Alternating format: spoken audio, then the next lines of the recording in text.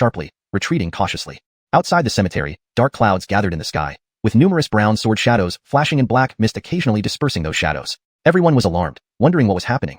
Some powerful profound fog realm experts exclaimed in shock, 2 immortal adepts fighting. Immortal adepts influencing celestial phenomena? Yes, only immortal adepts battles can cause such celestial changes.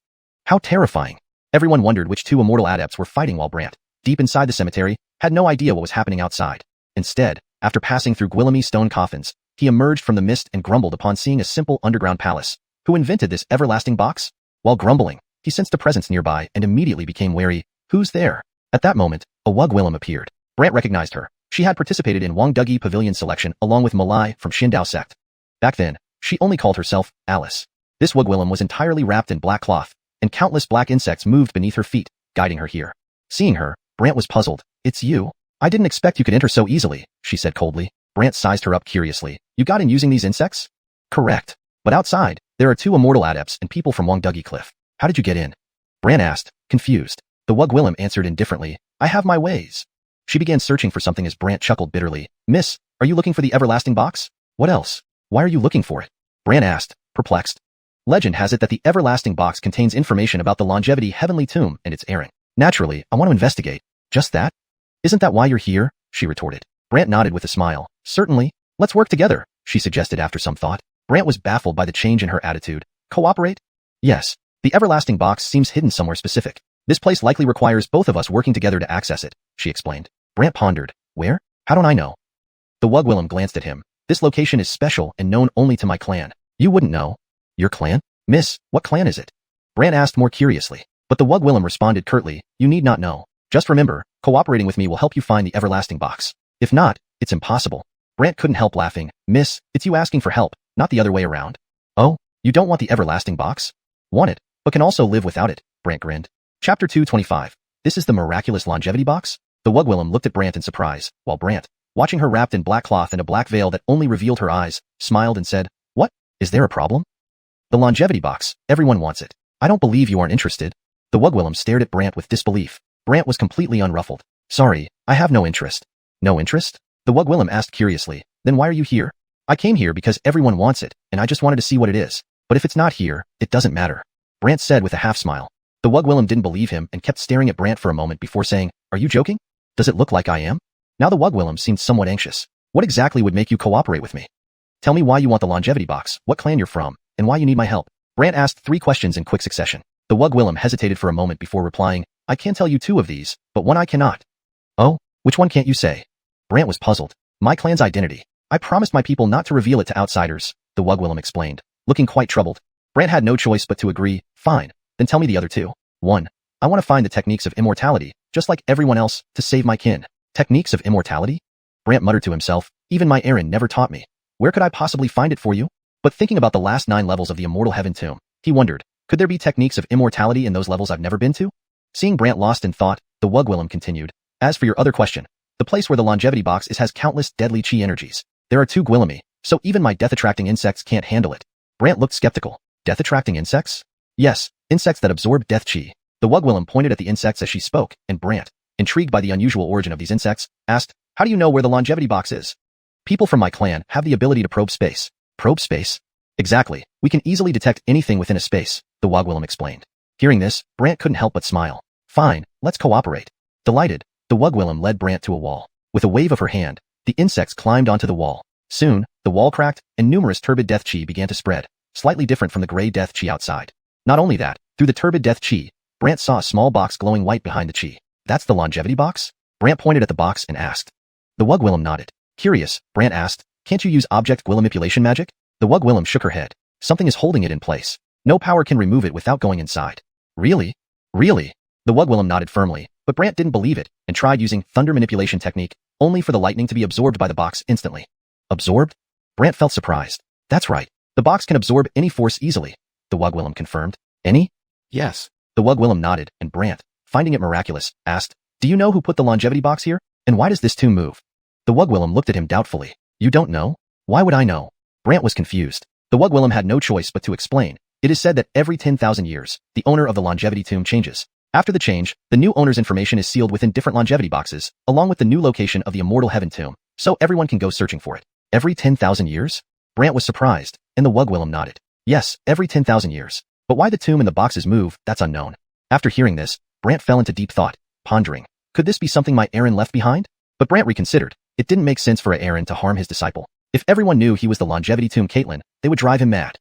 Deciding to check the contents of the longevity box first, Brant stepped into the death chi. These death chi instantly surged into his body. The Wugwillem was worried, fearing Brant might die, but Brant's internal chi swallowed all the death chi. Not only that, the 7th layer of his Xian source wall suddenly glowed white.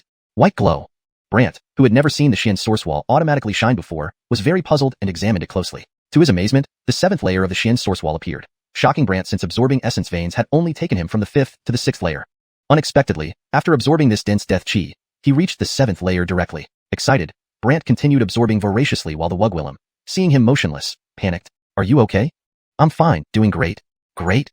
The Wugwillem was puzzled, especially when she saw more death chi surrounding Brant, almost covering him entirely. She shouted at him, get the box quickly. Brant replied calmly, not yet. Not yet? The Wugwillem didn't understand what Brant was doing and became even more anxious. You don't really mean you don't want to take it, do you? I will. But this box seems tightly sealed. It might be hard to open. Brant placed his hand on the longevity box, but it was tightly sealed. When he tried to penetrate it with his consciousness, it was like entering an empty void. There was nothing. Perplexed, Brant exclaimed, that's strange. What? The Wugwillem asked. If I told you that inside the box, there's only a dark starry sky and nothing else, would you believe me? Brant turned to look at her. The Wugwillem clearly didn't believe him, frowning. Don't lie to me. How can the longevity box contain just a dark starry sky? Brant hesitated. Let me study it further. Take it out, and let's examine it together. The Wugwillem was anxious, but Brant was helpless because he couldn't move the box. Sighing, Brant admitted, I can't move it. That's impossible. How can the longevity box not be movable? The Wugwillem was frantic, pacing back and forth, eager to know the contents of the box. Brant could only express his helplessness. At that moment, a powerful force suddenly burst out from within the longevity box. Chapter 226. The Guardian Spirit appears. Its behavior is very mysterious. This force was much stronger than the Death Dark Chi from earlier, and Brant was instantly sent flying. In the next moment, a thick gray mist gathered on the box, forming into a massive gray Hugwillemoid figure. This figure had an unusual appearance, a wolf's head, a Hugwillem body, covered in tiger skin, and wielding a large black hammer. The Wugwillem was taken aback. So the rumors are true. True? What? The rumor about the elixir box having a guardian spirit. And this guardian spirit is the sentient entity of the box. Only those it acknowledges can open the box. Otherwise, it will attack until they die. The Wugwillem was clearly frightened. Sure enough, the wolf spirit began to roar, causing the entire tomb to tremble. The two transcendent immortals fighting nearby also opened their eyes and displayed looks of shock. The three people at Wangfeng Cliff grew serious. Old Man Jackson was surprised. Was there some kind of sound inside? Keaton frowned. I heard it. A terrifying sound, like a ferocious beast? Janie hesitated before saying, there are rumors about the elixir box having a guardian spirit. Could it be that thing? Stone Sword Jayla Lau immediately panicked. What do we do now? Plum Blossom Coralie said coldly, it's best if they die inside. Everyone's faces turned grim. Meanwhile, outside the tomb, a different scene unfolded. The celestial phenomena in the sky disappeared, but everyone saw a massive shadow, which looked like a wolf Gwillem, standing in the air. Someone gaped wide-eyed. Is that the elixir box's guardian spirit? So, the elixir box really exists. If that's the case, did they find the elixir box inside? At that moment, countless people became excited. Even the people of Heavenly Dark Sect were shocked, and India's expression turned serious. Alric, so the elixir box truly exists? Teaching Lord didn't know what to say and could only respond, let's just watch. It has nothing to do with us anyway. India couldn't help but ask curiously, Lord, is that raiding Caitlin really that formidable? Stop asking questions irrelevant to you. Teaching Lord flashed a cold glance, and India had no choice but to remain silent. However, at that moment, the wolf Gwillem in the sky started moving. It swung its hammer as if preparing to attack something, mirroring the actions of the wolf Gwillem inside the tomb. The people inside the tomb and those watching in the sky could hear nothing and remained clueless about what was happening inside. Just as the hammer was about to fall, it suddenly stopped, leaving everyone curious about what was happening inside and why the hammer halted abruptly. Inside the tomb, Brant stood motionless, but the Wugwillem behind him was frightened, wondering if Brant was courting death. Brant, however, focused his soul power on the wolf Gwillem. Within his soul domain, the wolf Gwillem looked around, sensing a familiar aura. Finally, the wolf Gwillem gave a strange look towards Brant's soul. Seeing its puzzled expression, Brant wondered, did it see something? At this moment, the wolf Gwillem bowed its head towards Brant's soul, trying to examine if there was anything special about him. After staring for a while and finding nothing unusual, it grew serious. Brant's soul was curious about its intentions. Right then, the blue soul coffin appeared on its own, and the wolf Gwillem's soul immediately knelt down in worship. Kneeling? Brant's soul was surprised, staring at the blue soul coffin, wondering, could this guardian spirit recognize this object? So Brant's soul attempted to communicate with it, but it only continued kneeling without responding. Noticing this, Brant asked seriously, can you understand what I'm saying? The wolf Gwillem nodded. A mute? Brant was somewhat taken aback. He then asked, you are the guardian spirit of the elixir box? Another nod. Brant, curious, asked, Do you recognize this stone coffin? Again, it nodded. Thinking for a moment, Brant asked, what about the contents recorded within the elixir box? Do you have them? It shook its head. What does shaking its head mean? Brant's soul was confused, but the wolf Gwillem got up and approached Brant's soul, grabbing him by the arm. Next, a segment of memory flashed in Brant's mind. It turned out the wolf Gwillem itself didn't know how it became a guardian spirit. All it knew was that it had to protect the box and prevent anyone from getting close unless the errand of the stone coffin arrived. Brant was stunned. So, you were specifically waiting for me? The wolf Gwillem nodded vigorously. Brant pondered. Does that mean you have no knowledge of what's inside the box? The wolf Gwillem nodded silently, and Brant, realizing he wouldn't get more information, decided to let it return to the elixir box. Thus, as Brant retracted his soul domain, the wolf Gwillem vanished, and the box flew back to Brant. The box was entirely white, about the size of a palm. The Wug Gwillem was astonished. The guardian spirit acknowledges you? Yeah, pretty much. How did you do it? The Wug Gwillem was very curious, but Brant naturally wouldn't reveal his secrets so easily. He simply replied, I don't know either. The Wug Gwillem's face lit up with anticipation. She then looked at Brant. Can I take a look at the box? To reassure her, Brant handed it over, knowing that the wolf Gwillem would obey him whenever he called upon it. Feeling as if the presence of the wolf Gwillem was still beside him, Brant watched as the Wug Gwillem eagerly injected her consciousness into the box to see what was inside. But, as Brant had said, there was only darkness, nothing at all. The Wug Gwillem panicked. How can this be? Why is there nothing inside? Brant tried to comfort her. Maybe the time isn't right. The time isn't right? The Wug Gwillem was confused. Well, Brant explained, since there's more than one box, maybe you need multiple boxes together for any effect. That reminded the Wug Gwillem. You're right, she conceded. Accepting the reality, Brant then extended his hand. Can I have it back now? After hesitating for a moment, she reluctantly agreed but added, take me with you next time. Brant was taken aback. What, take you with me? Are you joking? Seriously, I can serve you as a maid, doing whatever you ask, as long as I can stay with you, the Wug Gwillem said earnestly. Brant thought she was kidding, but she stared at him earnestly, awaiting his reply. He sighed. Don't you just want to find the immortal tomb owner and the elixir techniques? Once I gather the other boxes, I'll tell you, okay? She shook her head. I need to follow you to ensure you don't die. Me? Die? Brant smiled bitterly. There are 2 transcendent immortals outside, and one wants your life. But I can protect you, the Wug Gwillem said confidently. Oh, you? Brant was curious how she planned to protect him against transcendent immortals. Chapter 227. Let everyone inspect it. Anyone wants to snatch, go ahead and try. The Wug Gwillem responded with a nod. If I can come in freely, I can certainly take you out freely as well. Brant knew he would eventually have to face the people outside. After all, he couldn't tell others that he failed to obtain the elixir box when he came here. So Brant shook his head. I want to go out honorably. You're crazy? Honorably? Aren't you afraid the transcendent immortal will kill you? The Wug Gwillem was shocked, but Brant just smiled. Don't worry, I also have an accomplice. Accomplice? The Wug Gwillem didn't understand what Brant meant, while Brant collected himself and said, let's go. I'll show them the elixir box. After smiling, Brant took the elixir box out, but the Wug Gwillem felt he had gone mad. If you take this elixir box out, it will definitely be snatched by someone else. Don't worry, if I hand it over to someone, no one can snatch it away. Brant smiled confidently. The Wug Gwillem wondered who could prevent even a transcendent immortal from snatching it, so her curiosity piqued. Brant then turned and headed back the way they came. Soon, they emerged from a pile of stone coffins again. Janie and the others looked puzzled at the Wug Gwillem behind Brant. However, everyone focused on the elixir box in Brant's hands. Maribel was about to make her move first, while old monster Bo Xianxia was prepared and immediately stopped her. The 3 from Xuanhun Cliff changed their expressions. Brant smiled at everyone. This elixir box, you can all see it. Everyone froze. Then Brant spoke up, let's talk outside. In an instant, Brant appeared outside the cemetery, and once everyone saw him come out, they rushed over. Not only did they stare intently at the box, some were even excitedly asking, is this the elixir box? Definitely. Does it contain the information of the longevity tomb owner and the location of the longevity heavenly tomb?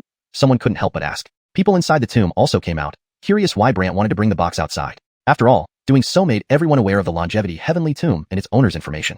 However, Brant wanted to settle everything today, rather than being remembered for holding onto the elixir box. If everyone knew he had it and refused to share, it would cause more trouble later. Therefore, Brant decided to give everyone an answer today. Brant looked at everyone. Everyone. I'll hand the box over to this one-armed old Gwillem. Whoever wants to inspect the information in the elixir box can come forward, and each person gets only 1 chance. Only 1 chance per person? For Gwillemy weaker cultivators, this was already a great favor, but stronger cultivators were unhappy. Someone complained, why should we share it? Why indeed? Another echoed. The scene started getting chaotic. Brant handed the elixir box to the one-armed old Gwillem and said, here, it's yours. The one-armed old Gwillem could easily handle these small fries, so he enveloped the box in a golden aura. Thinking the one-armed old Gwillem wasn't strong, several people began stirring. Maribel lunged toward the box. She arrived in front of the one-armed old Gwillem and tried to grab the box with her fly whisk, but she couldn't pry it open. Old monster Bo Xianxia, who was about to leave, became astonished. Then Maribel humphed and began gathering her power. Dark clouds filled the sky, and everyone saw unbelievable scenes. Fly whisk's shadows whipped towards the one-armed old Gwillem. Amazing. She's a transcendent immortal. She's the Maribel of Heavenly Inn Sanctuary? Yes, it's her. Maribel. I didn't expect her to be a transcendent immortal already.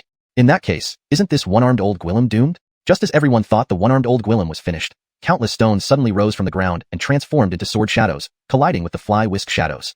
Boom! The fly-whisk shadows scattered, leaving everyone dumbfounded. Someone stuttered. He broke a transcendent Immortal's mystic technique in one move? Maribel was also shocked. She knew the power of her attack. Even someone at the peak of the ethereal fog realm couldn't withstand it. Yet the one-armed old Gwillem dealt with it with just a thought. Not just Maribel, but everyone present was amazed. Brant smiled at everyone. Everyone, please abide by the rules and view it calmly instead of trying to snatch it. Otherwise, this senior can make things very unpleasant for you. Some didn't believe him and laughed at Brant. It's just a one-armed Gwillem, right? That's all. That was just because Maribel didn't use her full power. If she had, this old Gwillem would be dead now.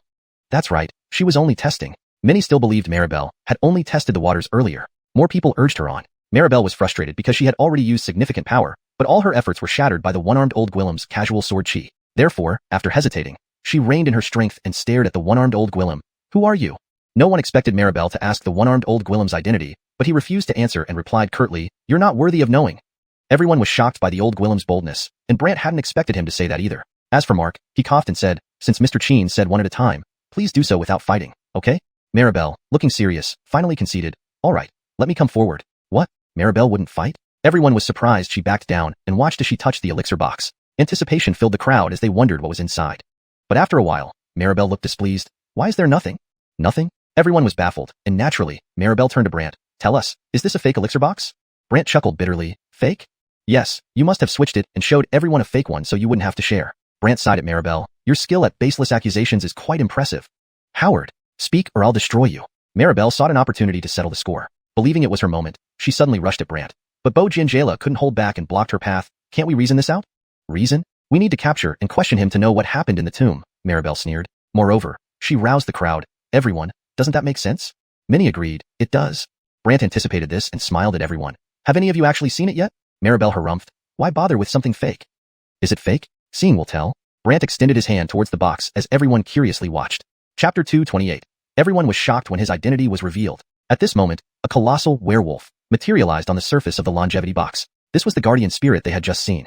Consequently, countless people were taken aback when they laid eyes on it. "It's truly the guardian spirit? What we saw in the sky earlier, that was it." "Yes, indeed it is."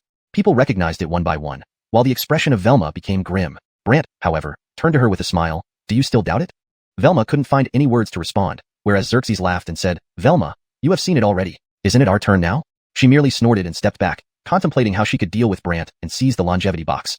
Meanwhile, Xerxes approached. Curious expressions appeared on everyone's faces. Someone even muttered, "Is it really empty inside?" "Just wait, we'll see soon enough," another person replied. Everyone held their breath as Xerxes' expression turned solemn. How can this be? He wondered aloud. After Xerxes withdrew his hand, everyone looked at him expectantly. Sighing, he revealed, "Indeed, it's just a dark starry sky." Unbelieving, more people came forward for inspection, but every one of them ended up leaving dejectedly. Brant then turned towards the three from Wangfeng Cliff. "Are you three not going to take a look?" Janie asked sternly. "Mr. Cheen, what game are you playing?" Keaton also sensed that Brant had an ulterior motive. Brant sighed. "There's no choice. I could have fled after obtaining the longevity box, but I didn't because I knew everyone wouldn't rest until they've seen its contents." Speechless, Janie fell silent. Greg and Keaton exchanged glances, unsure of what to do. Brant smiled. "Go ahead. Don't say I misled you." Reluctantly, the three went to examine the box. At this point, India from Daming Sect approached with a charming laugh. "Mr. Cheen, can those of us from Daming Sect take a look too?"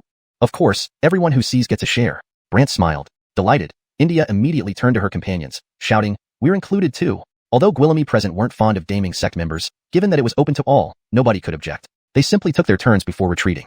However, Velma kept eyeing Brant, seeking a chance to make a move. Unfortunately for her, Xerxes stood beside Brant, giving her no opportunity, almost as if guarding Brant. This greatly annoyed Velma, who inwardly cursed, "Damn it." Xerxes kept his gaze firmly on her. Once everyone had finished examining, Brant grinned at them all. "Is there anyone who doesn't understand yet?" Despite their dissatisfaction, everyone knew they couldn't do anything about it since they hadn't actually examined the box themselves. Brant then continued, "Since no one objects, can we agree that the box will stay with me temporarily?" The crowd buzzed with displeasure, especially Velma, who protested first. "Why should it be with you?" Jeffrey ickling, Brant replied, "First, this box recognizes its errand. Second, I risked everything to obtain it. Did you put in any effort? And has anyone here any idea how dangerous it was to get this box?" Not having been inside, no one knew and thus wore bewildered expressions. Velma huffed, "Brat, regardless of what you say, this box must remain here today. Otherwise, I'll kill you." Brant sneered, "If you want the box, here's your chance. Whosoever beats him, gets the box. Otherwise, everyone shut up." Agreed? People glanced at the one-armed elder. Someone instantly called out, "I'll do it." Aware of the elder's prowess, Velma frowned inwardly cursing, "Damn, where did this kid find such a person?" Just then, a gwillem named Xuanhun, thinking himself capable, turned into mist to evade the elder's sword chi. However, the old gwillem's sword chi was terrifying. The moment the opponent transformed into mist, countless rocks on the ground shattered into sword-like fragments, striking him. The gwillem let out a painful cry, appearing riddled with wounds. The audience was utterly shocked. As a quasi-sword immortal, Xerxes found it difficult to replicate the old gwylem's feat, transforming things into sword chi so effortlessly. After much hesitation, he finally remarked, "Can everything be turned into swords? Could he be that Abdullah monster?" Hearing this, some people panicked. What? He's the Abdullah monster? Abdullah monster? The one who defeated Xianxia? No way. Why is he one-armed? All present were startled, especially Velma, whose face paled. It's him? Once everyone grasped the situation, Brant smiled at them all. Surely, you know who he is now? Though skeptical, they all confirmed with Brant. He's the Abdullah monster? The one who defeated Jace? Is it really him? Even Janie was curious. Him? Yes, precisely him. Do you still have any questions? Brant responded firmly. Everyone was thoroughly alarmed. Initially intending to challenge the old gwillem, they now backed off without daring to act, looking dejected. If there are no further issues, shall we leave? Brant chuckled and instructed the old gwillem to carry the box away. Feeling disgruntled, as he considered himself a sword guardian rather than a box guardian, the old gwillem grumbled to Brant. Did you even ask if I'm willing? Willing or not, you're following me either way, Brant grinned. The old gwillem sighed. True, my fate is tied to yours now. Not necessarily. Huh. If my cultivation improves and I can use the soul calming sword effortlessly, I might consider returning your Xuanhun shadow. Instantly invigorated, the old gwillem exclaimed, Really? Indeed. Brant nodded, prompting the old gwillem to assure, Rest assured, I'll guard it well. Glancing around, the old gwillem added, Anyone else want to try? Come over. Everyone hesitated, eager but afraid, knowing this elderly gwillem could defeat the strongest of the southern wilderness. But Velma remained unconvinced, asking the crowd, Isn't it possible this Casper concealed the contents of the longevity box beforehand? This sparked another round of unrest. Sighing, Brant said, You keep slandering me like this, who wouldn't get angry? So what if you get angry? What can you do to me? Velma retorted. Translation ends here. Please provide the next part of the text for translation if you have it. Chapter 229. The Heavenly Bone King. Even the Micah can't defend against it? The Leela Marina, relying on her status as a member of the Heavenly Sanctuary and her recently attained Xianxian realm strength, believed no one could challenge her.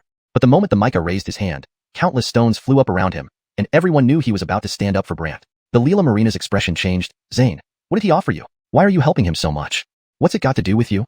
The Micah responded indifferently. The Leela Marina retorted angrily. I belong to the Heavenly Sanctuary. If you dare touch me, the Sanctuary will never let you off. To which the Micah replied disdainfully, Am I supposed to be afraid of your group of old men in the Sanctuary? People knew the Micah had the nerve, but the Leela Marina felt bitter and glared at Brant. Kid, you're lucky today, but next time, no one might protect you. With that, she attempted to leave, but the Micah wasn't kind. Instantly, countless sword energies filled the sky and struck directly at the Leela Marina. She screamed but Gwillimage to throw out the Fuchun duster from her hand, forming a huge vortex. Edited for fluency. She let out a scream but quickly threw the duster from her hand, forming a massive vortex. Moreover, this vortex revealed an enormous black skull which grabbed her and emitted a dark light enveloping her. Everyone's eyes widened. The Heavenly Bone King of the Heavenly Sanctuary? The Heavenly Bone King? The skull known for its powerful consciousness? It's not just a simple skull. Allegedly, this body was found in the Great Wasteland and revived by the Heavenly Sanctuary using some unknown method. How formidable is it? Very powerful. It's said that the Heavenly Sanctuary's strongest protector cannot be challenged by anyone. Why is it here? The Micah frowned. Legends say the Heavenly Bone King can summon a powerful spirit shadow. Let me see what it's like.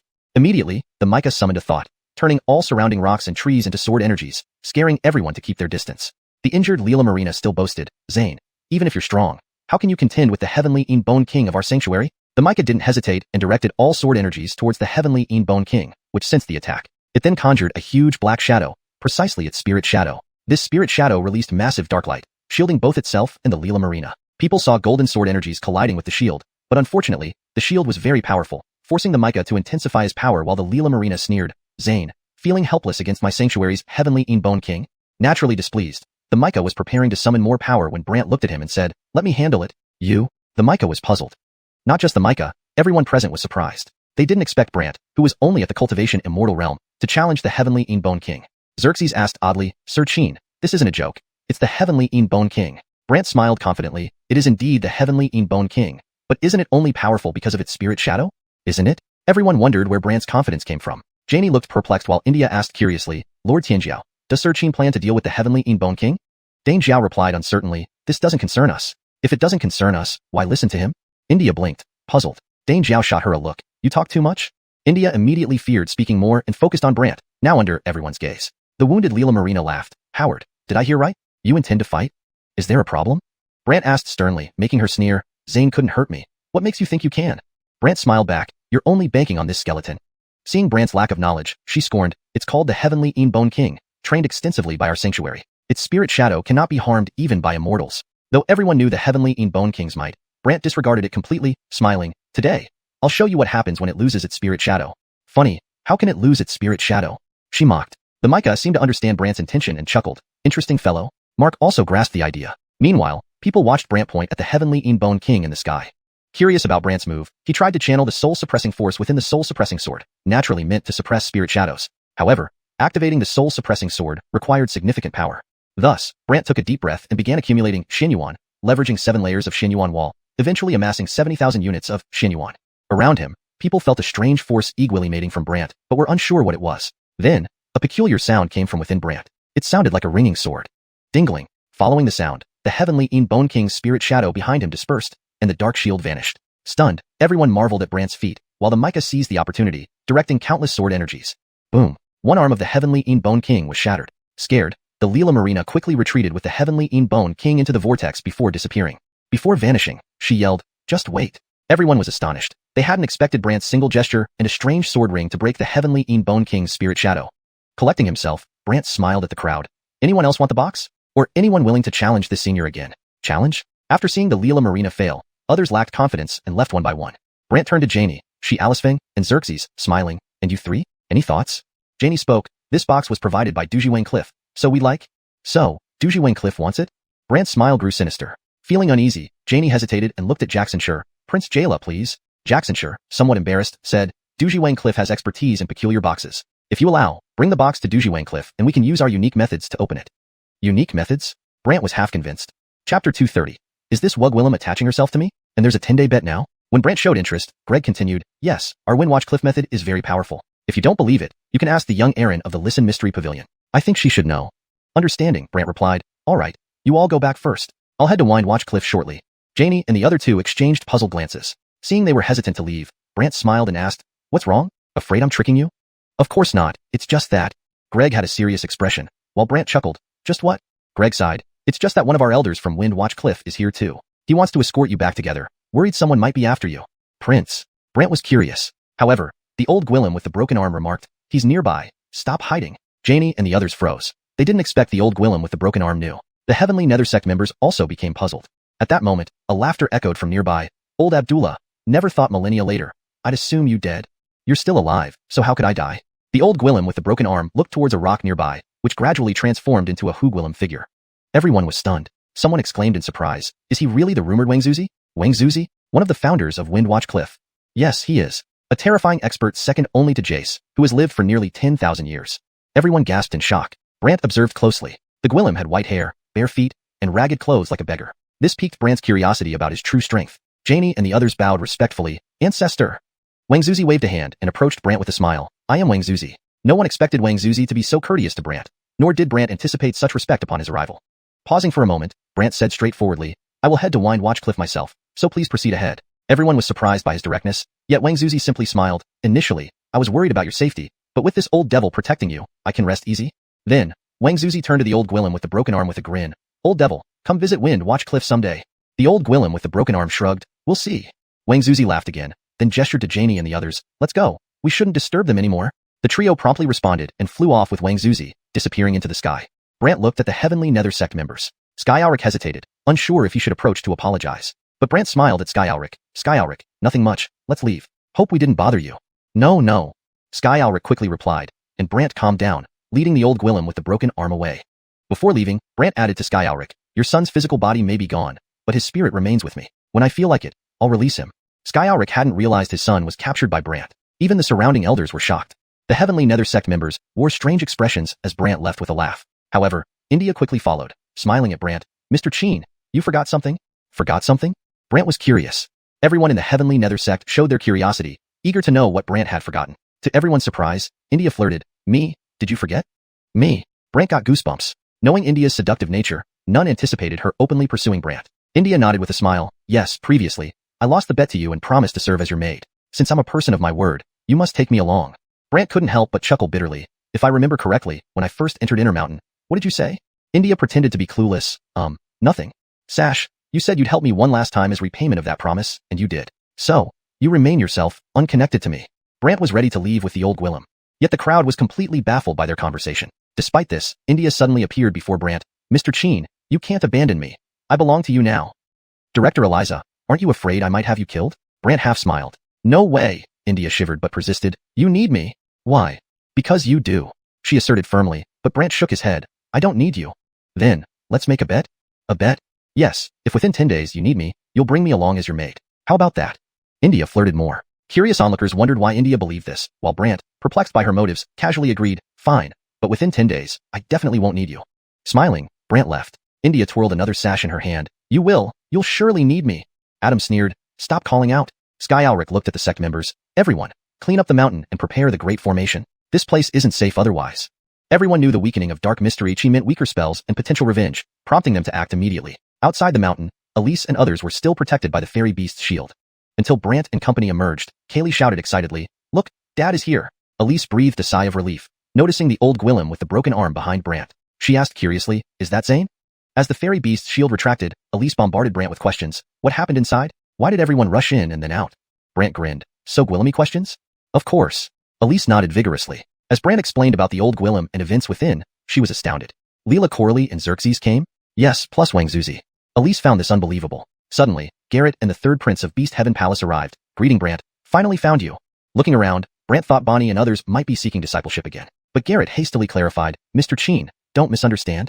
I'm looking for clues about that Wagwillem. Which Wagwillem? The one opposing you in White Tiger Mountain. Brant perked up. Really? Please provide any specific sections or characters you'd like further detail or adjustments on.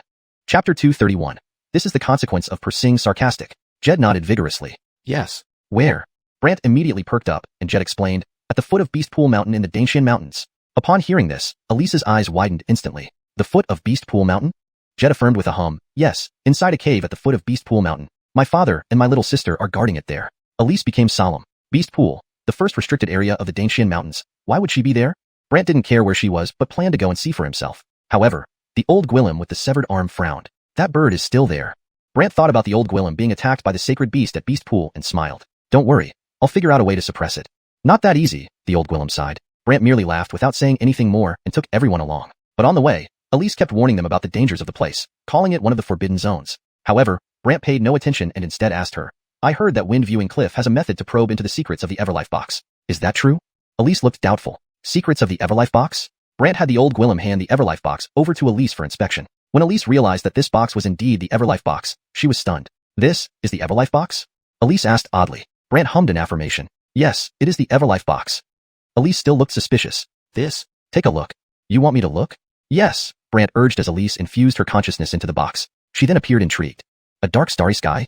Brant nodded. Yes, but Suzy said that Wind Viewing Cliff has a method to explore the secrets of the Everlife box. I wonder if it's true. After pondering, Elise replied, I've heard that Wind Viewing Cliff has a mystical artifact called the Secret Seeking Mirror. It can reveal hidden information within objects. Brant was half convinced. Oh, is that so?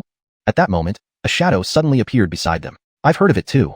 This sudden appearance startled Elise and the others because this person was none other than Alice. She usually hid herself under black cloth and preferred lurking in shadows until Elise's words drew her out. Brant introduced her, and after hearing the introduction, Elise sighed in relief. I thought someone was coming to cause trouble. Jed, however, eyed her curiously. Miss, why do you cover yourself so tightly? What's it to you? Alice icily retorted. But Jed, who was very interested in knowing what she looked like, laughed and asked, Miss, did you disfigure your face or something? Before Jed could finish, countless insects surged beneath his feet, startling him into madly retreating and attacking the bugs. These insects could turn into shadows, making him frantically dodge, even taking to the air. But the insects could fly too, relentlessly chasing him. Hey, make them stop. But Alice ignored him, while Elise exclaimed in surprise, Death Attractor bugs. Brant was astonished. You know about them? Yeah, they're recorded in the Tingshan Pavilion, Elise replied. Meanwhile, Jed was flying around, yelling at Brant, Sir Chin, quickly make this lady call them back. Brant was helpless. I can't do anything. There must be a way, Jed muttered gloomily. Brant sighed. Who made you so sarcastic? Jed vowed never to do it again, while Brant seized the opportunity to ask, How did you find that Wagwillem? Jed pleaded, Make her stop first, then I'll tell you slowly. Seeing this, Brant turned to Alice. Call them back. Alice coldly replied, I'm doing this for your sake. With that, Alice transformed into a black shadow and vanished, leaving Elise dumbfounded. What kind of ability is this, so powerful? The old Gwillem answered, It's probably a rumored insect secret technique. Insect secret technique? Elise was puzzled. Yes, this technique allows one to merge with insects. She fused with shadow bugs, enabling her to move like a shadow, similar to spirit soul shadows, and move freely. Elise was amazed. I've heard similar records in the Xin Pavilion, but only from the Vanished clan. Brant immediately became curious. Vanished clan? Yes, the worm-controlling clan. They were once a worm-controlling family in the Fanhuang continent, but disappeared later due to some incidents. Disappeared? Yes. Elise nodded firmly, and Brant found it hard to believe that an entire clan could vanish. Realizing he couldn't get any information from Alice, Brant refocused on Jed. Tell me, how did you find that Wigwillem? Only then did Jed come over to Brant, explaining how they used the flame whistle flute to locate mystic beasts and track the Wugwillem through them. After listening, Brant had to admit, you guys are pretty impressive. Jed laughed. My father insisted on showing sincerity this way. Brant sensed a bad omen. Don't think I'll take your sister as a disciple just because of this. Why not? Jed asked curiously. You were strongly against it earlier, Brant pointed out. I didn't know how formidable you are. Now, you can defeat mystic immortals and even scare off the heavenly Bone King. That makes you extraordinary, Jed admired. Elise was puzzled. You defeated the heavenly Bone King? Brant shook his head. Just scared it away. Just scared it away? Right. It relies on spirit soul shadows. Once I restrained its shadow, it naturally ran away, Brant explained, leaving Elise feeling amazed. Jed was extremely admiring. You must take my sister, and if possible, take me too. If you keep saying this, I might let her come back out. Jed immediately cowered, shaking his head fiercely. No, absolutely not. Brant then asked him to lead the way properly. Meanwhile, at the entrance of a cave at the foot of Beast Pool Mountain, Charlotte held the flute and asked worriedly, Johnny, won't she notice us? Amin reassured her, don't worry. I checked with some mystic beasts. They said the cave is isolated from the outside, so she can't sense what's happening outside. Charlotte was still concerned. But what if she escapes through another exit? Rest assured, this is the only exit. Though Charlotte felt slightly relieved, upon seeing the misty mountain ahead and hearing numerous bird calls, she grew curious. Can't we climb Beast Pool Mountain? No. Then what's inside? Charlotte wondered aloud.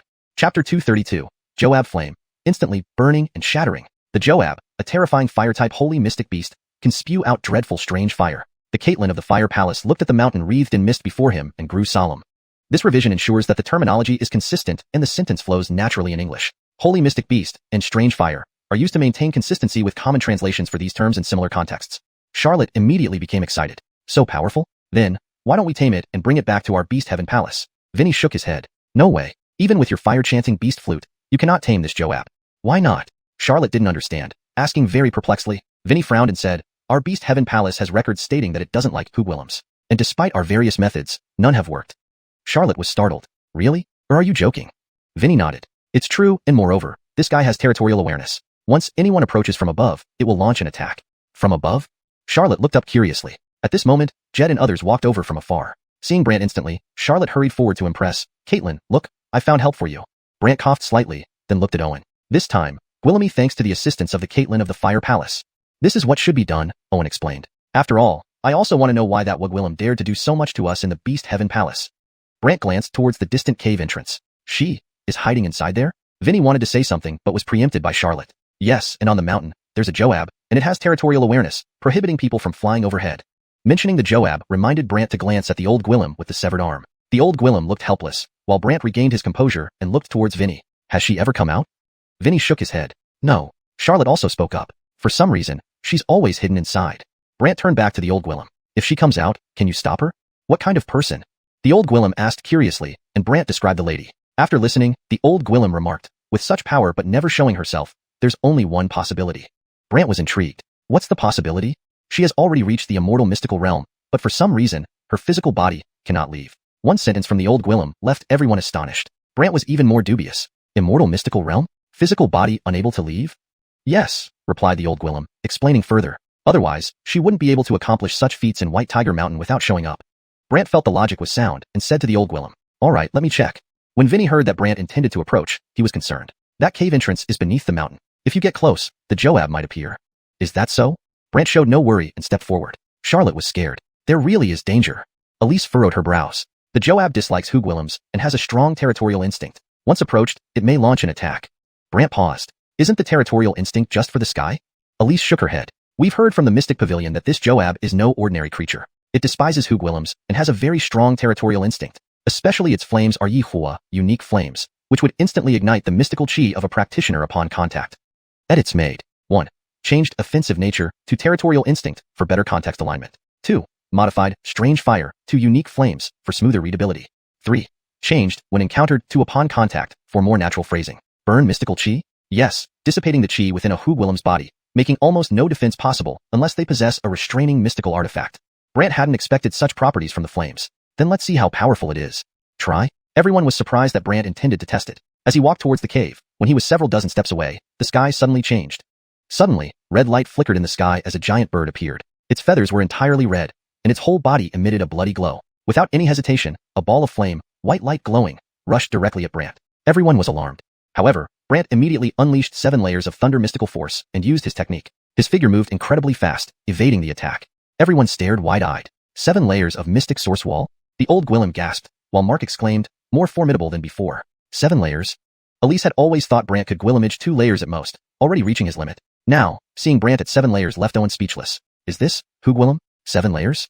Charlotte gazed admiringly. Following him as my Aaron was the right choice. Dominic was also stunned. 7 layers. Brant remained calm as the Joab, noticing Brant's unusual movements, began to emit peculiar bird sounds, as if warning. Brant studied the bird, noting its distance. He knew his mystic soul domain couldn't cover it and intentionally provoked it. You're too far away. Your attack speed can't keep up with my movements. Surprisingly, Brant taunted the Joab. Sure enough, the irritated Joab spat countless spheres of strange fire at Brant. Several times, these flames struck Brant's thunder mystical bold. When the flames touched the thunder mystical bold, Brant sensed the shield disappearing momentarily. However, Brant quickly restored the thunder mystical bold using his 2,000 mystic meridians and the 7-layer mystic source wall. But Brant had to admit, this fire is indeed extraordinary. Correction. But Brant had to admit, this fire is indeed extraordinary. Further improvement for fluency and accuracy. But Brant had to admit, this fire is truly remarkable. Note, in this context, ihua seems to be a specific term that may not have a direct English equivalent. Depending on the broader context or lore of the story, you might want to consider retaining fire, or using a term like mystic fire or arcane flame, if it fits the narrative better. For now, I've used remarkable to convey its extraordinary nature while maintaining fluency.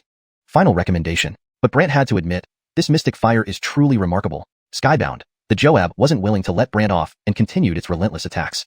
Boom, boom, boom. A sea of flames erupted around them. Inside the depths of the cave, shrouded in darkness, was a cold pool, where a Wug Willem lay, enveloped in mist. Upon sensing the commotion outside, she wondered, who could provoke the Joab into such a fuss? The chaos subsided quickly, leaving her puzzled about what transpired outside. Injured, she didn't dare move recklessly, choosing to wait. Outside, the Joab hovered above Brant's head. Initially intending to crush Brant with its sharp claws, it met Brant's mystic soul domain. Thus, everyone saw the Joab float motionlessly, eyes dull, protected by a red barrier. Dad, what's happening? Charlotte asked, bewildered. Brant activated his mystic soul domain, drawing its mystical beast soul inside. Thus its physical body automatically initiated a protective shield. Vinny explained. Worried, Charlotte questioned. Will its mystical beast soul be strong? Can my Aaron handle it? My Aaron? Vinny laughed wryly. You call him Aaron so soon, but he hasn't even agreed. No, I'm determined. From now on, he's my Aaron, Charlotte affirmed. Vinny sighed and observed Brant. He dared to draw its mystical beast soul inside, implying he has a method. Curious about the events within the mystic soul domain, Charlotte wished he could see. But even opening his mystic soul eyes revealed nothing, nor could others see inside. Even the old Gwillem with the severed arm mused. Where did this guy come from? How did he attain such a fearsome mystic soul domain at mere Foundation establishment realm? Mark chuckled. Anyway, not ordinary. Perhaps only someone from the Immortal clan can match this, the old Gwillem speculated, piquing Elise's interest. Immortal clan? Meanwhile, inside Brant's mystic soul domain, a different scene unfolded. Chapter 233.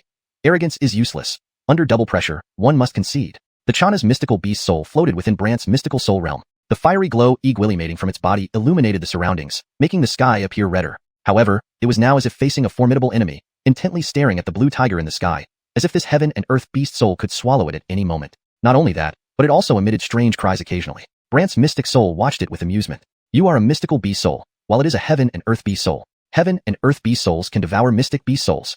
Brant's words made the arrogant Chana slightly frightened. It gradually dimmed its flames and then let out a childish complaint. You Hoogwillems are despicable. What do you want? Male. What's male? What's female? We Chanas are hermaphroditic. The voice turned into a Courtney's. Brant was stunned. That's fine. Tell me, what do you really want? As it spoke, it tried to leave but couldn't. It could only stare helplessly at Brant. Brant smiled at the giant hawk silhouette. I want to know about the situation inside that cave. The cave?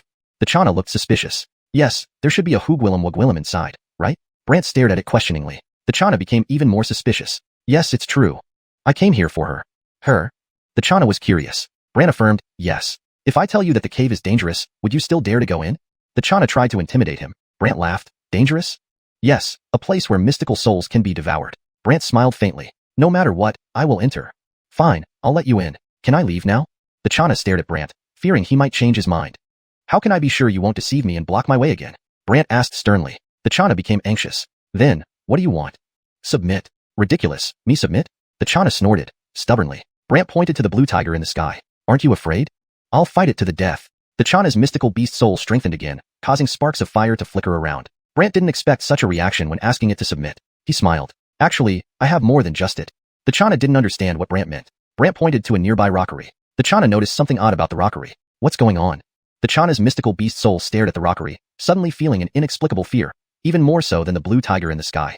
Brant watched it amusedly. Inside, there is a beast soul devouring sword. If I wish, this sword can bind your mystical beast soul. The Chana doubted him. Brant chuckled darkly. What? Don't believe me? At that moment, the blue tiger in the sky shifted. The Chana grew wary, finally conceding. I won't submit to you, but I can cooperate with you. Cooperate? Yes, a soul pact. With this pact, I won't harm you, but you cannot conguilum me to do anything. Even now, it remained defiant. Brant chuckled bitterly. Do you have a choice? I do. White flames started swirling around the Chana. Brant, finding these strange fires intriguing, smiled. I didn't expect your mystical soul technique to release such interesting fires. What do you know? My flames can unleash both mystic techniques and mystical soul techniques. The Chana said proudly. Brant exclaimed, intrigued. So, I'd like to see. See what? The Chana didn't understand, but Brant smiled and gazed at it. Let's see how you handle two forces.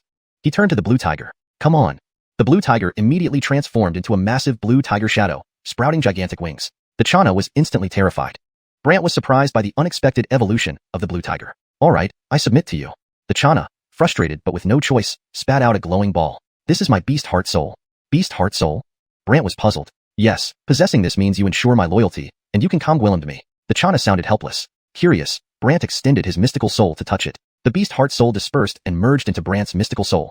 He could now sense its thoughts. So, can you let me go now? The Chana asked gloomily. Brant had no objections but asked, what's in the beast pool? Why stay there? The water in the beast pool aids my cultivation. Naturally, I stay there for training. The Chana replied bluntly. Oh, just that? That's all I know. After all, only I can reach there, while you Hugwillums and other mystical beasts cannot get close, it stated confidently. Brant found this intriguing, but decided to find the Wugwillum in the cave before she escaped. He said, all right, go back to the beast pool. I'll call you if needed. The Chana hesitated. Since I've given you my beast heart soul, if you're ever in danger and need me, I can arrive within half an hour, no matter the distance. Half an hour? Yes. The Chana affirmed. Brant was impressed by its speed but smiled. If I need you, I'll definitely call. Brant allowed the Chana's mystical beast soul to return to its body. The Chana instantly flew back into the mountains. It left? Everyone was stunned, curious about what had happened. Bonnie approached. Caitlin, why did it run? Who called me Caitlin? Don't make random calls. Brant interrupted, but Bonnie insisted boldly. From now on, I'll call you Caitlin. Brant knew arguing further wouldn't lead anywhere. He addressed everyone. Wait here. I'll check it out. The old Gwillem with a severed arm was suspicious. If she's truly a mystic immortal, you're not her match. You said it yourself. She probably can't move physically. But if she's just using her mystical soul and techniques, I actually hope she's powerful. Brant laughed strangely.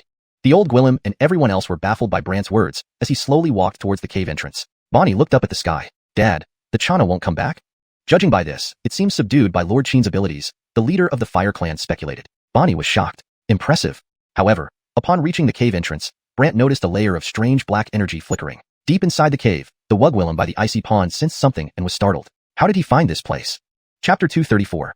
This power is quite strong. My body is shaking. Brant was unaware that the Wugwillem had already discovered him. But just as he tried to pass through this bizarre layer of force, countless beams of black light instantly covered his body. Not only that, everyone saw that Brant was surrounded by a misty black fog. Bonnie was startled. Johnny, what's happening? Caitlin Hua also didn't know, and could only look towards the cave entrance with puzzlement. This is my first time seeing it. The one-armed old Gwillem's eyes flashed with an unusual light. That's soul-devouring mystic chi which can consume others' mystic souls. Soul-devouring mystic chi? The crowd was alarmed, and Elise added with an odd expression. Legend has it that when soul-devouring mystic chi touches a person, their entire body will be enveloped in black light while dark mists surround them. These mists will slowly devour the mystic soul of a cultivator. Hearing this, Bonnie became anxious. Then what about my Aaron? Is he going to die there? Without wasting any time, the one-armed old Gwillem immediately used the surrounding stones and branches to form sword energy, preparing to rescue Brant. However, Brant spoke from within the black fog. I'm fine. He's fine? The one-armed old Gwillem was stunned. People present also grew curious. Next moment, Brant disappeared into the cave along with the black fog. He went inside? The one-armed old Gwillem frowned. Elise also furrowed her brow. Soul-devouring mystic chi is said to be one of the 10 most terrifying types of mystic chi, yet he is unharmed? Not just Elise, everyone was puzzled. Only Brant walked calmly inside, as the mystic chi entering his body was quickly assimilated by his own inner mystic chi. Thus, Brant smoothly entered the deeper part of the cave, where he found strange murals on the walls. These were all depictions of skeletal shadows, conveying no clear meaning, yet walking past them felt like they had eyes watching him. This is indeed peculiar. Feeling strange, Brant stopped to observe them, but couldn't make anything out. He continued forward. Soon, he sensed a chill coming from ahead, causing goosebumps. Additionally, Brant detected a presence up ahead, leading him to step closer curiously. What followed was a dense white fog glowing faintly, different from the surrounding black fog. At that moment, the Wugwillem's voice came from within. I didn't expect you to be immune to soul-devouring mystic chi. Neither did I expect you to actually be here. Brant breathed a sigh of relief upon hearing her voice. She sneered. Do you know where you are? I don't. This is your burial ground. She snorted, causing numerous black skeletal shadows to coalesce from the black fog around Brant. These skeletal shadows, much like mystic soul projections, flickered, with some holding bubbles of black chi, seemingly ready to attack Brant. Brant chuckled upon seeing this. Do you think these things will work on me? Don't you try, then you'll know. The Wugwillem confidently replied. But Brant asked, I heard your physical body is here but immobile, right? She was taken aback, questioning, how do you know? Her question confirmed his suspicion, prompting Brant to smile. Looks like it's true. Howard, what do you know? The Wugwillem, visibly agitated, did to know, but Brant merely smiled. Why should I tell you? Looking for death. Immediately, she Kongwillem did the skeletal shadows to attack, firing black chi bubbles at Brant. He activated the Thunder Mystic, bold with 7 layers of Thunder Mystic Force. She gasped in shock. 7 layers? You've reached 7 layers of Mystic Source Wall already? Is there a problem? Unbelievable. Last time when Brant had only 3 layers, she wanted to take him as a disciple. Now, at 7 layers, she felt even more hesitant. Howard, if you become my disciple today, I won't kill you. Brant laughed. Confused, she asked, why are you laughing? I'm laughing because you obviously can't handle me, yet you pretend like you can. Those words enraged her. My skeletons are not ordinary ones. They're the same to me. Fine, let's see their strength. She snarled. The bubbles pierced through Brant's shield, directly hitting his mystic soul. Surprised, Brant muttered. They can penetrate the Thunder Mystic Bold? Of course, these attacks specifically target the mystic soul. She grinned wickedly, but Brant remained calm. Doesn't seem effective on me. Are you alright? Seeing no sign of distress from Brant, she was puzzled. Brant stood defiantly. How would I not be? Angry, the Wugwillem ordered the skeletons to produce even stronger black chi bubbles. But Brant didn't even use the Thunder Mystic Bold, instead enjoying the assault. I think you should make them stronger. Stronger? What do you mean? She suddenly grew curious. Brant smiled. Simple, let them unleash their full power. Otherwise, they can't harm my mystic soul. This remark thoroughly infuriated her. Fine, I'll make your death quicker. Suddenly, the skeletal shadows emitted intense black light, each radiating black flames. Not just that, these flames engulfed Brant's body and penetrated into him, burning on his mystic soul. Proudly, she declared, Howard, these are called soul-devouring flames. Once they touch your mystic soul, they'll scorch it fiercely. Brant laughed. How is that different from the surrounding soul-devouring mystic chi? The latter is weak. Soul-devouring flames are 1,000 times stronger, she warned, but Brant was puzzled. But why don't I feel any danger? Maybe they're not using full strength? She sneered. Don't worry, the flames get stronger over time. Brant responded, all right, I'll wait. Wait. Furious at Brant's bravado, she retorted, soon, you'll beg on your knees for mercy. Brant closed his eyes, observing his mystic soul. Around it, the black flames grew larger, almost fed by something. Yet, Brant was elated because the 9th layer of the blue soul coffin began to gradually form. Finally, it's responding. Brant felt thrilled internally. However, his physical body started trembling, which the Wugwillem mistook for fear, making her laugh heartily. Look, you're trembling, aren't you? Chapter 235. Buried here by mystic cold chi today? Trembling? That was merely the reaction of the powerful force, making the blue soul coffin respond. Brant was just a bit excited, but he quickly calmed down. After a moment, Brant opened his eyes and looked at the mist, sighing, almost there. Almost? The Wugwillem didn't understand what Brant meant, but he glanced around at the skeletal shadows, saying, make these things exert even more power. Exert more power? The Wugwillem was taken aback. She hadn't expected that Brant would be fine after all that and had started acting strangely. Impossible. How can you be completely unharmed? Brant deliberately taunted her. You're too weak. What? You say I'm weak? The Wugwillem immediately exploded. Isn't it? Brant retorted. The Wugwillem seethed. Today, if I don't kill you, I won't call myself Soraya. Soraya? Brant didn't recognize her, but he remembered her name and asked, what does your name have to do with me? Soraya shouted, 100 skeleton formation. 100 skeleton formation? In the next moment, Brant felt himself surrounded by a sea of skeletons. Everywhere were black bones encircling him, and even above in the sky. Is this an illusion? Or a mystic formation? Brant closed his eyes and sought advice from the old man with 2 eyes privately. The old Gwillem immediately said, this is an advanced mystic formation. However, only those who have reached the mystic immortal level can activate such a mystic soul array using their soul. Mystic soul array? Brant asked dubiously. Yes, mystic soul array generates enormous mystic soul techniques, meaning it specifically attacks the mystic soul. As for its power, it's likely very strong. Even a mystic immortal's mystic soul might not withstand it. The old man explained. I see, stand down. Brant opened his eyes again. More dark skeletal shadows surrounded him. A dark expanse. Brant couldn't help but mock. Isn't it supposed to be 100? How does it feel like thousands, or tens of thousands to me? Seeing Brant still having time for jokes, Soraya snorted. Today, I'll bury you here. With that, the dark skeletal shadows rushed towards Brant and crazily penetrated through his body, striking at his mystic soul. Brant closed his eyes and sensed the blue soul coffin. He noticed the 9th layer of blue light growing stronger. Soon, Brant was as excited as a child. After a while, once the 9th layer became completely blue, the stone dragons on the coffin began circling it again, with their eyes glowing blue. Stone dragons, eyes glowing blue? Brant was curious about the meaning, but the 10th layer only flashed briefly before extinguishing.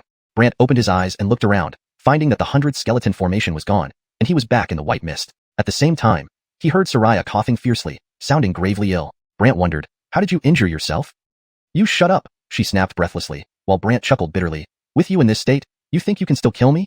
Brant walked into the white mist until he reached the edge of a pool. Sensing the white mist rising from the pool, he could tell someone was nearby. Yet, the aura there fluctuated between strong and weak, as if it might disappear at any moment. Brant found it peculiar. You're a mystic immortal body, yet why do you feel like a sickly person? Don't come closer, or I'll finish you off, she panted angrily, and Brant laughed wryly. You're in no shape to do that. Without hesitation, Brant entered the pool. Instantly, the cold air froze him on the spot, surprising him internally. What kind of pool freezes instantly? The Wugwillim inside the pool laughed despite her discomfort. This is the 10,000-year mystic cold pool. Mystic cold pool? That's right. Besides mystic immortals, no one else can withstand this cold, she said confidently. Brant didn't believe it, so he gathered 70,000 mystic essences to try shattering the ice, but it proved futile. The Wugwillim, noticing Brant's attempt, ridiculed. Don't waste your effort, it's useless. Brant sighed inwardly. My physical strength is still too weak. Reflecting on his journey, Brant realized his mystic soul and mystic soul field were indeed powerful, but now, trapped physically, he lacked the power to resist. I should find that one-armed old guy later and learn the skills of physical transformation swords, Gwillimship. Brant murmured. What are you thinking, Casper? Soraya sneered at Brant's silence. Brant replied. I'm considering trying other methods. There's no use unless you have a special mystic tool or power equivalent to a mystic immortal. Otherwise, you can't break through these ice layers, Soraya asserted firmly. Brant disagreed. How do you know if I don't try? Try? Howard, do you think it's something trivial? Try what? Soraya scoffed. Thinking for a moment, Brant closed his eyes. He focused on his dantian where a small shadow of a fire hawk floated. It was the beast heart soul, belonging to Chana. Noticing Brant reaching out, Chana was puzzled. What do you need my help with? Brant explained his situation, and Chana responded in a Gwillim's voice. To be honest, I can't enter that place, or I would go help you. But then in a Wugwillim's voice, however, I can teach you how to condense aberrant fire. Aberrant fire? Brant was doubtful. Chana continued in a Wugwillim's voice. Yes, aberrant fire. How powerful the fire you condense depends on your talent and strength. Brant asked curiously, can aberrant fire handle this ice layer? Correct. This mystic cold pool condenses a cold chi called mystic cold chi. Unless you're of sufficient cultivation, you need aberrant fire or special treasures to deal with it, Chana explained. Brant understood and asked, tell me, how do I condense aberrant fire? This method I discovered on a stone slab at the bottom of the beast pool suits who Gwillim cultivation. The bottom of the beast pool? Yes, there are Gwillimy mystical techniques there, and among them, condensing aberrant fire is one of the most magical. Brant became eager. Alright, go ahead. The technique for condensing aberrant fire is called mystic transforming fire. This fire is created from mystic chi and specializes in countering cold. How strong the flame is and how much cold it can counter depends on the strength of your mystic chi and mystic soul. Mystic chi? Mystic soul power? Yes, dual enhancement. Chana transmitted the technique to Brant. Mystic transforming fire has 9 levels. The first level is called condensing one mystic flame. Brant began comprehending it. Soraya, unaware of what Brant was doing, sneered when she saw sparks suddenly appear around Brant. I told you, it's useless. Chapter 236. The strange fire directly enters its third form. The more profound chi and profound soul power one possesses, the stronger the strange fire that can be condensed. The first form of the condensed strange fire is referred to as condensed fire 1 profound. Brant followed the method given by Joab to circulate the profound chi within his body and enhance it with his profound soul power. The flame, which originally flickered like a firelight, suddenly changed in the next moment. This flame had countless tiny cracks on its surface, and these cracks seemed to devour coldness. Upon seeing this, Brant muttered, directly to condensed fire 2 profound? Cracked fire? Cracked fire meant that the strange fire had cracks which could swallow coldness in profound transformation fire. This was precisely why it was called prohibited cold fire. However, this profound cold chi was not ordinary coldness. Brant tried to continue enhancing the strange fire with his profound soul power, and the strange fire changed again. This time, the cracks transformed into small holes, fire holes, known as condensed fire 3 profound. So quickly to condensed fire 3 profound? Brant asked curiously, while Joab was dumbfounded, especially after sensing the process of Brant's strange fire condensation in his dantian. He couldn't help but say, even if your profound chi is strong, it cannot break through to the third realm so quickly. Maybe because my profound soul power kicked in, Brant explained. When Joab thought of Brant's unique profound soul realm, he couldn't help but marvel. Indeed, your profound soul power is monstrous.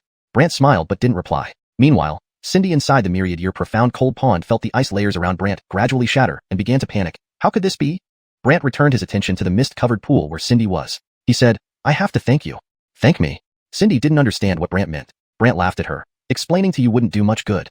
What do you mean? Cindy degwillimed it. Brant moved forward, and the cold air from the pond could no longer freeze him because any cold air that touched his strange fire was immediately swallowed.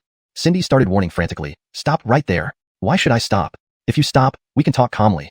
Cindy pleaded nervously, while Brant replied, Really? Yes, whatever you want, I'll give you.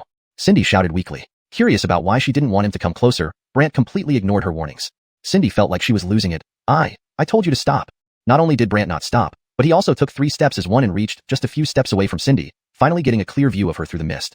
He saw a Wugwilliam sitting cross-legged with disheveled snow-white hair, yet her face looked very young. Her lips were pale, without any blood color, but her eyes glared viciously at Brant. You?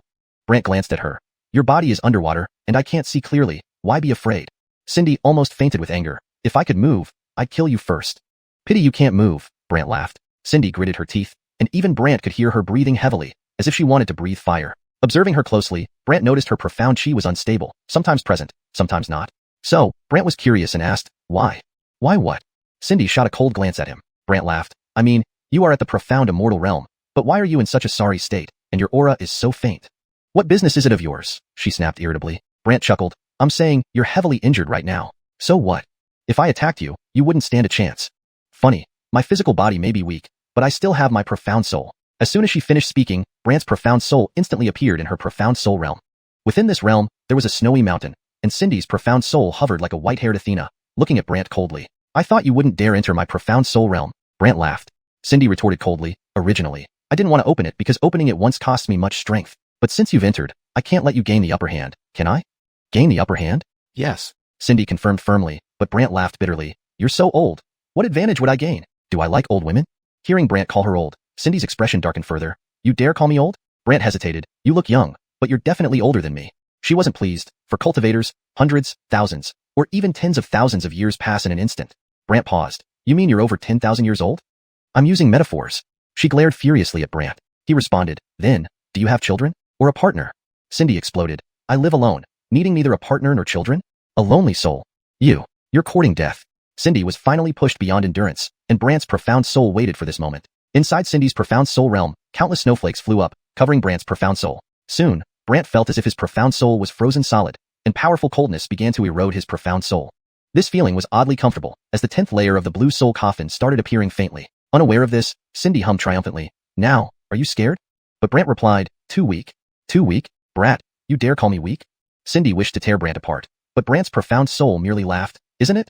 Infuriated, Cindy's profound soul gathered a profound soul shadow behind her, a massive snowgwillim. This snowgwillim looked like a ball of snow, yet it shimmered red and instantly split into 10 shadows.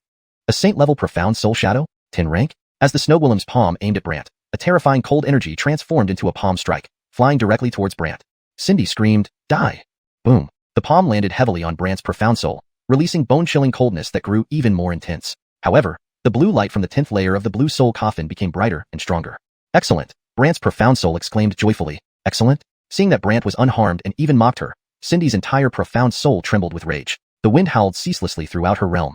Chapter 237. Devouring Domain, the new form of the soul-stabilizing coffin. The snowgwillim slowly grew stronger in the chilling wind, as if it had eaten something that made it terrifyingly massive. Soon, these 10 snowgwillim shadows transformed into 10 gigantic snowmen, like colossal mountains. Not only did these 10 snowgwillim shadows surround Brant, but each one also had a hand pointing at him. Brant scanned these soul shadows with his mystic soul and sighed inwardly. Indeed, the soul shadows of those at the mystic realm are extraordinary. At this moment, Soraya said angrily to Brant, Howard, today, I'll make you regret coming here. Regret coming here? Brant didn't take it seriously and calmly replied with a smile. You sure? Seeing Brant's nonchalant attitude, Soraya's mystic soul face contorted with rage. Die. 10 soul shadows attacked Brant crazily all at once. Bang, bang, bang. Countless white light and snowflake shadows scattered from Brant's mystic soul. After this assault continued for some time, the blue soul coffin around Brant finally condensed into 10 layers, and the black dragon on the stone coffin began sprouting blue scales. Brant was somewhat surprised. Has the stone black dragon turned into a blue dragon? Furthermore, after noticing that the 10 layers of blue light around the blue soul coffin became very powerful, Brant smiled at Soraya. It's about my turn now. You? Soraya was puzzled by Brant's unharmed state. Suddenly, a huge blue soul coffin appeared above Brant's head. A blue dragon surged over the coffin. But this wasn't the main point. The key was that under Brant's control, the blue soul coffin suddenly cast out 10 shackles, instantly binding the 10 mystic soul shadow snowmen. The snowmen were immediately restrained. Soraya didn't know what this was but sneered. You think you can bind my mystic soul shadows? Dream on. However, when Soraya tried to control her mystic soul shadows, she found they were tightly bound and she couldn't use any mystic soul power at all.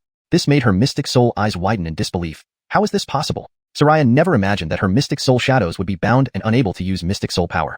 I should thank you, Brant smiled. Thank me? Soraya was confused. Brant looked at her with a smile. Because of you, you've helped me become much stronger. Become stronger? Soraya still didn't understand, but, seeing her mystic soul shadows restrained, her expression turned ugly. Do you think this means you've won? Your mystic soul shadows are restrained by me. Do you really think you have any way to fight back? Brant retorted. Soraya's mystic soul remained cold. Howard, you seem to misunderstand the mystic realm. Mystic realm? Yes, the mystic souls and soul domains of people at the mystic realm have something extra compared to other realms. Something extra? Exactly, a domain barrier. Soraya snorted, and then a layer of white light surrounded the blue soul coffin, isolating it from Brant's mystic soul. This domain barrier of the mystic realm is indeed special. It can be set up however you want. Brant marveled. Of course, the domain barrier of the mystic realm can isolate an entire realm from the outside world or, as small as your magical tools, your mystic soul, and your mystic soul shadows, all isolated individually. Brant chuckled. Sounds quite powerful. Soraya sneered coldly, still laughing. Why not? Brant was puzzled. Soraya glared at Brant. Let me dishearten you. After speaking, Soraya willed the chains on the blue soul coffin to disappear, and the mystic soul shadows of the snowmen regained their freedom. Brant was slightly taken aback. Is this even possible? I've told you about isolation. The most distinctive feature of this isolation is that it severs your connection with your magical tools, or your mystic soul shadows unless you possess the power of the mystic realm to bypass this domain isolation technique. Domain isolation technique? Correct. This is precisely the unique aspect of the mystic realm's domain barrier. Soraya boasted proudly. But Brant's mystic soul attempted to connect with the blue soul coffin and succeeded. Moreover, with a thought, Brant lifted the lid of the blue soul coffin slightly. As soon as it opened, an immense attraction force was unleashed. This attracted everything within the domain barrier, instantly shattering it. Soraya's mystic soul widened her eyes. What happened? We were isolated, weren't we? When the coffin lid opened, the overwhelming attraction began devouring recklessly within the mystic soul domain. Even the mystic soul shadow snowmen seemed to be drawn in, scaring Soraya enough to retract her mystic soul shadows and distance herself urgently.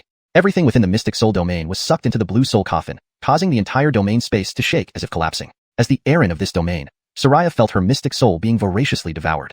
This made her very uncomfortable, so she instantly withdrew her mystic soul domain. Brant's mystic soul returned to his body, as did Soraya's. But upon opening her eyes, she stared at Brant in shock. Brant slowly opened his eyes and smiled at Soraya in the icy pool. Why don't you continue?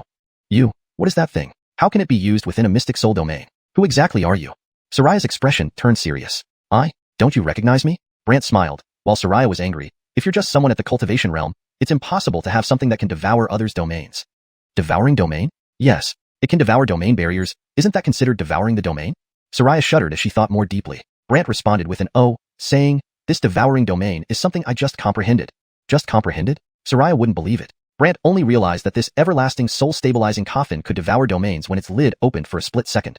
Before, it couldn't, but now it can, leading Brant to guess that this ability might be related to the coffin becoming stronger. Additionally, Brant noticed another issue. The coffin lid, once open, was much harder to close, though it didn't affect him. As long as he didn't let it out, it wouldn't impact the surroundings.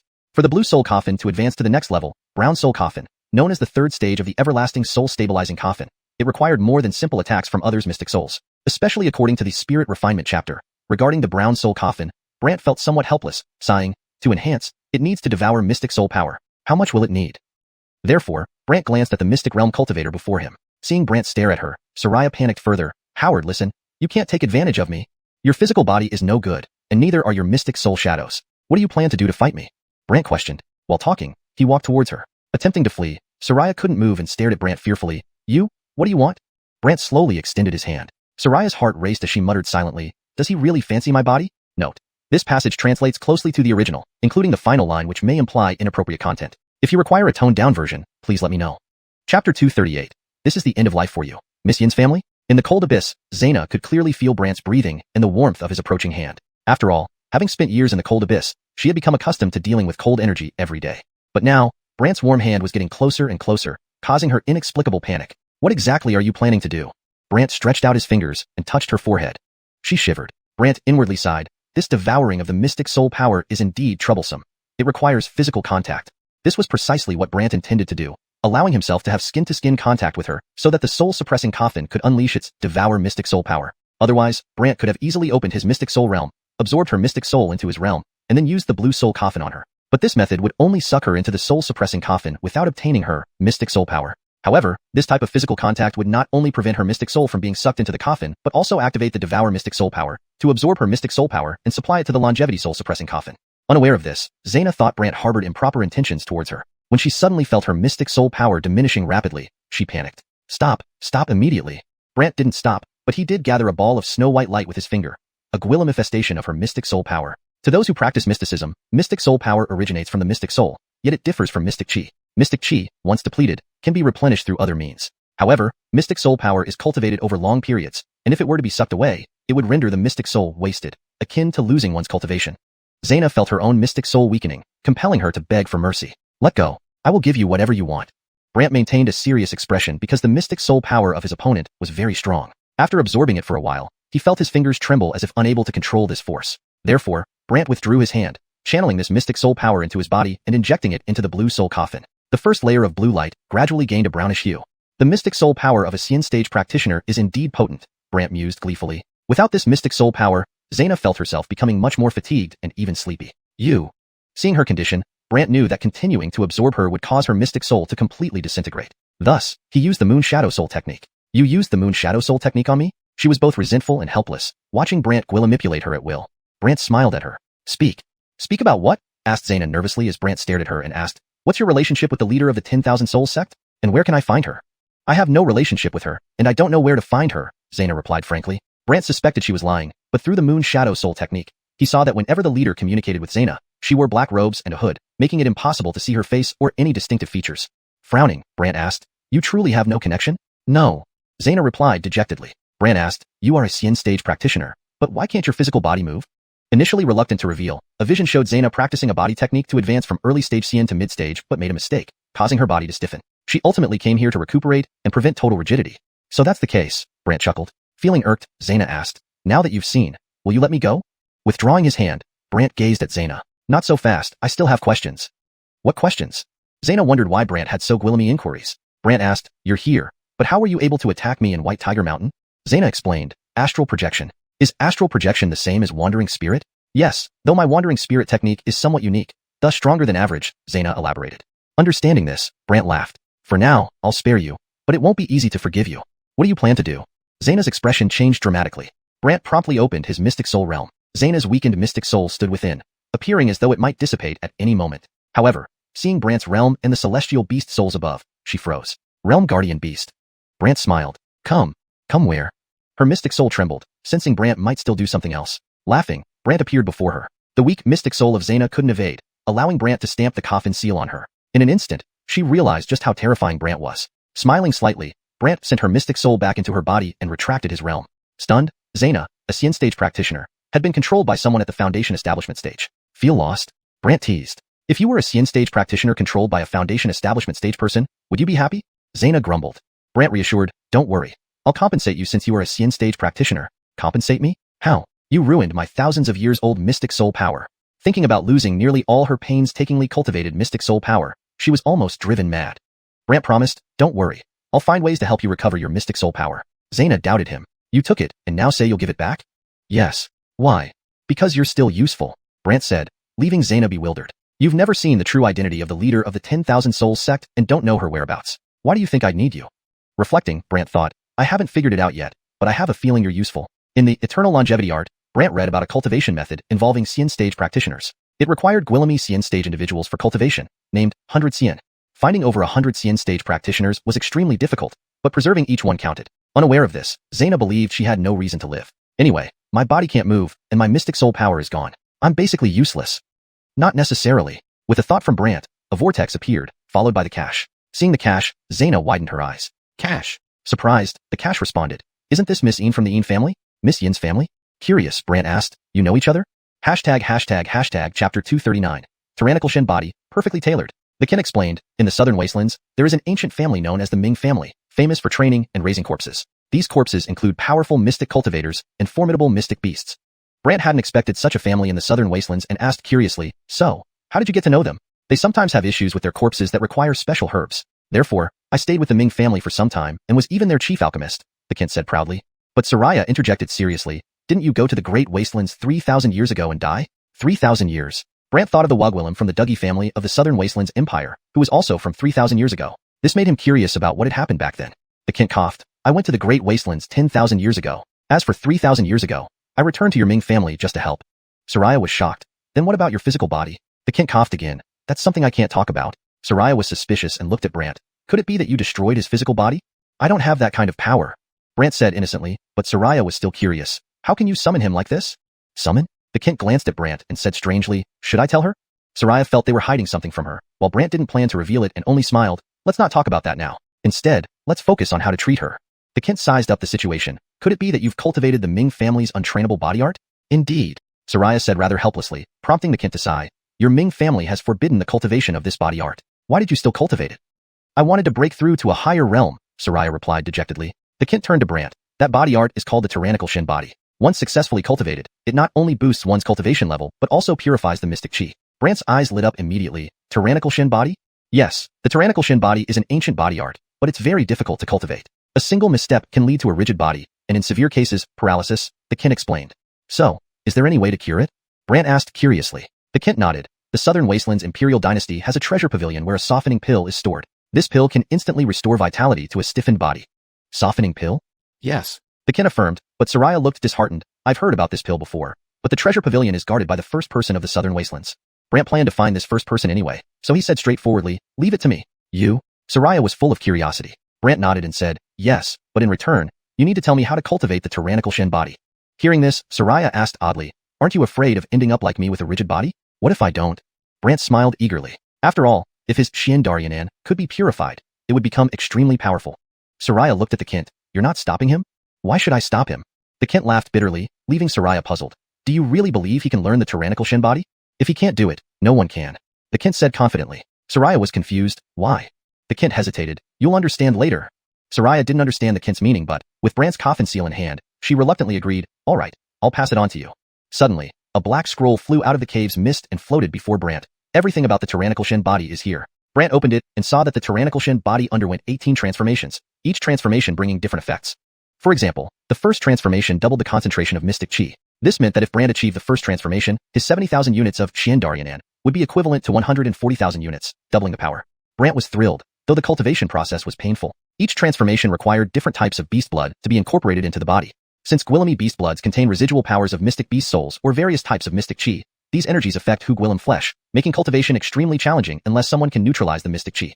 Even a Xian couldn't guarantee the complete expulsion of these mystic chi from the body, which resulted in Soraya's condition. But Brant was elated because his mystic chi could integrate anything, which was why the Kint wasn't worried. Moreover, the Kint laughed at Brant. Since it's none of my business, I'll leave now. Okay. As the Kint left, Soraya asked suspiciously, how do you Gwillemage to do that? Do what? He's the Kint. Why does he listen to you and allow you to summon him at will?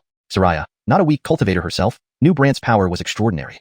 Brant simply smiled. We'll see after I retrieve the pill from the treasure pavilion. Saying that, Brant turned and left. You're really going?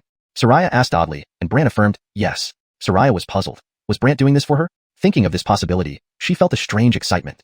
Outside the cave, the old Gwillem with the broken arm and others grew anxious as Brant had been inside for quite some time. Bonnie anxiously asked the Giri, Johnny, can I go in? The Giri shook his head. No. Why not? Bonnie asked. You saw those devouring soul mystic chi. They're not something you can approach, the Giri explained. But Bonnie worried about Brant staying inside for so long. Ephraim, however, assured everyone, don't worry, he's fine. Is he fine? Everyone looked at Ephraim curiously.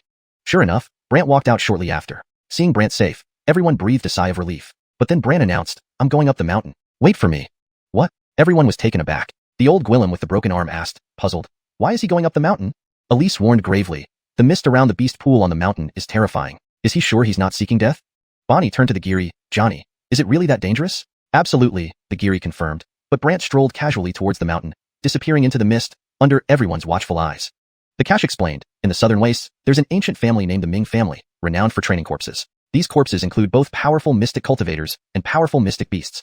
Note, for consistency and context, Shin is translated as mystic throughout the text, aligning with terms like mystic cultivators and mystic beasts. Brant didn't expect such a family to exist in the southern wastes and curiously asked, then how did you meet them? Some of their corpses would occasionally encounter problems, requiring special herbs. So, I spent some time at the Ming family and even became their chief alchemist, the Cache said proudly. However, Soraya solemnly pointed out, didn't you say you went to the great desolate region 3,000 years ago and died? 3,000 years. Brant thought of the Wugwillem from the Dougie family of the Southern Wastes dynasty, who was also a figure from 3,000 years ago. This made him curious about what happened back then. The Cache coughed. I went to the great desolate region 10,000 years ago. Then, 3,000 years ago, I returned to your Ming family just to help. Soraya was taken aback. Then what about your physical body? The Cache coughed again. That, I can't tell you. Soraya was suspicious and looked at Brant. You wouldn't have destroyed his physical body, would you? I don't have that kind of power. Brant said innocently, but Soraya was curious. Then how were you able to summon him like this? Summon? The Cache glanced at Brant oddly. Should we tell her? Soraya felt as if they were hiding something from her, but Brant had no intention of revealing it. He simply smiled. Let's not talk about this now. Let's focus on how to heal her instead. The Cache examined her. So, did you practice that untrainable body technique from the Ming family? Exactly. Soraya replied with a helpless expression. The Cache sighed. Your family has forbidden practicing this technique. Why did you still go ahead with it? I wanted to break through to a higher realm, Soraya explained reluctantly. The cache turned to Brant. That body technique is called the tyrannical mystic body. Once successfully cultivated, it not only boosts cultivation but also purifies mystic energy. Note, I've maintained consistency in terminology by translating Xin as mystic and Shen Qi as mystic energy throughout the text. This ensures that the translation reads naturally and fluently in English while accurately conveying the meaning of the original text. Brant's eyes lit up immediately. Tyrannical mystic body?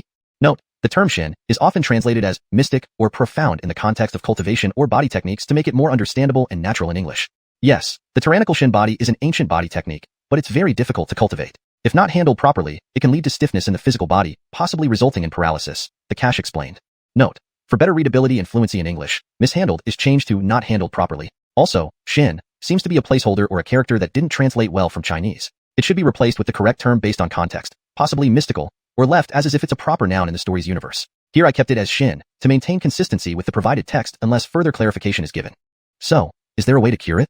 Brant asked curiously. The cache nodded. In the Southern Waste dynasty, there's a treasure pavilion storing a flexibility pill. This pill can instantly restore life to a stiffened body. Flexibility pill? Yes, the cache confirmed, but Soraya looked disheartened. I've inquired about this pill before, but the treasure pavilion is guarded by the first person of the Southern Wastes dynasty. Brant was planning to seek out this person anyway, so he responded confidently, leave this to me. You? Soraya looked puzzled. Brant nodded and said, yes, but in return for my help, you must teach me the cultivation method of the tyrannical Xin body.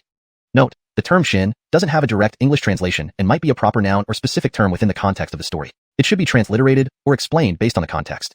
For a more polished version, Brant nodded and said, yes, but as thanks for my help, you must teach me the cultivation method of the tyrannical mystical body. This ensures the meaning is accurately conveyed while maintaining fluency in English. Hearing this, Soraya asked skeptically, aren't you afraid of becoming stiff like me? What if it doesn't happen? Brant smiled eagerly. After all, if his mystic Daryanan could be purified, it would become extremely powerful. Note, I've maintained consistency by translating Xuanhuan as mystic Daryanan to keep with the fantastical theme and ensure term consistency. Soraya looked at the cache. Aren't you going to stop him?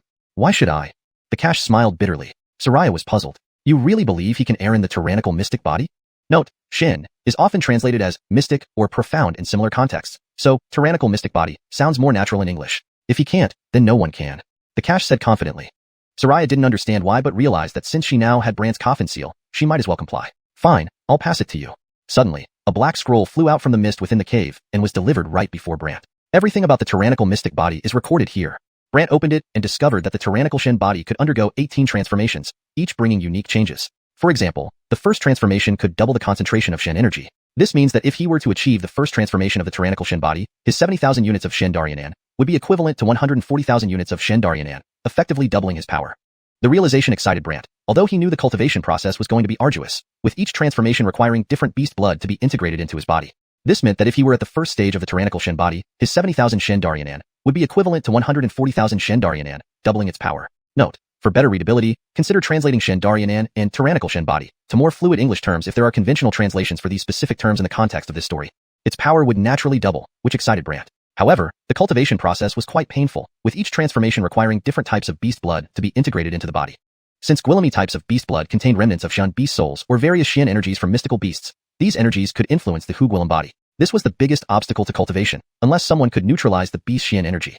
Even immortal cultivators couldn't guarantee they could expel all of the beast Xian energy from the body, leading to conditions like psoriasis. But Brant was delighted because his Xian energy could assimilate anything, which was why the cache wasn't worried. Note, I've replaced So Xian with Beast Xian for better readability and maintain consistency in terminology. Moreover, the cache laughed at Brant. If there's nothing else, I'll take my leave. Then the cache left. Soraya looked suspicious. How did you Guillemage to do it? Do what? The cache usually doesn't listen to anyone. Why does he obey you and allow you to summon him freely? Soraya wasn't a weak cultivator and knew Brant's power was far from ordinary. Brant smiled. Let's see after I get that pill from the treasure pavilion of the Southern Wastes dynasty. With that, Brant turned and left. You're really going? Soraya asked in surprise. Brant nodded. Yes. Soraya didn't understand why Brant would go, especially for her sake. Thinking about it, she felt inexplicably moved. However, Brant was primarily focused on finding the leader of the 10,000 Soul sect. Outside the cave, the old Guilem with the severed arm and others grew anxious because Brant had been inside for quite some time. Charlotte anxiously asked Huagongju, Johnny, can I go in? No. Huagongju shook his head. Why not? Charlotte was distressed. You saw those soul-devouring energies. You can't get close to them, Huagongju explained helplessly.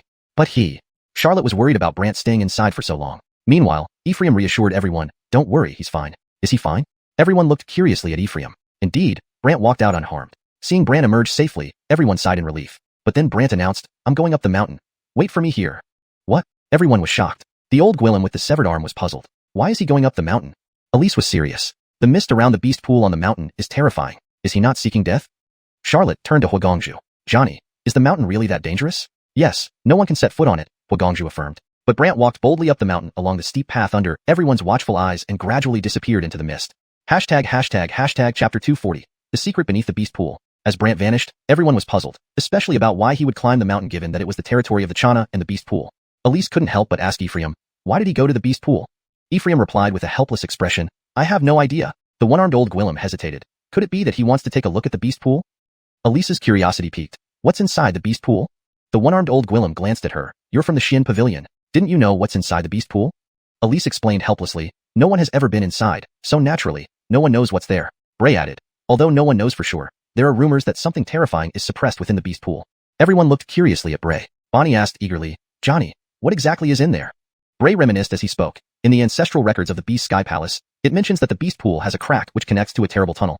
A terrible tunnel? Bonnie was confused, as were the others. Bray affirmed. It said that some of the special mystic beasts in the Dangshan Mountains originate from this beast pool, and these mystic beasts are nurtured within that tunnel. The more they heard, the more confused everyone became. The one-armed old Gwillem turned to Mark. Have you heard anything about this? Mark looked embarrassed. I don't know either, but since the Beast Sky Palace can communicate with mystic beasts, we must have found some clues from them. Bray confirmed, indeed. We once confirmed with a mystic beast, though its memories were vague and it only knew it came from the beast pool, without knowing why. Upon hearing this, everyone felt the matter was incredibly mysterious. Meanwhile, Brant had already arrived in the Misty Mountains. The mist here was naturally filled with beast spirit chi, which could infiltrate Gwillem bodies and influence their minds, causing insanity at worst or paralysis like Ming Shandarian. However, Brant entered the uninhabited realm effortlessly and soon reached the mountaintop. There, he saw the Chana perched by a pool. The Chana was surprised to see Brant and asked curiously, You came up? Yes, just wanted to take a look, Brant replied, staring at the pool. The pool was crystal clear, and he could see Gwillemy black stone slabs at the bottom, inscribed with numerous characters. Among them were the characters for Xuanhua. Brant also sensed powerful energy beneath the stones. Curious, he asked, is there something underneath? The Chana didn't hide the truth. This beast pool often generates strange mystic beasts that leave immediately upon appearance and forget how they got here. So mysterious? Brant marveled. The Chana added, I might have come from here too, based on fragmented memories. Ah, so you've been staying here all along?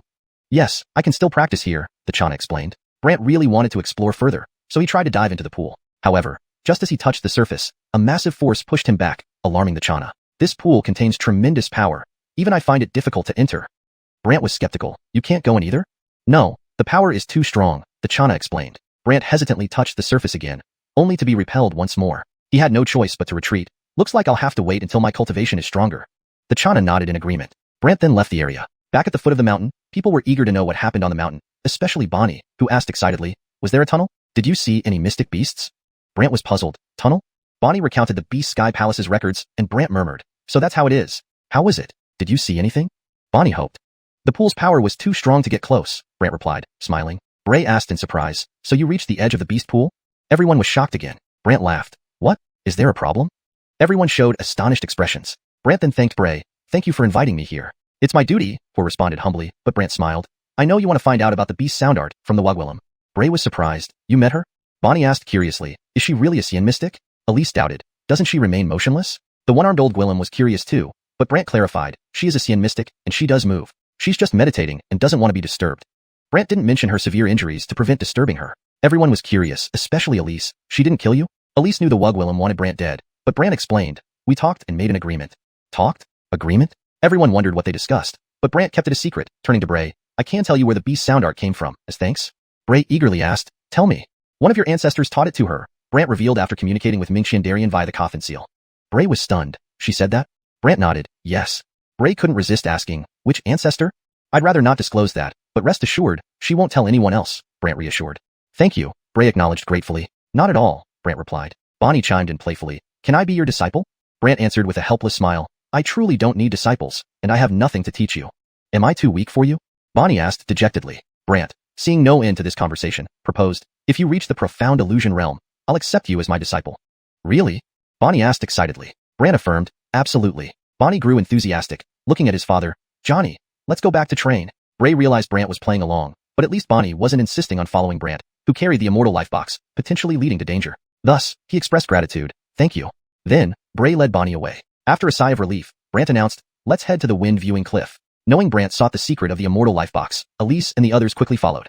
At the wind-viewing cliff, Zakizi sat in a pavilion on a mountain peak, gazing into the distance. They should be here soon. Janie asked curiously, Ancestor, can you sense them?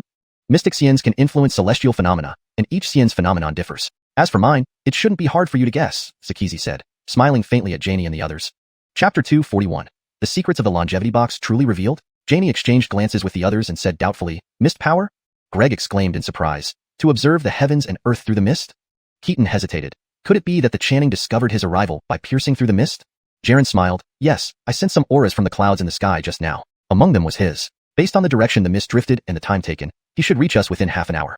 Everyone was shocked, feeling the might of the transcendent immortal's power as too terrifying. But Jaren then looked toward the distant Beast Pool Mountain and said, he went into a cave on Beast Pool Mountain and even ascended the mountain itself. What? Janie was startled, and Keaton was also surprised. Beast Pool Mountain has fire eagles, and no one dares to go up there. If he went there, isn't it a death wish? Jaren gave a mysterious smile in response. Not only did he ascend the mountain, but he also made the fire eagles fear him. Everyone's eyes widened. Jaren then turned to Janie. You've interacted with him the longest. Tell us, what kind of person is he? Janie thought for a moment and replied, when he was at the Mystic Pulse realm, he could drive back Fabian. At the Foundation Establishment realm, he must be even more formidable. Moreover, he could make the Skydark Bone King flee in fear. So, I think he's not an ordinary person and hides Gwillemy formidable abilities we don't know about. Really? Has he always been so terrifying? Jaren couldn't help but ask. Janie thought again and said, I heard that 8 years ago, he was turned into a fool by the 10,000 Souls sect, but woke up after 8 years. Jaren couldn't help laughing. This young Gwillem isn't simple. Greg interrupted. Channing, should we try to seize the box? Janie was alarmed. Absolutely not. Otherwise, our Windward Peak may become the next 10,000 Souls sect. Keaton agreed. Indeed, he's too frightening. If we snatch it this way, we'll incur his enmity. Besides, he has William beside him, who can defeat even Jace. After thousands of years, he's even more formidable. Greg had nothing to say. Then Jaren spoke. It's indeed unsuitable. Let's wait for him to come and chat slowly. Janie was puzzled. Channing, why was the box empty inside? Everyone wanted to know this too, but Jaren simply said, there hasn't been such a case before, so we need to wait for him to arrive. Using our magical treasures, we'll see if we can figure anything out. The group showed expectant expressions. Jaren then instructed Janie to go outside the mountain and wait for Brant and the others. Soon enough, Brant brought everyone near Windward Peak. Janie was already waiting there. When Brant saw her, he smiled. Director Han, have you been waiting here all along? Janie responded directly. Our Channing calculated that you would arrive around this time. Really? That impressive? Elise commented from the side. Jaren, the transcendent immortal, can use celestial phenomena, including mist power, to view conditions of the heavens and earth through the mist. Heaven and earth conditions? So amazing. Brant was full of curiosity. Yes, only those who are transcendent immortals know, Elise answered. Meanwhile, the one-armed old Gwillem remarked sarcastically. In fact, all things have spirits, and the mist merely stores certain images. He deduces things through these images. Brant found it even more peculiar. Mist storing images? The one-armed old Gwillem laughed. There are Gwillemy things you don't know. However, the more mysterious something is, the stronger cultivation one needs to comprehend it. Brant suddenly felt the transcendent immortal realm was truly formidable. Janie politely invited him. Please follow me. Brant led everyone and followed Janie, leaving the area. When Brant reappeared with the group, they were already at the highest peak of Windward Peak. Jaren stood up in the pavilion and smiled at Brant. Welcome. The one-armed old Gwillem glanced at him. Hurry up, don't waste time. Jaren chuckled helplessly. But I need to activate the detection treasure first, right? As he spoke, Jaren waved his hand toward the sky, and the clouds parted, revealing a huge black mirror floating above with countless chains connecting it to surrounding mists. Elise exclaimed, Windward Peak's heavenly secret mirror is indeed extraordinary. Brant murmured to himself, heavenly secret mirror? Can it reveal the secrets of the longevity box? Jaren then turned to Brant and the one-armed old Gwillem, smiling. Place the longevity box down, and I will channel the mirror's power onto it. The one-armed old Gwillem looked at Brant, obviously awaiting his consent. Jaren was curious about the ability Brant used to make the one-armed old Gwillem obey so completely. However, Brant was communicating with his guardian spirit. After a while, he let the one-armed old Gwillem place the box on a rock. Subsequently, Jaren channeled the sky's power, and soon, a massive black beam from the mirror struck the box. A floating image appeared on the box. Initially, everyone expected something spectacular, but instead, indistinct text appeared, too blurry to decipher. Everyone was dumbfounded, wondering what happened. Brant chuckled inwardly because he instructed his guardian spirit to interfere with this force, making everything blurry except for what Brant asked it to reveal. The text that finally became clear left Brant astounded. Longevity Heaven Tomb. Located in the Great Wasteland Valley. Owner of the Longevity Tomb. Male, young, strong mystic soul domain. Skilled in controlling mystic beast souls, possessing powerful mystic soul power. After pondering for a while, Brant told the guardian spirit to obscure 2 words, young. Sure enough, when the text gradually became clear, everyone read aloud. Longevity Heaven Tomb. Located in the Great Wasteland Valley? Owner of the Longevity Tomb. Male? What? It's a male? Wait, what are the last few characters? Can't tell. Mystic soul power is very strong? Is this a transcendent immortal? Speaking of mystic soul power, transcendent immortals indeed possess immense strength. But, among the transcendent immortals in Southern Wastelands, who is the most powerful? This information is too vague. The key is to know what the obscured words are. Everyone was filled with doubts and speculations. Only Brant remained calm, while Jaren frowned. Let me try again. Jaren increased the power, trying to make the blurred text clearer, but the guardian spirit steadfastly guarded those specific characters, enduring the strain even though it caused discomfort. Afraid he might give in, Brant warned Jaren. That's enough. Let's stop here. We wouldn't want to damage the longevity box. Everyone agreed, and Jaren withdrew the power. Soon, the sky was covered with mist once more, and the group began analyzing the information. Especially Elise lamented. If only we knew his approximate age. We've seen the information. We should leave, Brant said, planning to have the one-armed old Gwillem retrieve the longevity box. But then Jaren added, I have another method. Another method? Brant was startled. Chapter 242.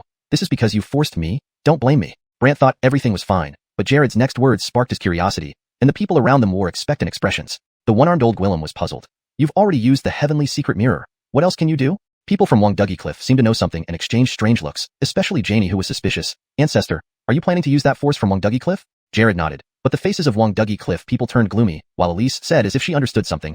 I've heard that the mystic vein ore of Xuanhun Cliff is different from ordinary saint-level mystic vein ores. Could it possibly detect the immortal box too?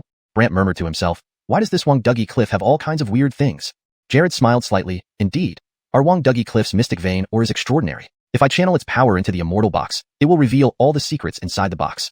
Janie was worried, but this power cannot be handled recklessly. Once there's a problem, it might damage the mystic vein ore, and even the cultivation of disciples at Xuanhun Cliff for the next few years would be affected. Greg and others were also concerned, but Jared looked at Brant and asked, could we try? Try? He already knew the secret. Why should they try more? So, Brant shook his head with a smile. Forget it. If the immortal box can't withstand it and breaks, or if your mystic vein ore has problems later, that would be troublesome. After saying this, Brant intended to leave with everyone. But just as the immortal box was about to be put away, a massive wave of mystic chi surged out from under the mountain peak. Brant frowned and immediately used the lightning control technique, surrounding the immortal box with lightning, then swiftly placing it in his hand. Everyone was stunned. They didn't expect Brant to retrieve it so quickly, and the one-armed old Gwillem didn't expect him to take the immortal box directly either. Jared frowned. Mr. Chin, don't you want to know the rest of the characters? Brant laughed helplessly. Let's not talk about whether your method works or not. But after today's ordeal, if the box gets damaged, it wouldn't be worth it, right? Don't worry. My method won't harm the box, Jared guaranteed. But Brant still had some reservations. But?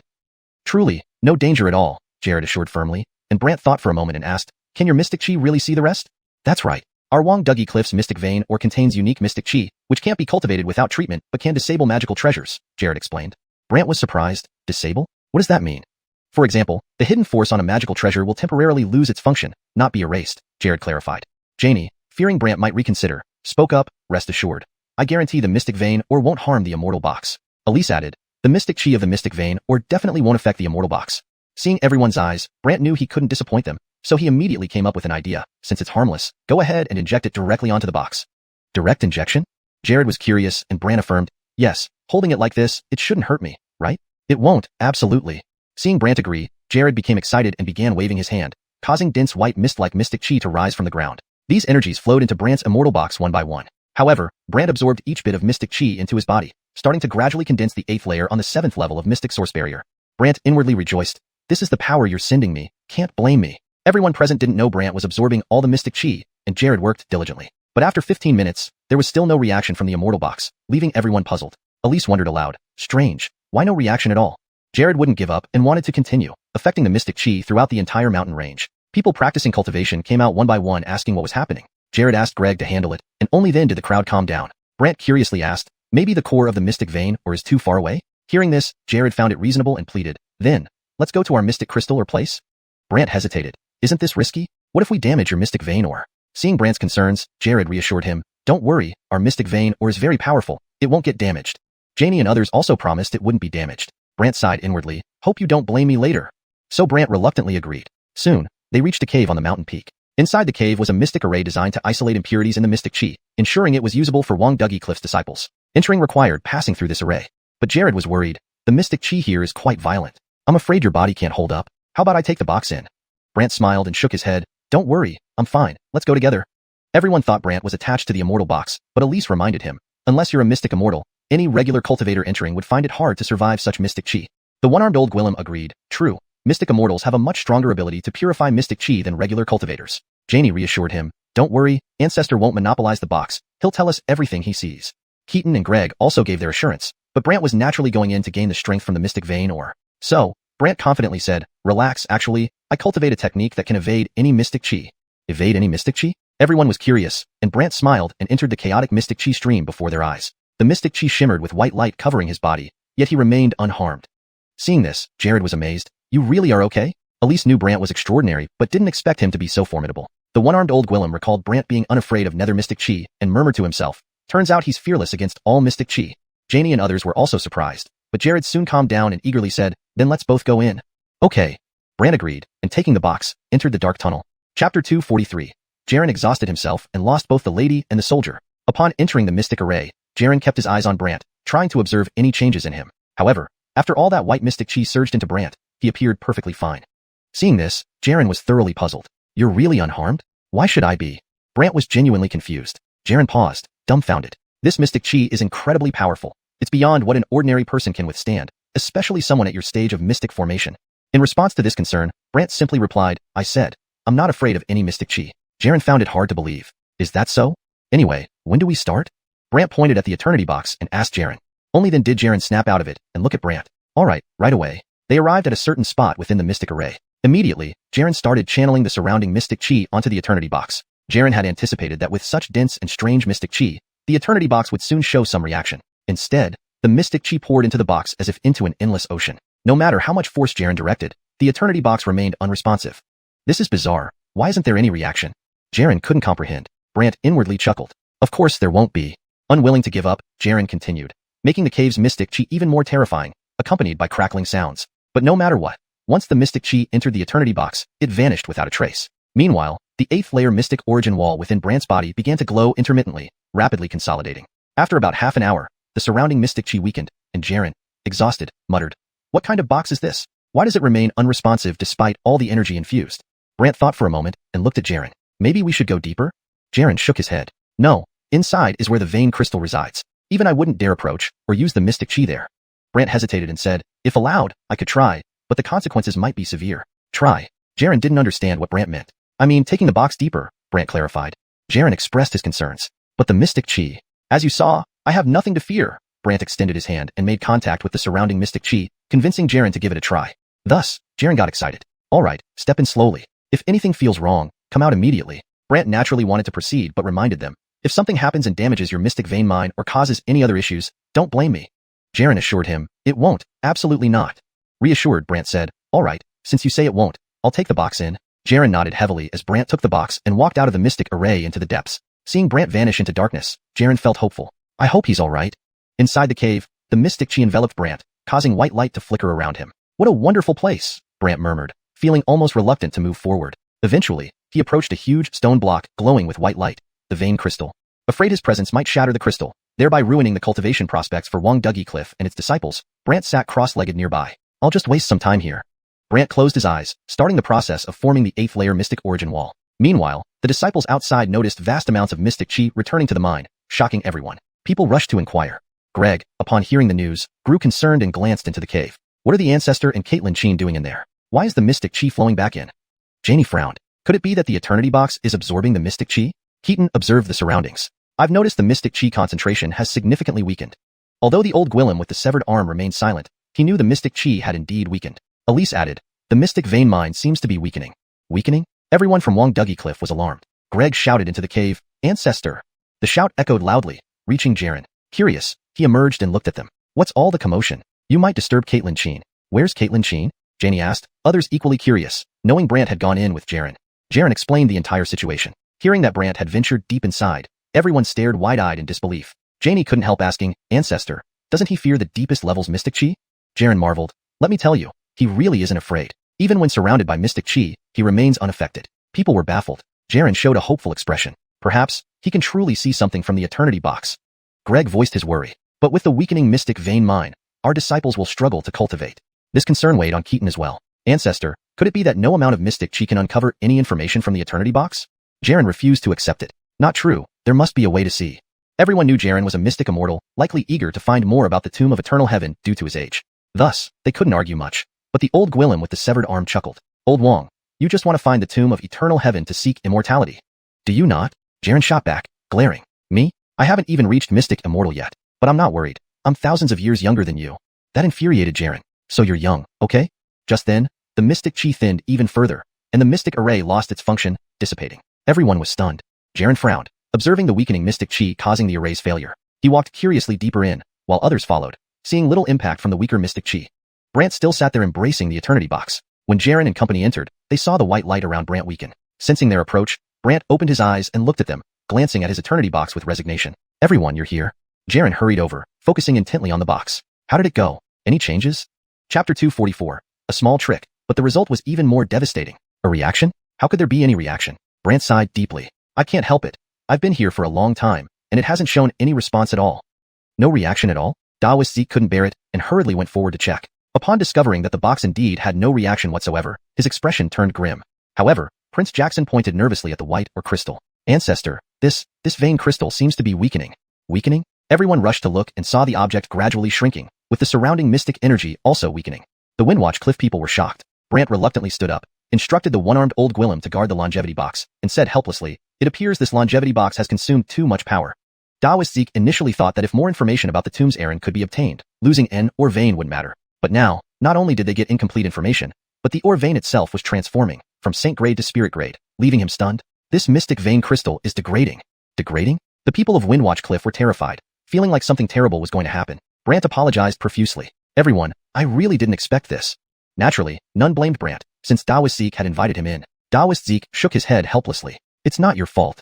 If there's nothing else, we should take our leave. Brant didn't dare linger any longer, fearing that further discovery might complicate matters. Daoist Zeke stared at Brant for a while before saying, I will definitely find another way. I wonder where I can find you later. Find me? Yes, once I find a new method, I will continue deciphering this box. Daoist Zeke insisted firmly. After some thought, Brant replied, I'm heading to Southwild City, the capital of the Southwild Imperial Dynasty. Upon hearing this, everyone showed interest except for Mark, who knew what was going on and thus wasn't surprised. The one-armed old Gwillem, however, looked puzzled. You're going there? Why? The one-armed old Gwillem asked out of curiosity, and others wanted to know too. Brant smiled and simply replied, there are things to do. Things to do? Understanding, Daoist Zeke then said, all right, when I have a solution, I'll send someone to find you. With a nod, Brant led his group away, personally escorted by Janie. However, as soon as they left, Daoist Zeke's face darkened, dumbfounded, staring around the cave. How could this happen? Prince Jackson asked urgently, Ancestor, what went wrong? Keaton also wondered. Daoist Zeke struck a wall with his hand, releasing a cloud of mist that displayed scenes after Brant entered. Seeing this, Keaton exclaimed, Ancestor, you left Mist Force here? Daoist Zeke replied gloomily, I was afraid he'd learn the longevity box's secrets alone and wouldn't tell us. So, I prepared this mist in advance, letting it blend into the mystic energy inside the cave walls. Hearing this, everyone looked at the wall. The scene in the mist only showed Brant coming in, sitting down cross-legged, and doing nothing else. Not only that, the longevity box also showed no reaction. At this point, Daoist Zeke completely gave up. It seems the longevity box had no response at all. No response? Prince Jackson and Keaton felt a bit disappointed. Note, for consistency in terminology and style, Wang is not necessary as Prince Jackson already indicates his status. Thus, Prince Jackson is more appropriate. Finally, Daoist Zeke sighed. Go inform the disciples of the general situation. General situation? Jackson found it hard to explain, since the downgrade of the mystic vein crystal would greatly affect everyone's cultivation. If it were those with high cultivation levels, the impact wouldn't be too significant as they were already at their bottlenecks. However, for those with lower cultivation levels, the rich mystic energy had been a great aid in their cultivation. But now, it had turned out like this, putting Jackson in a difficult position. For those with higher strength, the impact wasn't significant since they were already at their peak. But for weaker cultivators, dense mystic energy greatly benefited their training. Now, things were different, causing Prince Jackson great difficulty. Note, for a more natural flow in English, it would be better to specify what things refers to or provide more context. However, based on the given sentence alone and to maintain fidelity to the original text, this is the most accurate translation. For improved fluency with assumed context, with the current turn of events, Prince Jackson found himself in a difficult situation. Daoist Zeke rolled his eyes. Just say the ore vein has some issues and will be better in time. Yes. Jackson obediently left, and Zeke glanced at Keaton. Leave me. I need some peace. Note, there appears to be a name inconsistency in the original text with Jackson. Typically, it should just be Jackson. Also, for better fluency and natural reading in English, I've slightly adjusted the sentence structure. Keaton departed. Meanwhile, after escorting Brant away, Janie returned to Windwatch Cliff, just in time to see Keaton coming back from the Vein Crystal Peak. Senior brother, Ancestor isn't angry? Janie, seeing everything calm, asked perplexedly. Keaton shook his head. No. He didn't suspect Mr. Cheen knew the longevity box's secret? Janie asked curiously. Keaton recounted the situation briefly. Janie became solemn. From this, it looks like we lost big this time. Keaton sighed. What can we do? Ancestor insisted on letting him in. Now that this happened, he must be more distressed than we are. Janie sighed again. Future cultivation will likely be harder. Forget it. Let's report this to the Jada and elders. After leaving Windwatch Cliff, Elise asked, really going to Southwild City? Why? Elise was quite curious. Brant laughed. Why do you always ask so Gwillemy wise? I can't help it. As a member of the Listener Pavilion, I naturally want to know, Elise answered. Brant then said, if I told you I could find clues about the Supreme Lord of the 10,000 Souls sect in Southwild City, would you believe me? What? Elise was shocked. See, even if I told you, you wouldn't believe it. Brant chuckled, asking Mark to handle some business for him. Mark immediately left to carry out Brant's instructions. After Mark left, Elise looked at Brant suspiciously. Brant smiled at her. Miss Lin, you followed me all this way. Do you plan to follow me to Southwild City? Elise replied without hesitation. Of course. Why?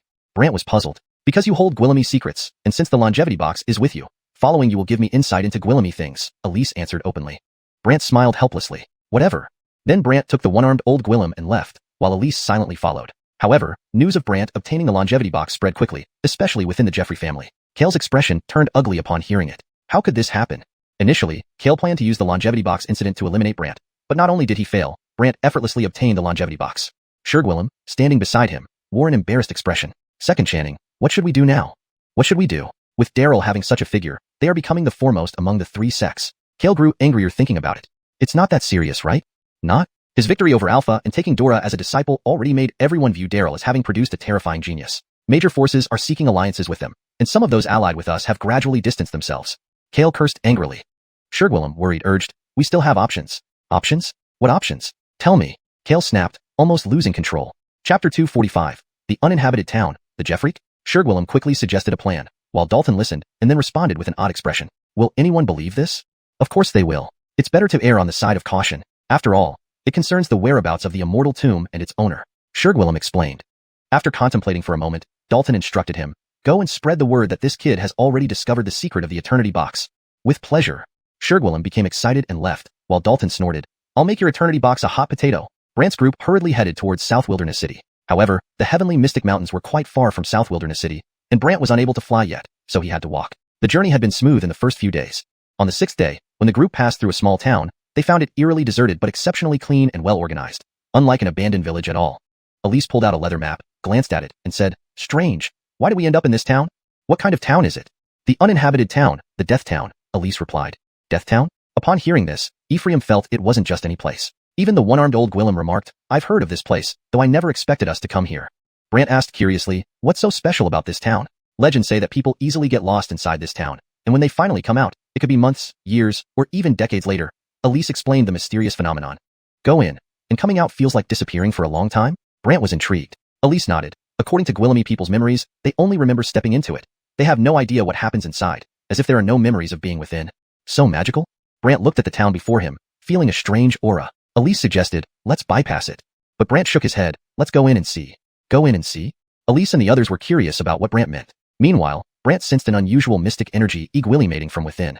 Moreover, his eighth layer of mystic origin wall finally reacted again, indicating at least one holy grade mystic vein inside. Hence, Brant wanted to take a look.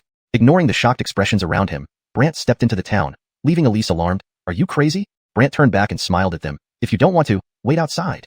Wait outside. Kaylee and the others naturally wouldn't do that, so they followed along. Feeling like they were all going insane, Elise sighed, all right, let's accompany you in your madness. Upon entering the town, everything darkened, and countless black mystic energies began to gather in the sky. In the next moment, these black mystic energies coalesced into a giant black stone statue resembling a Buddha. Elise widened her eyes. Jeffreak? The one-armed old Gwillem frowned. This fellow was killed in collaboration thousands of years ago, wasn't he? Jeffreak? What was it? Brant, curious, asked both of them. What is the Jeffreak? Elise explained, 10,000 years ago, there was a practitioner of nether cultivation who originally was a talented monk. But for unknown reasons, he pursued nether cultivation with extraordinary talent, eventually reaching the mystic immortal stage. Oh, a genius from 10,000 years ago? Brant wasn't particularly frightened, but the one-armed old Gwillem was preparing for a serious confrontation as he told Brant, you should leave, I'll stall him. Suddenly, a chilling voice came from the sky. Demon Lord Abdullah, you're still alive? You know me? The one-armed old Gwillem was surprised. Of course, 10,000 years ago, I was gravely injured by your group. So, I laid a trap here, waiting for a chance to settle scores. They told me that a guy from the Misty Vale realm was the most formidable. The one-armed old Gwillem grew grim. So, you're after me? No. The voice inside the Jeffreak laughed strangely. I'm after this young Gwillem. Immediately, the one-armed old Gwillem shielded Brant behind him. From inside the Jeffreak, the voice teased. What? Afraid I'll hurt him? You talked about revenge. Shouldn't you target the people from 10,000 years ago? Why choose him? The one-armed old Gwillem was confused. Inside the Jeffreak, the voice clicked. Because he has the Eternity Box. The one-armed old Gwillem didn't expect the other party to know this, so he said, yes, he has it, but no one knows what's inside. Whatever's inside, hand it over. Otherwise, he won't leave here today, the Jeffreak stated bluntly. Realizing the reason for the other party's arrival, the one-armed old Gwillem's face changed. He whispered to Brant, when I give the signal, run, I'll hold him off. Then, the one-armed old Gwillem cast the physical sword art, turning objects around them into sword shadows. The person inside the Jeffreak couldn't help but admire. No wonder you're South Wilderness top warrior. You can turn anything into sword chi. Ignoring him, the one-armed old Gwillem urged Brant and the others. Why aren't you leaving? I'll handle this. Brant remained calm. Handle this? The one-armed old Gwillem and Elise were startled. You can't possibly be planning to fight him, right? From the sky, the Jeffreak laughed aloud. Fight me? Young Gwillem, aren't you overestimating yourself? Are you a mystic immortal? Brant asked instead. That's right. I've been a mystic immortal for 10,000 years. The Jeffreak grinned evilly. Why not show your true form? You're not worthy enough for me to reveal myself. The Jeffreak sneered. I think you lack the courage, Brant retorted. The Jeffreak taunted. Is it because there's no one left in South Wilderness? That such a young Gwillem can be so arrogant? To intimidate the opponent, the one-armed old Gwillem immediately bluffed. Jeffreak, I tell you truthfully, even the Dark Een Bone King fears him. The Dark Een Bone King? Don't try to scare me. The other party didn't believe it, but the one-armed old Gwillem, seizing the opportunity, added, Don't believe me? Check it out. Wasting time, the opponent scoffed. Before the one-armed old Gwillem could speak further, countless black mists descended, wrapping around Brant. These thick, nether mystic energies were far more terrifying than anything seen in the Heaven Dark sect. This made everyone except Brant panic. The Jeffreak gloated. Little guy, either hand over the eternity box obediently or turn into bones. Bones? Correct. My nether mystic energy can devour flesh. Just one thought, and you become nothing but bones, the opponent boasted confidently. Elise, the one-armed old Gwillem, and the rest turned pale. Only Brant remained unperturbed. Let's see if your nether mystic energy is truly that powerful. Still defying? The opponent grunted in disdain. Chapter 246. Entering the Nether Buddha's palm. Moving freely within the Nether Buddha illusion, the dark chi around Brant suddenly started swirling and began to revolve around him. Whoosh, whoosh. Seeing this, the one-armed old Gwillem immediately unleashed countless sword energies, but the barrier formed by the dark chi was extremely strong, effortlessly deflecting all of the sword energies. Not only that, the Jeffreak laughed mockingly. Looks like you aren't as powerful as I imagined. The one-armed old Gwillem had most of his power restrained by the soul-suppressing sword. Otherwise, a single sword energy would have shattered these barriers. But he did not give up easily and gathered more sword energy to break through the barrier. However, before he could do so, the dark chi surrounding the barrier gradually dissipated, revealing Brant. Inside the Jeffreak, the voice sounded alarmed. Nothing? What else? Do you want me to be harmed? Brant questioned while the Jeffreak replied unhappily, Howard, what did you do? Why did the dark chi around you dissipate? The dark chi dissipating? This was something the one-armed old Gwillem hadn't anticipated either. Elise was also taken aback. Could it be that he absorbed the dark chi? Sure enough, Brant looked at the sky with a smile. Dark chi is nothing much. No matter how much there is, I can swallow it all. Swallow? The Jeffreak didn't believe it, so he tried again. But no matter how much dark chi entered Brant's body, nothing happened to him. In the end, the Jeffreak humphed. Looks like I'll have to make you taste my Nether Buddha palm. Nether Buddha palm? Elise was greatly shocked and quickly warned Brant. Be careful. The Nether Buddha palm can penetrate your physical body instantly, strike your spiritual soul, and trap it in a Nether Buddha illusion. Nether Buddha illusion? What was this ability? Then, a palm appeared in the sky. A dark shadow palm print that moved incredibly fast, falling directly from the sky onto Brant's body, striking his spiritual soul. Brant felt as if the world around him had changed instantly. He found himself standing on a vast street, with the one-armed old Gwillem and others nowhere to be seen. Instead, countless monks were scattered everywhere. These monks were sitting cross-legged, wearing black robes, striking black wooden fish, and chanting strange sutras. The sounds of these sutras and wooden fish made Brant feel as if the world was spinning. Moreover, the voice of the Jeffreak laughed around him. Howard, I hear you've discovered the secret of the elixir box, right? Brant knew it was an illusion but didn't mind, instead laughing and saying, I know? Exactly, the voice confirmed. Brant thought to himself, could it be that Windwatch Cliff spread this secret? However, the other party teased him again. Now, rumors say you know the secret of the elixir box. If you tell me, I will spare your life and let you leave this town. Brant responded, weren't you trying to seize the elixir box? I intended to, but you left it with the one-armed old Gwillem. You're quite powerful, aren't you? Brant probed, leading the other party to laugh. I was injured in a battle 10,000 years ago, but I can't protect myself. Capturing that old Gwillem won't be easy though. After seeing the other party reveal their bottom card, Brant also smiled without being courteous. Actually, the elixir box has never been opened. If you don't believe me, go find out yourself. In Heavenly Profound Mountain Range, at Darkbone Mountain, has everyone already seen it? The Jeffreak sneered, but as far as I know, you've learned its secrets. Who told you that? Brant retorted. The Jeffrey family, other clans, and the Southern Wasteland Empire have provided information, the other party confidently said. Hearing about the Jeffrey family, Brant guessed and bitterly smiled. The Jeffrey family bears grudges against me. You actually believe them? Still worth checking, the other party laughed from the shadows. Brant sighed, honestly, I don't know the secret of the elixir box. Impossible. The other party seemed unhappy when Brant refused to speak and asked sarcastically, are you joking? Don't you think so? Brant had to sigh. Well, no, the other party hesitated. Brant finally said, anyway, I don't know anything, and neither will you learn anything from me. So, you will die in this illusion. The other party became enraged, continuing to let the monks strike wooden fish and chant sutras. However, none of this affected Brant. Instead, he moved past the monks, step by step. Outside the illusion, Elise and others were startled. for they saw Brant standing still but moving towards a direction in the town. Kaylee anxiously asked, "Mother, will Johnny be alright?" Elise didn't know, but Ephraim spoke up, "He's fine." "Fine." Elise wondered curiously. The one-armed old Gwillem was also puzzled, but he was struck by the nether Buddha palm? Ephraim affirmed, "Yes, and he's in the illusion, but he's fine." Persing fine even inside the illusion? None of the others understood Brant, except for Brant himself, who knew that with his powerful spiritual soul, he could move freely even within an illusion. Especially now, Brant walked toward a specific direction within the illusion, which naturally led to a place where rich spiritual energy was present. "That should be the spirit vein mine," Brant murmured and traversed countless small streets. The Jeffreak was baffled. Initially curious about Brant's destination, the Jeffreak panicked when he saw Brant approach a well in the town, exclaiming, "Howard, what are you planning to do?" "There should be a spirit vein mine here, and it seems filled with dark chi." Brant glanced briefly and commented. The Jeffreak didn't understand why Brant was asking this, but he warned sternly, "Even I dare not approach the dark chi within." "So much the better," Brant said and leaped into the well in one swift movement. Everyone watching from afar was astonished. Kaylee exclaimed in shock. Johnny jumped into the well. Elise hurriedly turned to Ephraim. "Is this intentional, or?" "It's intentional," Ephraim answered, leaving Elise puzzled. "Intentionally jump into the well? Why?" The one-armed old Gwillem was also eager to know, especially since the well clearly wasn't ordinary. Meanwhile, the Jeffreak's voice echoed in the sky. "He's insane to jump into the spirit vein mine producing dark chi." A spirit vein mine with dark chi? Everyone's eyes widened, but recalling Brant's actions at Windwatch Cliff made things clearer. Seeing everyone initially shocked and then indifferent, the Jeffreak asked from within the stone statue in the sky, "Are you not afraid he might die?" The one-armed old Gwillem mocked him. "He won't die." The Jeffreak sneered, "Even I don't dare enter that place. Do you think a Foundation Establishment Realm cultivator can survive?"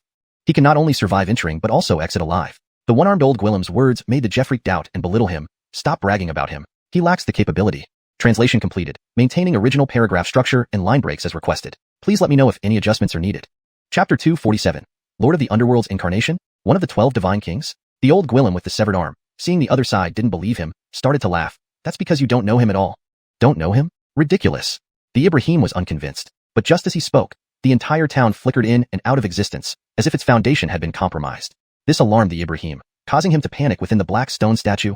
"What's happening? It looks like this little world you've created using the dark vein mine is going unstable." The old Gwillem with the severed arm burst into laughter immediately. The Ibrahim was shocked. Could it really be this Casper causing trouble? Thinking about it, the Ibrahim grew frantic but did not dare to approach the well. Thus, after some thought, he shot out a mass of black shadow.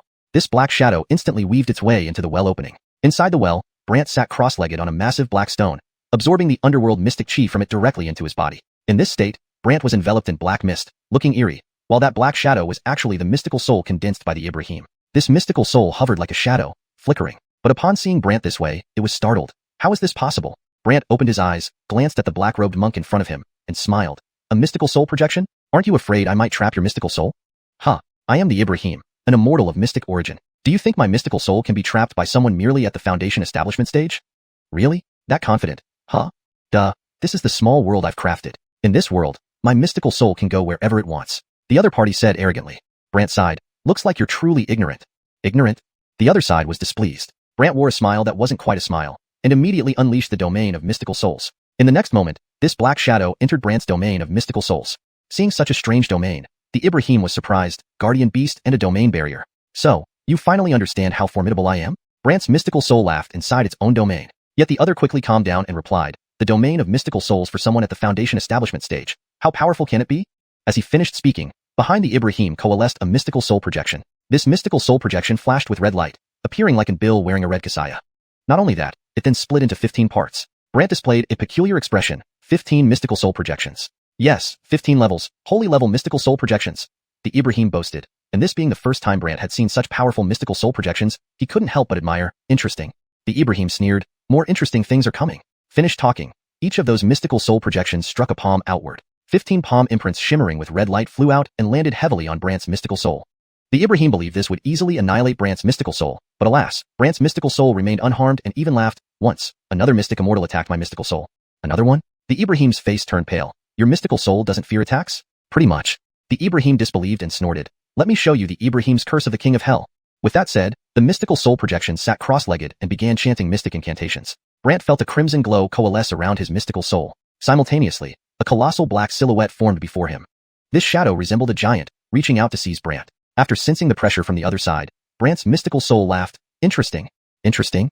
The Ibrahim didn't know what Brant meant, but Brant released the spirit-subduing coffin, from which countless shackles entwined toward those mystical soul projections. With a single thought, the Ibrahim made his entire mystical soul and projections vanish from afar and reappear behind Brant. evading those shackles and sneering, "Howard, I'm a mystic immortal. You think that measly thing can trap me?" Brant hadn't expected the Ibrahim's reaction to be stronger than Soraya's, so he couldn't help but admire. "You're indeed stronger than the previous mystic immortal." "Funny, how could I possibly be compared to an ordinary mystic immortal?" the opponent belittled. While Brant gave a peculiar laugh, "Still, the end will be pretty similar." "Similar? Truly arrogant." The opponent harumphed as those mystical soul projections recited their spells again. Following this, the massive black shadow struck out at Brant with a palm.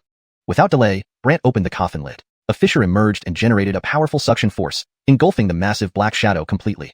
The Ibrahim was taken aback. He never expected the Dark King projection formed by his underworld incarnation spell to be crushed so easily by Brant. However, Brant's mystical soul watched and chuckled at the Ibrahim. "Now it's your turn, mystical soul projections." Upon hearing these words, the Ibrahim hastily withdrew the mystical soul projections and attempted to escape Brant's domain. But realizing that his mystical soul couldn't leave Brant's domain of mystical souls, he was shocked. "Impossible. You're just the mystical soul of someone at the Foundation establishment stage. How can you have such a powerful domain?" "That's not your concern." Then, countless shackles entwined around him, infuriating the Ibrahim. "Damn it. I'll make you understand the horror of the Ibrahim." The Ibrahim's entire mystical soul became shrouded in black smoke and transformed into a huge black silhouette, somewhat resembling the earlier Dark King projection. Only this time, the King of Hell's eyes were bloodshot red, and one could hear the authoritative voice of the Ibrahim, "Suppress." The Dark King projection created by the Ibrahim placed a hand over the spirit-subduing coffin, making it fall from the sky and crash to the ground as though something was suppressing it. Brant was startled. The spirit-subduing coffin was suppressed? The Dark King projection, transformed from the Ibrahim, laughed heartily. "Howard, my strongest technique is the Underworld Incarnation spell." Underworld Incarnation spell? "Yes, without relying on mystical soul projections, through my mystical soul alone, I can form the incarnation of the Dark King. And do you know who the King of Hell is?" The Ibrahim got more excited as he spoke. "The King of Hell?" "Yes, according to legend, he is a terrifying strong figure, claimed to be one of the 12 divine kings." The Ibrahim found it hard to conceal his excitement. "One of the 12 divine kings?" Brant didn't quite understand all this, but now he stared at the Ibrahim and said, "I don't care about any incarnations. Today, I'll show you my power." "Ridiculous. Is this your best move?" The Ibrahim was disdainful, not taking Brant seriously at all. Brant had a thought, and the lid of the spirit-subduing coffin opened wider. An enormous suction force instantaneously tried to swallow anyone within the domain. Immediately feeling his entire incarnation start to dissipate, the Ibrahim became furious. "Curse it. What kind of magical artifact is this? One that can subdue you?" Brant watched and laughed at the Ibrahim, who raged, "Howard, you wait for it." At that very moment, the Dark King incarnation suddenly caught ablaze in white fire. Chapter 248. Sowing destruction reaps its own reward, only to be consumed in the end. After the Houston burned, its entire spirit soul dissipated, and Brant had no choice but to retract the spirit soul field. He then continued to sit cross-legged over the power of the mineral veins that were being consumed. The Houston's spirit soul fled back into the stone statue within the mining area. Fuming with anger, it exclaimed, "Damn it." The one-armed old Gwillem sensed the Houston's weakening state and laughed. "What, are you out of options?" "Don't gloat," the Houston retorted furiously. The one-armed old Gwillem, sensing its frustration, was elated. "It seems that kid really got the better of you."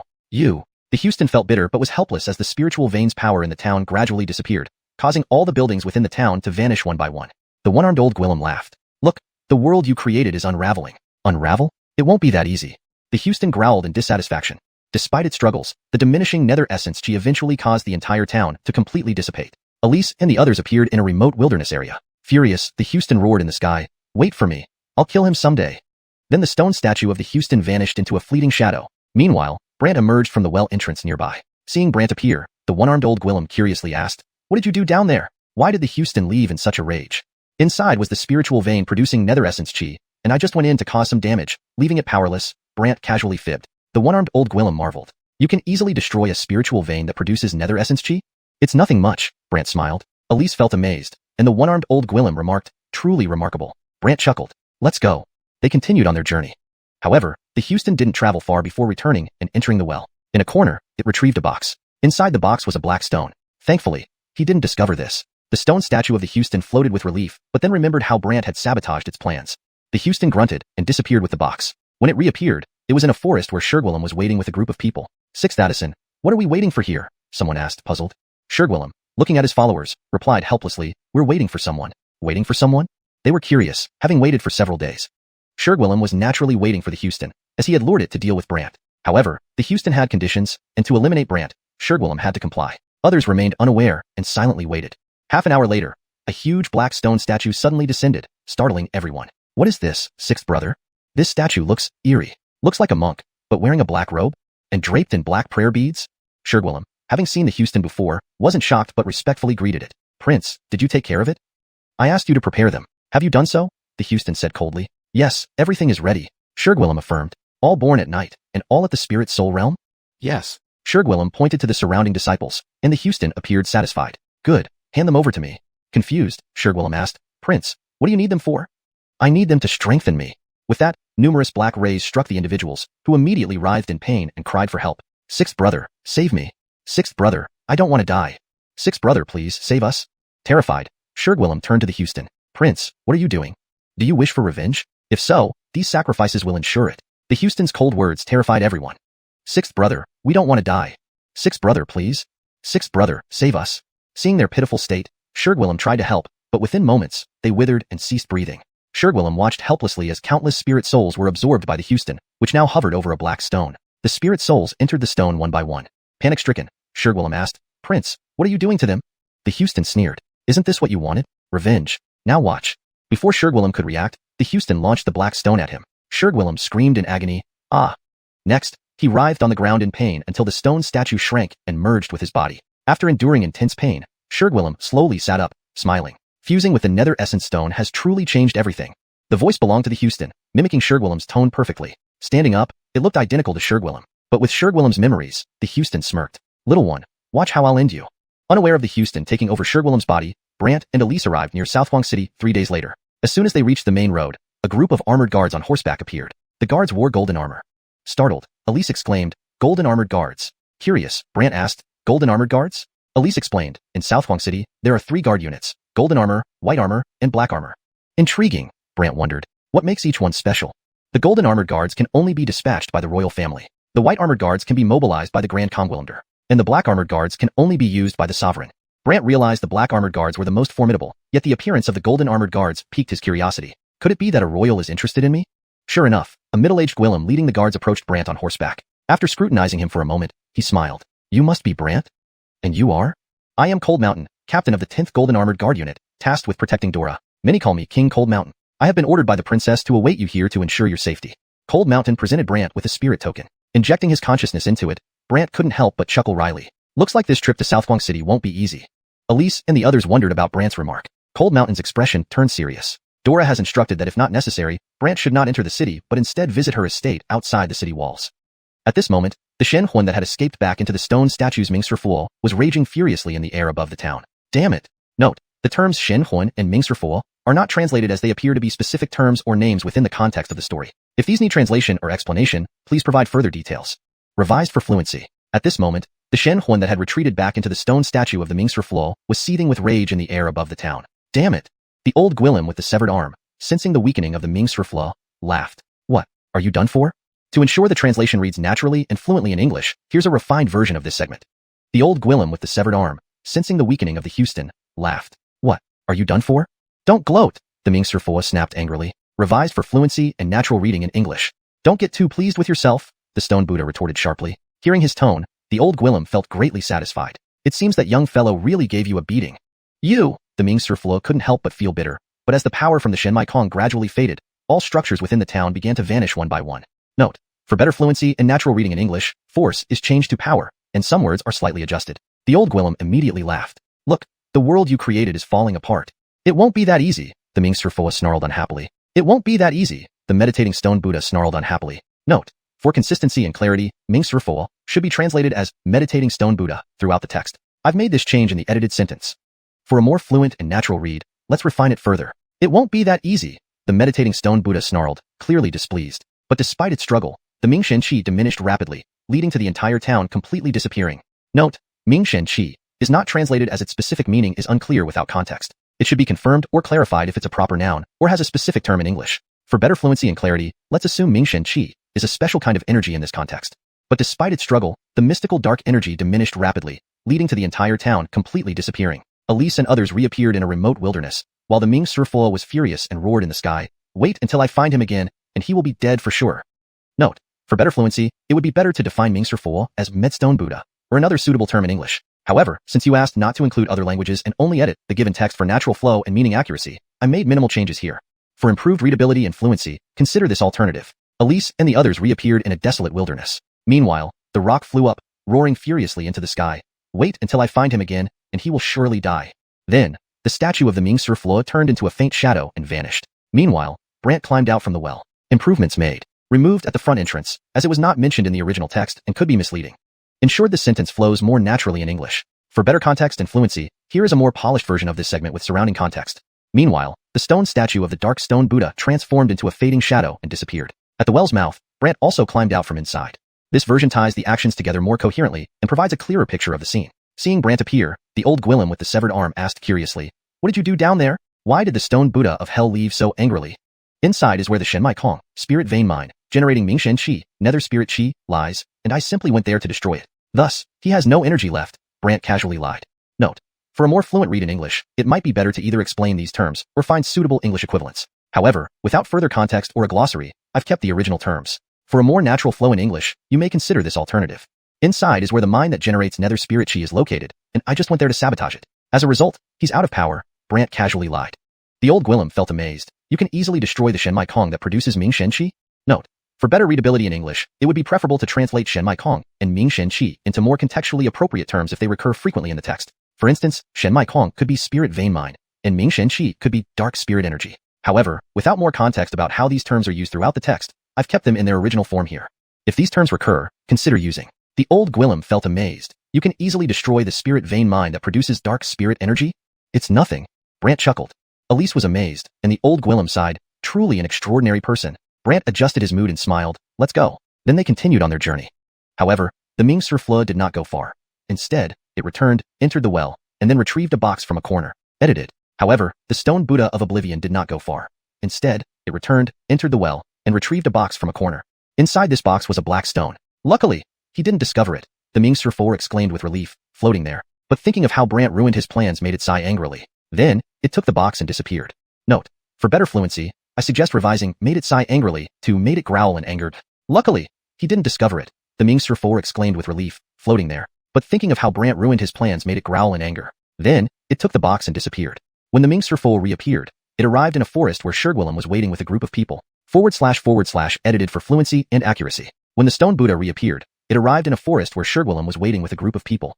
Prince 6, what are we waiting for? Someone asked in confusion, and Shurgwillem looked at them helplessly. We're waiting for someone. Waiting for someone? Everyone wondered whom they were waiting for, given they had been here for days.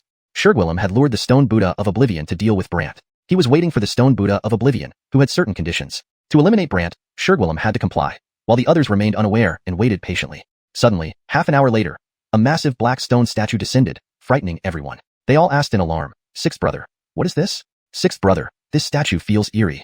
It looks like a monk, yet wearing a black robe, and adorned with black prayer beads? Since Shurgwillem had met the Ming Surfleur before, he was not shocked but greeted respectfully. Prince, how did it go? Did you prepare as I instructed? The Ming Stone Buddha coldly asked. Correction. Did you prepare as I instructed? The Ming Stone Buddha coldly asked. For consistency and clarity, it should be. Did you prepare as I instructed? The Stone Buddha of Darkshen Qi asked. But since Darkshen Qi might not be contextually accurate throughout, sticking to, did you prepare as I instructed? The Stone Buddha coldly asked. Is likely better unless there's a specific term established earlier for this character. Shurgwillem replied affirmatively. Everything is ready. All born at night, and all in the Xuanhuan realm? Note: the term Xuanhuan Jing is translated as Xuanhuan realm to maintain consistency in terminology. If Xuanhuan realm has been previously defined or introduced in the story, it should be used consistently throughout the translation. Otherwise, a more appropriate translation based on context might be necessary, such as spiritual soul realm, or another fitting term. Yes. Shurgwillem pointed to the surrounding disciples, and the Ming Surfleur seemed quite satisfied. Good. Hand them over to me first. Shurgwillem questioned, Prince, what do you need them for? I need their strength to make me stronger. The Ming Surfleur immediately shot countless beams of black light into their bodies. To improve fluency and accuracy, the sentence should be, I need their strength to make me stronger. Immediately, the stone Buddha of Oblivion shot countless beams of black light into their bodies. Note: for consistency, Ming Surfleur should be translated as Stone Buddha of Oblivion, or another consistent term throughout the text. These people writhed in agony, crying out, Sixth brother, save us. Sixth brother, I don't want to die. Sixth brother, save us now. Terrified, Shurgwillem quickly glanced at the Ming Surfleur and asked, Prince, what are you doing? Note: Ming Surfleur should be translated to maintain consistency in terminology. However, since the previous context is not provided, I will leave it as is for now. If Ming Surfleur has been introduced earlier with an English name or title, it should be replaced accordingly. For better readability and fluency, let's assume Ming Surfleur is a character name or title that has been previously introduced and keep it as is. Terrified, Shurgwillem quickly glanced at the rock and asked, Prince, what are you doing? Do you want revenge? If you do, then sacrifice them. Everyone froze in terror. Sixth brother, we don't want to die. Sixth brother, please spare us. Sixth brother, save us. Shurgwillem, moved by their pitiful state, wanted to help but in the blink of an eye, their bodies shriveled, lifeless, with all sound ceasing. Then, numerous spirit souls were sucked towards the Mingxerfluo, while a black stone floated before it, with these spirit souls entering the stone one by one. For better readability and fluency in English, Mingxerfluo should be replaced with its English name or description if available. Without the context of previous text, I will leave it as is. If you have a specific term for Mingxerfluo in English, please provide it for consistency. Here's the adjusted sentence. Then, numerous spirit souls were sucked towards the Ming stone Buddha, while a black stone floated before it, with these spirit souls entering the stone one by one. Xuanhun panicked. Prince, what are you going to do to them? The Mingxerfluo sneered. Didn't you want revenge? I'll help you. Note. For better fluency and natural reading in English, it's better to translate Mingxerfluo as Medstone Buddha, or find an appropriate name based on previous context. Here, I've kept it as Mingxerfluo to maintain consistency with your provided text. If you have a specific name for this character in English, please let me know. To improve the sentence further and make it read more naturally, the Medstone Buddha sneered. Didn't you want revenge? I'll help you. This conveys the meaning more clearly and reads more naturally in English. Before Xuanhun could react, the Mingxerfluo launched the black stone at him, causing Xuanhun to let out an agonized scream. Moments later, Xuanhun rolled on the ground, his face contorting in agony until the stone statue of the dark crystal Buddha suddenly shrank and merged into his body. After enduring immense pain, Xuanhun slowly sat up and laughed. The dark mystic stone indeed makes a difference after merging with my body. Note, I replaced Mingxenser with dark mystic stone to maintain consistency in terminology and ensure it reads naturally in English. This voice belonged to the Mingxerfluo who, mimicking Xuanhun perfectly, rose up without any distinction. Edit. This voice belonged to the dark stone Buddha, who mimicked Xuanhun perfectly and rose up indistinguishably. But knowing about Brant through Xuanhun's memories, the Dempsey sneered, Little pest, just watch how I take you down. Unaware that Xuanhun had been possessed by the Dempsey, Brant and Elise arrived at the outskirts of South Wilderness City 3 days later. Just as they approached the main road, a group of mounted guards appeared. These guards wore golden armor. Elise exclaimed in surprise, Golden armor guards. What are golden armor guards? Brant asked curiously. Elise explained, in South Wild City, there are 3 guard squads, gold, white, and black armor. Curious, Brant inquired, what makes them special? The golden armor guards can only be dispatched by royalty. White armor is conguilimded by a high-ranking general, and the black armor is used exclusively by the ruler. Realizing the black armor sounded most intimidating, Brant wondered why the golden appeared. Could someone in the royal family be interested in me? Sure enough, a middle-aged Gwillem leading the group rode over and stopped in front of Brant, smiling. You are Brant? Who are you? I am part of the 10th squad of golden armor guards, specifically assigned to protect Dora. You can call me Gwillem Derlingshan, and I'm here by the princess's order, awaiting you to ensure your safety. Surprised, Brant received a jade token, inspecting it and couldn't help but laugh bitterly. Looks like this trip to South Wild City won't be easy. Elise and the others were puzzled by his words. Gwillem Derlingshan then grew serious. Dora requested that unless necessary, Mr. Chin should refrain from entering the city but can visit her villa outside. Please let me know if you have any further requirements, or if you'd like to continue translating more parts of the novel. Chapter 249. Indeed, enemies always meet on narrow roads. To meet here, not going into the city? How would he reach the Imperial Dynasty Treasure Pavilion and find the Xianxia of the Dougie family? Thus, Brant shook his head with a smile. I must go into the city. Jerson grew serious. But Bet, don't worry, I'll explain it to her. As for you all, return as well. Brant didn't want to draw too much attention. Jerson shook his head. The princess said that if you don't want to go to the villa, then let me escort you into the city. Otherwise, there might be Gwillemy troubles along the way. Troubles? Brant feared no trouble. The armless old Gwillem seemed to sense something. There are more people around us. Elise didn't notice anything, but she knew the golden armored guards were here for a reason, so she looked curiously at Brant. Did Bet tell you something? Bet said that in Fanhuang City, there is a rumor about me having the immortality box and its secrets. Therefore, Gwillemy nobles now want to find me, hoping to locate me as soon as possible, Brant explained. Elise immediately worried upon hearing this. If that's the case, then it will be troublesome. After all, among the nobility, there are Gwillemy royal family members who are not easy to deal with. Members of the royal family? Yes. Several princes keep numerous guests and have allied with Gwillemy forces. It can be said that offending any one faction in Fanhuang City could bring trouble, Elise warned Brant. What's so frightening about that? Elise, seeing Brant wasn't fully aware of the situation, said, struggles in the imperial court are far more terrifying than those outside. Oh, the imperial court? Yes. Brant had come here not to align himself with factions, so he wasn't bothered. Whoever dares to provoke me will also find themselves in trouble. But, they are from the royal family. Elise frowned. So what if they are from the royal family? Brant didn't fear at all. After all, he had come for the Xianxia, meaning he would eventually have to meet him. Seeing Brant's persistence, Elise was unsure of what to do. But the armless old Gwillem said, don't worry, as long as I'm here, the box is safe. Then, the armless old Gwillem's powerful voice spread out. Listen up everyone, I am William. If anyone wants the immortality box, then don't blame me for being unforgiving.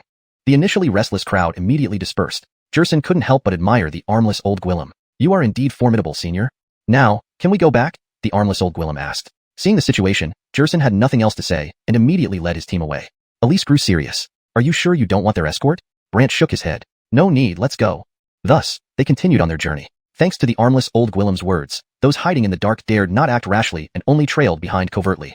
Half an hour later, Brant and company arrived at Fanhuang City. The walls of Fanhuang City were very high, stretching several stories tall. Sentry towers stood at regular intervals, and Guillaume patrolled the wall. When Brant and his group reached the city gate, the guards questioned them, asking about their purpose. Thinking they could easily enter, one guard shouted, "Wait." "Wait?" Confused, Elise asked, "Why do we need to wait?" "If I told you to wait, then you should. Stop asking so Guillaume questions," a guard rudely responded, and Elise glanced at Brant. "It seems someone wants to make things difficult for you." Brant wasn't a fool. He saw through the situation. Many already knew his identity, that he was Bet teacher. These guards didn't treat Brant seriously, and even looked down on him as if he were some country Casper. They mocked Brant and his group while chatting idly, until a carriage emerged from within the city gates. Though it appeared ordinary, the guards immediately showed respect. "Bram." "Bram?" Elise turned to Brant, growing serious. "It's the Marquis of the Southern Ho House." "Southern Ho House?" Brant didn't expect to see him here. The carriage stopped, and a middle-aged Guillaume's voice came from inside. "Is that Brant of the Qing clan?" The guards grinned, expecting drama. Brant didn't hide and instead smiled. "Yes, it's me. You were quite strong last time, standing against my black riders and making me a laughingstock among the marquises." Brant laughed, surprised by the comment. "Marquis, it can't be blamed on me. It was the work of the 10,000 Souls sect. If you feel embarrassed, take it up with them." Unexpectedly, Brant dared speak thus to the Bram, prompting a guard to rebuke, "Howard, do you know whom you're speaking to?" Brant ignored him, but the guard became even more arrogant. The Southern Ho House is one of the 4 pillars of the empire. Besides the Alban, they are the most prestigious. Pillars? Prestige? What did it have to do with Brant? The Bram interrupted from within the carriage. "Enough, stop shouting. I need to talk to him. Clear the way." The guards reluctantly complied. Inside the carriage, the Bram spoke to Brant. "Since you've come to Fanhuang City, why not visit my residence in the city?" "Your residence?" "That's right. My Southern Ho House has a residence here. Whenever I come, I stay for a while," the Bram explained. Brant smiled and declined. "I wouldn't wish to intrude." "Do you look down on me, or do you think I'll retaliate?" the Bram interrogated. Brant replied bitterly, "Even fools would know that inviting me like this surely has another motive."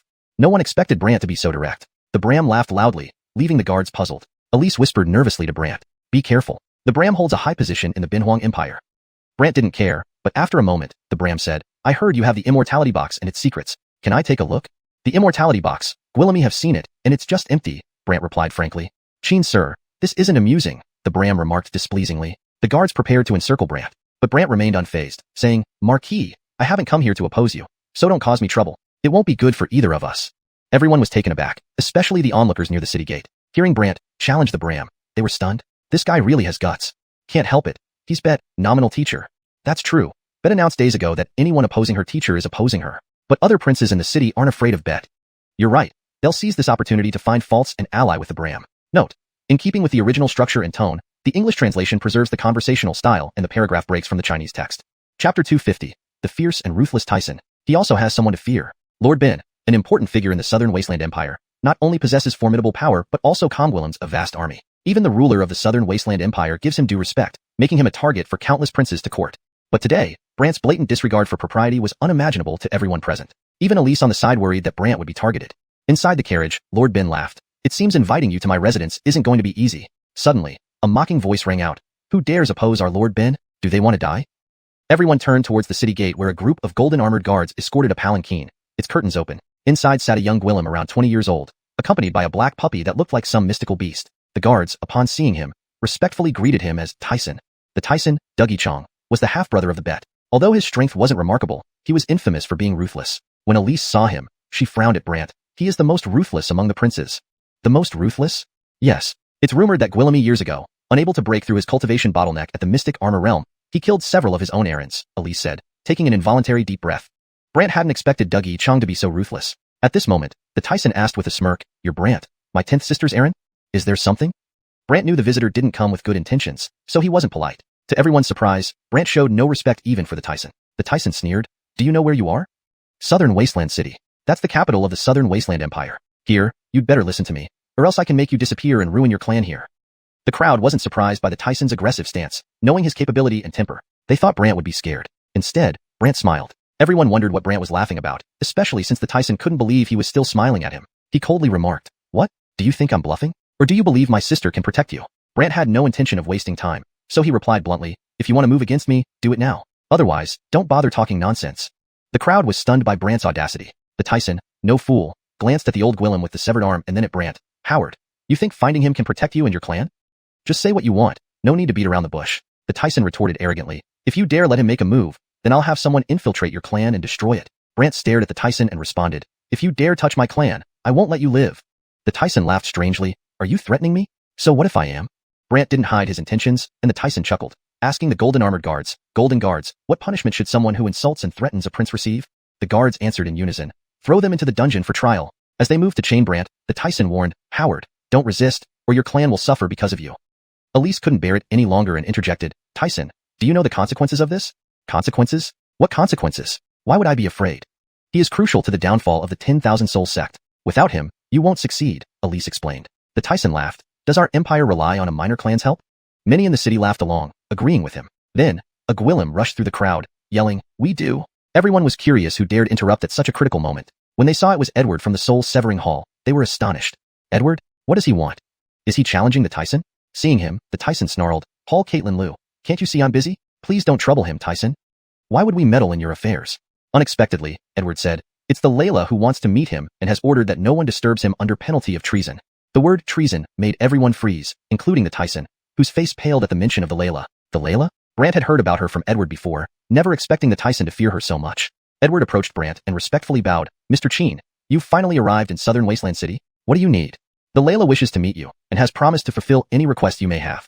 Thinking the Layla held significant power and intended to deal with the 10,000 Soul sect, Brant agreed, all right, let's go. With that, Edward led Brant and others into the city, leaving the Tyson seething with frustration, having wanted to get back at Lord Ben. From within the carriage, Lord Ben icily remarked, Tyson, can you please stop interfering with my matters? Interfering? Embarrassed, the Tyson apologized, sorry, I'll be more careful next time. After entering the city, the Tyson turned and left with a grim expression, ordering his men back to the palace. Shortly after, someone blocked his path, infuriating the Tyson further. Who's blocking my way? I am Arnie from the Soul Severing Hall. Hearing the name, the Tyson flared up again. Soul Severing Hall? Can they all just block my way now?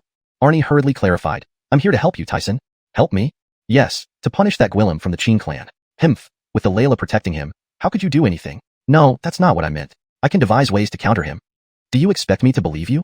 Despite his disbelief, the Tyson eyed Arnie warily. Arnie, grinning mischievously, suggested they discuss in the palanquin. Chapter 251. The Divine National Caitlin, with precognition? After Shergwillem boarded the 9th Prince's sedan chair, the curtain was drawn down. No one knew what happened inside. On the other side, Brant and his companions were escorted to the National Caitlin's Gwillimshan. The National Caitlin's Gwillimshan was vast. Apart from the mystic formations that formed protective barriers around it, there were also numerous white armored guards patrolling nearby to ensure its safety. This led Brant to mutter to himself, this National Caitlin's Gwillimshan is indeed extraordinary. Upon entering the Gwillimshan, they saw Gwillemy patrolling guards. When Brant and his group were taken to the back garden, Edward politely told Brant, Mr. Cheen, please wait here for a moment. Edward then left. Elise remarked, this National Caitlin's Gwillimshan is indeed one of the important protected areas of the Southern Wasteland Empire. This National Caitlin, what kind of person is she? Why does the Southern Wasteland Empire need so Gwillemy troops to guard her? Brant looked at the young Aaron of Tingshan Pavilion. Elise hesitated before replying, all we know is that she is a Wugwillem, but no one has seen her true appearance. Her true appearance has never been seen? Brant was surprised. Yes, she is very mysterious. She possesses precognition abilities, and it was she who caught the people of the 10,000 Soul sect. As a result, the Soul Severing Hall was established, which can be considered her creation. Brant asked curiously, precognition? Yes, she can predict Gwillemy things. So, even the Alban dares not provoke her. Elise explained about the enigmatic qualities of this Wugwillem. Brant didn't quite believe it. This sounds a bit eerie. Anyway, if you meet her, best to put away your temper and don't oppose her. Elise knew Brant's temperament and reminded him specially. However, Brant smiled, best she doesn't provoke me. Otherwise, I'm not someone to be messed with when my temper flares up. Elise fell speechless, while the old Gwillem with the broken arm laughed. I think she's just putting on a show. Senior, she is really powerful. Elise knew the old Gwillem wasn't ordinary, so she could only patiently persuade him. The old Gwillem was dismissive. Suddenly, a Wugwillem's voice chuckled from around them. It seems Senior Abdullah is quite skeptical of my abilities. Everyone looked around curiously. The old Gwillem urged, come out. Don't rush. After I chat with Mr. Cheen, I will naturally meet everyone, the Wugwillem said with a smile. Then Edward appeared. Edward looked at Brant and said, Mr. Cheen, the National Caitlin wants to see you alone. Alone? The old Gwillem hesitated. Don't go, kid. What if? Brant gave a confident smile. Don't worry. Following Edward, Elise worried aloud. I wonder if he'll clash with this National Caitlin. So what if he clashes? The old Gwillem dismissed it casually, but Elise retorted, now you're not by his side. What if something happens? Can you immediately save him? This question made the old Gwillem hesitate, so he decided, I'll go check. But a strange barrier suddenly appeared around them. The old Gwillem tried attacking but couldn't break through. Elise was alarmed. A mystic formation is set up here. The old Gwillem tested again but found it like airtight walls, causing some worry. The hidden National Caitlin reassured, calm down. I just don't want you wandering off. Please stay here until I finish talking with Mr. Cheen. Then she seemed to disappear completely. Everyone was astonished, finding it hard to believe. Meanwhile, after being led by Edward to an outer pavilion, he told Brant, go in. The National Caitlin is waiting inside. Brant entered without hesitation. The first floor was pitch black. He proceeded to the second floor. On the second floor, Everything was shrouded in white mist. Within the mist was a figure sitting cross-legged, facing away from Brant. She chuckled. Mr. Qin, indeed impressive. You are the National Caitlin? Brant asked curiously. Yes, I am Denise, the National Caitlin of the Southern Wasteland Empire. Denise? Brant examined her curiously. Denise laughed. What? Do you think I use a fake name? Not really. But you look very curious, she smiled, asking. They say you have precognition, Brant replied. Well, kind of, not really, she answered ambiguously. Brant was puzzled. Oh, is or isn't it binary? Mr. Qin, precognition is just an approximation. Whether it happens or changes is unpredictable. Is that so? For example, I predicted you would come to my Gwilimshan, and you did. I also foresaw you'd seek something from me, yet you could leave at any time, wouldn't you? Brant thought, feeling both events were interconnected yet unpredictable. You guessed. In a way, but didn't I guess right? She laughed. Brant understood, calling it precognition might as well be guessing. And guessing isn't always accurate, right? More or less. What do you think I need help with? Brant probed her further. If I'm not mistaken, you wish to enter the Imperial Treasure Vault, she pondered and replied. Brant frowned. Only he knew about his plan for the vault. How could she have foreseen it? Seeing Brant's expression, Denise chuckled. Looks like I'm spot on. Is that guess too? Yes, Denise affirmed. How did you guess? Demon Abdullah was once the top figure in the Southern Wasteland. You came here with the Eternal Box, relying on him, knowing no one would dare rob you, she explained. But how does that relate to the treasure vault? Brant was still confused. Denise smiled. As far as I know, the 10,000 Soul sect is your main concern. You came to the city mainly to find their leader. You knew that too? Brant felt amazed. Denise saw Brant lost in thought and laughed. Enough joking. Let me explain why I know. Please do, Brant showed anticipation. Chapter 252. This female Imperial teacher is too terrifying. Denise sat cross-legged and chuckled. You know the Moon's Shadow Soul skill, and I also have something similar. Brant was startled and hastily prepared to leave the pavilion, fearing his secrets might be fully exposed. But as Brant took a step back, Denise gave a bitter laugh. I didn't think, Caitlin Qin, you would also be afraid? Can one not be afraid? Brant smiled helplessly. Rest assured, my ability isn't as powerful as your Moon Shadow Soul skill. Oh, then what is it? A form of divination mysticism. This mysticism can only predict the future and cannot reveal the past. So, your secrets, your history, I do not know. I only know what you might do. Brant finally heaved a sigh of relief. Then this mysticism of yours is indeed astonishing. Somewhat, observing the stars, discerning fate, she explained. Brant, intrigued, asked, stars? Yes. Brant felt it was too esoteric and became somewhat doubtful, but Denise laughed, asking, tell me, why did you go to the treasure pavilion? You already knew I would go to the treasure pavilion. Surely you can divine why? Brant asked curiously. She smiled helplessly. I said it's just an approximation. If I could divine why you went, I could also predict when and what the 10,000 Soul sect will do, instead of always being one step behind them. That makes sense. So, are you willing to tell me? I want to find Jace. Brant's words shocked Denise. You seek him? Yes. Why? Denise was quite puzzled and very curious about what had happened. But Brant wasn't willing to elaborate, only smiling. That, I'm not willing to disclose.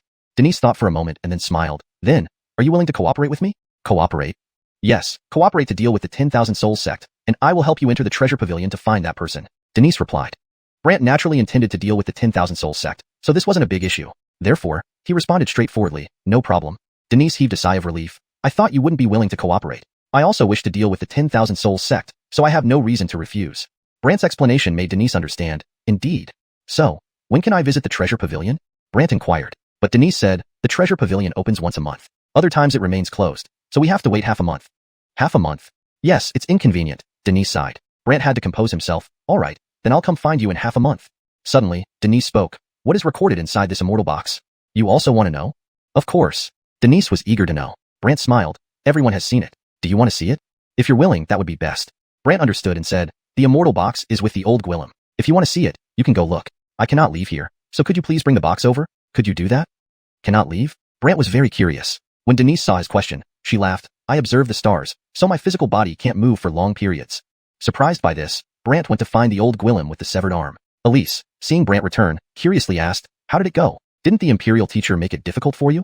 Brant shook his head, and then asked the old Gwilim for the immortal box before heading to the pavilion. Elise was curious. He's actually willing to share the immortal box with the Imperial teacher? The old Gwilim was a little surprised too. Soon, Brant arrived at the pavilion, holding the immortal box and said with a smile, the box is with me. Shall I bring it over? No need, stay there. Next, Brant saw a white mist emerge from Denise's body, forming a Hugwilim shape, and then placing a hand on the box. Looking at the white mist, Brant mused inwardly. What is this? A mystical soul shadow? Or a mystical soul?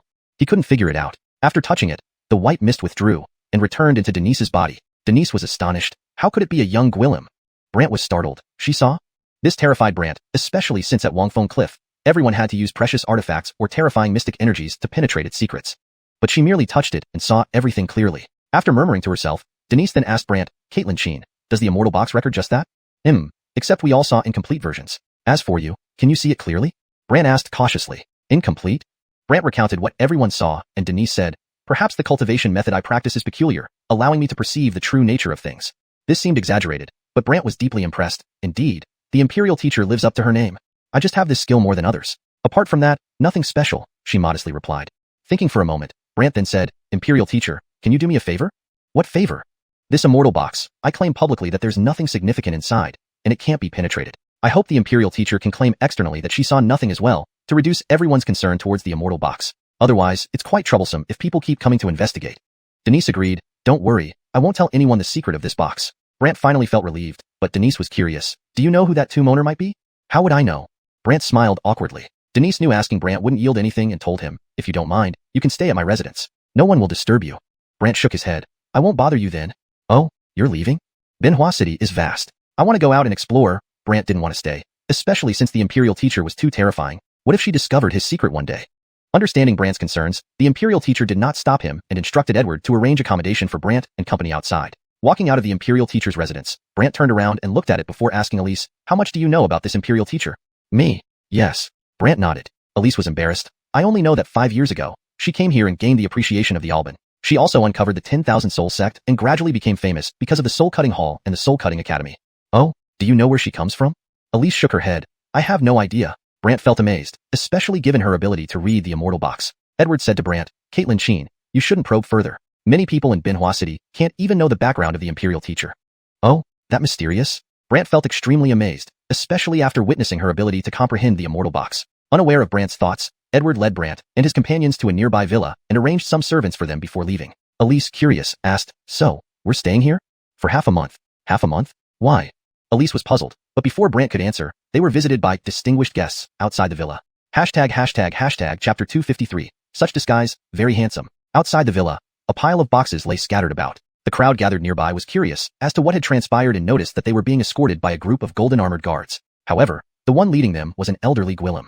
Look, isn't that the head steward of Elon, old Flynn? Yes, it's him. Early on, half his face was bitten by a mystic beast, and it remains distorted. A bit frightening. Scary it may be, but it's said he is no ordinary person. When Brant and his group came out, everyone's attention was drawn to this steward. Elise immediately recognized him. Head steward of Elon, Mr. Gu? Mr. Gu? Brant didn't know who it was, but this Mr. Gu was very courteous and quickly introduced himself. I am the head steward of Elon, Matt, also known as Mr. Gu. This time, I have come on Elon's orders to present gifts to Addison Sheen. Gifts? Brant did not think it was simply about giving gifts. Sure enough, Matt politely continued, Elon wishes to invite Addison Sheen for a chat, but if Addison Sheen does not wish to, Elon will not force the matter. Consider it just a gift to make acquaintance. Such an invitation wasn't something Brant wanted to handle too often. Otherwise, every family inviting him would give him a headache. So, Brant declined and even asked Matt to take the items back. The onlookers were surprised by how straightforwardly Brant refused, while Matt felt helpless but obediently instructed his people to carry the items away. However, Matt took out a letter. Addison Sheen, this is from Elon. He says you might find it useful. Useful? Yes. Matt handed the letter to Brant, and then left with his men. Elise was puzzled. What could be in this letter? Brant didn't know either, and opened the letter to read its contents before asking, what does Elon do in Southern Wasteland City? In Southern Wasteland City, there is an institution called Binhua Pavilion which specializes in gathering information for the Southern Wasteland Dynasty. Similar to Tingxian Pavilion, but they mainly collect information on individuals who might pose a threat to the Southern Wasteland Dynasty. And what does Elon have to do with Binhua Pavilion? A few years ago, the national leader appointed him as the Pavilion Aaron, so he oversees a lot of important information within the dynasty. After understanding this, Brant remarked, then perhaps, the information he gave me is genuine. What happened? Elise asked curiously. He said there are several places in Southern Wasteland City where members of the 10,000 Souls sect frequently appear, Brant replied. Elise was suspicious. This kind of information should be given to the Soul Severing Hall. Why did he tell you? Maybe because he knows I'm dealing with the 10,000 Soul sect, so he wants to win my favor, Brant speculated. So Elon is quite sincere, Elise commented. Brant smiled and looked at the old Gwillem with the broken arm. You stay here and watch over them. Ensure their safety in the longevity box. And you? The old Gwillem worriedly watched Brant go out alone. After all, this was Southern Wasteland City, full of dangers, where death could come at any moment. Elise was also worried, going out alone like this you'll die. I'm not afraid of the Avram, or the heavenly Inbone King, who besides an immortal Taoist could kill me, Brant retorted. This reassured everyone. However, Elise still wanted to follow, so she accompanied Brant when he left. I told you, Miss Lin, do you enjoy following so much? Brant sighed at Elise's insistence. I said, your affairs interest me, so wherever you go, I'll follow. Elise declared straightforwardly. Brant smiled at her. Fine, since you know so much, bringing you along is like having a living library. You. Elise was speechless at this remark. But when Brant appeared again, they were outside a famous brothel, causing Elise to frown. A brothel? Seeing Elise's discomfort, Brant smiled. This place is meant for men. Are you sure you want to come in with me? Elise coughed. A little makeup, a disguise. No problem. A little makeup? Before Brant could react, Elise had disappeared into a side alley and reappeared moments later as a handsome young Gwillem. Her skin now smooth and flawless. Brant was amazed. If you dress up like this, you'd definitely be a great beauty. I don't rely on looks to earn respect. Elise shot back, leaving Brant amused. True. After all, you're a living library. Me. Elise's face turned slightly red with anger, a reaction Brant found oddly amusing compared to her usual impassive demeanor. Not only that, as soon as Brant entered the well-known brothel, he announced to the girls at the entrance, "Ladies, my brother here likes Gwillemy women and has plenty of money." Hearing this, countless women rushed over, alarming Elise, who shouted, "Who dares touch me?" Golden light flashed around her, scaring the women off. Some muttered, "What's with the temper?" "Okay, we won't touch you. Such a handsome Gwillem with such a bad temper." Elise glared at Brant. "All because of you." Brant coughed. "You said, wouldn't those 10,000 souls sect people recognize you coming in like this?" "I won't be recognized, but you? Not so easy." Sure enough, once inside, several people approached them. "Isn't that Addison Sheen?" "Addison Sheen, are you here too?" "Addison Sheen, did you bring the longevity box with you?" Aware everyone was thinking about the longevity box, Brant sighed. "The longevity box isn't with me. It's with Demon Abdullah." Upon hearing this, everyone deflated and went about their own business. Elise wondered, so obvious, yet you still came here? Brant hadn't realized how famous he was but shrugged. Elon mentioned a person in his message. Someone important in the 10,000 Souls sect who doesn't know she's been exposed. We just need to find her. "Awoke Gwillem?" "Yep. Who is she?" Elise asked, curious. Brant smiled. "You'll know soon enough." "Soon enough?" Elise was puzzled by Brant's meaning. Brant then turned to the nearby girls and asked, "Ladies, where's your Aline?" One of the girls smiled. "Addison Sheen. Looking for our Aline? I've heard she's a notable figure. I'd like to meet her." Brant smiled modestly. The surrounding men laughed, leaving Brant confused while Elise wondered why he wanted to see the Aline. Chapter 254. Resorting to force after polite requests? At that moment, Awoke Gwillem laughed and said, "Addison Sheen, our madam hasn't taken guests for a year. So, you might want to choose another." "Haven't seen guests for a year?" Brant asked in return. The other side smiled. "She doesn't take guests." "Then I'm seeing her now, not taking her." Brant was almost confused by this logic, which made the women laugh again. The surrounding gentlemen teased, "The Aline does not see just any guest." "That's right, it's always the Aline who seeks out someone, not the other way around." "That's true." Brant smiled. "It seems like meeting this Aline requires some effort." Beside him, Elise whispered, "Could it be you suspect their Aline is?" According to Elon's letter, it is so. But judging from the situation, meeting this person won't be easy. Brant replied with a bitter smile. Elise frowned. Either they are deliberately obstructing you, or these high-class places have special regulations. Only specific individuals can meet the Aline. Oh, special regulations? Seems like Miss Lin is quite familiar here. Brant eyed her curiously, while Elise coughed. "No, I'm just guessing." "Speak up. Do you have any useful information about this brothel's Aline?" "I'll have someone investigate. You wait here." Elise left the flower house after saying this. Brant found a spot to sit down, ordering some snacks casually. Not long after Elise left, someone approached Brant and whispered, "Addison Sheen, our young Aaron awaits you in a private room on the second floor." "Your young Aaron?" Brant was curious. "You'll know once you go," the person answered. Brant pondered and decided to go and check who it was since he had nothing better to do. Soon enough, Brant was led to a private room on the second floor where a banquet was already prepared. A Gwillem in his 30s sat nearby, dressed in an elegant purple robe, being massaged by a servant girl and fanned by another. Just as Brant was wondering who it was, he saw Matt, today's messenger, standing nearby. In this light, Brant smiled. Elon. This Gwillem was indeed Elon, Brenton. Brant had to admit, inviting him this way was clever. But it also irked him a bit. Brenton immediately stood up smiling. "Addison Sheen, I knew you'd come. I've been waiting." "Is that letter fake?" Brant asked curiously. Brenton promptly shook his head and smiled. "Rest assured, everything written is true." "I find that hard to believe." Brant hesitated, but Brenton chuckled. "I'll have the Aline brought over shortly, but you will handle the verification." Brenton then asked Matt to summon the Aline and ordered all serving ladies to leave, leaving only Brant and himself in the room. Seated at the wine table, Brenton gestured to Brant with a smile. "Why don't you come over?" "Come over?" "Yes, let's wait for the Aline together, otherwise, you'll look dazed when she arrives." Brenton laughed easily. Brant felt slightly coerced. "I think I'll find the Aline myself." "The Aline doesn't see everyone. Consider carefully. Once you leave, it will be hard to see her again." Brenton thought he had Brant cornered. However, Brant laughed. "Actually, I just came to try my luck. If I can't meet her, it won't affect me." Deciding to leave, Brant headed towards the door, only to be confronted by a disheveled swords Gwillem floating a golden sword before him, coldly standing there. Brant laughed. "So, you're planning to force it?" Sipping his wine, Brenton spoke. "Addison Sheen, I've shown you respect and even intend to give you items related to the Xuanhun sect. Is this how you treat a friend?" "Friend? When did I ever treat you as one?" Brant retorted, making Brenton smile. "I've heard you possess a powerful mystic soul domain, enabling you to defeat Alpha."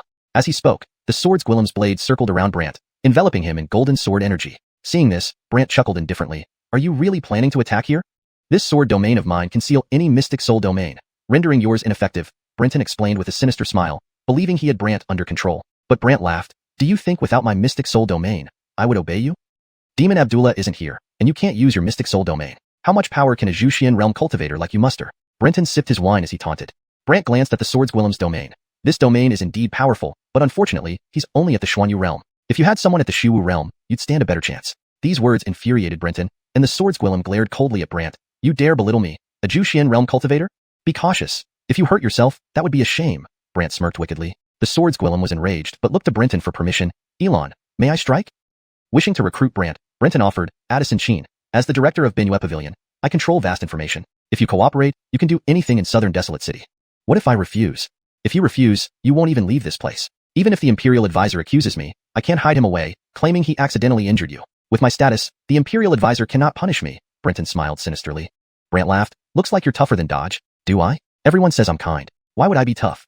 Brenton smiled ambiguously, but to Brant, Dodge openly displayed toughness, while Brenton could disguise himself and wield tactics effectively. Nonetheless, Brant nonchalantly said, no matter if you appear kind or hide cruelty, best not provoke me. Otherwise, it will be you who suffers. Brenton laughed heartily, while the Swords Gwilem, unable to hold back, begged, Elon, let me act. Losing patience with Brant, Brenton finally said after laughing, fine, injure and disable him, but don't kill him. He's still my 10th sister's esteemed teacher. I must keep him alive for negotiations. Elated with permission, the Swords Gwilem was ready to pounce.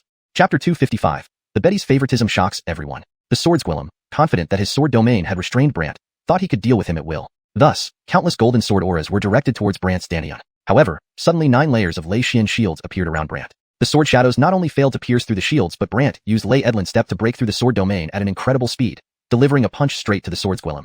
Boom, bang, bang, bang. The Swords Gwilem was sent flying and crashed down from the second floor, smashing numerous tables and chairs on the way. Everyone downstairs was shocked and looked up in curiosity. When they saw Brant on the second floor, everyone was dumbfounded. He hurt someone here? Doesn't he value his life? Fighting is prohibited in the city. In a private room, the cup in Kai's hand trembled slightly. 9 layers of Lei Xian force? 9 layers meant 9 layers of Xian source walls. Thinking it might be an illusion, the Kai observed as Brant retracted his power. Then, numerous golden armored guards entered the flower house. Everyone was alarmed by this sight. Golden armored guards. Is it one of the princes? At this moment, the golden armored guards surrounded Brant, while the Kai stepped out of his private room, clapping and laughing. Mr. Qin, you certainly have guts to cause trouble in my imperial city. He was trying to pin the blame on Brant? Brant, undaunted, smiled instead. Seeing the Kai, everyone gasped in surprise. It's the Kai, one of the favorite princes of the Riker. Is Brant going against the Kai? No doubt about it. How dare he defy the Kai? Just then, a Wugwilem walked down the corridor, elegantly dressed, exuding charm despite her age. She looked only in her 20s. This was none other than Ada, the Aline of this flower house. As she coldly glanced at Brant, this gentle Gwilem, are you Mr. Qin? Are you the Aline? Brant asked directly. Ada nodded, yes, I am. But the Kai interrupted, you two can chat later, alright? Using her soul energy, Ada whispered telepathically to Brant, be cautious, the Kai is treacherous. He only wants to use your hands to deal with me. Brant's eyes narrowed, sensing there might be a secret. Ada, regaining composure, faced the Kai. Prince, you seem to have forgotten our agreement. Oh, an agreement? What agreement? The Kai chuckled. The last betting match, you lost to me, promising not to bother me within a year. It hasn't been 6 months. Ada replied icily. The Kai laughed. Madam, you misunderstand. I didn't come to trouble you. It was this Mr. Qin who injured my people here. Oh, that's your business. Why involve me? Ada asked without giving any face to the Kai. Brant became curious about who Ada really was, daring to confront the Kai so boldly. The Kai, visibly unhappy, turned to Brant and smiled. Mr. Qin, you wanted to see the Aline. Now you've met her, don't you have something to say? If it weren't for Ada's earlier words, Brant might have inquired about her identity. Now, he felt the Kai was even more sinister. Smiling, Brant replied, Prince, it seems our matter is still unresolved. At this point, the Swords Gwilem, enraged, wiped blood from the corner of his mouth, shouting, I'll kill you. Waste of space. Shut up, the Kai scolded. Frustrated yet helpless, the Swords Gwilem could only watch in anger. The Kai smiled at Brant. Mr. Qin, let's settle this first. Get on with it, don't waste my time, Brant retorted. Infuriated but maintaining his composure, the Kai said, by the rules of Fanhuang City, anyone causing trouble must be arrested first. If there's resistance, lethal force is authorized. Everyone realized the Kai intended to take action against Brant, shocking even Ada. Brant, however, remained calm. Oh, trouble? If the Kai causes trouble, should he arrest himself? Everyone was taken aback by Brant's boldness. The Kai smirked. I make a move? Is there a witness? This is easy. Brant grinned, turning to the Swords Gwilem. Let's hear what he has to say. The Swords Gwilem, unwilling to help Brant, snarled. You started it. Amused, Brant immediately used Moon Shadow Soul technique, but the Swords Gwilem quickly dodged. The Kai sneered. So you tried once and now again? With that, the golden armored guards surrounded Brant, preparing to subdue him. Brant warned, best not provoke me. None expected Brant to threaten the guards, while the Kai cleared his throat. Take him down. Just as the guards were about to act, another batch of golden armored guards arrived, led by the Bet, Kelsey. Knowing Brant was Kelsey's errand, everyone anticipated an interesting scene unfolding. Indeed, Kelsey respectfully greeted Brant upon seeing him. Disciple Kelsey pays respects to Caitlin. Bow before everyone like this? All were stunned, previously thinking the bet calling Brant her Aaron might be casual gossip. Now, they were left speechless. The Kai laughed. Little sister, you truly bring shame to our Dougie family. Is that so? Kelsey responded fearlessly. Just a cultivation realm cultivator from a minor family. You call him your Aaron? Isn't that embarrassing? My skills pale in comparison to my Aaron, Kelsey admitted frankly. Everyone gasped. So powerful? Nonsense. Defeating Fabian isn't easy. That's true. But he only beat Fabian using his soul energy field. Not wrong.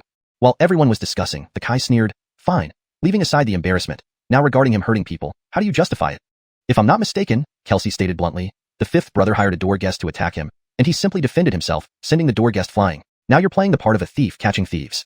Playing the part of a thief catching thieves? The Kai naturally denied it, scoffing, little sister, whether it's a case of that or not, we must arrest them all for causing trouble and send them to prison for thorough questioning.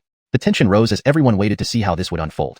Chapter 256, her other true identity. Millie laughed immediately. Arrest everyone? Kai, if that's the case, should we arrest everyone you think is suspicious? Just as the Kai was about to respond, Edward appeared and said to the Kai, Kai, the national sorcerer says if you have any issues, you can take them up with her. Don't make things difficult for Mr. Chin. Otherwise, she will discuss matters with the Riker. The smile on the Kai's face gradually faded. Very well, very well. No one expected the national sorcerer to support Brant. The Kai felt aggrieved but had no choice but to suppress his anger and forced a laugh. Brant, we shall meet again. With that, the Kai turned around, his smile vanishing, and coldly ordered, let's go. The golden armored guards immediately followed, leaving with the Kai.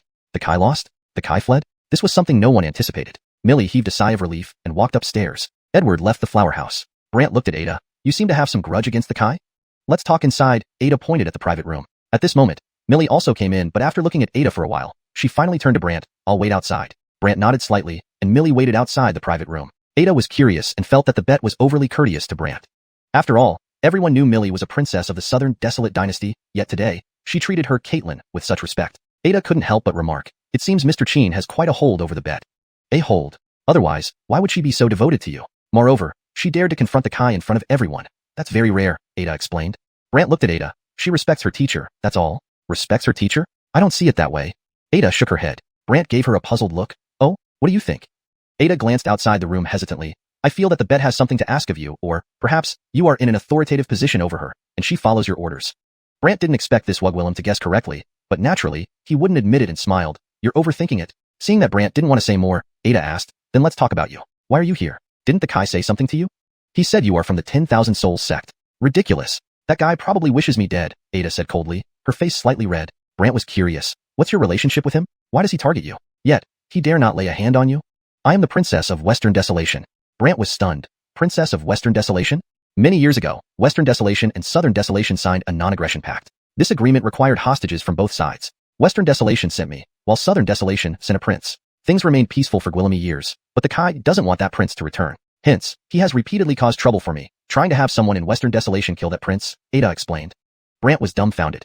He never expected the Aline before him to be a princess. Ada saw his surprised expression and asked, how come? Don't believe it? Yes, a little, Brant replied. Ada calmly said, back then, I brought a group of maidservants who founded this brothel. However, they only sold their arts, not themselves. I became the nominal Aline. You seem to have lost hope, Brant observed, unable to detect any light in her. Ada retorted, if you were here as a hostage for 10 years, unsure when it would end, tell me, would you be okay? That's true. Brant didn't want to judge and nodded. Ada looked at Brant and asked, by the way, it's rumored you obtained the elixir box. Do you know what's inside? Brant shook his head. Nothing, just blankness. Ada understood and said, you've thoroughly offended the Kai now. In the future, try to avoid him. Don't argue with him, because the bet and the national sorcerer might not always arrive in time. Brant smiled. Do you think I'm inferior to him? That he could kill me? I know you defeated Fabian and that you're powerful, but the Kai has Gwillemy extraordinary subordinates. Some might not seem formidable, but their methods are ruthless. Once targeted, you might not even know how you die. Ada warned him especially. Do you know him so well? Thinking about this, Ada was somewhat displeased. If there's anything most infuriating here, it's not being able to deal with this Kai personally. What did he do to make you so angry?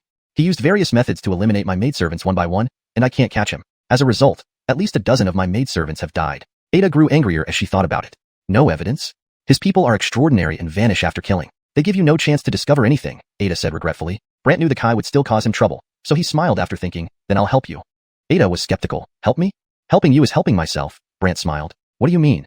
You said the Kai is treacherous. Sooner or later, he will cause me trouble. Better to strike first and create chaos for him. Ada sighed. He's the Kai, a potential heir, with a high status and numerous resources. You cannot match him. Brant laughed. Sorry, I don't like competition, but if someone targets me, I will disc will until them first. Ada thought Brant was joking and didn't take it seriously. Brant asked, are your deceased maidservants still around? Ada was saddened. They accompanied me to a foreign land but died here. How could I abandon them? So, they're still here? Yes, I preserve their spirit cores using special means to ensure they don't disintegrate. Once back in Western Desolation, I will find ways to reconstruct their bodies.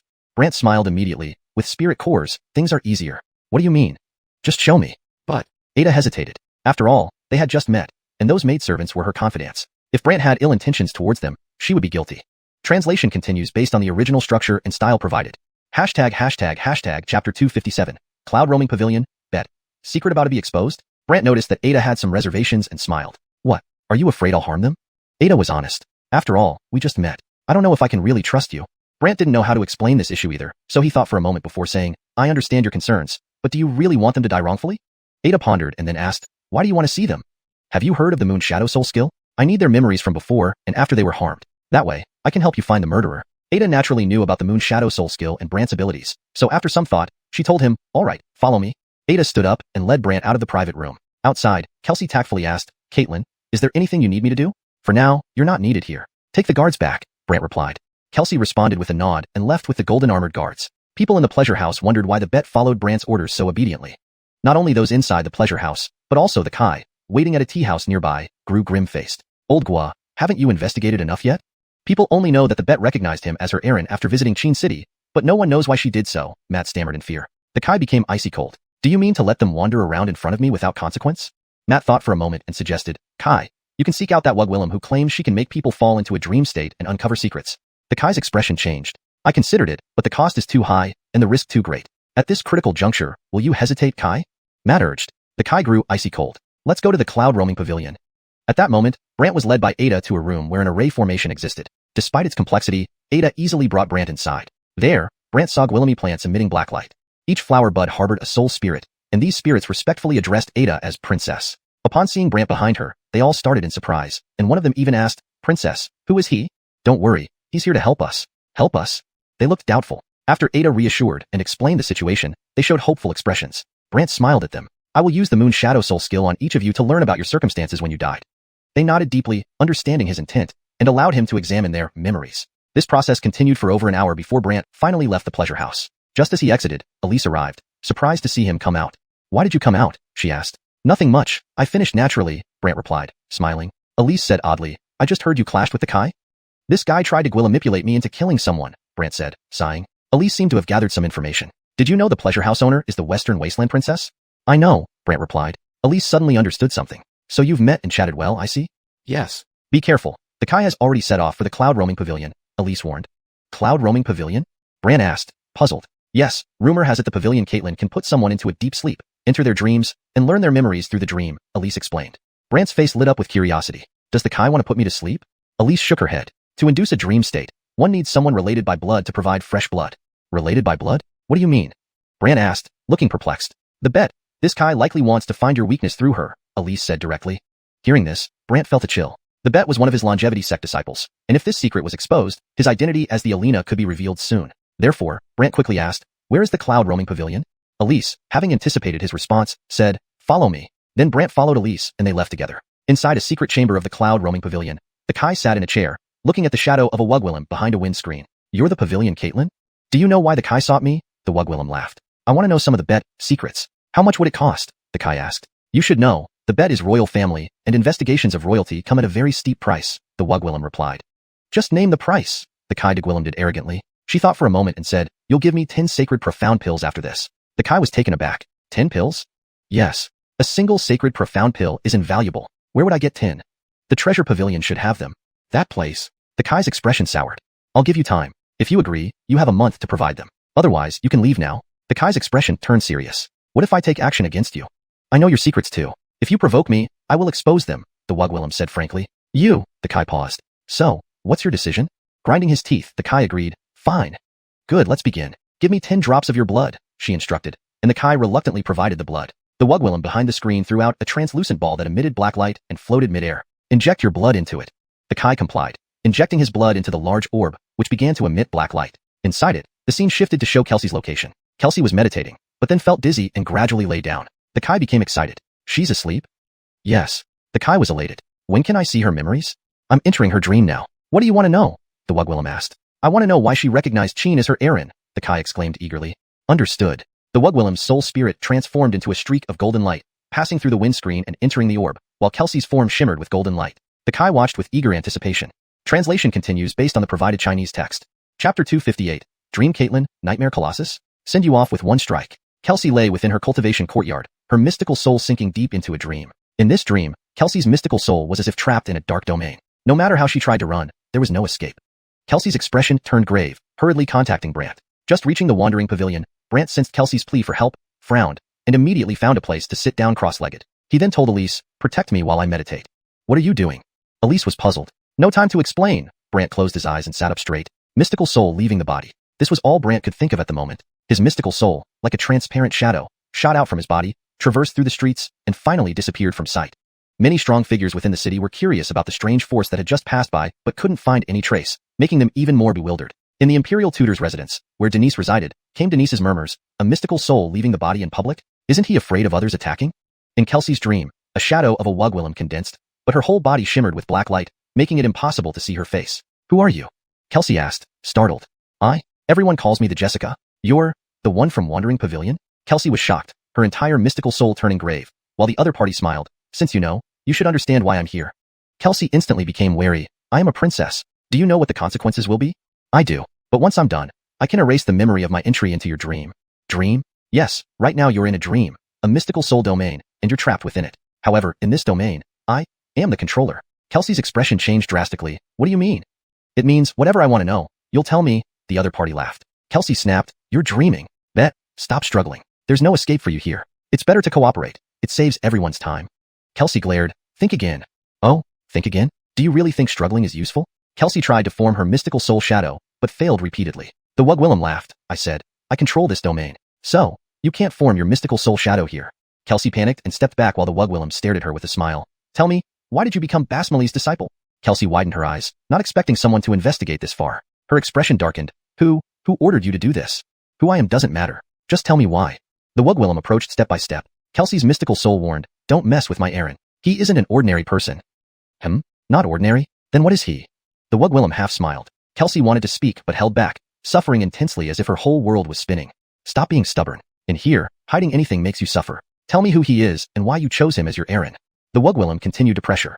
I won't betray. Kelsey's mystical soul felt immense pain, almost dying, while the Wugwillim sneered, let's see how long you can last. Suddenly, a figure appeared and reached the Wugwillim, causing her to retreat in fright. Upon seeing the newcomer clearly, the shadowy Wugwillim exclaimed, who are you? Weren't you asking who I was? The voice belonged to none other than Brant, though seeing Kelsey's disheveled state, his expression wasn't pleasant. Kelsey weakly called out, Caitlin. Brant signaled, rest now, I'll handle her. Kelsey relaxed while the Wugwillim laughed. You're her Aaron? Indeed.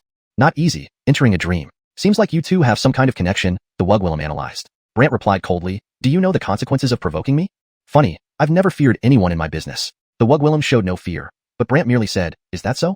So? Trying to scare me? Useless. I take money and do the job. Once done, I leave. Either you cooperate or endure my torment. Behind her appeared a giant enveloped in black mist, holding an axe, walking towards Brant and Kelsey. Kelsey exclaimed, Nightmare Colossus. Nightmare Colossus? Brant was curious, while Kelsey explained weakly, it said that certain mystic cultivators can enter dreams and summon a Nightmare Colossus within, which is like a mystical soul shadow but more terrifying. Such cultivators? That impressive? Dream Caitlins. Brant heard this term for the first time, feeling somewhat eerie, while the Wugwillim laughed. Princess, indeed knowledgeable. To learn about the ancient profession of Dream Caitlins. Kelsey added weakly, Dream Caitlins need blood from their target or a relative. This limits their abilities. Therefore, they were rare even hundreds of thousands of years ago. But you? The Wugwillim chuckled. Rare doesn't mean non-existent. Especially with my talent as the Jessica. Kelsey's expression darkened as the Nightmare Colossus approached, but Brant remained calm. Whether Dream Caitlin or Nightmare Colossus, don't expect to leave after coming here. The Wugwillim scoffed, such arrogance. Ignoring her, Brant summoned his mystical soul shadow, glowing red. The Wugwillim marveled, you can still form your mystical soul shadow in another's dream. Impressive. That's just the beginning, Brant snorted. The mystical soul shadow drew its sword, emitting a dragon roar. The Wugwillim was taken aback. This sword? Without delay, the mystical soul shadow dashed through the towering Nightmare Colossus with the sword. The Nightmare Colossus roared in agony but was eventually swallowed by the sword. The Wugwillim was shocked. What kind of sword can devour my Nightmare Colossus? Brant hadn't expected this either.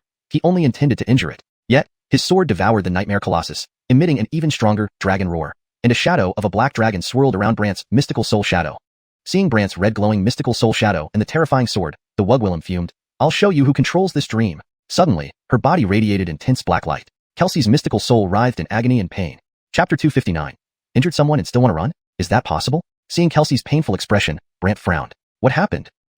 I feel like something is tearing at my mystic soul, Kelsey said in despair. Meanwhile, the Pavilion Caitlin of the Netherworld Pavilion gloated. Sorry.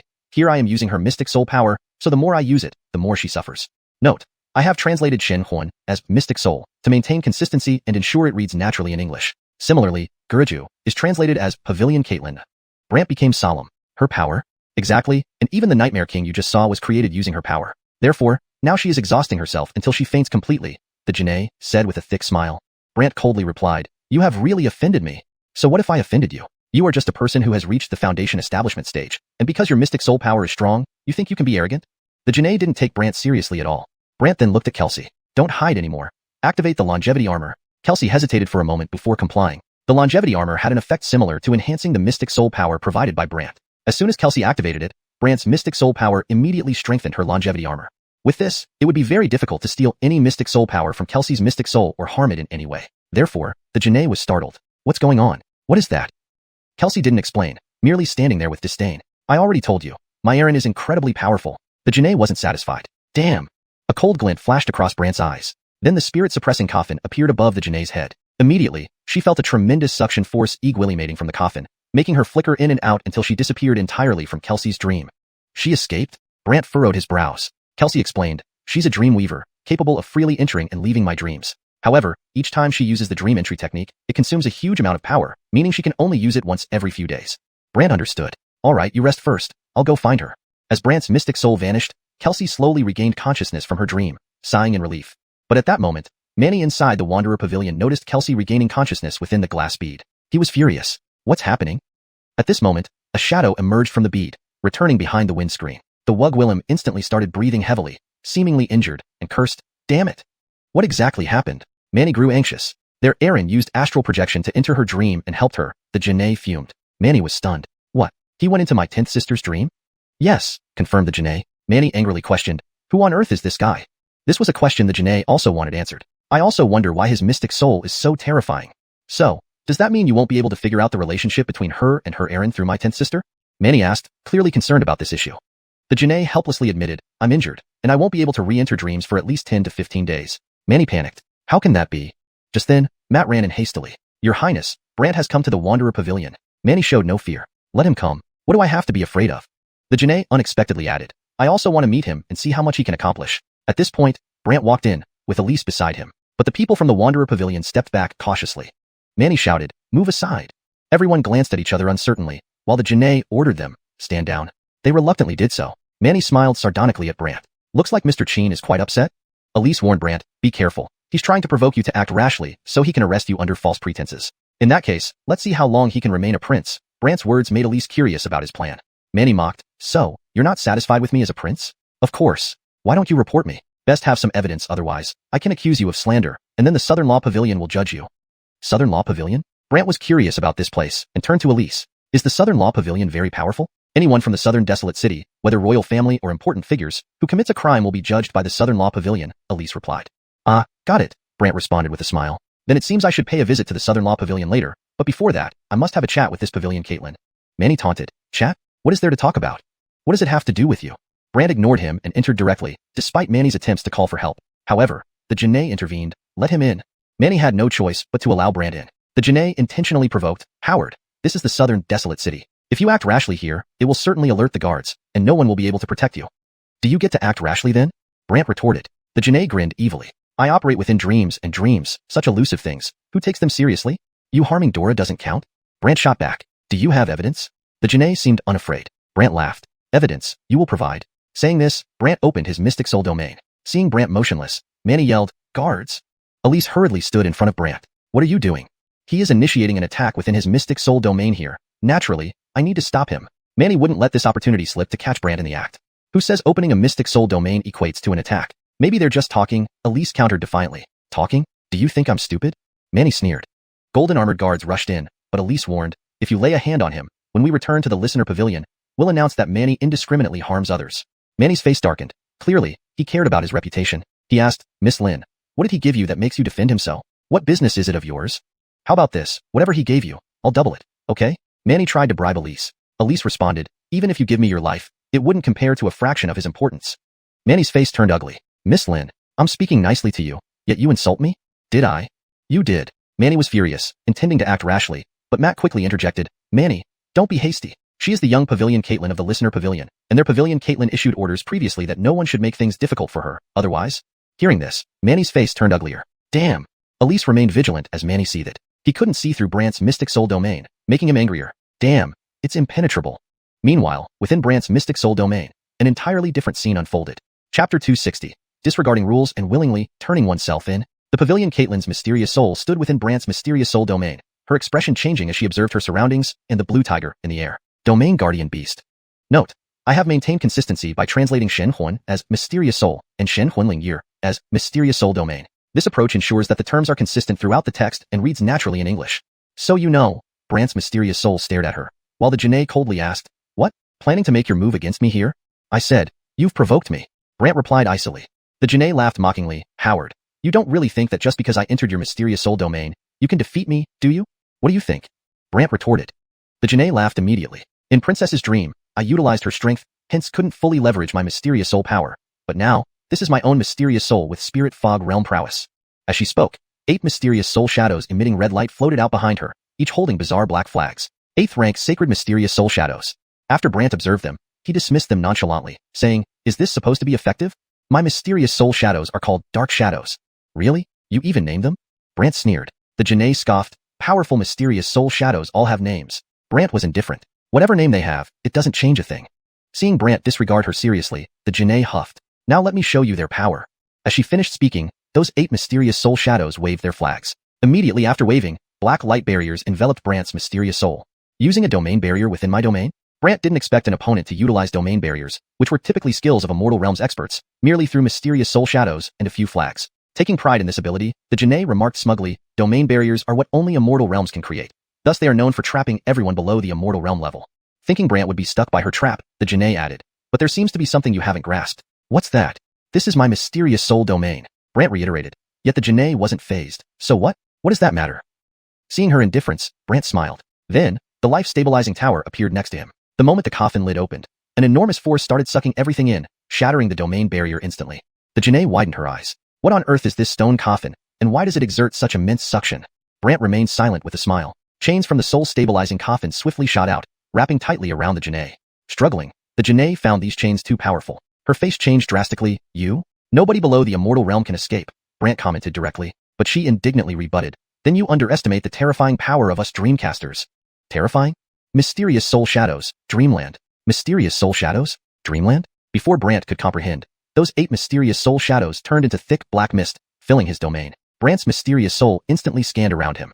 The Janae's voice taunted from the surroundings. Though this is your mysterious soul domain, my mysterious soul shadows can draw others into dreams, so right now, you're only dreaming. Dreaming? Yes, once in the dream, it's my world. As she finished, she suddenly appeared before Brant's mysterious soul, sneering. Meanwhile, a mysterious soul shadow flashed past and struck Brant. However, Brant's mysterious soul was incredibly strong. The blow not only did no harm but Brant retorted, Sorry, even in dreams, I can kill you. With a thought, his red glowing mysterious soul shadow appeared, holding the dragon-chanting sword of godslaying, dashing over to strike the mysterious soul shadow. That mysterious soul shadow was instantly devoured by the sword. Once a mysterious soul shadow was destroyed, its host's mysterious soul would also suffer damage. Therefore, the Janae's mysterious soul suffered additional wounds, infuriating her. I still have 7 mysterious soul shadows. Well, then I will destroy them all. Brant grumbled and attacked one by one, while the Janae controlled her remaining 7. Some engaged with Brant's mysterious soul shadow, others attacking Brant's mysterious soul, yet Brant seemed indestructible. Regardless of how she attacked, Brant's mysterious soul remained unharmed. This greatly shocked the Janae. What power does this guy's mysterious soul possess? Frustrated, as Brant's mysterious soul shadows advanced, her own were slaughtered one by one. When 7 out of 8 mysterious soul shadows were dispelled, the Janae finally gave up and forced her mysterious soul to detach from the dream, returning to her body. When Brant's mysterious soul returned to his senses, opening his eyes, he saw the Janae spitting blood behind a windscreen. Everyone was astonished. Manny seized the opportunity to ask, Did she attack you? Breathless, the Janae confirmed with a nod. Manny immediately looked at Elise with a smile. You saw it, right? He didn't chat using his mysterious soul domain. He attacked her. Elise wanted to explain something, but Brant wouldn't give Manny a chance. Using lightning cloud step, he shattered the windscreen with a punch. Behind the screen, A Wugwillim wearing a black veil was startled, shouting, "Run!" Instantly, she transformed into a cloud of thick black smoke and vanished. Regardless of where she went, Manny shouted, "Seize him!" Just as Elise was about to protest, Brant smiled at Manny, heading to Binfa Pavilion? Binfa Pavilion? You aren't qualified. Manny mocked. Then am I heading to prison? Brant smiled back. Yes, sending you to prison for South Wasteland City Lord's judgment. Manny insisted with a grin. Sure, let's go to the City Lord's Gwillimshin. Brant willingly agreed, causing Elise to urgently question, "What are you doing?" To disgrace him, Brant simply replied, leaving Elise puzzled. Through information and memories from Ada's maids, Brant knew a lot. Now, he intended to use Manny's actions to expose himself. Unaware of being Gwillimipulated, Manny believed Brant wouldn't resist, thus proudly stated, "You were so arrogant earlier, why submit to judgment now? You want me dead, right? Fine, I'll grant your wish." Brant responded with a sardonic smile. Wary of Dora and the Layla coming to rescue, Manny ordered Matt, "Go arrange for the city lord to judge quickly, the sooner the better." "Yes, sir." Matt left immediately. Laughing, Manny told Brant, "All right, I'll fulfill your wish." Manny personally had the golden armored guards escort Brant and Elise to the city lord's Gwillimshin, creating a stir among city residents. When Kelsey heard and planned to rescue Brant, he asked her to stay home. Edward also intended to help, but was told telepathically by Brant, "Not yet." Edward pondered, "Not yet?" Chapter 261. Kai betrays everyone for self-protection. Brant's troublemaking in the city and his assault on others drew the attention of countless people. Even those who wanted to court Brant sent people to investigate. At Benho Mansion, Nathaniel was in the courtyard playing with a white wooden sword. Suddenly, a Gwillim wearing a black mask appeared. "My lord, Mr. Cheen has run into trouble." The somewhat aged face of Nathaniel showed a puzzled expression. "Trouble? Did someone make a move against him?" Kai, how did he take action against him?" The masked Gwillim explained the course of events one by one. At Linyu Pavilion? A legendary Wugwillim who can plunge people into dreams and then view their memories? Nathaniel asked curiously. Yes. Nathaniel analyzed right away. From this situation, it seems that Kai wanted Ed Linyu Pavilion's people to deal with Mr. Cheen, but ended up being overpowered by him instead? More or less, that's what happened. After some thought, Nathaniel asked, "What about the National Preceptor's residence? No movement? And Princess Manor?" The Princess Manor didn't act, but people from the National Preceptor's residence did come, but they just watched from the side. Nathaniel looked curious. Watched from the side? Yes. It seems we have an interesting show today. Nathaniel smiled after thinking for a moment, put away the wooden sword, and immediately had people prepare a sedan chair. Meanwhile, at the Tyson's Gwillimshin, the Tyson remained dazed, while Shergwillem sat beside him, listening to reports about Brant's situation. When Shergwillem heard that the Kai had captured Brant, he smirked. "Looks like there's going to be an entertaining show." Shergwillem turned to look at the Tyson. "Tyson, let's go see it." "Yes." The Tyson respectfully agreed and left with Shergwillem. At the city governor's residence in Binhuang City, a middle-aged Gwillim in a blue robe paced back and forth, sweating profusely. On the left is Kai, on the right is Bet. How am I supposed to choose? This person was the city governor, Zekrin. By his side stood an old strategist with white hair, also the magistrate's advisor. His head was full of white hair, but his face was fair and clean, as if he hadn't grown any facial hair. Everyone liked calling him White Wu Advisor, and some simply referred to him as Jayla Advisor. At this moment, Jayla Advisor spoke up, "Governor, there's no need to be so anxious." "How can I not be anxious?" Zekrin felt gloomy, while Jayla Advisor explained, "If we follow normal procedures, the outcome will naturally determine itself. When the results are out, the observers will know the situation." Zekrin looked doubtful. "Observers? You mean letting everyone into my city governor's residence?" "Yes. Take them to the interrogation hall, and then let everyone inside. I think that Mr. Cheen is so famous, Gwillimi people will want to help him. We can then watch how things unfold, allowing Kai and Betty's people to sort it out themselves." Zekrin found this difficult but had no choice. It looks like this is the only way. Subsequently, the two left the rear yard of the city governor's residence and went directly to the interrogation hall. Many people were already gathered in the interrogation hall. Brant, Kai, and Elise were all present. When Zekrin saw Kai, he laughed. "Kai, you're here too." "I'm a witness, so I must be here." Kai smiled at Zakiz, and Zakiz replied awkwardly, "Well, Jayla Advisor will preside over this. I'll just observe." Passing the buck? Everyone knew that Zakiz clearly didn't want trouble, and Jayla Advisor wisely looked at Kai and Brant. "Let's follow the procedure. Both the defendant and the plaintiff should state their cases." After Jayla Advisor finished speaking, Kai immediately said, "Let me start." Kai recounted how Brant had attacked the pavilion owner at Edlinyu Pavilion. Not only that, after finishing, he looked at Zakiz. "Governor Wong, it's now up to you." Zakiz laughed awkwardly. He needs to speak too. What does he have to say? Kai didn't think Brant needed to speak, while Jayla Advisor smiled. "Kai, this is the procedure." "Fine, let him speak," Kai said indifferently. Jayla Advisor then looked at Brant. "Mr. Cheen, please proceed." Brant opened his mouth. Doesn't everyone know what the pavilion owner of Edlinyu Pavilion does? Of course, everyone knew, so they were all curious about what Brant wanted to say, especially Kai, who sneered, "What do you want to say?" She enters other people's dreams. To enter someone's dream, a prerequisite is needed, either the blood of the person or a relative's blood. With Kai present, which royal member's dream was he planning to have her infiltrate? As soon as these words came out, everyone gasped in surprise. Then they began guessing, with some whispering. Is this Kai trying to have that pavilion owner infiltrate the princess's dream? Really? If it's true, that would be terrifying. Naturally, Kai denied it and told Zakiz, "Governor Wong, he is defaming me." Zakiz was a bit stuck, and Jayla Advisor quickly intervened. "Kai, don't be hasty. Let's hear what he has to say." Kai glared at Jayla advisor, Magistrate Jayla. I'm talking to the governor. Why are you interrupting? Is the governor's residence under your control? Jayla advisor laughed foolishly. Of course not, but this is standard procedure. If we don't follow it, later on, the Southern Law Pavilion might ask us questions. It would be troublesome if we haven't recorded anything. Don't use the Southern Law Pavilion to scare me. Kai angrily retorted, while Jayla advisor smiled. Then let's listen patiently. Kai could only look at Brant and huffed. If you can't produce evidence to prove that I ordered someone to invade my sister's dream, I'll accuse you of slander. Everyone was stunned because they knew it would be hard for Brant to find evidence unless he witnessed it firsthand. Inside, Kai smirked. You want to catch me? Let's see what evidence you can provide. Brant, knowing Kai had prepared for this, smiled. No rush. We'll talk about that later. Later? Kid, what do you mean? Kai asked unhappily, while Brant smiled. I have a few images that Kai surely wants to understand. Images? Everyone was curious about what images and why Brant was showing them now. As everyone was curious, Brant took out a set of spirit memory stones. These stones contained records of a group of women being killed by some individuals, all of whom were Kai's guests. Some recognized them instantly. Seeing that a bunch of women had been killed by Kai's guests, everyone started questioning him. Kai, did you send them? Kai, were these really your people? Kai, what's going on here? In response, Kai hardened his heart. I've long suspected issues with these guests, so I expelled them early. Everyone hadn't expected Kai to say that, nor did Brant expect him to betray his own guests to save himself. Chapter 262. Want evidence? Fine. After seeing the effect of his severed arm was quite satisfactory, the Kai turned to Brant with a smile and said, if Mr. Qin has nothing concrete to defame me, let's get back to the topic of your assault within the city. Elise quickly communicated telepathically with Brant's spirit. Don't engage him further. This guy is treacherous and more difficult to handle than the Tyson. Brant smiled and then looked at the city lord seated nearby. City lord, I believe we should find those guests first. If they're silenced, it won't be good. The onlookers thought this made sense, so they started murmuring in agreement. The Kai laughed. Those guests are no longer in my residence. Where does Mr. Qin expect the city lord to look? Not there? Such quick action? Everyone felt astonished, but Brant remained calm. It seems the Kai has been well prepared. The Kai smiled at Brant. Mr. Qin, today's proceedings are about your judgment. If you want to accuse me, gather solid evidence and go to the Binfage Bureau. There's no time to waste here. Some of the Kai supporters agreed, and he gained the upper hand once again. He glanced specially at the city lord and smiled. Hadden, it's clear now. It's him who injured others and is just delaying time. The city lord looked at Jayla Boya, advisor Jayla. What do you think? Jayla Boya could only look at Brant. Mr. Qin, today's matter focuses on your assault. Matters involving the Kai should be addressed at the Binfage Bureau. Hadden breathed a sigh of relief, eager to offload this hot potato since his jurisdiction was only over the city lord's residence and not competent to judge royal members. Brant smiled. No worries, I'll provide the evidence now. Evidence? Everyone was curious about what evidence he had. At this moment, Brant did something that shocked everyone. With a wave of his hand, the everlasting soul seal coffin appeared above the Kai's head, along with countless shackles binding him. The Kai immediately felt immobilized and screamed, Everyone, see, he attacked me in public. This put Brant on the defensive, attracting numerous critics. Elise was scared and hurriedly asked Brant, are you crazy?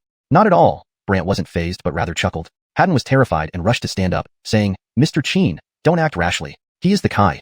Jayla Boya was also shocked, finding it hard to believe, muttering to himself, he actually dared to attack the Kai? Just then, the Tyson entered with a group of people, his eyes blackened in an eerie Gwillimner. But Elise noticed something amiss. This? Brant had met the Tyson before, and he wasn't like this. So, he was intrigued. However, the Tyson immediately sneered. What? Do you think anyone can bully members of the royal family? Let's see who started bullying whom, Brant replied nonchalantly. Howard, do you know what crime this is? The Tyson shouted, but Brant laughed. You'll find out soon enough. The Tyson immediately summoned a group of golden armored guards and ordered them, go, kill this rebel. As the guards moved forward, Brant smiled. Hold on, let's show everyone something first. Show something? No one knew what Brant meant. Directly applying the Moonshadow Soul technique on the Kai, Brant frightened the Kai into exclaiming, stop right there. Tell me, how did you and the Yuming Pavilion conspire against Dora? Immediately, everyone saw the Kai's dealings with the Pavilion Caitlin, their eyes widening in shock. The Kai panicked. Not me, not me. He forced it on me. But no one believed him. Fuming, he glared at Brant. Howard, stop it. But Brant didn't stop. The Kai urgently contacted the Tyson via spiritual transmission. Quick, deal with him. The Tyson was controlled by the Blackstone Buddha, who immediately understood the Kai's plea. The Tyson ordered the golden armored guards, kill the rebel. The guards charged forward madly. Just then, a voice echoed, quite lively. Everyone turned to see Binyang Marquis, dressed in purple armor and wielding a purple sword that shimmered with light. His long years on the battlefield had endowed him with a powerful aura, striking fear into Gwillemy hearts. Many whispered, he is Binyang Marquis, the Butcher King? Yes, very terrifying. Brant hadn't expected this nickname. Seeing him, the Kai's expression changed. Binyang Marquis, what do you mean by this? I see you've done something wrong. I have already contacted the Binfage Bureau, and they will arrive shortly to take you away, Binyang Marquis said with a smile. The Kai's face turned pale. Binyang Marquis, we have no grudges. Why are you targeting me? I'm not targeting you, but when any royal member breaks the law, this Marquis cannot remain indifferent. Binyang Marquis words left the Kai livid. Suddenly, a group of people in white robes arrived outside the city lord's residence, members of the Binfage Bureau. Among them was a young Gwillem with a pale complexion, yet everyone treated him with great respect. Even Binyang Marquis greeted him. Lin Jisher, I leave this to you. Lin Jisher, originally named Lin Meng, was one of the 4 senior officials of the Binfage Bureau, known for his integrity. When the Kai saw him, he was terrified. Lin Meng looked at the Kai. Kai, will you come willingly, or shall I have someone bring you? The Kai's expression darkened. The Tyson intervened. Lin Jisher, did you not see him attack the Kai? That matter will be dealt with separately, but not now, Lin Jisher said coldly. Controlled by the Blackstone Buddha, the Tyson showed no fear and huffed. I disagree. Disagree? Then please join me, Lin Jisher replied. Join you? What do you mean? My meaning is simple. Privately deploying the golden armored guards without authorization violates regulations. The Tyson was enraged. I do as I wish. Who are you to control me? Lin Jisher flashed past swiftly, punching the Tyson squarely on the forehead. Everyone witnessed an astonishing scene. Chapter 263. The Duke reveals his true intentions. A dark shadow flashed through the body of the Tyson and vanished before everyone's eyes. The Tyson then fully regained consciousness, stepping back several paces in shock. What happened? Everyone was puzzled, but only a few people could clearly see what had transpired. Elise looked at Brant. What did you see just now?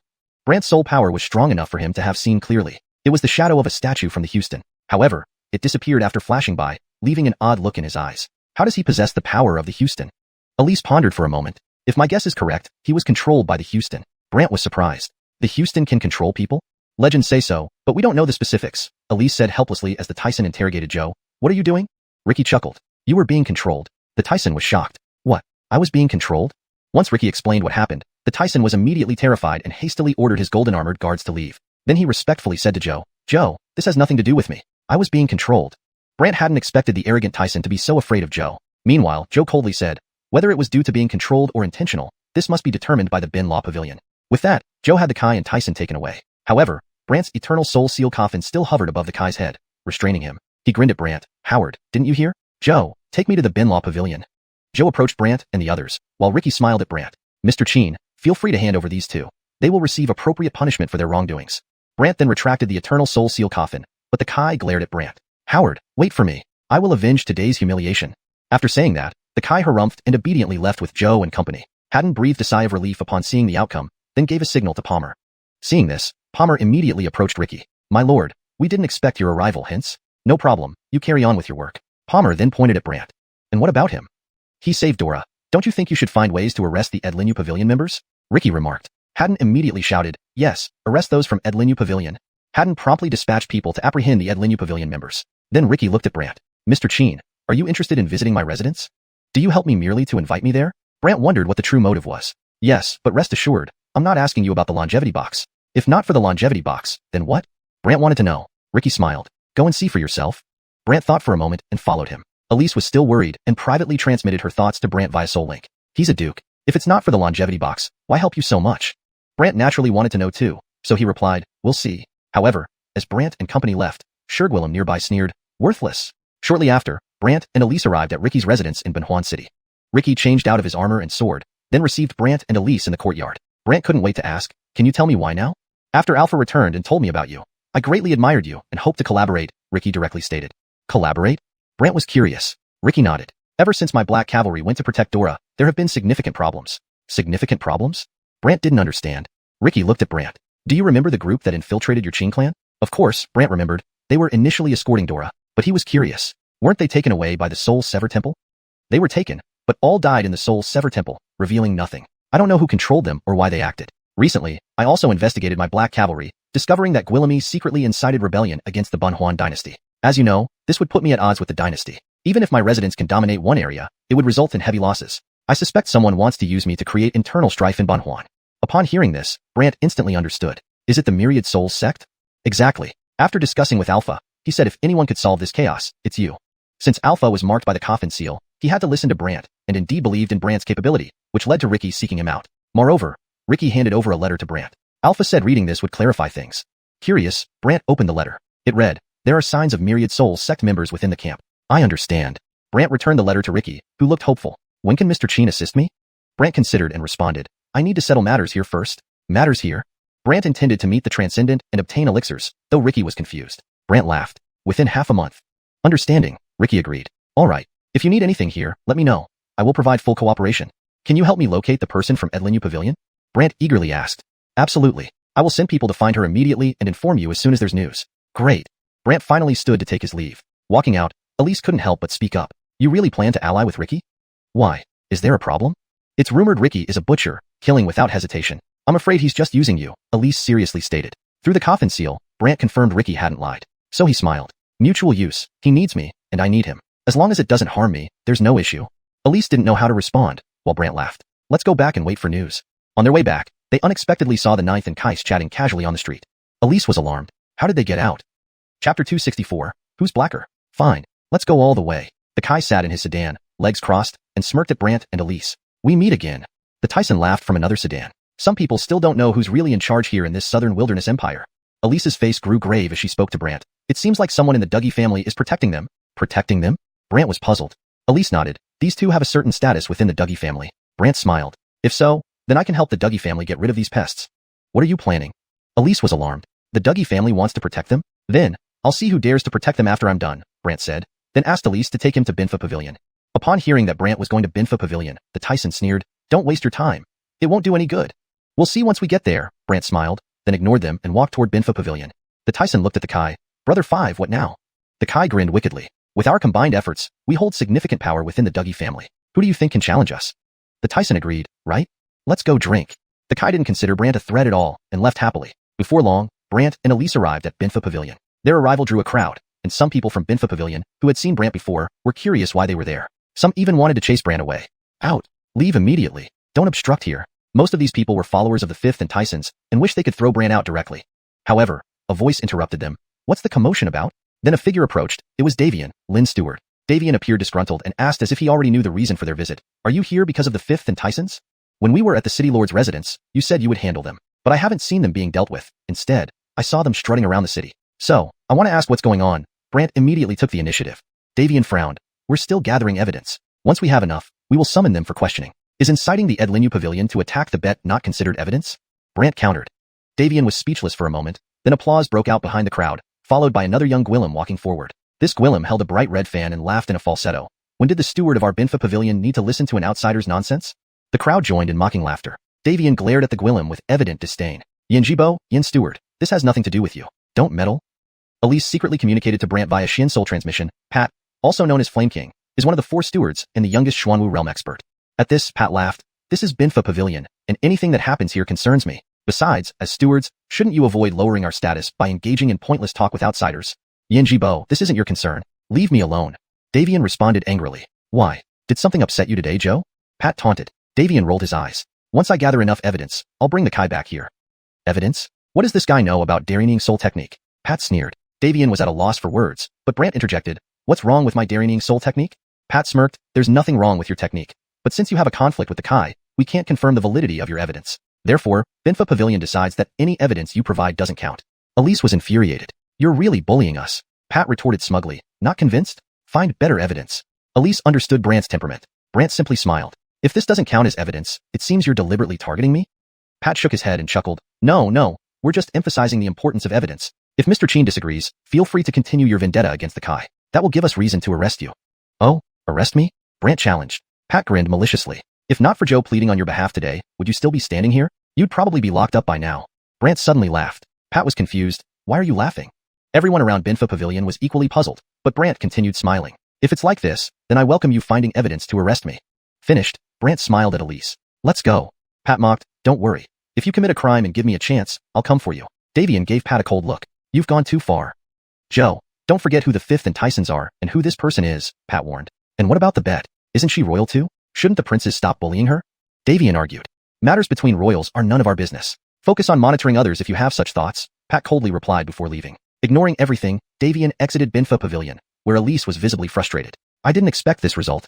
Brant smiled. Initially, I hoped Binfa Pavilion could help, but now I realize it's hopeless. I might as well solve it my own way. Your own way? Elise didn't understand. Let's leave the city, Brant suggested. Elise was puzzled. Do you mean? In the city, they can restrict us, but outside, they'd probably send Gwillemy people to kill me. That would be my opportunity. You. Elise seemed to grasp Brant's intention, while Brant grinned wickedly. It would be amusing when they realize those around them aren't their allies. Not their allies? Elise couldn't comprehend Brant's plan. But Davian stepped forward, looking apologetic towards Brant and Elise. My apologies for the embarrassment caused. Brant unexpectedly smiled at Davian's apology. This isn't your fault. It's just that some people are overly self-assured. Chapter 265. Is the 4 Tribulation Killer scary? But he's still scarier. Parker, noticing Brant's displeasure, warned him. I know you're upset, but in Fanhuang City, you must be cautious and not give anyone a chance to find fault with you. Brant responded with a smirk. And what if it's outside the city? Parker was taken aback. You? It should be fine, right? Brant said with an ambiguous smile, while Parker had a premonition of something ominous. Brant smiled again and said, farewell. Then Brant left with Elise. Parker muttered to himself, does he really plan on making a move outside the city? At that moment, Manny was chatting with Gustavus at a tavern when Matt rushed in excitedly, saying, Manny, good news? Tell me, Manny urged impatiently. Matt said excitedly. After being snubbed at Binya Pavilion, he stormed out of the city. He stormed out of the city? What does that mean? Manny asked, surprised. Probably trying to lure you out to deal with you outside the city. Matt laughed, and Manny joined in. Do I need to personally handle him? Gustavus smiled wider. Brother 5, how about letting your 4 tribulation killers take care of this? Hearing for tribulation killers, Matt was shocked. Gustavus, you know about the 4 tribulation killers? I've heard that each of the 4 is an expert at the Xuanhu realm, and their abilities allow their Ali domains to overlap, forming a terrifying domain, Gustavus explained, growing more animated as he spoke. Manny grinned and looked at him, saying, yes, my 4 tribulation killers are indeed formidable, and dealing with him will be more than enough for them. Are you sending them now? Gustavus asked excitedly. 9 brother, do you really want to get rid of him? Manny asked curiously, and Gustavus shook his head with a smile. I don't want to kill him. I want the secret inside the elixir box. Isn't that what brother 5 wants to? Manny smiled knowingly. Of course. With that secret, wouldn't more people of the Fanhuang imperial dynasty bow down to us? You're right, brother 5. Hurry up before that kid changes his mind and comes back, Gustavus urged. Manny agreed and instructed Matt, go, send the 4 brothers. All right. Matt nodded and left, while Manny smiled mischievously. I really want to see him squirm. Gustavus also sighed, so do I. Meanwhile, Brant and Elise had already arrived outside the city. Elise felt uneasy. Do you really intend to stay here? Yes, otherwise how can we draw them out?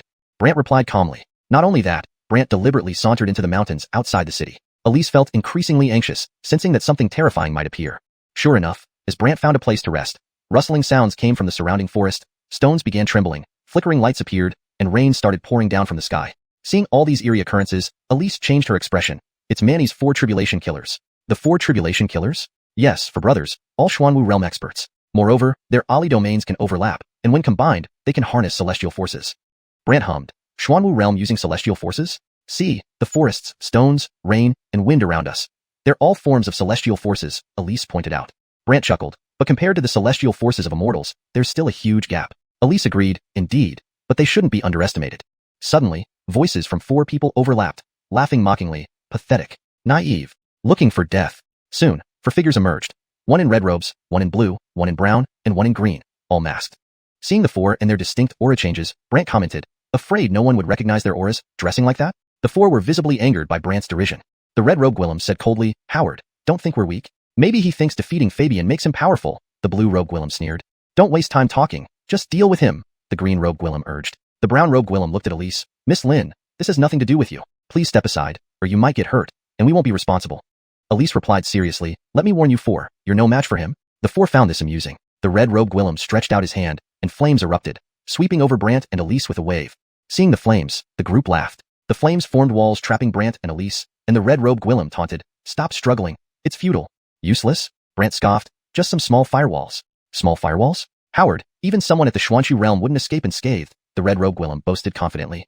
Brant clenched his right fist, which flashed with lightning, then sent out a bolt of lightning-infused punch. Bang! The firewall shattered instantly, shocking the 4, especially the red robe Gwillem who couldn't believe it. How could this be? You're only at the Zhuxian realm. The other 3 were equally stunned. Elise told them, I told you, you're no match for him. The red robe Gwillem wasn't ready to give up, huffing, take this. A flaming sword appeared in his hand, absorbing ambient Xian energy, intensifying the flames. Elise exclaimed in shock, it's the Xian fire sword. The Xian fire sword? Yes, it's an exquisite Ling Xian weapon, just 1 step below a sacred Xian weapon. Brant simply grunted, indifferent, but Elise grew frantic. Its power is overwhelming, especially the fire, which burns through Xian energy. Still, Brant remained nonchalant. The red robe Gwillem sneered, die. In response, Brant summoned 9 layers of lightning Xian builds and extended his hand, deflecting the flaming sword shadow, causing it to disintegrate upon impact. The 4 were dumbfounded. 9 layers. So Gwillemy Xian source walls? How is this possible? What's happening? Brant ignored their shock and suddenly stood before the red robe Gwillem, smiling, my turn. Chapter 266, Fourfold Domain. Really think my spirit soul is weak? The fire-robed Gwillem's expression changed drastically as his body instantly transformed into a mist of flames and vanished from where he stood. When he reappeared on a rock not far away, he scoffed, Howard, you actually think you can harm me? How naive. Others also wore sinister grins. One of them even said, at the Foundation Establishment realm, before a spirit mist realm, you're nothing but an ant. Indeed, no matter how much or powerful the mystic energy in your body is, there are Gwillemy forces beyond what someone at the Foundation Establishment realm could match. Howard, surrender obediently. After all, Manny doesn't want your life, they urged. Each person's taunts left Brant amused. True, I may just have raw power without lethal moves, and that indeed doesn't amount to much. However, killing me won't be as easy as you think. The fire-robed Gwillem sneered coldly. You truly think highly of yourself? The green-robed Gwillem couldn't wait any longer. How about letting me handle it, gentlemen? But others were reluctant, wanting their turn too. The fire-robed Gwillem replied, forget it, let me do it. Since he dared to hurt me, I must give him a taste of his own medicine. Before anyone could react, the fire-robed Gwillem had already transformed back into flames and appeared behind Brant. Howard, did you see clearly? The spirit mist realm isn't something a mere foundation establishment realm individual like you can fathom. Brant didn't care. Yes, it's quite impressive. But so what? Without warning, Brant turned around, delivering a punch towards the fire-robed Gwillem, who hadn't expected such quick reflexes. Bang! Brant's fist struck the fire-robed Gwillem heavily, causing him severe pain and forcing him to vanish again. When the fire-robed Gwillem reappeared nearby, he was standing unsteadily with blood trickling from his mouth. Everyone was alarmed. Wayne, are you okay? Someone asked. The fire-robed Gwillem, named Wayne, shook his head. I'm fine. But looking up at Brant angrily, he spat, Howard, you've messed with me. Oh, is that so? Then what do you plan to do with me? Brant responded with a mocking smile, infuriating everyone present. Among them, the brown-robed Gwillem stepped forward. Let me take over. Immediately, the area surrounding Brant collapsed under the will of the brown-robed Gwillem. Bang! Countless rocks fell, startling Elise. Oh no! In moments, Brant was buried under a pile of rubble in a deep pit. The brown-robed Gwillem sneered. Foundation Establishment Realm is still Foundation Establishment Realm. No matter what, you can't escape my palm. Everyone cheered. However, the rocks suddenly exploded, and Brant emerged surrounded by a glow. This light was not Brant's but from the immortal beast's power, though none present realized this, leading to stunned expressions. The brown-robed Gwillem looked at Brant coldly. Howard, someone helping you? One might say so, but that's not important. Important is, your strength is commendable, but trying to trap me again won't be so easy. Brant replied with a wry smile. This enraged the brown-robed Gwillem. Wanna die? Fine, I'll oblige you. With a snort, countless rocks reappeared from the sky, aimed straight at Brant. In response, Brant dashed forward, punching the brown-robed Gwillem right off his feet. What's going on? Everyone was stunned, not expecting Brant to easily dispatch the brown-robed Gwillem. The fire-robed Gwillem looked grim. Be careful, this guy is incredibly fast. The brown-robed Gwillem, severely injured, mirrored the fire-robed Gwillem's appearance, struggling to stand. Brant watched with amusement. 4 of you, 2 are seriously injured, leaving only 2 more. The green-robed Gwillem then said sternly, deploy the domain. Agreed. The other 3 echoed, and the 4 of them sat down, emitting 4 rays of light. Elise exclaimed, their domains are merging. Next moment, Brant found himself within the combined spirit soul's domain of the 4 men. A place filled with volcanoes, snow-covered mountains, floating stones, and strange flora. What kind of world is this? So bizarre, Brant remarked, rather finding it amusing than frightening. The fire-robed Gwillem's spirit soul mocked, Howard, this is the domain of fourfold destruction, also known as the fourfold domain. The brown-robed Gwillem sneered, do you know what a fourfold domain is? Naturally curious, Brant smiled, tell me. A fourfold domain is when 4 individuals' domains overlap, greatly increasing its power. Our spirit soul's shadows also become significantly stronger. The brown-robed Gwillem explained the terrifying nature of the fourfold domain. Yet Brant remained unperturbed, regardless of any domain. They're all the same to me. Brant's arrogance annoyed the 4 men, especially the fire-robed Gwillem who snorted, arrogant, aren't you? Fine, we'll let you be arrogant enough. Hearing this, Brant chuckled, come on then, don't waste time. The fire-robed Gwillem glared irritably, since that's the case, let us show you what we've got. Behind him appeared 6 flaming figures, each glowing ominously, 6th rank spiritual level spirit souls. Despite this, Brant remained unfazed, watching calmly as they set up a blazing barrier trapping his spirit soul. The others smirked. One of them remarked, see? Any one of us can easily dispose of you. That's right, those lightning-infused mystic powers of yours? Useless here. Just use your spirit soul force here. Facing their mockery, Brant sighed helplessly. Do you really think my spirit soul is weak? The fire-robed Gwillem laughed. I heard 8 years ago you reached the spirit soul realm, then lost all cultivation, reverting to the foundation establishment realm. And, do you believe a spirit soul like yours has any power? The fire-robed Gwillem questioned sarcastically. The brown-robed Gwillem scoffed, Howard, if I were you, I'd surrender and apologize to Manny. Brant sighed, if I don't take action today, would you really think I'm easy prey? Oh, planning to resist? Well, go ahead and try. The fire-robed Gwillem laughed heartily. Others joined in laughter, completely disregarding Brant. He then remarked, why don't you make the first move? First move? The fire-robed Gwillem grinned wickedly. What? You think I can't hurt you? Why not give it a try and find out? Brant retorted with a mocking smile. Chapter 267. The mystical soul is even more terrifying. The 4 are dumbfounded. The Gwillem in the red robe could no longer hold back, immediately ordering the mystical soul shadows. They unleashed countless flames using mystical soul techniques. These techniques were powerful, merging into a gigantic palm print and flying towards Brant as if intending to burn his soul. However, Brant was completely unruffled, allowing the attack to come. Boom. Everyone thought that this mystic soul technique from the Gwillem in the red robe would make Brant suffer, but what they didn't expect was that after the attack landed, Brant showed no reaction at all. He stood there smiling. Who else wants to give it a try? The 4 were shocked, until the Gwillem in green said, let me handle this. Behind the Gwillem in green, 5 mysterious brown glow souls appeared, each holding green vines which looked eerie. Immediately these 5 souls surrounded Brant's soul, while those vines flew out one by one, intertwining together. In the next moment, Brant was bound tightly, appearing immobilized. The onlookers cheered silently. Even the Gwillem in red felt envious. You have a way. The Gwillem in blue laughed. This toxic vine, once entangled, will let you control his soul. Of course, these are puppet vines. Once someone's soul gets entangled, they become my puppet. The Gwillem in green declared proudly. Entangled? Becomes a puppet? Brant found it amazing. After staring at the mystic soul for a moment, he commented, it seems quite interesting, but controlling me seems like a bit of a stretch. The Gwillem in green mocked him as he struggled. Stop struggling, it's futile. I can control you with just a thought. Controlled by you? Are you sure? Brant asked the Gwillem in green, who replied arrogantly, absolutely. Brant suddenly laughed. Confused, the Gwillem in green didn't understand why Brant was laughing, until Brant gestured to him. Why don't you see if you can control me? Others, seeing Brant's behavior, hurriedly urged him on. Capture him. Exactly, subdue him. Ignoring their taunts, Brant remained calm. The Gwillem in green snorted, trying to use the vines to control Brant. However, no matter how hard he tried, nothing worked. This baffled the Gwillem in green. Strange, why can't I control him?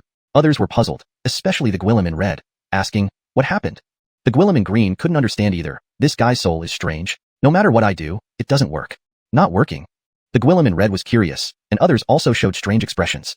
Brant calmly said, if you guys can't handle it, maybe I should take over. You? The Gwillem in red didn't understand what Brant meant.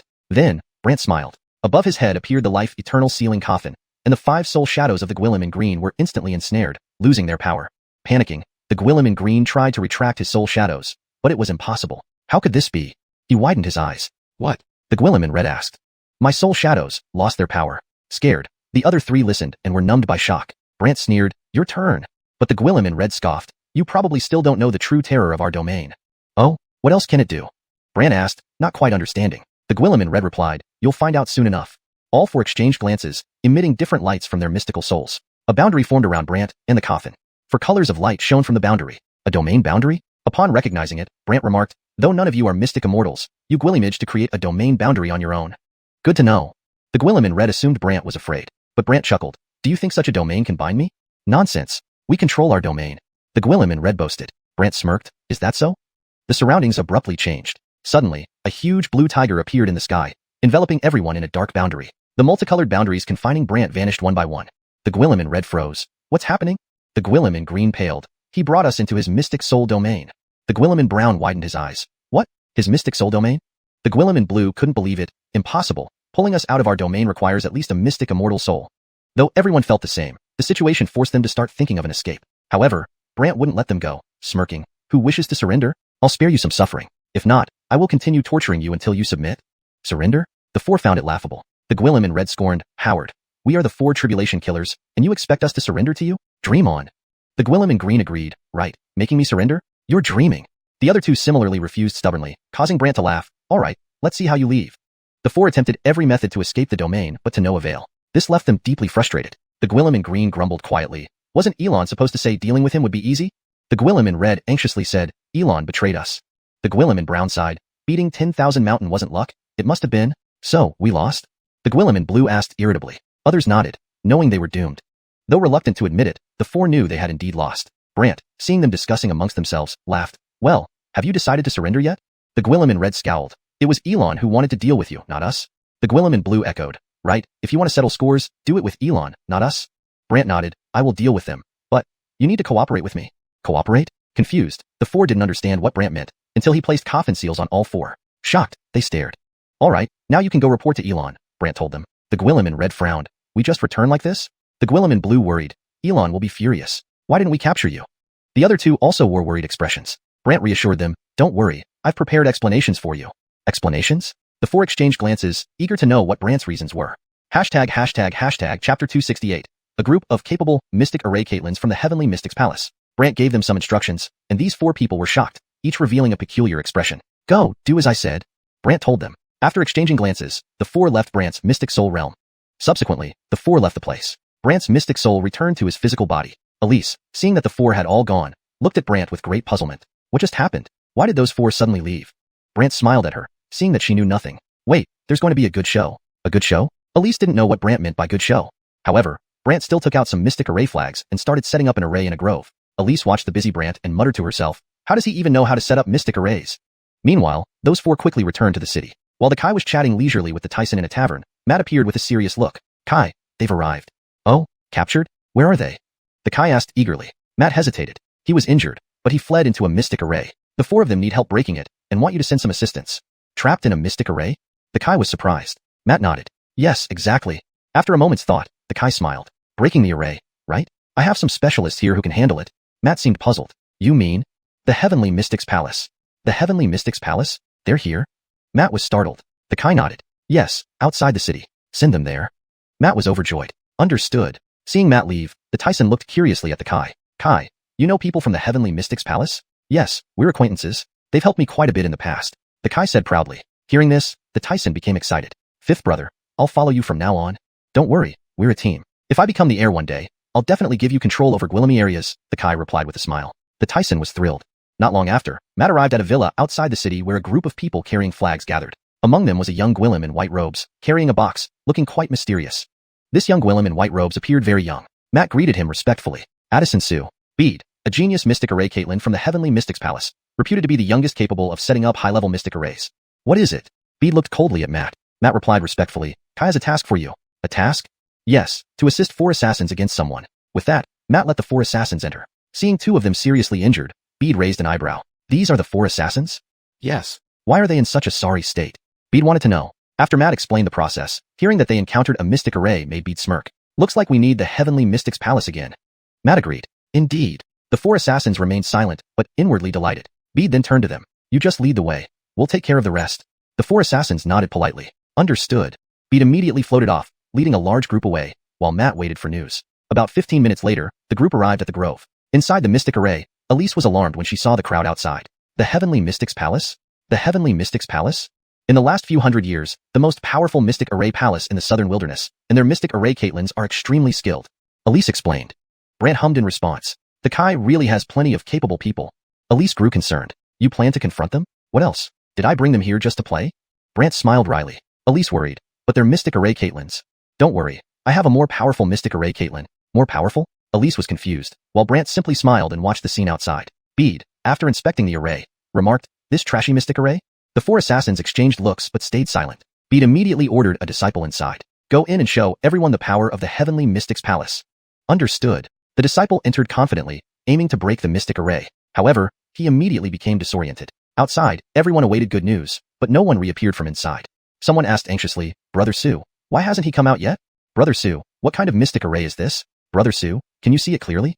Bede glanced casually. This kind of array? Easy to break. With that, he shouted to his followers. Unfurl the flags.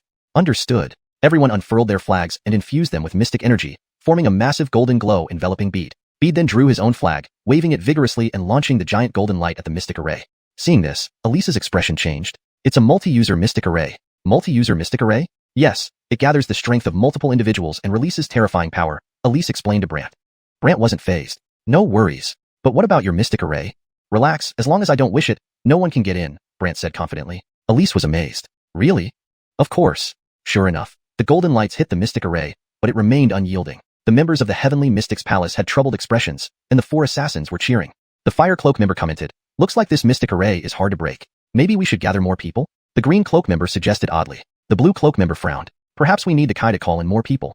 The Brown Cloak member agreed. That sounds right. Bede couldn't bear this humiliation and frowned. Don't worry, the Heavenly Mystics Palace will find a solution. Curious, the 4 assassins watched as Bede, to save face, ordered the others. Use the elixirs. Understood. They each took out peculiar pills and swallowed them, causing their mystic energy to skyrocket. Simultaneously, the flag's power also increased dramatically. Inside the mystic array, Elise was astonished. Look, the power has surged. Brant laughed. Let them surge. Do you not fear? No fear. There's going to be a good show, Brant said with a knowing smile. A good show? Elise still didn't understand what Brant meant.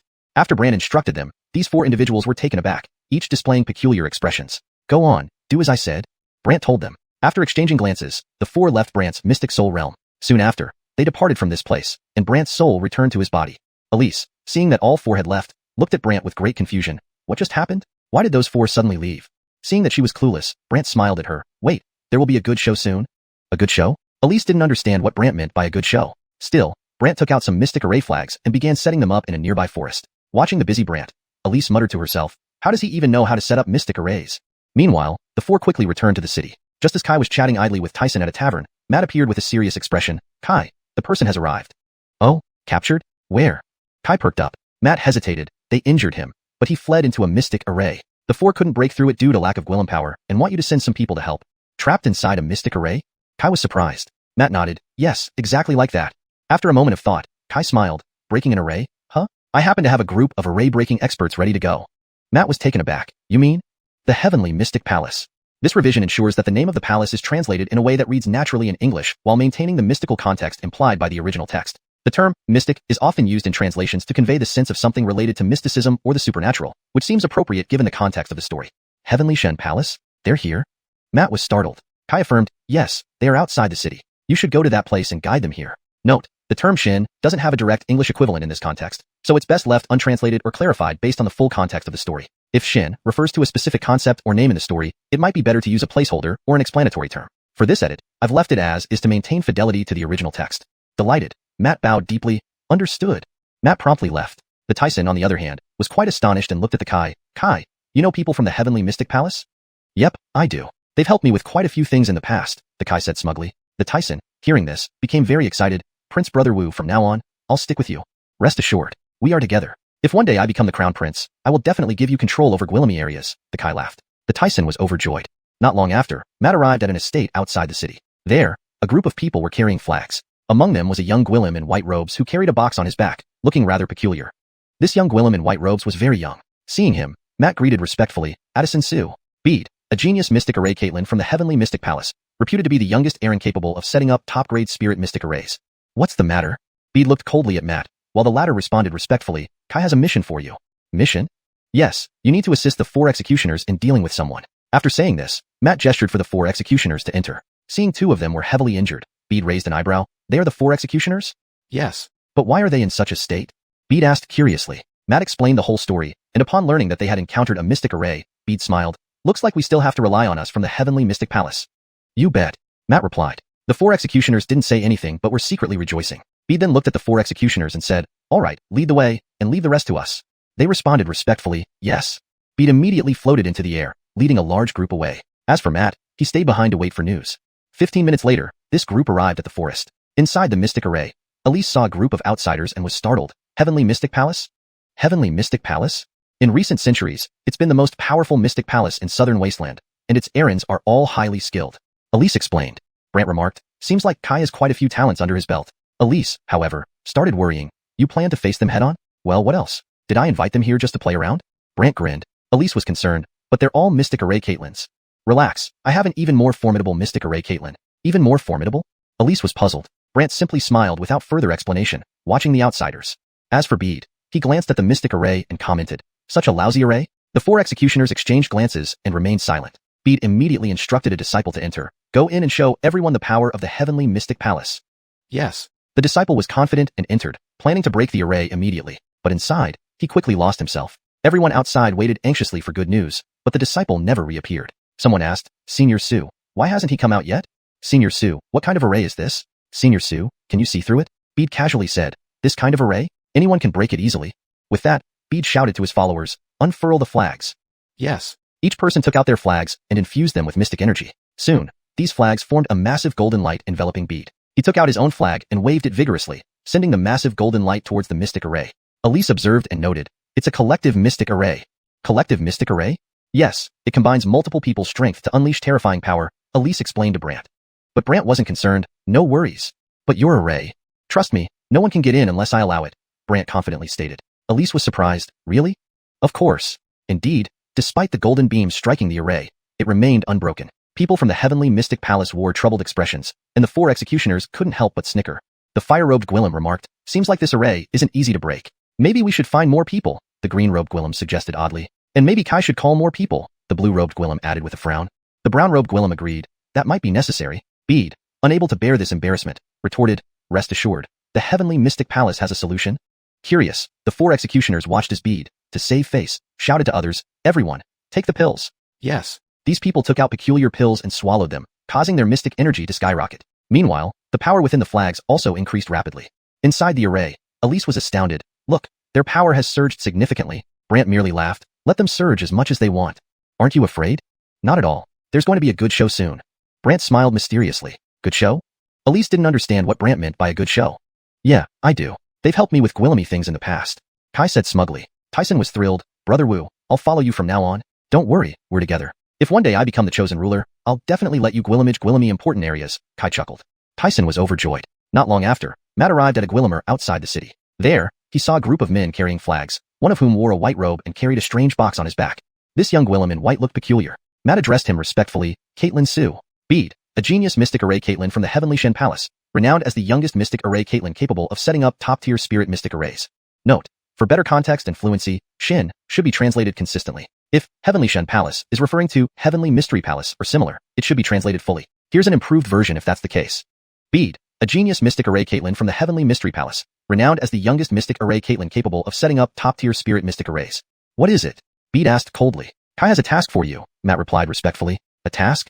Yes, assisting the 4 executioners to deal with someone. After explaining, Matt beckoned the 4 executioners to enter. Seeing 2 of them seriously injured, Bede became suspicious. These are the 4 executioners? Yes. How could they be in such a mess? Bede wondered. Matt explained the sequence of events, and when he mentioned they encountered a mystic array, Bede laughed. Looks like it still depends on us from the Heavenly Mystic Palace. Note: the term Shen is contextually translated as mystic to maintain consistency and clarity in terminology. Matt agreed. Indeed.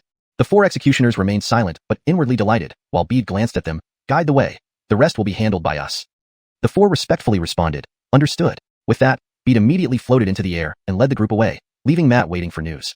A quarter of an hour later, this group arrived at the forest. Elise, who was inside the mystic array, saw them and gasped, Heavenly Mystic Palace? Heavenly Mystic Palace? The most powerful mystic array palace in South Wilderness in recent centuries, and the array errands inside are all very powerful. Elise explained. Brant remarked, this Kai really has quite a few capable people under his Kongwillimed.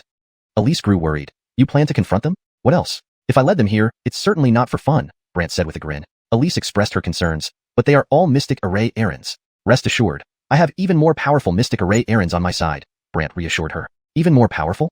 Elise was puzzled. Brant didn't reply but just smiled as he watched the scene outside. As for Bede, after glancing at the mystic array, he commented, such a shabby mystic array? The 4 killers exchanged looks but didn't speak. Bede immediately instructed one of his disciples, go in and show everyone the prowess of the Heavenly Mystic Palace. Yes. The disciple was full of confidence as he entered, intending to break the mystic array right away. However, upon entering, he quickly became lost. The crowd outside was waiting for good news, but after a while, they realized the disciple hadn't come out. Someone asked hesitantly, Brother Sue, why hasn't he come out yet? Brother Sue, what kind of mystic array is this? Brother Sue, can you identify it? Bede glanced at the mystic array. This kind of array? Anyone could break it. Then he shouted to those behind him, unfurl the flags. Yes. Those people took out their respective flags and infused them with mystic energy. Subsequently, these flags emitted a large golden glow that enveloped Bede. Bede waved his own flag, and then the massive golden light struck the front of the mystic array. Elise observed this with concern. It's a collective mystic array. Collective mystic array? Right, the power of multiple people combines into one, then erupts with terrifying force. Elise explained to Brant, but Brant wasn't fazed. It doesn't matter. But your mystic array? Don't worry. As long as I don't wish it, no one can get in, Brant said confidently. Elise was surprised. Really? Of course. Indeed, despite the torrents of golden light striking the mystic array, it remained intact. The people from the Heavenly Mystic Palace grew increasingly uneasy, and the 4 killers started to cheer on. The person in red robes remarked, it seems this mystic array is hard to break. Maybe we should find some more people, the one in green robes suggested. The one in blue robes frowned. Looks like we need to ask the Kai to send more help. The one in brown robes nodded in agreement. Bede couldn't bear this taunting and responded irritably, don't worry, the Heavenly Mystic Palace has its methods. Curious, the 4 killers looked at him. To save face, Bede shouted at the others, everyone, use the pills. Yes. These people each took out peculiar pills, swallowed them, and soon their mystic energy surged. Simultaneously, the strength of the flags also increased dramatically. Inside the mystic array, Elise's face was filled with astonishment. Look, their power has increased significantly. Brant laughed. Let them surge. Aren't you afraid? Not at all. There will be quite a show soon, Brant said with a half smile. Show? Elise still didn't understand what Brant meant by show. Heavenly Mystic Palace? It seems like the term Shen can be translated more accurately to mystic in this context, which better conveys the meaning and reads more naturally in English. In recent centuries, they've been the most formidable mystic array palace in the southern wastelands, and their mystic array Caitlins are very skilled. Elise explained. Brant nodded. Kai really has a lot of capable people under him. Elise became worried. Do you plan to confront them? Well, what else? Did I bring them here just for fun? Brant smiled broadly. Elise fretted. But they are all mystic array Caitlins. Don't worry, I have an even stronger mystic array Caitlin. Even stronger? Elise was puzzled, but Brant only smiled and watched the scene unfold. Meanwhile, Bede inspected the mystic array and scoffed. Such a mediocre array? The 4 executioners exchanged glances but remained silent. Bede immediately instructed a disciple, go ahead, let everyone see the power of the Heavenly Mystic Palace. Note, the term Shen is commonly used in Xianxia novels to refer to mystic or supernatural elements. I've translated Tianshan Gong as Heavenly Mystic Palace for better readability and consistency with common translations in this genre. Yes. Confidently, the disciple entered, intending to break the mystic array, only to lose himself inside immediately. Outside, the others awaited news, but once inside, no one reappeared. Someone finally questioned, Senior Brother Su, why hasn't he come out yet? Senior Brother Su, what kind of mystic array is this? Can you identify it, Senior Brother Su? Bede glanced casually. This kind of array? Easily broken. With that, he shouted to his followers, deploy the flags. Yes. Each person drew out the flags from their backs, infused them with mystic power, forming a giant golden light that enveloped Bede. Bede then unfurled his flag, directing the golden light towards the mystic array before them. Elise's expression changed upon seeing this. It's a combined mystic array. A combined mystic array? Yes, where multiple people's powers are gathered to unleash terrifying force, Elise explained to Brant. Brant dismissed it. No worries. But what about your mystic array? Rest assured, as long as I don't wish it, no one can get in. Brant said confidently. Elise was amazed. Really? Of course. Indeed, wave after wave of golden light struck the mystic array, yet it remained unshaken. The faces of the heavenly mystic palace members grew grim, and the 4 executioners began to cheer. The fire-robed Gwillem remarked, looks like this mystic array is tough to break. Should we find more people? The green-robed Gwillem suggested oddly. The blue-robed Gwillem frowned. We need to get Kai to call in more. The brown-robed Gwillem agreed. That seems necessary. Unable to bear the taunting, Bede scowled. Relax, we have ways to handle this in the heavenly mystic palace. This ensures that Shin is consistently translated as mystic to maintain consistency in terminology and style. Additionally, it reads more naturally in English. Curious, the 4 executioners waited. For his own pride, Bede ordered, everyone, take the pills. Yes. One by one, the disciples took peculiar pills and swallowed them, boosting their mystic powers dramatically. The flag's strength followed suit. Inside the mystic array, Elise marveled. Look, their power surged. Brant smirked. Let them surge all they want. You're not afraid? Not at all. There will be a good show soon. Brant said with a nonchalant smile. A good show? Elise was still uncertain what Brant meant. Chapter 269.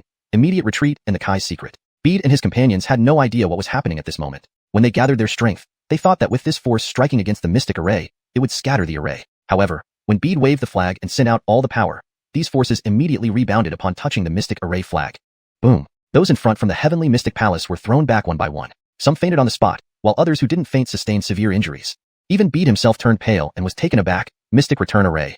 Upon hearing Mystic Return Array, everyone from the heavenly mystic palace was shocked, including Elise inside the mystic array. The Mystic Return Array, famed for reflecting back an attacker's force? Something like that. Something like that? Elise was stunned. The force that was reflected back just now was so powerful, directly injuring the people from the heavenly mystic palace. Yet, Brant said it was something like that? This made Elise unable to understand why Brant possessed such a terrifying mystic array. Suddenly, those in the front began to shout loudly, especially Bede, who was particularly infuriated. Come out. All of you, come out. After gauging the situation, Brant stepped out of the mystic array and greeted them with a smile. Hello? Seeing Brant, Bede questioned him. Who set up this mystic return array? Is it important? Brant smiled back, making Bede furious as he felt that Brant wasn't taking him seriously. Howard, do you think this mystic return array can save you? Or what? But you've already walked out of the mystic array. Bede laughed loudly before immediately shouting to the crowd, form the array. Everyone seemed to understand something. A white light barrier appeared around Brant and Elise, emitting from their powers. Elise's eyes widened. It's the heavenly mystic array of the heavenly mystic palace. Oh, powerful? This heavenly mystic array is not very powerful on its own, but it merges the power of countless individuals. It's like one person facing countless opponents. Elise explained the situation. One versus countless? Yes, many of them are in the mist realm, so your burst of power must exceed the combined power of all of them, Elise replied. Brant scoffed. Just them? They're already severely injured and still want to confront me? Elise shook her head. The mystic array has nothing to do with their injuries. Oh, irrelevant? Yes, as long as they keep injecting mystic chi, the mystic array will become unbreakable, trapping us inside forever. Elise's words made Brant almost laugh. Seeing Brant about to laugh, Elise was puzzled. Do you think I'm joking? No, wait, you'll see soon. Brant said confidently. Elise didn't understand what Brant meant. While outside the barrier, Bede boasted, Howard, this is what happens when you oppose us. Is that it? Brant retorted. Seeing that Brant didn't take him seriously, Bede belittled him. Howard, you're trapped by me, yet you're still arrogant? Are you sure you have trapped me? Brant laughed. Obviously. Our heavenly mystic array can only be cracked if you're a mystic immortal, Bede said confidently. Brant sighed inwardly. Ignorance is truly frightening. Then Brant touched the barrier surrounding him, causing the mystic array barrier to dissipate. Everyone was dumbfounded, especially the people from the heavenly mystic palace. They had painstakingly set up the mystic array, and now it was shattered so easily by Brant. Some even rubbed their eyes. What's going on here? Am I seeing things? Is this real? Everyone was astonished, finding it unbelievable. Brant then laughed. How about it? Shall we continue? Brant's words made Bede feel uneasy, and he questioned Brant. How did you know how to break our heavenly mystic palace's mystic array? Broken? Everyone couldn't believe it when they heard Brant had broken the array. Especially Elise, who was astounded and mumbled to herself. He actually broke the mystic array? Brant stared at Bede. Do you really want to know? Yes. Naturally, Bede wanted to know. Brant sighed. That depends on whether you will submit or not. Submit? Ridiculous, you want me to submit? Bede finished speaking, and then the flags on his body flew out. These flags formed another mystic array, trapping Brant again. But Brant smiled. No matter how Gwillemy mystic arrays you set up, they are essentially the same. Bede didn't believe it and sneered. Stop playing jokes. That's impossible. Stop playing jokes? Impossible? Yet Brant made the impossible possible. He simply touched the mystic array surrounding him, and it dissolved automatically. Bede was deeply shaken. No, impossible. How could this happen? So, scared? Brant asked. Bede panicked and shouted to those around him, withdraw. However, 4 raids used the mystical soul field to trap everyone's souls within it. Bede's soul stared wide-eyed. What are you doing? 4 raids remained silent until Brant's soul entered. Then, all 4 respectfully called out, Lord, Lord? The people from the heavenly mystic palace suddenly felt like they were being played, especially Bede, who was enraged. You betrayed the Kai? We chose the Lord suitable for us, said the Gwillem in the red robe. Others also indicated that they chose based on their needs. This enraged Bede. So you lured me here? The Gwillem in the red robe told him. As long as you surrender, Lord will not make things difficult for you. Others also tried to persuade him. Surrender? Naturally, Bede wouldn't, saying arrogantly, I am a person of the heavenly mystic palace and will never surrender. Others agreed. Then their souls converged together. 4 raids frowned, while Brant directly launched the eternal soul-sealing coffin, smiling. You want to die? Fine, let it be so. When the shackles wrapped around their souls, they realized how terrifying Brant's soul was. Bede immediately gave in. We submit. Brant smiled and imprinted a coffin mark on them. Bede hesitated and looked at Brant. I have something to report. Speak. Bede nervously said. The Kai instructed us to break into a tomb, which is where a former mystic Immortal cultivated. We now have clues and originally planned to inform the Kai. Hearing this, Brant immediately perked up. Oh, the cultivation place of a mystic Immortal? Yes, the Kai wanted us to explore inside and see what's there, Bede explained, sparking Brant's interest. Take me there first. Bede worriedly said. It's dangerous. We might not be able to get out once we enter. Aren't you saying you've already cracked the mystic array? Brant asked curiously, and Bede confirmed, yes, but we need a treasure from the Kai. Only that treasure can protect us and allow entry into the tomb. Oh, what kind of treasure? Brant was curious. Chapter 270. Young Lord Qing. The white armored guards mobilized. The pure spirit ancient zither. This zither can clear away the Da sounds within the tomb, and those Da sounds can affect everyone's spirit souls. So rashly entering might result in us being affected before we even get inside, Bede explained. Xiu Zhengwei. The pure spirit ancient zither. This zither can clear away the Da yin within the tomb, and those Da yin can interfere with everyone's spirit souls. Rushing in might result in us being affected even before we enter, Bede explained. Here Da yin should be consistent throughout, and I've slightly adjusted the phrasing to make it read more naturally in English. For better understanding of the context, Da yin means miscellaneous noise or interference, so a more appropriate translation would be the pure spirit ancient zither. This zither can clear away the interfering noises within the tomb, and those noises can disrupt everyone's spirit souls. Rushing in might result in us being disrupted even before we enter, Bede explained. Brant confidently said, this, I will handle on my own. Then Brant instructed the 4 assassins to return to find the Kai's men, while he took the people from Danshan Palace and left. Elise was curious about how the people from Danshan Palace also submitted themselves and followed Brant with her doubts. In the countryside villa, Frisco was still waiting for good news from Danshan Palace.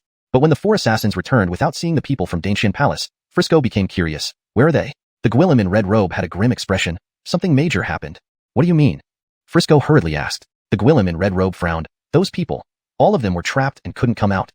What? Frisco widened his eyes. Do we need to find the Kai and have some people arrange to rescue them? And just now, Bede told me something else. The Gwillem in red tempted. Frisco was curious. What is it? About the immortal tomb. These words startled Frisco. He immediately took 4 people back into the city, whereas the Kai in the tavern believed that Brant would certainly be subdued this time. The Tyson was also eagerly flattering him. But soon, after Frisco brought 4 people back in a hurry, the Kai's brows furrowed. What happened? Kai, something big has happened. Big thing? Speak up. The Kai grew gloomy. Frisco explained the whole situation, and the Kai widened his eyes. What? They were all trapped? After Frisco nodded and let the 4 assassins speak, upon hearing Bede mentioning the immortal tomb, the Kai's face changed immediately. Damn it. How did this happen? What's wrong? The Tyson felt a sense of ominous premonition. The Kai didn't want the matter concerning the immortal tomb to be known, so he shook his head. No, nothing. Brother 5, what should we do now? The Tyson anxiously asked. The Kai said grimly, we can't leave Fanhuang City. So, we still need someone to help. Do you have anyone in mind? The Tyson asked. The Kai turned grim. Find Dermot. The great Calm Gwillemder's youngest son? Sammy King? The Tyson seemed to understand something, and the Kai nodded. Yes, let him bring his white armored guard together. By then, see how that kid dies. After saying this, the Kai immediately took the Tyson to find the great Calm Gwillemder's youngest son, Michael, also known as Sammy King. At that moment, Sammy King was wearing green armor and competing for strength with a group of white armored guards. Until someone shouted, Sammy King, the Kai and Tyson have arrived. Michael was surprised. Why are they here? It seems they're looking for you. Let them come in, Michael called out, and one of the guards went to invite the 2 princes. When the 2 arrived, the Kai smiled. Sammy King, long time no see. The Tyson also laughed. Sammy King, you're becoming more like a great Calm Gwillemder every day. No, my father is the great Calm Gwillemder. I'm far from it, Michael replied with a laugh, and the Kai glanced around at the people present. Michael asked curiously, what's going on? Ask them to step aside. We need to talk slowly, the Kai suggested. Reluctantly, Michael had those people retreat. Once these people left, the Kai whispered to Michael, Sammy King, aren't you always seeking immortality to save your mother? Michael looked skeptical. What do you mean? The Kai explained Brant's situation, but Michael retorted, but I've heard that there's nothing inside that immortality box. Do you believe that too? The Kai countered. The Tyson added with a laugh, Sammy King, if you had treasures, would you share them with others?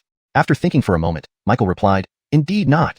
The Tyson nodded satisfactorily. So, both Brother Five and I wish to obtain the immortality box and understand the method of immortality. Michael hesitated. But I've heard this Brant isn't easy to deal with, and he's also the teacher of Dora. Moreover, he even has the devil Abdullah by his side. The Kai shook his head and laughed, then gave a brief explanation of some matters. Michael responded oddly, you mean, he's outside the city? Engaging with your men? The Kai nodded, yes, exactly. The Tyson chimed in, Sammy King, this is a great opportunity. You shouldn't miss it. Yes, now that Devil Abdullah isn't with him, and neither is our sister or the state preceptor's people, it's a good chance for you. Michael immediately felt excited. Where is he? I'll have someone take you there. The Kai rejoiced and quickly arranged for the 4 assassins to lead Michael and his guards there. When Brant and his company reached the foot of a mountain, Brant received a message from the 4 assassins and smiled. Sammy King? Elise was curious why Brant mentioned Sammy King. You know Sammy King? Not personally, but I got information that the Kai sent him and his white armored guard to deal with me, Brant replied. Elise was shocked. What? The white armored guard? Only the great Congwillemder can mobilize them? What kind of title is Sammy King? Is he the great Congwillemder? No, he's the youngest son of the great Congwillemder, but also a powerhouse within the Congwillemdery house. Him being able to mobilize them means he's been acknowledged by the great Congwillemder and the guards, Elise analyzed. Brant nodded. So there's a Congwillemdery house as well? You need to be cautious. Many of the white armored guards are experts, even errands who hide their true abilities, Elise warned. Brant nonchalantly said, I hope they don't provoke me. If they do, they'll regret it. Do you really plan to oppose the Congwillemdery house? Elise was curious. They're the ones opposing me, not me against them. So, this isn't related to me. Brant laughed helplessly. Why did you lure them here? Elise wondered. Brant thought for a moment. It's a good strategy. So, Brant had the people from Dangshan Palace hide first and watch the cave entrance while saying, there's indeed noise inside. How come I can't hear anything? Elise asked in confusion. But as Brant walked in, Elise suddenly heard terrifying sounds. The sound made her uncomfortable and she retreated. Brant came out again. How? It's strong? Yes, very frightening. Elise, now sweating profusely. Meanwhile, the people from Dangshan Palace were surprised from the shadows. They didn't expect Brant could enter and exit freely, unaffected by the noise. Brant found it interesting and walked around the entrance a few times with a smile. Seems this noise is quite interesting. So frightening and yet interesting? Elise didn't understand Brant's thoughts. But Brant smiled and remained silent, waiting as if expecting someone. Chapter 271. Soul-locking armor, directly restraining all, mystic soul power. Soon after, Michael appeared with a group of white armored guards. Elise, upon seeing this, was utterly surprised. Prince Sammy, he's really here. Michael was clad in green armor, adorned with Gwillemy bizarre patterns that looked rather mysterious. You are Brant? Michael asked immediately. Sent by the Kai? Brant chuckled in response. But Michael shook his head. No, I represent no one but myself. Really? Yourself? Brant smiled unconvincingly. Yes, I'm here for the immortality box. Michael stated firmly. Brant, however, sized up Michael and replied with a laugh. But I already told everyone it's empty. Empty or not, I must see it for myself, Michael responded. Brant shook his head. Can't be done. Can't be done? What do you mean? Michael didn't quite understand. Brant laughed. My things. Why should I show them to you? Michael frowned. You're going against me? The white armored guards spread out, releasing their cultivation levels which were all at the mystic void realm. Yet Brant wasn't intimidated. Instead, Brant laughed. If I were you, I'd have begged more humbly if I wanted something. What? You want me to beg? The other party was displeased, glaring. Not wrong, Brant smiled mildly. Michael took a deep breath. Then today, I wish to challenge you and see why you can be Betty's Aaron. Upon finishing his words, Michael gave an order, causing the white armored guards to conjure potent mystic chi, which then combined into a glowing white shield enclosing Brant. Elise widened her eyes. This is the suppressing mystic bold. The suppressing mystic bold? Yes, when Gwillemy experts converge their mystic chi, they form this incredibly resilient dome. Elise explained. Brant laughed. Is it unbreakable too? Hearing unbreakable, Elise became awkward while Brant smirked. Watch closely. He touched the shimmering shield, smiling at Michael. If I were you, I wouldn't waste their efforts. Waste their efforts? Unsure of Brant's meaning, Michael watched as Brant suddenly gathered a lightning fist shadow, striking the shield powerfully, shattering it instantly. The white armored guards were stunned. Some even stuttered. How is that possible? Is he truly only at the cultivating mystic realm? What's happening? Michael also froze, not expecting Brant to easily destroy the shield. His expression turned grave. I underestimated you. Underestimating me isn't a bad thing, Brant chuckled. But Michael was unsatisfied. Then let me test your strength. Suddenly, Michael's strength surged as he approached Brant step by step. Elise warned, be careful. It said Prince Sammy has incomparable strength. Incomparable strength? Before Brant could react, Michael stomped the ground, causing it to collapse toward Brant. However, the cave behind Brant was protected by a mystic array, halting the destruction there. Standing amidst the wreckage, Brant laughed. It's useless. Don't waste effort. It hasn't begun yet. With a thought, a green shadow flew from Michael's back, his mystic soul shadow. This shadow struck Brant's back, expecting to wound his mystic soul. But Brant merely scoffed. Sammy stared, almost unbelievably. Why is your mystic soul unaffected? Why should it be? Brant countered. After hesitating, Michael observed Brant. Your mystic soul is indeed unique. So? I will use special means, Michael finished as his armor dispersed. In the next moment, a green shadow flashed past, fitting the green armor onto Brant. Elise exclaimed, alarmed, no good. It's the soul-locking armor. Soul-locking armor? Yes, once it's on you, you can't wield your mystic soul power, Elise warned gravely. Brant tried and found that his mystic soul power seemed restrained, unable to activate, nor open his mystic soul field. Even the immortality sealing coffin couldn't emerge within this domain. Impressed, Brant remarked, such an artifact exists? This is the soul-locking armor, one of the 10 great mystical artifacts of the southern wilderness. Whosoever wears it, their mystic soul, shadow, and field are locked. Michael boasted. Interesting, Brant said nonchalantly. Intriguing? Michael queried. Why not? Brant retorted, while Michael looked bewildered. Shouldn't you be nervous now? Elise also felt Brant was acting unusually. Brant smiled. Why should I be anxious? Your armor locks my mystic soul, but not my physical strength. Still at the cultivating mystic realm, how much strength can you have? Michael disregarded this, but Brant sighed. Guess I'll show you. Next, 9 layers of thunder mystic builds appeared around Brant. 9 layers of thunder force. Michael gaped, along with the guards who widened their eyes. 9 layers? Is this a joke? 9 layers? Elise internally panicked. Does his mystic source wall have no upper limit? From 3 layers earlier to 9 now, Elise felt numb and stunned.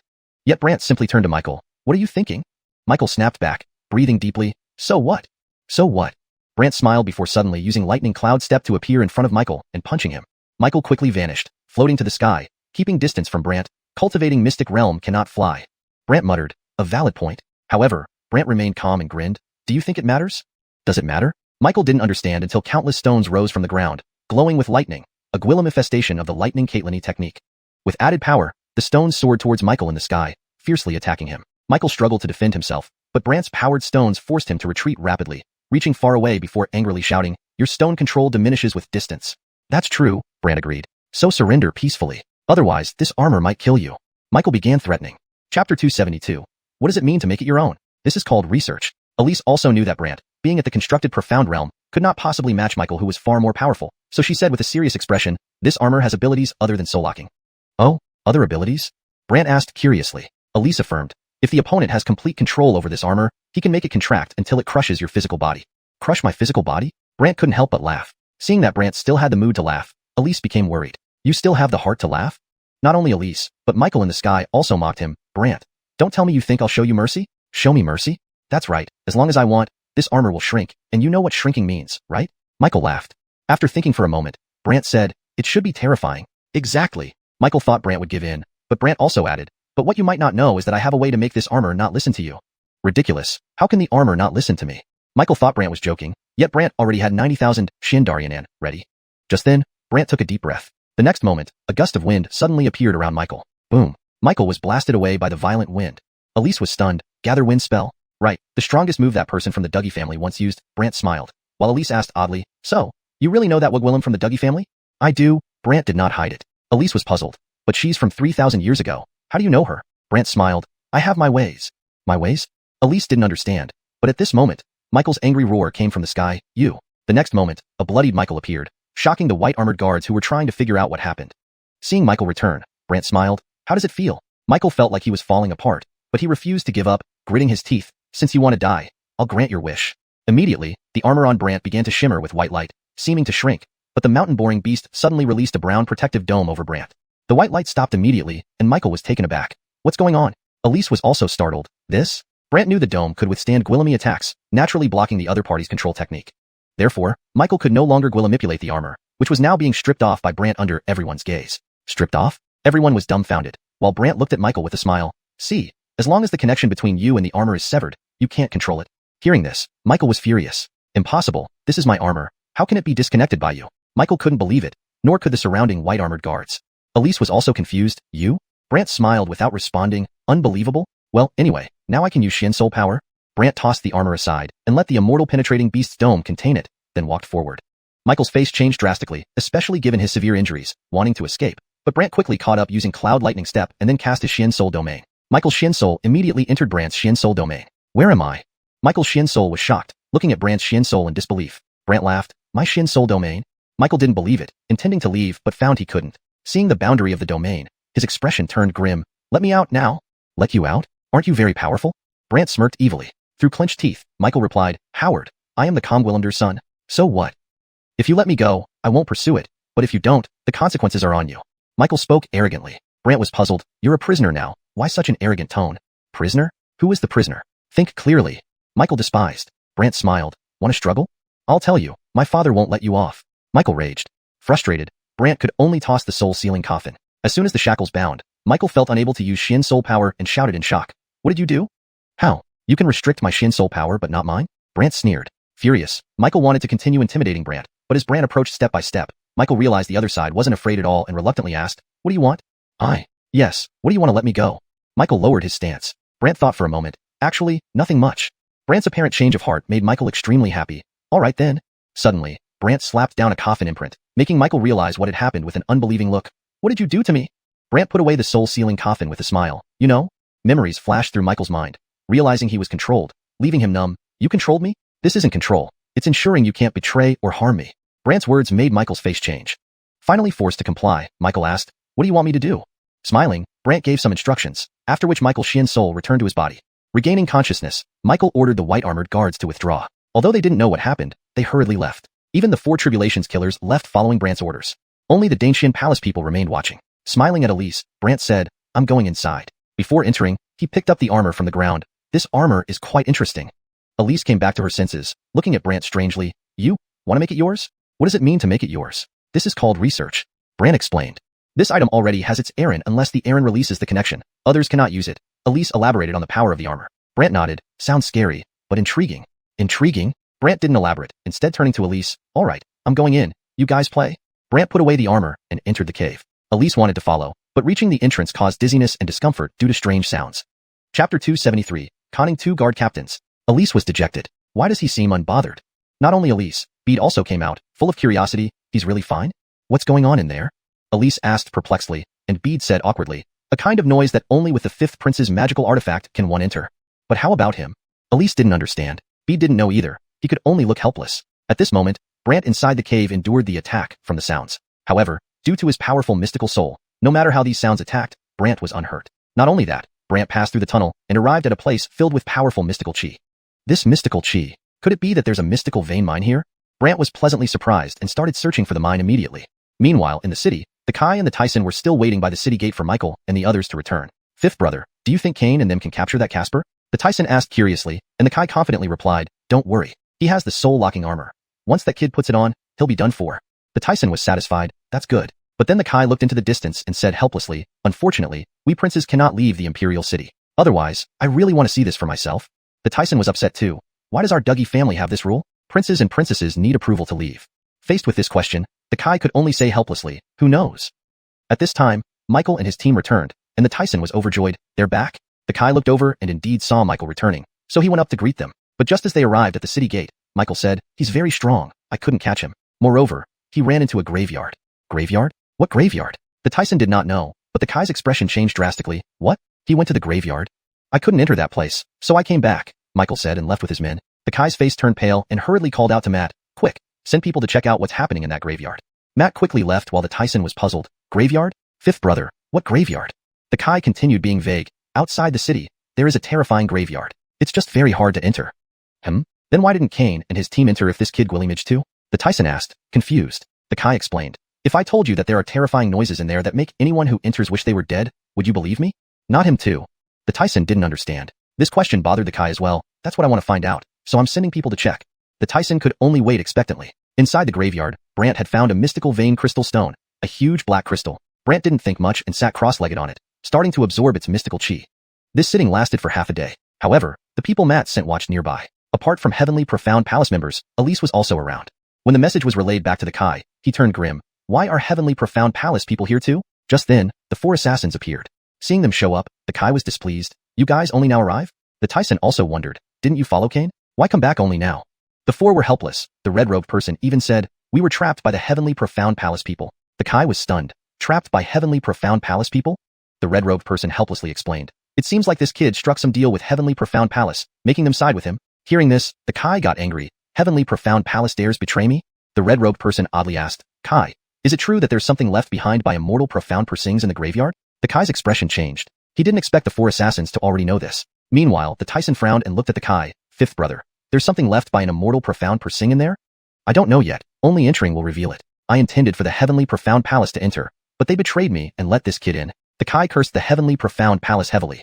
The Tyson got upset too. What should we do now? The Kai was also stumped. The red-robed person suggested, Kai, why don't you send out your golden armor guard captain to catch them all? The Kai frowned, golden armor guard captain. The four assassins agreed, now, only your golden armor guard captain can handle this. Otherwise, nobody can capture that kid. Hearing this, the Kai grew grim. The Tyson added, fifth brother, if your Gwillem power isn't enough, my golden armor guard captain can also assist. The Kai was delighted immediately, great. I'll have my golden armor captain team up with yours, each leading 100 golden armor guards to head out. Great. The Tyson promptly made arrangements. Thus, two teams with two captains set off with the four assassins. On the way, the golden armor captain from the Kai's side brandished a blood-red sword, saying, I wonder who this brand is, forcing me to come out from seclusion. This person was Bloodbone Dougie, one of the top 10 golden armor captains responsible for the Kai's safety. On the other side, another Gwillem, looking like a scholarly weakling, held a scroll and fiddled with it. This was the golden armor captain accompanying the Tyson, Alfonso. Alfonso looked young, but his eyebrows were white. He laughed while looking at his painting, Old Blood. This Mr. Chin isn't simple at all. Oh, how so? Bloodbone Dougie asked. Do you know he's the 10th princess's teacher? Alfonso smiled. What, the 10th princess's teacher? When did this happen? Bloodbone Dougie was astonished. Alfonso explained the entire situation. After hearing it, Bloodbone Dougie was curious. This person from the Chin family is that formidable? He also obtained the longevity box. Longevity box? Bloodbone Dougie was startled. He even defeated Fabian. Alfonso continued. Bloodbone Dougie couldn't believe it. How? Fabian is nearly an immortal profound persing. How could he lose? Alfonso also wasn't sure. It's rumored that his mystical soul is special and his mystical soul domain extraordinary, which led to Fabian losing. Bloodbone Dougie perked up immediately. Seems like I need to test this kid to see what he's truly capable of. Alfonso smiled helplessly. We'll have to wait until he comes out of the graveyard first. Graveyard? Bloodbone Dougie was puzzled again. Chapter 274. Sky Scroll. Attacks rely on imagination? Alfonso explained the events to West, who still didn't understand what had happened. Upon hearing the explanation, West immediately became excited. So, I should also go to this tomb? Alfonso smiled. It's not easy. It's rumored that there are strange sounds that can make one's spirit uneasy. This is simple. Use your painting skills in conjunction with my blood escape technique. I think we can handle it, West said confidently. Alfonso chuckled. You're right. We haven't cooperated in a long time. West reminisced. Ever since we started following the two princes, we haven't been together. Alfonso nodded. Yes, and we should thank this Chin family member for bringing us back together. West laughed too. Meanwhile, the four raids killers exchanged odd smiles but didn't comment further as they continued leading the way. Half an hour later, they left the city and arrived at the outside of the tomb. By now, the Dangshin Palace people, following Brandt's instructions, were already hiding. Thus, only Elise remained outside the cave. When Elise saw the two team leaders appear with a large group of gold-armored guards, she was slightly surprised. West asked, who is this Wagwillem? Alfonso explained, she's supposedly the Addison of Xuanhua Pavilion. Can't be. She is the young Erin? West felt amazed and showed a look of surprise. Alfonso affirmed, yes, she is. West then turned to Elise with a smile. Miss Lin, why are you here? Are you here to capture Brandt? Elise countered, and West replied with a smile, why? Are you close to him? I know him well, but I want to warn you that he isn't ordinary, and right now, inside the cave, you won't be able to harm him. Elise explained. Upon hearing this, West suddenly laughed. Elise couldn't understand his meaning, while Alfonso spoke up, Miss Lin, don't worry about it. We have our ways to find him.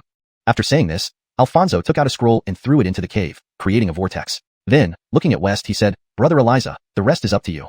West laughed, enveloping everyone in a flood of blood light before they vanished through the vortex in front of the four raids and Elise. Elise was shocked. Sky Scroll? Blood Shadow escape?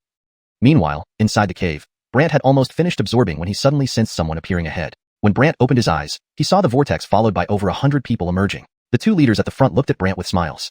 Brandt already knew their identities through the four raids, though he was somewhat curious. Impressive, you can actually teleport in from outside. West glanced at Brandt. Is this you? Alfonso also added, so you are Brandt? Brandt looked at them both and smiled. You two work for Manny and Gustavus, correct? Both replied in unison, yes. Especially West continued, Howard, you've seen Captain Hua's Sky Scroll, which can create tunnels anytime. So? The Sky Scroll can not only create tunnels, but also set up barriers. So everything around here is under Captain Hua's control now, West boasted proudly. Brandt smiled indifferently. Controlled? Just the two of you? Don't you think you're imagining a bit too much? Seeing Brandt didn't believe them, West immediately told Alfonso, Captain Hua, let's give him a taste of it. Alfonso smiled, and the surroundings began to change. Brandt felt himself floating in a mist, as if a single thought could send him plummeting. This made Brandt acknowledge their abilities, especially the power of the Sky Scroll. How does it feel? Scared yet? Alfonso laughed after seeing Brandt looking around nervously. Alfonso gazed at Brandt with a smirk. Brandt calmly looked at them. Do you really think such illusions can affect me? Illusions? Alfonso gave an evil laugh. waving his hand to plunge Brant into a sea of flames. The fire appeared real and was raging fiercely. West mocked, "Kid, still think it's just an illusion?" "It is interesting indeed," Brant laughed upon realizing the flames were truly dangerous. Seeing Brant wasn't afraid, Alfonso laughed. "Not scared? Why would I be scared? These fires are real," Alfonso confirmed, but Brant retorted, "Then try again." Realizing Brant wasn't taking it seriously, Alfonso strengthened the flames. Brant, however, instantly formed 10 layers of fire spirit shields around him.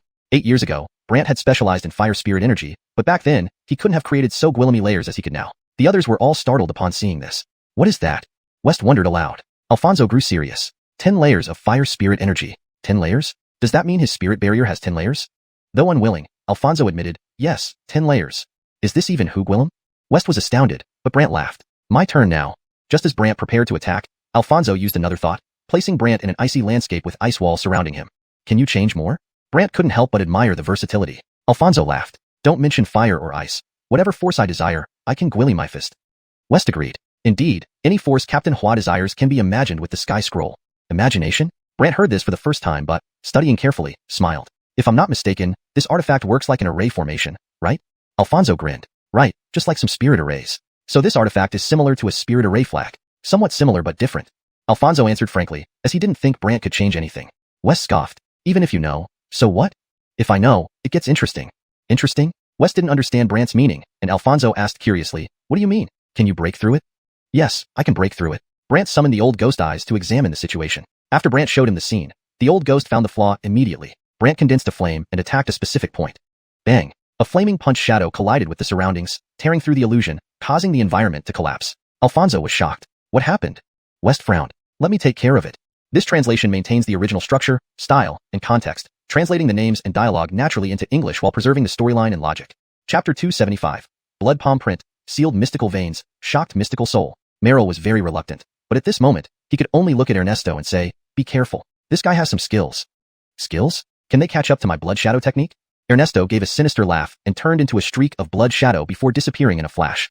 This speed was incredibly fast. A blood figure appeared behind Brant instantly and then struck with a blood palm print. Brant had condensed 10 layers of thunder mystic bold shadows, but astonishingly, the blood palm print passed directly through the thunder mystic bold shadow and hit Brant's body. Boom! The blood palm print even pierced through his flesh, striking Brant's mystical soul. Not only that, but Brant felt as if something was influencing the blood within him, slowing its flow and causing the condensation of mystic chi in his mystic veins to slow down as well. Before long, Brant's 10 layers of thunder mystic bold shadows lost their power and gradually dissipated. Ernesto was overjoyed. "Isn't it still shattered effortlessly by my blood palm print?" Meryl admired him. Brother Eliza's blood palm print and blood shadow technique are indeed extraordinary. Of course, the blood palm print can penetrate mystical skill defenses, directly hitting the mystical soul and solidifying the opponent's mystic veins, Ernesto said proudly. Brant was rather impressed and even chuckled. "Quite interesting. Quite interesting." Seeing Brant laughing, Ernesto asked, "What? Don't tell me you still think you can fight back?" "What do you think?" Brant smiled, turning to face Ernesto who looked somewhat astonished. "Your mystical soul, is it fine?" Not only Ernesto but also the golden armored guards present were puzzled. Brant remained calm and even smiled. "You should know that my mystical soul is not ordinary." Ernesto didn't believe it, so he sent another blood palm print through Brant's flesh, hitting his mystical soul heavily again. Yet Brant remained unharmed, prompting Ernesto to sneer, "Then I'll attack your flesh instead of your mystical soul." Ernesto moved quickly. A golden palm print flew towards Brant. Knowing he had no mystic soul bold strength left, resisting like this would definitely lead to his own disintegration. So Brant summoned the soul lock armor. The armor could lock souls and also protect itself. Since this armor belonged to Carl, and Brant had placed the coffin seal on Carl, any person bearing the coffin seal could freely use Carl's mystic weapons. Because in the eyes of this armor, Brant was now Carl. Thus, when the palm landed on the armor, its force was neutralized by the armor's power, and Brant merely took a few steps back. Everyone watched wide-eyed, recognizing the soul lock armor. Ernesto was even more surprised. "How did you get Carl's soul lock armor?" "Why don't you guess?" Brant replied smilingly. Ernesto's expression darkened and looked at Meryl. "Brother Hua, what's going on here?" For this question, Meryl was equally baffled and responded seriously, "I have no idea either." Now Ernesto could only look helplessly at Brant. "So what if you have armor? I still have other ways to deal with you." Just as Ernesto was about to move, Brant threw out the longevity calming soul coffin, which floated mid-air. Opening the lid, an intense suction began drawing everyone's mystical soul as if it were about to be pulled away. My mystical soul. "Captain, save me. Captain, I can't hold on much longer." Both sides screamed wildly, clearly in a panic, while Brant remained calm, even laughing. "Do you all surrender?" At this point, all the golden armored guards were immobilized, struggling against the calming soul coffin's suction power. But Ernesto scoffed. "Want me to surrender? Dream on." He turned into a blood shadow again and disappeared, leaving Meryl shouting, "And me!" However, Ernesto fled, leaving Meryl cursing loudly. Brant had to admit that Ernesto's earth-dodging technique was remarkable to escape right under his nose. Meryl looked anxiously at Brant. Please, let me go. Let you go? Yes, just let me go, and anything can be discussed. Meryl pleaded, while Brant smiled. But that Gwillem escaped. Even if you all surrender, the two princes will soon find out. Meryl shook his head. I have a way to catch him for you, preventing him from returning to the city. Oh, really? My sky scroll can lock onto and confine him, Meryl affirmed, and Brant smiled. All right, I'll trust you once. He marked Meryl with a coffin seal, as well as the others. Then Brant put away the calming soul coffin. Start. Meryl hesitated, unfolding a scroll that showed a ghostly scene depicting the surroundings around the tomb. Everything, including people, became visible. Meryl pointed to a blood glow within the scroll. It was Ernesto, who had fled near the tomb, relieved to see Brant wasn't following. Suddenly, the surroundings changed color, and Ernesto reappeared inside the tomb right before Brant. Eyes widening, Ernesto exclaimed, Sky Scroll. Meryl sighed. Stay and keep me company. Fuming, Ernesto shouted. You betrayed me? Who made you leave without me? Meryl retorted gloomily, and Ernesto ranted various curses while Brant laughed. Nicely done.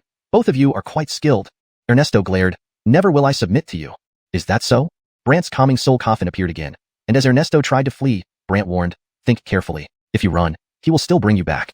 Ernesto almost went mad, glaring at Meryl. Brother Hua, you're despicable. Surrender, Meryl advised. But Ernesto coldly answered, dream on. I will never submit. Meryl explained, if you don't submit, you won't be able to leave. I belong to Manny, alive or dead, Ernesto declared, but when the chains of the calming soul coffin wrapped around him, rendering his mystical soul powerless, he was utterly shocked. Those around revealed helpless expressions, knowing Brant was too terrifying to resist. Brant smiled and watched him. So, will you continue to resist? Resisting what now? Ernesto gritted his teeth, thinking death might be better than defeat. Yet Brant grinned wickedly. You think I'd kill you? I'm not afraid of death, Ernesto proudly insisted. Although Hua Wuqing was extremely unwilling, he could only turn to Xie Gufeng at this moment and say, be careful. This guy has some skills. Skills? Can it catch up with my blood shadow technique? Xie Gufeng gave a mysterious smile and transformed into a blood shadow, vanishing in an instant. This speed was incredible. A blood figure appeared behind Vincent almost immediately and struck with a blood palm print. Vincent conjured 10 layers of thunder mystic bold shadows, but astonishingly, the blood palm print went straight through the thunder mystic bold shadows and hit Vincent's body. Note, the term Shen is commonly translated as mystic or profound in the context of cultivation or martial arts novels to maintain consistency and fluency in English. Here, I chose mystic as it fits better with the context. Boom. The blood palm print even penetrated his flesh, striking Vincent's spirit core. Not only that, Vincent felt as if something had influenced the flow of his blood, slowing it down, which also caused his mystic veins to condense mystic energy more slowly. Note, I have replaced Xuanhun, Shenmai, and Xianxia with spirit core, mystic veins, and mystic energy, respectively for consistency and to ensure natural reading in English. Shortly after, Vincent's 10 layers of thunder mystic bold shadows lost their power and gradually dissipated. Xie Gufeng was elated. Isn't it easy to shatter your defenses with my blood palm print? Hua Wuqing said admiringly, your blood palm print and blood shadow technique are indeed extraordinary. Naturally, the blood palm print can penetrate mystical technique defenses and strike directly at the soul, while simultaneously solidifying others' mystic veins, Xie Gufeng declared proudly. Note, I have maintained consistency in terminology by translating Shen to mystic or soul where appropriate, ensuring it reads naturally in English. Vincent couldn't help but be impressed and even chuckled. A little interesting. A little interesting? When Xie Gufeng saw Vincent still smiling, he asked him, what? You don't think you still have the ability to fight back? What do you mean? Vincent smiled, turning to look at Xie Gufeng, who was slightly astonished. Your Xuanhuan, spirit core, is unharmed?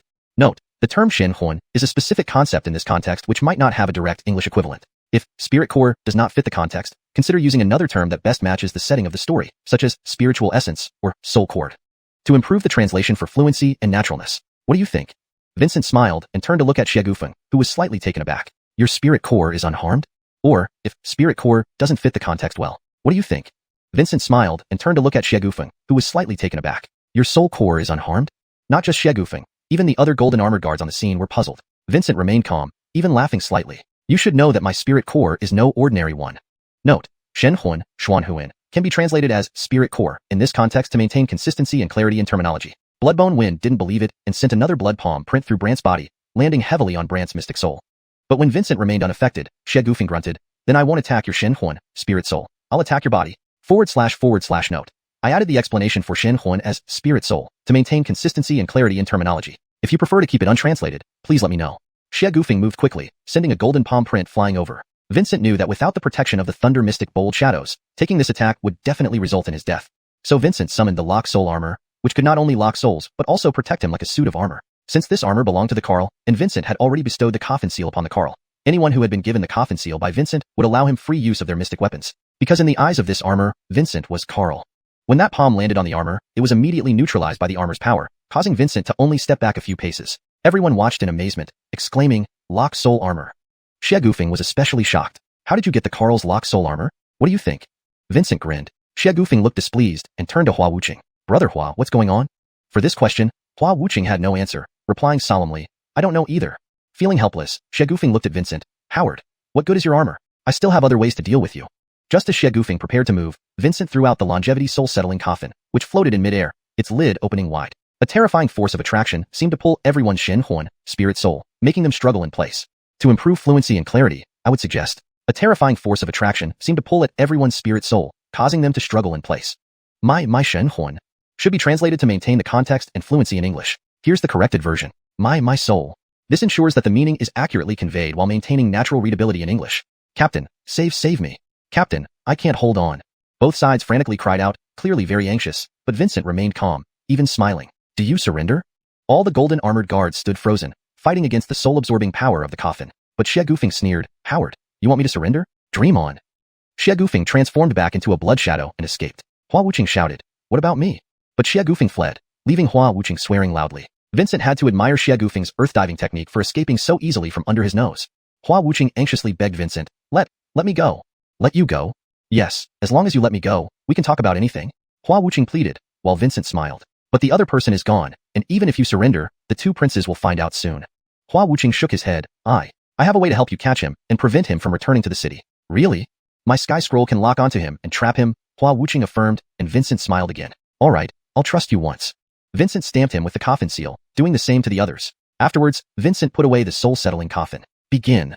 Hua Wuqing, feeling uneasy, then spread out a painting. On this painting appeared some faint images reflecting the situation around the tomb, showing everything clearly, including the people. Hua Wuqing pointed at a streak of blood light within the image, Xie Gufeng, who had fled near the tomb, breathing a sigh of relief that Vincent wasn't chasing him. Too scary. Suddenly, the sky darkened, and Xie Gufeng reappeared in the tomb, standing right before Vincent. Xie Gufeng's eyes widened. "Sky scroll." Hua Wuqing looked at him helplessly. "Stay, and keep me company." Xie Gufeng fumed. "You tricked me? Why didn't you take me with you?" Hua Wuqing replied sullenly as Xie Gufeng swore profusely. But Vincent laughed. "Nice job, both of you are quite capable." Xie Gufeng glared angrily. "You think I'll submit to you? Do you?" The soul-settling coffin reappeared, and Xie Gufeng tried to escape, but Vincent warned, "Think carefully. Once you leave, he'll bring you back." Xie Gufeng nearly lost it, glaring at Hua Wuqing. "Brother Hua, you're too evil. Surrender." Hua Wuqing urged, but Xie Gufeng retorted coldly, "Dream on. I will not submit." Hua Wuqing sighed. "If you don't submit, you won't be able to leave." "I live for Manny, and die for Manny," Blood Bone Wind declared boldly, but when the soul-settling coffin's chains bound him, rendering his soul powers useless, he froze in shock. Everyone looked at Vincent helplessly, knowing how fearsome he was. Vincent smiled at him. "Well, do you continue to resist?" "Resistance, so what?" Xie Gufeng gritted his teeth, thinking defeat meant death, but Vincent smirked. "You think I'd kill you?" "No, I'm not afraid to die," Xie Gufeng declared arrogantly. Chapter 275.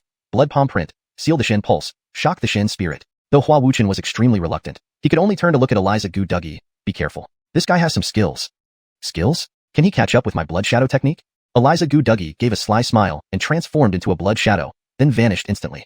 His speed was astonishingly fast, appearing as a blood figure behind Brant in an instant, delivering a palm strike of blood along the way. Brant condensed a 10-layer Thundershen bold shadow, but miraculously, this blood palm print penetrated through the Thundershen bold shadow, striking Brant directly. Boom. The blood palm print even penetrated his flesh, hitting Brant's Shen spirit. Not only that, Brant felt as if something was affecting his internal blood flow, causing it to slow down, which also slowed the condensation of Shen Qi within his Shen pulse. Soon enough, Brant's 10-layer Thundershen bold shadow lost its power and gradually dissipated. Eliza Gu Duggy was overjoyed. "Isn't it easy for my blood palm print to shatter them?"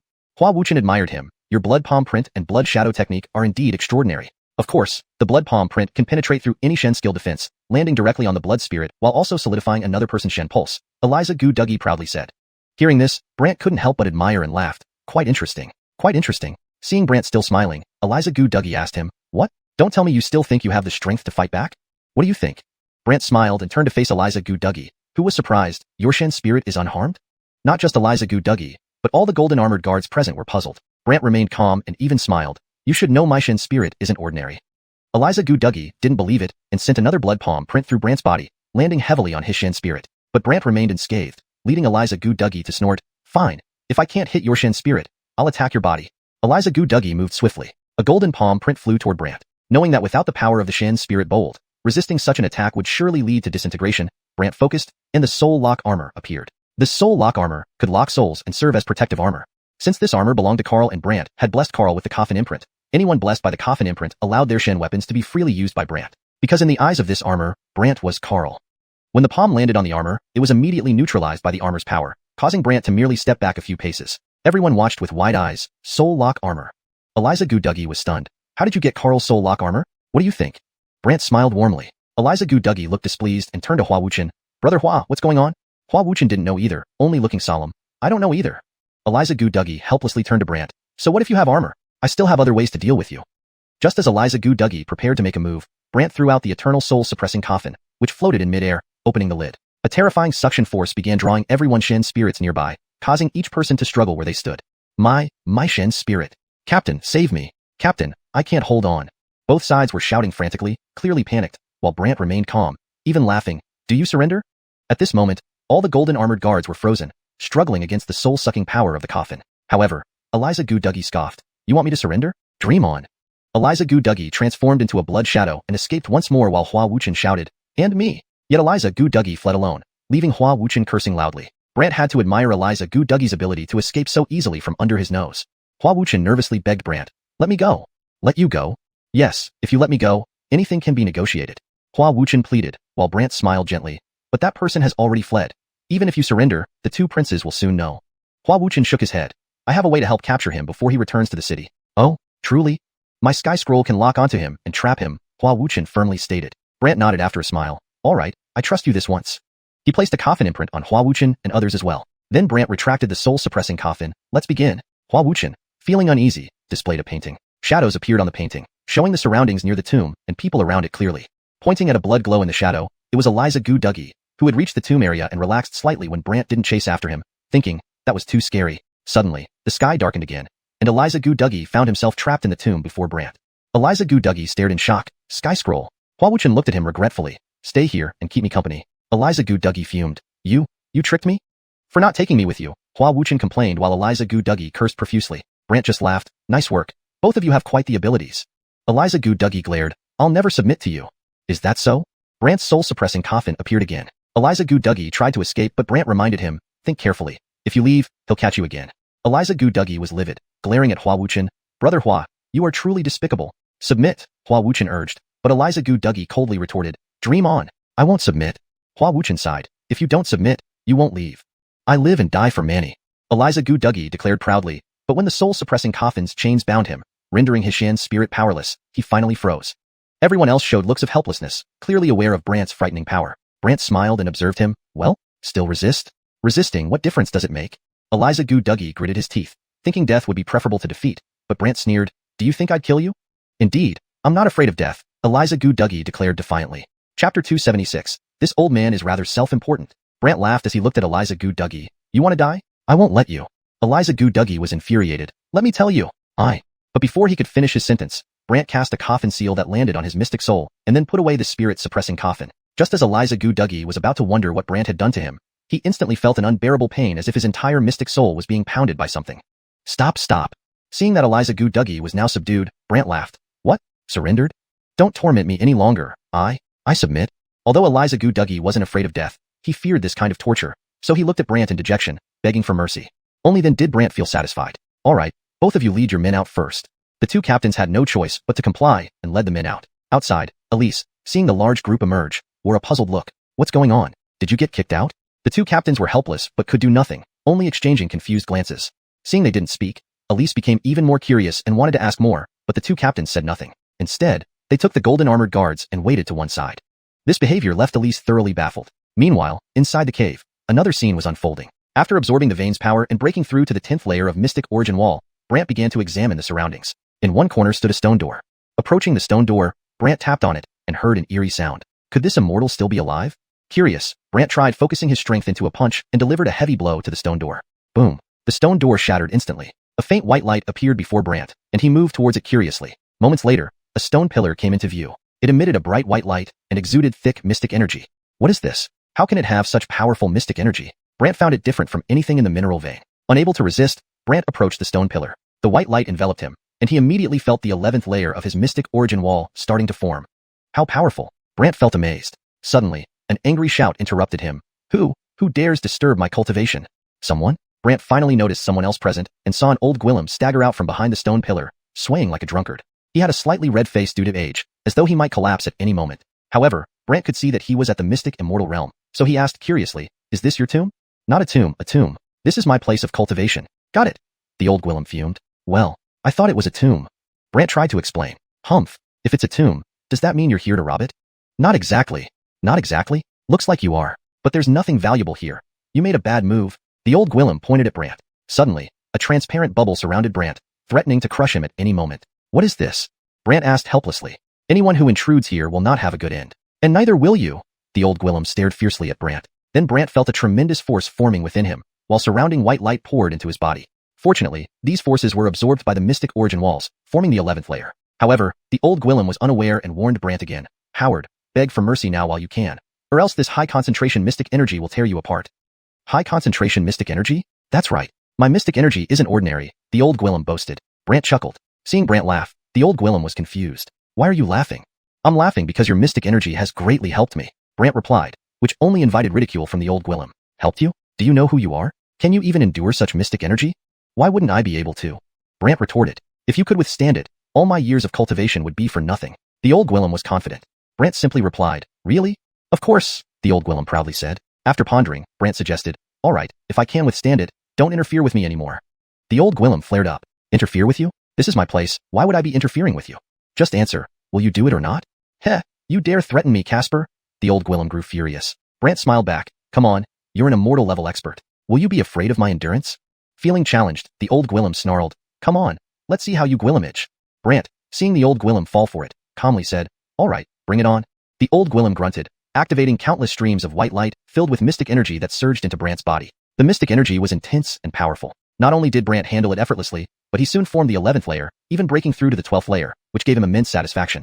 But the old Gwillem, unaware, thought Brant was about to break and taunted, "Howard, if you can't hold up, just shout once."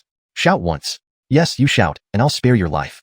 The old Gwillem eagerly awaited Brant's plea, but instead, Brant smiled and said, "Sorry, I can't." "Can't? What do you mean?" The old Gwillem stared curiously at Brant.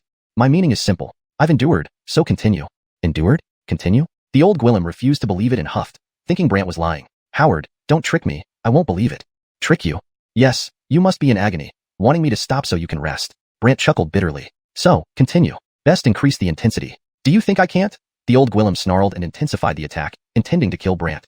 Brant allowed him to go on. The old Gwillem gloated inwardly, "Go wild, wait until it hurts." However, after about 15 minutes, Brant looked completely unharmed and asked, "Anything else?" Puzzled, the old Gwillem sized up Brant for a moment before asking, "You really fine? What do you think?" Brant replied. The old Gwillem refused to believe it, shaking his head wildly. "Impossible, absolutely impossible. There must be something wrong." Determined, he continued increasing the pressure on Brant. Inside, he grimaced, "This time, I'll definitely finish you off." In the white mystic energy, a hint of black mystic energy joined, and the two different types of mystic energy merging created sparks within Brant's body. Chapter 277. The power of different Daryan and Qi colliding through the chaotic Qi technique. This spark was incredibly powerful, as if it were about to explode inside Brant's body. However, Brant used his unique spirit vein to separate the two different types of Yuan Qi and then swallow them one by one. In this way, he avoided their collision. But Brant found it miraculous, especially when he saw the two forces always trying to collide within him. He wondered, two different kinds of Yuan Qi can generate such immense power upon collision. Wouldn't that mean different Yuan Qi colliding would also have this kind of power? Having made this discovery, Brant wanted to learn from the old Gwillem how to make different Yuan Qi collide. However, at that moment, the old Gwillem still had no idea. Furthermore, the old Gwillem thought Brant was doomed, laughing at him. "Howard, just accept your fate." "Accept my fate?" Brant laughed in disbelief. "Nonsense, or else your Dantian will explode." The opponent gloated with laughter. Brant, however, shook his head and smiled. "What if I told you I could unravel your technique?" The opponent didn't believe him, even mocking Brant. "Howard, stop scaring me. Why would I believe you?" "Oh, you really don't believe me?" "Of course not." "If that's the case, carry on. I assure you, you'll believe me," Brant replied. The opponent still thought Brant was joking. But a while later, the opponent realized something was off because Brant seemed perfectly fine. What's going on?" The opponent started to panic, staring intensely at Brant, who smiled back. "You tell me? It's impossible, absolutely impossible." The opponent circled around Brant, finally reaching out to grab him, wanting to examine his insides. Instantly, Brant summoned his 12-layer lightning spirit bolt. The opponent was stunned. 12 layers of lightning spirit force? Could it be you have 12-layer spirit source wall? Yes. The opponent stared at Brant like a rare treasure, eyes shining brightly. "Young brother, what's your name?" "So, you want to know my name now?" Brant smiled back at him. "Sorry for the misunderstanding earlier," the old Gwillem hastily apologized. "I don't see it that way," Brant grinned slyly. The old Gwillem apologized profusely. After seeing this, Brant asked with a smile, "Tell me, what's your name, and why are you here?" The old Gwillem hadn't expected Brant to interrogate him. Still, he responded earnestly, "I'm Corbin. Mix wine. Yes, I love drinking all kinds of alcohol, so everyone calls me Corbin. What about the French? What's his relation to you?" Brant sized him up, sensing some kinship between the French and this Gwillem. The old Gwillem coughed. "French? My junior brother. But it doesn't matter since we haven't been in contact for a long time. As for you, what's your name?" "Brant. And your Aaron is? Or what sect do you belong to?" Corbin asked urgently. "My Aaron, well, I don't even know his name, and as for the sect, it has quite a history," Brant replied. Corbin felt both enlightened and confused. "So, enough questions. I've told you all you need to know," Brant said. Corbin then snapped out of it and said hesitantly, "If you don't mind, let me be your Aaron?" "Another one wants to be his Aaron?" Brant smiled helplessly. "Too Gwillemy, people want to be my Aaron. I'm different. I'm a spirit immortal." "Before, a spirit immortal also wanted to be my Aaron," Brant replied straightforwardly. Corbin hurriedly countered, "My skills are better than theirs." "Oh, like the Yuan Qi emitting sparks inside my body?" Brant tried asking, and the old Gwillem nodded. "Yes, the chaotic Qi technique." "Chaotic Qi technique?" "Exactly, different Yuan Qi mixed together can cause an explosion if not properly controlled, but if used correctly, the combined force of different Yuan Qi can be terrifying," the old Gwillem explained fluently. Brant hadn't expected this reaction from different Yuan Qi and chuckled. "That's interesting. Well, shall I teach you? Will you call me Aaron?" Corbin eagerly looked at Brant, hopeful. However, Brant shook his head and smiled. "No. No?" The old Gwillem panicked. "Yeah, my Aaron instructed me not to take just any Aaron casually, so I'll pass on this one," Brant replied. Corbin rushed to persuade, "Young Gwillem, I can genuinely teach you. You can teach me, but it doesn't have to be as a Aaron. We can be friends," Brant suggested. This left Corbin puzzled. "Friends? Do you look down on me?" Brant asked in return, and the old Gwillem shook his head. "Not at all, just that there's a significant age difference between us." "A big gap? Does that mean we must be Aaron and disciple?" Brant questioned. Considering this, Corbin admitted, "You're right. Being friends is also fine." Surprisingly easy to sway, Brant then heard the old Gwillem say, "Since we're friends, tell me why my chaotic Qi technique doesn't work on you. If I tell you, will you teach me the chaotic Qi technique?" Brant smiled, and the old Gwillem hesitated. "We're friends now, aren't we? Why wouldn't you?" Brant smirked. Knowing it was hard to learn anyway, Corbin agreed, "Fine, I'll tell you." Then, he began explaining while pulling out a piece of beast skin detailing the practice method. After setting everything up, he added, "This practice requires very strong spirit soul power, so don't attempt it recklessly unless you've reached the spirit fog realm." "Really? Spirit fog realm spirit soul power?" Brant questioned. The old Gwillem confirmed, "Yes." Nodding, Brant said, "All right, let me try." "Try." The old Gwillem wasn't sure what Brant meant. Then, he witnessed something astonishing. Brant held fire red Yuan Qi in his left hand and blue Yuan Qi in his right. When the two collided, they emitted a fizzling sound and exploded mid-air with tremendous force. This power was terrifying. Brant marveled. If half the power in my body collides with the other half, the explosive force would multiply several times, right? Stunned, Corbin stared at Brant. "You're not joking?" "Joking? Are you sure you've never practiced this before?" The old Gwillem was baffled. Laughing, Brant replied, "Have you taught this to anyone else?" "No. See? I'm a first-timer too." Brant's words left the old Gwillem completely stunned. A genius, truly a genius. Collecting himself, Brant thanked him. "Regardless, thank you. Hold on. Now it's your turn to tell me why you weren't affected by my chaotic Qi technique." Corbin still couldn't understand, intently awaiting Brant's explanation. But Brant's next words left him speechless. Chapter 278. Centuries of Power. Just gone like that? Brant looked at Wesley and smiled. "Because I can devour any mystic Qi." "Devour any mystic Qi?" Wesley thought he had heard wrong, staring blankly at Brant for a while. "Kid, are you kidding? Any mystic Qi?" "Yes, any mystic Qi." Brant's words left Wesley dumbfounded, shaking his head wildly. "No, impossible. How could such bizarre power exist in this world?" Seeing the disbelief, Brant laughed. "Do you think I'm joking with you?" Wesley naturally didn't mean that but still found it hard to believe. "But, alright, let's not talk about this. Let's discuss this stone pillar instead. What is it? Why does it have such potent mystic Qi?" Brant finished, glancing at the stone pillar beside him, revealing a suspicious expression. Wesley, seeing Brant unwilling to say more, introduced, "This stone pillar is called 1000 Mystic Stone." 1000 Mystic Stone? Brant was curious. Wesley affirmed, "The 1000 Mystic Stone is a high-grade mystic vein or that can gather mystic Qi over time, becoming incredibly dense." Brant, surprised by the peculiar nature of the 1000 Mystic Stone, remarked, "How intriguing." Then, Brant sat down cross-legged. Wesley asked curiously, "What are you doing?" "I want to cultivate." Brant closed his eyes, and soon the mystic Qi from the 1000 Mystic Stone surged into his body frantically. At first, Wesley didn't think much of it, but after a moment, he noticed the mystic Qi in the stone becoming scarce, startling him. What on earth is happening? Brant, noticing the decrease in mystic Qi, opened his eyes and sighed regretfully. "It seems the gathered mystic Qi has been used up." "Used up? Impossible. This amount should be enough for me to cultivate for centuries." Wesley couldn't believe it. Brant smiled slightly. "Then you continue cultivating. I'll leave first." Brant intended to leave when Wesley called out, "Wait, what is it? Do you plan to go out?" Wesley asked curiously, and Brant affirmed, "Yes." "Well, can you do me a favor?" Wesley suddenly asked hesitantly. "Do you a favor?" "Yes, deliver a letter to my disciple." Wesley answered, while Brant asked curiously, "Why don't you go yourself?" Wesley sighed, There's an unspoken reason. Unspoken reason? Brant didn't understand, so Wesley stared at him. Please help me. Brant reluctantly asked, where is your disciple? He's in Southern Wilderness City. Wesley took out a letter for Brant and told him the address. Understanding, Brant left with a composed mind. Outside the cave, 2 golden armor captains were waiting for Brant's instructions. Before Brant emerged, he privately gave them their tasks via the coffin seal, after which they departed. Elise, seeing the group of golden armor guards leave, felt puzzled. They're gone? Just then, Brant came out. Elise immediately asked curiously, what's inside? Nothing much. Nothing much? Elise looked strangely at him, sensing he was hiding something. Brant smiled. What? Don't believe me? Unable to come up with a reason, Elise asked, what are you planning to do next? Let's see what else these 2 princes have up their sleeves. If nothing, we'll return. Brant smiled. Afterwards, Brant arranged for the Heavenly Mystic Palace members to find a place to rest. Meanwhile, the 2 golden armor guards and 4 executioners returned to the city. At the city gate, they saw the 2 princes waiting anxiously. Seeing the group return without Brant, Manny asked suspiciously, Captain Eliza, where is he? Gustavus also asked, Captain Hua, where is he? West and Cynthia exchanged glances before West said helplessly, we couldn't enter that tomb. Manny was taken aback. What, couldn't enter? Yes, it was terrifying, especially because of the mystic arrays. West explained, and Gustavus frowned. Captain Hua's heaven scroll and your blood escape technique should have worked together to get in. Hearing this, West sighed. We managed to enter, but got lost due to thick fog everywhere. Cynthia added helplessly. Indeed, my heaven scroll can freely move, but that fog was too bizarre. Even the scroll was useless. Their explanation left both princes looking very displeased. The Gwillem in red robes asked curiously, Manny, is there no other way? Manny angrily replied, if I had a way, I would have acted by now. Gustavus also lamented, yes, we've used every means available. For executioners remained silent. Manny paced anxiously until someone walked over. I have a way. It was Shergwillem. Seeing Shergwillem, Gustavus flared up, it's you. Manny was curious, who is he? A demon. Gustavus was extremely angry, and Manny asked suspiciously, a demon? Yes, a demon who controls people. Gustavus huffed. But Manny seemed hopeful, asking, you, who are you? I'm Shergwillem of the Jeffrey family, Shergwillem replied. Jeffrey family? Manny immediately became interested. You say you have a way to deal with him? Is that true? Yes. Tell me. Shergwillem's inner stone Buddha smirked. Prepare some people, but specific ones born at a certain time. Born at a specific time? Everyone exchanged puzzled looks.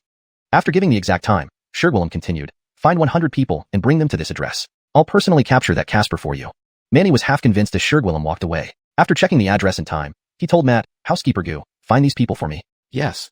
Matt hurried off, and Gustavus worriedly asked, Brother 5, do you trust him? With nothing to lose, we must try. Manny's words made sense to Gustavus, and they left with the others. However, Brant had learned about this and wondered aloud, why specifically those born at that time? Elise, not knowing what Brant was muttering, asked, what's wrong? Brant explained the people Shergwillem wanted to Elise, who grew serious. Born at night? And during midnight? Yes, I have no idea what Shergwillem is up to. Brant was puzzled. After analyzing the times, Elise's expression changed. How can this be? What's the matter? Brant, noticing her discovery, asked curiously. Chapter 279. Sealed memory? Cannot be accessed? Elise looked at Brant and explained. According to rumors, the method of cultivating by the Dark Stone Buddha involved finding people born at midnight. Back then, it was because he recklessly consumed the cultivation of those people that he was eventually hunted down. Upon hearing this, Brant became suspicious. You mean to say that Shergwillem is acting under the instructions of the Dark Stone Buddha? I cannot be sure. Elise shook her head in confusion. After some thought, Brant said, then let's meet him. Are you planning to find Shergwillem? Yes, but not yet. Let's see what they're up to first. After saying this, Brant composed himself and returned to the city. Little did he know that as soon as he arrived in the city, Ricky sent Brant an address. Upon seeing the address, Brant smiled. So fast. It seems this Ricky isn't simple at all. Elise was curious. You mean, the leader of the Netherworld Pavilion? Right. Where is she? She's still somewhere in the city. I'll go find her now. Brant finished speaking and started searching for the Netherworld Pavilion leader. At that moment, the Netherworld Pavilion leader was hiding inside a villa, which was also surrounded by arrays, making it impossible for outsiders to know what was happening inside. In front of the Netherworld Pavilion leader, a group of disciples knelt. From behind a windscreen, the Netherworld Pavilion leader coldly ordered, recently, everyone should not reveal that we are from the Netherworld Pavilion, understand? Leader, why? Leader, do we really need to hide? Leader, I heard that Elon is fine now. So, we should be fine too. The Netherworld Pavilion leader wasn't afraid of the Southern Wasteland Imperial family. She feared Brant. Thus, she frowned, I'm not afraid of the Southern Wasteland Imperial family. I just fear that kid from the Qin family. Leader, what's there to fear about him? Leader, will we really be scared of him? Seeing that they knew nothing, the Netherworld Pavilion leader turned icy. You don't understand. This Casper is very strange and dangerous. Everyone was puzzled. Just then, someone ran in urgently. Leader, bad news. That person from the Qin family is here. He's here? How could this be? The Netherworld Pavilion leader was taken aback. Clearly, she hadn't expected Brant to come here. The others exchanged uneasy glances. With no choice, the Netherworld Pavilion leader stood up. Retreat. Suddenly, Brant appeared before them with a thundercloud step and chuckled. Where are you going? Elise followed inside, but she was stunned looking at Brant. His lightning black chi had reached the 15th level just now. This strength surpassed Elise's knowledge, leaving her in shock. Behind the windscreen, the Netherworld Pavilion leader scoffed. Howard, do you think coming here means I can't leave? I know you can easily escape, so I had the villa surrounded. Funny, surrounded? Can't I burrow through the earth or fly away? The Netherworld Pavilion leader sneered. Brant laughed at her naivety. Try it. The Netherworld Pavilion leader immediately flew up, trying to break through the sky, only to find a mysterious brown barrier surrounding the area. This barrier was prepared by Brant using his celestial beast, aimed to prevent the Netherworld Pavilion leader from escaping. Shocked, she looked at Brant. What have you done? The Netherworld Pavilion leader asked incredulously, while Brant smiled slightly. Just set up a barrier. Immediately infuriated, the Netherworld Pavilion leader snarled. Howard, must you be so thorough? You harmed my people, yet you ask if I'm being thorough? Brant found it amusing, and the Netherworld Pavilion leader hastily added. All this was because of Elon. Blame him. He made me do it. That's not what you said when I warned you initially. Brant looked at her amusedly, while the Netherworld Pavilion leader had no idea how strong Brant was. But now, to save her life, the Netherworld Pavilion leader stared at Brant. What exactly do you want? Very simple, capture you. Hearing this, the disciples were displeased, shouting, Howard, who do you think you are to capture our leader? Who do you think you are? You really think you can?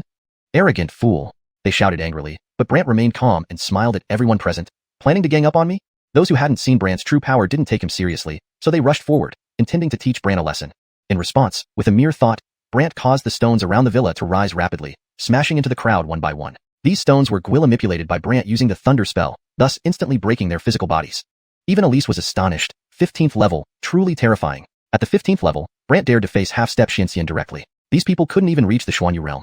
Moreover, the Netherworld Pavilion leader was terrified, pleading, let's talk things over. Do you think I would talk with you? We can cooperate. What can you offer me to cooperate? I can help you deal with Elon, the Netherworld Pavilion leader offered sincerely, but Brant wasn't interested, responding, sorry, not interested. Elon has a complicated identity, with several formidable errands protecting him. Without me, you won't get close to him, the Netherworld Pavilion leader explained hurriedly. Brant was curious. Several errands? Yes, these errands are terrifying and come from the northern wasteland, she elaborated. But Brant was intrigued. How do you know this? To ease Brant's suspicions, the Netherworld Pavilion leader admitted, I once saw it happen. Saw it? Yes. One day, someone tried to attack Elon, but his errands appeared and killed that person instantly. That person was at the peak Xuanhun realm, extremely terrifying. Finding this intriguing, Brant smiled. Is that so? Yes. Then, I must see. See? The Netherworld Pavilion leader didn't understand, but after Brant used the Moon Shadow Soul skill, she realized what was happening and panicked. You want to see my memories? What? Scared? The Netherworld Pavilion leader quickly shook her head. No, not scared. Just what? Brant smiled at her, wanting to know why, causing her to become anxious. My memories are sealed. No one can read them. Sealed memory? Do you think I'm foolish? Brant didn't believe her and insisted on using the Moon Shadow Soul skill. The Netherworld Pavilion leader tried to persuade him. Really, it's not possible. Otherwise, you'll get hurt. Ignoring her, Brant went ahead. Chapter 280. Learning the ultimate skill from the old man. When Brant's Moonshadow Soul technique hit the Lord of the Nether Pavilion, a massive golden light spread out and immediately sent Brant flying. Elise exclaimed in surprise, it's a memory seal. Memory seal? Brant felt somewhat weak, realizing how terrifying that power had been. As soon as the golden light touched him, his internal mystic energy dissipated. Elise confirmed with a nod, it's a sealing charm. Legend has it that this seal can instantly nullify another person's mystic power. Brant felt this firsthand. The Flora helplessly said, I didn't want it to be like this. After Brant realized the Moonshadow Soul technique was ineffective, he planned to use Coffin Seal. But just as he deployed his mystic soul domain and enveloped the Flora's soul within it, the Flora's soul began emitting golden light. Brant doubted. This never happened before. Why now? The Flora stammered, You activated the memory seal earlier, hence the reaction? Activated? Yes, your attack triggered its protective mechanism on me. How did it come about? Brant asked curiously. The Flora looked oddly as she answered, My Aaron, my Caitlin Yoyun Pavilion. Your Aaron? Yoyun Pavilion. Although Brant wasn't familiar with the Yoyun Pavilion, the Flora quickly added, As long as you don't kill me, from now on, I'll follow your every command. This seems unsafe. Brant wanted to try the Coffin Seal. If even that failed, it would imply the other party couldn't be trusted and could pose a threat anytime. The Flora became frightened. I won't harm you. Hold on, let me think. Think? The Flora was unsure what Brant meant, while Brant closed his eyes to converse with the cache. Subsequently, Brant opened his eyes. I've made up my mind. Brant smiled at the Flora, who shivered. What have you decided? I can break this seal. Brant's words made the Flora think he was joking. Brant stepped closer to her. Curious about Brant's intentions, the Flora involuntarily retreated, and Brant reassured her, Don't worry. What are you going to do? Break the golden light around your mystic soul. Brant replied. What? The golden light? Yeah. The Flora found it hard to believe and said, My Aaron said it can't be forcefully broken, or it might injure you. I have a way. A way? Unsure what Brant meant, the Flora watched as Brant directly used his mystic soul to touch the golden light. That golden light fiercely attacked Brant's mystic soul. Yet, Brant's strong mystic soul remained unscathed despite the attacks, astonishing the Flora who stared at Brant speechlessly. My mystic soul is different from others. Brant's words shocked the Flora further. Brant kept quiet, but continued to touch the golden light with his hand. The golden light gradually weakened after about half an hour. The flora was dumbfounded. This?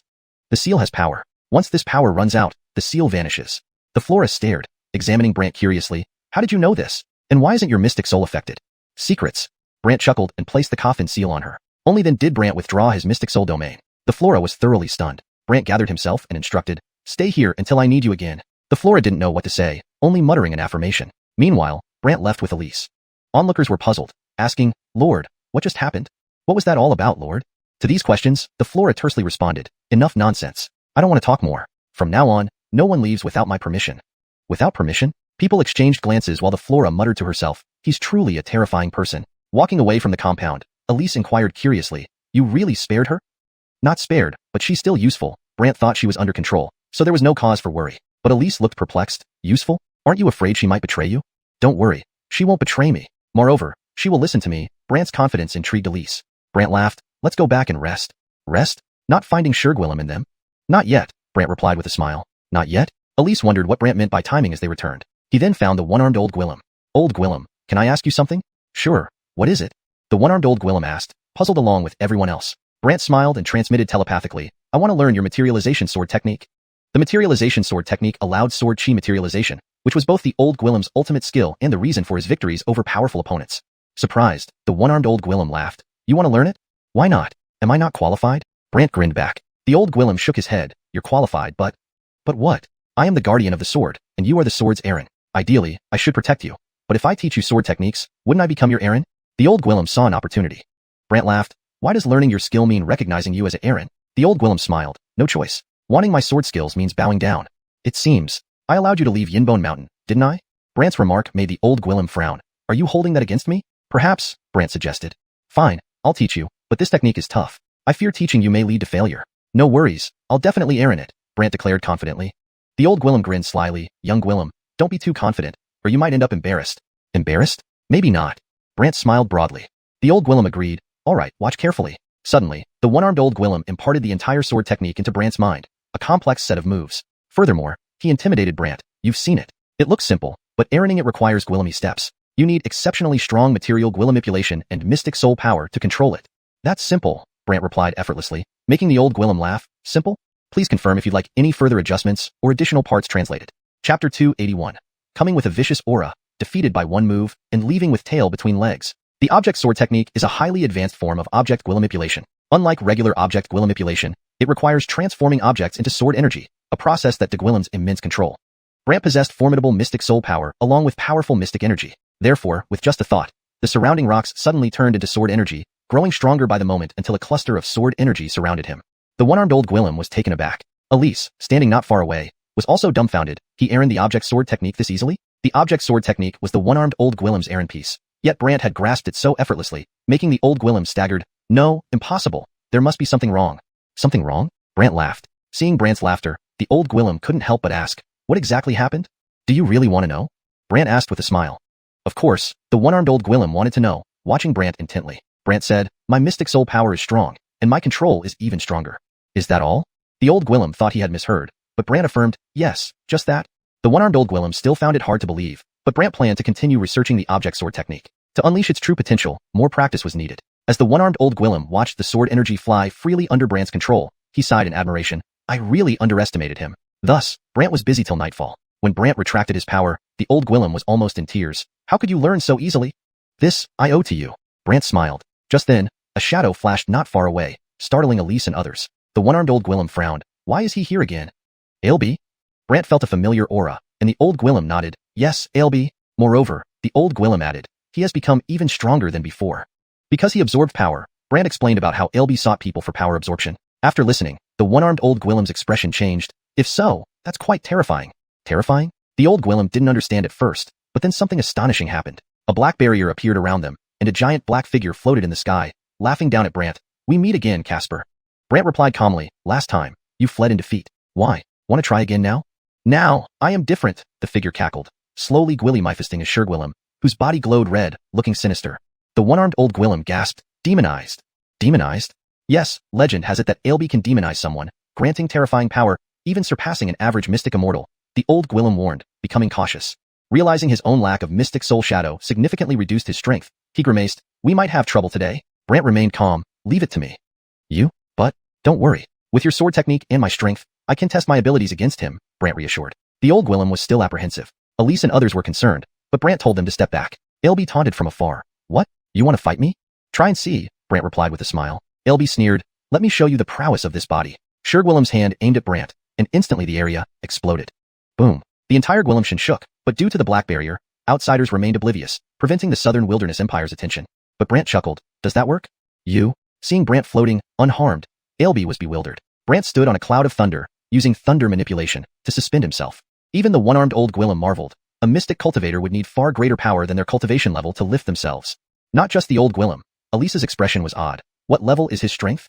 Elby quickly recovered and scoffed. "You think lifting yourself makes you impressive?"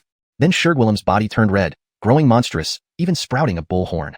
"Bull demon!" the old Gwillem exclaimed. "Bull demon?" It was Brant's first time seeing such an eerie transformation. Yet, Gwillem's strength was violent. The moment the bull horns formed, he attacked Brant with his right hand.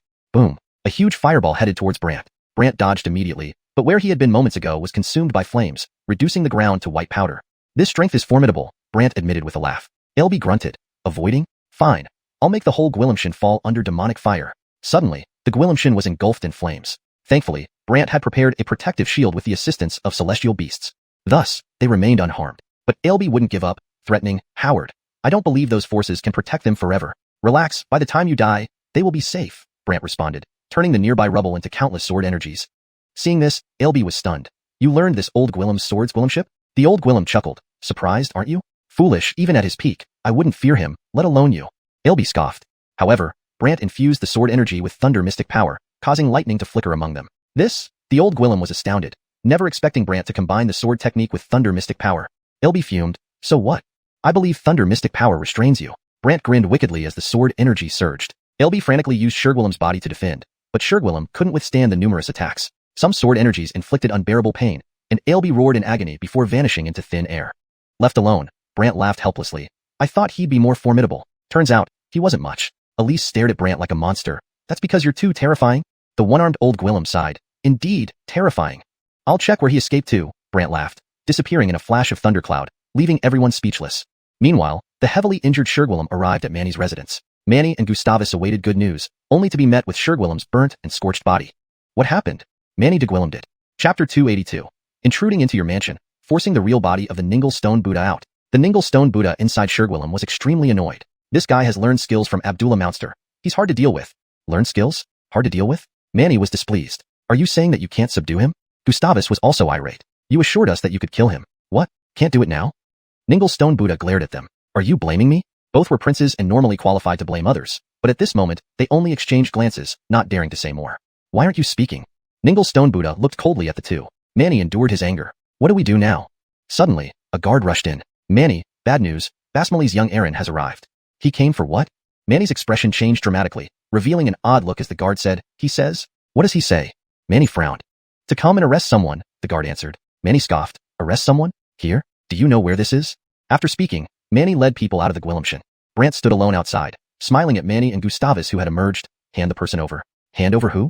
Manny glared, while Brant smiled warmly. "Someone caused trouble at my place just now, so I'm here to arrest that person." "Absurd. Causing trouble at your place doesn't mean I went there. Why are you here?" Manny argued back. "He went inside." Manny laughed. "Brant, do you know who I am?" "Does it matter who you are?" "I'm Manny. This is my royal prince's Gwillemshin. Do you think you're qualified to enter?" Manny sneered. Gustavus also chimed in. "No outsiders can just barge into the prince's Gwillemshin." Brant smiled. "Really?" "Of course," Manny asserted, but Brant replied, "What if I insist on entering?" "If you insist, then I'll have you thrown into the city lord's residence." Manny threatened without reservation. Brant smiled again. "Today, I will insist on going in." Before anyone could react, Brant turned into a blur and directly entered the Gwillemshin. The guards were caught off guard. Once they realized what happened, Manny shouted, "Stop him! Stop him!" Chaos erupted within the Gwillemshin. Not only that, golden armored guards were dispatched to block Brant, though this was merely a show. Meanwhile, Brant quickly found Gwillem who was recuperating nearby. "Do you think hiding here means I won't dare find you?" Brant smiled at Gwillem, who responded calmly, "This is Manny's Gwillemshin." "So what? You intruding here, I bet no one can save you afterward." Gwillem smirked. Brant grinned without restraint. "Let's see who is unfortunate today."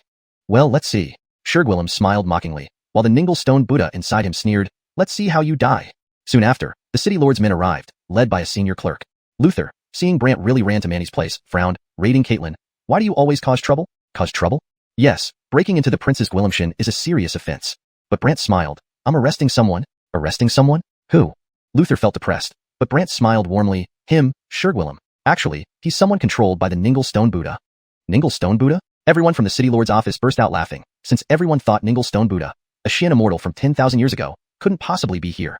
Even Manny mocked. Can you give a reasonable excuse? Do you think I'm joking? Brant asked Manny. Manny immediately protested. Luther, you saw how arrogant he is. I did, Luther darkened, preparing to have Brant subdued. But Brant looked at him and said, don't rush, you'll see soon. See what? No one knew what Brant meant until he cast a thought, turning Gwillemy surrounding objects into sword chi. Now, everyone from the City Lord's office was shocked. They didn't expect Brant to have such skills. These sword chi, enhanced by lightning, became incredibly fierce and surrounded Shurgwillem. Inside Shurgwillem, the Ningle Stone Buddha panicked and urgently sent telepathic words to Manny. Quickly find a way. Otherwise, he will force me out. Manny immediately shouted at the golden armored guards. Take him down. However, the guards hesitated and glanced at each other. Manny snapped. What are you doing? At this moment, all the sword chi landed on Shurgwillem, who was clearly in pain. Suddenly, everyone saw a huge black stone statue appear. This statue was none other than the Ningle Stone Buddha. It floated in midair, stunning everyone. Someone stuttered. It's really the Ningle Stone Buddha. The Ningle Stone Buddha is still alive. How can this be possible? People present were terrified, especially Manny and Gustavus. The Ningle Stone Buddha was extremely angry and glared at Brant. Brat, it's all because of you. Suddenly, countless dark clouds eguilimated from the Ningle Stone Buddha, making the already dark sky even darker. At the same time, strong winds arose. South Wasteland City was instantly roused, causing Gwillemy experts to rush over to see what happened. When everyone saw the Ningle Stone Buddha, they were frightened. Determined to kill Brant, countless dark currents transformed into a hand flying towards Brant. Go to your death. Brant deployed a 15-layer thunder, profound bold shadow. 15 layers. The Ningle Stone Buddha was taken aback. He didn't expect Brant's power to become so terrifying in such a short time. Brant smiled. It should end here. Unwilling to accept defeat, the entire stone statue crumbled, transforming into numerous dark currents that spread out in all directions. Everyone was stunned. Chase him. Chase who? The scene was chaos until South Law Pavilion personnel appeared, with Monroe looking at Manny and Gustavus like he had found an opportunity. According to our intelligence, we suspect you have connections with the Ningle Stone Buddha. So please come with us to South Law Pavilion. The two princes recovered but remained calm, especially Manny, who smiled. All right, let's go. Monroe then looked at Brant. I'm afraid raiding Caitlin will need to accompany us. Our pavilion leader wants to know about the Ningle Stone Buddha. Fine, Brant agreed, knowing this was a good chance to handle the two princes. Thus, he readily followed them, leaving the scene together.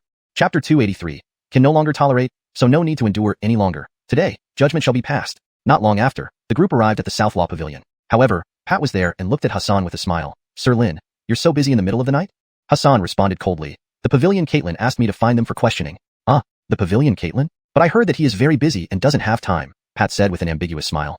Very busy? Doesn't have time? Hassan's face darkened. What do you mean by this? The meaning is simple. Matters concerning the Shadow Stone Buddha aren't under our jurisdiction, and the pavilion Caitlin is too busy to handle it, Pat replied.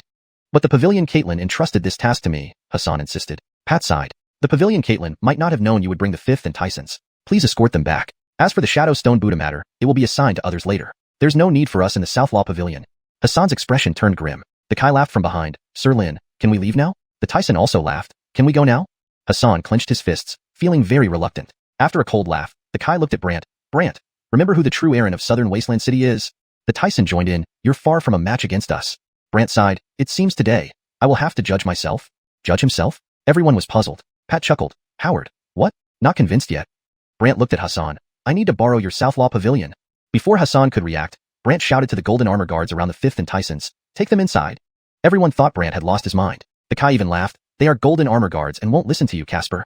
Exactly. Why would golden armor guards listen to you? The Tyson mocked as well. But Brant smiled. When princes or princesses commit acts harmful to the Southern Wasteland dynasty, golden armor guards have the authority to report their errands. Report? The Kai immediately burst out laughing. The Tyson found it absurd, and those in the South Law Pavilion thought Brant was delusional. Pat teased. Howard, are you crazy? Make golden armor guards report their errands? Why not? Brant replied with a smile. Do you think they are fools who will listen to you? Pat scoffed. Even Hassan felt Brant was acting insane. But Brant didn't care and looked at Elizabeth Dougie and Alfonso among the other guards with a smile. Bring them in? These guards had already been subdued by Brant. Now, they were just putting on a show. Elizabeth Dougie led the way, frowning. Kai, my apologies. Alfonso also said to the Tyson, Tyson, my apologies. Everyone was stunned. Before they realized it, the golden armor guards escorted both princes into the South Law Pavilion, where the princes started yelling furiously. Especially the Kai roared, I am your lord. The Tyson also became enraged, almost trying to punch and kick but failed against the overwhelming strength of the guards. Finally, both princes were brought into the South Law Pavilion. Hassan and Pat were both shocked by this unexpected turn of events. Brant entered the main hall of the South Law Pavilion and sat down, looking at the two princes with a smile. Tonight, let everyone see what kind of deeds you've done. The Kai angrily degwillimed. Howard, who do you think you are? What qualifications do you have to judge us? The Tyson added, that's right, we are princes, and you're just a low-born peasant. Low-born peasant? Brant stood up with a smile. Is that so? Low-born peasant? The Kai immediately turned to Pat. Officer Yin, why are you dazed? Arrest him. Pat snapped out of his trance and ordered the people of the South Law Pavilion. Seize him. But the golden armor guards spread out to protect Brant. Elizago Dougie declared, the Fifth and Tysons have conspired with the Shadow Stone Buddha, and we have evidence. Alfonso added, that's right, and we can prove the two princes actively captured Gwillemy people to help the Shadow Stone Buddha cultivate.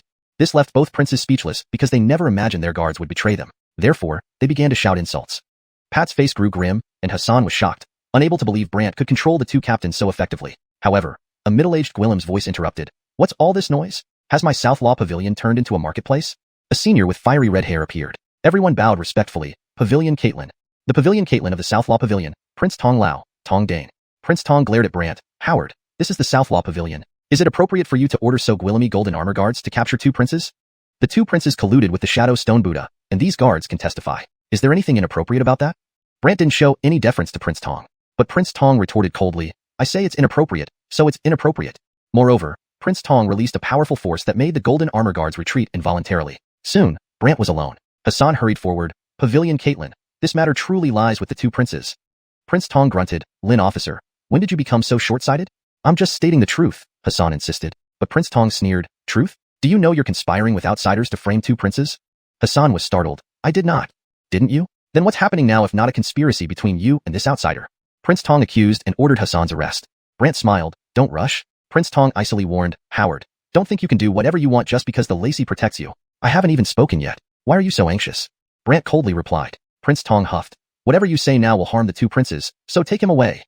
Brant didn't expect the Pavilion Caitlin to have such a big temper and even disregard the lacy. He smiled. Seems like the person backing you isn't of low standing either. The other acted as if he knew nothing. Howard, I don't know what you're talking about, but you should know that if you don't self-destruct your cultivation, I'll do it for you.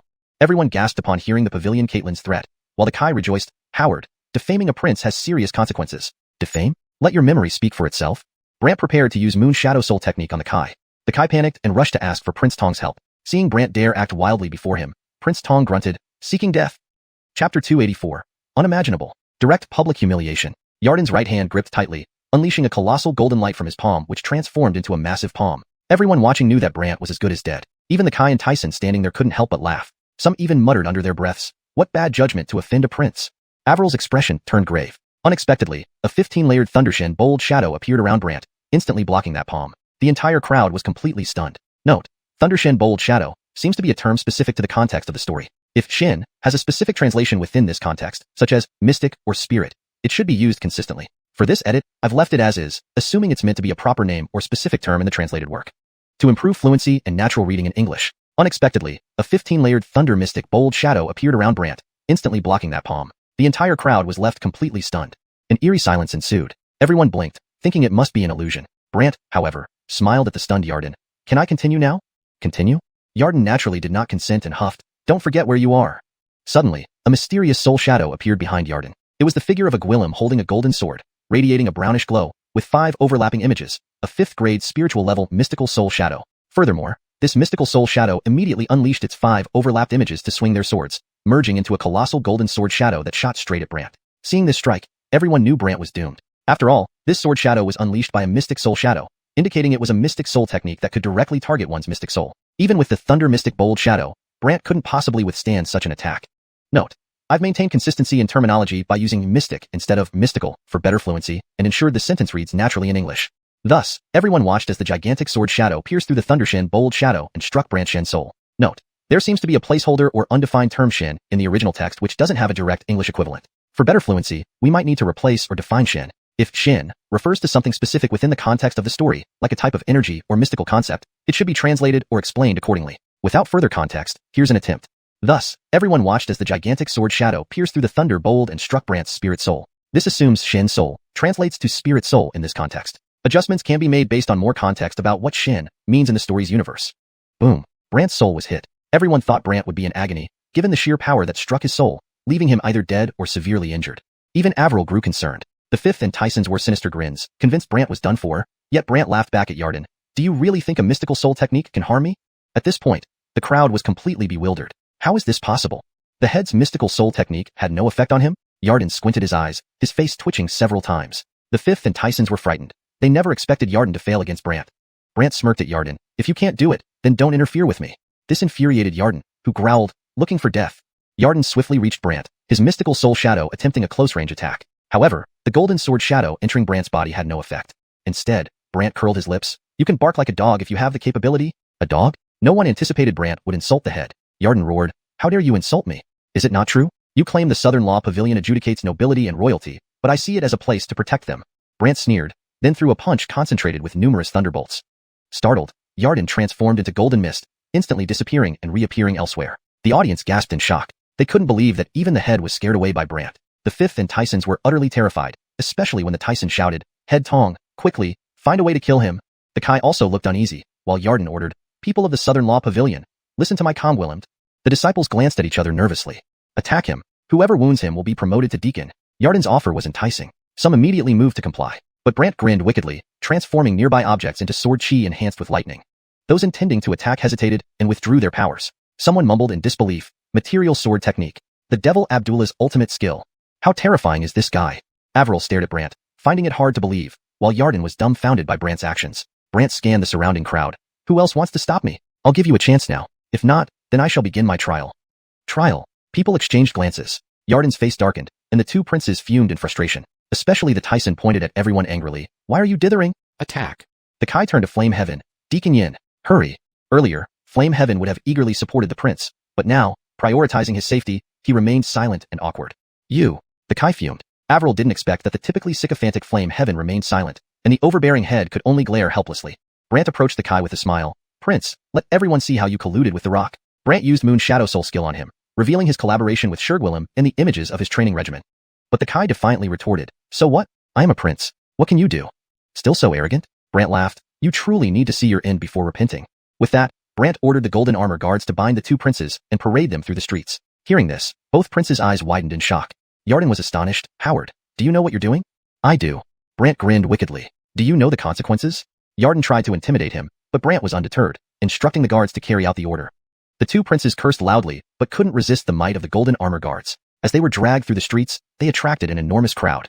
Moreover, the golden armor guards saved the Kai's memories, displaying snippets along the route. Seeing this, everyone was shocked. First, they couldn't believe the princes colluded with the rock. Second, they couldn't believe Brant dared to take action against the princes. Third, they were amazed that the golden armor guards willingly paraded the princes publicly. This startling event spread rapidly, drawing more people. Members of the Southern Law Pavilion could only watch helplessly as Flame Heaven anxiously asked the head, Caitlin, what should we do now? I've contacted some people. Let's hope they arrive soon, Yarden replied grimly. Who? The Kai's mentors should be arriving shortly, Yarden grew anxious. Flame Heaven worried. But today's humiliation will surely bring retaliation. Let's save them first. Yarden sighed, knowing there was no other choice. After a while, word spread everywhere. At the Layla's residence, hearing this news, the Layla laughed. He's truly formidable, daring to do something like this. Not just the Layla, even Ben Ho smiled admiringly. What an interesting young Gwillem.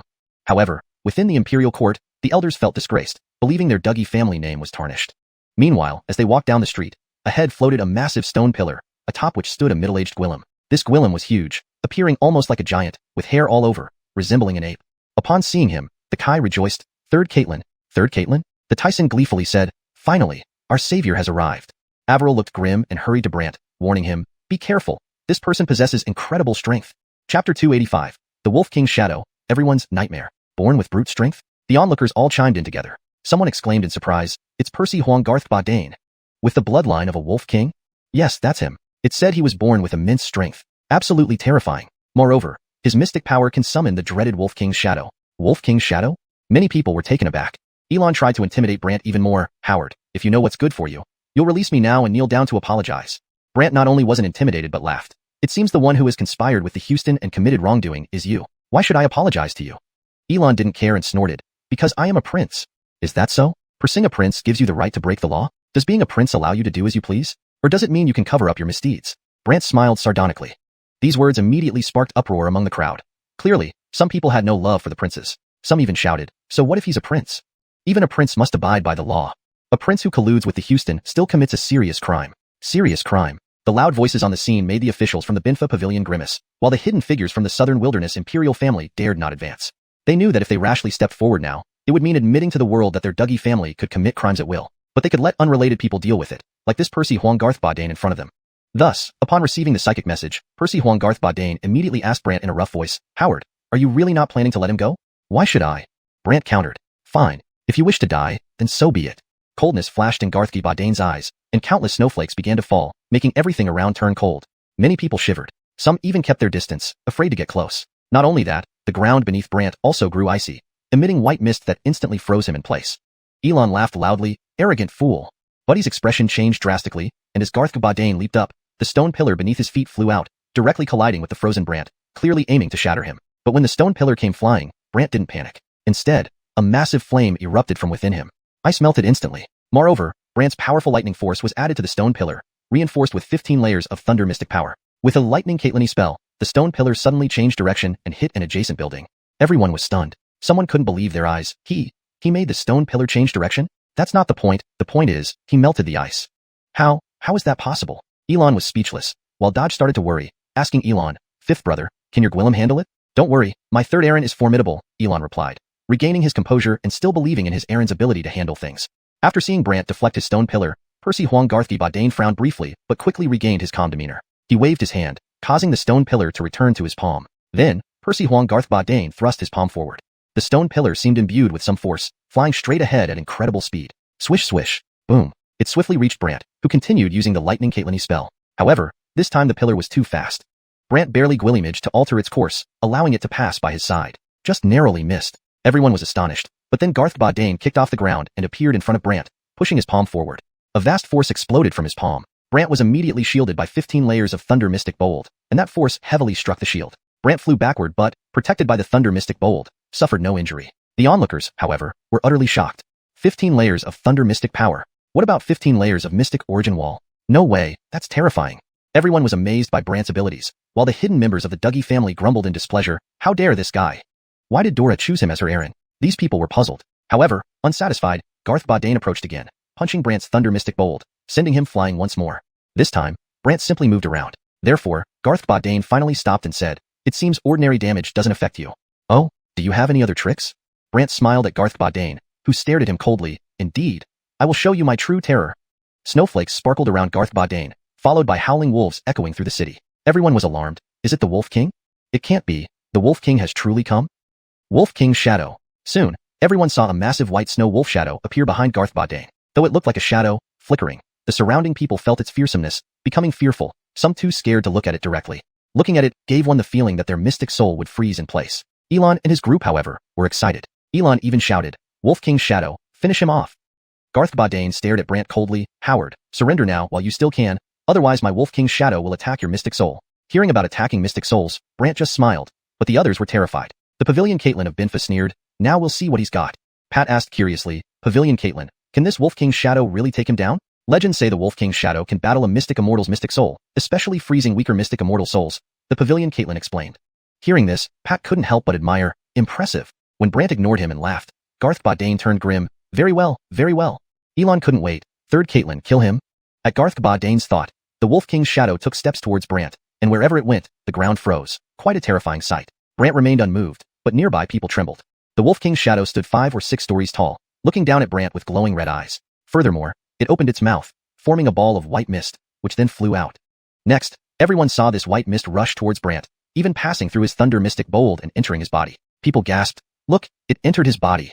Now his mystic soul will freeze." So pitiful. Note asterisk the translation maintains the structure and tone of the original text while ensuring it flows naturally in English. Character names like Percy Huang Garth Badain are kept in pinyin form as per the instruction. Chapter 286. Is the Wolf King Hall important? As everyone thought Brant's mystic soul was frozen, Brant spoke up, even giving a derisive smile to Josh. "Your power seems not that great." He spoke. Everyone present widened their eyes in disbelief at what they were seeing. Some asked in stunned voices, "Is this real? How is this possible?" Impossible. Did he really speak? People on the scene were shocked, finding it hard to believe. The Tyson was also uneasy, glancing at the Kai. "Fifth brother, what's going on? Why can he still speak?" The Kai didn't know either, his expression turning ugly while Josh blinked and scrutinized Brant for a moment before sneering, "You? Who? Why are you not afraid of me?" No one expected Josh to talk. However, Garth Body ordered Josh, "Don't dawdle with him. Invade his body. Kill his mystic soul." Invade the body? Kill the mystic soul? Josh was displeased and said, "Wait." No one expected Josh to have its own will. Neither did Brant think Josh was completely under Garth Body's control. Garth Body's expression turned unpleasant but helpless, whereas the Kai became anxious. Third Caitlin, what's going on? Garth Body couldn't explain and could only say, wait. At this moment, Josh stared at Brant and coldly said, tell me, why aren't you afraid of me? Why should I answer you? Brant countered with a laugh. Answer me, and I might spare your life. This statement alarmed everyone. They never thought Josh intended to release Brant. The Tyson panicked, looking at the Kai. Fifth brother. What's happening?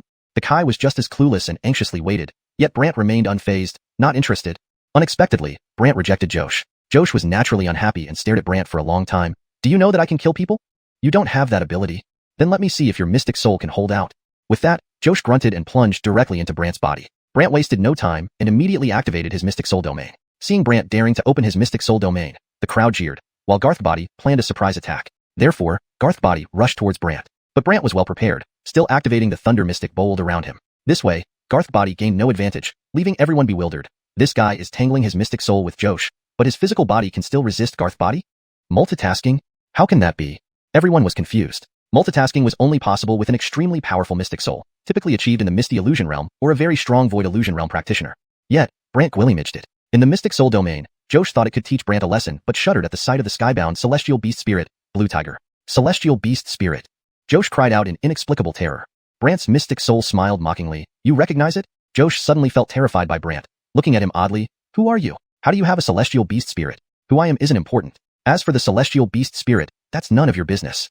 These words made Josh's face turn pale as he backed away, trying to escape. However, turning back, Josh found itself unable to leave because the surrounding domain barrier was incredibly powerful. No matter how much Josh tried, it couldn't break out, only gazing dumbfounded at Brant. You're only at the foundation mystical stage. So what? It's impossible to have such a powerful mystic soul, let alone a domain barrier. Josh was desperate. That's none of your concern. You need only choose, submit or get swallowed. Brant pointed to the blue tiger in the sky. Josh was instantly scared, clearly not wanting to be swallowed, so it nervously replied, I don't want to be swallowed. Oh, so, you want to live? Josh nodded fervently, yes. Fine then. Brant smiled and approached it until he degwillimed its beast heart spirit. With this, Brant could fully control it. Hearing this, Josh panicked. You want to control me? What's wrong with that? Reluctantly, Josh had to comply, handing over its beast heart spirit. After receiving it, Brant curiously asked, what's your relationship with Garth Body? He's merely a messenger from the Northern Wasteland Wolf King Hall, capable of summoning me, but that doesn't mean I must obey him.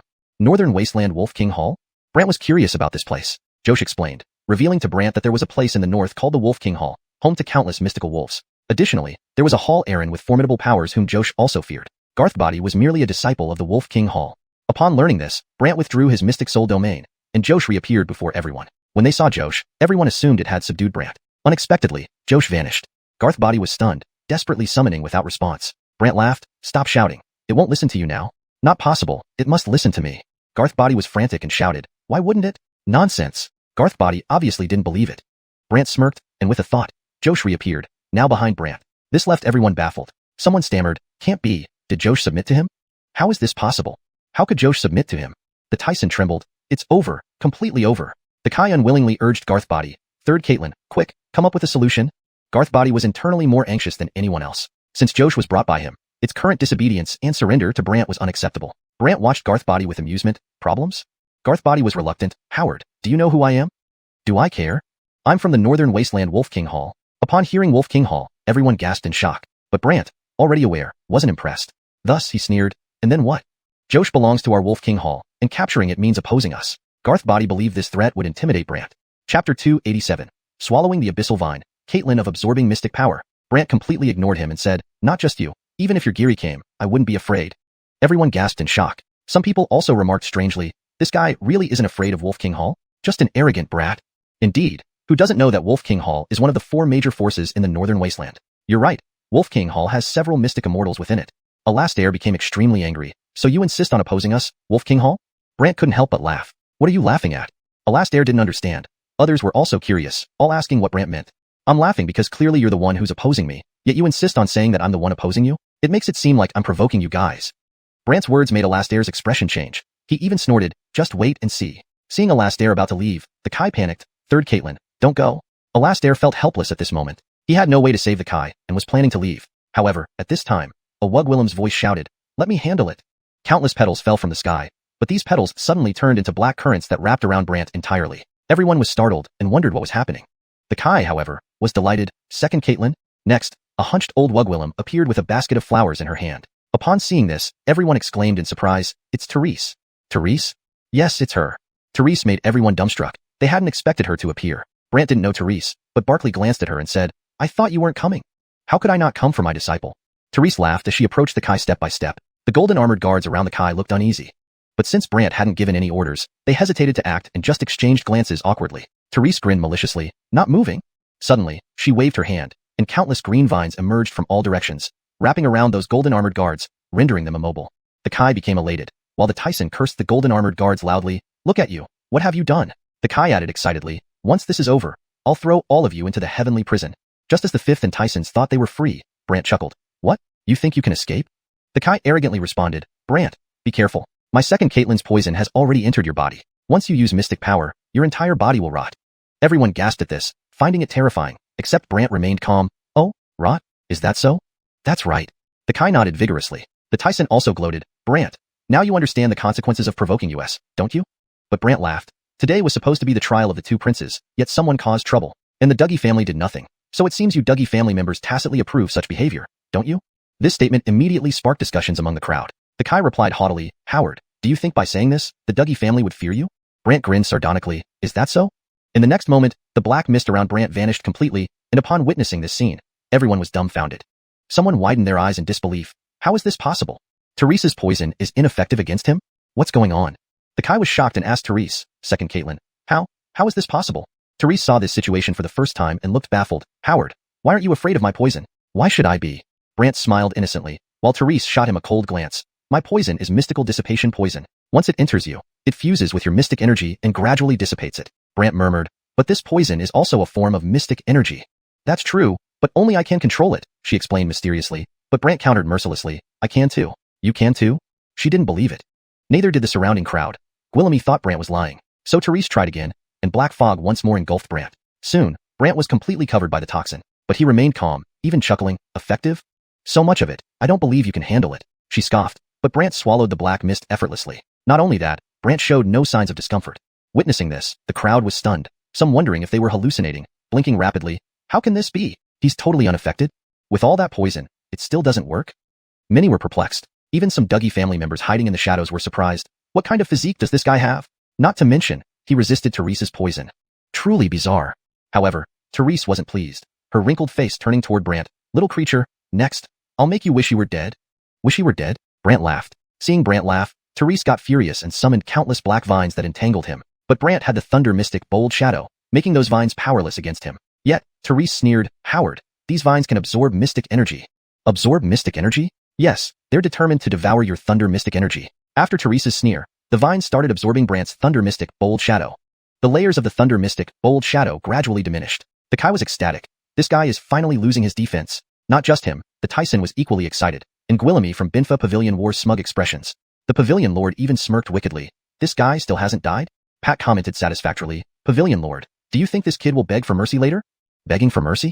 I doubt he'll get that chance." Therese isn't easily deceived. The Pavilion Lord smiled, knowing her reputation. Pat asked oddly, "You mean Therese will kill him?" "Killing is trivial. She might capture him for study." The Pavilion Lord mused. "For study?" "Yes, Therese likely wants to understand why this Casper's body resists poison." The Pavilion Lord answered. "He'd be truly pitiful then," Pat remarked. Not just Pat, Guillaume felt Brant was pitiful, but Brant chuckled. "Your plants are quite interesting." "Still have the mood to laugh?" Therese scorned. "These vines can't harm me. Why shouldn't I laugh?" Brant replied confidently. "Funny, you think they can't harm you? These are abyssal vines." Therese directly revealed the origins of the vines. Brant completely ignored their words and retorted, "Not only you, even if your Hall Aaron came, I would not be afraid." The crowd gasped. Someone commented in disbelief, "This guy really isn't afraid of Wolf King Hall?" "The toughest there is." Right, who doesn't know that Wolf King Hall is one of the 4 major forces in the Northern Wasteland? Not to mention, there are several immortal adepts within Wolf King Hall. Barkley grew increasingly enraged. "Does this mean you intend to oppose our Wolf King Hall?" Brant couldn't help but laugh. "What's so funny?" Barkley was puzzled. Others were also curious, questioning what Brant meant. "I'm laughing because it's clearly you opposing me, yet you're accusing me of opposing you. It makes it seem like I'm picking a fight with you." Brant's words changed Barkley's expression as he harumphed, "You just wait."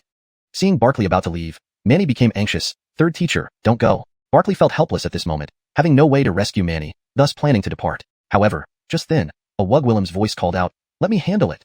Countless petals fell from the sky, turning abruptly into black streams of energy that completely enveloped Brant. The crowd was shocked, all wondering what was happening. But Manny rejoiced, "Second teacher, Next, an old hunched-over wugwilliam appeared, carrying a basket filled with flowers. People exclaimed in surprise upon seeing her, "It's Poison Flower Matron." Poison Flower Matron? Yes, it's her. Everyone was taken aback by Poison Flower Matron's presence. They hadn't expected her to come. Brant didn't know who she was, but Barkley glanced at her, saying, "I thought you wouldn't come." "My disciple, how could I not come for him?" Poison Flower Matron laughed and slowly approached Manny. The golden armored guards around Manny wore grim expressions. Yet without Brant's Congwilliam, they didn't dare to move, thus glancing at each other uncomfortably. Poison Flower Matron smirked wickedly, not moving. Suddenly, she waved her hand, releasing countless green vines from every direction that entangled the golden armored guards. In moments, they were immobilized. Manny became elated while Gustavus scolded the guards, "Look at what you've done." Manny also gloated, "Once this is over, all of you will be thrown into the dungeons." Just as Manny and Nine believed they had regained their freedom, Brant chuckled. "What? Trying to leave?" Manny arrogantly replied, "Brant, be careful. My second teacher's poison has entered your body. Once you use mystic power, your whole body will decay." The crowd gasped at his words, finding it terrifying, while Brant remained calm. "Oh, decay? Really?" "Yes." Manny nodded firmly. Gustavus also gloated, "Brant, do you now see the consequences of provoking us?" Brant laughed. Today was supposed to judge two princes, but someone caused trouble. Yet the Dougie family did not intervene. It seems the Dougie family endorses such behavior. His words immediately stirred up discussions among the crowd. Manny arrogantly responded, "Howard, do you think we Dougie will fear you for speaking these words?" Brant smiled slyly, "Is that so?"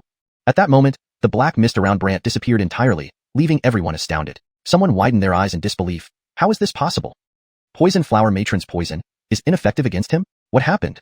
Manny was also stunned, asking Poison Flower Matron, "Second teacher, what's going on?" Poison Flower Matron, encountering this situation for the first time, had an odd look on her face. "Young Gwillem, why aren't you affected by my poison?" "Why should I be?"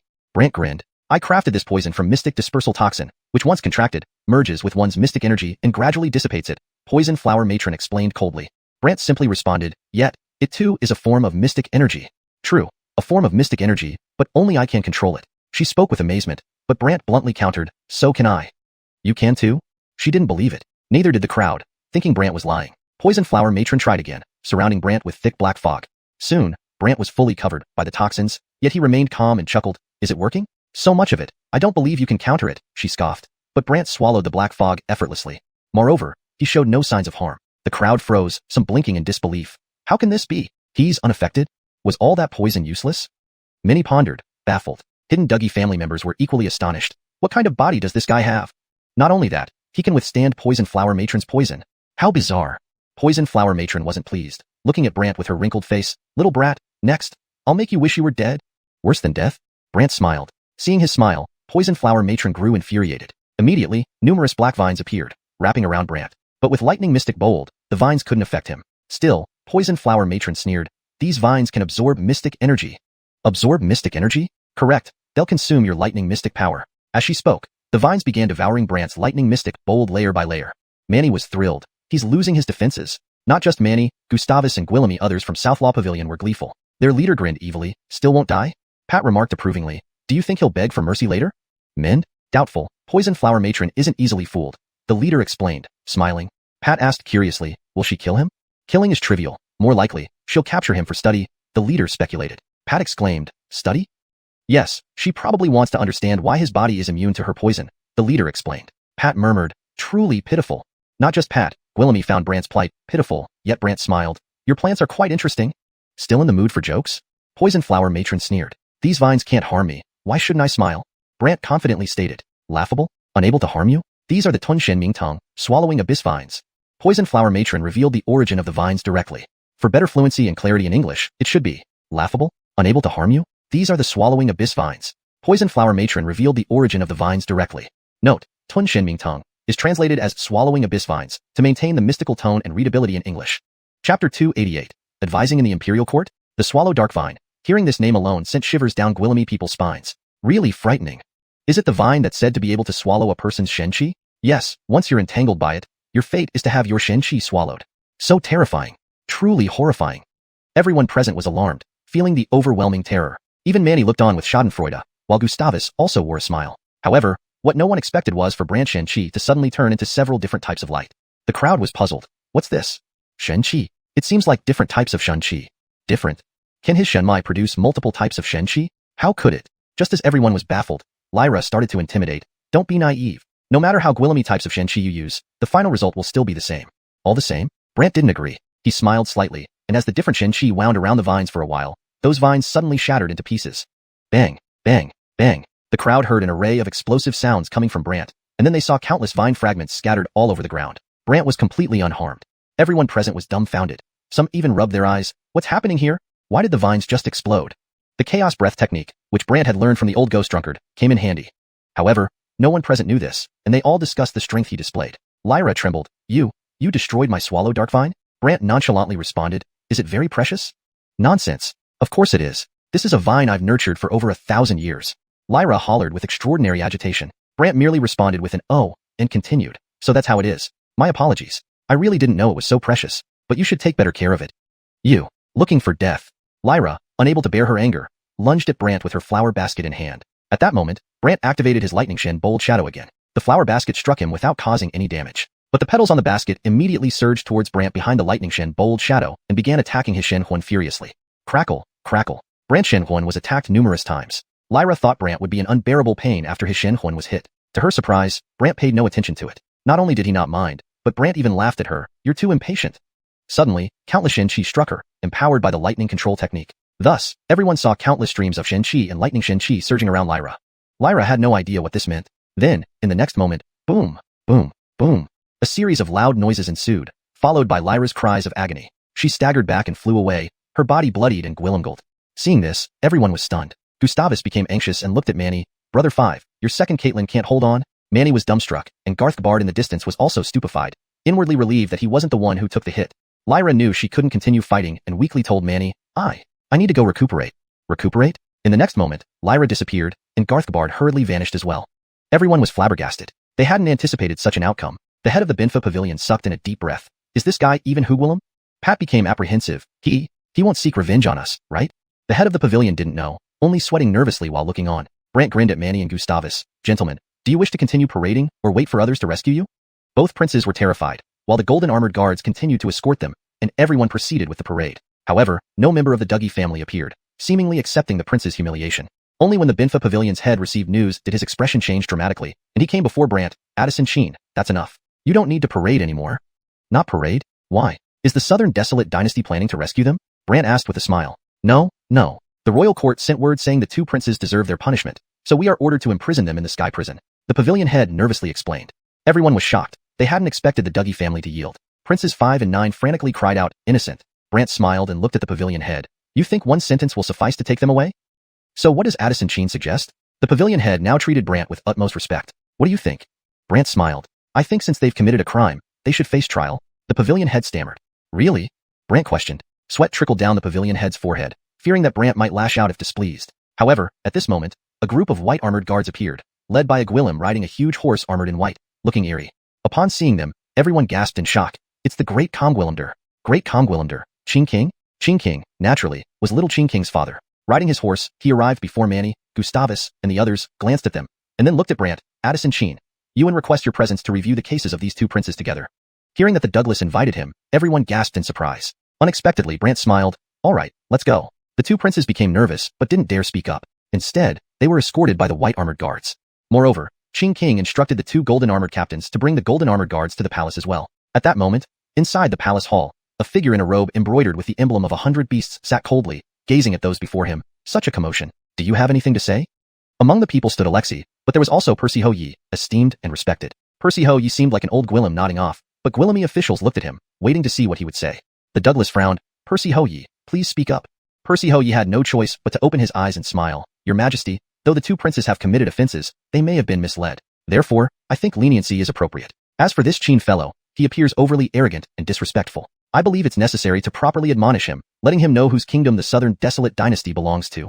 The Douglas liked this suggestion, but Alexei smiled. Admonish? If that's the case, who would dare to be good? Or should we let the dark stone Buddha run rampant in our dynasty? Besides, Addison Sheen is someone highly regarded by the imperial teacher. How would you explain yourself to him?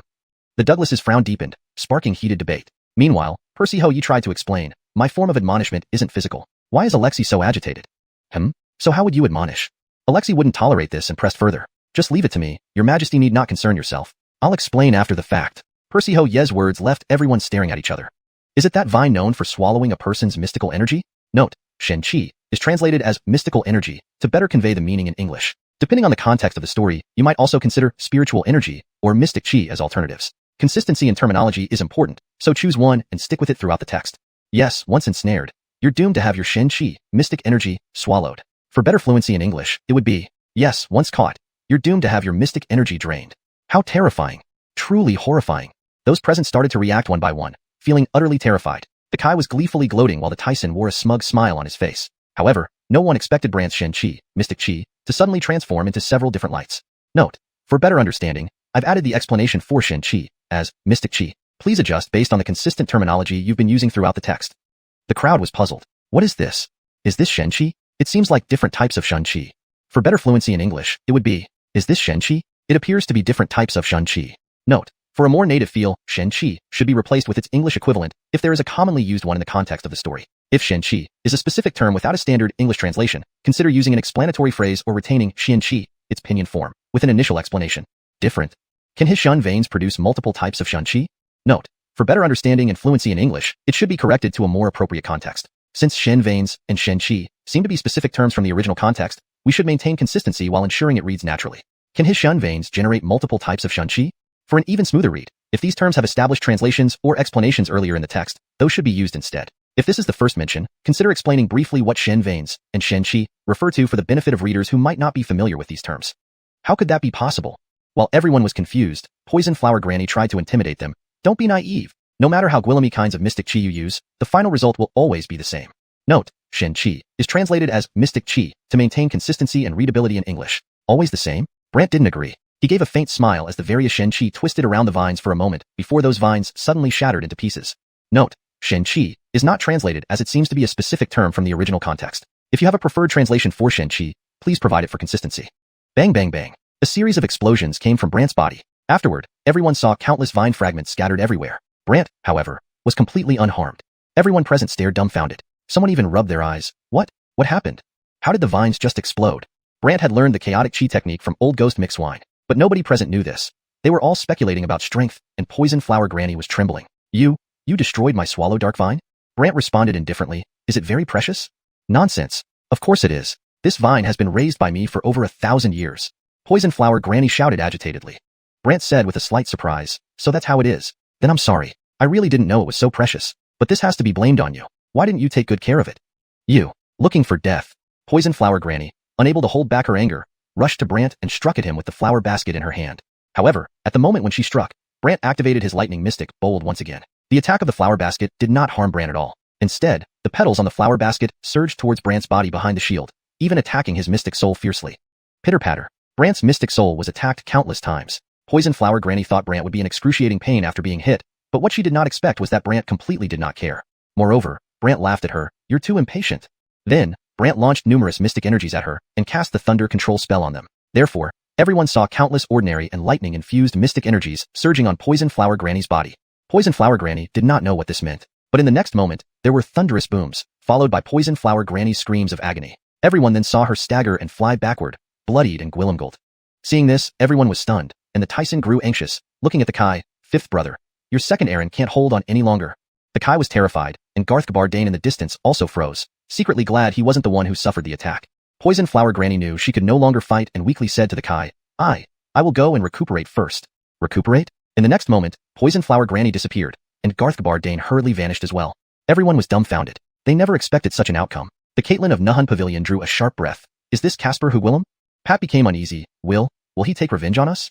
The Caitlin didn't know, and could only look at Brant cold sweating. Brant looked at the Kai and the Tyson with a smile. Gentlemen, do you want to continue the parade with me, or wait for someone else to save you? The two were frightened out of their wits, and those golden armored guards continued escorting them. Everyone continued the parade. However, no one from the Dougie family appeared as if they tacitly approved of the prince's parade. Until the Caitlin of Xuanhun Pavilion received news and turned pale, coming to Brant, Mr. Cheen, it's alright, you don't need to parade anymore. Don't parade? How? Is the Southern Wilderness Imperial Dynasty planning to save them? Brant asked with a smile. No. The Imperial Dynasty sent a message saying that the two princes got what they deserved, so we should throw them into prison, the Caitlin said nervously. Everyone was shocked. They never expected the Dougie family to capitulate, while the Kai and the Tyson cried, wronged. But Brant smiled and looked at the Caitlin. You think you can take them away just by a word? What does Mr. Cheen mean? The Caitlin now treated Brant respectfully. Brant looked at him and smiled. What do you think? I think since they have committed offenses, they should be tried, the Caitlin stuttered. Really? Brant retorted. Sweat dripped from the Caitlin's forehead, fearing Brant might discipline him if he displeased him. But right then, a group of white armored guards appeared, led by a Gwillem riding a huge horse wearing white armor, appearing eerie. Everyone exclaimed in shock. It's the Grand Comgwillemder. Grand Comgwillemder, Carl? Carl was naturally Sammy King's father. He came riding up to the Kai and the Tyson, glanced at them, and then looked at Brant. Mr. Cheen, the Alban wants to invite you to come along to interrogate the two princes. Everyone gasped upon hearing the Alban's invitation. Brant hadn't expected the Alban to intervene but smiled. All right, let's go. The two princes suddenly panicked but dared not speak. They were led by the white-armored guards. Moreover, Carl ordered the two golden-armored captains to bring the golden-armored guards to the palace. Inside the palace, in a grand hall, a figure dressed in a robe adorned with images of various beasts sat there, coldly eyeing those before him. Such a big disturbance, don't you have anything to say? At this moment, Bin Marquis was among the crowd, along with the highly respected North Marquis. North Marquis, seemingly an old Gwillem, was nodding off but Gwillemy officials were looking at him, waiting to see what he would say. The Alban frowned. North Marquis, speak up. North Marquis had no choice but to open his eyes and laugh. Your Majesty, although the two princes committed offenses, they might have been misguided, so I think they can be given a lighter sentence. As for this person from the Qin family, he seems a bit arrogant and disrespectful. I think it is necessary to knock some sense into him, making him realize what the Southern Wilderness Imperial Dynasty stands for. The Alban quite liked these words, but Bin Marquis laughed. Knock some sense into him? If so, who will dare to be good in the future? Or should we allow the Stone Buddha to cause trouble in our Imperial Dynasty? Moreover, Mr. Qin is favored by the national teacher. If you knock some sense into him, how will you explain it to the national teacher? The Alban frowned immediately, and heated discussions erupted on the scene. The North Marquis tried to explain. My idea of knocking some sense into him doesn't involve hurting him. Why is Bin Marquis so anxious? Then what is your version of knocking some sense into him? Bin Marquis wouldn't let it go and directly questioned. Just leave it to me at that time, and the Alban doesn't need to inquire. I'll explain afterwards. North Marquis blurted out, leaving everyone exchanging glances. So what if it is? Brant shrugged nonchalantly. Nonsense. Of course it matters. This vine has been cultivated by me for over 1,000 years. Poison Flower Granny hollered with great agitation. Huh, I see, Brant said. I apologize. I didn't know it was so precious. But you should blame yourself for not taking better care of it. You're asking for death. Poison Flower Granny, unable to contain her anger, rushed at Brant, her flower basket striking out. However, as it approached, Brant activated his Thundershin Bold Shadow. When the basket struck, it did not harm Brant. Note, the term, Thundershin Bold Shadow, seems to be a direct translation and might need context or an established name in the translated work. If Shin has a specific meaning or equivalent term in previous contexts, it should be used consistently. For this edit, I've maintained the original term provided. However, the petals on the basket immediately surged towards Brant behind the Thundershin Bold Shadow, even attacking his Shin soul fiercely. Crackling sounds filled the air as Brant's Shun soul was attacked countless times. Poison Flower Granny thought that after being hit, Brant would be in unbearable pain, but what she didn't expect was that Brant didn't care at all. Not only did he not care, but Brant also smiled at her. You're too impatient. Suddenly, countless streams of Shen Qi struck her body, enhanced by the Thunder Caitlyn technique. Therefore, everyone saw countless streams of Shen Qi and Thunder Shen Qi surging around Poison Flower Granny. Poison Flower Granny didn't know what this meant, but in the next moment, with thunderous booms, everyone heard Poison Flower Granny's screams of agony as she staggered backward, flying away covered in blood and flesh wounds. But the petals from the basket immediately swarmed towards Brant behind the Thunder Mystic Bold Shadow and fiercely attacked his mystic soul. Crackle. Brant's Xuanhuan, which should be translated as Brant Shen Soul, was assaulted countless times. However, to make it read more naturally in English while preserving the meaning, Brant's mystic soul was struck countless times. Note, Shen is often used in contexts related to mysticism or profound forces in Chinese fantasy literature, so mystic might be a fitting translation here. Poison Flower Granny had assumed that upon being hit, Brant Shen's soul would suffer immensely. What she hadn't expected was that Brant didn't seem to care at all. Not only did he remain unfazed, but he also laughed at her. You're too impatient. For consistency and clarity, I have added had to make the sequence of events clearer and ensure that the terminology used is consistent with the rest of the text. Countless streams of Shen Qi surged into her as Brant unleashed the thunder control technique along with his Shen Qi. As a result, everyone witnessed a myriad of ordinary and thunder-infused Shen Qi swirling around Poison Flower Granny. She had no idea what this meant, but then, boom boom boom, deafening explosions rang out. Next, everyone heard Poison Flower Granny's screams of agony. She staggered and flew backward, now bloodied and gwillemgold. Seeing this, everyone was stunned, especially the Tyson who looked anxiously at the Kai. Fifth brother, your second Caitlyn can't hold on anymore. The Kai was paralyzed with fear, while Wolf Dominance in the distance was also dumbstruck, inwardly thankful that it wasn't him who had suffered the blow. Poison Flower Granny knew she could no longer fight and weakly told the Kai, I'll go heal my injuries. Heal her injuries? In the next moment, Poison Flower Granny vanished, and so did Wolf Dominance. Everyone was speechless. They hadn't expected this outcome. South Law Pavilion's Caitlyn drew a sharp breath. Is this Casper who will him? Pat grew apprehensive. He won't come after us, will he? The Caitlyn had no answer and could only nervously watch Brant, who smiled at the fifth and Tysons. Would you two prefer to continue our procession or wait for someone to save you? Both princes were terrified as the golden armored guards continued escorting them onward. However, not a single member of the Dougie family appeared, seemingly accepting the prince's parade. It wasn't until South Law Pavilion's Caitlyn received news that he hurried to Brant, saying, Mr. Qin, it's okay. You don't need to continue the parade. No parade? Why? Is the Southern Frontier Dynasty planning to rescue them? Brant asked with a smile. No, no. News came from the imperial court stating that both princes got what they deserved. So we are ordered to throw them into the dungeon. The Caitlin stammered nervously. Everyone was shocked. They couldn't believe the Dougie family backed down, while the Fifth and Tysons cried, unjust. Brant chuckled and glanced at the Caitlin. You want to take them away with just your words? What do you mean, Mr. Qin? Isn't it obvious? Brant replied. Their crimes require due process. The Caitlin stammered again, sweating profusely, fearing Brant's displeasure might lead to another confrontation. Just then, a group of white armored guards arrived, led by a figure riding a massive white armored steed, appearing quite eerie. Everyone was startled. The Great Comgwilimder.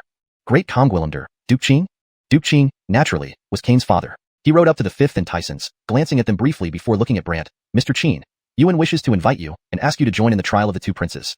Hearing this, everyone gasped in surprise. Brant chuckled. All right, let's go. Both princes became somewhat flustered, but dared not utter a sound as they were escorted by the white armored guards.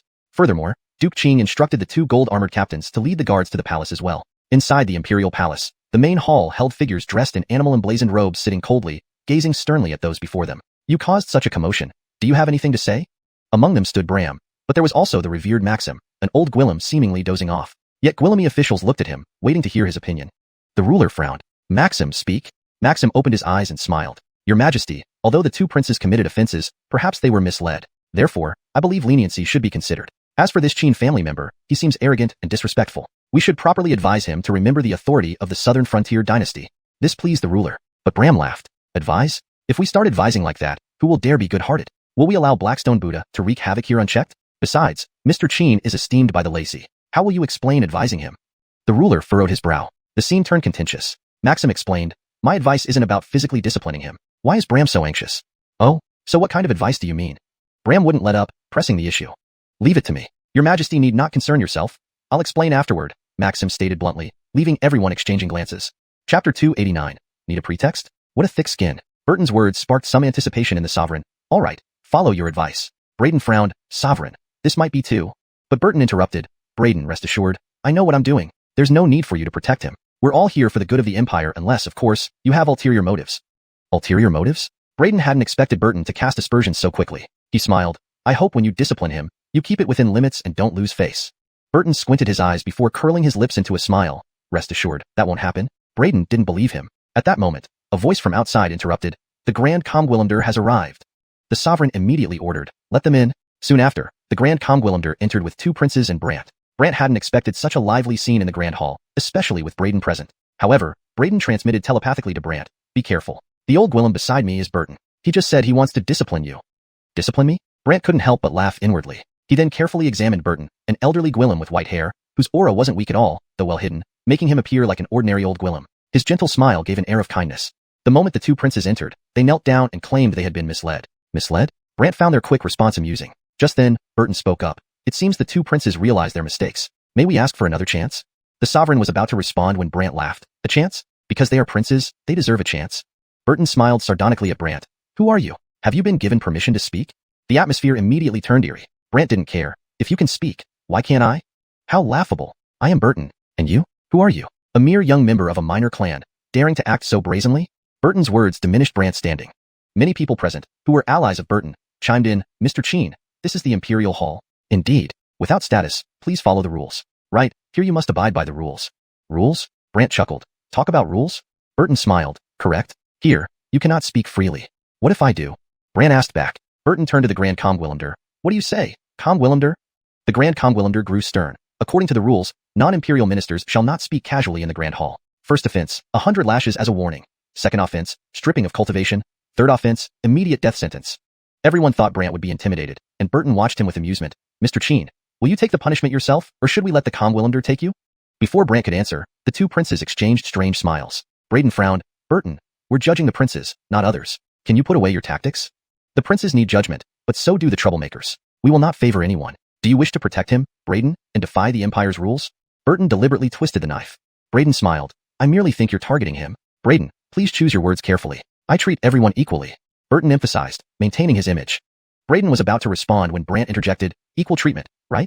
Then tell me, what about these two princes who captured citizens in the city for rocks cultivation? How will you deal with them? They were misled. Naturally, they'll be punished leniently, Burton explained. But Brant countered, one sentence of being misled? Case closed? Or what? Burton retorted. Brant produced a soul recording stone showing Manny and Rock's conversation, smiling at everyone. I see no evidence of misguidance. There is. Rock wanted revenge on you, and Manny, angered by you, agreed. Is this not misguidance? Burton shot back smoothly. Minnie internally applauded his eloquence. But Brant laughed. Then how about Manny hiring Yiming Pavilion Caitlin to attack Bet? What do you call that? Burton hadn't expected this, yet he was prepared. You say he hired Yiming Pavilion Caitlin to attack Bet? Where's the evidence? Brant replayed another memory segment showing Manny's conversation with Yiming Pavilion Caitlin. Everyone looked at each other in surprise. Manny panicked. I was misled. Burton focused on Brant. See, Manny admits to being misled. Oh, misled? Brant smirked. Yes. Burton affirmed. Brant grinned wickedly. So, if I attack you, can I also blame it on being misguided? Everyone gasped. They hadn't expected Brant to confront Burton this boldly. Burton laughed. Young Gwillem, you want to challenge me? Do you know my cultivation level? Do I care? Brant dismissed it easily. Burton grinned. Here, if I say I'm second best, no one dares claim first. Minnie nodded in agreement. Even Braden sent a telepathic message to Brant. Careful. He's almost an Empyrean Immortal, slightly more powerful than I. Brant wasn't fazed, still smiling at Burton. As long as you're not an Empyrean Immortal, it's Gwillemigible. Manageable? Burton hadn't expected such audacity. He smiled at the Sovereign. Sovereign, this young Gwillem seems eager to test me. Perhaps, let us have a match. The Sovereign seemed to understand something, replying, just until satisfaction. Until satisfaction? Burton had different intentions, but needed a pretext. He smiled at Brant. Young Gwillem, there are reasons for me to spar with you, so don't accuse me of bullying later. Reasons? Really? Yes. Go on. I'd love to hear how thick your skin is, Burton. Brant gave no quarter. All present admired Brant's courage. Burton maintained his smile. First, I've heard Bet considers you her Aaron. I want to see if you qualify. Second, Rock is a major concern. If you can defeat me, it shows you can stand against him, allowing you to calm Gwillem's guards freely in the Imperial City. Third, to see if you merit ignoring our rules. His reasoning left everyone convinced that Burton's actions were justified. Chapter 290. Don't want to play? Is that possible? Brant hadn't expected that the other party would need so Gwillemy reasons before finally taking action, and he impatiently urged, hurry up, don't waste time. Outside, the figure flashed away, no longer resembling the decrepit old Gwillem, but now agile like an elderly sage as he stepped outside the grand hall. Everyone gasped in surprise, while Brant walked out to see Burton floating midair, gazing down at the hall. Nearby guards brandished mystic array flags, forming a large formation to isolate the area, ensuring that neither Brant's nor Burton's attacks would devastate the surroundings. Some people in the hall began to threaten Brant. Young Gwillem, if you don't believe us, admit your mistake to Burton. Right, as long as you concede, Burton won't make things difficult for you. That's true. They one by one tried to persuade Brant. Manny and Gustavus, though kneeling, watched with anticipation, hoping Brant would be killed by Burton. However, Braden emerged and observed Burton within the formation, then glanced at Brant who hadn't entered yet. Have you thought it through? This Burton isn't easy to deal with. Brant replied, if I retreat today, I might lose face in Fanhuang City. For consistency and fluency, it's better to use replied instead of responded, as it reads more naturally in this context. Also, ensuring the name, Fanhuang City, is consistently used as per the original text. However, Huang seems to be a placeholder or mistranslation. The correct term should be found and applied for accuracy. Assuming Huang is meant to be wasteland, it would read, South Wasteland City. Revised, Brant replied, if I retreat today, I might lose face in South Wasteland City. Before Braden could react, Brant entered the formation, immediately stirring the crowd. He really went in. He's inviting his own death. Just wait, he'll have what's coming. Burton smiled upon seeing Brant enter. Not bad, quite bold indeed. I didn't come here to listen to nonsense. Brant showed no respect and Burton sneered, then, let me show you. Suddenly, a snow golem-like shadow appeared behind Burton. This giant, snow-covered figure looked furry, but was just Burton's mystic soul shadow, a formidable entity. It darted towards Brant, striking out with its palm. A swirling vortex of snow immediately hit Brant with a resounding crash. The strike penetrated Brant's flesh, impacting directly on his mystic soul, leading everyone to assume his mystic soul was now ruined. But to everyone's shock, Brant remained unscathed, even grinning eerily as his mystic soul shadow materialized behind him, shimmering red with a black sword strapped to its back. The black sword shot forward, and the crowd saw a black, dragon-shaped shadow charging at the snow golem. Despite the snow golem trying to resist with a punch, the sword emitted a dragon's roar, frightening the snow golem into retreating. Brant retracted his mystic soul shadow and the sword, smirking, scared? No one had expected that Burton's mystic soul shadow would be scared off after just one encounter. Scared off? Burton, needing to save face, darkened and said, I was just testing my strength. Don't get excited. Just testing? Amused by Burton's concern for his reputation, Brant replied, oh, is that so? Let me see what you've got next. Burton humphed, now, let's see what you can handle. Behind him, several mystic soul shadows appeared, all snowman figures merging into a massive snow golem that floated before Brant, throwing a powerful white fist across the air, landing heavily on Brant's mystic soul. Everyone thought this time Brant was finished. Princes 5 and 9 were thrilled, almost standing up, while Braden grew worried. Was he hit? Brant was indeed hit, but he looked up calmly. These mystic soul shadows are impressive, but so what? Brant retorted. Hearing this, Burton stared at him oddly. How is this possible? Do you call this just a test too? Brant teased. Furious, Burton snarled, looking for death. The fused snow golem opened its mouth, enveloping Brant in transparent ice layers that grew thicker until Brant was completely frozen. Officials applauded, some flattering Burton. Burton is truly remarkable. Someone yelled at Brant, Howard, give up. Braden became solemn, urging Burton. Burton, that's enough. You're going too far. Enough? But he hasn't conceded yet. Burton pretended to be wronged. Everyone knew Burton wouldn't let Brant go easily. Braden frowned. Is bullying a junior right? Am I bullying? How do you think? Burton countered.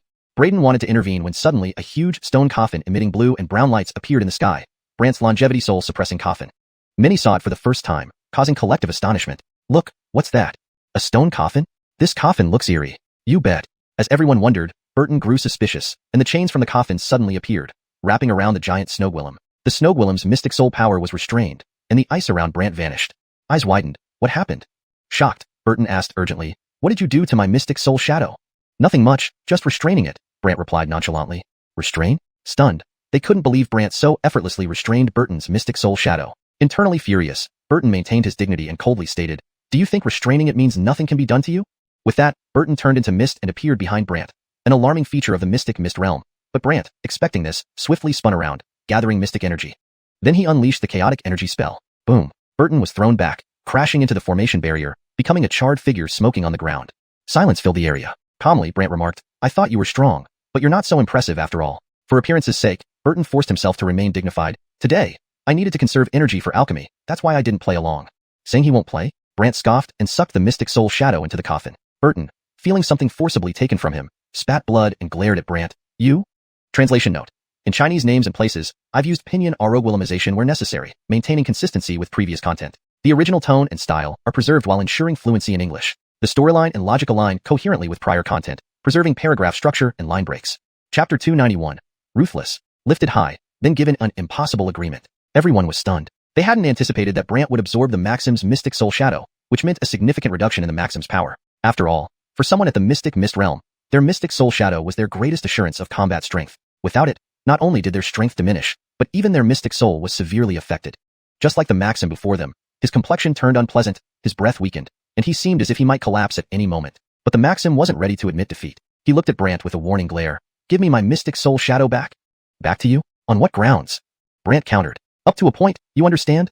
The Maxim huffed, while Brant smiled. Up to a point? A moment ago, you seemed hellbent on crippling me and forcing an apology out of me. Now, you're lecturing me about principles? Everyone knew Brant had a point, but this was the court, and Guillemot stood with the Maxim. Thus, a chorus of voices rose up. Mr. Qin, please restrain yourself. You're right, Maxim is our Marquis of the Southern Wilderness Dynasty. The crowd tried to intimidate him in various ways, but the central message was clear. The Maxim was someone Brant couldn't provoke. However, Brant chuckled. It was he who proposed the friendly match, and he who lost. Why now do you blame me?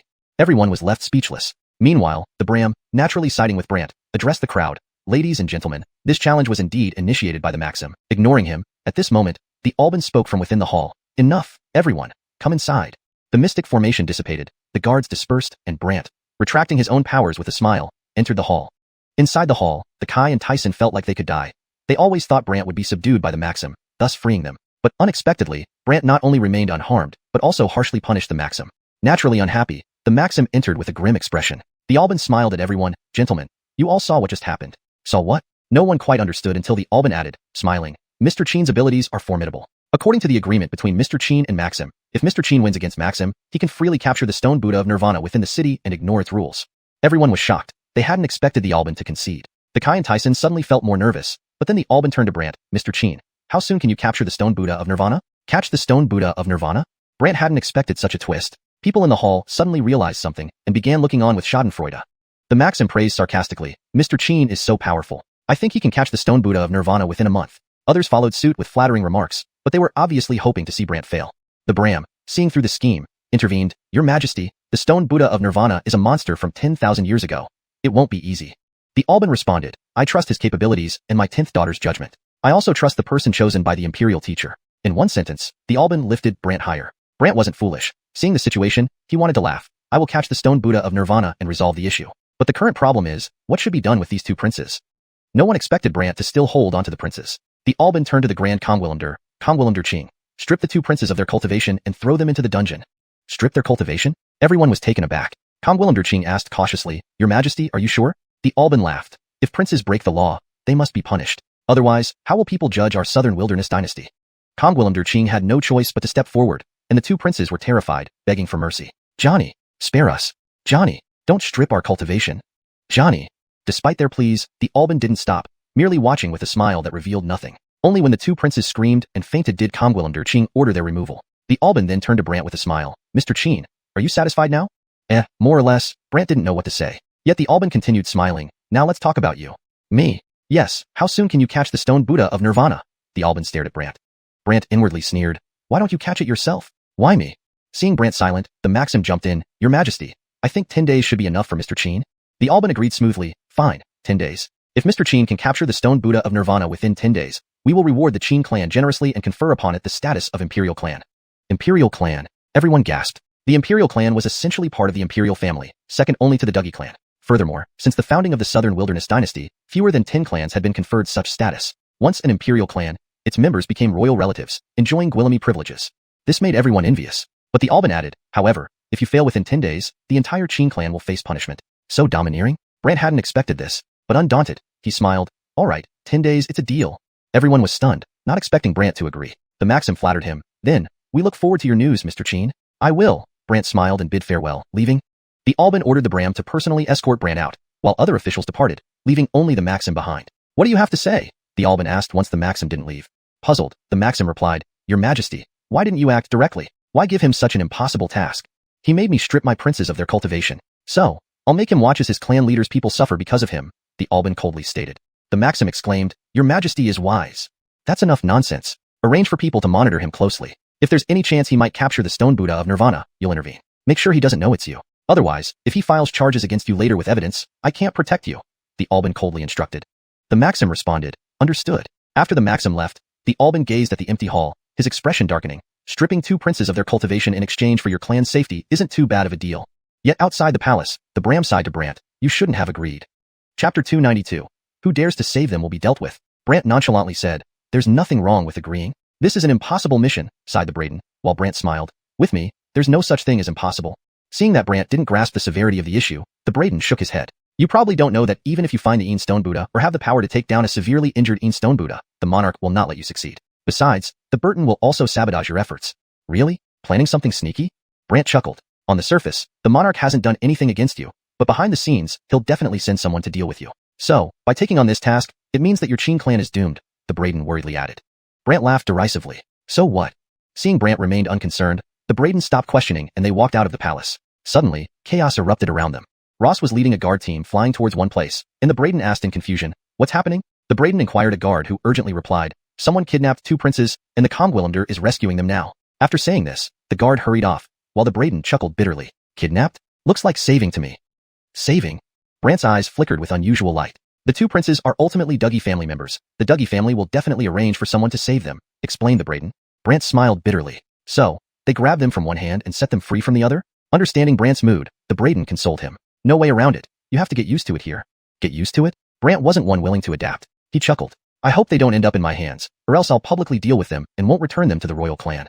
You mean? The Braden was startled. Brant simply stated, It's very straightforward. Those who provoke me want to escape? Not possible. After leaving the palace gates, the Braden still puzzled over Brant's intentions. Brant returned to his villa. Indeed, Elise of the Dacian Pavilion had her own insights. As soon as Brant arrived, she remarked, You really shouldn't have agreed to the monarch's request. Unwilling to explain further, Brant only smiled and asked, Your people at Dacian Pavilion are so powerful. Shouldn't finding the two princes be easy? What? You want to find them? She asked. Elise then stated gravely, According to my information, it was Elon's Grand Aaron who rescued them. Grand Aaron? Right? This Grand Aaron has incredible powers and is rumored to be in Xian Immortal, though no one has seen him, explained Elise helplessly. Do you know where they are? Brant asked eagerly. Elise was somewhat puzzled. In Xian Immortal, and you want to trace him? Just in Xian Immortal. What's so significant about it? Brant retorted, prompting Elise to sigh. I'll send someone to investigate and inform you if there's any news. Then, Elise left. Meanwhile, Section Devil laughed. Howard, you truly embody my style from back then. Back then? Indeed. Back then, without being in Xian Immortal, I dared to challenge that person from the Nidhogg family. Everyone thought I was overestimating myself and crazy. The armless old Gwillem grinned evilly. Hearing this, Brant laughed. But now, you've handed your Xian soul shadow over to the sword, making it hard to unleash that power again. Not a problem for dealing with ordinary Xian Immortals, the armless old Gwillem confidently stated. Brant understood and looked at him. All right, continue watching over the eternal life box in them. He pointed to Ephraim and Kaylee. Sure, leave it to me. Go do what you need to. Everything here is safe, the armless old Gwillem assured.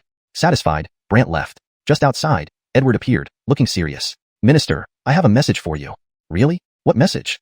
The Grand Aaron of Elon isn't simple. Don't go after him, Edward advised, but Brant smiled. Tell the minister a message too. Curious, Edward asked, what message? Tell the minister that anyone who dares to save Elon and the others will be dealt with. Brant's words made Edward frown. You're really going after Elon's grandarm? Yes, but I need more information. I don't know where he is yet, Brant admitted wryly. Edward nodded. Understood. Edward turned and left. Brant strolled through the streets and, about an hour later, reached a store, a tavern.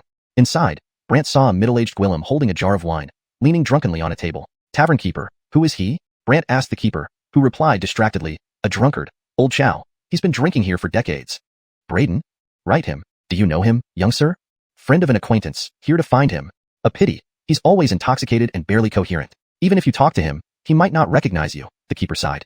Brant smiled. Let's try. Walking over, Brant thought, is this truly the disciple of the drunk old ghost? Brant came to deliver a message, but the sight before him caused doubt. Finally sitting down next to him, Brant asked, are you Braden?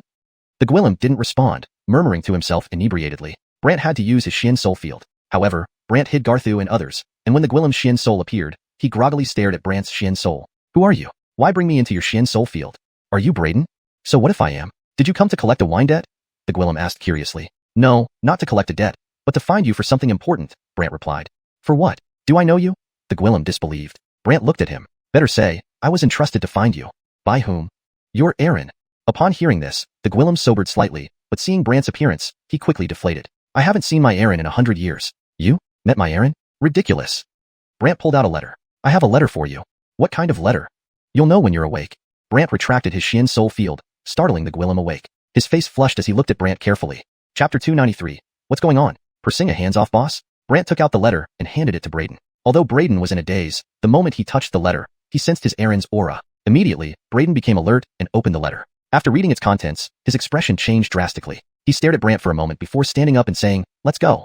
Go? Brant had no idea where they were heading, but Braden led him to an empty mountain villa. Braden said to Brant, wait for me in the courtyard. Perplexed by what Braden was doing, Brant watched as Braden left and returned with his beard shaved off and looking significantly younger, like a Gwillem around 30. Brant asked curiously, what's this? The cultivation technique I practice is quite unique. It allows me to appear either younger or older. Braden laughed while looking at Brant. Brant responded with an oh, but then Braden suddenly knelt down, startling him. What are you doing? Brant asked. From now on, you will be the leader of my Huachi sect. Braden replied. Brant was dumbfounded. What? Leader of the Huachi sect? Braden explained that years ago, old drunkard Isaac established a sect called Huachi sect, which he had not gwillimaged since he went into seclusion. Braden, being the senior disciple, received orders from Shiloh for Brant to become the new leader. Hearing this, Brant hurriedly refused. No, don't joke around. I have no interest in being a Jada. Don't rush to refuse. Braden quickly said. Not refusing? Was he really supposed to be the leader? Brant had no intention of staying and prepared to leave, but Braden continued. Our Huachi sect has influence everywhere. If you need help, we are always at your comm Gwillimed. Brant naturally thought he was joking and left. As Brant walked away, Braden mumbled, you will surely need us. Out on the street, Brant grumbled. That old ghost really tricked me by having me deliver a letter only to make me the leader of a sect? After venting his frustration, Brant calmed down and left the area. When Brant returned to his own mountain villa, Elise was waiting for him. What news do you have? Yes, they went to a residence outside the city walls. Okay, give me the address. Elise frowned. I'm afraid it might be a trap. A trap? Yes. This information spread within the city just now. We don't know who leaked it. Elise explained. Brant didn't care. Regardless of who did it, I'll see who's pulling the strings once I get there. Are you really unafraid? Do you think I would be? Brant smiled at her. Elise took a deep breath and said, I'll go with you. You don't have to take such a risk. Let's go together. Elise insisted and led the way. Reluctantly, Brant followed. Outside the city, Brant laughed and asked Elise, aren't you worried about danger? Isn't it dangerous enough already just being with you? Elise retorted coldly. Pausing for a moment, Brant chuckled. Then why did you come? There are 2 Gwillemy secrets about you. I want to see more, Elise said, leaving Brant speechless. But she added, the Kai's Grand Aaron is very formidable. If things get tough, run? Rest assured, only they will be running, Brant confidently replied. Looking at Brant's confident face, Elise felt uncertain. At that moment, inside a residence outside the city, the Kai and Tyson were standing beside a dry well. From within the well, came the voice of a middle-aged Gwillem. Everything is arranged. Today, I will take care of that Casper for you. The Kai was overjoyed. Thank you, Grand Aaron. You've truly been put through much. But your second and third Aarons warn me that the guy isn't simple, especially with his soul essence. So I'll use my soul devourer shadow against him. Understood, Grand Aaron, the Kai responded eagerly. The Tyson, curious, asked, Fifth brother, what's the soul devourer shadow? It can devour the soul essence, and it's my Grand Aaron's most powerful technique, the Kai confidently explained. Excited, the Tyson asked, so this means we can kill that kid? Of course, definitely, the Kai happily replied. Relieved, the Tyson said. Once this kid is dealt with, we can think of ways to regain our prince titles. Indeed, the Kai agreed with a wicked smile. Suddenly, the Tyson wondered aloud. Why do those 2 golden armored guards obey him? I've already told Northern Lord, who will interrogate them thoroughly. If necessary, he'll cripple them, the Kai said coldly. That needs to be clarified, The Tyson nodded in agreement. Matt appeared and urgently informed them, "Your Highnesses, they've arrived." "They're here?" The Kai became excited. "Yes." "Good, let's hide," the Kai said and hid along with everyone else. Shortly after, Brant and Elise arrived at the residence. It was deserted, enveloped in a faint white mist that felt strange. "What do you think this is?" Brant asked Elise, who looked around and remarked seriously, "This aura feels somewhat like dark mystic chi, but it's white. I don't understand it." Before Brant could ask more, a voice rang out, "Howard, you finally showed up. Who are you?" Brant heard a strange voice and felt uneasy. The speaker responded icily, "Guess." Elise whispered to Brant, "This must be his grand errand." "Oh, really?" Brant remained unfazed. The voice continued, "Your confidence is astounding." "All right." Brant calmly replied, "Very well. Today, I'll teach you who I am." The speaker scoffed as the white mist grew denser. Brant and Elise were instantly engulfed in the white mist. It made Elise feel as if she couldn't breathe. "There's something wrong with this aura," she gasped. While the mist troubled Elise, it affected Brant not at all. He even remarked nonchalantly, "No big deal." Placing a hand on Elise's shoulder, Brant absorbed the aura from her body. Moreover, as the surrounding white mist flowed into Brant, he remained unaffected and even laughed. "Is that all?" Chapter 294. Numerous tricks, and the Book of Death appears. Elise was shocked. He hadn't expected Brant to dispel the white mist so easily. But the Kai, hiding in the shadows, was furious. "Damn it, why can't these spirit energies affect him?" The Tyson remarked oddly, "Didn't your Grand Aaron have a soul-devouring shadow?" Of course, the Kai knew this and became serious. "Let's wait. My Grand Aaron will deal with him for sure." Sure enough, after the fog in the courtyard vanished, a voice came from the well opening. "Little one, I admit you have some skills." Brant emerged step by step from the distant well opening, and Elise hurriedly followed. However, the other party began to issue warnings. "Howard, I warn you, don't come any closer to me, or you'll regret it." "Whether or not I'll regret it, we'll see," Brant said indifferently. The other party grew cold. "If you wish to die, then so be it." In the next moment, white mist reappeared in the well and gathered into a colossal figure. Upon its appearance, Elise felt his soul tremble as if about to be swallowed by something. But Brant paid no heed, instead focusing on the mist. "What is this soul phantom again?" "Soul-devouring shadow." As soon as those words were spoken, the mist surged into Brant's body, causing Elise to gasp, "Soul-devouring shadow?" Inside the well, the Gwillem gloated, "Yes, soul-devouring shadow. Could it be that you are from the Heavenly Ghost Sect?" Elise seemed to recognize something. The Gwillem sneered, "Yes, the Heavenly Ghost Sect, Shaw." Hearing Shaw's name, Elise changed color, hastily telling Brant, "Quick, leave. The soul-devouring shadow will devour your spirit energy." "Escape? Is it too late for that?" Shaw laughed heartily. Not just Shaw, the Kai hidden in the shadows was also elated, "Arrogant. Let's see how arrogant you feel now." The Tyson was quite satisfied. "This is good." But Brant suddenly grinned wickedly. "Swallow me? Let's see who finishes off whom first." The others didn't understand what Brant meant, but the next moment, the Gwillem inside the well was startled, asking anxiously, "What's happening?" Elise was curious too. Brant smiled, tossing out the everlasting soul-stabilizing coffin. The huge spirit phantom was then entangled by chains. Seeing this scene, everyone froze. The Kai couldn't believe it. How is this possible?" The Tyson was also stunned. "Am I seeing things?" Shaw inside the well panicked even more because he sensed a connection with the mist within and started panicking. "Howard, quickly release my spirit shadow." Brant smirked coldly. "You made it attack me earlier, now you want me to release it? Do you think that's possible?" Shaw was enraged by Brant's words, shouting madly inside the well, "Fine, this is what happens when you provoke me." Next, a dense mist surged out of the well, enveloping the surroundings. Not only that, Brant and Elise saw a person. He wore a long white robe and a conical hat, appearing eerie, but Brant wasn't fazed at all. Elise frowned. "They say Shaw is nearly an immortal cultivator, and he cultivates the abilities of the Heavenly Ghost Sect. Are these abilities very powerful?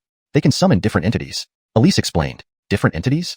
Brant was curious about what they were. Then countless mists converged to form a massive skeleton. The aura of this skeleton was formidable. Elise frowned. "A wasteland ghost." "Wasteland ghost?" Brant had never heard of it before. Elise nodded. "It's rumored that our continent connects to Gwillemy places, but the passages are sealed. Only special individuals can open them. The Heavenly Ghost Sect has the ability to summon creatures from the wasteland." Brant responded with interest. "So fascinating?" "Yes, the wasteland summoning technique." Elise replied. Brant chuckled. "Sounds like a spirit energy technique." "Exactly. A spirit energy technique allows the summoning of wasteland creatures, which are very aggressive. Their attacks carry corrosive properties. Once touched, the body rots into bones." Hearing this, Brant became interested. These wasteland creatures have some allure.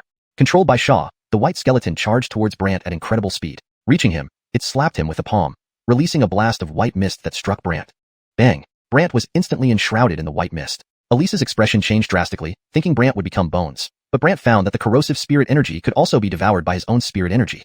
So as these forces entered, Brant absorbed them all and condensed a thunder fist, striking back. Boom! The wasteland creature was sent flying, emitting a burning smell but otherwise unharmed. Not affected? Brant was slightly surprised. Elise frowned. "Wasteland creatures are hard to kill." Even Shaw inside the well sneered. "Howard, slowly experience it. Eventually, you'll be exhausted." "Exhaustion?" Brant completely dismissed it, even laughing. "If you're counting on me getting tired, you're wasting your effort." Shaw harumphed, seeing Brant remain unconcerned. Wait until you see how powerful I am. Shaw's figure moved around while the power of the white skeleton gradually changed. Especially as surrounding white mists gathered onto the skeleton, it became increasingly stronger.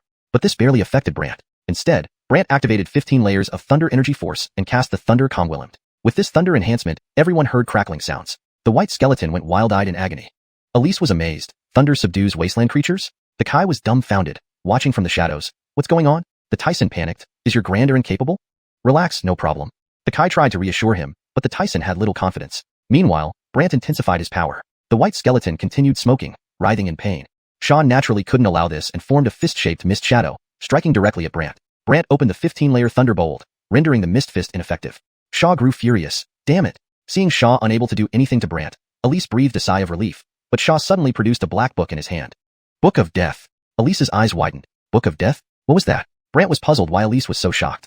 Chapter 295. In the end, the two princes suffer. After Ronald took out the book, he was very pleased and said proudly to Brant and Elise, exactly, the Death Ghost book. As long as its light envelopes someone, their mystic soul will be imprinted, allowing me to control it. Mystic soul imprint? Control? It sounded somewhat similar to the coffin seal but with less insight into one's thoughts. So, Brant wasn't overly concerned, but Elise was frightened. She quickly urged him, let's leave here immediately. Otherwise, we might get controlled. Controlled? Brant didn't feel like he would fall under control. He calmly replied, it's fine. Is it fine? Elise didn't understand what Brant was thinking, but Ronald had already started acting. The power of the Death Ghost book flashed wildly, followed by a massive black beam that swiftly enveloped Brant. In the next moment, Brant felt something touch his mystic soul. Upon careful inspection, he noticed a small black skull mark on his mystic soul. Seeing this, Brant chuckled. Just this? But Elise's gaze shifted to Brant's forehead where she saw another small skull mark and exclaimed in shock, your forehead. Brant knew both his mystic soul and physical body were marked but remained calm. It's nothing. Ronald laughed out loud. Nothing? Young Gwillem, you're too confident. Don't believe it? You can try it out. Try? Fine. I'll let you experience my power. Ronald snorted, waved his hand, and the small skull began moving. Brant's hand moved as if he were a puppet. This terrified Elise. Ronald gloated while Manny rejoiced. Now he's under Caitlin's control. Gustavus added excitedly, can we leave now? Let's go. Manny couldn't wait to see Brant in distress. The two princes soon emerged. When Elise saw them, her expression darkened. Manny mocked her, Miss Lin, this has nothing to do with you. If you don't want to die, leave immediately. Gustavus chimed in, right, this is between him and us. But Elise responded coldly, wherever he goes, I go. Manny's face turned grim, Miss Lin, isn't this asking for death? Gustavus further intimidated. Aren't you afraid of dying? Facing threats, Elise remained calm. Do your worst. However, watching Elise's resolve, Brant couldn't help but smile. Aren't you afraid of dying? Why did I come with you? Elise answered icily. Annoyed, Manny shouted at Ronald. Caitlin, make that Casper kill this Wigwillem. Gustavus agreed, right, control him to kill her. Shin Pavilion will think he did it. Ronald had to admit these two young men were smart. Alright, I'll play your game of killing with borrowed hands. However, when Ronald tried to control Brant again, he found no response. What's going on? Confused, Ronald kept trying with the book, but got no reaction from Brant.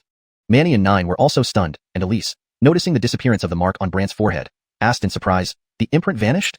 Upon discovering this, Ronald looked incredulous. How did you do that? Do you really want to know? Brant asked Elise with a grin. Of course, Elise wanted to know and stared suspiciously at Brant, who simply explained, I eradicated it. Eradicated? Elise didn't believe it. Brant didn't elaborate, knowing his mystic energy was unique, capable of fusing with and neutralizing any such imprints. Manny and Nine, frightened, quickly hid. Ronald grew furious. I underestimated you. Any other tricks? If not, it's my turn.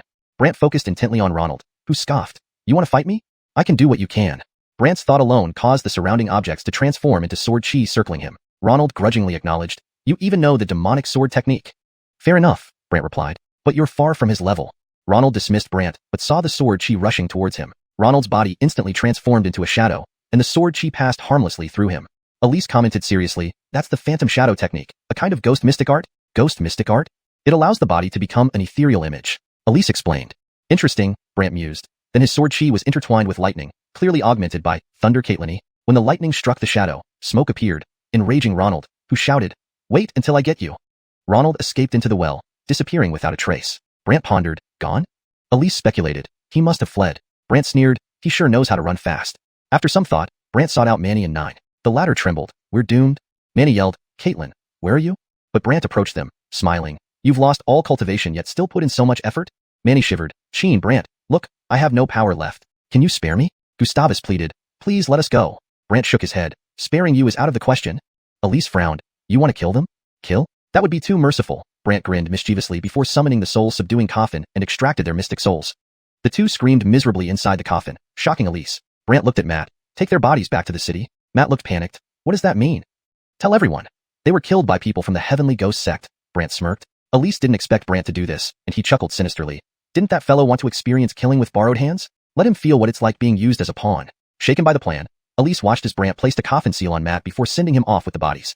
Hashtag chapter 296. Forcing me to take action. Really? When Brant returned to the city, news had already spread that the Fifth and Tysons had been killed by members of the Heavenly Demon sect. Elise couldn't help but worry. I'm afraid the Southern Wasteland Empire won't believe this so easily. Whether they believe it or not doesn't matter. At least it tells them I'm not someone to be messed with. Brant gave a sinister smile. Suddenly, Elise felt Brant was terrifying. After some thought, she couldn't help but look at him. You are a bit scary. Really? Previously, I thought you were just a genius, but now it seems your cultivation is not only outstanding, but even in scheming, you're not weak either. Hearing this, Brant couldn't help but laugh. Is this belittling me or praising me? You decide. Elise said as she left. Brant asked curiously, what? Not coming back with me? I have only 10 days. I must find the Spirit Stone Buddha for you as quickly as possible. Elise's words echoed before she vanished. Brant sighed involuntarily. This Wugwillem is indeed a true friend. He then returned with a grin. In the palace hall, however, the Douglas was looking at two corpses with an icy expression. By his side stood Matt, who looked very uneasy. You mean it was people from the Heavenly Demon sect who killed them? Matt trembled as he replied, yes. The Douglas's face darkened. Why would the Heavenly Demon sect kill them? I don't know, Matt stammered, causing the Douglas to become icily cold. Grand Marshal, take him away for thorough interrogation. Yes. Carl immediately came forward to lead him away. After Carl left, the Douglas walked over to the two princes' bodies, his expression ugly. Rest assured, whoever killed you, I will make them join you. At this moment, Lord Percy entered respectfully. Your Majesty, come in. The Douglas turned and sat on his throne while Lord Percy saw the two bodies on the ground, his expression changing. Your Majesty, what is this? Didn't you send people to track that Casper? Any findings? The Douglas de Gwillem did coldly. Our men saw him leave the city to meet the two princes, but what? The Douglas asked chillingly, making Lord Percy nervous. The two princes stayed at Bidarianan, which has mystical formations. Our people couldn't get in. That Casper could enter, but your people couldn't? The Douglas grew furious, his face distorted. Lord Percy panicked. I don't know what happened. Go and thoroughly investigate what happened in Bidarianan. Well, Matt is being taken away by the Grand Marshal. You should understand what happens next, right? The Douglas said coldly. Lord Percy asked strangely, does your Majesty suspect that Casper? Shaw is a Heavenly Demon sect expert and the mentor I introduced to the Kai. I don't think he would kill both Imperial princes without reason, the Douglas stated meticulously. Lord Percy immediately understood. Yes, I'll make the arrangements right away. After Lord Percy left, the Douglas harumphed. If you did it, I will make sure you suffer worse than death. However, when Brant returned to the mountains, he went to rest. The following days were very peaceful, as if nothing had happened. Until 5 days later, Elise appeared and looked at Brant. There are clues. Do you want to hear? Speak. Not far from here is a sect called the Mystic Mountain Sect. It's a small sect but famous because it's close to Southern Wasteland City. Recently, every night Gwillemy disciples have died suddenly. They claim it's due to cultivation issues, but based on information from Mystical Pavilion, it's likely caused by the Spirit Stone Buddha. You mean the Spirit Stone Buddha is hiding in Mystic Mountain Sect? Yes, hidden within a disciple, similar to Shurgwillem. Brant was puzzled. Its soul-snatching ability is quite powerful. Soul-snatching isn't used recklessly, or else the spirit soul becomes weaker, Elise explained. In that case, let's go and see. Brant gathered himself and left with Elise. Upon hearing that Brant had left Southern Wasteland City, Lord Percy reported back to the Douglas. The Douglas said coldly, do we need to check? He's looking for the Spirit Stone Buddha. Does your Majesty think he found it? Lord Percy was startled, finding it unbelievable. Without checking, how do you know he hasn't? The Douglas replied icily. Lord Percy understood. All right, I'll arrange people to follow him and report any news. Go ahead. The Douglas ordered, and Lord Percy hurried off. Brant and Elise spent several hours reaching the foot of a large mountain. This mountain was vast, but there were Gwillemy sky bridges connecting peaks on its top. This is Mystic Mountain Sect? Brant asked in doubt. Elise nodded. Mystic Mountain Sect excels in earth-based mystic techniques. The floating sky bridges and stone structures are all crafted using mystic techniques. Brant marveled. Truly amazing. However, Mystic Mountain Sect dislikes outsiders. We might not be allowed in, Elise worried. Let's see first. Brant was indifferent and headed directly to check. Elise had no choice but to lead Brant to the halfway point of the mountain, where Mystic Mountain Sect disciples were guarding. Seeing strangers, these disciples tried to chase them away. Brant spoke up. Your sect has been losing Gwillemy disciples lately, haven't you? They exchanged looks, and one impatiently replied, who doesn't lose a few during cultivation? Cultivation deaths? But not so Gwillemy and every day. Brant smiled at them. Not understanding Brant's intention, one disciple questioned, Howard, what are you implying? My meaning is simple. I can find the cause. Otherwise, you'll continue dying daily. Brant's words made them laugh.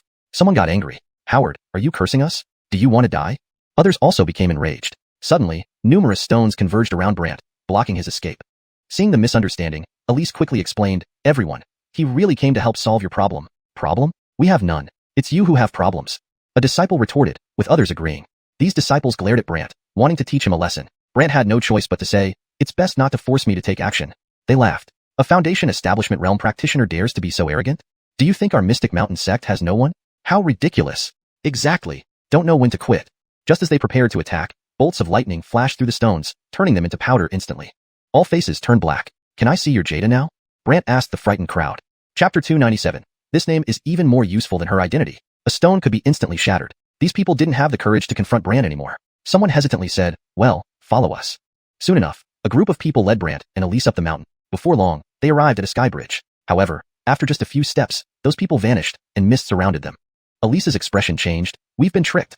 Brant also noticed this, while voices from the dark mocked, Howard, how dare you show off in front of our Xian Mountain sect? Do you not wish to live? Still so arrogant? Go on. You can't act cocky now, can you? Someone even sneered. Brant remained calm, saying, you don't think this array can actually trap me, do you? Nonsense. This is our Xian Mountain sect's entry-level mystic array. Except for our disciples, outsiders can never pass through. Not wrong. Our entry-level mystic array is quite extraordinary. Elise also spoke to Brant. This mystic array is rumored to be extremely bizarre. Unless one is their disciple, no one can get through. Relax, it's a minor issue, Brant said confidently. A minor issue? Elise wasn't sure what minor issue Brant was talking about, but he continued walking and occasionally took turns. This piqued Elise's curiosity, wondering, could he see through this mystic array? At that moment, the onlookers outside were shocked, especially when they saw Brant step out of the sky bridge and pass through the mystic array. What's happening? How can he come out? No, something must have gone wrong. Now what? Hurry, find Senior Brother Bo. Brant and Elise soon walked out, and what appeared before their eyes was a sect with numerous buildings and disciples everywhere. However, the people who had guided them earlier were nowhere to be seen. Brant was planning to find them when they reappeared, bringing along a Gwillem carrying a stone sword. On his face were countless small stones, and even as he walked, stones on the ground rolled towards him. Elise gasped, it's Ajax. So powerful? It's rumored that his mystic soul shadow can naturally attract all kinds of stones. So even as he walks, stones are drawn to him. Moreover, he has an extremely high level of irony over the Xian Mountain sect's stone control technique. Elise detailed his formidable abilities. Brant merely grunted, not taking it too seriously, while the disciples shouted at this young Gwillem, Senior Brother Bo. It's him, Senior Brother Bo. He really passed through our entry-level mystic array. Senior Brother Bo. He even said the deaths in our sect were not accidental. Ajax approached Brant, examined him, and frowned. Foundation Establishment Realm? Yes, Brant admitted frankly. Ajax was puzzled. How did you break our entry-level mystic array as someone at the Foundation Establishment Realm? I understand mystic arrays. Understand mystic arrays? Everyone looked at each other uncertainly. So Ajax asked, all right, why are you here? Brant didn't waste time and directly explained his intentions. After listening, Ajax eyed Brant suspiciously. You mean the deaths were caused by someone? Yes, and this person is likely still in your sect. If you don't find him soon, more will die every day. The crowd thought Brant was exaggerating. Someone said, Senior Brother Bo, stop wasting time with him. Take him down. Exactly, just capture him. Why talk so much? Yeah, Senior Brother Bo, deal with him quickly. Ajax glanced at Brant. As you see, no one believes you. In that case, I'll find the culprit myself. Brant decided not to rely on them. The crowd was stunned. Find the culprit himself? Isn't he ignoring them? They became indignant, with one person exclaiming, Senior Brother Bo, look at how arrogant he is, completely disregarding us. With a thought, Ajax summoned countless stones around Brant, turning him into a stone Gwillem instantly. Seeing this, Elise hurriedly said, I am Elise, the young Hall Caitlin of the Listening Mystic Pavilion. Please believe him. He hasn't lied to you. Listening Mystic Pavilion? Elise? The crowd exchanged looks, but clearly none of them knew Elise, so they showed puzzled expressions. Someone half believed. Listening Mystic Pavilion? Young Hall Caitlin? Lady, are you treating us as fools? Indeed. How would the young Hall Caitlin of the Listening Mystic Pavilion be here? Too ridiculous. No one believed them and showed strange looks. Ajax also didn't believe, looking sternly at Brant. Regardless of who you are, you have one chance. Answer properly. Why you're here and why you say our sect members' deaths were intentional. I told you already, and you don't believe me. What else do you want me to say? Brant sighed and cast the lightning Caitlin-y formula on the stones surrounding him. Those stones immediately crumbled. Everyone was dumbfounded, almost disbelieving their eyes. Someone incredulously muttered, is it true? Even Senior Brother Bo's stones broke? Is this guy really at the Foundation Establishment Realm? Too weird. Just then, Ajax's stone sword flew out, transforming into several brown sword shadows circling Brant. Brant helplessly cast the 15-layered lightning mystic bolt. 15 layers. People thought they were hallucinating. One stuttered, did I see that wrong? No, it's real. This is true? So terrifying. Truly unbelievable. The crowd was shocked, especially when Ajax put away his sword, looking oddly at Brant. Who exactly are you? I'm Brant. Brant's words left everyone speechless. Brant? The one who got the elixir box. That's right, him. I heard about him in town recently. Upon learning Brant's background, they were surprised. Someone remarked, rumor has it, he even defeated Fabian of the Southern Home Mansion. How frightening. Now I know why he's so scary. Seeing Brant was no ordinary individual, Ajax calmed down. Please follow me. Elise sighed in relief and whispered to Brant, if I had known your name worked wonders, I would have used it right away. Brant, also surprised at how effective his name was, commented sarcastically, pretty amusing indeed. However, once brought up the mountain, Ajax only let the two wait in a large hall before leaving. Looking at the empty hall, Elise wondered aloud. Strange. Why is no one here? Chapter 298. The Aura of the Dead. Brant also wanted to know what was going on, so he looked around. Not long after, a group of people rushed into the hall. These people didn't look simple, and they surrounded Brant and Elise. Elise was confused. What are you doing? Everyone remained silent, but Ajax walked in, followed by an elder with a stern expression. Elise looked at him suspiciously and then stared at Ajax. What do you plan to do? Ajax introduced them. This is our great Prince Bohan. Elise had an ominous feeling. Prince Fong, what are you planning to do? Bohan frowned. We suspect that you have something to do with the deaths of our sect members. What? Elise was shocked. Brant laughed. Oh, us? Bohan said coldly, yes. We found something on those disciples' bodies, and this something is related to you. Bohan pointed at Brant. Ajax, curious, asked Bohan. Great Prince, why didn't we know before? We didn't know who it belonged to until he came to the hall, and I realized it was his. Bohan explained seriously. After seeing their misunderstanding, Elise hurriedly spoke up. How could we kill your people? Clearly, someone else killed them. Before Elise could finish, Brant laughed at Bohan. Tell me, I want to know what exactly made you think I did it. Bohan had someone bring out a box. Inside, there were some clothes that had been burned. More shockingly, these burnt items bore traces of Brant's aura. Elise was alarmed. How can your aura be on these things? Brant was somewhat surprised but soon calmed down with a smile. Can't these things be fake? Whether they are fake or not, I need to interrogate you thoroughly, Bohan replied, preparing to detain Brant and Elise. Brant smiled at them. You'd better not touch me. What? You resist? This is my Xian Mountain sect. The other party deliberately emitted his aura to intimidate Brant. However, Brant sneered. Save it. It's useless. Bohan humphed. Let me show you that our Xian Mountain sect is not for anyone to mess with. With a single thought, countless brown lights flickered around Brant, turning him into a stone golem. Seeing Brant turn into a statue, Elise panicked. Prince Fong, you've misunderstood him. We will only know if it's a misunderstanding after thorough interrogation. With that, Bohan ordered the guards to take Brant away. But just as they approached, the stone on Brant shattered completely. Crackling sounds filled the air. Seeing the stones crumble, Bohan was taken aback. How is this possible? Ajax quickly explained. Great Prince, he isn't simple. Rumor has it, he can even defeat the Fabian of Binho Manor. Bohan wouldn't back down. I don't care who he is. If he harms our sect members, he must die. Brant responded, you need evidence. Without it, I won't accept it. Evidence? Does it matter? Bohan sneered. Brant chuckled. Oh, are you trying to force me to admit it? A thorough interrogation is necessary. Bohan thought, and numerous stones fell from above Brant. But Brant countered with a single thought, causing lightning to strike those stones, shattering them completely. Bohan's face turned grim. The lightning control spell. Those around exchanged looks, knowing how terrifying the spell was. Brant scrutinized Bohan. You now have only one choice. Let me see every member of your sect. See everyone? Howard, what do you mean? Bohan asked sternly. To find the real murderer, Brant replied, but Bohan scoffed. Maybe the murderer is you. I'm telling you the truth. It's the Dark Stone Buddha who attacked you. If you don't know who he is or what he's been doing lately, you can check in the city. Brant's words stunned everyone. Subsequently, people started murmuring. They knew about the Dark Stone Buddha, but they believed he died 10,000 years ago. Bohan's expression turned grave. Should we believe you just because you say so? Besides, the Dark Stone Buddha disappeared 10,000 years ago with severe injuries. I told you, you can check in the city, Brant insisted, leaving Bohan half convinced. He immediately ordered Ajax to verify. Ajax left immediately. Brant and the others remained in a standoff. An hour later, Ajax returned, looking troubled. Great Prince, it's true. What do you mean? Bohan pressed. Ajax recounted the recent events of the Dark Stone Buddha's rampage in the city, shocking everyone present. No way. Really the Dark Stone Buddha? What? The Dark Stone Buddha here? You've got to be kidding. Bohan's expression changed drastically, looking at Brant. But how do you explain those clothes?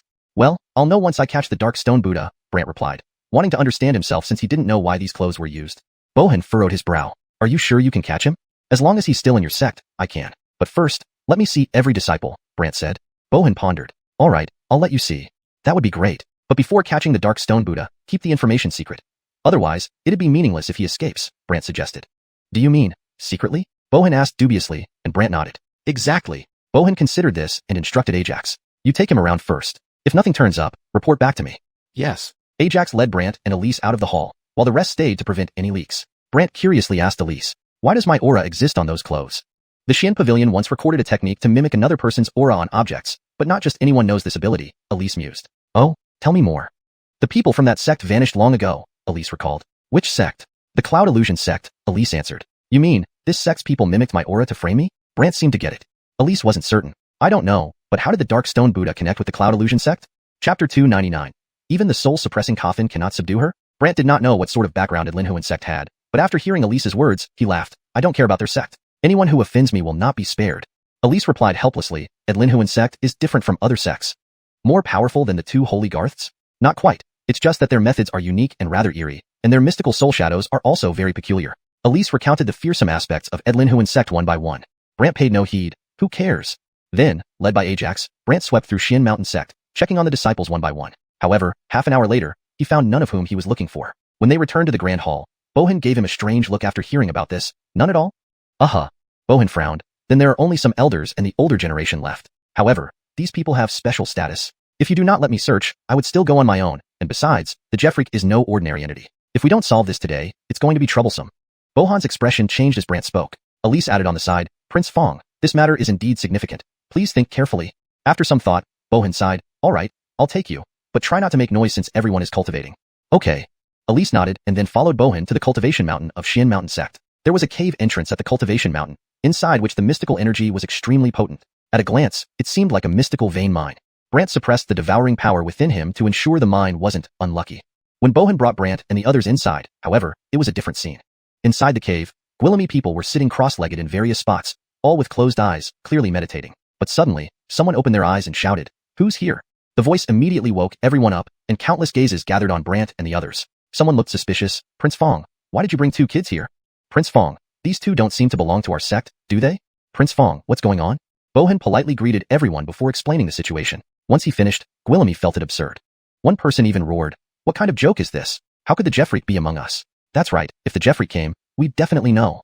Yes. These individuals denied it one by one, and even urged Bohan to quickly lead Brant away, but Brant stared at an elder in a corner without uttering a word. This elder had his eyes closed and remained motionless, his aura excellently concealed. After scrutinizing him for a while, Brant walked over to him and said under the watchful eyes of everyone else, Jeffreak, today you can't escape. Jeffreak? Everyone turned to look at the person in the corner, startled. Someone even yelled at Brant, Kid, this is our ancestor Damon. Damon? Brant smiled without a word.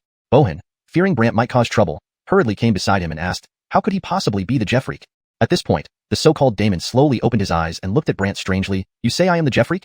Yes. Proof? Damon glared coldly at Brant, and those present wondered why Brant thought he was the Jeffreak. Brant smiled. A person can change their physical body or perform soul snatching, but a mystic soul cannot change. Your mystic soul is still the same. Funny, no one else can see what my mystic soul looks like, and you claim you can? Damon sneered. In response, Brant threw out the eternal life soul-suppressing coffin. Upon its appearance, the overwhelming soul-sucking power made everyone uncomfortable, visibly shaking some of their mystic souls and forcing them outside their bodies. Especially Damon, targeted by the coffin, causing his mystic soul to gwilly my fist. When everyone saw a black shadow seated like a Buddhist disciple, they stared wide-eyed. Someone stammered, It really is the Jeffreak. This is too scary. Everyone backed away, and Bohan became anxious, begging Brant to capture him. The Jeffreak, however, laughed, Capture me? Do you think he can do it? Anxiety rippled through the crowd. Clearly, no one believed Brant could, knowing he was only at the initial mystic realm, while the Jeffreak was a terrifying figure from 10,000 years ago. Moreover, the fact that Brant could capture their ancestor's mystic soul made him seem no ordinary opponent, causing the Jeffreak to laugh wildly. Brant smiled, then chains from the soul-suppressing coffin flew out and wrapped around the Jeffreak. As his mystic soul was entangled, he naturally struggled. Just as Brant was about to subdue him, a figure flew out from the shadows, wrapping the Jeffreak in a piece of cloth, instantly disappearing with him. Everyone was shocked, curious who this newcomer was. It was a Wugwillim. She looked young, dressed in a long black robe with various distinct clothes tied to her. Elise exclaimed oddly, She's from Xuanhuan sect. Brant immediately controlled the soul-suppressing coffin, but the black light from the Wugwillim interfered, preventing the coffin's chains from binding her. Brant felt amazed. The Wugwillim smirked, Didn't you notice that my aura has become yours? Upon closer inspection, indeed her aura had transformed into Brant's. Elise remarked, Once she becomes your aura, your magical treasures won't harm her. Impressed by this extraordinary ability, Brant commented, Your Xuanhuan sect is quite formidable. Good to know. Now, tell me, why did you help him? Brant questioned, puzzled. The Wugwillim sneered, I didn't help him. Instead, our Alric needs him. Alric? Brant asked skeptically. Mr. Qin, you forget easily. She grinned mischievously. Xuanhuan sect. Brant immediately thought of something. Correct, I'm from Xuanhuan sect. The Wugwillim smirked. Brant chuckled, realizing their previous attacks on Xuanhuan sect weren't enough. Hits don't count much because our Xuanhuan sect can always mobilize numerous members. You've only dealt with a part of us, she cackled. The rest of the crowd was stunned, not expecting her to be from Xuanhuan sect. ##### Chapter 300. The Celestial Wood, Mystical Doppelganger, Heavenly Oblivion Cave. Brant glanced at the Wugwillim with a smile. Have you considered that once you come here, it might be hard for you to leave? Sir Qin, though you are powerful, you're still only at the foundation establishment stage. As for me, being at the Misty Essence stage, I can leave whenever I want. Can you really stop me? She said arrogantly. Brant sized her up, noticing that despite her black robe, her large eyes and fair complexion contrasted sharply with her behavior, prompting him to ask curiously, Are you so willing to be controlled by the 10,000 Souls sect? Sir Qin, don't try to sow discord between me and the 10,000 Souls sect. I, Ambria, won't fall for such tricks. Upon hearing Ambria's name, Elise was startled. She's the prodigy of Illusory Cloud sect, Ambria. But she vanished 3 years ago. Who would have thought she'd be working for the 10,000 Souls sect? Ambria chuckled. Miss Lin, your listening pavilion seems quite efficient. You know this much already. Miss Mu, you should understand the consequences of opposing him. I urge you to surrender, Elise advised. Ambria laughed outright. Miss Lin, if you rely on mere words to intimidate like he does, then you've overestimated yourself. You. Elise frowned, while Ambria turned to Brant with a smirk. Sir Chin, let me show you how I leave. In an instant, Ambria dissolved into a shadow and vanished from her original position. However, Brant remained unperturbed. Let's go see. Go see? The others were baffled by Brant's meaning. After stepping outside the cave, Brant looked toward a certain area where a brown light glowed. Within this light was Ambria in her shadow form. Everyone was shocked. They wondered where the brown light came from, while Elise speculated, you used subterranean mystical beasts against her?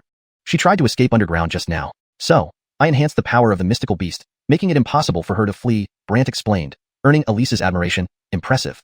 Realizing the situation, Ambria growled, you actually have allies. So, are you afraid? Brant walked over and taunted her. Ambria scoffed, don't try to scare me. I won't fall for your tricks. Oh, not falling for my tricks? Are you sure? Brant grinned at Ambria. Ambria coldly replied, I must tell you, people of the 10,000 Souls sect don't give in easily. Brant was puzzled. What benefits has the 10,000 Souls sect given you that make you protect them so fiercely? You wouldn't understand how powerful the 10,000 Souls sect is. Ambria seemed enchanted, her exquisite face revealing a hint of longing. Brant pondered silently. Has she been brainwashed? But then Ambria sneered, you can only trap my physical body. Physical body? Suddenly, a black light flashed from within Ambria, and a mystic soul emerged from her body. Not using her physical body, Brant couldn't help but admire her ingenuity. Elise approached, inspected the body, and remarked oddly, this isn't her true form. Not? Brant asked curiously, then watched as the body gradually transformed into a wooden stick, somewhat resembling a hugwilum shape. Everyone was alarmed, and someone exclaimed, it's celestial wood. Elise stated solemnly, celestial wood is a near-immortal material, very magical indeed. Magical enough to transform into a person? Brant questioned. Yes, Elise confirmed. It transforms into a person and then changes. Changes? Brant was curious. Elise explained further. Celestial wood could fuse with a mystic soul to create a new physical body called a mystical doppelganger. This doppelganger was indistinguishable from a real body, yet the mystic soul could leave at will and return to its true form.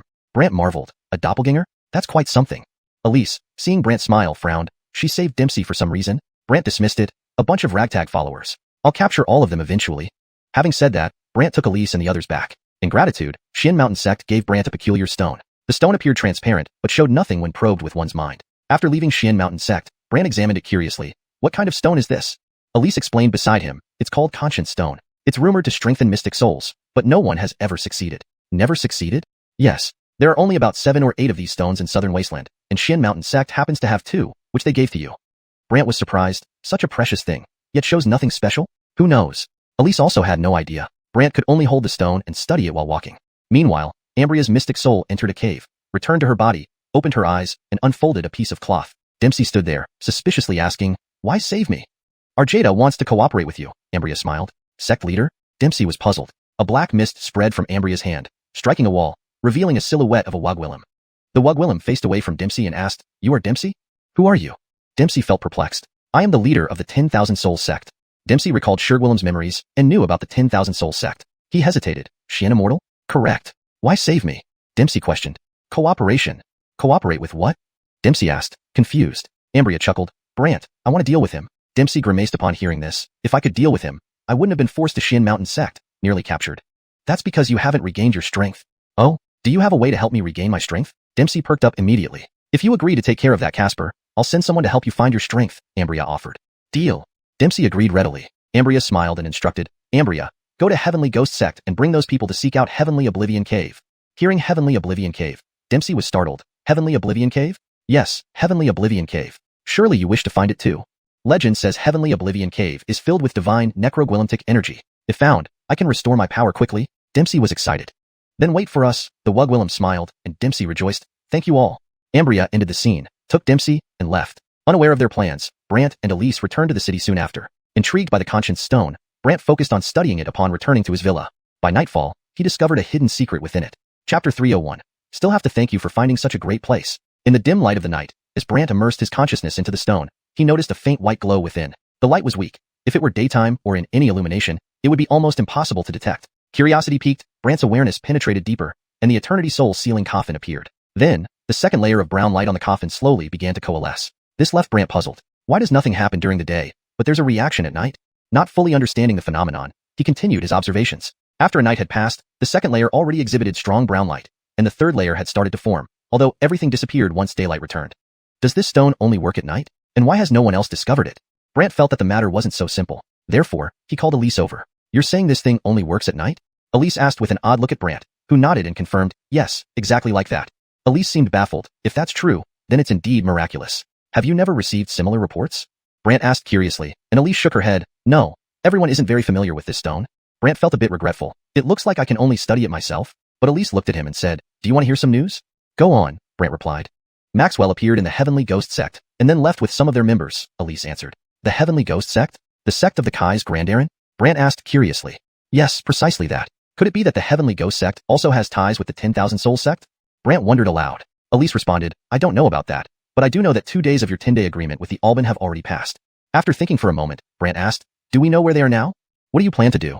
Elise inquired. Of course, I need to capture Maxwell. Otherwise, how embarrassing will it be when the 10 days are up? Brant sighed. Now you're scared? Elise assumed Brant was afraid, but he shook his head. Scared? No, I just don't want these Imperial Court people to look down on me. Upon hearing this, Elise said, our Listen Profound Pavilion has been keeping tabs on them and will inform me of their exact location at all times. Brant immediately praised, looks like I can't do without you after all.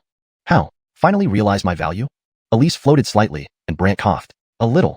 Don't hold back. If you want to praise me, do it wholeheartedly. I won't hold past slights against you, Elise gloated. Brant couldn't help but reply, your people from Listen Profound Pavilion really love compliments, don't they? Not at all, we aren't interested. But you still wanted me to praise you? Just find it amusing that someone who never asks for anything would actually praise me, Elise explained. Brant sighed, all right, if I Gwillimage to capture Maxwell, I'll praise you thoroughly. Elise immediately agreed, deal. Subsequently, Elise took Brant away from Fanhuang City. Soon after, in the palace, Percy Howie respectfully reported, Your Majesty, he has left the city again. What is he doing this time? The Alban asked curiously. This time, I'm not sure. He left with Listen Profound Pavilion members, seemingly heading somewhere. Percy Howie thought for a moment before replying. The Alban humphed, keep an eye on him. We must ensure the 10 days pass, understood? Yes, Your Majesty. Percy Howie responded and hurriedly left. The Alban turned cold. In 10 days, let's see how you explain yourself. However, under Elise's lead, Brant found traces of Maxwell and his group after just 1 day. It should be ahead. Elise stood atop a mountain peak and pointed to a distant peak shrouded by a huge black cloud. Seeing the black cloud swirling above the peak like a hat, Brant was puzzled. What is that place? Why did they come here?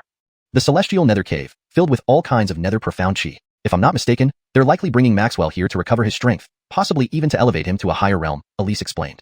Brant smiled upon hearing this. Good place. Good place. Elise didn't understand what Brant meant. Brant naturally intended to absorb this nether profound chi, making his profound source barrier stronger. However, he didn't reveal his intention, simply looking at Elise. Let's go. Elise had no choice but to take Brant along. At the entrance of a cave on the mountain, several figures gathered. Maxwell stood at the cave entrance, staring excitedly inside. This is the celestial nether cave. Yes, it's abundant with nether profound chi, Maxwell laughed. Maxwell was quite pleased, but a layer of black clouds blocked the entrance, causing confusion. How do we enter? Leave it to the Heavenly Ghost Sect. They can handle it, Maxwell told the others. Members of the Heavenly Ghost Sect then pulled out eerie black flags, emitting dark light which struck the tunnel. The mist in the passage was soon absorbed. Maxwell immediately rejoiced. Amazing. But just as the mist was nearly consumed, someone shouted, Why is he here? Who? Everyone turned to see Brant and Elise standing not far from the mountain base. Maxwell's eyes widened. How did he find us? Startled, Maxwell quickly entered the cave. Maxwell then urged the others. Scatter.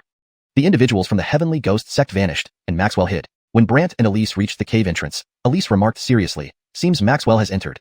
Brant planned to enter too, but hidden Maxwell mocked, Mr. Chin. Inside are all kinds of nether profound chi. Going in is akin to seeking death. Nether profound chi means certain death? Brant smiled, looking around. Maxwell, seeing Brant knew nothing, sneered, even immortals dare not enter. That's for others, not me, Brant said indifferently. Do you think you're invincible? Can ignore any profound chi? The other side taunted. Brant laughed. I truly can ignore it. Impossible. Don't be naive. Maxwell still disbelieved him, but Brant retorted, whether you believe it or not is your problem. But thank you. Thank me. Maxwell didn't understand. Thanks for helping me find such a great place. Brant chuckled, letting Elise stay behind as he charged straight into the cave. Maxwell scornfully thought, courting death. But as Brant passed through unscathed, disappearing into the cave entrance, Maxwell emerged, startled. How could this be possible? ####Chapter 302. Guardian of the Entrance, only recognizes the first person. When Elise saw Maxwell come out, she said, You underestimate him too much. Maxwell sneered, Entering is still a death sentence, isn't it? Is that what you think? Did you really think entering means certain death? Elise laughed when she realized Maxwell knew nothing about it. Maxwell asked curiously, Are you so confident that he'll be fine? Just watch. Not only will he be fine, but he'll also take down the stone Buddha of Oblivion, Elise said with utmost confidence. Maxwell didn't believe it, and continued to watch silently. At this moment, inside the cave, it was a different scene. Countless strands of nether chi swirled around, while the stone Buddha of Oblivion sat cross-legged on a stone pillar, enjoying the surrounding nether chi. Behind this pillar was a dark, deep cave, indiscernible in its depths. But when the stone Buddha sensed someone entering, he looked out curiously. He saw Brant walk in. The stone Buddha was startled. "It's you? What's wrong? A problem?" Brant smiled at the stone Buddha, whose expression changed briefly before he perked up again upon seeing the nether chi surrounding him. "This time, I have an endless supply of nether chi." "So what?" Brant retorted. Seeing Brant not taking him seriously, the stone Buddha snorted. "Do you think I can't handle you?" "Come then," Brant said calmly. The stone Buddha immediately summoned the surrounding nether chi, which gathered from all directions into a massive palm. This palm struck Brant directly, seeping into his body. The stone Buddha believed that this concentrated burst of nether chi would easily overwhelm Brant's body. But Brant just laughed at him. "Instead of thinking about that, why don't you think about how to escape?" Why are you unharmed?" The stone Buddha stared wide-eyed as Brant replied, "Didn't you notice? I'm not afraid of nether chi." The stone Buddha shook his head frantically. "No, impossible. This place has special nether chi." Brant chuckled and with a thought, made both nether chi and various xian chi surround the stone Buddha. The stone Buddha had a bad feeling, and indeed, these different energies mixed together and exploded. Boom, boom, boom. Already injured, the stone Buddha couldn't withstand the explosion and became furious. You wait for me." With that, the stone Buddha turned and ran deeper into the cave.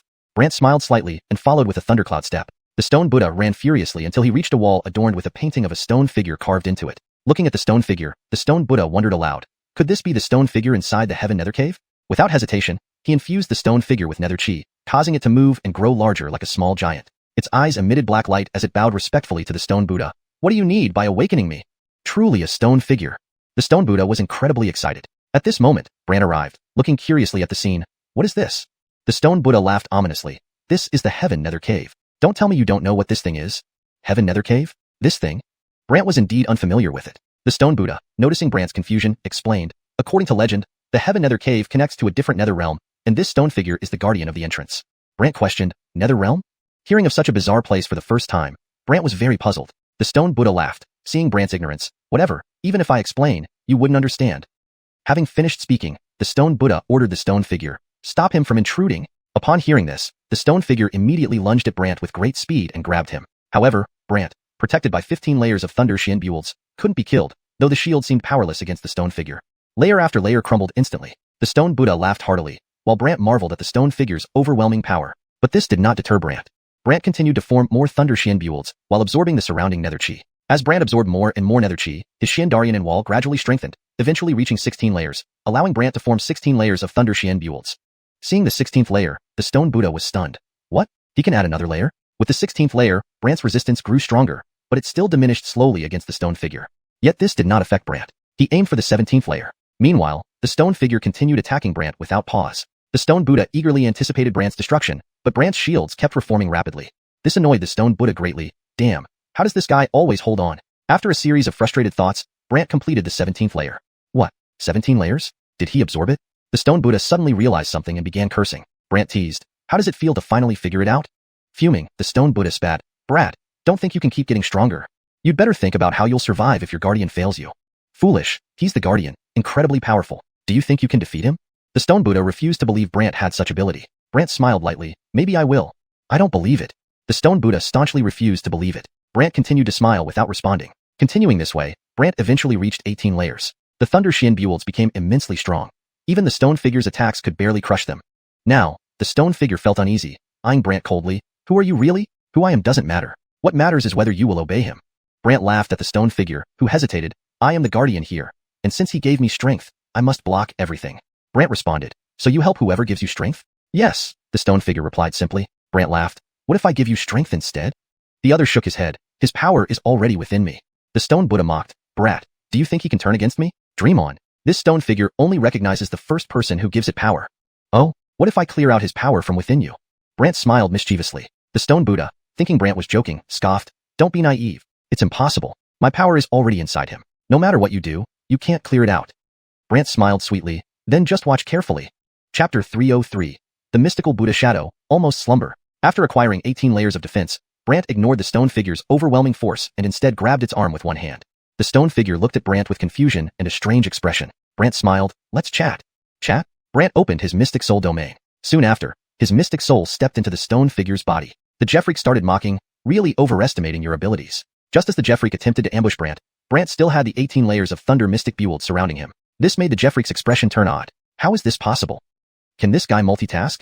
The Jeffrey felt something was off, but then Brant's voice sounded around them. You can't think about escaping because you won't be able to escape. Pathetic. I escape? You should think about how you'll die by the hands of the stone figure. The Jeffrey mocked, yet secretly planned to flee. But how could Brant give him that opportunity? He dragged the Jeffrey's mystic soul into his own mystic soul domain. Within this domain, the stone figure's mystic soul was being suppressed by the soul-suppressing coffin. Seeing the blue tiger in the sky and the surrounding domain barriers, the Jeffrey was utterly surprised. Your cultivation isn't even at the mystic immortal stage. How can you have such a powerful domain barrier? You should think about how you can survive under me, Brant said to the Jeffrey, who became grim-faced and glared at Brant. Looks like I underestimated you. Brant smiled, approached the stone figure, while the Jeffrey wondered what Brant would do to it. Brant placed his hand on the stone figure, and then inputted a coffin imprint. Immediately, the stone figure became respectful. Caitlin? Caitlin? The Jeffrey questioned suspiciously. What did you do to him?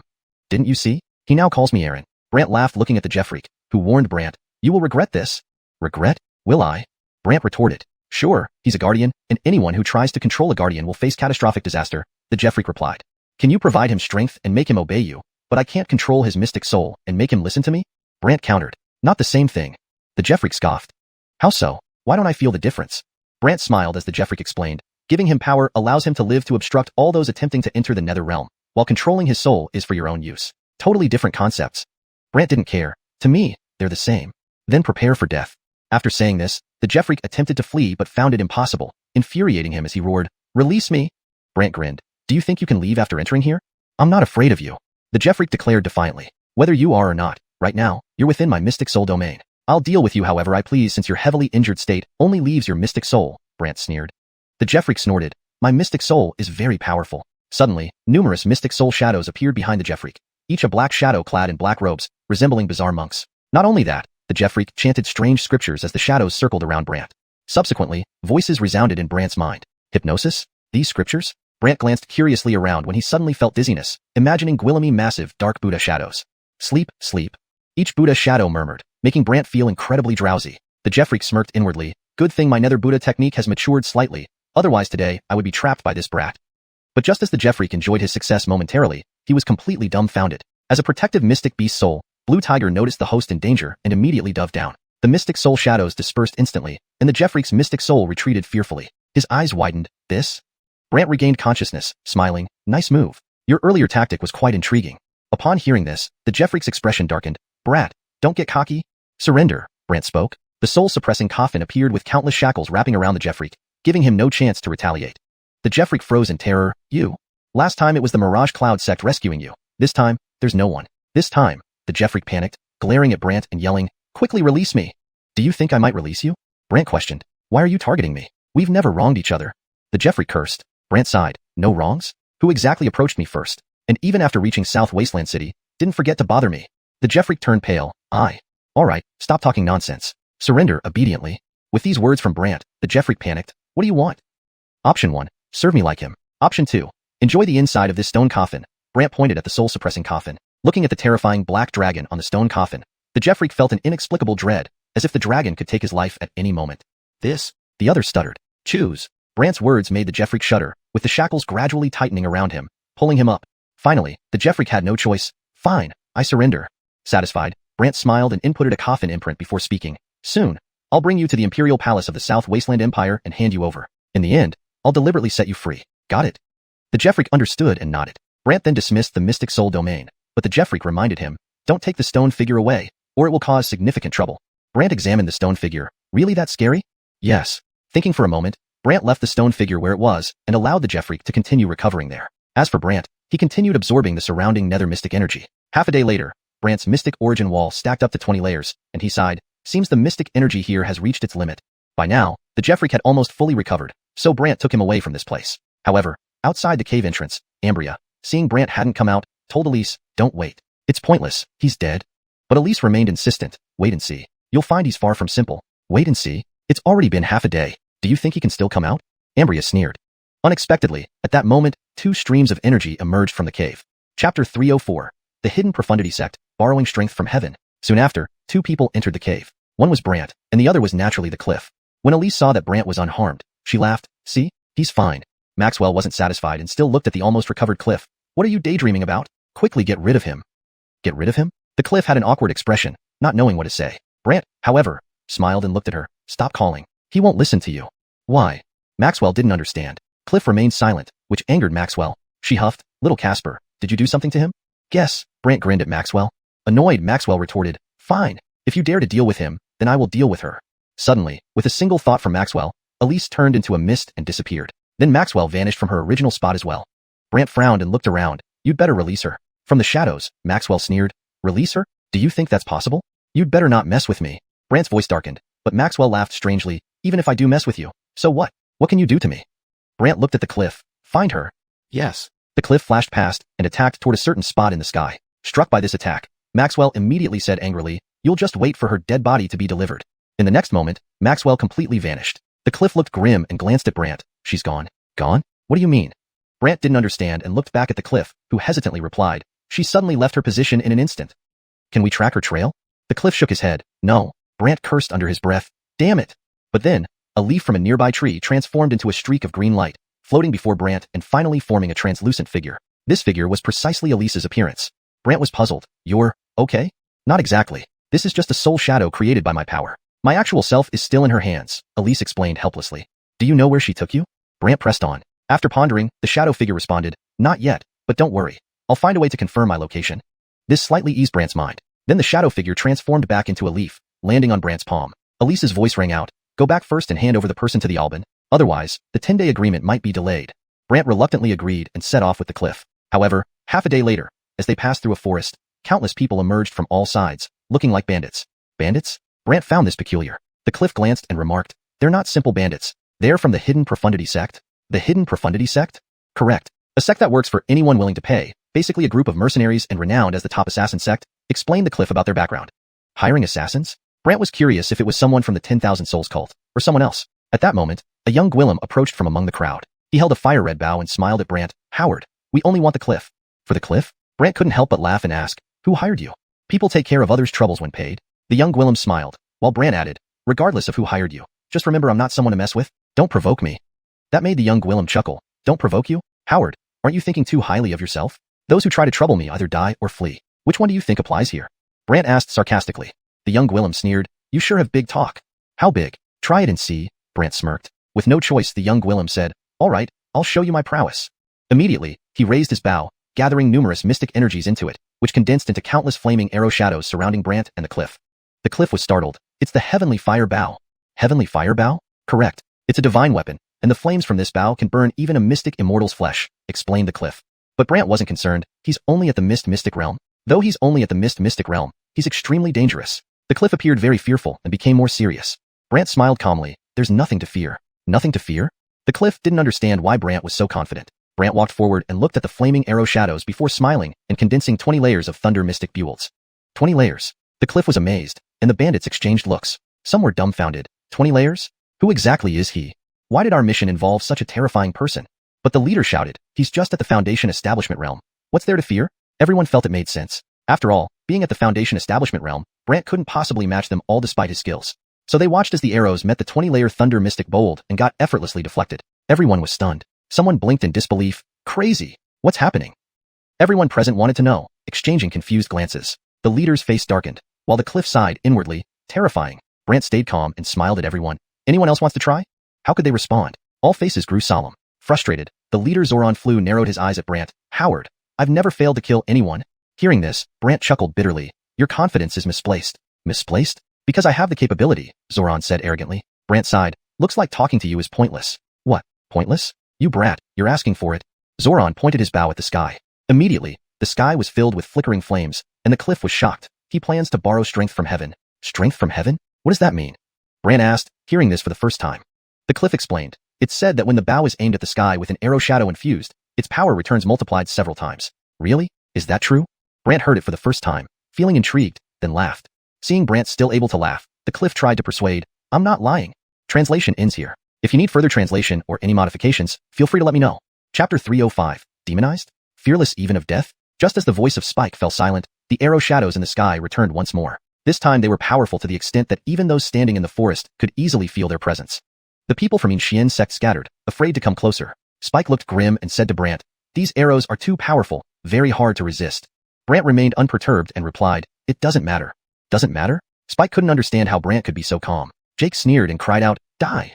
Those arrow shadows converged together and instantly arrived above Brant's head. However, Brant's 20-layer Thundershin bold shadow activated at this moment. The arrow shadows rained down, attacking fiercely. Crackling sounds filled the air, appearing quite intimidating. Even the Brody behind him was frightened, but Brant still gwillimaged to withstand it with his own strength. Yet, Jake grunted, "There's more." More? At this moment, even more massive showers of arrows flew down from the sky. Whoosh, whoosh, whoosh. Brant's Thundershin bold shadows gradually diminished, astonishing everyone present. Someone muttered, "He still won't die this time?" Once those shields are reduced, he's definitely dead. That's right, his shields aren't as great as they seem. But just as everyone was discussing, Brant suddenly appeared in front of Jake using the thundercloud step, then grinned wickedly. "I'm not stupid enough to stand still and let you attack me." Brant's words made Jake's expression change slightly. Immediately, Jake stomped his foot. A flash of firelight surged up from the ground, forming a flame barrier that enveloped him. Moreover, behind Jake, a flaming shadow of a profound soul appeared. This profound soul shadow flickered with firelight and emitted an overpowering aura, even capable of entangling Brant in flames. Jake said smugly, "Do you think I have nothing besides my bow?" "That doesn't matter." Brant didn't care. Doesn't matter? Jake thought Brant was joking, but Brant's Thundershin Build successfully blocked the flames.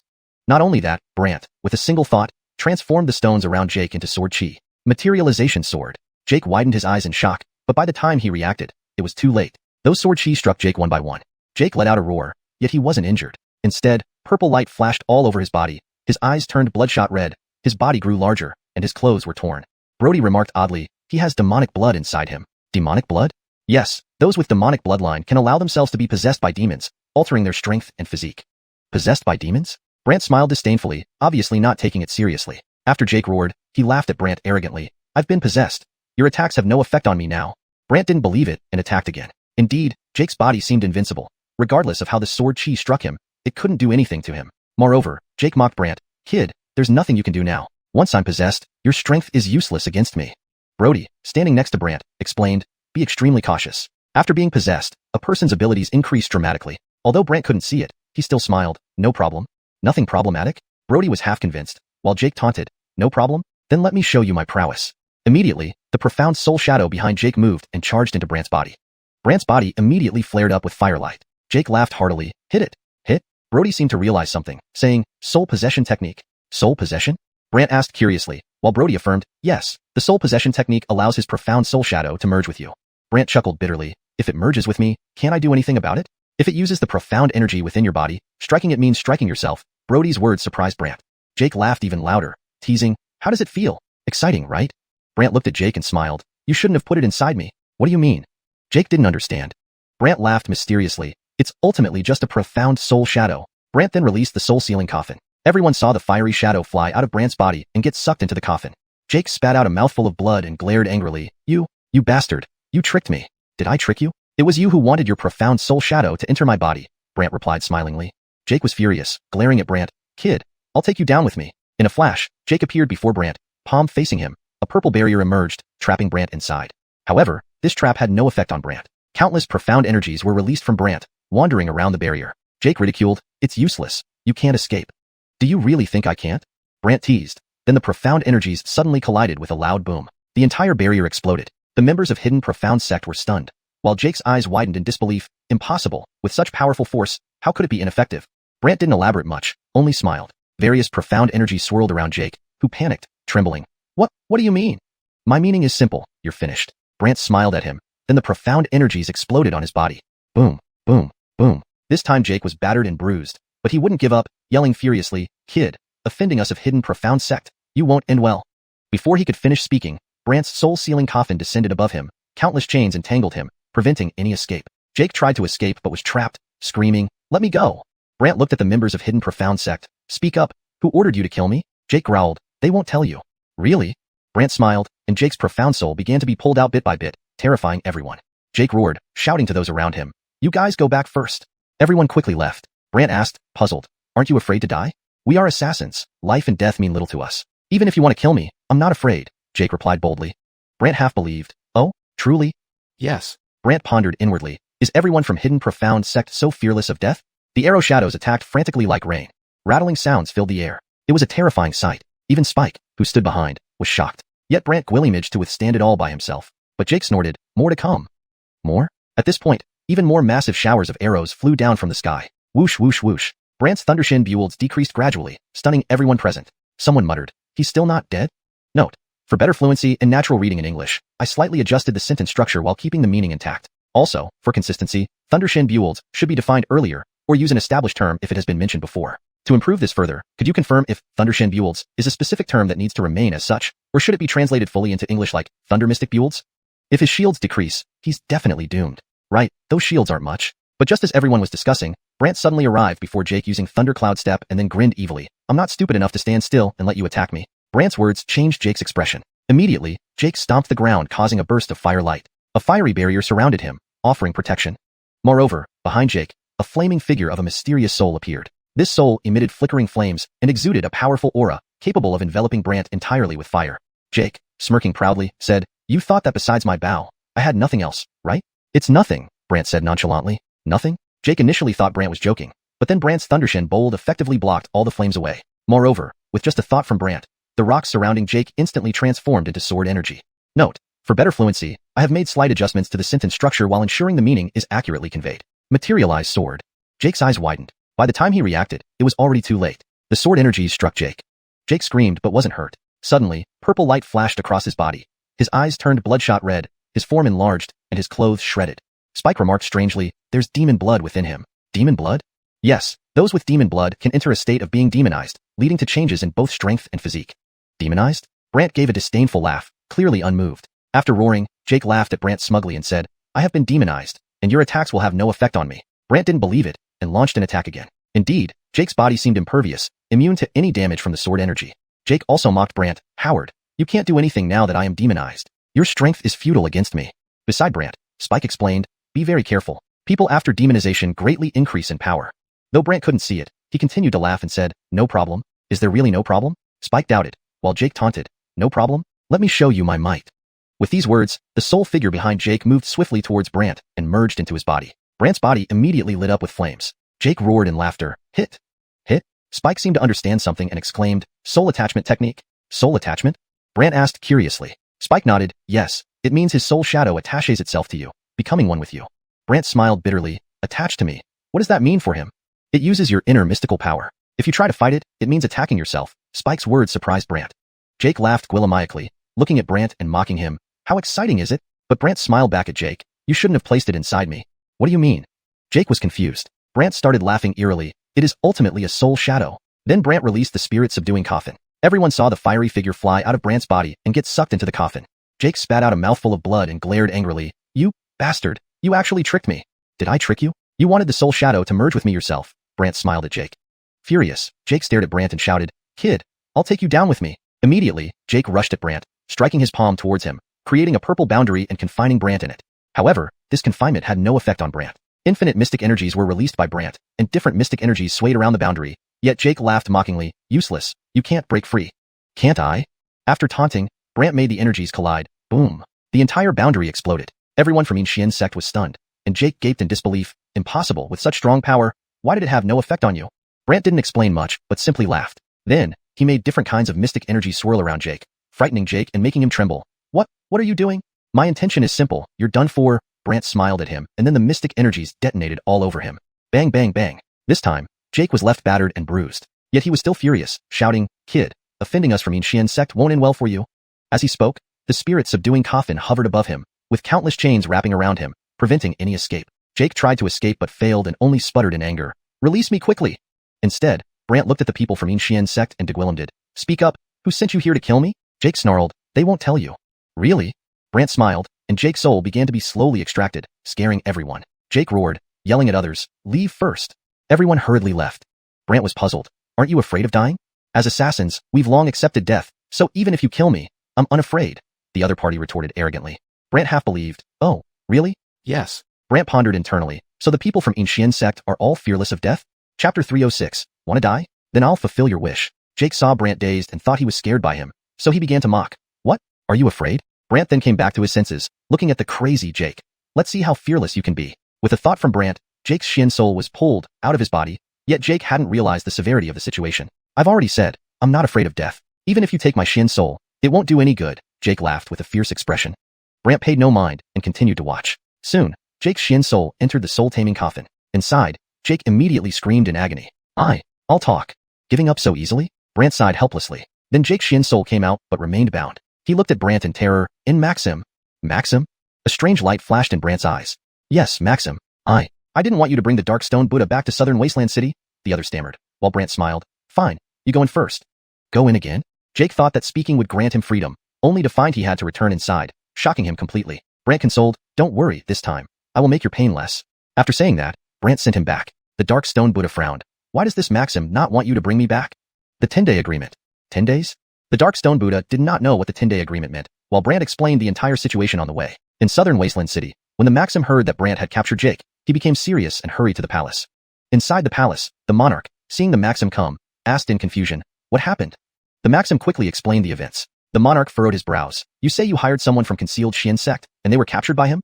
That's right, and he even brought the Dark Stone Buddha back, the Maxim said nervously. The monarch slapped the table. Worthless. The Maxim became anxious. Mark, I didn't think this kid would be so hard to handle. Even concealed Xian sect couldn't deal with him. I don't want to see the Dark Stone Buddha here, nor do I want to lose the bet. Otherwise, you'll face the consequences. The monarch roared. The Maxim panicked. Mark, but... What? Do you need me to repeat myself? The monarch said angrily, causing the Maxim to tremble. But all forces I could use are exhausted. I simply can't handle him. The monarch rolled his eyes. Are you stupid? You just need to buy time. You don't have to defeat him. Buy time? The Maxim hesitated. Your Majesty's meaning? I've said what needs to be said. The rest is up to you. The monarch huffed, making the Maxim understand. Yes, Mark. The Maxim hurriedly left. The monarch scowled. Such a failure. Yet still worried. The monarch shouted into the shadows. Shadowless. A black shadow appeared on a wall. Present. If that kid really can't be stopped, I hope he doesn't enter Southern Wasteland City within 10 days. Stop him?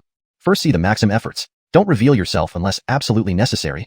The monarch's words made the black shadow nod. Understood. The black shadow disappeared in a flash. However, after leaving the palace, the Maxim thought deeply and showed a peculiar look. Seems there's no other choice. He immediately began organizing people. Brant and the Dark Stone Buddha were on their way to Southern Wasteland City. An hour later, a disciple of concealed Xian sect appeared before Brant, riding a horse. This person wore white clothes and held a long spear. Brant was suspicious. Who are you? Concealed Xian sect. Ian? The other smiled as he looked at Brant, who chuckled. Another assassin?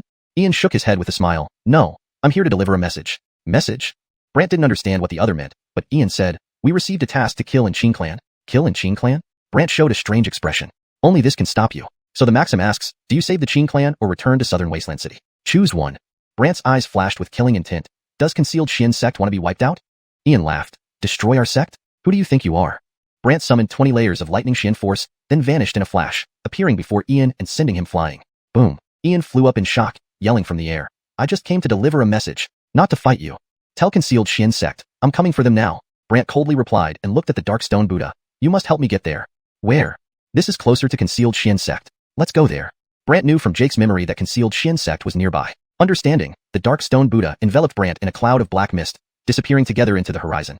Ian was stunned. He's really going to concealed Xian sect? An hour later, Ian returned to concealed Xian sect. Knowing the speed of the Dark Stone Buddha, he rushed to the concealed Xian hall where the Caitlin Boris sat with red hair like a lion's guillime, surrounded by several elders. Boris was meditating when Ian burst in. Caitlin, trouble? Princes glared at being interrupted. Boris was annoyed. White, what is it? The target we were sent to kill, Ian stammered. Boris frowned. So? Did he return to Qing clan? No, not to Qing clan. Not to Qing clan? Everyone was confused. They planned to distract Brant by attacking Qing clan. Suddenly Ian blurted. He said he's coming to destroy our sect. Everyone first froze, then laughed heartily. Someone teased. Our sect is destroyed countless times each year.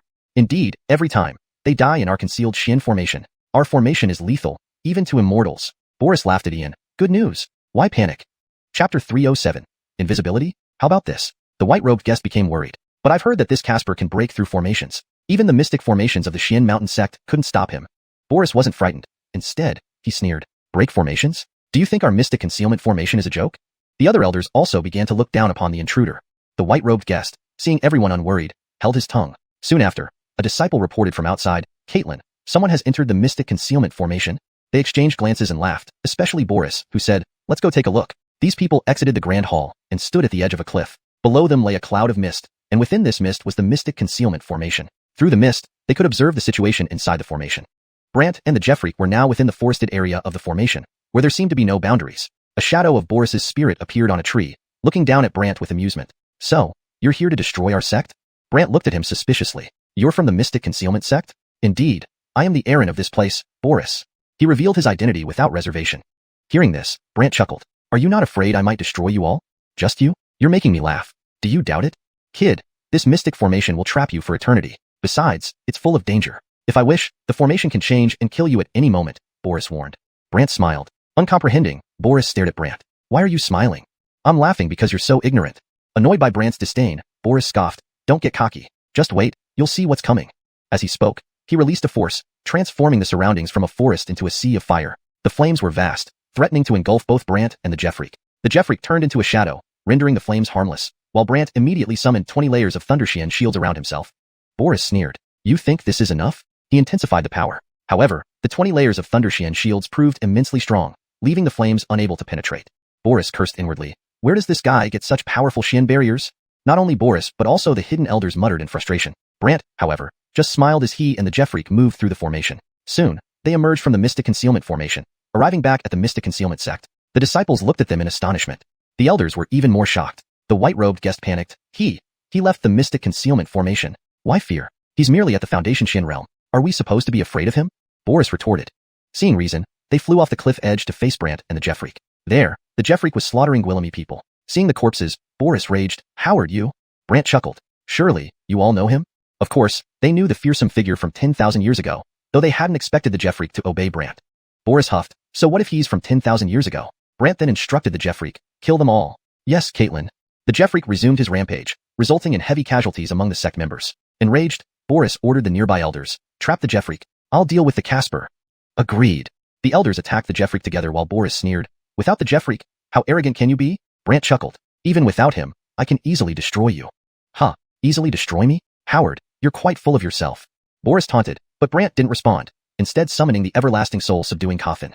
Countless shackles descended from above Boris. Confused about what it was, Boris vanished instantly, his voice echoing around. Howard, do you know my greatest skill? Brant was surprised. Invisibility? Exactly. Invisibility is my trump card. Countless experts have fallen to this. Boris boasted. Brant replied, then you underestimate me.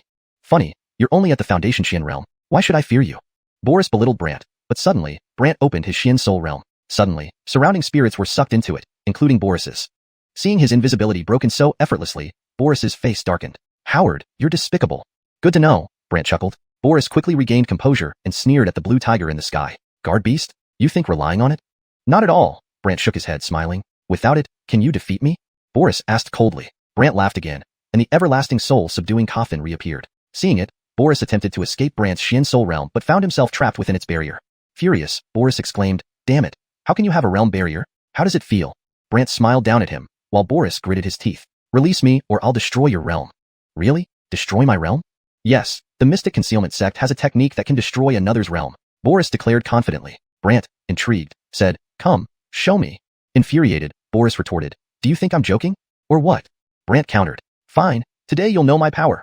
Countless white lights appeared around Boris, spreading outwards, attempting to shatter Brant's Xian soul realm. Though powerful, these forces paled compared to Brant's Xian soul. To destroy Brant's realm, Boris needed to first destroy his soul. Initially, Boris believed his Xian soul was far superior, but trying to break through, he discovered Brant's Xian soul was incredibly formidable, impervious to damage.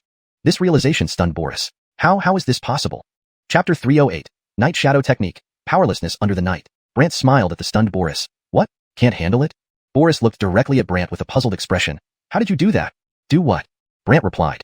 Why is your mystical soul so powerful? Boris couldn't understand, his eyes fixed on Brant. Brant remained calm and chuckled. If it's powerful, does it need an explanation?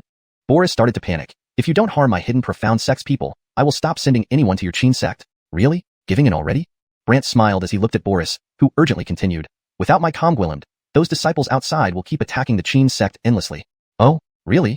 Yes, my orders are supreme. So, consider it carefully. Boris believed he had Brant under control, expecting compliance. But Brant just laughed and sized up Boris. Boris eyed him suspiciously. Kid, what do you plan to do? What do you think? Brant smirked, while Boris's expression turned odd. Aren't you going to agree to my proposal? Of course I agree. Then, why do you still want to attack me? Boris was confused. I was actually thinking that by subduing you, I can naturally control you. Brant laughed. Funny, control me? Do you really think you have enough power to control me? Boris got angry. Brant smiled, seeing that Boris still didn't get it, then threw out the eternal soul-sealing coffin. The coffin's chains quickly wrapped around Boris. Boris thought he could avoid it, but found himself unable to escape, gritting his teeth. What exactly do you want? You tell me? Brant stepped closer. In no time, Brant was right before Boris, casting a coffin seal. At this moment, Boris realized he had no leverage against Brant. You. Boris stared at Brant for a long time, speechless. Brant collected himself and said, all right, let's cut the nonsense. Brant withdrew his mystical soul realm. Outside, The elders were still surrounding and attacking the Houston, trying to restrain him. But now, Boris helplessly ordered, "Enough! Stop it!" Brant also told the Houston to cease. Cease? Everyone was baffled. Boris then addressed everyone. From today onwards, the hidden profound sect will not take any action against him again. As he spoke, he glanced at Brant. Everyone was shocked, curious as to what happened. Some even approached, asking, "Sect Caitlin, what's going on? Is there something wrong with my order?" Boris reprimandered them, while Brant left with the Houston. The others were left bewildered. Boris also recalled the disciples from outside, telling them not to go to the Qin sect anymore. However, an elder expressed concern. "Sect Caitlin, are we really giving up on this business?" "Sect Caitlin, Lord Percyhouse business. Not just that, we have the Southern Wilderness Imperial Dynasty too," someone else exclaimed anxiously. Boris shot a glance at them. "Let Lord Percyhouse and the Southern Wilderness Imperial Dynasty handle it if they dare. We won't do it, alright?" "But someone felt it would be a huge loss," Boris explained. "You saw how hard it is to deal with the Houston, and trust me, that kid is even tougher." Everyone was puzzled by Boris's words. He then ordered that they would not take on any missions for now, leaving everyone dumbfounded. This news soon reached Lord Percyhouse. Hearing it, he froze. "What? The hidden profound sect has quit?" Lord Percyhouse grew furious and started yelling. "They promised to do the job as long as we paid, but now they're backing down when faced with pressure?" Still enraged, he called a servant. "Go, send a message to the heavenly and sacred Garth. Find someone." Yes. Brant and the Houston spent a day traveling and were almost at the Southern Wilderness City. However, the surrounding forest suddenly changed, and the sky darkened. Suddenly, black mist surrounded them, along with countless black shadows. The Houston was puzzled. Night shadow technique? What's that? Legends say that tens of thousands of years ago, there was a formidable family named Yi, who had a technique called night shadow technique. It could turn the surroundings into darkness, allowing them to move like shadows in this night. Their attacks would be ineffective against others. The Houston explained the terrifying abilities of this family. Brant, hearing about such a family for the first time, was curious. "So, someone hired the Yi family to deal with me? The Yi family disappeared Gwillamy years ago, and no one knows where they are. Why would they suddenly appear now?" The Houston was unsure. At that moment, a hoarse voice echoed around them. "Stay here for a few days." "A few days? Are you planning to trap me?" Brant seemed to understand. "Exactly, trapped here for 10 days. Hearing this, Brant realized this must be sent by the Southern Wilderness Imperial Dynasty or Lord Percyhouse and laughed. "You might be disappointed." "How can I be disappointed? In the darkness, your mystic force and mystical soul power will significantly weaken, and you cannot leave." Brant didn't believe it and chuckled. "How do you know unless you try?" "Try? You'll see soon enough. Some things just can't be tried," the voice sneered. Brant remained unconvinced, laughing. "I'm eager to see." He began walking around. Even the Houston attempted to fly away but failed. Finally, the Houston returned to Brant's side. "It's indeed hard to leave." Brant smiled and said, "Actually, it's not much different from a mystic array." "Mystic array? You're thinking too much," the voice mocked. But Brant laughed. "You're in for a surprise." Brant summoned the transcendent beast to dig through the ground. But the voice laughed. "Useless. The underground is also affected." The transcendent beast indeed couldn't escape and just stayed underground, sulking. Brant thought for a moment and sighed. "Looks like this is the only way." The person in hiding didn't understand what Brant meant. Looking at the Houston, Brant instructed, "Stay beside me, don't wander off." The Houston was curious as Brant tossed out the eternal soul sealing coffin. The hidden person sneered, "That thing thinks it can break my technique?" The Houston was puzzled. Brant chuckled. "It indeed seems hard to break your technique, but opening it makes things easier." Opening? Chapter 309. A nation's Campbell with no regard for face? The realm of shamelessness truly has no limits. The moment the lid of the everlasting soul coffin was opened, a terrifying force began to suck inwards from all around. Even though Jared was being protected by Brant, he felt as if he were about to be sucked away. His expression turned grim. "Scary stuff?" Those hiding in the shadows cursed aloud and scorned Brant. "Brat, stop it right now." "Stop?" Brant had no such intention. Instead, he even laughed. "I said just a small opening would do." The other party was enraged but helpless and could only hurry away. The surrounding night also dissipated along with them. Only then did Brant put away the soul coffin. Seeing this, Jared was astonished. "That stone coffin of yours is truly terrifying." "It's all right." Brant smiled, then took Jared and continued on their journey. Half an hour later, inside the palace of Fanhuang City, a shadow appeared on a wall, and the ruler suddenly frowned, looking at the wall. "Didn't I tell you to stop him?" The person looked embarrassed and hesitated. "Well, what's this nonsense? Spit it out." The ruler was furious. Helpless, the person had to explain the whole story and added, "Campbell, that guy's stone coffin is too scary. There's no way to hold him back."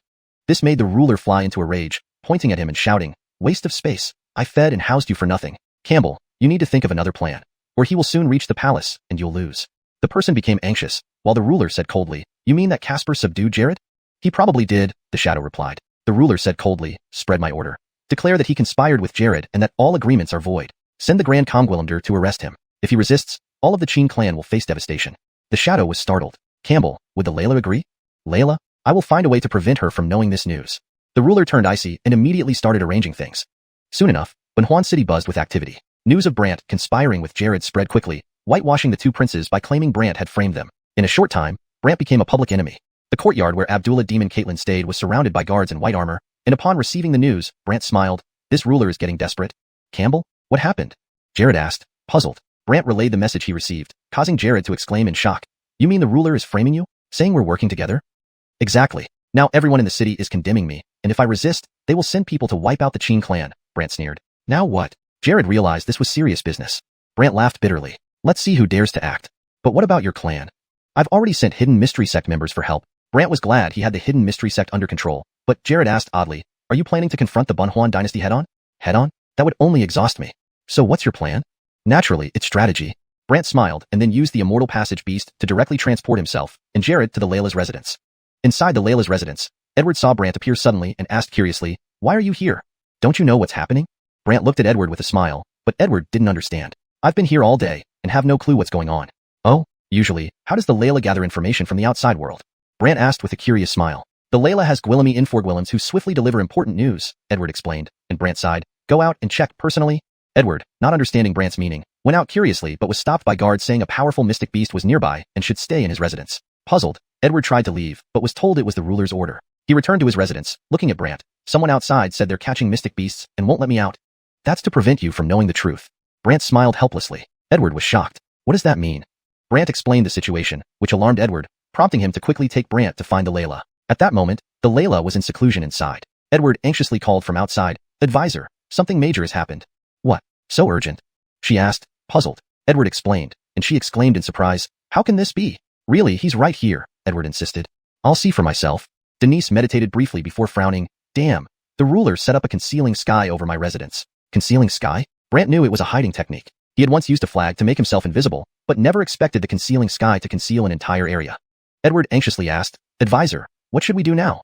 Suddenly, the Layla flashed in front of Brant. Turning around, he saw a floating Wugwillem with a black veil, her clothes shimmering in dark light. She was the Layla? Brant was a little surprised. Denise looked at Brant. First, I didn't know about this, but don't worry, I'll take you to Gwillem Justice. With that, Denise personally led Brant and company out of the residence. The guards outside, seeing the Layla come out with Brant, panicked and quickly dispersed. Kong Willem Derching and Duke Percy originally thought Brant would enter from outside the city, but hearing he appeared at the Layla's residence and headed towards the palace, they hurriedly followed. Inside the ruler's hall, the ruler still believed his plan was successful. Then a group of guards ran in, terrified. The Layla is here. The ruler was shocked. Why is she here? Isn't she in seclusion?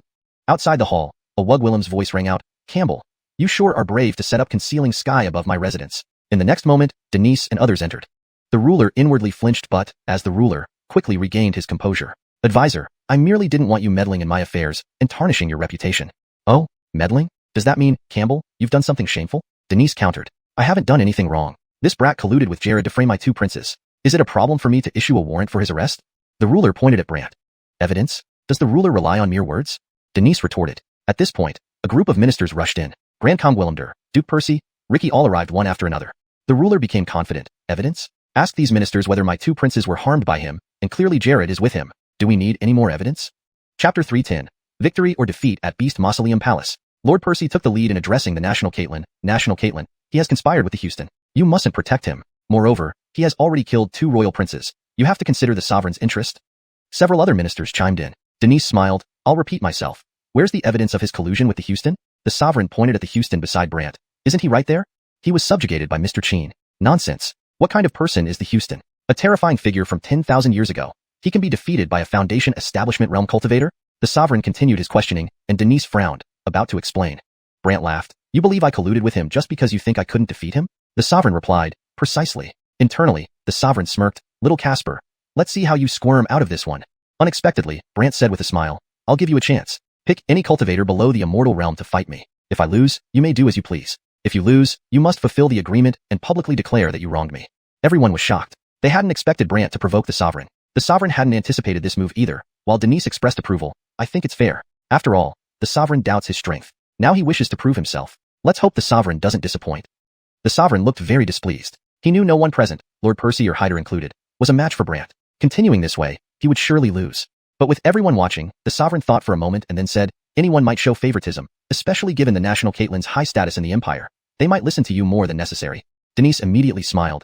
What do you mean by that, sovereign? Are you trying to renege on the deal? Renege? Not quite. But what? Denise scrutinized the sovereign, wondering what trick he had up his sleeve. Others were also eager to find out. The sovereign spoke solemnly. I have a better plan. What plan? Denise asked sternly. The Beast Mausoleum Palace. If he can subdue the Beast Kings inside, I will admit that I wronged him. Upon hearing this, everyone widened their eyes. Someone even stammered, how could that be possible? The Beast Mausoleum Palace houses the most ferocious spirit beasts of our southern desolate dynasty. Indeed, each spirit beast is incredibly terrifying. It goes without saying, the Beast Kings are rumored to be exceedingly domineering, once even killing an immortal cultivator. A wave of discussion erupted among the crowd. Denise frowned, Sovereign, you're being unreasonable. Everyone knew the Sovereign was making it difficult, but dared not voice their thoughts, while the Sovereign smiled, scared?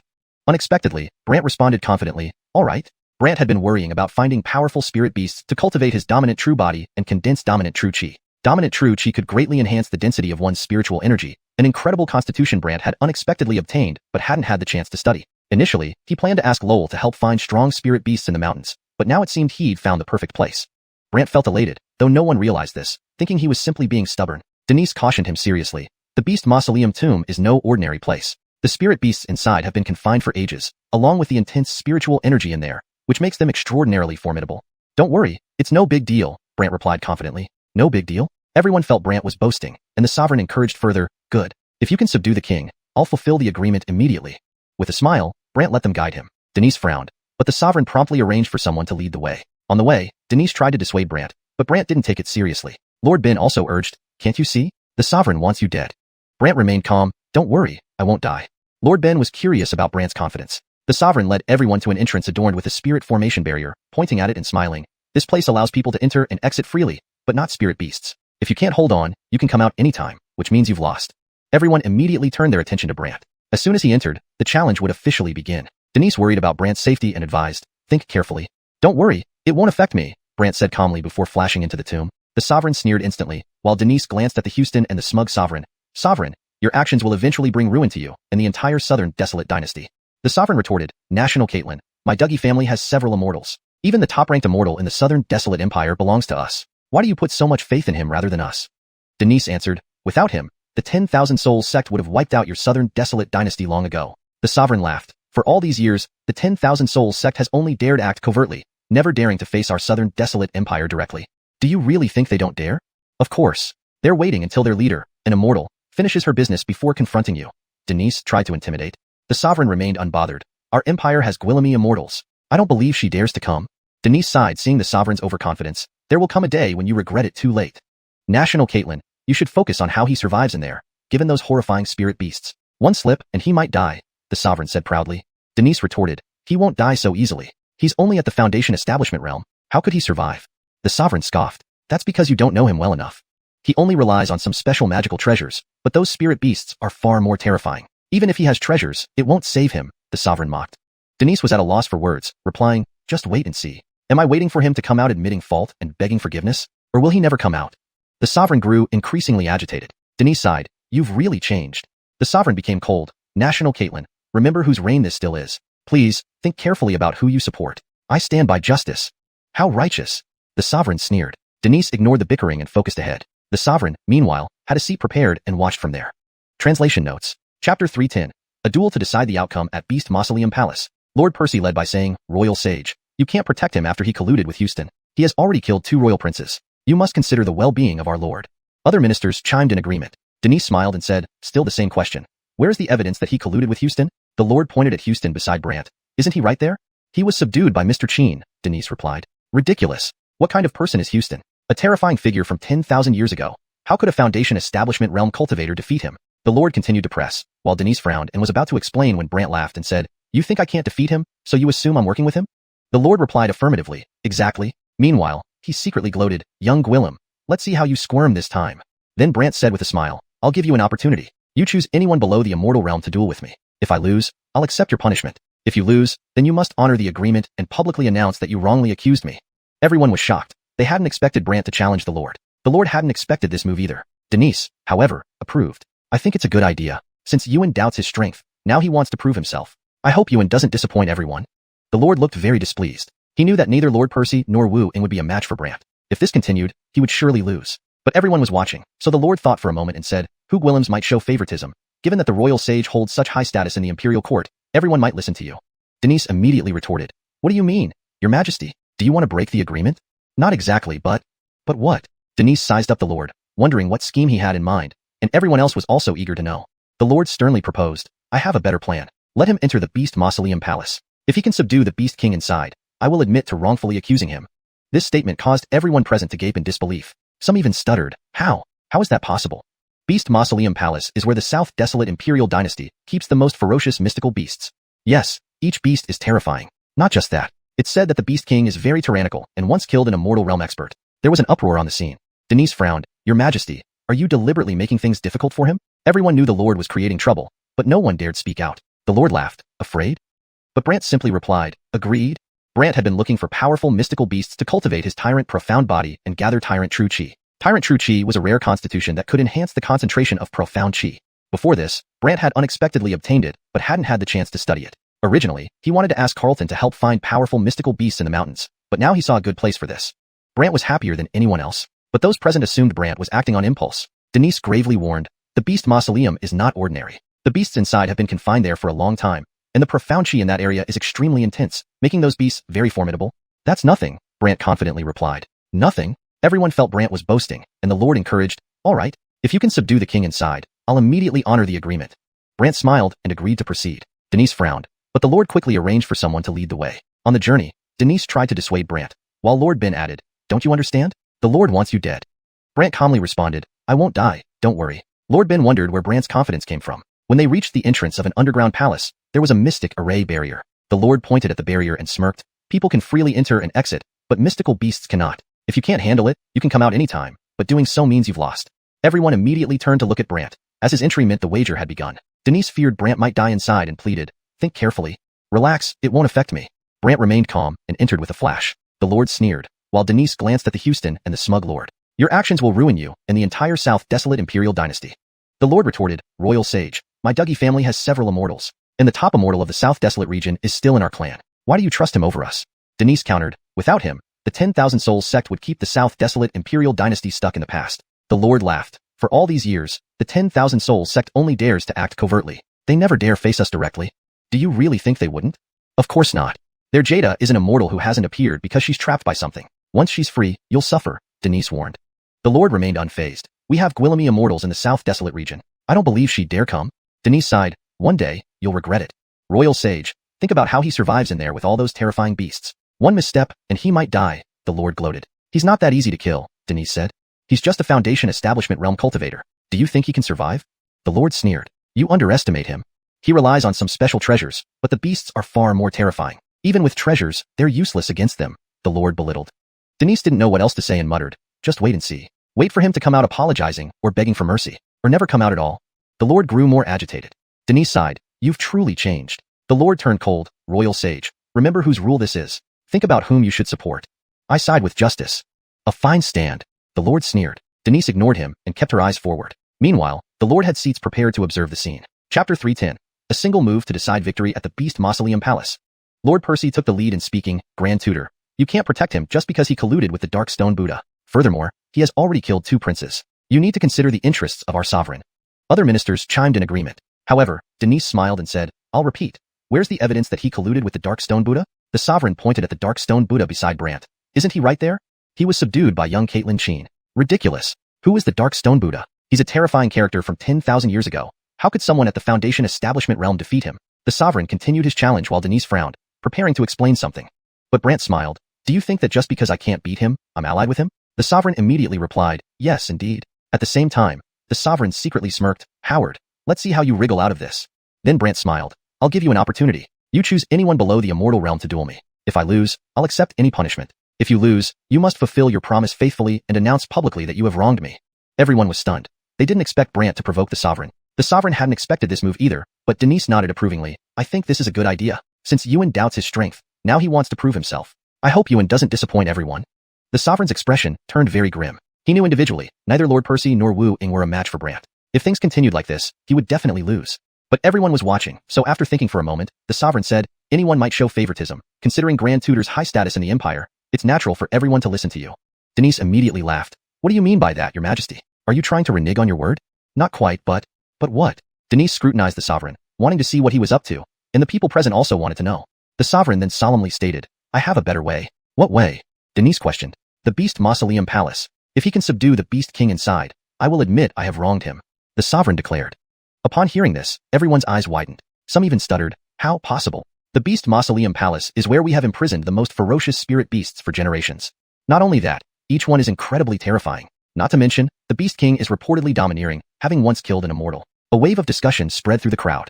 Denise frowned. Your Majesty, you're making things difficult.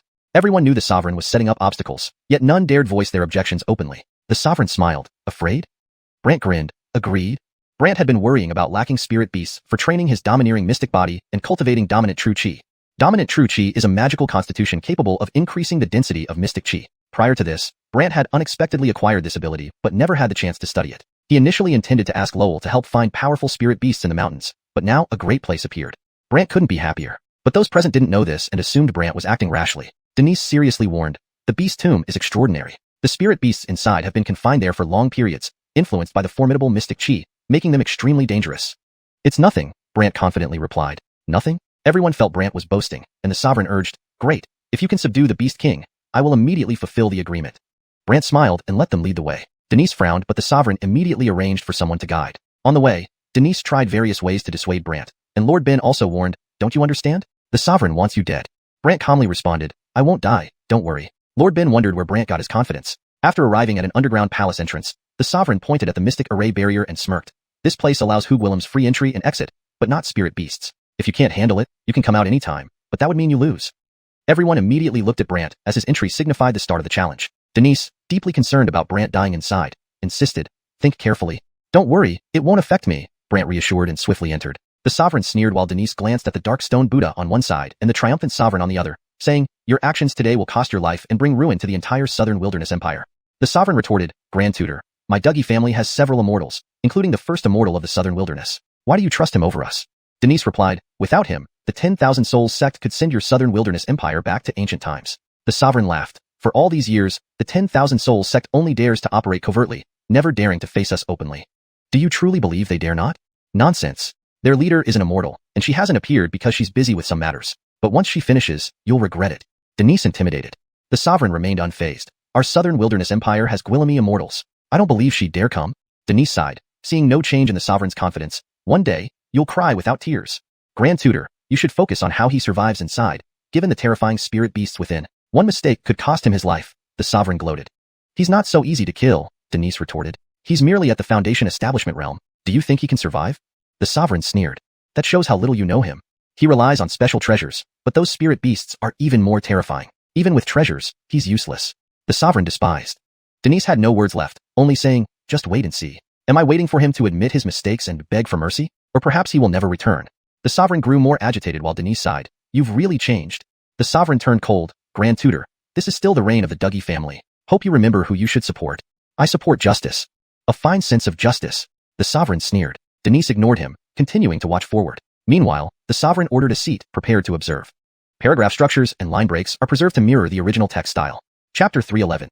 Ancient Mystical Beasts, is this it? Inside the Beast Ridge Palace, a different scene unfolded. As soon as Brant entered, he was met with dim, shadowy mountains. Mountains inside a palace? Such an extraordinary sight was rare enough. Not only that, but the mystic energy permeating the area was saturated with the aura of mystical beasts, something an ordinary person couldn't withstand. Furthermore, as Brant took just a few steps forward, numerous mystical beasts emerged around him, all strange and bizarre. There were creatures with 2 heads, others with 8 legs, and some even had dozens of tails. They looked quite eerie. When these mystical beasts spotted Brant, their eyes turned red, and some drooled, clearly agitated. One beast mumbled to itself, finally, meat. Right, Hugwillem flesh? How long has it been since we've had some? I'm almost forgetting what Hugwillem flesh tastes like. Then, these mystical beasts slowly closed in on Brant, but a sudden bird cry echoed from above. A fire-red bird hovered overhead. This Hugwillem is mine. Don't think about taking him from me, a shrill voice called from the sky. The other beasts were not pleased. Why should you get him? This Hugwillem belongs to all of us. Exactly everyone's. Because I am one of the great king's generals. The creature made a piercing sound, causing the other beasts to retreat a few steps reluctantly. The airborne mystical beast grew smug and addressed Brant, little one, don't be afraid. I'll only take a piece of your flesh every day, so you won't die immediately. After saying this, it dove down, revealing sharp talons ready to grab Brant. The other mystical beasts watched, mouths watering, but Brant merely smiled. The others hadn't noticed yet, and the firebird quickly reached Brant. Just as its claws were about to touch him, Brant's 20-layer thunder mystic bolt deflected them, causing the claws to crackle. What? The firebird was stunned, and the surrounding mystical beasts stared wide-eyed. What's going on? He blocked it? How is that possible? So terrifying? Everyone was shocked and disbelieving. The firebird circled Brant, spouting flames madly, but Brant laughed, watching it calmly. Don't waste your efforts. It's futile. You! The firebird transformed into a wugwillem with fiery red hair, resembling flaming feathers. Brant smirked. You look neither hugwillem nor beast. Don't tell me how to live. I am an ancient mystical beast Amaryllis, she huffed. Brant asked curiously, Amaryllis? Yes, I can consume any flame and also spit fire. So, you'd better drop your defenses. That way, I won't kill you. Brant couldn't help but laugh. Not killing me, then eating a piece of my flesh daily? Just a piece, you won't die, the Amaryllis stated matter-of-factly. But Brant grinned. You're overestimating yourself? Frustrated by Brant's refusal, the Amaryllis tried to intimidate him. Let me tell you, if I wanted to, I could gather terrifying flames that would slowly devour you. Brant replied coolly, is that so? Fearful, aren't you? The Amaryllis thought Brant was scared, laughing triumphantly. But Brant sighed, I'm not fearful, just wondering. Wondering what? That you wouldn't think I have only this much power. Brant's expression turned half smile, half serious, and he revealed a black stone in his hand. Upon seeing the stone, the surrounding mystical beasts felt their mystic souls restrained and became terrified. Something's wrong with that stone. My mystical soul can't hold on. I don't want to die. The mystical beasts started begging Brant for mercy, pledging never to touch him again. Even the Amaryllis panicked. You hid your strength? No, I'm still at the Mystic Foundation realm, Brant said with a smile. I haven't hidden anything. Don't fool around. Release us or the Great King will devour you alive. The Amaryllis warned, widening her eyes. What if I came here to deal with your king? Brant responded with a sly grin. Everyone thought Brant had gone mad, and some beasts tried to scare him further. Kid, our king is truly terrifying. Whether he's terrifying or not, I don't know. What I do know is, I'm about to make a move. You mean? The Amaryllis panicked. My meaning is simple. I plan to extract your mystical soul unless... The Amaryllis gasped. Wait, what now? As long as you don't take my mystical soul, I will follow your orders, she capitulated. The others saw this and also surrendered. Brant sighed. So, you give up? They nodded frantically. Brant frowned. However, no one knew what Brant meant. The Amaryllis stared intently at him, eager to understand. If I don't take your mystical souls, I need something else, a bit of your blood and power. Blood and power? A little bit? Uncertain, Brant ordered them to submit and offer a small amount of their blood. Soon, each gave him a tiny amount. Under the gaze of the mystical beasts, Brant's body began to emit bloodlight, causing changes within him. Around his 20-layer mystic source wall, a layer of golden light appeared. Is this the first layer? Each level of dominant mystic energy could increase the concentration of mystic energy twofold to fivefold. Brant didn't stop there. He continued refining using the beast blood. He also had the mystical beasts enhance his own power with their mystic energies. Within moments, Brant had 2 layers of golden light radiating from him, corresponding to the internal dominant mystic energy. 2 layers? Feeling good, Brant continued. Layer upon layer until the 5th layer, when distant roars frightened everyone. The Amaryllis nervously remarked, it's the Great King, probably sensing your presence.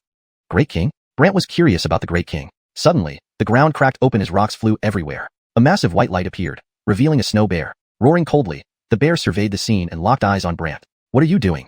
No one knew what to say, turning awkwardly silent. Why are you all mute? The snow bear degwillimed angrily. Some stammered, Your Majesty, we? The Amaryllis hastily explained, Your Majesty, he wants to talk with you. Talk? The snow bear glanced dismissively and sniffed. A mere hugwillem, talking with me? Chapter 312. This guy still has a trick up his sleeve. The fire-devouring bird knew that Brant was terrifying, so it became uneasy. Your Majesty, he's not simple. What's there to be simple? In my eyes, he's nothing. The snow bear didn't take Brant seriously and even despised him. Faced with this disdain, Brant just smiled. Seems like there's no point in talking then. The snow bear roared, sending countless snowflakes flying, turning the area into a freezing wasteland. Other mystic beasts were scared and quickly left, not daring to stay. The fire-devouring bird wasn't afraid. It emitted flames all over its body and looked at Brant oddly. You should leave quickly. Our king is angry. Seeing the fire-devouring bird helping hugwillems, the snow bear grew angry. Are you betraying me? Your Majesty, we are not betraying you. He's just very powerful, the fire-devouring bird said helplessly. The snow bear huffed. Powerful? He's only a hugwillem at the Foundation establishment stage. As the snow bear mocked, Brant approached. The snow bear naturally wanted to trap Brant, but the cold aura was repelled as soon as it formed. Not only did Brant remain unharmed, but he continued advancing unhindered. The snow bear was shocked and murmured to itself, unhurt?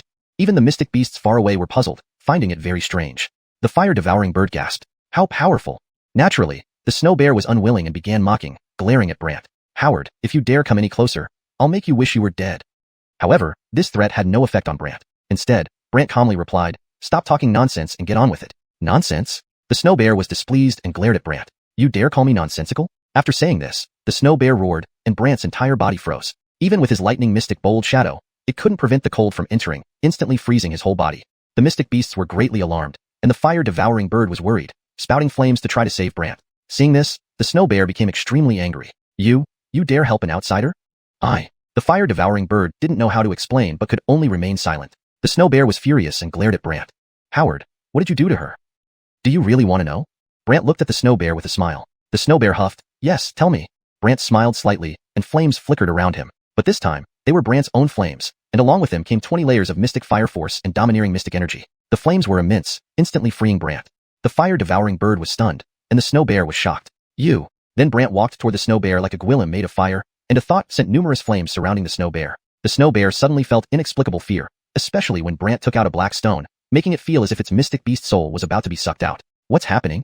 The snow bear was shocked and almost couldn't believe it.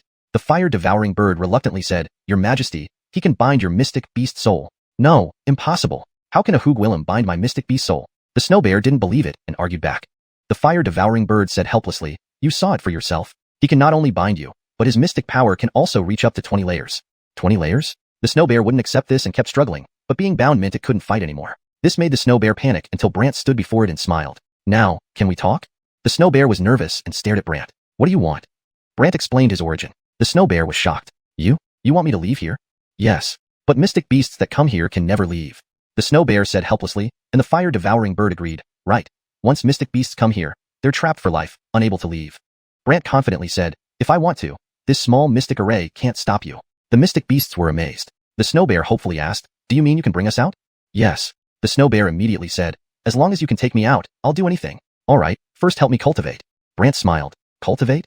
The snow bear didn't understand until Brant let the fire-devouring bird explain. Then, everyone provided power to Brant. Brant's domineering mystic energy quickly reached 10 layers. 10 layers could increase the density of mystic energy 100-fold. To advance further required even greater power. So, Brant collected himself, readied himself, and started walking out with the snow bear. Outside, after waiting for 2 hours, gwilym people had lost patience. Lord Percy even spoke up, 2 hours have passed. Whatever was supposed to happen has already happened. Right, if 2 hours isn't enough, either he succeeded or failed miserably. Many didn't believe in Brant's success, and the Alban chuckled inwardly, even sighing aloud and looking at Denise. Grand Tutor, how long do you think we need to wait? Denise's expression wasn't good, but she still believed Brant would come out. Let's wait a bit more. Wait more? There must be a limit, right? The Alban sighed. Denise replied solemnly, 1 day. The Alban laughed. 1 day? That seems too long. Why? Can't you wait 1 day? Afraid you might lose? Denise countered, and the Alban shook his head. That's not what I mean. I just think he won't come out. Why waste time? Denise still believed in Brant. Just wait and see the show. The Alban didn't agree, but moments later, there was movement by the barrier. Everyone's attention turned to Brant coming out. Seeing Brant unharmed, everyone was surprised. But Lord Percy refused to give in, saying, Looks like he escaped. Escaped? It seemed logical, considering Brant indeed had no injuries. But Denise was concerned about Brant's well-being. Are you all right? I'm fine, Brant replied calmly. But the Alban started making things difficult. Howard, remember, escaping means losing. Didn't you know that? Brant smiled at the seated Alban. Escape? Who said I escaped? This mystic array. No mystic beast can leave, so whether you tamed it or not, you lose, the Alban declared, making everyone realize it was a trap.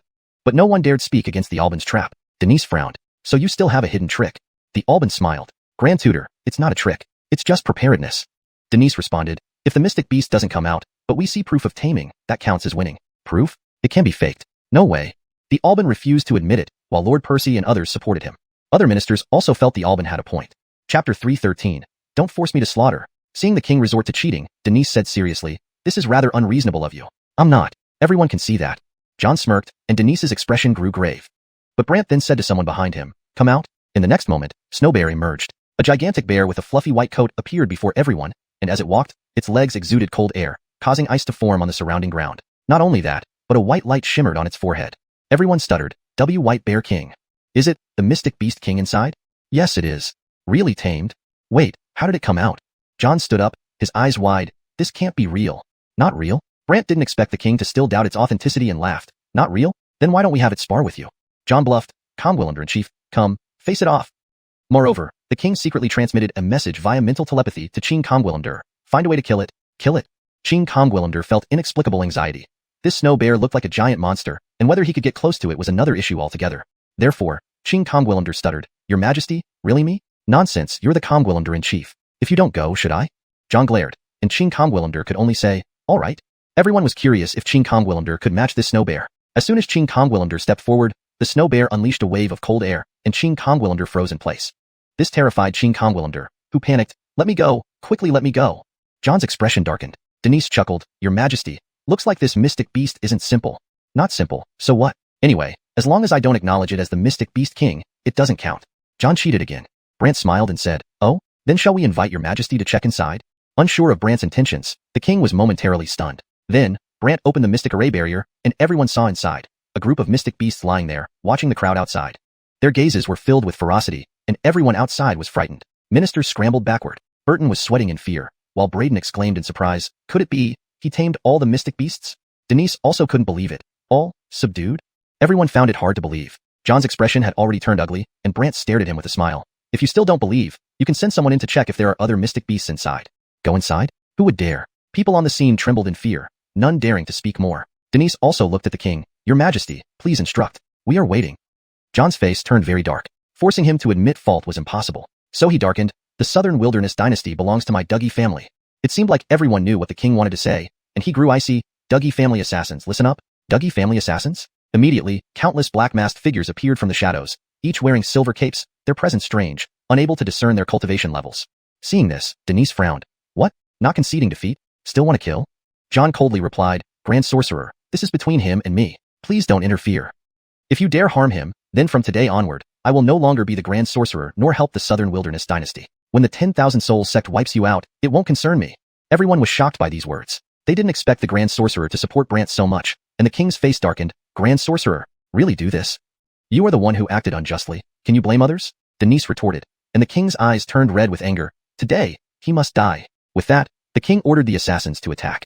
These assassins, all Misty Spirit Realm experts, immediately surrounded Brant. Brant sighed, then, don't blame me for unleashing slaughter. Slaughter?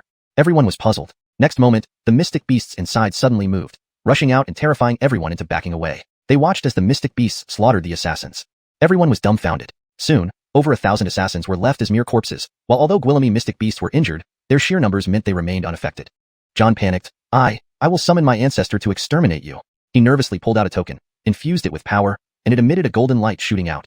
Denise frowned. Dougie family summoning order. Hearing about the Dougie family summoning order, everyone was alarmed, knowing that the king was calling for the mystic immortals of the Dougie family. Sure enough, 5 elders appeared next moment. Each of these 5 elders was a mystic immortal. A Rudy in a black robe frowned. What happened? John hurried forward. Grandfather, that guy wants to destroy our dynasty. Grandfather? Everyone exchanged glances. Someone whispered, is it Roger? It must be him. The one who became a mystic immortal 2,000 years ago? Yes. Upon hearing the king's words, Roger glanced at the dead assassins, then at Brant and the mystic beasts, frowning. Mystic beasts from Beast Tomb Palace? John reported, saying Brant released mystic beasts to kill people, while Denise interjected, he's just lying. Roger glanced at Denise, feeling oddly familiar and asked, and who are you? I was the Grand Sorcerer, but I quit. Denise answered, and Roger obviously recognized the name. Looking suspicious, you're the star-watching Grand Sorcerer who knows the will of heaven? Not that great, Denise humbly responded. Roger, somewhat puzzled, said, someone attacked our dynasty, and you as the Grand Sorcerer didn't help but think the king lies. Why? Denise explained everything, while the king stubbornly argued, Grandfather, the Southern Wilderness dynasty belongs to our Dougie family. Why let others boss us around? How can a formation mysticism realm person bully us so? The old men found reason in this, and Roger, favoring his grandson, asked, so, he killed my 2 great-grandsons? Yes, he did. John firmly nodded. Roger faced Denise and questioned, Grand Sorcerer, shouldn't you explain something? Haven't your Dougie family realized the gravity of the situation? Denise retorted, and Roger icily asked, gravity? This king abuses power. It will eventually bring the Dougie family to ruin. Denise's statement made Roger furious. Impertinent. Chapter 313. Don't force me to unleash a slaughter. Denise, seeing the king resorting to unreasonable behavior, said, this is rather unreasonable. I am not. Everyone is watching. John smiled ambiguously while Denise grew serious. However, Brant said to those behind him, come out. The next moment, Snow Bear appeared. A huge bear with a fluffy white coat emerged before everyone, walking with cold eagerly emanating from its legs, causing the ground to freeze as it moved. Furthermore, its forehead glowed with white light. Everyone stuttered, White Bear King. Is he the mystic beast king inside? Yes, it's him. Really subdued? Wait, how did it get out? John stood up, eyes wide open. This isn't real. It must be fake. Fake? Brant didn't expect the king to think it was fake and smiled. Fake? Why don't we let it spar with you then? John shouted boldly, Grand Comgwillander, come, show it what you got. Moreover, the king privately used soul transmission to order the Green Comgwillander, find a way to kill it, kill it. The Green Comgwillander felt uneasy, sensing that this snow bear was a colossal beast, unsure if he could even get close. Thus, the Green Comgwillander stammered, Your Majesty, truly me? Nonsense, you're the Grand Comgwillander. If you don't do it, who will? John glared, leaving the Green Comgwillander no choice but to reply, all right. Everyone was curious if the Green Comgwillander could match the snow bear, but as soon as the Green Comgwillander stepped forward, a burst of cold air froze him in place. This terrified the Green Comgwillander, who urgently cried, release me, quickly release me. John's face darkened. Denise laughed, King, looks like this mystic beast isn't simple. So what if it's not simple? As long as I don't acknowledge it as the mystic beast king, it doesn't count. John again resorted to unreasonable behavior. Brant smiled slyly, oh, Then perhaps I should invite the king to take a look inside? John didn't understand Brant's intent, but was stunned the next moment. Brant opened the mystic array boundary, revealing several mystic beasts lying inside, staring at the people outside. Their eyes brimmed with ferocity, and everyone outside was terrified. Ministers retreated in fear, including Lord Percy, who was sweating profusely, while Lord Ben exclaimed, "Could it be that he subdued all the mystic beasts?" Denise couldn't believe it either. They all submitted? Everyone was incredulous. John's expression was already grim, but Brant stared at him and said, "If you still don't believe me, feel free to send someone in to check for other mystic beasts." Send someone in? Who would dare? Everyone trembled in fear, not daring to speak more. Denise looked at the king. "King, make your decision. We're waiting." John's face was extremely displeased, but admitting fault was out of the question, so he turned dark. "The Southern Wasteland Empire belongs to my Dougie family." As if everyone knew what the king was about to say, he continued icily, "Dougie family's elite warriors, heed my Comgwillimt." Dougie family's elite warriors? Dark masked figures appeared, each draped in silver cloaks with indiscernible cultivation levels. Seeing this, Denise frowned. "What? Not conceding defeat? You still want to kill?" John said coldly, "Grand Sorcerer, this is between him and me. Please don't interfere. If you dare touch him, from today onwards, I'm no longer the Grand Sorcerer, nor will I help the Southern Wasteland Empire. When the 10,000 Souls sect destroys you, it won't concern me anymore." Everyone was startled by these words, never expecting the Grand Sorcerer to support Brant so strongly. John's face turned black. "Grand Sorcerer, are you serious about this?" "It's because you're unrighteous. Can you blame anyone?" Denise retorted. John, enraged, eyes red, declared, "Today, he must die." With that, the king ordered the elite warriors to act. These elite warriors, all experts at the Misty Vale realm, approached Brant. Brant sighed, "Then don't blame me for unleashing a slaughter." Unleash a slaughter? Everyone was puzzled. The next moment, the mystic beasts inside suddenly charged out, terrifying everyone into scattering. Soon, they saw the mystic beasts mercilessly slaughtering the elite warriors. Everyone was dumbstruck. In no time, thousands of elite warriors were reduced to corpses, with the mystic beasts suffering only minor injuries, having little impact due to their numbers. John panicked. I'll summon my ancestor to destroy you all." He pulled out a token, infused it with power, and a golden light shot out. Denise frowned. "The Dougie family summon token?" Everyone gasped upon hearing this, knowing the king was summoning a mystic immortal from the Dougie family. Sure enough, 5 elders appeared. These elders were all mystic immortals. One elderly Gwillem with white hair dressed in a black robe asked, frowning, "What happened?" John hurriedly explained, "Grandfather, he wants to destroy our empire." "Grandfather?" People exchanged glances. One whispered, "Could this be Roger?" "Most likely. 2,000 years ago, he became a mystic immortal?" "Yes." Hearing this, Roger glanced at the dead elite warriors, Brant, and the mystic beasts, frowning. "The mystic beasts from Beast Ridge Palace?" John complained about Brant releasing the mystic beasts to kill. Denise intervened. "He's merely lying." Roger looked at Denise, finding him familiar, and asked, "Who are you?" "I was the Grand Sorcerer but decided to resign." Denise answered. Roger seemed surprised. "You're the one who knows fate from the stars?" "Not quite," Denise modestly replied. Roger was confused. "Someone attacks our empire. You, as the Grand Sorcerer, don't help but believe the king is lying?" Denise explained the whole story. John stubbornly argued, "Grandfather, the Southern Wasteland Empire belongs to our Dougie family. Why should we listen to orders from an outsider, especially a mere Foundation establishment realm person bullying us?" This made the elders nod in agreement. Roger, intending to protect his grandson, asked, "So he killed 2 of my great-grandsons?" "Yes, he caused their deaths." The king emphatically nodded. Roger turned to Denise, questioning, "Grand Sorcerer, shouldn't you explain yourself? Haven't you realized the severity yet?" Denise countered. Roger responded coldly, "Severity? This king abuses power. It will lead the Dougie family to ruin." Denise's statement infuriated Roger. "Ridiculous. Please ensure that any future edits maintain the tone, context, and narrative flow of the original text while improving readability and coherence in English." Chapter 314. The princes begin to resort to tricks. A massive force eguilimated from Roger, enveloping Denise entirely. However, countless black rays of light surrounded Denise, each one devouring the power that Roger exerted. The onlookers were shocked. Roger's expression turned peculiar. "Who are you? Why do you possess the power of Shinjin?" Power of Shinjin? Many people didn't know what it was, and Brant was also curious. "Shinjin power? What is this?" Denise replied in a cold voice, "You don't need to know who I am. You just need to understand that if your Dougie family continues down this misguided path, the consequences will be dire." Roger's expression grew stern, but recalling the deaths of his 2 great-grandsons darkened his mood. "My Dougie family members cannot die without justice." With that, Roger snorted and turned to attack Brant. A vast golden light formed into countless sword shadows, striking toward Brant, while Brant's 20-layered Thunder Xian shield immediately blocked them. 20 layers of Thunder Xian? Roger frowned, cursing inwardly. Why is everyone so difficult to deal with? But Roger promptly instructed the 4 Xian beside him. "Come, destroy him." "Yes." These 4 immediately unleashed their Xian Qi towards Roger, and with a thought, Roger sent countless beams of golden light flying back at Brant. Brant was instantly sent flying. Seeing this, the Xian beasts rushed out immediately. But ultimately, these were 5 Xian, and they summoned celestial phenomena, transforming the sky around them into flames and sword shadows. Before long, the Xian beasts were heavily injured. Eliza Xiong roared defiantly, preparing to act, but Brant emerged from the Beast Tomb Palace and looked at the 5 men. "You've really angered me." Roger glared. Still not dead? This is your doing, Brant said icily, causing the others to wonder what he meant. But these Xian paid no mind, especially as the Dino mocked, Howard. Let this teach you what happens when you provoke the Dougie family.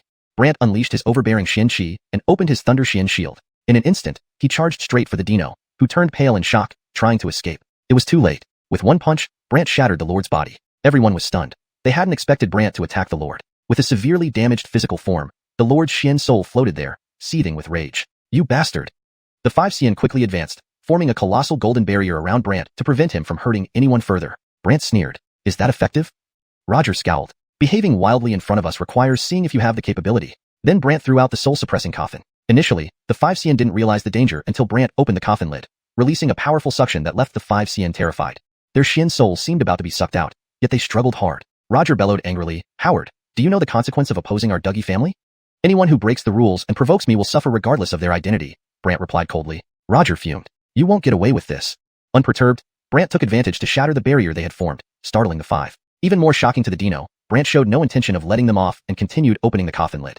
The wider the lid opened, the stronger the suction became, terrifying those being drawn in. Thus, the 5 exchanged looks. Suddenly, a loud cracking sound echoed through the sky as all eyes wondered what was happening. Dark clouds had gathered, and in a flash, the 5 vanished from their original positions, evading even the soul-suppressing coffin. Denise exclaimed, they used the celestial combined power. Celestial combined power? Brant asked curiously, and Denise explained. It's the fusion of the celestial powers of 5 Xian, allowing them to open the lightning clouds and ascend into the sky. Brant then glanced at the Dino, who tried to sneak away. Why are you in such a hurry to leave? The Lord panicked. Find my 5 ancestors if you have issues, not me. You started this. Who else would you blame? Brant sneered. Terrified, the Lord could only look fearfully at Brant. Suddenly, a massive bolt of lightning struck the palace, creating a huge crater and nearly hitting Brant and the others. People outside South Baron City wondered what was happening in the palace, why the sky held such immense power. Meanwhile, the 5 hovered above, surveying the palace. The citizens below marveled at the 5 powerful beings floating in the sky, whispering among themselves. Who are they? 5 Xian? Indeed. From the Dougie family? What event summoned 5 Xian? Scary. Guards rushed to the palace, seeking answers, while the Dino, unable to escape, cried for help. Grandfathers, save me. In the sky, Roger dared not descend but arrogantly declared, Howard, see how you can harm us up here. Ascend to the sky, unable to reach them? Indeed, this was a tricky situation. But Brant laughed, gazing at the sky. Then stay up there and never come down. Roger sneered, we are Xian, we strike as we please. The other Xian scoffed at Brant. Bystanders exchanged wary glances, fearing retribution from Brant. Denise frowned, glaring at the sky. You're resorting to tricks. Ignoring her, the 5 continued using their Xian powers to control celestial phenomena, causing snowstorms, volcanoes, and bizarre forces that made everyone's lives miserable. Even the Dino felt on the brink of collapse, his soul trapped by the soul-suppressing coffin, desperately crying for help. Until Denise approached Brant. You must ascend. I wish I could, but my strength makes it inconvenient in the sky. Brant replied helplessly. After some thought, Denise suggested, I have an idea. Chapter 315, Heaven Crossing Technique, Wind Profound Sword Slash. Brant looked at Denise curiously. You have a way?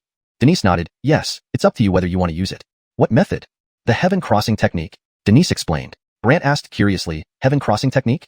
Right, the Heaven Crossing Technique. I suppose your mystical soul has left your body and traveled, haven't you? That's true, but my physical cultivation isn't sufficient yet.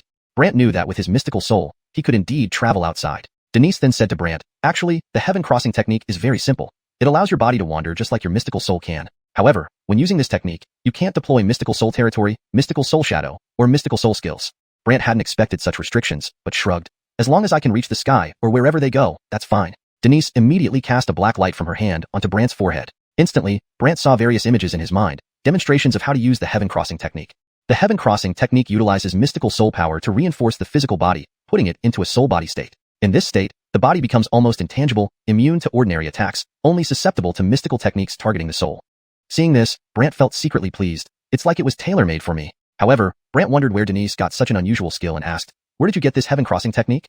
It's a secret technique from the Great Wasteland. Brant sensed that the Great Wasteland must be quite extraordinary, but now he wanted to deal with those elders first, so he smiled and said, we'll talk about that later.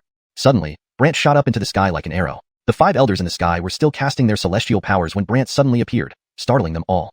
Moreover, Gwillemy people in the city were stunned, some shouting, look, someone flew up there. Who's that? Isn't that Brant? Can't be, he's only at the Foundation establishment stage. How can he fly? Everyone stared wide-eyed, and Abdullah Mount Head in the courtyard smiled. Interesting. In the sky, Roger paused upon seeing Brant appear, then grew serious. Howard, do you think this will scare us? Brant stood in the air and laughed. Now that I can reach the sky, how are you going to stop me?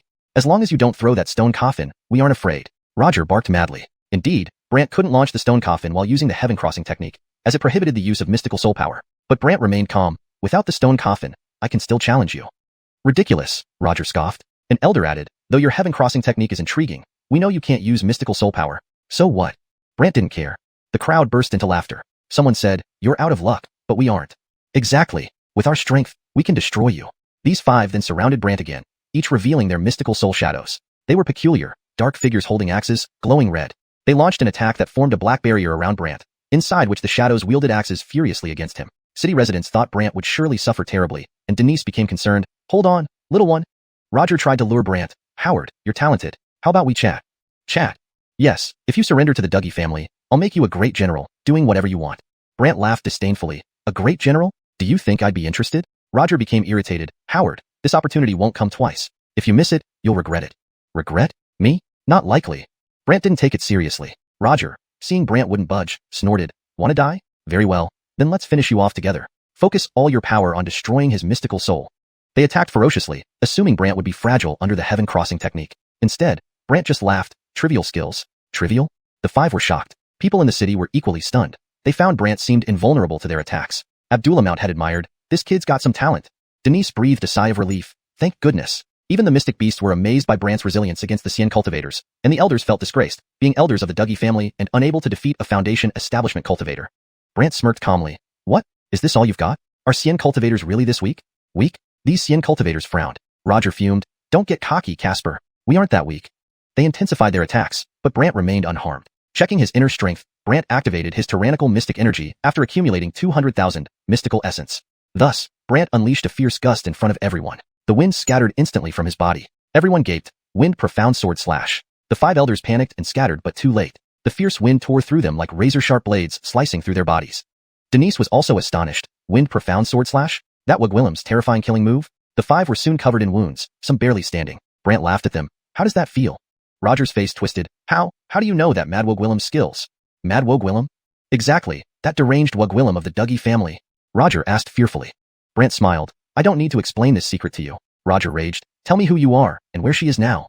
Why should I tell you? Roger seethed. Fine, let's bring out Prince Jace. Jace. Everyone gasped in shock. Chapter 316. The first of the Southern Ways appears, revealing numerous secrets. After Roger spoke, he immediately shot a beam of golden light toward a certain direction in the palace, which was the treasure pavilion.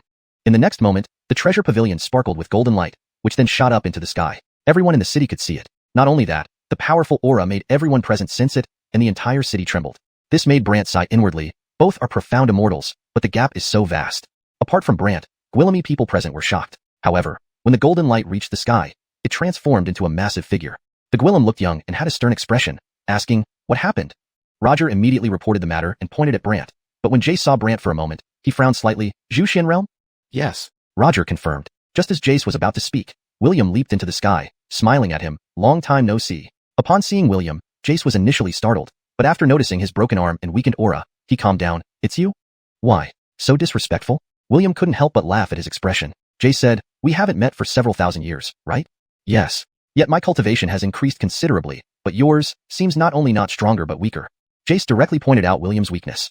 William laughed carelessly. No matter what, I advise you not to provoke him. Jace glanced at Brant, then back at William. Why? Is he your disciple? At first, Jace thought William brought someone to cause trouble, but William just smiled. No. No? Then what? Jace became serious. William laughed and looked at him. Have you ever considered that your Dougie family is too domineering? Jace replied, say what you want. Don't start by accusing the Dougie family of being tyrannical. William recounted the events. After hearing this, Jace looked at the 5 people. So, it's us who wronged them first? Roger naturally did not admit it and continued to insist, chanting. Clearly he collaborated with Avram. You know who Avram is, the guy from 10,000 years ago. Jace immediately glanced at Avram inside the palace, then looked at William, and finally stared at Brant. Do you collude with this Avram? What do you think? Brant laughed in return. Understanding the implication, Jace said, if there's no collusion, killing him should be fine, right? As he spoke, the golden light figure flashed before Avram, startling him. He didn't expect the Dougie family to have such a terrifying person. But just as Jace was about to make a move, Brant's heavenly crossing technique flashed before Avram, saying, I've subdued him. He's under my Congwilland now. Jace smiled sinisterly. 10,000 years ago, he killed Gwillemy of the Dougie family. Do you think I'll let him go? But Avram frowned. 10,000 years ago, I never harmed the Dougie family. And back then, I was also framed by someone. Everyone was astonished by these words, curious about what they meant, while Jace sneered, you say you were framed? Could consuming others' cultivation to strengthen yourself also be due to being framed? Avram thought for a moment and didn't hide it anymore. Actually, 10,000 years ago, the people I consumed were related to the 10,000 Souls sect. Everyone was stunned. A 10,000 Souls sect existed 10,000 years ago? Brant was also curious, because he didn't know that Avram had started targeting the 10,000 Souls sect even 10,000 years ago. On the side, Denise spoke up, "Can I attest to this?" Brant felt overwhelmed. "What's going on?" Denise explained, "Do you all know of the Great Strategy Gate in the Southern Wastes?" Great Strategy? As she spoke, those present began discussing, Great Strategy? Wasn't it gone tens of thousands of years ago? The Great Strategy Gate, so feared by demons and devils? This Great Strategy Gate once suppressed demons and devils, and was one of the strongest sects on the entire continent. Why did it disappear tens of thousands of years ago? It seems they all went into the Southern Wastes and vanished. Jace was skeptical. Great Strategy Gate? Are you suggesting you and Avram were both from the Great Strategy Gate? Denise answered, "That's correct. 10,000 years ago, he was sent to hunt down members of the 10,000 Souls sect. However, the 10,000 Souls sect set a trap. They framed him for the deaths of their members, and your Dougie family, Gwilla manipulated by the 10,000 Souls sect, chased him." Jace didn't believe it and snorted, "Nonsense." Denise continued, "I came here to investigate what happened back then, and also to find members of the 10,000 Souls sect." Jace dismissed her concerns. "Young lady, what you do here has nothing to do with me. Anyway, this guy must die today." Seeing Jace about to act, Brant suddenly realized, "I know why you want him dead." Everyone was curious. Jace looked puzzled. "What do you mean?" William and others were also confused, but Brant smiled. "Because you know the leader of the 10,000 Souls sect? Or perhaps you're even friends." The scene erupted in shock, some eyes widening. How is that possible? Impossible. How could Jace know the leader of the 10,000 Souls sect? You're joking. Roger and others didn't believe it either, shouting, "Kid, stop making wild claims. Kid, do you think we believe you like this? Kid, don't be naive. Give it up." Denise curiously asked Brant, "What's going on?" Brant showed everyone the scenes Montague Wong had seen, and everyone was stunned by what they witnessed. Jace paused, frowning. "What does this mean?" The Wugwillam in this image is the leader of the 10,000 Souls sect, but only you have seen her face. Can you tell us who she is and what she looks like? Brant questioned. Jace looked peculiar. "Where did you get this image? And how do you know she's the leader of the 10,000 Souls sect?" "Just answer if you know this Wugwillam or not," Brant countered, and Jace replied, "Yes, so what?" "Good. Tell me who she is and what she looks like," Brant said. "Why should I tell you?" Jace coldly replied. Brant smiled. "Well, I've already told you she's that Jada. Whether you believe me is up to you. And if your Southern Wastes dynasty is bullied by the 10,000 Souls sect in the future, don't blame me for not warning you." Jace's expression changed. Judging by his reaction, Brant concluded that Jace clearly didn't know that the Wugwillam was part of the 10,000 Souls sect. Chapter 317. The Snow Wugwillam of Northern Wastes, extremely tyrannical. Roger and the others became anxious, urging Jace. Especially Roger said, "Ancestor, don't be fooled. Ancestor, he's deceiving you. Ancestor." Despite their pleas, Jace hesitated for a while before looking at Brant. "Are you sure she's from the 10,000 Souls sect?" "Yes," Brant affirmed. After some thought, Jace responded, "I can't tell you who she is and where she is, but whether she's the leader of the 10,000 Souls sect, we'll have to see." "All right, lead the way." Brant was naturally eager to meet this Jada, and Jace turned around, "Follow me." Everyone was curious about where Jace would take Brant, and Brant followed along. Denise and Avram also went with them, while William stayed behind to guard Kaylee and the others. As soon as they left the city, Jace enveloped Brant and the group in a golden light that whisked them away swiftly. Golden wind cultivation? Brant felt very curious. But on the way, Jace warned Brant, "If she's not the leader of the 10,000 Souls sect, I will make your life worse than death." Brant replied confidently, "All right." However, Jace asked hesitantly, "What if she is? How will you handle her?" Brant smiled calmly, "If she is, I'll deal with her. It's that simple." Simple? Jace didn't think so and looked at Brant oddly. "You? At the Foundation Establishment realm, dealing with her? What? Is there a problem?" Jace said, 5,000 years ago, she was already an Immortal realm cultivator, and very powerful. She's probably at the Middle Immortal realm now. So what? Brant wasn't fazed, but Jace emphasized, "Even though you have abundant mystical power unlike ordinary people, the difference between early Immortal and Middle Immortal is immense. Like me, compared to other Immortals, there's a clear gap." Brant remained calm. "Anyone who harms me or my family, no matter how strong, I will take down." Jace poured cold water. "You'll see when we get there." Brant didn't respond, but Denise noticed something odd about the path and said, "This road leads to the Northern Wastes?" "Exactly, she's in a place in the Northern Wastes." Northern Wastes? Brant had never been there, but as they traveled, he began to feel the cold wind and snow. Jace's speed was very fast. A few hours later, everyone arrived at an icy and snowy location with a mountain. On this mountain stood a crystal palace. Outside the palace, there was a massive female stone statue, resembling the shadow of the Wugwillam in Brant's memories. "Is it her?" Brant wondered. "Do you understand now?" Jace suddenly asked. Brant didn't quite follow. "Understand what?" Jace pointed at the palace. Around this palace, there's a terrifying force preventing anyone below the Immortal realm from getting close. Curious, Brant glanced around while Denise frowned. "This is the Snow Wugwillam Palace of the Northern Wastes. Could she be the legendary Snow Wugwillam?" Jace confirmed, "Yes, she's the Snow Wugwillam, the same one from the painting." Denise was shocked. "How could it be her?" Brant asked, puzzled. "Is this Snow Wugwillam very powerful?" Denise explained to Brant, "The Snow Wugwillam is the strongest immortal in the Northern Wastes, also known as the Snow Fairy." Brant laughed. "Fairy? Does she deserve it?" Denise knew Brant was eager for revenge, or to find this Wugwillim, but feared his impulsiveness. Avram frowned. It might be her. 10,000 years ago, when I traced the 10,000 Souls sect, I encountered a Wugwillim using ice-related techniques. Ice-related? Jace stared at Avram oddly. Don't jump to conclusions just because it's related to ice. I'm just recounting what happened back then. If you don't believe me, there's nothing I can do, Avram said helplessly. Jace looked at Brant. I've brought you here. Now it's up to you to prove it. Brant headed towards the mountain, wanting to see the palace. However, before reaching the foot of the mountain, a cold wind blew.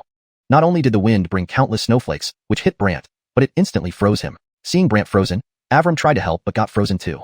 Denise looked grim. The snow Wugwillim of the northern wastes is indeed formidable. Jace teased. Now you know how weak you are? Suddenly, a massive flame emerged from Brant, resisting the cold. He continued forward. He reached the base of the mountain and began climbing step by step. Jace's eyes flashed. Looks like he has some ability. Denise knew that even at the top, Brant would still face huge trouble because the snow Wugwillim was incredibly fearsome. Trying to persuade Brant, Denise saw him reach the summit, standing before the giant statue, staring at the palace entrance. Aren't you coming out? Brant shouted. Inside the palace, a voice sounded but addressed Jace. Jace, thousands of years since we last met, and you bring outsiders to disturb me? Jace replied without hesitation. He says you're the leader of the 10,000 Souls sect, so I brought him to check. The leader of the 10,000 Souls sect? Who said that? The Wugwillim questioned. Jace glanced at Brant on the mountain. You should ask him. I don't know anything else. The Wugwillim inside the palace asked Brant. Brat, you say I'm the leader of the 10,000 Souls sect? Isn't that so? Brant laughed. Regardless of that, do you think you can stand against me? She asked. Brant chuckled. So, a mighty immortal, the strongest in the northern wastes, can't admit it? Even if I am. So what? What can you do? She retorted. Brant smiled bitterly. You refuse to admit it? Howard, if you can, make me admit it. If you can't, scram, she coldly said. Well, I'll have to enter the palace and test you then, Brant declared. You? Foundation Establishment Realm? Test me? Are you joking? She laughed. Brant grinned. How will we know unless we try? As you wish. Let me show you how to enter my palace, she said, sending waves of icy fog out from the palace. Brant froze again. Denise and the others grew worried, while Jace sighed. Like this? You want to reason with her? Might as well leave quickly.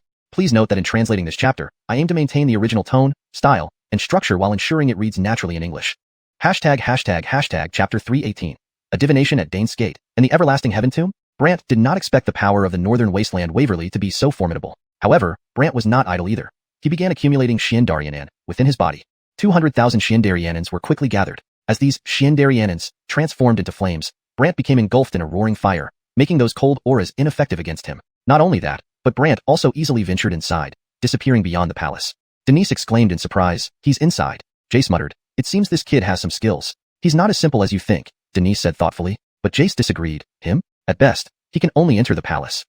After finishing his sentence, Jace wrapped Denise and Spike with a force and continued, I'll take you two in to see for yourselves. In the next moment, they all rushed into the palace. Inside, Brant stood amidst a pile of snowflakes, surrounded by countless female stone statues. Jace laughed. The Waverly's mystic stone array should be enough to trap him.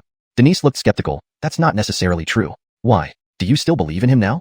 Jace asked back. Denise replied, do you know that before I left Dane's Gate, our elders divined a reading? What do you think it was? Divination? Isn't that your Dane's Gate's ability to read the stars? Jace asked in confusion. Yes, before I left, the elders divined something that would definitely be more accurate than my interpretations. Oh, what did they divine? They said that a genius from the Southern Wasteland dynasty would emerge, and this person would be related to the Everlasting Heaven Tomb. Based on what we've seen, this genius might indeed be him, meaning he has a connection to the Everlasting Heaven Tomb. Denise's words made Jace laugh. Everlasting Heaven Tomb? You're joking, right? You believe this nonsense? Our elder predecessors' divinations have been almost spot on. Whether you believe it or not is up to you, Denise answered. Jace still didn't believe it and insisted, don't scare me. I don't believe it. Denise didn't respond, but Brant remained trapped within the stone array, feeling like he was going in circles. Meanwhile, the Waverly's voice echoed through the statues. With these abilities, you dare to cause trouble for me? Are you tired of living? Brant smiled. Hold on. I'm thinking. Right, about how to break these stone arrays. Brant said frankly, which elicited immediate laughter from the Waverly. She added mockingly, you really are dreaming. Not a dream, but reality. Brant calmly replied. The Waverly laughed again. Reality? Then show me how you plan to break them. Ignoring her, Brant instead surveyed his surroundings. He knew who could understand how to break the stone arrays. Soon, Old Monster informed Brant how to solve it. After receiving the information, Brant smiled and headed towards a specific direction. Watching him effortlessly leave the stone array, Jace was astonished. How did this guy get out? Denise became serious. As I said, he might be connected to the Everlasting Heaven Tomb. Just getting out means he's connected to the Everlasting Heaven Tomb? Denise then asked, want to know a secret hidden by our Dane's Gate? Jace, puzzled, asked, what secret? Rumors say there are countless immortals in the Everlasting Heaven Tomb pursuing eternal life. They possess immense power. Doesn't that sound terrifying? Denise gazed at Jace. Jace's expression changed. Are you saying this kid learned skills from those people? I'm guessing. If it's just a guess, then it's pointless, Jace scoffed. Denise frowned, but various signs indicate he might truly be connected to the everlasting heaven tomb. I only believe what I see. For example, you say this Waverly is the leader of the 10,000 Souls sect. Without evidence, I won't help you, Jace icily replied. Knowing it would be hard to convince him, Denise kept quiet. Meanwhile, Brant emerged from the stone array and arrived at a side hall. In this hall was an ice coffin with a Wug Willem lying inside, emitting a freezing aura. These icy auras formed walls, blocking Brant's path, while a female voice came from the ice coffin. You have some skill, but this is where you reach your limit. After speaking, countless cold auras surrounded Brant, forming chains. Jace laughed. Those are ice-sealing shackles. Denise frowned. Ice-sealing shackles? The first rumored ice mystic skill? Correct. Once frozen, even the Xian soul will be sealed. It's not only a mystic skill but also a Xian soul skill. Extremely terrifying, Jace explained its fearsomeness. Worried, Denise remained solemn, and Spike asked anxiously, will he be alright? Denise didn't know, only maintaining a grave look. Brant, however, sensed powerful Xian qi in the cold air connected to the palace. Smiling sinisterly, he began absorbing both the cold aura and the surrounding Xian qi. Soon, the 21st layer of the Xian Daryan wall appeared. Seeing this, Brant felt secretly delighted. Interesting. Unaware of this development, everyone assumed Brant was trapped and awaiting death, especially the Waverly, who threatened, Kid, if you surrender, I might spare your life. Otherwise, this place will be your grave. In response, Brant questioned, why did you kill my mother and capture my father? Do you have the right to question me? The Waverly sneered coldly. Brant replied coolly, so, it really was you who had them killed and captured. Kid, don't try to trick me. I won't fall for it. The Waverly laughed wickedly. Brant then said, I'll deal with you when I get out. Out? How do you plan to get out? Don't be naive. It's impossible. You cannot escape, the Waverly taunted. Brant remained silent, continuing to absorb the energy. Watching Brant seemingly having no chance of escape, Jace told Denise, see, he can't escape. Denise firmly responded, no, he can escape. Spike added, his Xian soul is very strong. Even without his physical body, he can survive. Jace teased, all you people from Dane's Gate are so confident? Denise didn't want to explain further. Meanwhile, seeing Brant refuse to surrender, the Waverly ridiculed him. Are you planning to persist indefinitely? Brant replied, don't rush. Once I finish, it'll be your turn. Foolish, a Foundation Establishment realm cultivator dares to be so arrogant? Who knows where you get such courage? The Waverly mocked. Chapter 319. The Northern Wasteland killing array forces out the final move. Brant didn't bother with her banter and continued absorbing mystic chi, while the Waverly in the ice coffin increased her power. Gradually, the restraints began to wrap around Brant. However, no matter how tightly these restraints coiled, they couldn't crush him. This shocked the Waverly, who muttered under her breath, this Casper's body is only at the Foundation Establishment stage. Why is he so difficult to deal with?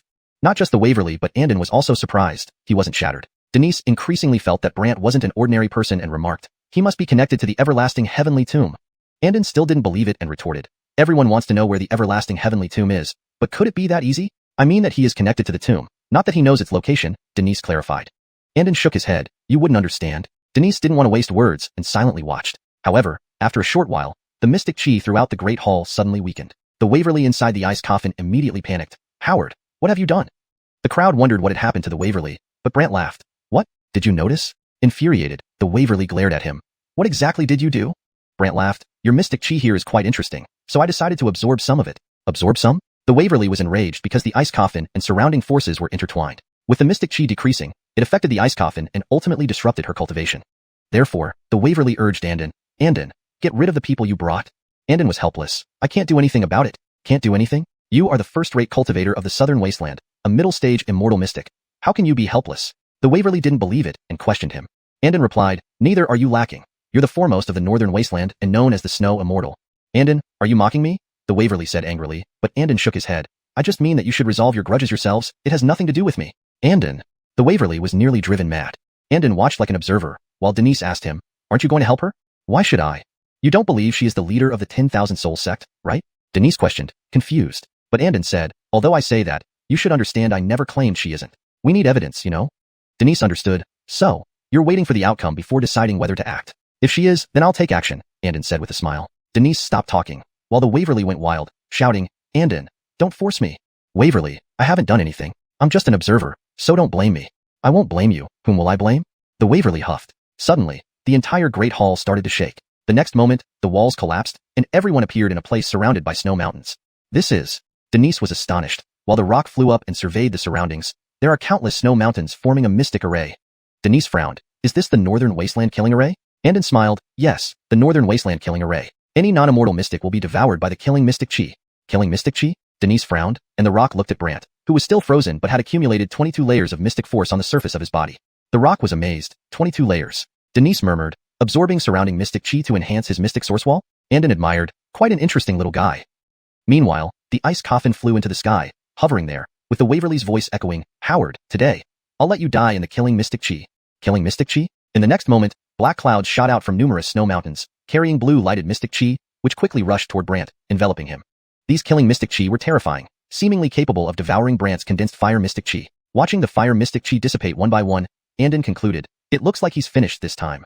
Not that easily. Denise didn't believe it, remaining confident Brant would survive. The Rock also added, he should still be rapidly condensing. Rapidly condensing? Useful? That's just wasting mystic force, eventually leading to exhaustion, Andon scoffed. Denise shook her head. His mystic force is continuous.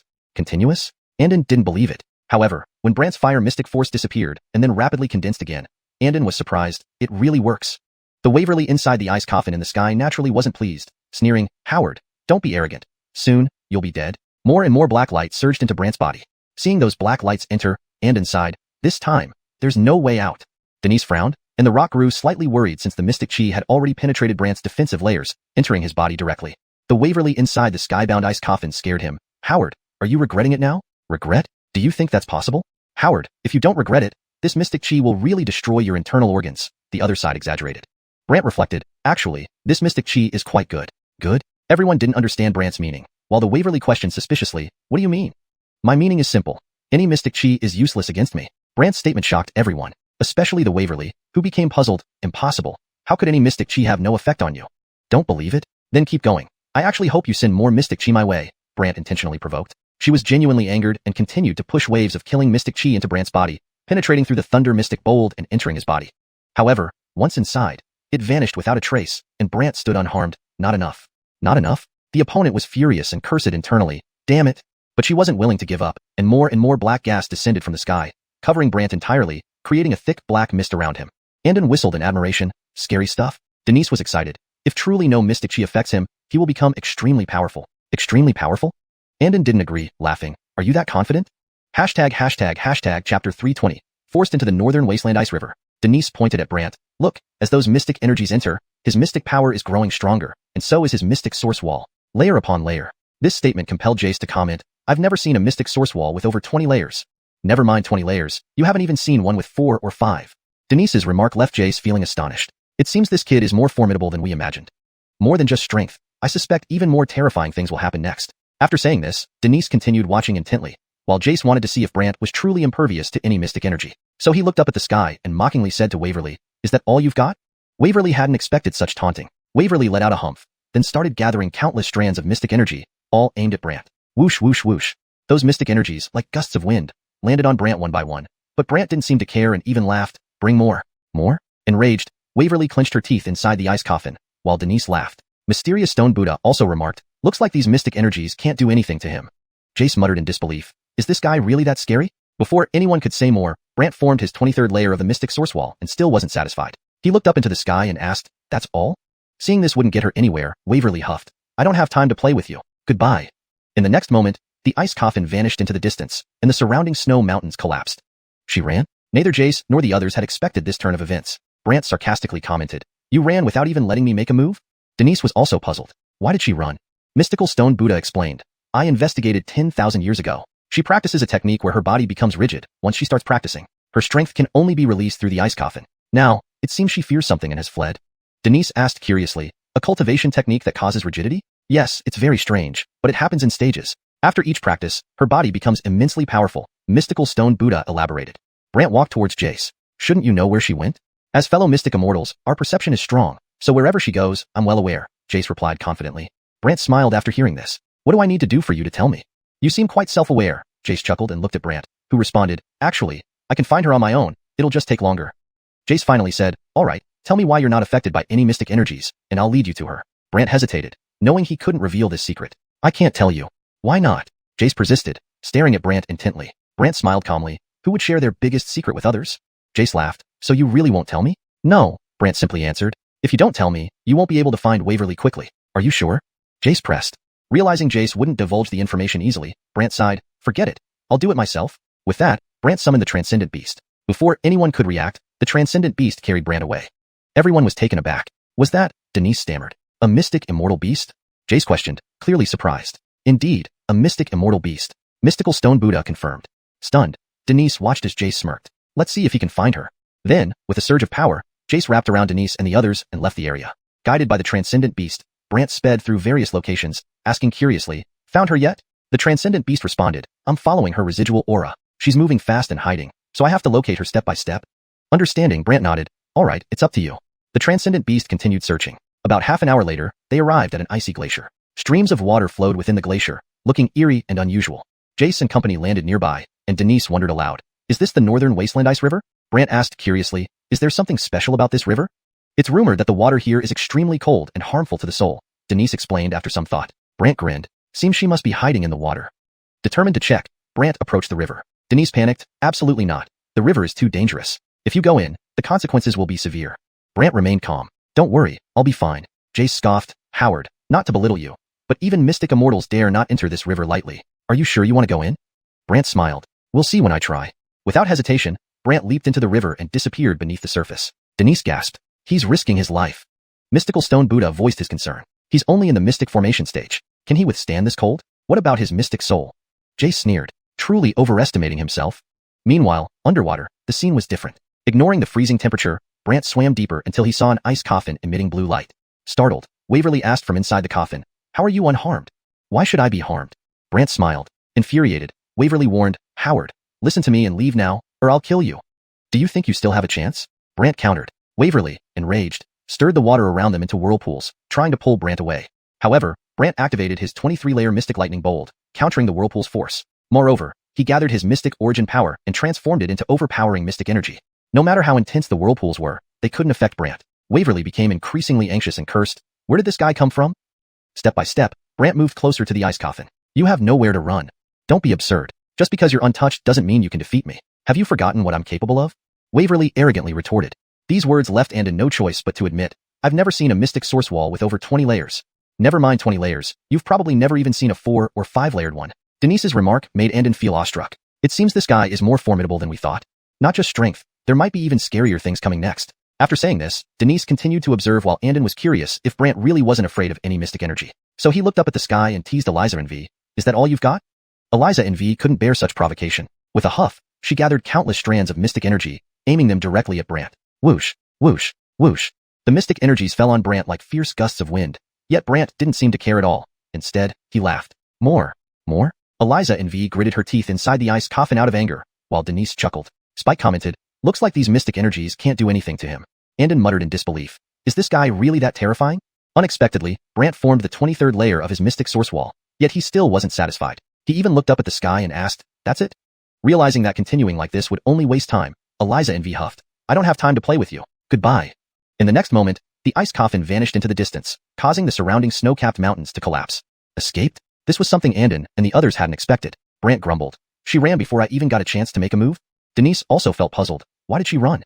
Spike explained. "I investigated 10,000 years ago. She practices a certain cultivation method which makes her body stiff during practice, and her power can only burst forth through the ice coffin. Clearly, she feared something might go wrong, so she fled." Denise asked curiously, "A cultivation method that makes the body stiff?" "Yes, it's quite peculiar, but it's phase-specific, and each time after practicing, her body becomes much stronger," Spike elaborated. Brant walked toward Andon. "You should know where she went, right? As fellow mystic immortals, our perception is strong. Wherever she goes, I know," Andon said confidently. After hearing this, Brant smiled. "What will it take for you to tell me?" "It seems you have self-awareness," Andon grinned at Brant. Brant replied, "Actually, I could find her myself. It would just take more time." Andon had to concede. "All right then, you tell me why you're not afraid of any mystic energy, and I'll lead you to her." How could Brant reveal such a secret? He hesitated and said, "This, I cannot tell you." "Why?" Andon pressed, staring intently at Brant, who responded with a smile. Who would tell their biggest secret to someone else? Andon laughed. "So you really don't plan to tell me?" "Yeah," Brant nodded. Andon said, "But if you don't tell me, you won't find Eliza and V quickly. Are you sure about that?" Seeing that Andon wasn't going to help, Brant decided, "Forget it. I'll rely on myself." Saying this, Brant summoned his immortal beast. Before anyone could react, it carried Brant away, leaving everyone stunned. "That was..." Denise stammered. "An immortal beast?" Andon mused. "Indeed, an immortal beast." Spike confirmed. Totally surprised, Denise watched as Andon smirked. "Let's see if he can actually find her." Andon wrapped Denise and the others in a force and left the place. Led by the immortal beast, Brant raced forward and began asking curiously, "Have we found her yet?" The immortal beast answered, "I'm tracking her residual aura. She's moving fast and hiding in some places, so I need to search each one thoroughly." Understanding, Brant told it, "All right, leave it to you." Continuing its search, about half an hour later, Brant and the immortal beast finally arrived at an icy glacier. There were flowing rivers here that weren't frozen, creating a rather eerie sight. As Andon and company landed, Denise asked dubiously, the Northern Wasteland Ice River? Brant wondered aloud. Is there anything special about this river? They say the water here is excruciatingly cold and harmful to the soul, Denise replied after some thought. Brant smiled. Seems like she's hiding in the water. Deciding to check the river, Denise exclaimed nervously, absolutely not. The river water is too dangerous. If you go in, the consequences could be severe. Brant remained calm. It won't hurt me. However, Andon mocked him. Howard, not to look down on you, but even mystic immortals dare not enter the river casually. Are you sure you can do it? Brant smiled. We'll see when I try. Approaching the riverbank, Brant didn't hesitate. He leaped into the water and disappeared from everyone's sight. Denise was horrified. Does he really not care for his life? Spike was worried. He's only at the mystic foundation stage. Can he withstand this cold? What about his mystic soul? Will it be destroyed? While Denise could only pray, Andon sneered, really underestimating himself. However, beneath the water, it was a different scene. Brant ignored the freezing temperature, swimming deeper until he soon spotted an ice coffin emitting blue light. When he approached, Eliza and V inside was startled. How are you unaffected? Why should I be affected? Brant smiled at her. Enraged, Eliza and V warned, Howard, listen to me. Leave now or I'll kill you. Do you think you stand a chance against me? Brant retorted. Fuming, Eliza and V summoned the surrounding water to form a vortex, trying to pull Brant away. However, Brant activated his 23-layer Thunder Mystic Bolt, resisting the vortex's force. Additionally, he built up Mystic Essence and transformed it into tyrannical mystic energy. Combined, these powers prevented the vortex from affecting him, making Eliza and V frantic and cursing. Where did this guy come from? Step by step, Brant approached the ice coffin. You have nowhere to run? Laughable. You think because I can't do anything to you, you can defeat me? Don't underestimate my strength, she declared arrogantly. Chapter 321. Seen the true form and still refuse to admit? Brant stood beside the ice coffin and said, I've heard that you've cultivated an incredible technique which makes your body stiff. So what? Shannon responded arrogantly. Brant smiled. It means nothing. But if I were to attack, wouldn't you lack the ability to retaliate? Shannon confidently answered, my ice coffin can protect me, stopping anyone from breaking through it. Anyone? Are you sure about that? Brant retorted. Of course. Shannon replied confidently. Is that so? Let's see then. After saying this, Brant stood on the ice coffin. While inside, Shannon humphed, you're asking for death. A terrifying force erupted from within the ice coffin straight at Brant. In an instant, Brant was drawn into the ice coffin. He found himself in a frigid, dark space with snow all around. Howard, now do you know how fearsome this ice coffin is? Shannon laughed aloud. Brant looked around and said, do you really think this can trap me? Absolutely. With my power, I can definitely take you down, Shannon said confidently. We'll see. Let me watch you take me down with your strength. Brant grinned as he started walking through the snowfield. Unfortunately, due to the darkness and snow everywhere, it was impossible to find a direction. The hidden Shannon felt smug. Wait until you see. In the next moment came a loud noise followed by a colossal figure, a snow golem, appearing before Brant, towering at 10 stories high. Howard, never seen one like this, have you? This is the first snow golem of North Desolate, Gaian, Shannon boasted proudly. Snow golem? First? Gaian? Brant's face was full of curiosity as the snow golem suddenly struck him with its palm. The speed was astonishingly fast, and Brant quickly summoned 23 layers of Thundershin Bold Shadow. Despite this, several layers were shattered instantly. Not only that, the snow golem didn't stop but kept attacking repeatedly. Note: for better readability, it would be clearer if Thundershin Bold Shadow is consistently translated as either Thunder Mystic Bold Shadow or another coherent term throughout the text. Boom boom boom. Inside the Thundershin Bold Shadows, Brant felt as if he would be shattered. So, he continued to reinforce them using Xuanhuan. Massive Thundershin Bold Shadows tightly protected Brant, preventing the snow golem from hurting him. Instead, after a while, the snow golem seemed angered and even began roaring in frustration. Brant remained calm and chuckled. Want more?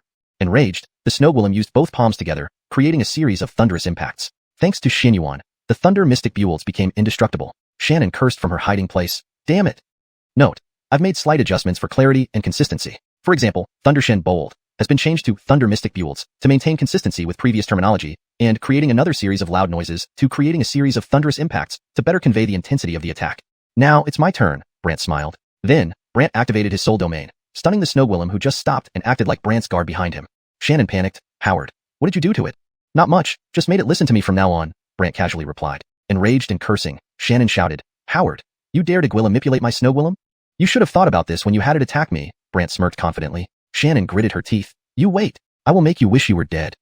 Best for you too. Otherwise, you might end up wishing for death, Brant chuckled as he continued on his way with the snow golem following behind. Using the snow golem's memories, Brant knew where Shannon was and soon arrived at a mountain. There was a cave entrance within it. However, there was a mystic formation. Lucky I have this trick up my sleeve, Shannon humphed. Mystic formation? Exactly, a holy mystic formation. Unless you are an immortal, you cannot break through it, Shannon said proudly. Brant sighed. You probably don't know how adept I am at breaking formations. Huh, you're kidding, right? Shannon mocked. Without a word, Brant walked forward and effortlessly passed through the mystic formation's entrance, leaving Shannon stunned inside. No, that's impossible. There's no way you could enter. Xuanhun refused to believe Brant could do this, but Brant ignored her and continued walking. Soon, he reached deep into the cave where he saw a motionless Wugwillim sitting cross-legged with cold air swirling around her. Not only does your cultivation immobilize you, Brant smiled.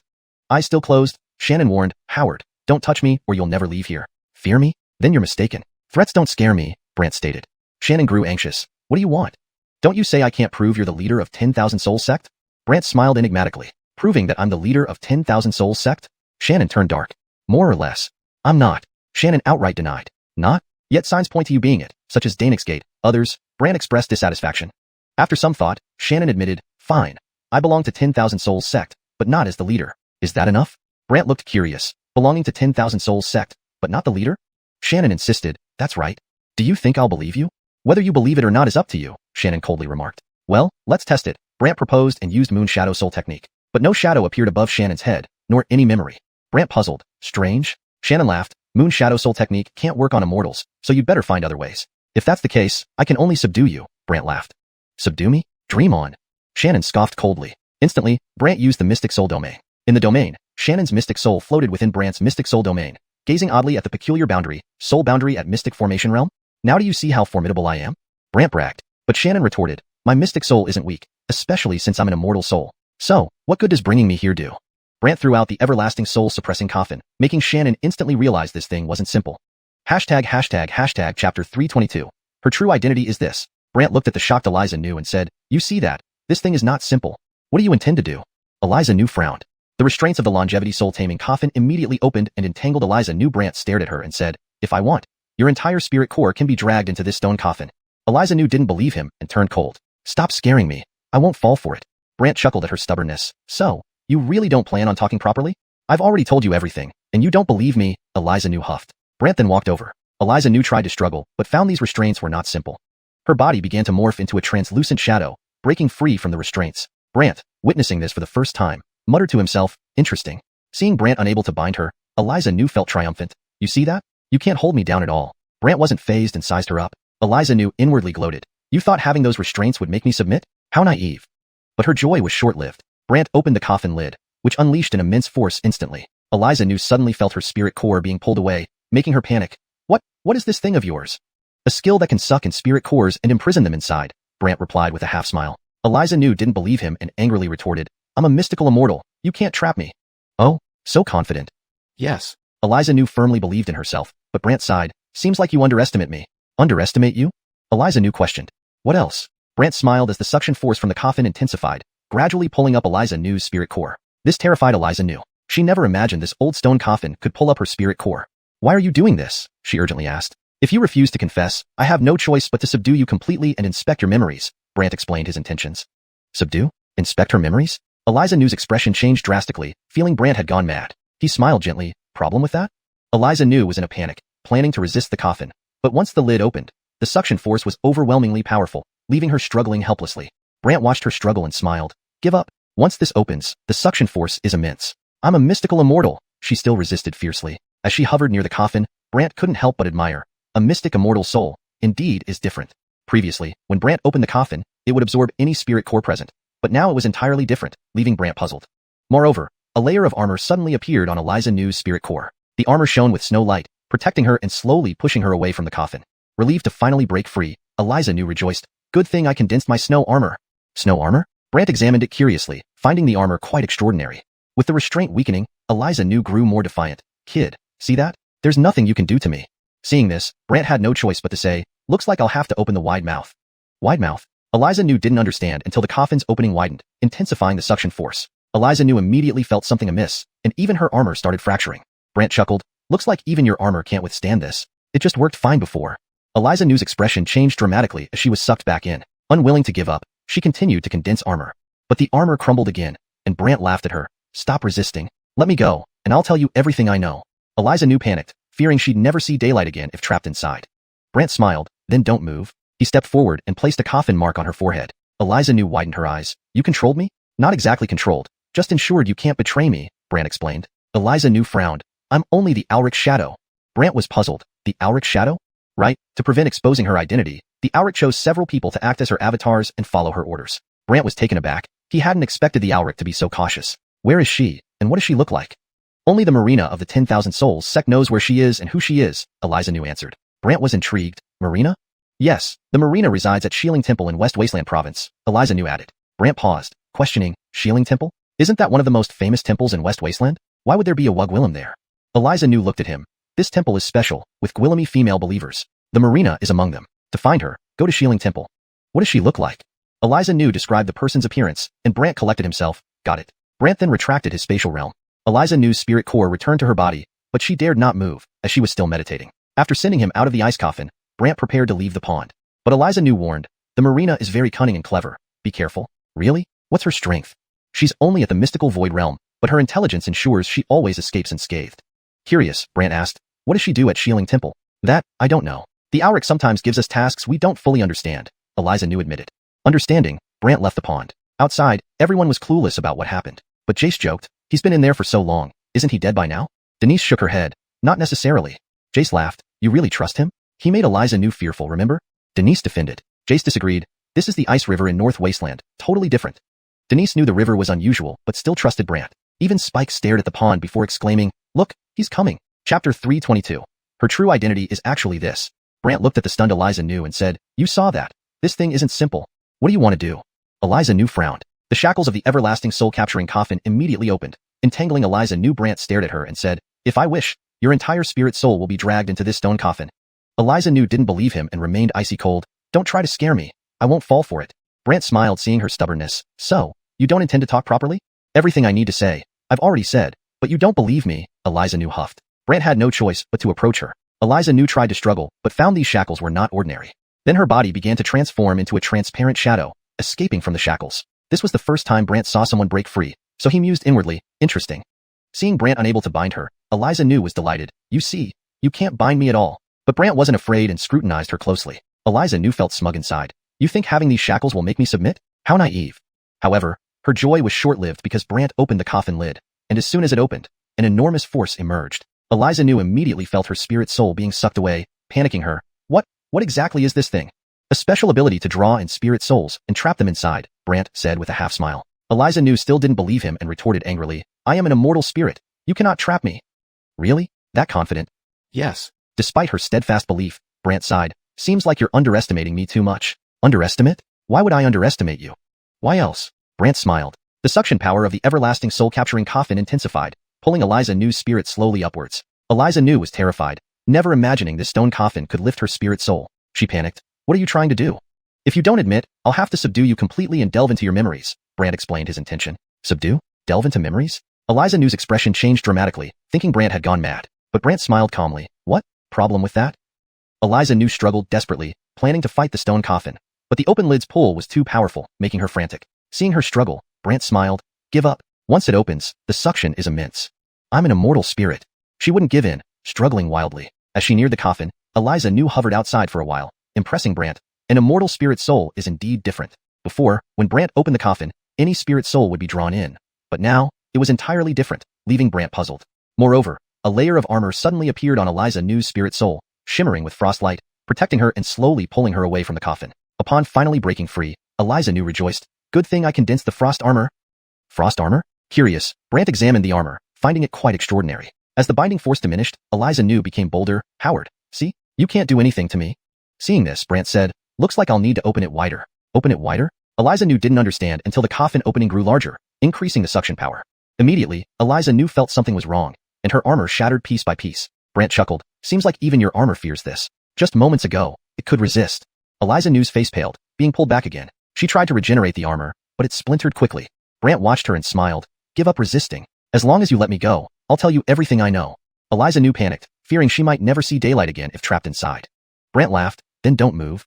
He approached her and placed a coffin seal on her forehead. Eliza Nu's eyes widened. You controlled me? Not exactly control, just preventing betrayal, Brant explained. Eliza Nu frowned. I'm only the shadow of the Monique. The shadow of the Monique? Brant asked, puzzled.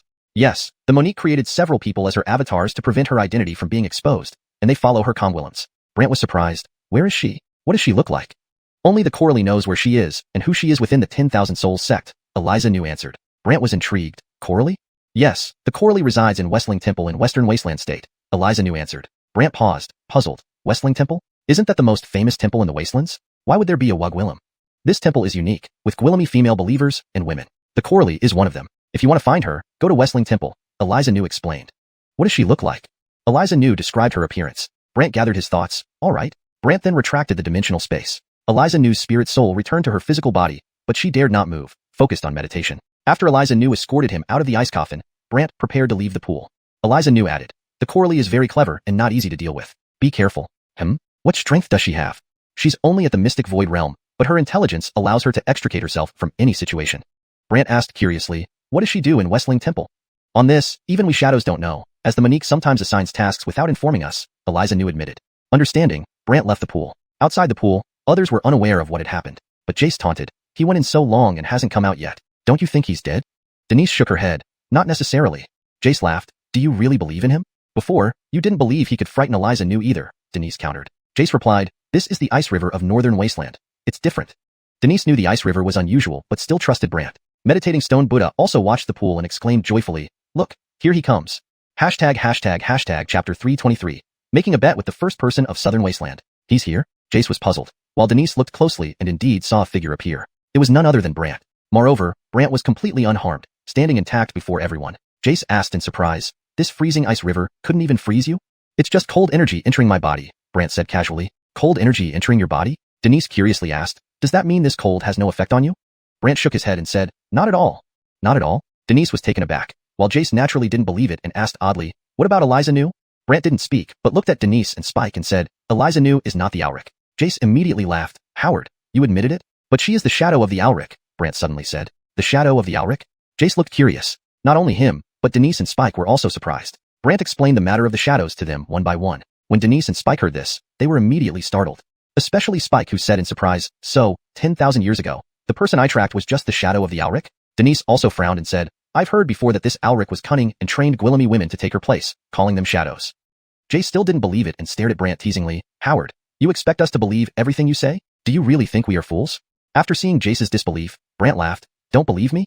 Of course not. Jace was very certain. Brant smiled and said, Eliza New told me a method to find the Corley of the 10,000 Souls sect. Through her, we can find out who the Auric is. What method? Jace immediately became eager. Then Brant smiled again. Are we close enough for me to tell you? This statement made Jace somewhat displeased. Aren't you afraid I might attack you? Eliza New said the same thing, but she couldn't do anything to me either. Brant smiled as he looked at Jace. Jace's eyes flashed with a peculiar look as he grinned. I might as well test if you can withstand my power. Suddenly, Jace clenched his hand into a fist, forming a gust of wind that turned into a sword which shot straight towards Brant. Brant had his 23rd level Thunder Mystic, bold, and dominant Mystic Chi protecting him. With these two forces combined, the sword was instantly deflected. Denise then said to Jace, doesn't your Southern Wasteland Empire want to quickly find the Auric of the 10,000 Souls sect and resolve the issue? Jace hesitated but still wanted to test Brant's abilities. He smiled and said, let me see if he can withstand me. Next, countless wind swords fell upon Brant, but with the protection of the Thunder Mystic Builds, Jace couldn't do anything to him. This made Jace have to admit, that's interesting, but Casper, do you think this will be enough? How about more techniques? I haven't tested your Mystic Soul yet. Jace gave an eerie smile, and behind him, a Mystic Soul shadow appeared, half transparent and barely visible. But the Mystic Soul shadow condensed a wind sword and struck directly. The wind sword flew and hit Brant. Boom. Brant was hit. Those sword shadows pierced through the Thunder Mystic Builds and struck Brant's Mystic Soul. This made Denise and Spike immediately worry. Jace smirked arrogantly. How does it feel now? Then Brant replied, I'm fine. Completely unharmed? Jace couldn't believe it and scrutinized Brant, finding that he was indeed unharmed. Jace's expression became strange. How is this possible? Brant smiled. What do you think? Shall we continue? Jace shook his head. No way. It's impossible. Absolutely impossible. Brant then collected himself and said, let's make a bet. How about that? A bet?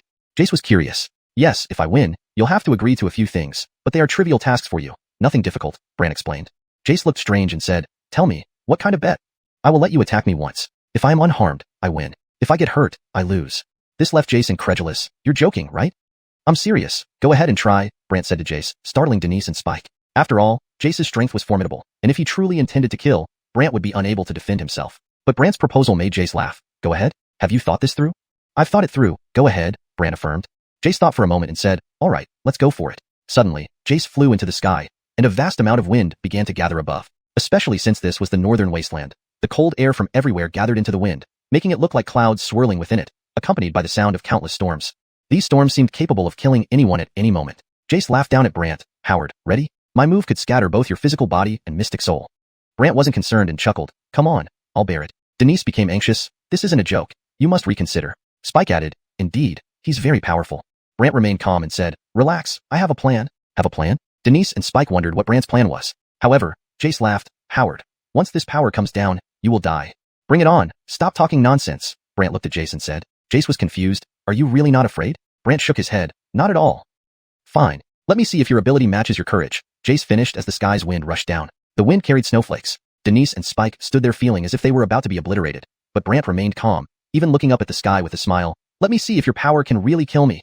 Suddenly, sizzle. Brant froze in place, and countless wind sword shadows surrounded the frozen Brant. Everyone soon saw Brant like an ice cube ready to shatter at any moment. Spike frowned. At this rate, his body will be shattered like ice. Denise was also worried, but Brant's dominant mystic chi started gathering inside his body, forming a strong flame around him. The ice melted instantly, but even more terrifying, the flames spread out, turning the surroundings into a sea of fire, engulfing those wind sword shadows. ##### End of chapter 323. Chapter 324. The Fire Heavenly Eye Technique. Hovering in the Brogan, looking down, one could see a black shadow resembling an eye at the heart of the fiery sea, seemingly gazing up at the sky. Hovering in the Brogan, looking down, one could see a black shadow resembling an eye at the heart of the fiery sea, seemingly gazing up at the sky. Fire Heavenly Eye Technique. Brogan's eyes widened in astonishment. Brant was equally surprised. He actually knows this? The Fire Heavenly Eye Technique was something his Aaron had taught him, but it required a massive amount of fire mystic power to unleash. Moreover, after its use, an eye would coalesce. This eye could consume other mystic skills. However, the amount and speed of consumption depended on the user's mystic power reserves. At this moment, Brant was continuously gathering mystic essence, then unleashing it all at once. Suddenly, all the wind and coldness vanished without a trace. However, Denise and Spike, who were not in the sky, had no idea what was happening. They could only watch the raging flames in shock. Brogan leaped forward, landing in front of Brant, and Degwillem did. Fire Heavenly Eye Technique? Who taught you this? Fire Heavenly Eye Technique? Denise and Spike were equally stunned. Brant asked curiously, you all know about it? Denise nodded. The Fire Heavenly Eye Technique is a legendary flame secret art. Moreover, only people from the Fire Immortal Palace know it. But the location of the Fire Immortal Palace, no one knows where it is. It's only recorded in ancient texts. Fire Immortal Palace? Could it be that my Aaron came from the Fire Immortal Palace? Doubts flooded Brant's mind as Brogan stared intently, eager to know where Brant had learned it. Brant smiled faintly. This secret, I won't tell you, okay? You're not going to tell? Brogan looked at Brant with an odd expression. Brant replied with a laugh. That's right, I won't say. Brogan's expression darkened, while Brant looked at him and said, Our bet, you've already lost. Isn't it time to agree to a few things for me? Brogan immediately felt gloomy but had no choice. He could only ask Brant, what do you want me to agree to? It's simple. 1. Hand over the princess from West Wasteland staying at the Flower Tower to me. I need to take her away. Brogan seemed completely unaware of this situation. Princess of West Wasteland? Denise explained, after which Brogan casually remarked, whatever, she's not from my South Wasteland Imperial Dynasty anyway. Satisfied, Brant smiled. Ensure my Qing clan isn't bullied. Brogan also agreed, no problem. Alright, lastly, send us back to South Wasteland City. Brant's words left Brogan momentarily stunned, but he had no choice and had to send them back. Soon, Brant returned to South Wasteland City, where the ruler and the 5 mystic immortal princes were still waiting for news. Until Brogan appeared and ordered the ruler to hand over the princess to Brant, causing the ruler to exclaim in surprise, What? What? Is there a problem? Brogan questioned sharply. My eldest son and the princess exchanged hostages. If she leaves, West Wasteland might invade at any moment, the ruler explained. Brogan replied nonchalantly, Don't worry, I'm still here. If they dare move, I'll naturally have a talk with them. Relieved, the ruler let go of his concerns. Seeing that everything was settled, Brant smiled. All right, nothing more. I'll go find the princess. Brant left the imperial palace. The ruler was puzzled, as were the other 5 elders. Roger was even more perplexed. Prince, why didn't you capture him? Brogan grimaced. I lost. What? Everyone was astonished. They never imagined their elder could lose. Some people stared wide-eyed. This can't be true. Roger became frantic. Prince, are you joking? I'm not joking. And I promise to protect the safety of the Qing clan. Brogan's words left everyone dumbfounded. Someone found it hard to believe. This? The ruler was utterly stunned. Brogan glanced at everyone. From today on, nobody should provoke him anymore. Understood? Why? Roger Degwillem did. Why? Thinking about the secret of the Fire Immortal Palace, Brogan's expression turned peculiar. That heavenly eye is terrifying. Anyone who provokes him might as well be asking for death. Everyone was clueless about Brogan's mumblings. After giving instructions, Brogan turned around and left, curious to see why Brant wanted to find that princess. Not just Brogan, Denise and others were equally curious. Thus, when they reached outside the Flower Tower, Brant told them, Wait here. I'll go inside. Do you need us to come with? Denise asked curiously. Brant shook his head and entered the Flower Tower, heading straight for Isabella. Ada, the princess of West Wasteland, exclaimed with excitement upon seeing Brant return unharmed. You're all right? Of course, Brant chuckled. Ada couldn't believe it. I thought Brogan and his companions would have taken you away once they came out. Brant shook his head with a smile. I just went to settle a matter and temporarily left South Wasteland City. Ada asked curiously. They didn't make things difficult for you? They weren't capable, Brant replied, causing Ada to be amazed. Not capable? Brant nodded, and Ada bowed gratefully. Thank you for avenging my maidservants. It was a trivial matter. With Kai dead, this is far from a trivial matter. Ada sincerely expressed her gratitude. Considering Kai's formidable status, it was indeed remarkable that Brant had dealt with him single-handedly. In Ada's eyes, Brant was no ordinary person. Brant smiled. Let's go. Go? Where to? Ada was confused. You're free now. You can return to West Wasteland. Brant's words startled Ada. What? Can I go back? After Brant explained his agreement with Brogan, Ada was both surprised and delighted. She nearly knelt down, saying, from now on, Ada's life belongs to you, Lord Qin. In fact, rescuing you was partly self-serving, Brant confessed after some thought. Ada quickly urged, tell me. After thinking, Brant explained, I want to go to Xiling Temple, but I don't know much about it. Could you explain the situation there? Ada was surprised. Xiling Temple is our West Wasteland Imperial Dynasty's national temple. Many royal and noble families cultivate there. Cultivate? Yes. There's a place inside where cultivating for 1 year is equivalent to 100 years. However, selection each year has conditions and depends on the temple's approval, Ada elaborated. Brant was intrigued. So, 1 year is equal to 100? That's right, Ada confirmed. Brant pondered and said, it looks like I'll need your help to get there. No trouble at all, Ada replied, thrilled by the prospect of returning home. Brant smiled, great. Prepare yourself. I'll come find you tomorrow morning. All right. Ada was overjoyed and hurried off to prepare. Brant returned to the entrance of the flower tower. Denise and Spike exchanged puzzled glances at Brant, who smiled faintly and said, let's go to Ben Ho Mansion. Ben Ho Mansion? The two exchanged questioning looks. Chapter 325. Jace's words were quite scary. Hearing that Brant had returned, the Norbert was just about to find him when Brant appeared at his door. The Marquis scrutinized Brant, relieved to see he was unharmed. I thought something serious had happened to you. What could happen to me? Brant shrugged. But the Marquis was puzzled. The foremost person of Southern Wasteland has appeared. Are you sure you're all right? Brant smiled and shook his head. Yes, I'm fine. The Marquis was eager to know what had transpired, and Brant gave a brief account of what had occurred in Northern Wasteland. Upon hearing this, the Marquis was taken aback. So, isn't your residence closer to the Western Wasteland border?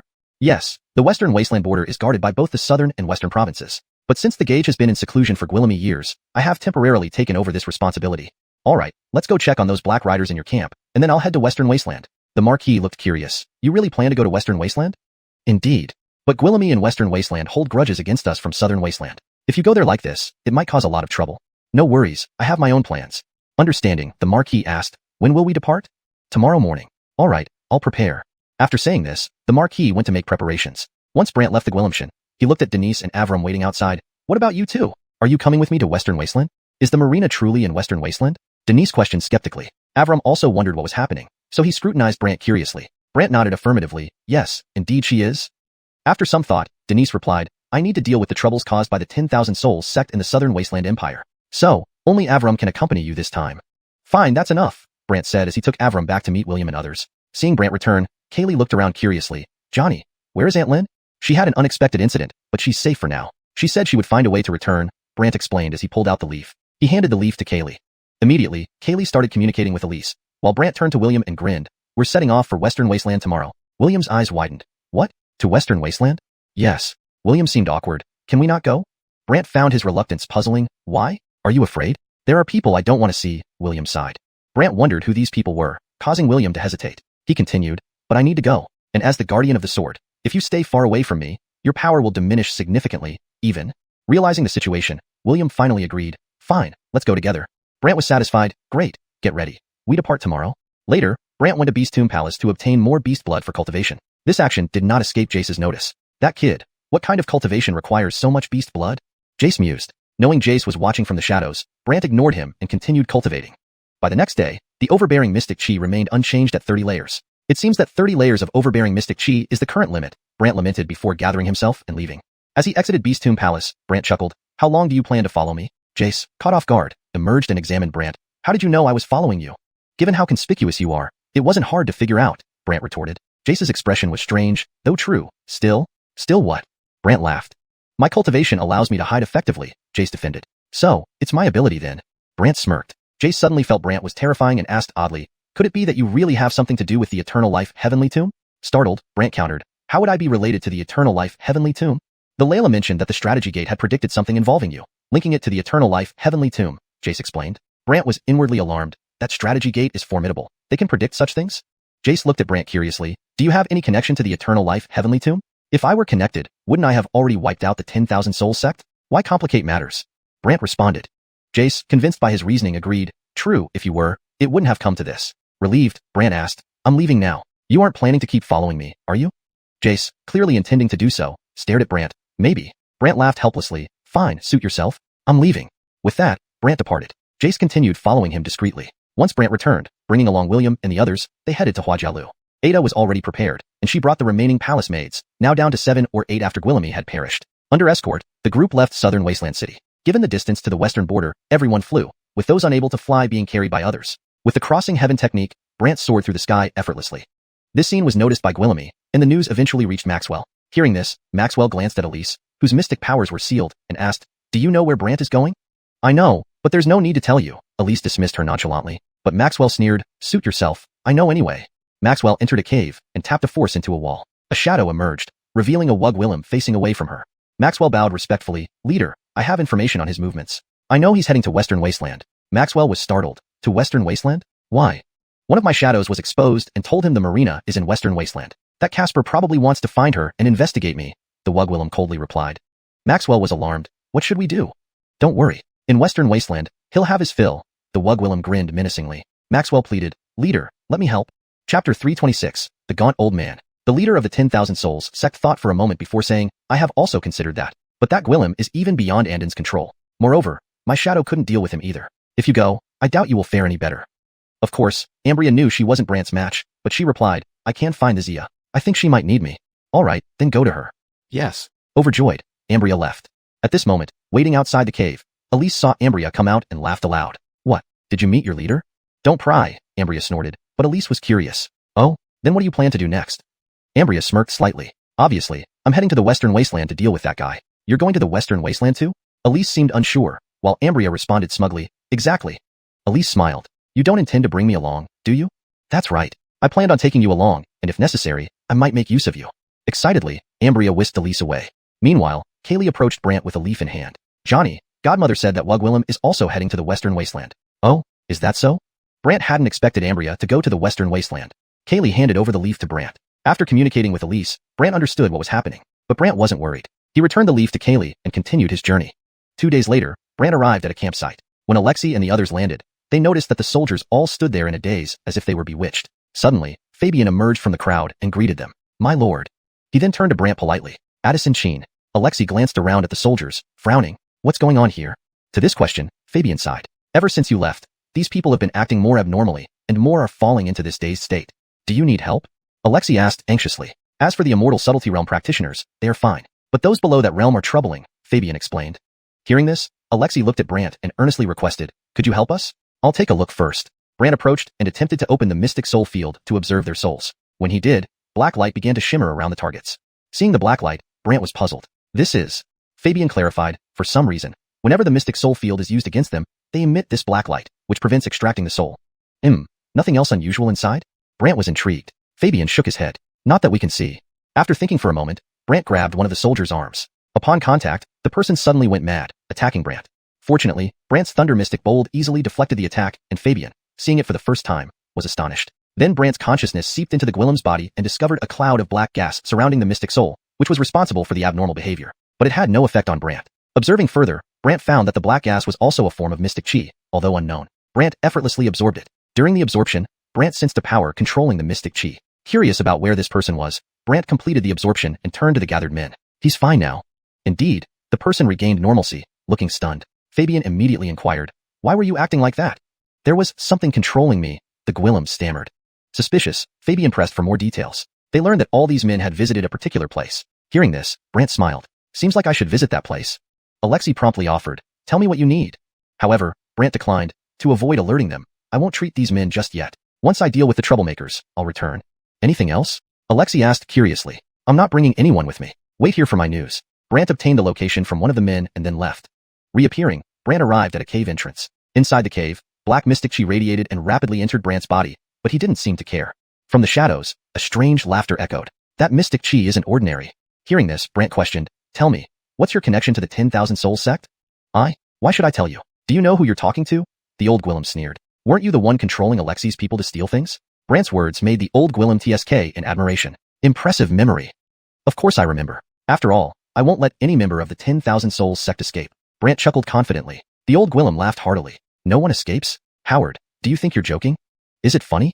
Why wouldn't it be? You're just a foundation-building realm kid. With my willingness, I could torment you anytime. Besides, this much mystic chi can drive you insane." The old Gwillem couldn't resist mocking him. "Oh, really? How do I feel nothing at all?" Brant examined himself and laughed. He felt perfectly fine. Doubting his eyes, the old Gwillem realized Brant was indeed unharmed and watched as he approached laughing. You. The old Gwillem's eyes widened as Brant came within a few steps. Brant observed the Gwillem's appearance clearly. A peculiar face, a gaunt frame, and a black cloak made him appear quite eerie. He held a black wooden sword pointed at Brant. Brant smiled. Trying to fight me with that wooden sword? Why aren't you affected by this mystic chi? The old Gwillem was baffled, seeking an explanation. Brant grinned. Because I have my methods. Unconvinced, the old Gwillem slashed his sword, sending a wave of black sword chi straight into Brant's body. It felt like a powerful force ready to explode inside him. Yet, protected by his dominant mystic chi, Brant Gwillemaged to absorb the sword chi gradually until it transformed entirely into mystic chi. Thus, completely unaffected, Brant laughed at the old Gwillem. Want to try again? Shocked, the old Gwillem stared at Brant. Where did the sword chi go? Destroyed. Brant laughed. Refusing to believe it, the old Gwillem stared intently. Do you have any magic treasures? Note. This translation aims to retain the style and tone of the original Chinese text while ensuring natural English expression and coherence. Chapter 327. The other party's true identity exposed? Brant glanced at the Gwillem's incredulous eyes and smiled. Those sword chi of yours are nothing but transformations of mystic chi, which is no different from that black mystic chi surrounding us, right? Yes, these mystic chi are indeed terrifying, but how could you withstand them? Was it not due to some powerful mystic artifact? The other party persisted. I didn't even need a mystic artifact. Cheating. Naturally, the other party didn't believe him and de Gwillem did that Brant hand over the supposed mystic artifact. Without any mystic artifact, there was nothing for Brant to hand over. He even chuckled, believe or not, it's up to you. Anyway, today, I'm going to take you down. The other party thought he had misheard and started to tease. What? Take me down? You must be joking? Brant's smile remained faintly ambiguous as a brown barrier appeared around them, created by the fairy crossing beast to prevent the Gwillem from escaping. However, upon seeing this, the other party sneered. It's just a broken barrier. Can it possibly trap me? He swung his sword vigorously, releasing a massive sword shadow that struck the barrier. Boom. Assuming it would shatter easily, when he found it unbreakable after several attempts, his expression changed drastically. How? How is this possible? Brant observed silently, his smile widening.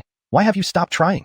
Try again? The Gwillem certainly wanted to. Yet after a few more futile attempts against Brant, he took a deep breath. What is this barrier all about? Of course, someone is secretly helping me, Brant grinned while the other became infuriated. You dare trick me? To trick you, doesn't count, though you indeed are no match for me. This was only done to stop your escape. With one sentence, Brant caused the Gwillem to lose control. Escape? You think I'd flee? Maybe. Furious and indignant, the Gwillem retorted. Howard, let me tell you, I still have Gwillemy tricks up my sleeve. Wait and see. Brant replied curtly, and the Gwillem scoffed. All right, I'll show you the power of Monty. Monty? Curious about who this was, Brant accessed the memories of other 10,000 Souls cult members and immediately laughed. So, you're the Yuan of the 10,000 Souls cult. That's right. In the 10,000 Souls cult, I'm the best with potions, brashly declared the Gwillem, who then waved his hand, sending countless black powders toward Brant. But Brant had already cast a Mystic Soul Bold, defending against the onslaught. Seeing the numerous Mystic Soul Builds, the Gwillem's face turned grim. So Gwillemy? Afraid? Brant taunted. Afraid? Monty naturally wasn't afraid, replying arrogantly, Howard, I think the one who should be afraid is you. Oh, me?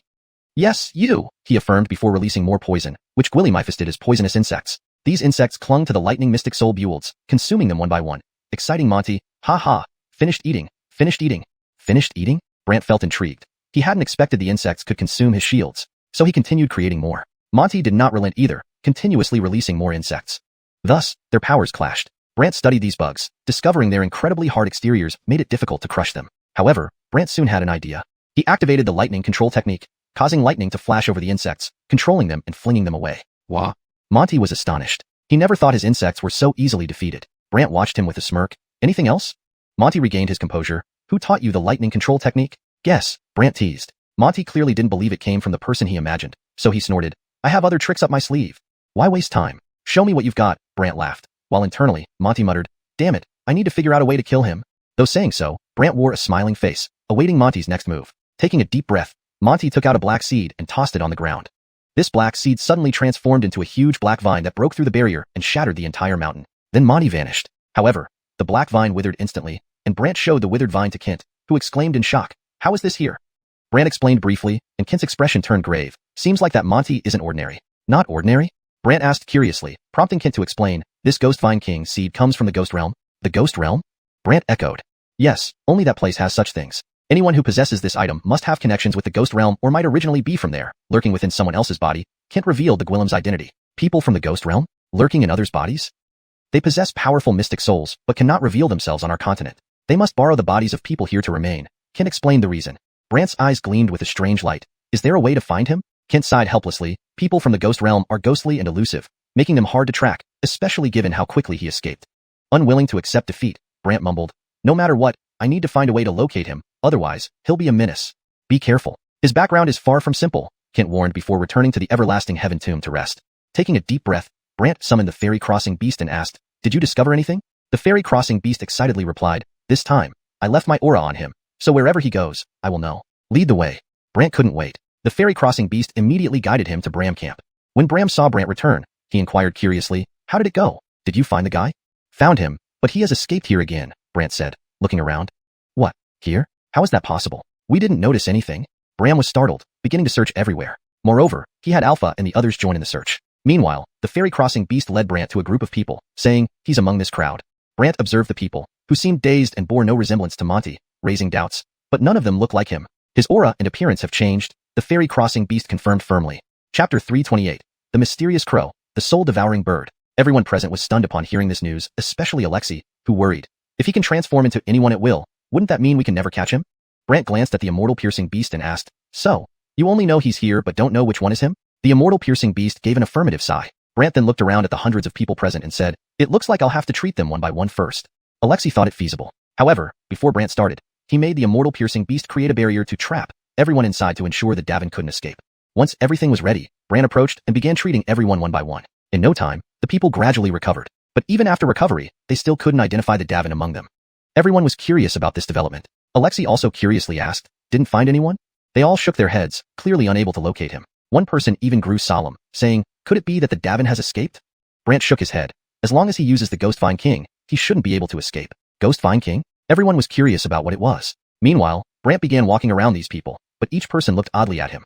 After some thought, Brant immediately tossed out the longevity soul-suppressing coffin, and chains wrapped around everyone, shocking them. Outside, Alexei urgently asked, "What is this?"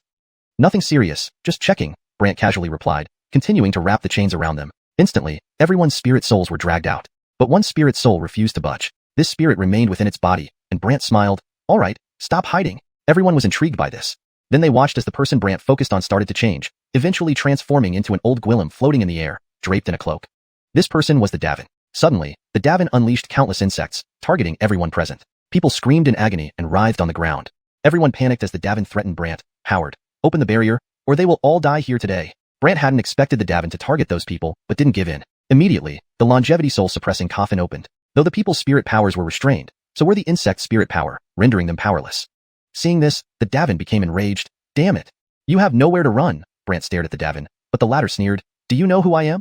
"Just someone from the 10,000 Souls sect," Brant replied. The Davin gave him a cold look. "Yes, I'm from the 10,000 Souls sect, but did you think I might have another identity?" "Oh, from the Ghost Domain?" Brant grinned. Everyone was shocked. Ghost Domain? The Davin hadn't expected Brant to know this and his eyes turned strange. "Since you know, you should understand I'm not easy to deal with." "I know you're tough, but what?" The Davin was puzzled by Brant's meaning. Brant smirked, "But whoever I decide to deal with, no one can escape my grasp." Furious, the Davin snarled, "I'll show you how terrifying I can be." Next, the Davin roared at the sky. Dark clouds quickly gathered, followed by a flock of crows appearing from all directions. Seeing the crows, everyone present was startled. Someone remarked strangely, "What are those?" "Crows? Not just ordinary crows." After observing for a moment, someone suddenly widened their eyes. "Those are soul-devouring birds." "What? Soul-devouring birds?" As soon as these words were spoken, the birds descended from the sky. Outside the barrier, people rushed to attack the soul-devouring birds. But these birds moved like ghosts, disappearing instantly and reappearing inside people's bodies. Then the victims screamed, falling to the ground, lifeless. Many at the scene were terrified, and Brant, within the barrier, hadn't anticipated the Davin could summon such creatures. Moreover, the Davin mocked him. "Howard, see what happens when you oppose me. Do you think I can't handle you?" "Of course not. You can't do anything to me," the Davin arrogantly retorted. But Brant smiled. "Not necessarily." "Not necessarily? Ridiculous. Do you have any way to deal with those soul-devouring birds outside?"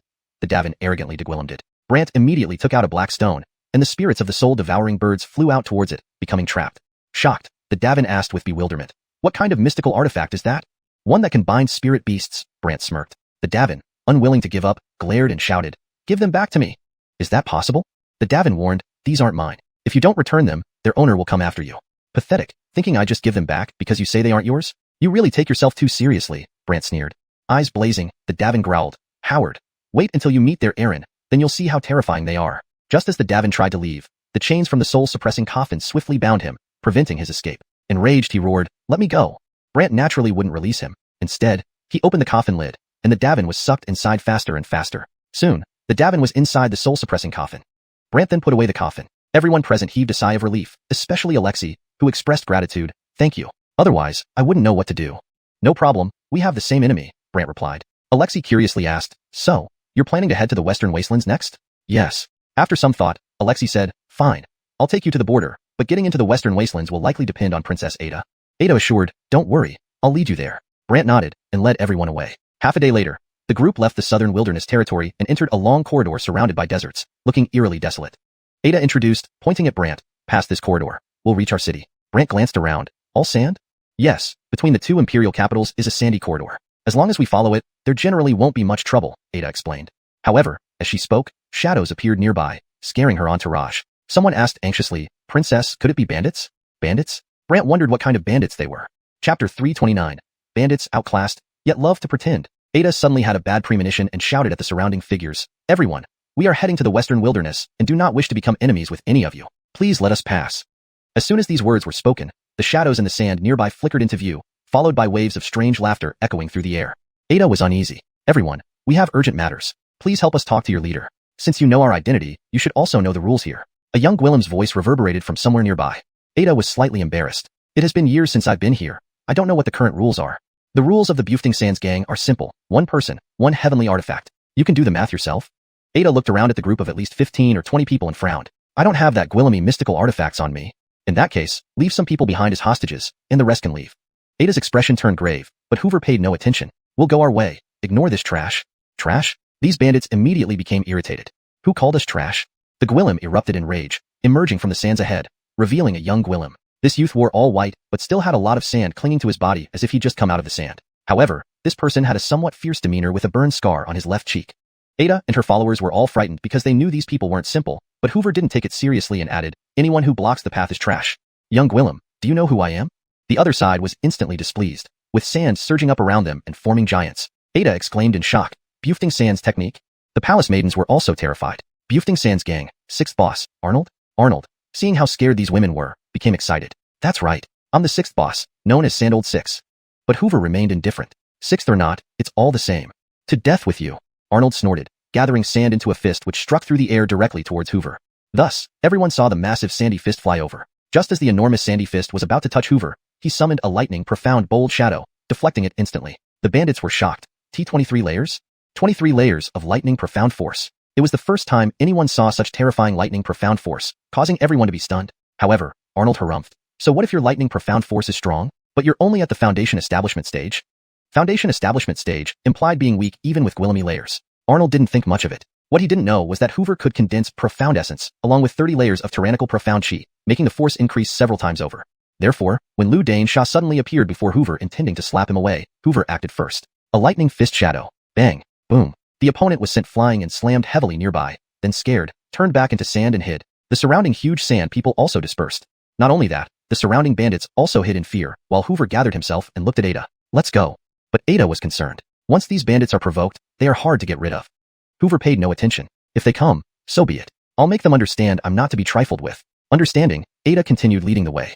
At this moment, inside a nearby underground palace, Arnold lay sprawled out like a broken Gwillem, spitting blood and pale-faced. I must avenge this. Six boss, hold on, please. Someone cried anxiously. Arnold rolled his eyes. I'm not dead yet. What are you worried about? Everyone was immediately embarrassed as Arnold took a pill to soothe himself. But Arnold wasn't about to let this go, instead turning to the others. Go, find my third brother. Have him activate the Great Bufting Sands formation. Everyone agreed. Shortly after, Arnold arrived in a corner hall within the underground palace, calling out among the scattered sand, third brother. The sand quickly converged into a middle-aged Gwillem meditating. He was the third boss, Beckham. Seeing Arnold's disheveled state, the third boss grew suspicious. What happened? Injured by someone? Yes. HM? Who is so powerful to hurt you this badly? The third boss questioned. I was ambushed. Arnold grumbled. Ambushed? The third boss was curious. Arnold explained the situation. The third boss responded incredulously. You say he could muster over 20 layers of lightning profound force? That's right, and without defense, when I attacked him, he sent me flying with a single punch. Thankfully, I ran fast, or my body would be shattered now. Arnold complained. The third boss was suspicious. Who can gather so much lightning profound force? Who cares who they are? We need to intercept them quickly, or this kid will reach the long corridor. Arnold urged. Understood. The third boss waved his right hand, condensing an eerie sand tower which he then tossed outside, causing it to dissipate. Let's go see. The third boss said, taking Arnold away. Meanwhile, Hoover and company, who were walking in the corridor, suddenly stopped. Ada's face fell. Looks like we're trapped. Not just Ada, the palace maidens were also scared. One of them looking around and spotting the faint shape of a tower remarked, "That's the third boss's Bufting Sands Tower. This Bufting Sands Tower can create a profound array, preventing anyone from leaving." Yes, very terrifying. As the discussion went on, fear crept into their hearts. But Hoover remained calm. Just a small profound array, nothing more. Hearing this, Arnold laughed from the shadows. Small profound array? Kid, you sure talk big. Hoover was unperturbed. It is indeed a small profound array. Oh, really? Then why don't you walk through it and see if you can get out? The other side scoffed. Hoover didn't take it seriously, walking forward and telling everyone to follow. Initially, Arnold thought Hoover was bluffing. However, Hoover gwillimaged to walk out, embarrassing Arnold, who questioned the third boss. "Third brother, what about this?" The third boss was surprised. "This guy has some skills. Third brother, when have you ever raided him?" Arnold was very unhappy, but the third boss spoke aloud. "Don't know where this young fellow is from?" Chapter 330, Black Sand Knife Shadow. Brant ignored him and continued walking. But when Arnold saw this, he immediately said to the third leader on the side, "Look at how arrogant he is, completely disregarding you." The third leader frowned, then with a wave of his hand, sand flew up again and formed into a wall that blocked Brant and the others. Seeing this, Ada and the rest changed expressions, especially the palace maids who looked worried. William laughed. "These bandits have quite an interesting way of controlling sand." But Brant said, "Sand is ultimately just sand, it cannot amount to much." Then Brant's palm gathered into a thunder fist shadow and struck heavily against the wall. Boom. The wall shattered instantly. The third leader was startled and looked suspicious. "Is this guy really just at the Spirit Foundation realm?" Arnold confirmed, "Yes, and he's very formidable." The third leader felt something wasn't right and frowned. "No, he's not a simple Spirit Foundation realm cultivator." Arnold continued, "Of course I know that, but for now, you need to find a way to trap him, don't let him leave." After pondering for a moment, the third leader flashed past and arrived in front of Brant and the others, blocking their path. This third leader was currently in a sandy form, as if his entire body was made of sand. William smiled upon seeing this. "This sand shadow technique is quite interesting." "Sand shadow technique?" Brant observed curiously, while the third leader spoke. "Few people know about my skill, but I didn't expect someone here would recognize it." After laughing, William explained, "It's rumored that in the Western Desolation there is a sect called the Sand Shadow Sect where everyone errands the sand shadow technique. Looks like you're from that sect, right?" The third leader was startled. "Who are you? How do you know this?" The third leader had been a bandit for Gwillemy years, and no one had ever discovered his background until now, making him feel uneasy. William smiled. "It's easy to find out this kind of information. Why be so surprised?" The third leader frowned as Arnold urged, "Third brother, don't waste time talking. Bring out your spirit shadow and show them." Seemingly understanding, the third leader summoned a giant sand figure behind him, shimmering with black light. Moreover, this sand figure held a massive knife in its hand. Seeing this, William couldn't help but praise, "Since you've condensed a black sand knife shadow." "Black sand knife shadow?" Brant looked at William curiously, while Abdullah Mutu awkwardly said, "Sorry, I got excited and talked non-stop. What's going on?" "Well, Gwillemy people can choose the appearance of their spirit shadow for cultivation later on. The black sand knife shadow is one type of spirit shadow from the sand shadow sect." Brant understood somewhat. Abdullah Mutu added, "For example, the black sand knife shadow can unleash powerful knife-type spiritual techniques. When these techniques strike the opponent's spirit, they cut through it like a blade." Feeling it wasn't particularly special, Brant replied, "It doesn't seem like much." "Doesn't seem like much?" Abdullah Mutu didn't know what to say inside. "Anyway, it's extremely complicated." The third leader stared at Brant. "Howard, you dare to say it's nothing? So what else?" "All right, I'll show you." The third leader, visibly annoyed, swung his massive knife, which transformed into a knife shadow flying toward Brant. Boom. Brant's spirit was hit. Ada and the rest were frightened because the knife shadow moved very fast. Even the third leader thought he had shattered Brant's spirit and proudly asked, "How does that feel?"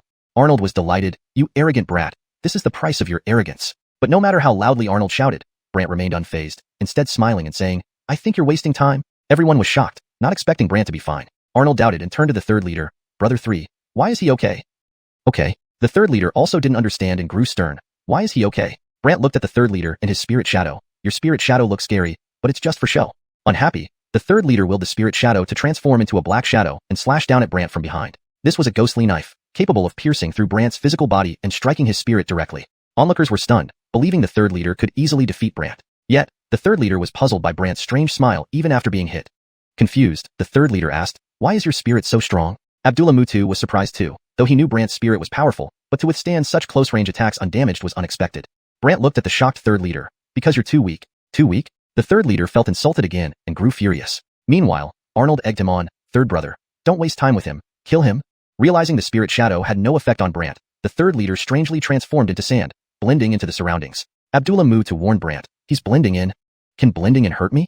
Brant dismissed, while Abdullah Mutu responded, "The Sand Shadow Sect has a move called Fatal Sand. Once it touches a person, it drains their life force."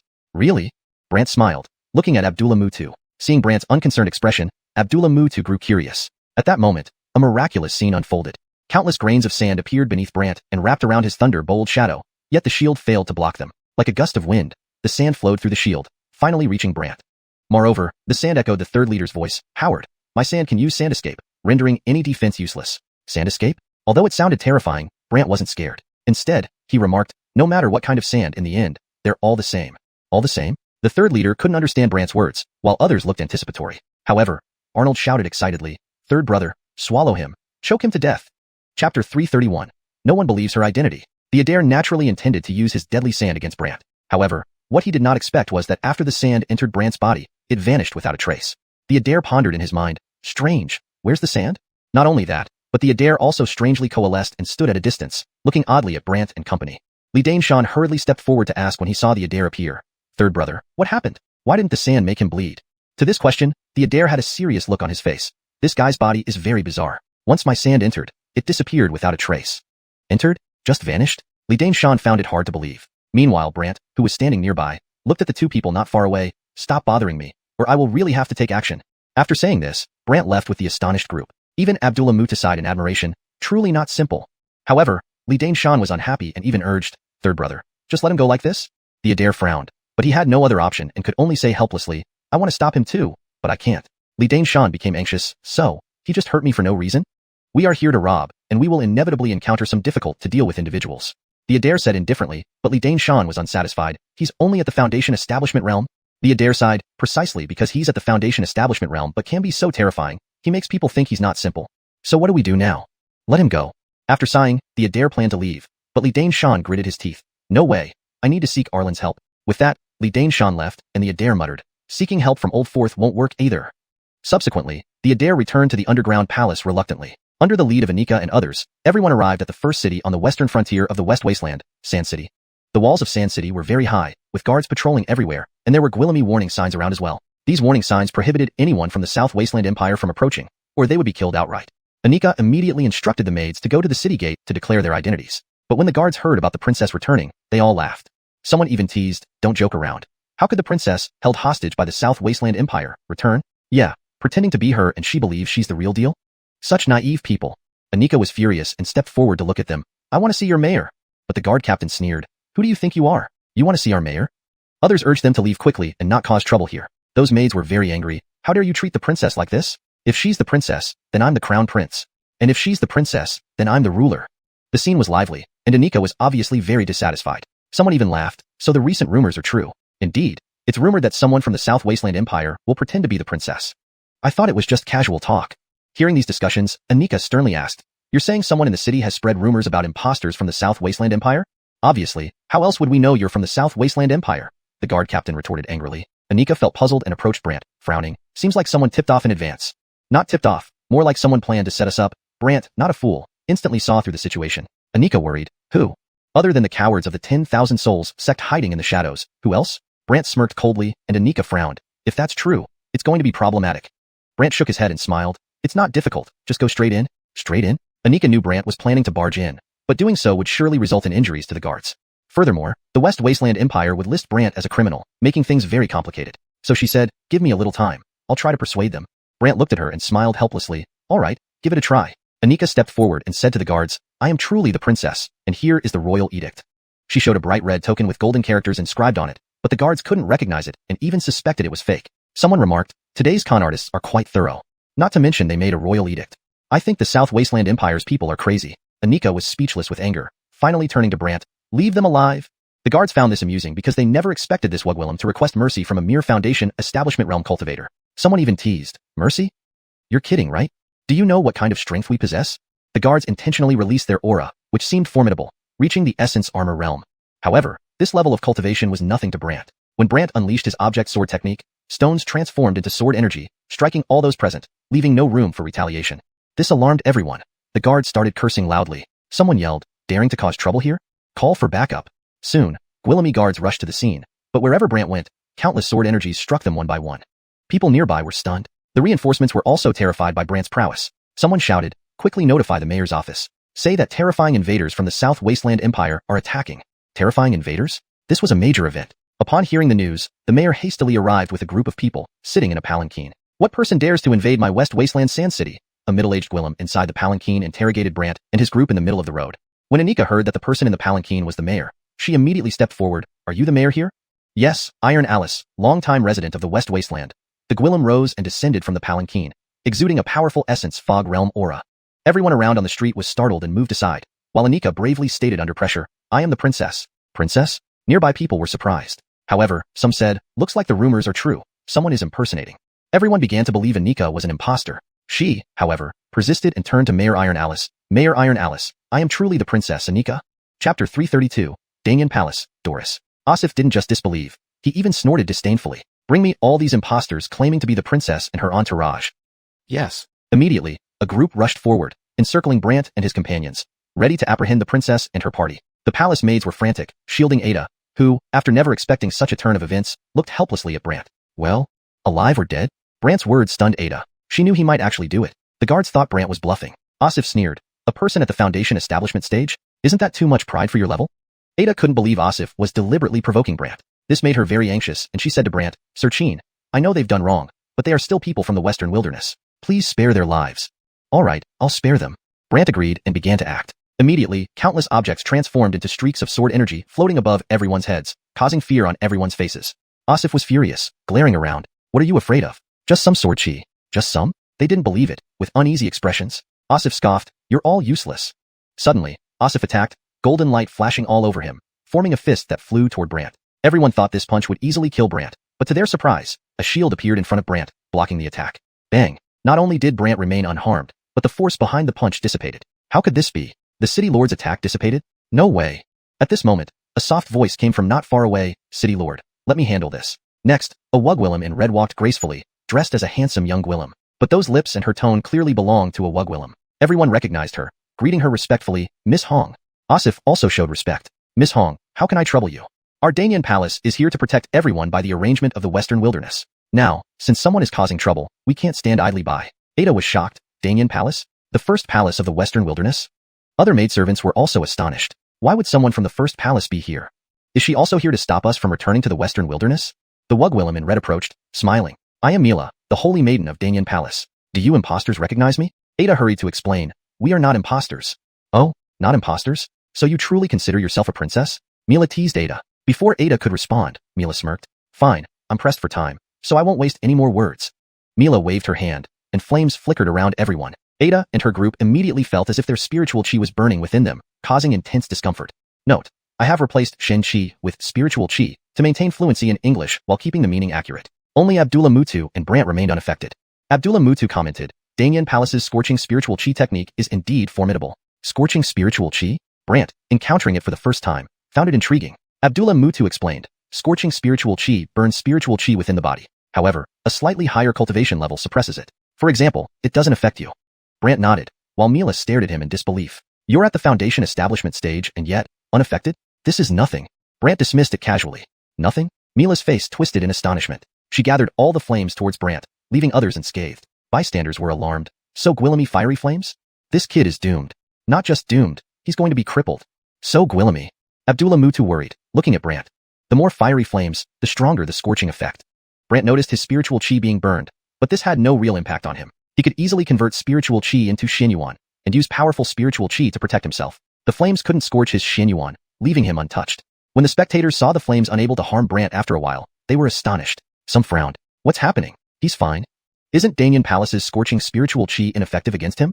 How can this be?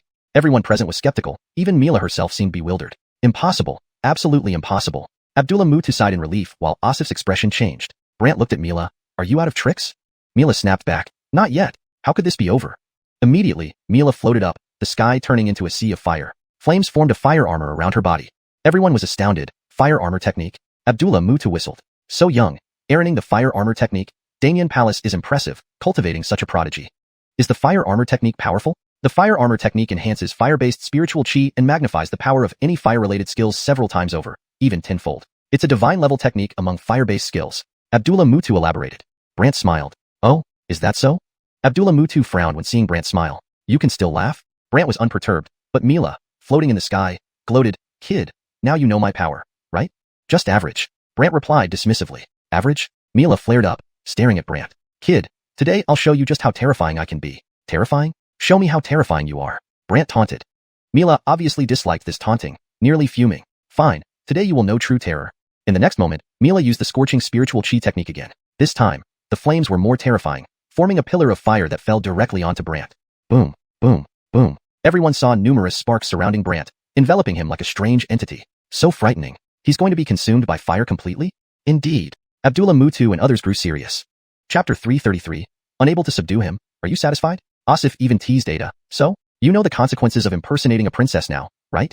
Ada became angry. City Lord Asif. I am really a princess? If you don't believe me, you can ask the Western Frontier Imperial Dynasty. Sorry, I have no need to ask such a pointless question for a liar, Asif said disdainfully. Ada was getting more and more anxious, turning to Brant and shouting, Are you okay?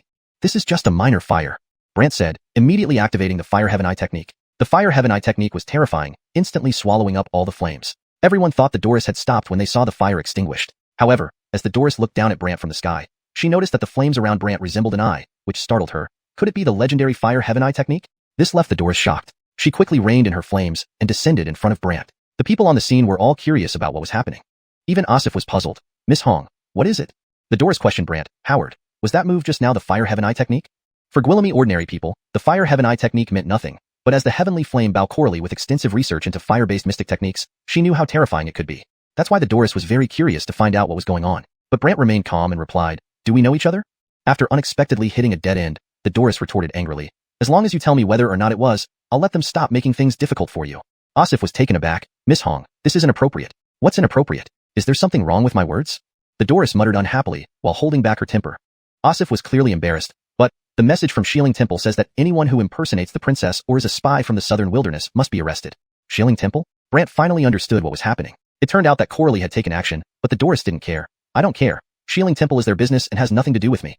But Asif hesitated fearfully. The Doris stared at Brant. Don't worry, as long as you answer, I will let you leave. So what if it is? The Doris immediately became excited. Where did you learn it?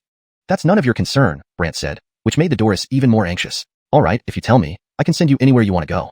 Asif became even more anxious. Miss Hong, this joke is too much. How I act is my own business. Why should you meddle? The Doris retorted, leaving them all flustered. The Doris then continued staring at Brant. This deal is worth it? Brant simply replied, No need. What? No need? Are you kidding me? The Doris was displeased and growing impatient. Brant smiled. Sorry, no need? Angry, the Doris glared at Brant. Aren't you afraid that I might surround you with everyone? Brant laughed, looking at her. Do you think you can resist my mystic technique? Doris was momentarily speechless, but felt helpless. Tell me, what are the terms? Brant ignored her because his errand's affairs wouldn't be believed anyway, and he couldn't possibly disclose it. So Brant turned to Ada and the others. Let's go. Go? Ada and the others were stunned. They hadn't expected Brant to just walk away. Seizing the opportunity, Asif urged, Miss Hong, take him down. Don't let him escape. The Doris wanted to but realized Brant's skill effectively countered hers, making her frustrated. Do you need to tell me twice? Asif was rendered speechless. The Doris then shouted towards Brant as he was leaving, Wait for me. Asif followed closely behind with his men. They dared not surround them since the Doris signaled for them to leave, leaving her staring at Brant dejectedly. I'm telling you, according to Shieling Temple, all outsiders must be subdued. Brant merely responded with an oh, not taking it seriously. The Doris was stunned. What? Oh, that's it? Or what? Brant asked. The Doris was immediately infuriated. Do you know what kind of place Shieling Temple is? It's the largest temple in the Western Frontier. So what? So what? Do you know how terrifying the people inside are? Moreover, even the Western Frontier Imperial Dynasty listens to it. This made Brant smirk. Do you know why I came to the Western Frontier Imperial Dynasty? The Doris was unaware. Why did you come? I'm going to Shieling Temple, Brant stated, stunning the Doris. What? You're going to Shieling Temple? What a joke. Ada interjected. He's not joking. He's really going to Shieling Temple. You're all mad, the Doris scorned. Behind them, Asif and his group widened their eyes. They couldn't believe Brant was heading to Shieling Temple. Furthermore, Brant warned the trailing Doris, best not follow me, or else Shieling Temple might consider you my accomplice. Accomplice? Are you going to cause trouble at Shieling Temple? The Doris had a bad feeling, and indeed, Brant confirmed, yes, I'm going to destroy Shieling Temple. Destroy Shieling Temple? The Doris thought she misheard and gave a strange laugh. Howard, are you crazy? Destroy Shieling Temple? If I don't, they'll still come after me, like you and your group are listening to them, Brant said mockingly.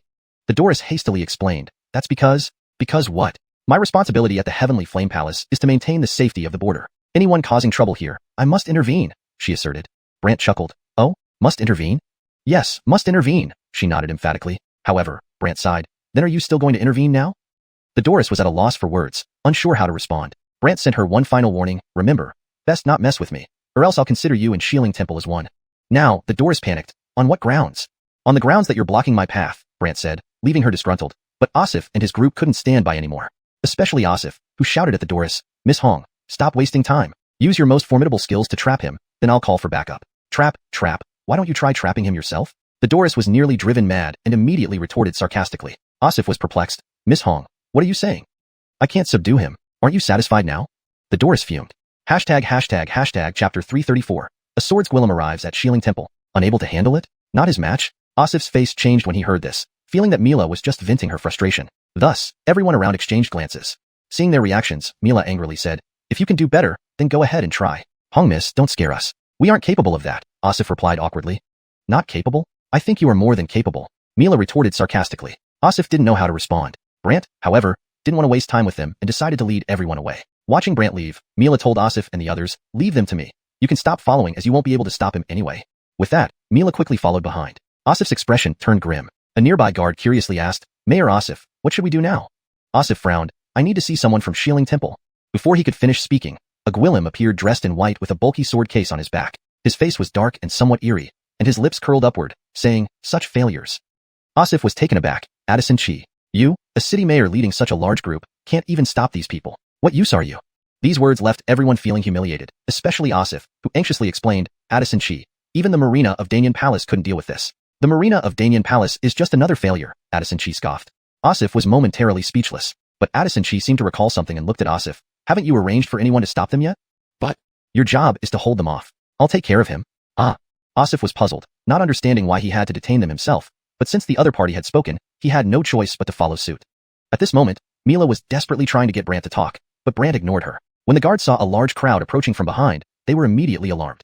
Look, they're chasing us. Everyone turned around in shock, and Mila sarcastically remarked, what are these useless people doing here again? Mila shouted, Mayor Asif, what are you doing? Coming here to die?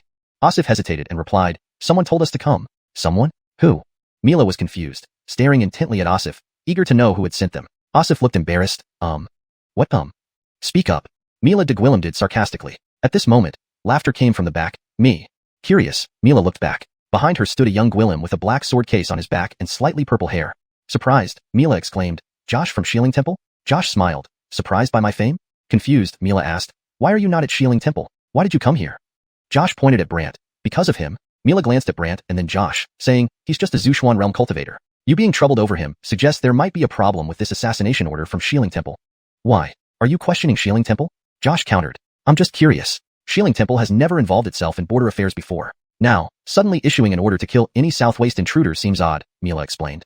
Josh responded, Miss Hong, you don't need to know what Shieling Temple does. Just remember that your Danyan Palace must always be respectful towards Shieling Temple. Mila wasn't easily swayed, snorting, not necessarily. Danyan Palace and Shieling Temple hold equal status in the Western Wastes. Equal status? Josh laughed. Annoyed, Mila snapped. What's so funny? Don't believe me? Ask these people if it's true. Josh gestured at the surrounding guards. Unwilling to lose face, Mila turned to Asif and the others. Speak up? The guards dared not intervene, fearing both sides equally, so they exchanged glances and stayed silent. But Brant told Mila, move aside. Stunned, Mila asked, what do you mean? I intend to capture someone from Shieling Temple. Capture? Everyone's eyes widened. Josh was stunned for a moment, then laughed. What? Capture me? Mila was also startled, looking at Brant. You're joking, right? You want to capture him? Yes, I came to the Western Waste specifically to find Shieling Temple. Since one is here now, naturally, I have to seize the opportunity, Brant calmly stated. The surrounding guards laughed, with some mocking him. Howard, do you know how terrifying Addison Chi is? That's right, Addison Chi ranks within the top 100 at Shieling Temple. Indeed. Top 100 at Shieling Temple? So what? Brant asked indifferently. So what if he's in the top 100? People naturally found this impressive, with one laughing, Howard, you truly lack knowledge. Mila warned Brant, while I wish you could defeat him, Shieling Temple's people aren't easy. Ada added, those in the top 100 at Shieling Temple are all Xuanhu realm experts. Xuanhu realm expert? Brant, fearless even of immortal realms, dismissed it casually. Let's see. He then looked at Josh. Come on, let's start. Start? Everyone was surprised by Brant's initiative. Josh sneered. Seems I really need to show you the power of Shieling Temple. Show? Everyone was intrigued. With a thought, a fiery red sword flew out of Josh's sword case, emitting flames. As the fire erupted, bird calls could be heard. Everyone gasped, and Mila frowned. Fire-singing sword. Ada hurriedly informed Brant. Inside fire-singing sword, a mystical bird is sealed. Its flames carry fire toxins which slow down anyone they touch. Brant, unfazed, replied, toxins or not, the end result is the same. His statement made everyone think he was overly arrogant, and some mocked, such ignorance. Another person sneered, naive, just wait, he'll die. Recalling Brant's fire eye technique, Mila smirked, turning to Josh, your fire won't work on him.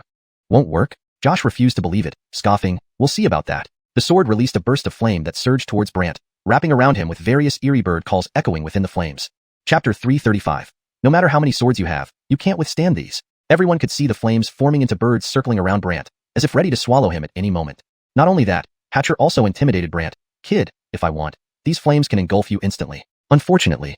Unfortunately? What do you mean? The opponent was confused, but Brant laughed back at him. Unfortunately, you're too weak to do anything to me. The guards thought Brant was joking and burst out laughing. This is the first time I've seen someone so audacious. This is called self-deception. Self-deception? Mila, however, warned Hatcher. Hatcher, I'm not kidding. He truly has that capability. Ridiculous. In my eyes, he's nothing. Nothing? Mila knew the other party was exaggerating, so he sneered. Soon, you'll realize how fatal those words are. Fatal? Hatcher didn't care at all, instead glaring at Brant. Howard, today, I will slay you. Suddenly, the flaming sword shadows surrounding Brant surged into his body. Then Hatcher sneered. This will destroy you. Destroy? Brant scoffed in disdain. Seeing Brant smile, everyone was puzzled because in everyone's eyes, Hatcher's fire-chiming sword could inflict fiery poison. But now Brant was unharmed and still smiling, leaving everyone baffled. Hatcher was also dubious and stared at Brant for a while. Meanwhile, Mila mocked. See that? Your fire is useless against him. Hatcher felt like Mila knew something and Degwillem did. How did you know? If I didn't know, would I be standing here chatting with him? Mila looked at Hatcher as if he were a fool. Confused by Mila's meaning, Hatcher asked again. What exactly is going on? There's no need to answer you. Hatcher huffed. I'll find out myself. A single thought from Hatcher made another sword fly out of the scabbard behind him, this one shimmering with a brownish glow. As the sword flew up into the sky, it dripped countless grains of sand. Seeing those grains of sand, everyone was startled. Is that the heavenly sand sword? Heavenly sand sword? Could it be the sword of the heavenly sand monster? Yes, the heavenly sand monster. It said the sand from this sword can pierce through a person's flesh. Pierce through? Everyone gasped in disbelief. Even Mila knew this wasn't simple, so he warned Brant. This thing is terrifying. Make sure the sand doesn't touch you. Don't let the sand touch you. Yet Brant opened up the Lei Xian bold shadow, over 20 layers of it, astonishing Gwillemy onlookers. But when the grains of sand from the sky landed on the shield, they were immediately deflected. Seeing the sand from the heavenly sand sword unable to penetrate, the guards around were stunned. No way, the sand is useless? How is this possible?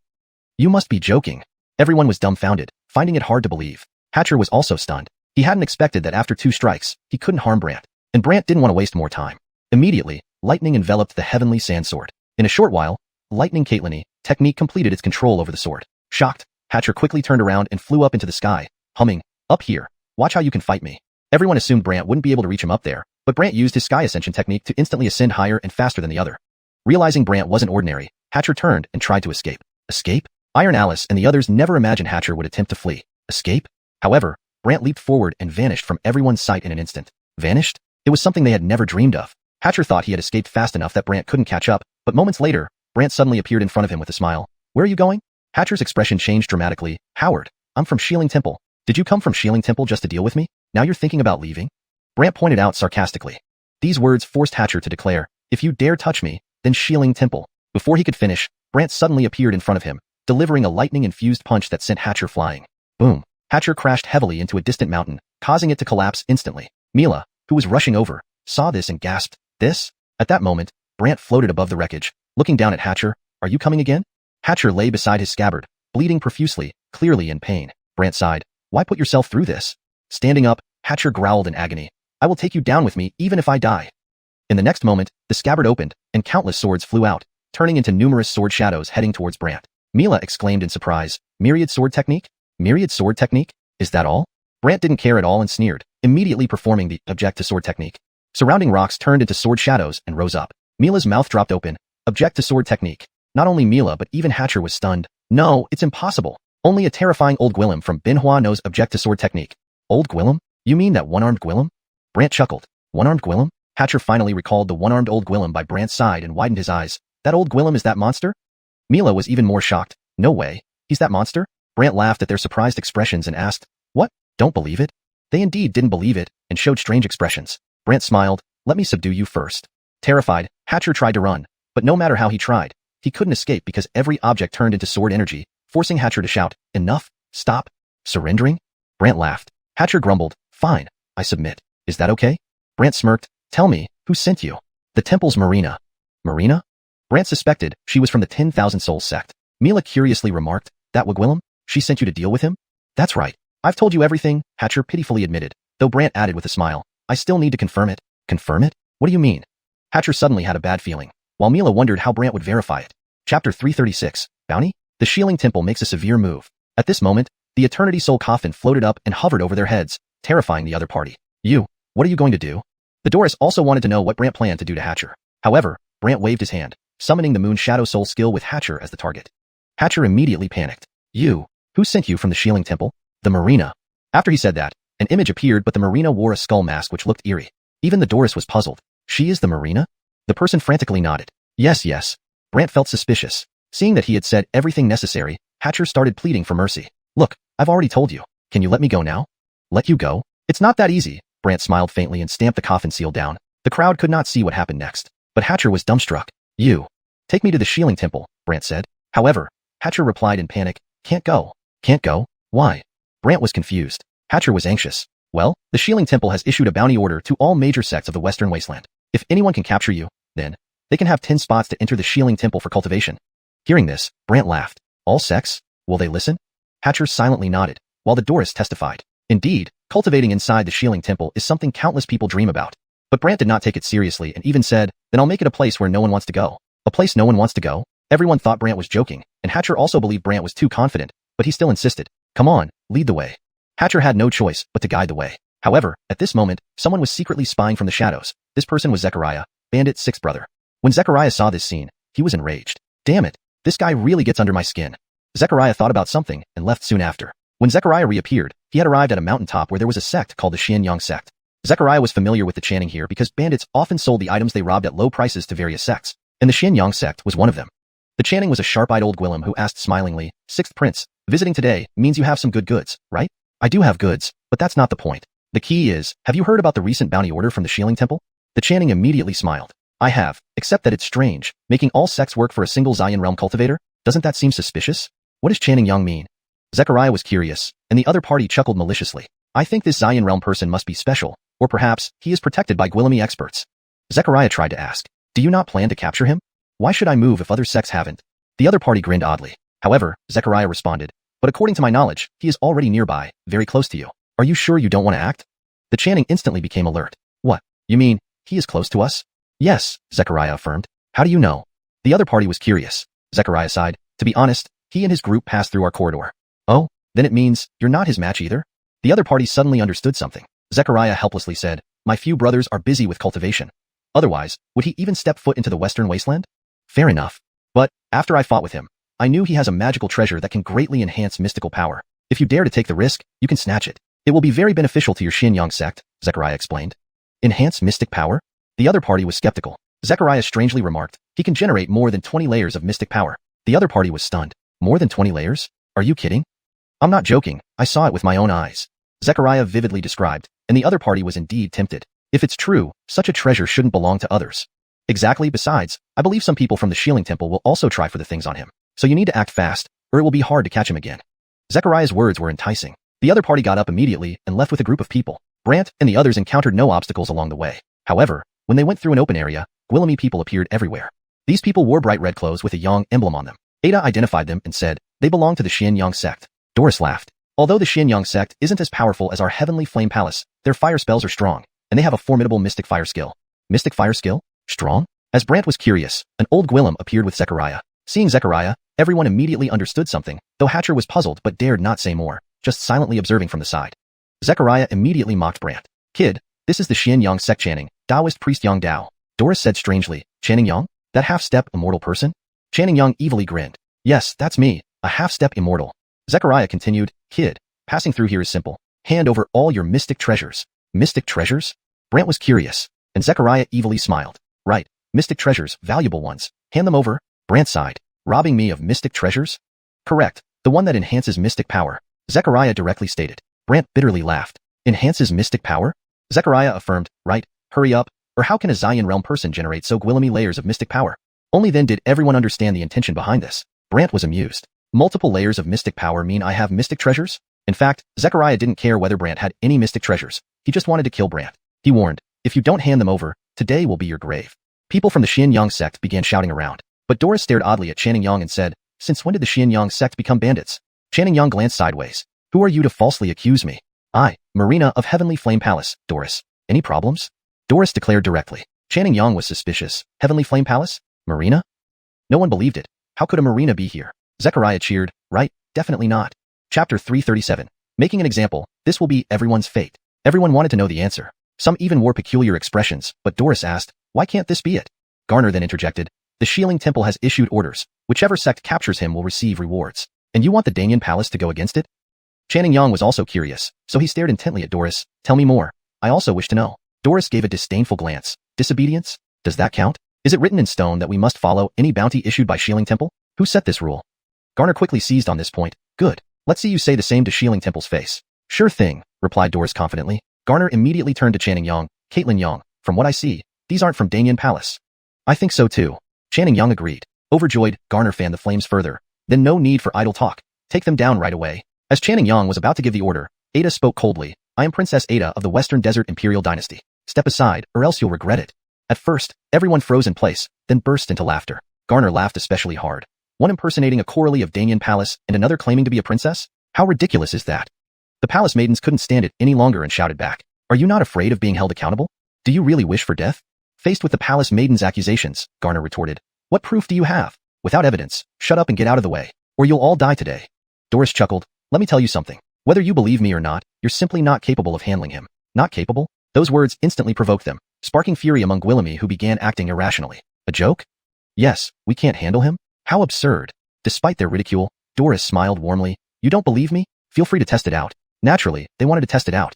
So one of them yelled towards Xuanhun, Caitlin, let me try. This was an expert in the early stage of profound void realm. As soon as he stepped forward, he summoned a palm filled with fire, its movements subtle yet potent. But Xuanhun reminded him, don't kill him. No problem, I'll exercise restraint, the other replied. His fiery palm struck out rapidly, arriving before Brant in an instant. However, Brant's lightning abyss bolt instantly unfolded, blocking the attack. The experts from Xianyang's sect had never seen this before, causing them to gawk in disbelief. Seizing this moment, Garner addressed Xuanhun, Caitlin Yang. See how Guillaume layers of mystic energy he possesses? Didn't I tell you? Garner's words hit home. Sure enough, Xuanhun fell for it, and his tone turned icy. Howard, hand over your mystic weapon, and I'll spare you. Brant thought for a moment. Today, I'll make an example out of someone. Make an example? None understood Brant's intent. Naturally, Brant planned to destroy Xianyang's sect to send a message to the other factions of the Western Desert, deterring them from further mischief. But before anyone could fully grasp the situation, Brant threw the everlasting spirit-capturing coffin, making everyone feel their souls being pulled. Not forgetting to shout, Garner said, look, it's a treasure, a wonderful treasure. Xuanhun recognized the object's power, becoming agitated. Give it to me.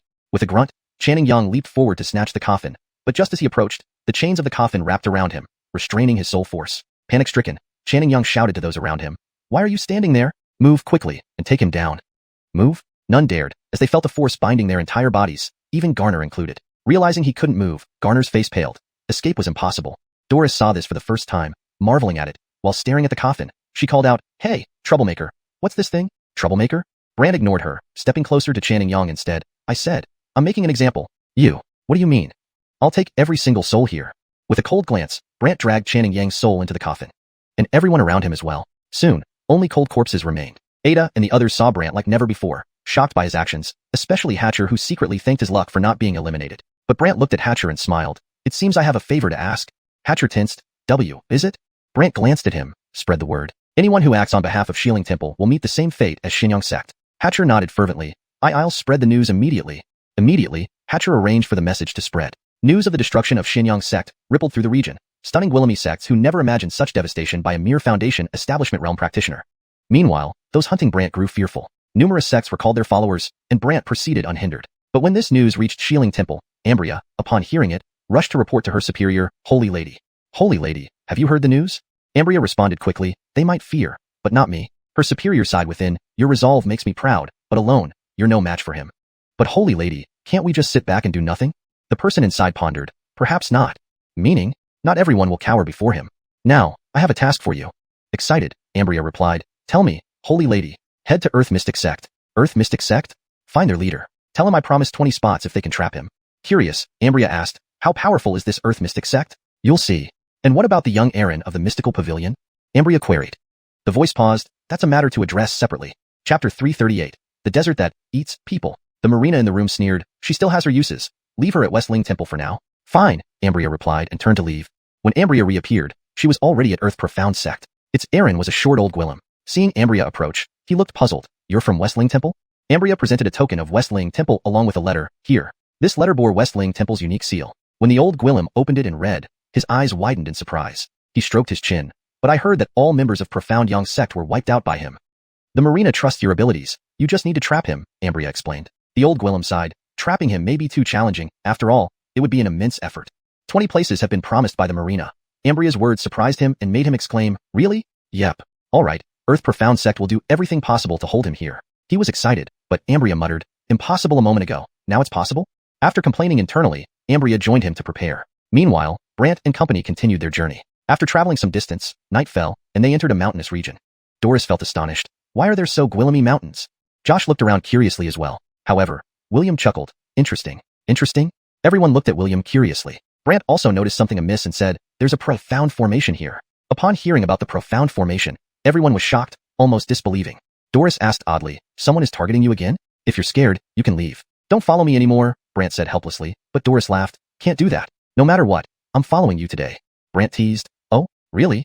Doris firmly asserted, yes, I want to see how West Ling Temple captures you, and then you beg me. Brant could only laugh bitterly. Me begging you? Right, you definitely will, Doris said confidently, but Brant ignored her. Don't flatter yourself. I won't beg you. Doris insisted, will happen, definitely. Ignoring her, Brant used a heaven crossing technique to leap into the sky, scanning around, not coming out. At this point, a brown light enveloped everyone, while a shadowy figure laughed ominously. You're the one who reached the profound stage? Brant smiled. Good to know. Not only do I know that, but I also know that if I trap you, I'll get multiple places, the figure boasted. Brant laughed bitterly. Places? You're sure this formation can trap me? Nonsense, our Earth Profound Sect might not be skilled, but our terrain-based formations are top-notch, the figure declared confidently. Hearing about Earth Profound Sect, Doris was immediately startled. It's actually Earth Profound Sect? Not just Doris, Gwillemy others present were equally surprised. Brant wasn't bothered by which sect it was. After having someone help analyze the surrounding formation, he returned to the ground and led the group toward a certain direction. On a nearby mountain peak, the Caitlin of Earth Profound Sect watched the approaching crowd and laughed. Thinking of leaving? Beside him, Ambria asked curiously, can you really trap him? Don't worry, trapping him for a few hundred years isn't a problem, the Aaron said confidently, and Ambria admired. Seems like Prince Bo is indeed reliable. I'm not exaggerating, the Aaron, Ajax boasted. Ambria sighed with relief. Finally, I can report back? Ajax added eagerly. Remember to say good things about me to the princess. Don't worry, if you've done well, I won't let you down, Ambria responded happily. Ajax grinned. Thank you. However, as Ambria prepared to leave, Ajax's expression changed abruptly. Trouble. What happened? Ambria was puzzled. Ajax looked in disbelief at a distant spot. How is this possible? They gwillimaged to get out. Get out? What do you mean? Ambria didn't understand. They escaped from my formation, Ajax explained. Escaped? Didn't you say you could trap him? How did they get out?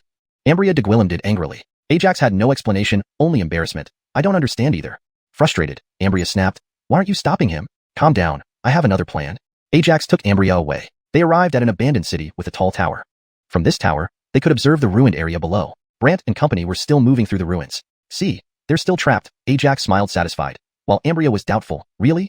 Yes, indeed, Ajax affirmed. Suddenly, Brant spotted them on the tower and smiled. Waiting for us, huh? Stunned, Ajax wondered. How did they know we were here? Brant gave a mysterious smile and used heaven crossing technique to reach them. Staring at Ambria and Ajax, he remarked, didn't expect the marina to send you. Startled, Ambria hurriedly shouted to Ajax, stop daydreaming, kill this kid. Realizing they were exposed, Ajax glared at Brant. No matter who you are, this is your dead end today.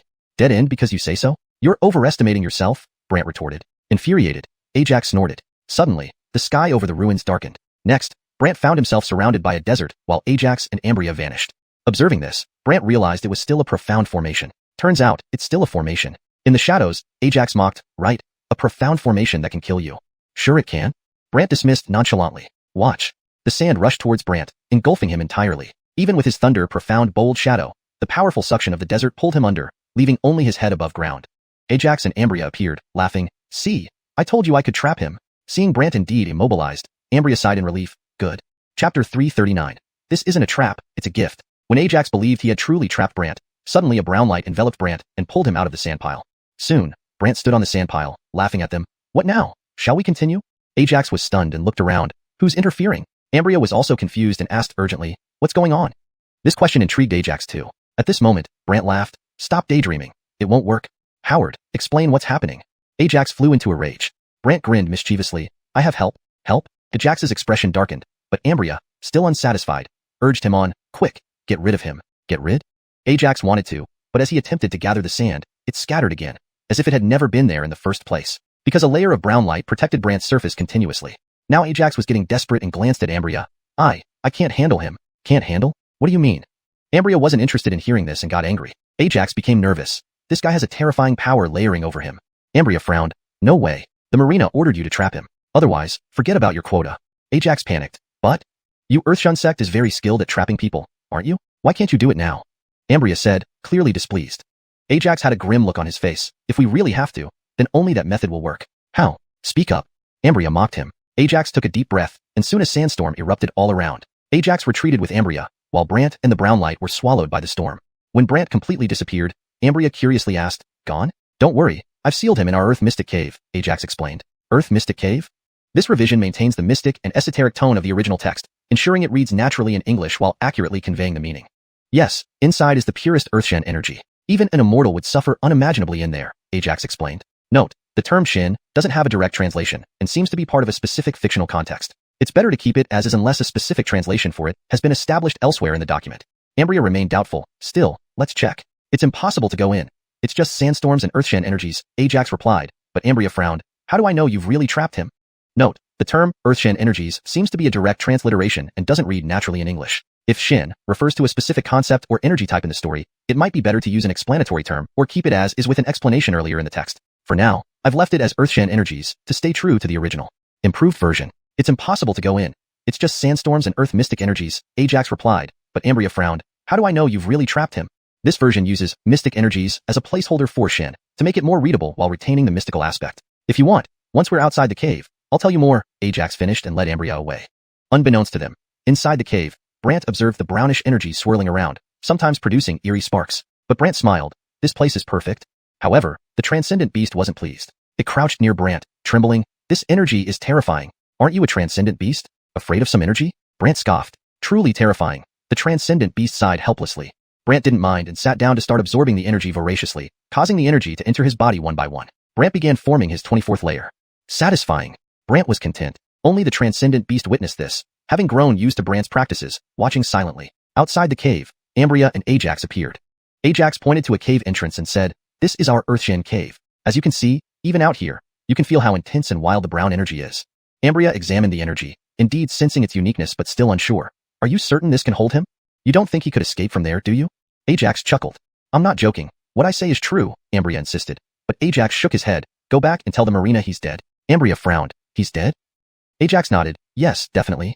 Ambria wasn't convinced when she noticed the energy inside diminishing. She immediately shouted, Look, the energy is fading. Fading? Curious, Ajax looked inside, seeing the energy significantly reduced. He grew afraid. As the energy continued to diminish, Ambria worriedly asked, Can we go in and check now? Seeing the energy not as intense as before, Ajax responded cautiously, We can take a look, but let's go, Ambria insisted, eager to verify. But before they could enter, Brant walked out, smiling at both of them. You two are still here. Seeing Brant unharmed, Ajax stammered, You, how did you? Brant smirked at Ajax. Your energy here is quite nice. Do you have more? Do you have more? A sense of dread overwhelmed Ajax. Sure enough, after examining, he found the energy drastically diminished. You, what did you do to the Earth Mystic Cave? Ajax panicked. Just simply absorbed all the power within, Brant laughed. Absorbed? Ajax thought he misunderstood and blinked. Ambria had a bad feeling. He might not be affected by the energy. No way. Ajax refused to believe it. Ambria hurriedly urged, Quick, find a way to trap him. Trap? How? Ajax was at a loss, unsure of how to proceed, while Ambria impatiently urged, Hurry, quickly subdue him. Subdue? How do we subdue him?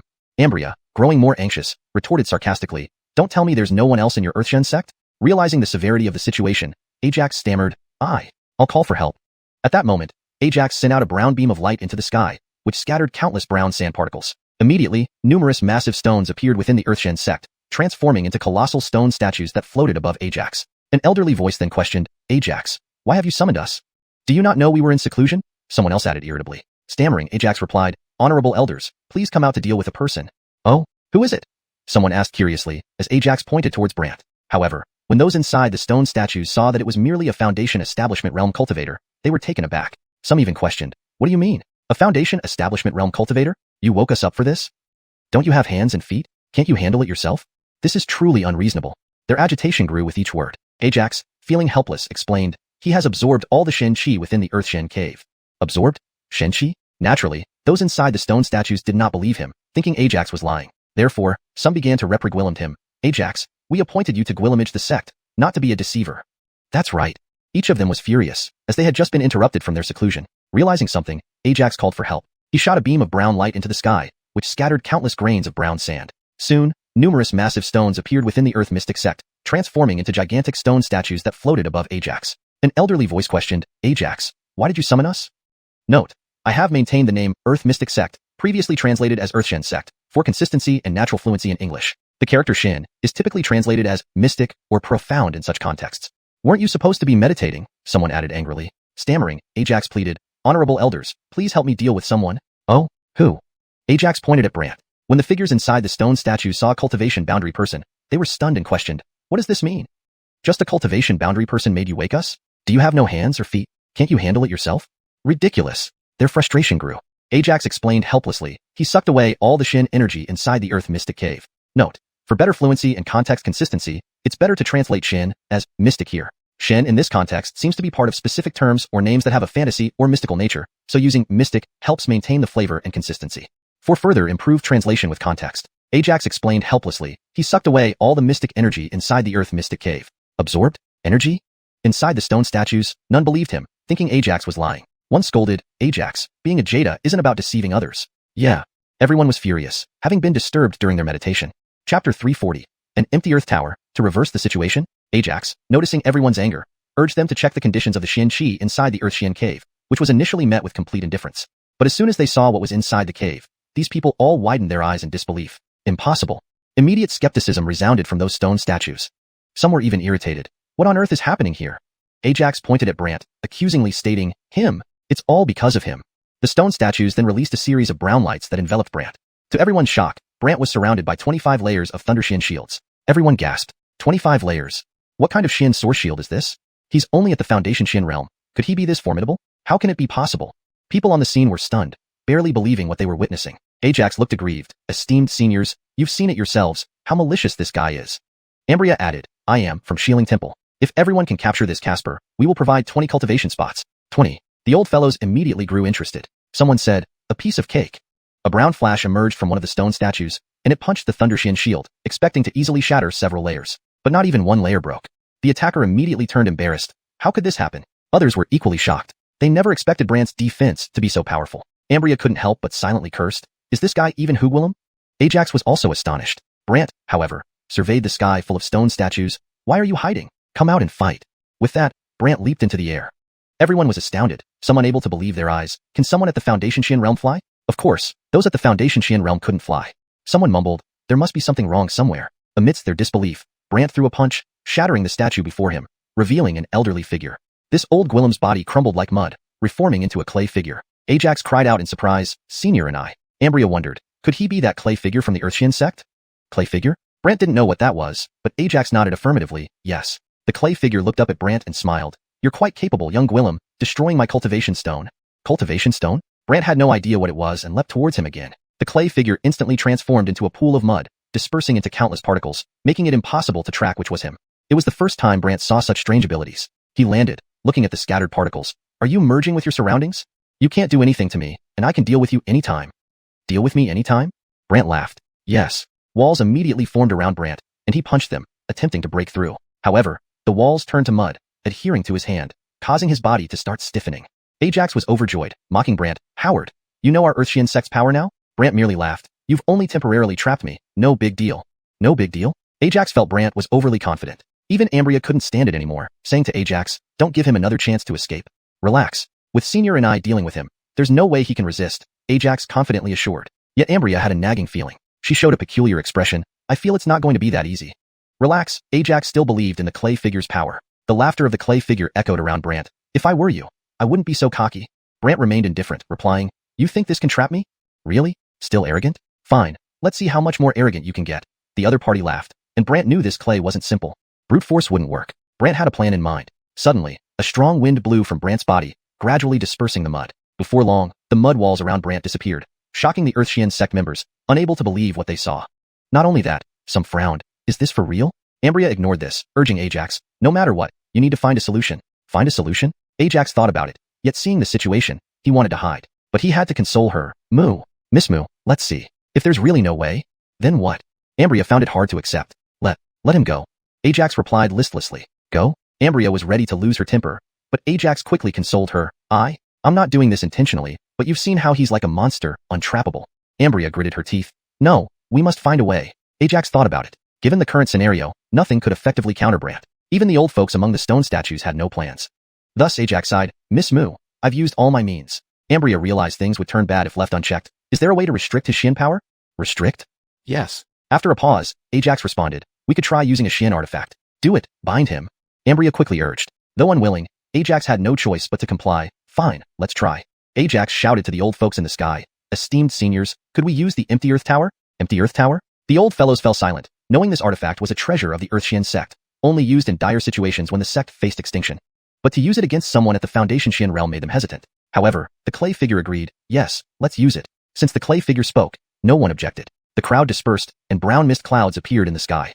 Gradually, these clouds dissipated, revealing a brown tower falling from the sky, quickly descending and engulfing Brant. The entire person was drawn into the empty earth tower. Then, in an instant, the tower vanished into the ground, leaving Ambria perplexed. Where did he go?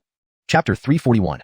Stone Pillar Bones, Sand Caitlini Heavenly Art. Ajax was smug. The Void Earth Pagoda contains the exterminating sands. Once inside, one never comes out. Ambria was surprised. You have such a powerful artifact? Why didn't you use it earlier? To this question, Ajax sighed. You don't understand. This thing is quite complex. Complex? Ambria didn't quite grasp his meaning. To activate it requires much of our sect Xianxia and the power of Guilimi elders, not just at will, Ajax explained. Hearing this, Ambria became excited. So he's definitely dead then? Ajax affirmed, yes, definitely dead. Ambria was still a little uneasy. Can we see it?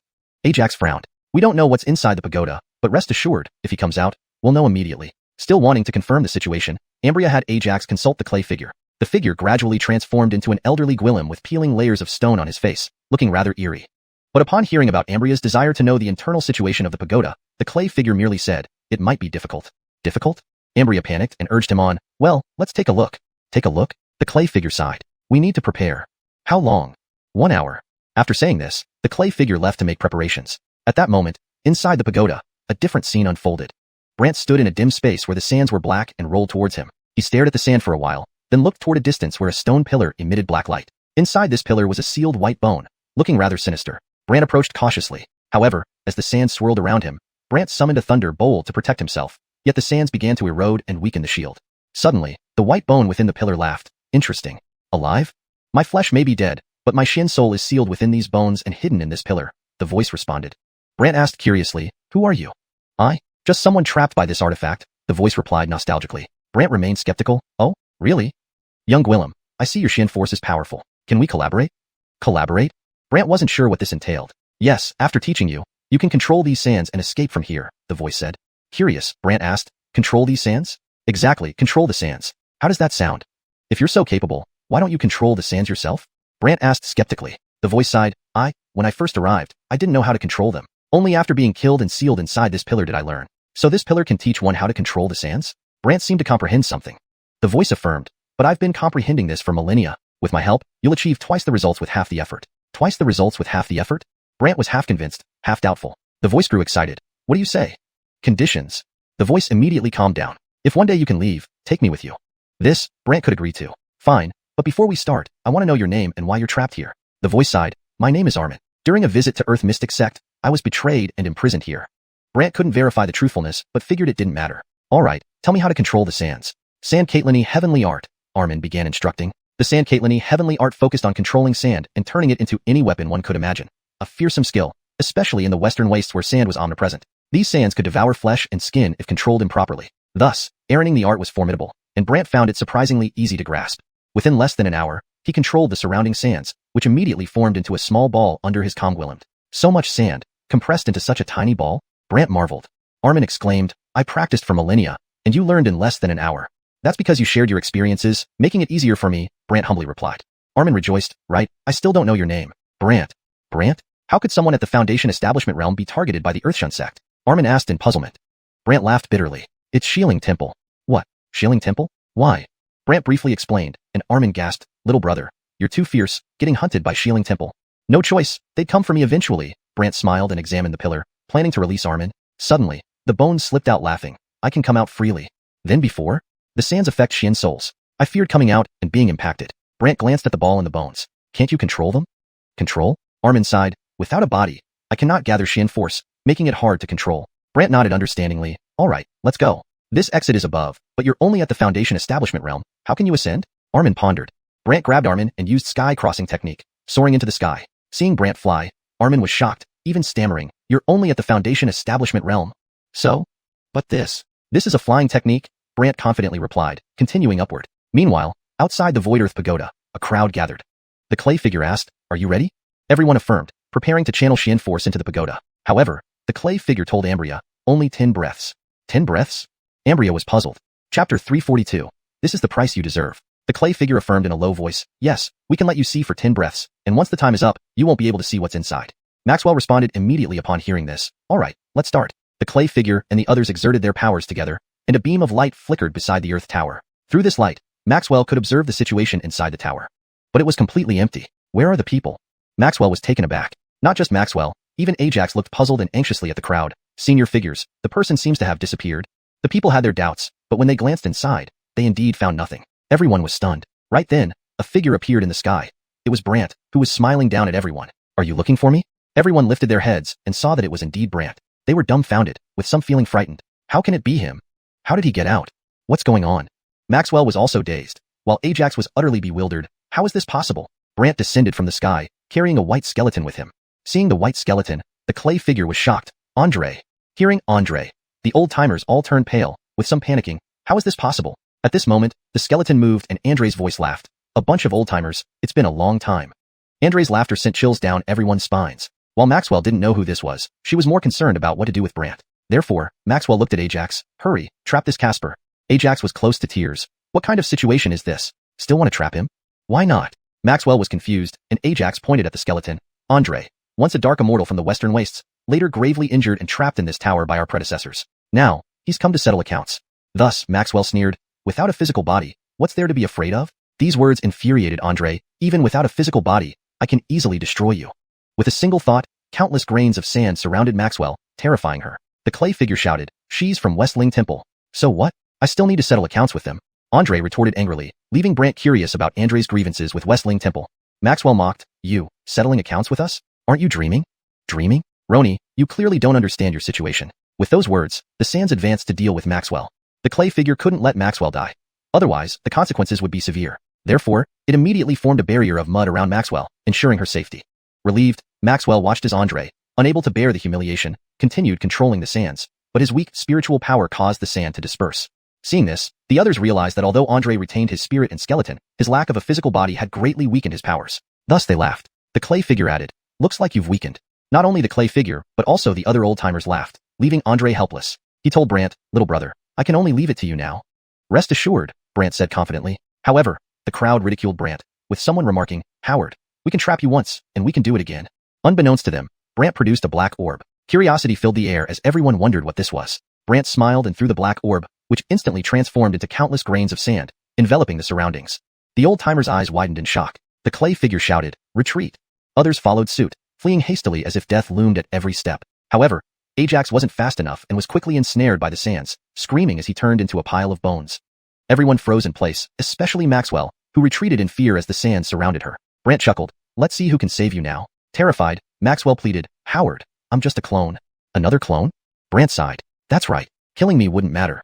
Regardless of whether you're a clone or not, everything on you is mine." As Brant spoke, the sands wrapped around her, and she instantly turned into bones. However, a dark shadow from Maxwell tried to escape, but Brant summoned the spirit-suppressing coffin, trapping the shadow. This shadow was her clone form, and Brant promptly sealed it within the coffin. Putting away the coffin, Brant looked at the remaining old figures and smiled. "Your turn now." From a distance, the clay figure argued, "Howard, as long as you don't harm us, we won't trouble you further."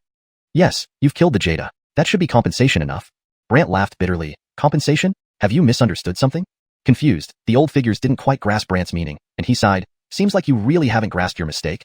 Next, the sands flew out, chasing after the fleeing figures. Brant used the sky-crossing technique, catching up to some. Those weaker cultivators instantly turned into bones, shocking Earth Mystic Sect members who grew increasingly worried, wondering what was happening. Brant ignored them, focusing instead on pursuing the clay figure, which turned into scattered mud and said, "Without my physical body, you can't do anything to me." Brant simply smiled. "No physical body means you can't be harmed?" "Of course," the figure replied confidently. Brant's smile remained ambiguous as he used the sand dominion technique, causing the mud to gather into a ball. Inside, the clay figure's angry voice could be heard, "Howard, I wasn't kidding. Do you think I was joking?" Brant looked amused, and the clay figure grew furious, cursing, "If you can do something, go find Westling Temple. Why come to me?" Brant laughed. "You started it. Now that you're caught, why do you want to run?" Knowing arguing was futile, the clay figure fumed, "Even if you catch me, you cannot kill me." With those words, the mud hardened into a large, dark rock. Brant laughed. "Turned into stone?" This way, You can't do anything to me, the figure boasted confidently. Chapter 343. The reason for pursuing framed by Shieling Temple. Upon seeing the stone, Brant wasted no time and hurled out the longevity soul-subduing coffin. Beneath the coffin, the clay figure inside the stone suddenly panicked because it sensed its spiritual soul being drawn out. Not only that, but it also felt all of its spiritual power vanishing. The clay figure became anxious and started pleading, "Let me go. We can talk this through." "Give me a reason to," Brant countered. Andre mocked from the side. "Don't give him the chance, or he might escape and be harder to catch." The clay figure, panicking, started complaining. "Andre, the ones who framed you were from Shieling Temple, not me. Why are you targeting me?" "But you helped them fight me," Andre said coldly, while the clay figure retorted, "Why did you touch Shieling Temple's belongings in the first place?" "That place was originally discovered by me, but they claimed it as their own," Andre snorted. The clay figure was left speechless, and Brant, curious about what Andre had found and why Shieling Temple wanted to claim it, asked, "What did you discover that Shieling Temple wanted to monopolize?" "A cave abode. The spirit energy there is very special. Anyone cultivating within would see their strength increase by countless times," Andre explained. Brant immediately understood. It seems Shieling Temple lures others into working for them with this purpose. Andre questioned in confusion. Brant recounted recent events involving Shieling Temple. After listening, Andre angrily remarked, "These people are truly despicable." The clay figure tried to interject, "You should discuss any issues with them, not me." Brant didn't want to listen to its ramblings and directly absorbed its spiritual soul into the soul-subduing coffin. The clay figure went berserk instantly. Brant's voice echoed within the coffin. "Your cultivation method is intriguing. I want to learn it. If you don't wish to suffer, tell me everything you know." "You." The clay figure cursed fiercely in the darkness, realizing it had no power to resist. Eventually, the clay figure gave in. "If I tell you, will you let me go?" "No chance of that, but I can ensure you don't suffer," Brant replied. Defeated, the clay figure sighed. "Fine. I'll follow your instructions." Afterward, Brant made the clay figure share all it knew, while Andre was unaware of what Brant was doing. Only after some time did Brant put away the soul-subduing coffin and turn to Andre with a smile, asking, "Want to take revenge on Shieling Temple?" "Just you and me?" Andre hesitated, given how formidable Shieling Temple was. "Exactly, just us two," Brant replied straightforwardly. Andre couldn't bear to dampen his spirits. "Although I'd like revenge too, those people are extremely dangerous." "Don't worry, I'm here," Brant reassured him before leaving, with the skeletal Andre reluctantly following to see how Brant would handle things. Meanwhile, Doris and the others in the ruins were deeply worried, especially Doris, who asked Princess Ada, "Are you really a princess?" "Yes," Ada confirmed firmly. Doris puzzled. "Do you know where that guy went? Why hasn't he appeared yet?" "Caitlin Sheen must have his reasons," Ada replied helplessly. Doris frowned. Something is definitely off. At this moment, Brant suddenly appeared with a skeleton, startling everyone. "What is that?" Doris's eyes widened. Ada and the palace maids were also startled. Brant chuckled. "A guy who got tricked by Shieling Temple." "Tricked?" Everyone was confused until Andre greeted cheerfully, "Hello, everyone." "A speaking skeleton?" Everyone's eyes widened in shock. Doris exclaimed, "Where did you find him?" Brant briefly explained the situation. Doris then stared at Andre. "You're the legendary transcendent immortal?" "Yes, I am," Andre replied excitedly. "It really is you?" Doris was stunned. "Indeed." Doris looked at Brant curiously. "So, you dealt with the Earth Spirit Sect?" Brant nodded slightly. "Yes." Doris couldn't believe it. Earth Spirit Sect really has bad luck.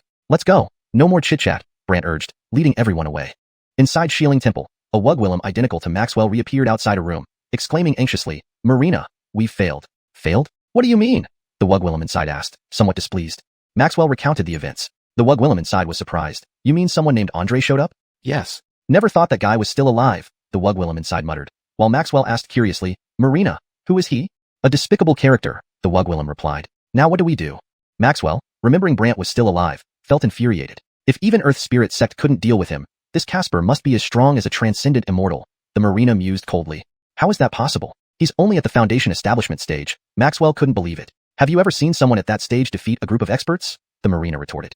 Though reluctant, Maxwell admitted. "Then how do we deal with him?" The Marina pondered. "We have Gwillemy experts in Western Desolate. I don't believe no one can handle him. But Xianxia Sect and Earth Spirit Sect have both failed, causing Gwillemy sects to be afraid and unwilling to act," Maxwell pointed out. The Marina grew increasingly annoyed. This matter must be resolved. Maxwell wondered what to do next. Suddenly, a letter flew out, glowing with golden light. Curious, Maxwell asked, "What is this?" "Go to West Golden Mountain and find the person mentioned. They will likely intervene," the Marina explained. Maxwell, unsure of the person at West Golden Mountain, asked, "Marina, will they really work?" "They can, go ahead. They have ways," the Marina reassured her. As Maxwell left, the Wugwillem inside muttered coldly, "Brant, coming to Western Desolate, you will never return." The clay figure started to panic, pleading, "Let me go. Let's talk things through." "Why should I let you go?" Brant asked in return. Andre mocked from the side, "Don't give him a chance, or he'll escape," making it hard to catch him again. The clay figure, growing frantic, began to plead, "Andre, it was the people from Shieling Temple who framed you initially, not me. Why are you coming after me?" "But you helped them fight against me," Andre replied coldly, while the clay figure retorted angrily, "Why did you touch Shieling Temple stuff in the first place?" "That place was discovered by me initially. They just claimed it as their own," Andre huffed. The clay figure was speechless at this point, and Brant was curious about what Andre had found that made Xiling Temple take it over. Thus, Brant asked curiously, what did you find that Xiling Temple took over? A cave, with unique, mystical energy. Practicing there would enhance one's strength countless times over, Andre explained. Brant immediately understood, saying, it seems that Xiling Temple lures others to work for them with this purpose. Andre was puzzled. Brant recounted the recent events involving Xiling Temple, which infuriated Andre. These people are truly despicable. The clay figure chimed in, if you have any issues, go to them, not me. Brant didn't want to waste more time on it, and directly sucked its spiritual soul into the soul-subduing coffin, driving the clay figure mad. Brant's voice echoed inside the coffin. Your cultivation method is quite interesting. I'd like to learn it. If you don't wish to suffer, tell me everything you know. The clay figure cursed in the darkness, realizing it had no means to resist. Reluctantly it said, will you release me if I tell you? Release? That's impossible, but I can make sure you won't suffer, Brant replied. Feeling depressed, the clay figure finally gave in. Fine. I'll follow your arrangements. Then Brant had the clay figure reveal all it knew, leaving Andre clueless about what Brant was up to. After some time, when Brant put away the soul-subduing coffin, he turned to Andre's skeleton and asked with a smile, want to take revenge on Xiling Temple? Just you and me? Andre hesitated, knowing how terrifying Xiling Temple was. Indeed, just you and me, Brant affirmed. Andre couldn't help feeling disheartened. Though I also want to take revenge, they are too formidable. Don't worry, I'm here, Brant reassured before leaving. Andre followed, wanting to see how Brant would deal with Xiling Temple. Meanwhile, on the other side, Doris and his companions were deeply concerned, especially Doris, who looked at Ada and asked, you're really the princess? Yes, Ada affirmed. Doris wondered, do you know where that guy went? Why hasn't he shown up yet? Lord Qin must have a reason for leaving, Ada replied, although she herself didn't know where Brant had gone. Doris frowned. There must be something wrong. Abdelasi remarked, don't worry, he's very powerful. But thinking about Xiling Temple's might, Doris frowned. No, those people are too hard to deal with. Just then, Brant appeared with a skeleton, shocking everyone. What is this? Doris stared wide-eyed. Ada and the maids were also startled, while Brant smiled. A fellow who was deceived by Xiling Temple. Deceived fellow? Everyone was puzzled, while Andre greeted, hello, everyone. A talking skeleton? All eyes widened, finding it hard to accept this. Doris exclaimed, where did you get him? Brant briefly recounted the story. Doris's expression turned odd. Is this Andre, the famous Xianxian? Recognizing himself, Andre got excited. Yes, that's right, I am that Xianxian. It's really you? Doris was stunned. Of course. Curious, Doris looked at Brant. So, you've taken care of the Earth Mystic Sect members? Brant nodded slightly. Yes. Doris couldn't believe it. Earth Mystic Sect, really bad luck. Let's go. Stop stalling. Brant didn't want to delay further and led everyone away. In Xiling Temple, another Wugwillem similar to Maxwell reappeared outside a room, urgently saying, Coralie, we failed. Failed? What do you mean? The Wugwillem inside sounded displeased. Maxwell recounted the events. Inside, the Wugwillem was surprised. You mean a person named Andre appeared? Yes. Didn't expect this guy to still be alive. The Wugwillem was somewhat irate, while Maxwell asked curiously, Coralie, who is he? A hateful character, the Wugwillem replied angrily. Now what do we do? Maxwell fumed thinking about Brant. If Earth Mystic Sect couldn't handle him, this guy must be as strong as a Xianxian, the Wugwillem inside remarked coldly. Maxwell couldn't believe it. How could that be? He's only at the constructing mystic stage. Have you ever seen anyone at the constructing mystic stage take down a group of experts? The Coralie countered. Though Maxwell didn't want to admit it, she had no choice. Now what do we do? After some thought, the Coralie replied, we have plenty of experts in Western Wasteland. I can't believe no one can capture him. But Solar Mystic Sect and Earth Mystic Sect both failed, causing Gwillemy sects to fear him and hesitate to act. Maxwell pointed out the reality. This annoyed the Coralie. This matter must be resolved. Maxwell pondered what could be done. Suddenly, a letter flew out, shining with golden light. Curious, Maxwell asked, what's this?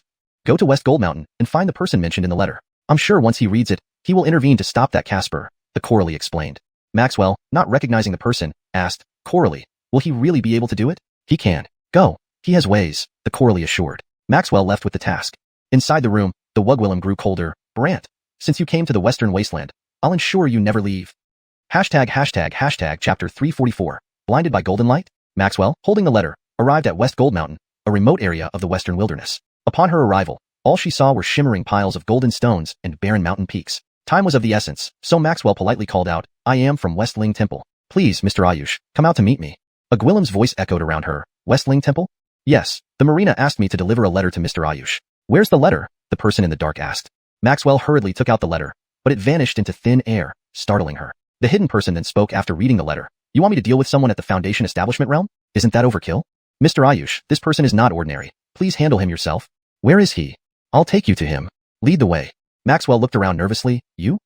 You go ahead, I'll follow, the other party replied, and Maxwell left, while Brant remained unaware of the impending disaster. At that moment, he was flying with a group of people. After about a day, they flew over a desolate mountain peak where flashes of golden light illuminated the area. The intense light made everyone squint and quickly close their eyes. Armin, glancing around, smiled. It's the descendant of the Ayush family from West Gold Mountain. The Ayush family? Brant was curious. Ada's eyes widened. The Ayush family? Armin nodded and explained to Brant. It turned out that there were 4 major families in the Western Wilderness, each incredibly powerful. These families were known as the Ancient Families, among which the Ayush family had a lineage of formidable strength. The golden light before them was none other than the famous golden light technique of the Ayush family. Once struck by this light, one would be blinded and unable to open their eyes. Brant hadn't expected such a magical occurrence. However, he too had to keep his eyes closed due to the intensity of the light, yet he could sense someone nearby. The others felt the same presence. Brant considered using his profound soul domain to draw the opponent into his domain space, but no matter how hard he tried, it didn't work. Instead, Maxwell laughed from the shadows. So, even you have your limits, huh? Is it you again? Brant sighed, recognizing her voice. Maxwell smirked triumphantly. That's right, it's me, and this is just a clone of mine. How does it feel? Exciting, isn't it? Brant smiled. That makes things easier. Easier? Maxwell didn't understand. Brant, through another clone of Maxwell inside the spirit-suppressing coffin, could easily sense the surroundings. So, Brant swiftly moved to a location, a mountain peak, where the golden light was weaker and Maxwell wasn't affected. Her expression changed dramatically when she saw Brant appear. Meanwhile, a hidden Gwillem chuckled. Interesting. You found us so easily. Brant scanned the area, but the blinding golden light prevented him from spotting anyone. He laughed. Seems like a rat. A rat? You're taking yourself too seriously, Casper, the Gwillem retorted, annoyed. Brant merely smiled. Isn't that what you are? I don't need to show myself because it's unnecessary, the Gwillem said proudly, and a golden sword descended from the sky. Instantly, the sword was enveloped in golden light. Brant closed his eyes again as numerous golden sword shadows sneaked up on him, but he activated his thunder profound bold and grinned. My heart isn't blind. The Gwillem sneered. Blind or not, you're at my mercy now. At your mercy? You overestimate yourself, Brant replied, dashing towards the sword. The golden sword vanished instantly, and the Gwillem in the shadows cackled. Howard, you can't touch anything here. Maxwell, watching Brant get toyed with, felt oddly satisfied, even taunting. Howard, just wait for your death. Wait for death? That wasn't Brant's intention. With a thought, countless grains of sand rose and spread out. Under Brant's control, these sands quickly covered the area. He could clearly detect where people were and weren't. This sight left Maxwell dumbfounded. She herself was amidst the sand, and the hidden Ayush family member was effectively marked. Brant even chuckled. Got nowhere to hide, eh? Hide? Do I need to? The Gwillem sneered. But Brant grinned wickedly, then encircled the Gwillem with the sand. Suddenly feeling uneasy, the Gwillem transformed into golden light and disappeared from his original position. Gone? Brant marveled at this trick, but the Gwillem's voice echoed. Wanna trap me? Not happening. Brant laughed. Maybe not, but I've learned something.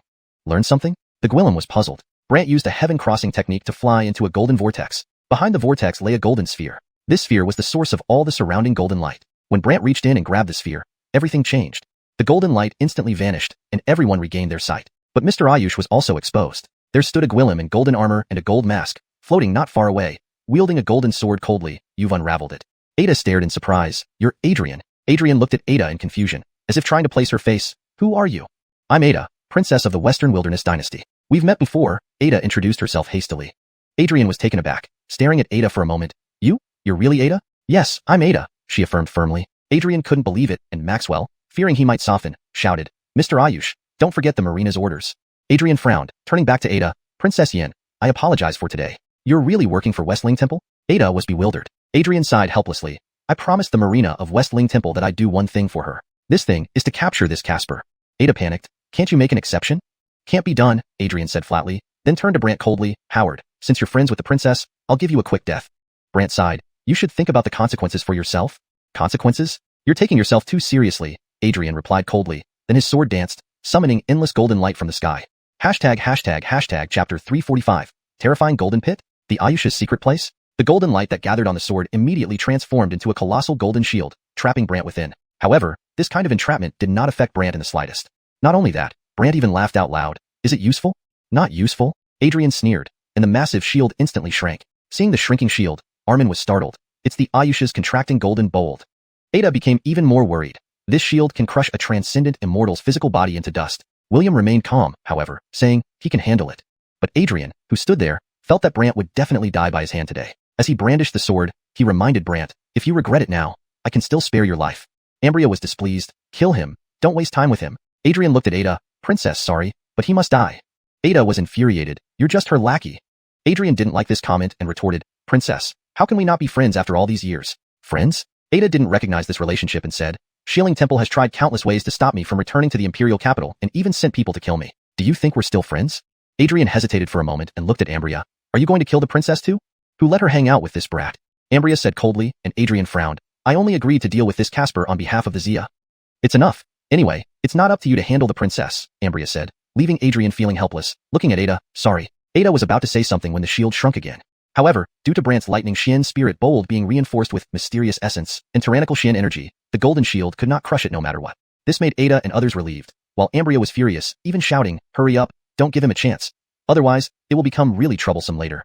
Adrian also thought so, but for some reason, the golden bold couldn't cause any harm to Brant. This infuriated Adrian as he cursed under his breath, damn, this won't do. Adrian thought for a while, and finally summoned a Xian soul shadow, shimmering with golden light. Inside the golden light, there was a figure holding a golden sword shadow. Armin solemnly remarked, this is the golden sword Xian soul shadow. Ada frowned, this golden sword Xian soul shadow is reputed to unleash powerful Xian soul sword techniques. He's in trouble, Armin said anxiously, yet William remained calm. Don't worry, this kind of Xian soul shadow is just garbage to him. Garbage? Ada didn't understand why William was so confident, but Adrian was already impatient and started launching golden sword shadows from the Xian soul shadow. Since these were Xian soul sword techniques, they easily pierced through the lightning Xian spirit bold and struck Brant Xian soul. This made Armin and others visibly alarmed. Ambria, however, was elated. But William and the rest remained calm, especially since Brant merely glanced at himself, confirmed there was no threat, and looked back at them. More? Adrian was stunned. He didn't expect such a strong attack to have no effect on Brant Xian soul. Ambria frowned. You can't do anything either? Adrian turned cold. I'll send him to the golden pit. Golden pit? Ambria had no idea what it was, but Armin and others widened their eyes. At this point, Adrian transformed into a beam of golden light rushing towards Brant. A huge golden vortex then appeared, directly sweeping away both Brant and Adrian. Seeing this scene, Ambria turned around and left after pondering for a bit. William looked skeptical. What is this golden pit? Armin explained with a frown. The golden pit is a special place where the Ayushas bury their ancestors, and it's said to be very terrifying. Ada added, except for members of the Ayush family, no one can walk freely there. William's curiosity piqued. Really that scary? Those who knew about the golden pit nodded silently, each growing more worried. Meanwhile, far off in the western wilderness, rocks shimmered with golden light, and piles of bones littered the ground. Adrian stood nearby, clad in golden armor, sitting cross-legged on a rock, teasing, stop looking. Once inside this golden pit, you can't leave. Brant noticed the dense and extraordinary golden Xian Qi here, and began absorbing the surrounding Xian Qi. As countless beams of golden Xian Qi swirled around Brant, Adrian was dumbfounded, staring wide-eyed beneath his mask. What's happening? Why aren't you afraid of the Xian Qi? Just trivial Xian Qi, nothing to fear, Brant replied, making Adrian fearful. He immediately shouted, ancestors, come out. Soon, numerous Xian souls appeared from all directions, all old men. However, they were puzzled, unsure why there was an outsider here unharmed. One elder asked Adrian, Xianxia, what's going on? Why is there such a person in the golden pit? Adrian explained dejectedly, and everyone stared curiously at Brant. One elder questioned, Howard, who are you? And why aren't you afraid of the golden Xian Qi here? Brant ignored them and closed his eyes, continuing to absorb the Xian Qi. The elders, ignored, naturally became displeased. One grumbled, how absurd. An insignificant Xian Foundation realm dare to act so arrogantly? Do you want to die? I think so too. Kill him. Enraged, they wanted to kill Brant, but Adrian helplessly interjected, respected ancestors, he's immune to Xian soul techniques. Immune to Xian soul techniques? Everyone thought they heard wrong and Deguillem did Adrian repeat himself. He's immune to Xian soul techniques. They exchanged glances with one scoffing, do you think we're fools? Respected ancestors, I'm not lying. Adrian sighed as the elders grew incredulous and indeed attacked. Their powers, limited to Xian souls, unleashed only Xian soul techniques, which had no effect on Brant Xian soul. Everyone was stunned. Someone muttered, did I see wrong? Definitely wrong. No one believed Brant could be so terrifying, so they tried again, but to no avail. No matter how hard they tried, they couldn't hurt Brant Xian soul. Now thoroughly convinced, Adrian looked embarrassed. Respected ancestors, what should we do? What should we do? You brought him in, you solve it. Someone quipped sarcastically, another adding, our Xian Qi is in danger. Only now did everyone realize that Brant was absorbing all the surrounding golden Xian Qi.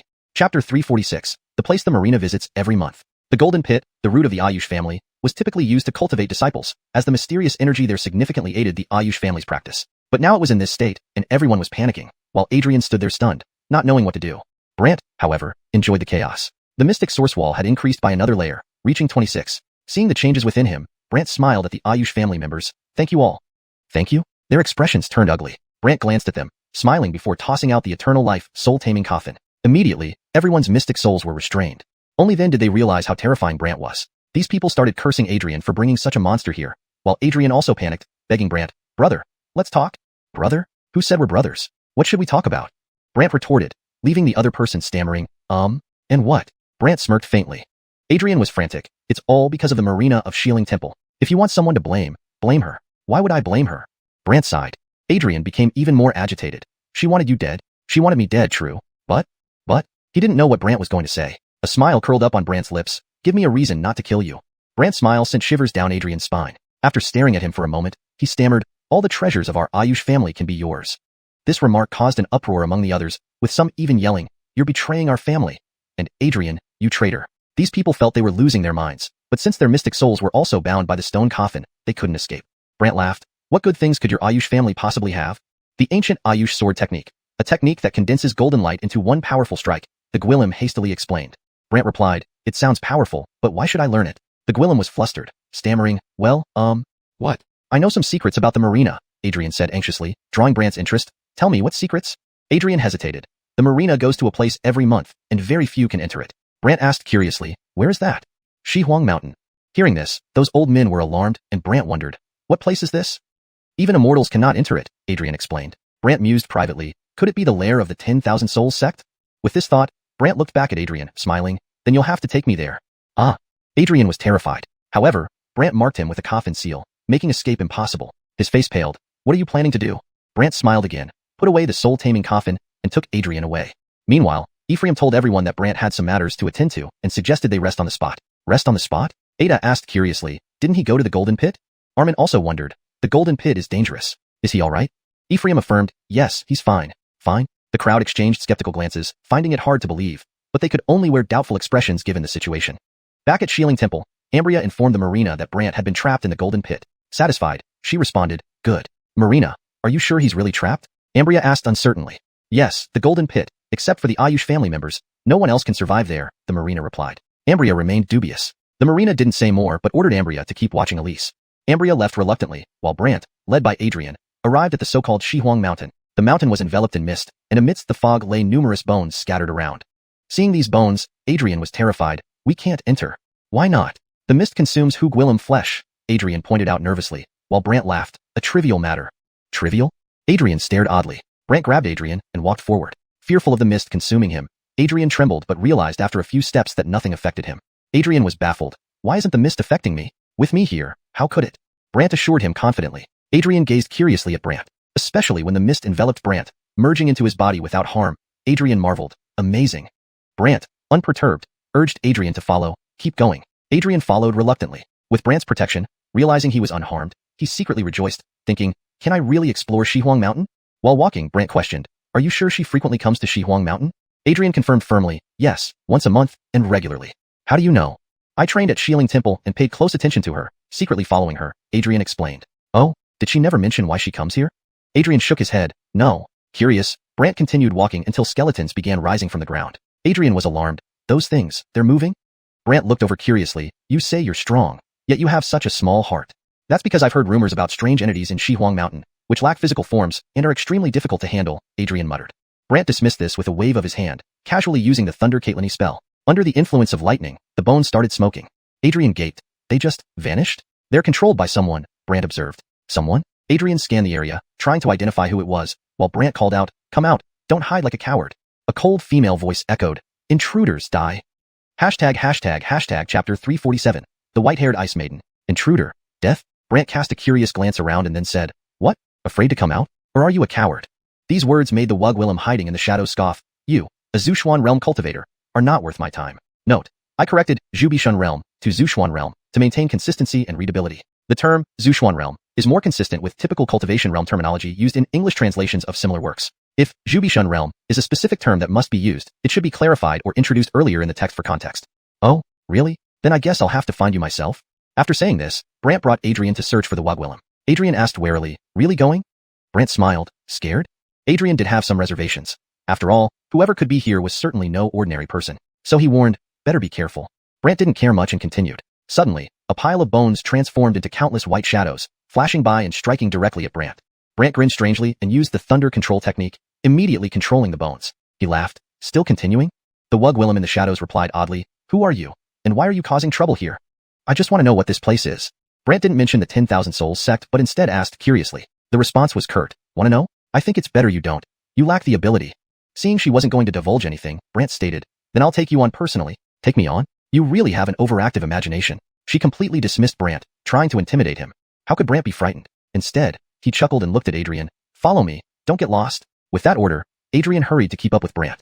However, Brant noticed the Gwilym moving freely around, like a fish in water. Realizing this method wouldn't work. Therefore, he executed the thundercloud step, moving extremely fast, charging toward a location while Adrian hastily followed in fright. When Brant stopped, he saw a white-haired Gwilym about to leave. Brant smiled, Don't go. He activated his material sword technique, summoning numerous sword chi from the ground surrounding her. As she turned around, Brant saw a beautiful maiden with white hair. White hair? Beautiful maiden? Brant was curious as to why she had white hair, and Adrian was also stunned, staring at her in confusion. This is?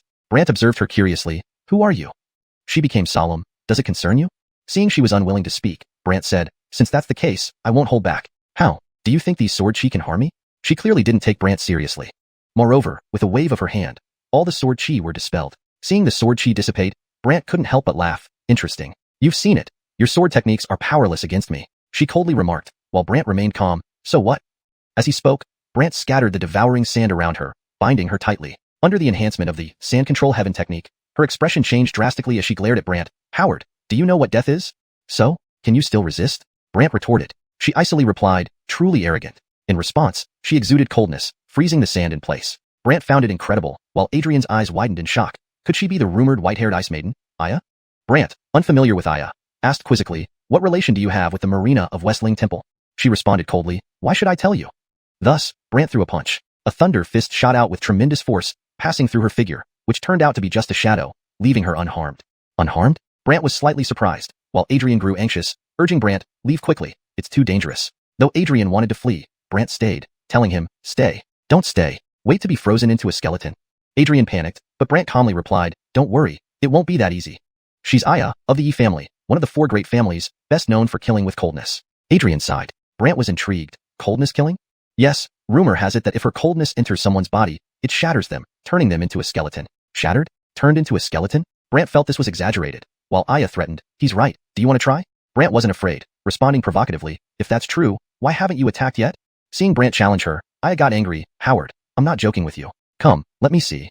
Brant continued taunting, making Adrian terrified. Madness, madness. Adrian distanced himself from Brant, too scared to approach him. Aya huffed, and countless cold air currents flew towards Brant, instantly freezing the lightning mystic bold shadows upon contact. Brant was amazed. The coldness even affected the mystic chi within him, transforming the chi into ice blocks. When he checked internally, his body was filled with ice, which looked terrifying. Yet, Aya icily stated, now, you have a choice, die or escape. Brant was curious. If you can kill me, why not just do it and give me a choice to run? There's no reason. I'm simply giving intruders a chance. But if you don't want it, that's fine too. Hearing this, Brant shook his head with a smile. I don't need it. But Adrian shouted anxiously, I need it. Unfortunately, Aya ignored Adrian and instead stared at Brant with interest. Zhubi realm, 26 layers of mystic power. Perhaps you're the only one in the entire continent capable of that. To improve the translation for better fluency and clarity, ignoring Adrian, Aya's eyes locked onto Brant with intrigue. At the Zhubi realm with 26 layers of mystic power, you might just be the only one in the entire continent to achieve this. Of course. Speak, why are you here? Aya suddenly asked curiously. Unprepared for this question, Brant laughed. What do you think? Aya immediately showed displeasure. I'm serious. This is your chance. It's my chance, Brant countered. Aya frowned. Fine, if you want to die, so be it. Suddenly, the ice inside Brant began expanding, as if ready to burst his body apart. Adrian, watching from the side, was dumbfounded, asking worriedly, are you okay? Chapter 348. The mysterious red-clothed Wugwillem. Brant remained silent, but Aya said coldly, once struck by my cold energy, not just him, even you will die. Adrian knew Aya had this ability and thus trembled with fear. He glanced at Brant to see if he was all right, but right then, raging flames emerged from Brant's body, enveloping him like a gwillem made of fire. Seeing this, Aya was startled, and Adrian's eyes widened. Is this real? The cold energy within Brant immediately dissipated, consumed by the flames. Brant laughed as he looked at Aya. Your cold energy is impressive, but so is my fire. Aya's tone turned icy. Who are you? How can you possess such terrifying fire? You should answer first. What's your relationship with Shieling Temple's Marina? Brant countered. Naturally displeased, she glared at Brant. If you don't speak, I'll have no choice but to act myself. Brant smiled indifferently. Come. She grew unhappy at once, again focusing her cold energy. Her cold energy gwillimaged to extinguish Brant's flames one by one. Yet his fire seemed inexhaustible, only increasing wildly. Aya had never seen anything like this before and began to doubt internally, just who is he? When Brant saw that she couldn't fully extinguish his flames, he said, enough, it's time to end this. End? Aya didn't understand what Brant meant, but Brant had already acted. Flames enveloped her. Her expression turned nasty, glaring at Brant. Kid, do you think this works on me? Doesn't work? Brant smiled and threw out the longevity, soul-taming coffin, which floated near her hand. She felt her ethereal soul power restrained. Aya snorted. You're merely restraining a shadow of mine. Shadow? In the next moment, Aya disappeared, appearing and disappearing intermittently. This made Brant sigh. What exactly is her background? How can she be so mysterious? Adrian relaxed when he saw her escape, looking at Brant. She's a frightening monster. Frightening monster? Brant curiously examined him, and Adrian nodded seriously. All members of the Yi family are monsters. Confused, Brant asked, what do you mean? It's rumored that members of the Yi family offer their ethereal soul shadows to powerful figures in the ghost realm in exchange for magical powers, making themselves akin to shadows, Adrian explained. Brant mumbled to himself, offering ethereal soul shadows to the ghost realm? Just like Monty? Adrian didn't know what Brant was muttering about but said, let's go. This West Wasteland mountain looks far from simple. Brant stayed calm. Go. Go? Adrian was frightened to see Brant heading further inside and tried to dissuade him, but Brant showed no signs of stopping. Soon, Brant came to a pile of rubble, with darkness lurking inside like nighttime. This looks terrifying, Adrian said, visibly shaken. Brant smiled. No matter how scary, we must investigate. He led Adrian into the dark area. Behind, Adrian shivered, afraid to come any closer as if something terrible lurked inside. Brant, however, remained calm. Gradually, they entered a forest where darkness prevailed everywhere, including the surrounding fog. It felt like walking at night.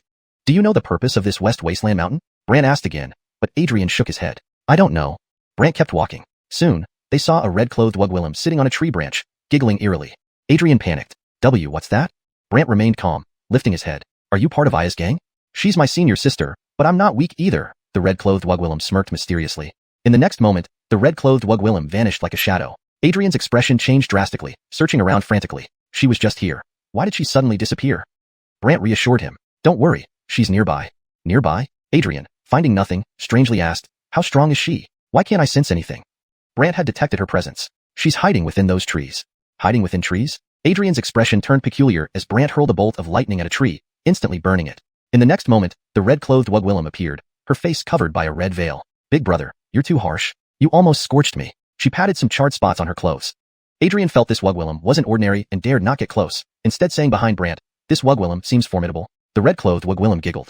I'm not called a Wugwillem. My name is Suzanne. Hearing her name, Adrian found her unusual. Suzanne? Suzanne chuckled evilly. Do you know me? Slightly uneasy, Adrian replied. There's a rumor that recently a red-clothed Wugwillem appeared in the West Wasteland, specifically stealing others' ethereal soul shadows, so people started calling her Suzanne. Unexpectedly famous, Suzanne laughed. I didn't realize I was so well known. Terrified, Adrian looked at Brant. Let's go. Puzzled, Brant asked. Why are you so scared? She's really terrifying, Adrian said, cut off mid-sentence by a red glow emitted from Suzanne's hand. Suddenly, Adrian's ethereal soul shadow was pulled out, wrapped like a red rope, terrifying him. Quick, quick, release my soul shadow. Suzanne smirked. To release it, you can attack him. Attack Brant? With the coffin seal, Adrian wouldn't dare, so he rushed. I am no match for him. Not a match? No problem. I'll give you strength, she grinned eerily as the red glow intensified. Adrian's soul shadow flashed ominously. How does that feel? Suzanne sked. Adrian panicked as his soul shadow was uncontrollable, seemingly going wild. But Brant grabbed the red rope and smiled. You want him to fight me? Let's see if you're up to it. Seeing Brant move, Suzanne sneered. I'll be more powerful than my senior sister. Chapter 349. Deceived? Is this power? The red-clothed Wugwillem smirked as Brant grabbed the red rope. You've been tricked. Deceived? She tugged at the red rope, and it began to tremble. Suddenly, an astonishing force erupted from the rope. Brant was instantly entangled by the red rope and couldn't use any mystical energy. Adrian was startled, but Brant remained calm, as if this had nothing to do with him. Meanwhile, the red-clothed Wugwillem sneered, Scared, Casper? But Brant replied nonchalantly, Really? You think this can scare me? Seeing that Brant was unafraid, she clicked her tongue in appreciation. Interesting. I see why my senior sister was sent back by you. Then the ropes multiplied rapidly, turning Brant into a ball. She triumphantly asked, Now what? Now? Don't tell me you really believe this can trap me? Brant retorted. Stupid. This is called a mystical lock. Once someone is bound, they become powerless. The red-clothed Wugwillem bragged. But Brant sighed. You overestimated yourself? Seeing Brant mock her, she became displeased. Try moving then. She taunted, and Brant smiled cryptically before flames burst from his body. The red ropes were immediately burned to ashes. Seeing her ropes destroyed, she was stunned, exclaiming, My red ropes. Burned. Burned? She felt heartache. Those red ropes took great effort for me to obtain, and you just burned them? So what, scared? Brant laughed, while she clenched her teeth angrily, glaring at him. I'll fight you. Suddenly, the area around her flashed with red light. Countless red lights emerged from the darkness and converged together, revealing countless blood-colored skulls. Adrian gaped in astonishment. Blood skulls. Brant paid no attention. Just some skulls. What's so scary about them? When Adrian saw that Brant didn't know, he explained, blood skulls grow stronger by sucking the blood of others. Ordinary attacks are ineffective against them. Ordinary attacks ineffective? Brant didn't agree. He immediately cast Thunder Charm, striking one after another, sending lightning flashing through the blood skulls, causing them to smoke profusely. Seeing this, Olivia widened her eyes. What did you do to them? Destroyed them. Destroyed? After the red ropes were burned, and the blood skulls destroyed, Olivia shrieked, a terrifying sound filling the air, shaking everything around them. Adrian felt suffocated and started rolling on the ground. Brant calmly walked to Adrian, injecting energy into his body. Adrian immediately felt better. Seeing Brant unaffected, Olivia was dumbfounded, asking in shock, Why? Why aren't you affected? Brant laughed at her. Because my mystical soul is stronger than yours. Stronger than hers? Olivia couldn't believe it, snorting, "You're lying to me. I won't fall for your tricks. Believe it or not, it's your choice. But you've lost." "No, impossible. I cannot lose." Olivia fumed. Brant chuckled. "You seemed confident just now. Now you're losing it."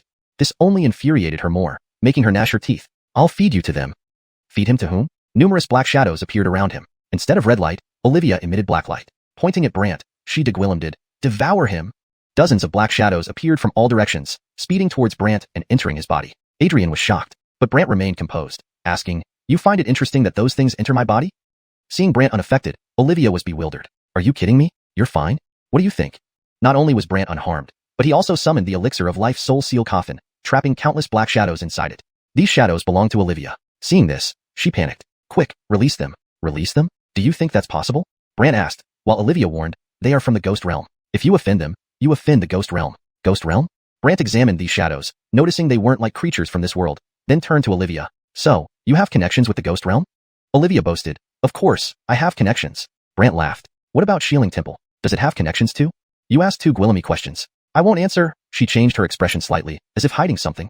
Brant guessed, laughing. "Looks like I'm right. You might be colluding with them." "Enough talk." Olivia rolled her eyes. "Not talking? Then I'll absorb these things and learn from their memories."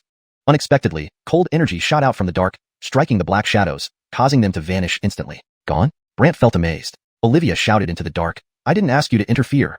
Recognizing Aya's move, Brant laughed. "Why sneak around? Come out if you dare." "There's no need to meet again since we've already seen each other," came the direct refusal. Brant laughed. "You think eliminating them will stop me from uncovering secrets?" Aya icily responded, "If you're capable, find it yourself." Olivia added, "Let me warn you, Fanhuang Mountain has Gwillemy terrifying places. Keep going if you want to die." With that, Olivia transformed into a red beam and disappeared. Adrian sighed in relief. "Should we go?" "Not yet, let's continue." "Continue?" Adrian panicked, while Brant smiled. "Of course, let's continue." Brant collected himself and left, with Adrian quickly following, afraid to be left alone. Meanwhile, in the forest's opposite direction, Olivia complained to Aya, "Senior sister, why didn't you deal with him?" "Deal with him? As you saw, he's powerful with both a strong mystical soul and defense. He's nearly indestructible." Unwillingly, Olivia suggested, "Maybe we should invite someone else out?" Olivia wouldn't give up.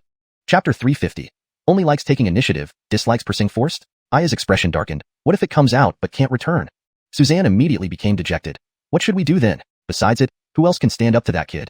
Facing this question, Aya pondered for a moment before replying, Wait for him to enter on his own." "Enter on his own? Do you mean that the kid will go there by himself?" Suzanne seemed to understand something. Aya nodded affirmatively, yes. Suzanne immediately felt hopeful. If so, it would be much easier. However, Aya fell into deep thought. Suzanne quickly turned her attention back to secretly observing Brant and Adrian. Adrian looked at Brant uneasily. "Really continue like this?" "Of course." Brant answered firmly, but Adrian feared any unexpected situation, looking extremely anxious. After a while, the two arrived at a suspension bridge. Below the bridge lay an abyss, and on the other side was a mountain that appeared and disappeared intermittently as if it might vanish at any moment. "Is this the Western Wasteland Mountain?" Adrian muttered. "Western Wasteland Mountain?" Brant was curious why this mountain would appear and disappear, musing in his heart, could it be due to a mystic formation? As Brant was doubting, he took a step forward. Adrian was terrified and tried to stop him. "No, don't go over." "Don't worry, it's no big deal," Brant said calmly, forcing Adrian to follow behind reluctantly. The two walked one after another silently. Adrian was frightened but helpless, gritting his teeth to move forward, muttering, "Isn't this courting death?" Suddenly, a terrifying voice echoed below, making Adrian shudder. Seeing his reaction, Brant couldn't help but tease, "You're such a coward." Adrian was distressed. "Didn't you hear that?" "I did." "You're not scared? It's just a voice. What's scary about that?" Brant replied oddly. "But what if there's a terrifying mystic beast down there, suddenly rushing up to devour us both?" Adrian quivered. After giving him a look of disdain, Brant ignored him and continued walking. Adrian, still depressed but resigned, followed along. When they reached the other side, both felt a sense of lightness, especially Adrian, who murmured, "Why do I feel so weak?" Brant examined himself, feeling only lightness without any significant effects, mumbling, "Looks like this mountain has unique power." "What kind of power? Will we die?" Adrian anxiously asked. "Not dying," Brant retorted flatly. Adrian still wasn't reassured. Suddenly, a strange laugh rang out. "Didn't expect Hugwillems to come here. Truly remarkable." Adrian was terrified. Who's talking?" Brant also found it odd but saw no one around. The voice cackled, "You are indeed Small Fry." "Small Fry?" Adrian's face changed, sensing something sinister staring at them. He asked Brant, "Can we turn back?"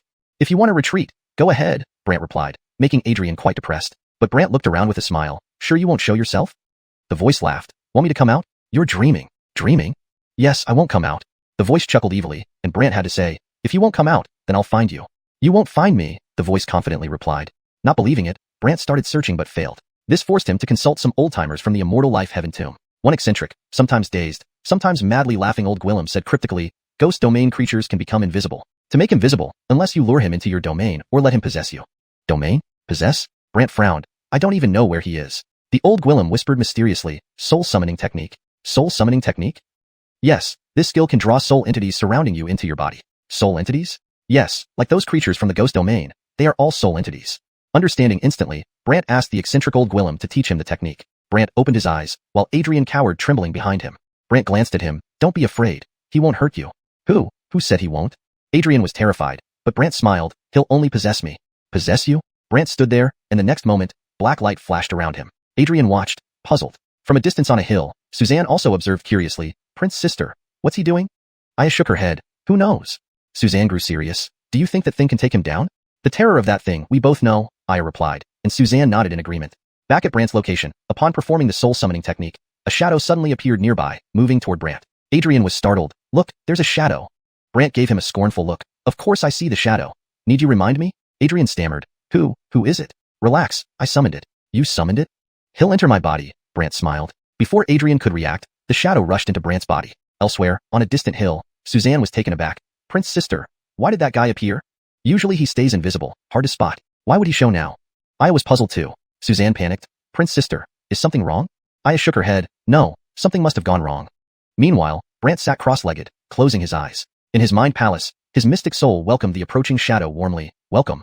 The shadow's tone turned cold. Howard, you've got guts, gwilly-maging to lure me into your body. Not doing this, how else could I find you? Brant grinned. While the shadow naturally was displeased, old demon enjoys initiative, not being forced.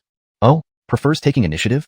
Brant smiled sweetly. Yes, dealing with someone proactively is different from being lured here. I'm really unhappy, the shadow angrily retorted. Hashtag chapter 351, the monthly purpose. Listening to the Hayward, Brant merely smiled. What do you want to do then? Very simple. I want your spirit soul, and I intend to torment it well, the other side grinned, extending a hand towards Brant. That hand instantly released countless black threads that wrapped around Brant, but he didn't take it seriously, continuing to speak. Do you think this can subdue me? Of course, this will definitely subdue you, the other party said firmly. But Brant remained nonchalant and replied, all right then. The Hayward continued to exert more force, believing this would easily subdue Brant. However, to his utmost surprise, Brant treated it like nothing. This left the Hayward internally alarmed. Strange, why is it like this? When he saw Brant still laughing, he became even more puzzled. What now? Still going on? No, something must be wrong. The Hayward panicked and stared at Brant intently. Brant looked at him as if he were a fool. Let me tell you honestly, all kinds of power are just the same to me. The same? The other party didn't believe it and tried again, but the result was the same. No matter what, they couldn't affect Brant. Now the opponent was getting anxious, staring intently at Brant. Kid, quickly, what's going on? Faced with the other party's interrogation, Brant simply smiled. What am I supposed to say? Tell me, who exactly are you? Why aren't you afraid of my spirit soul power? The other side grew increasingly frantic. Brant sighed. There's no need for further explanation. Instead, Brant unleashed the immortal soul-suppressing coffin. Upon sensing something amiss, the Hayward tried to escape. Brant coupled this with the hidden soul technique, making it impossible for the other party to escape. They could only stare in shock at Brant. You kid, the opponent seethed. Brant smiled slightly. If you don't want to die, follow me obediently. Follow? The Hayward immediately snorted. Who do you think you are? Let me follow you? Nonsense. Hearing this, Brant smiled warmly. So, you're not willing? That's right, I'm not willing. What can you do? The other party arrogantly retorted. Good, very good, Brant said. The power of the immortal soul-suppressing coffin increased bit by bit, and the opponent immediately grew anxious, shouting curses. Kid, you better release me, or else I'll kill you. Brant remained silent, continuing to increase the power of the coffin. The binding force grew stronger. As the Hayward sensed things going wrong, he began to get angry. I'll fight with you. Fight? Just you? Brant scoffed. I'm a spirit soul of the ghost realm, also known as a ghost spirit body. Brant completely ignored it. Whatever form you have means nothing to me. Right now, I only have one thought, capturing you. With that, the soul-suppressing coffin's power intensified, and the Hayward became enraged, roaring as a terrifying force emanated from him. Soon, the Hayward was about to break free, cursing along the way. Damn thing. Is cursing useful? Brant asked with a smile. I'll kill you. The other side had gone mad, but it was all for naught. Seeing the opponent about to be captured by the soul-suppressing coffin, they finally relented. Fine. What do you want? Brant smiled warmly. It's very simple. Simple? The opponent didn't know what Brant meant by simple, but the coffin imprint already landed on their forehead. Soon, the other party complied, staring at Brant for a moment before asking, Who are you? My name is Brant. Now, I have some questions, and you need to answer honestly. Brant stared at him. Go ahead. The other party wondered what Brant wanted to ask. Brant strangely asked, What is Western Wasteland Mountain, and does a Wugwillem come here every month? Brant described the general appearance of the Holy Maiden, and after hearing this, the other party said, West Desolate Mountain is actually an entrance to the Ghost Realm. Note: I have adjusted the translation to ensure it reads naturally in English while accurately conveying the meaning from the original text. An entrance to the ghost realm? Brant asked curiously. Yes, and that holy maiden comes here every month to retrieve something, the other party explained. What is it? To ensure the translation reads naturally and fluently in English, here's a refined version of the passage including this segment. Chapter 351. The purpose of monthly visits. Listening to Hayward's words, Brant just smiled. So what do you want? Very simple. I want your Xuanhuan, mysterious soul, and I also want to torture it thoroughly. The other side smiled, then stretched out a hand toward Brant. Immediately, countless black threads spewed from that hand, wrapping around Brant. However, Brant was unperturbed and said, Do you think this can defeat me? Of course, this will definitely defeat you, the other side confidently replied. But Brant wasn't worried at all and continued, Then go ahead. Hayward increased the power, thinking this would easily subdue Brant. But to his surprise, Brant took it lightly. This made Hayward inwardly alarmed. Strange. How can this be? Seeing Hayward dumbfounded, Brant laughed. What now? Do you still want to continue? No, something must be wrong. Hayward grew anxious and stared hard at Brant. Brant looked at him as if he were foolish. To tell you the truth, no matter what kind of power, they are all the same to me. The same? The other side didn't believe it and tried again, but to no avail. Brant remained unharmed. Now thoroughly anxious, the other side stared at Brant intently. Howard, quickly tell me, what's going on? Facing the pressure, Brant just smiled. Tell what? Tell me who you are. Why aren't you afraid of my mysterious soul power? The other side asked furiously. Sighing, Brant replied, This matter doesn't need further explanation. Instead, Brant produced the longevity soul suppressing coffin, which made Hayward realize something was amiss and attempt to flee. Brant, using the hidden soul technique, ensured the other side couldn't escape. Hayward could only stare at Brant in shock. You Casper, the other side seethed. Brant smiled. If you don't want to die, follow me obediently. Follow? Hayward snorted. Do you think you're someone important? Follow you? Nonsense. Hearing this, Brant grinned. What? Unwilling? That's right, I'm not willing. What can you do? The other side arrogantly retorted. Good, very good. Brant said. Then the power of the longevity soul suppressing coffin increased, making the other side panic and swear, Howard, you'd better let me go, or I'll kill you. Brant remained silent, but continued increasing the power. The constraining force became overwhelming. Realizing something was seriously wrong, Hayward raged, I'll fight with you. Fight? You? Brant sneered. I am the mysterious soul of the ghost realm, also known as a ghost spirit body. Brant paid no attention. What kind of body you have means nothing to me. All I care about is capturing you. As Brant intensified the power of the soul-suppressing coffin, Hayward roared angrily, emitting terrifying power. Soon, Hayward almost broke free, even cursing, damn thing. Swearing, will it help? Brant chuckled. I will kill you. The other side went mad, but it was useless. Seeing he was about to be trapped by the soul-suppressing coffin, he relented. All right, what do you want? Brant smiled. It's simple. Simple? Unsure what Brant meant by simple, the other side watched as Brant's coffin imprint landed on his forehead. Shortly after, the other side calmed down and stared at Brant. Who are you? My name is Brant. Now, I have some questions for you, and you must answer honestly, Brant sternly said. Ask. The other side was curious about what Brant would ask. Brant described the general appearance of the Holy Maiden and then asked, What is West Wasteland Mountain, and does a Wugwillem come here every month? The other side explained, West Wasteland Mountain is actually an entrance to the Ghost Realm. An entrance to the Ghost Realm? Brant was intrigued. Yes, and the Holy Maiden comes here monthly to retrieve something. What?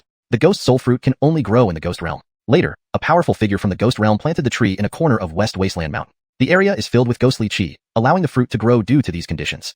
Curious, Brant asked, what use does this fruit have? It can enhance one's mysterious soul power. Brant's eyes lit up with interest. All right, take me there. Can't. The other side hesitated and Brant asked, why not? There are Gwillemy terrifying forces there. The other side paused. Terrifying forces? Brant asked curiously. Yes, Gwillemy ghost spirit bodies like mine, and those guys are very powerful. Additionally, the ghostly chi from the ghost realm is extremely fearsome. Hearing this, Brant simply smiled. Don't worry, these won't threaten me. The other side looked puzzled. Won't threaten you? Yes, just follow my instructions, Brant said decisively. Curious, the other side had no choice but to lead the way. Only Brant could see his hidden form, so when he left, Adrian was unaware of the situation. Especially when Adrian saw Brant standing there seemingly lost in thought, he became anxious. Is something wrong with you? Turning to look at him, Brant replied, if something were wrong, would I be fine? Adrian suddenly asked, are you being controlled? Do you think I'm being controlled? Brant asked with a smile. Adrian was uneasy. Many people who are possessed by things from the ghost realm end up being controlled. Others are others. I am me, Brant replied before walking away. Adrian hurriedly followed, asking, where are you going? To a place, Brant explained. A place? Adrian was unsure where Brant intended to go. Brant, however, reassured him with a smile. You'll know once we get there. Know once we get there? Adrian was already very frightened. But Brant was completely unfazed, continuing on his way. In the distance, Suzanne looked suspicious. Senior sister, what's going on? Knight Lohan, equally curious, wondered aloud. That guy entered his body, yet it had no effect on him? What does that mean? Suzanne stammered. That fellow, entering his body, didn't affect him at all? Knight Lohan was bewildered, and Suzanne was eager to find out what happened. Let's go see what's going on. Knight Lohan wanted to know what had happened. By integrating the query into a cohesive narrative flow, The translation conveys the original meaning accurately while maintaining a natural reading experience in English. The ghost soul fruit can only grow within the ghost realm. Later, a powerful being from the ghost realm transplanted the tree to a corner of the western wasteland mountain. That area is permeated with ghostly spiritual energy from the ghost realm, and it is because of this energy that the fruits are able to grow. Brant asked with great curiosity, what is the use of this fruit? It can enhance the power of Xuanhuan, Xian Soul. Revision. It can enhance the power of the Xian Soul. Note. Since Xian Soul is a term that seems specific to the context of the story, it's best to keep it as is but ensure it reads naturally in English. If Xian Soul has an established translation or explanation elsewhere in the text, you may want to use that instead. Brant's eyes lit up, and he smiled. Great, take me there. Impossible. The other party hesitated suddenly, leaving Brant puzzled. Why not? The other party hesitated for a moment and said, because there are Gwillemy terrifying forces there. Frightening powers? Brant asked curiously. This edit ensures the translation reads more naturally in English while maintaining the meaning and curiosity expressed by Brant in the original text. The other party replied with a hum. Yes, there are Gwillemy ghost spirit bodies like me there, and those entities are very powerful. Additionally, there's ghost Xianxia, spirit energy, from the ghost realm, which is extremely terrifying.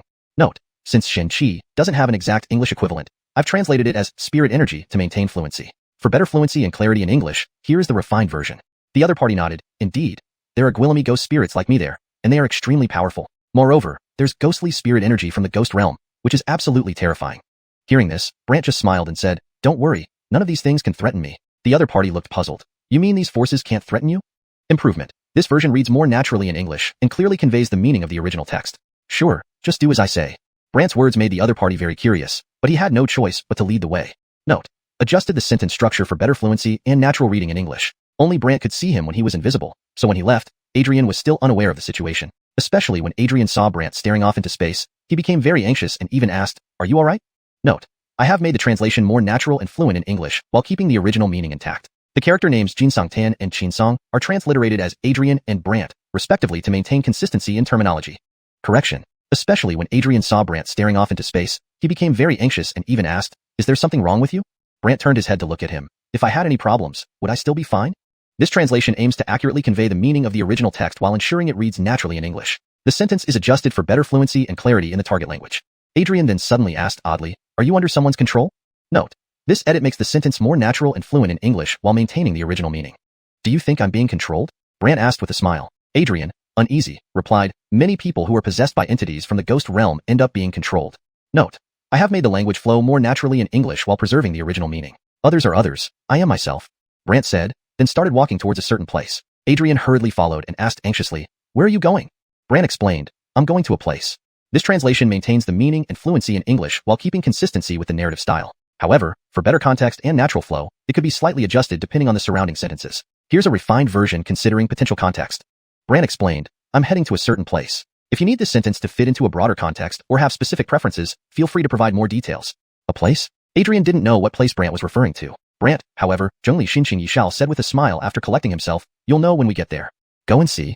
Adrian was already very afraid, but Brant didn't care at all and continued on his way. In the distance, by that mountain, Suzanne looked puzzled. Senior sister, what's going on? Faced with Suzanne's confusion, Aya was also curious and said with interest, it's very strange. What do you mean?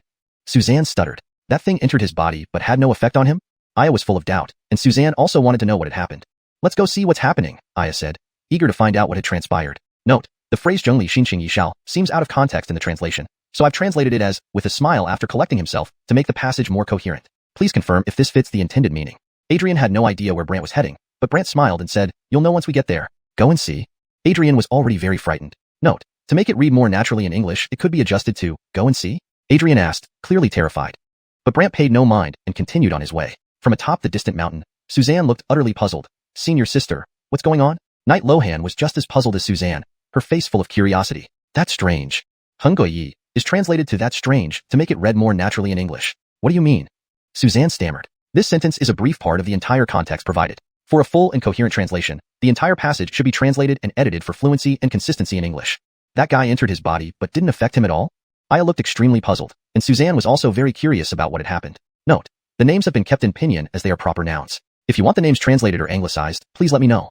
Knight Lohan, curious and eager to understand what had transpired, said, let's go see what's going on. This sentence conveys the meaning that Knight Lohan is very interested in figuring out what happened and decides to go and check it out. It maintains consistency in terminology and style while reading naturally in English. However, note that Knight Lohan and Ye Lohan are used interchangeably based on previous context. If Knight Alice Han or another variant is preferred for consistency, please let me know. For seamless reading, Here's the revised sentence within context. For what had happened, both were quite intrigued. That guy got inside him, but had no effect. Knight Alice Han was full of doubts, and so was Red Linger. Let's go see what's going on, Knight Alice Han suggested, equally eager to unravel the mystery.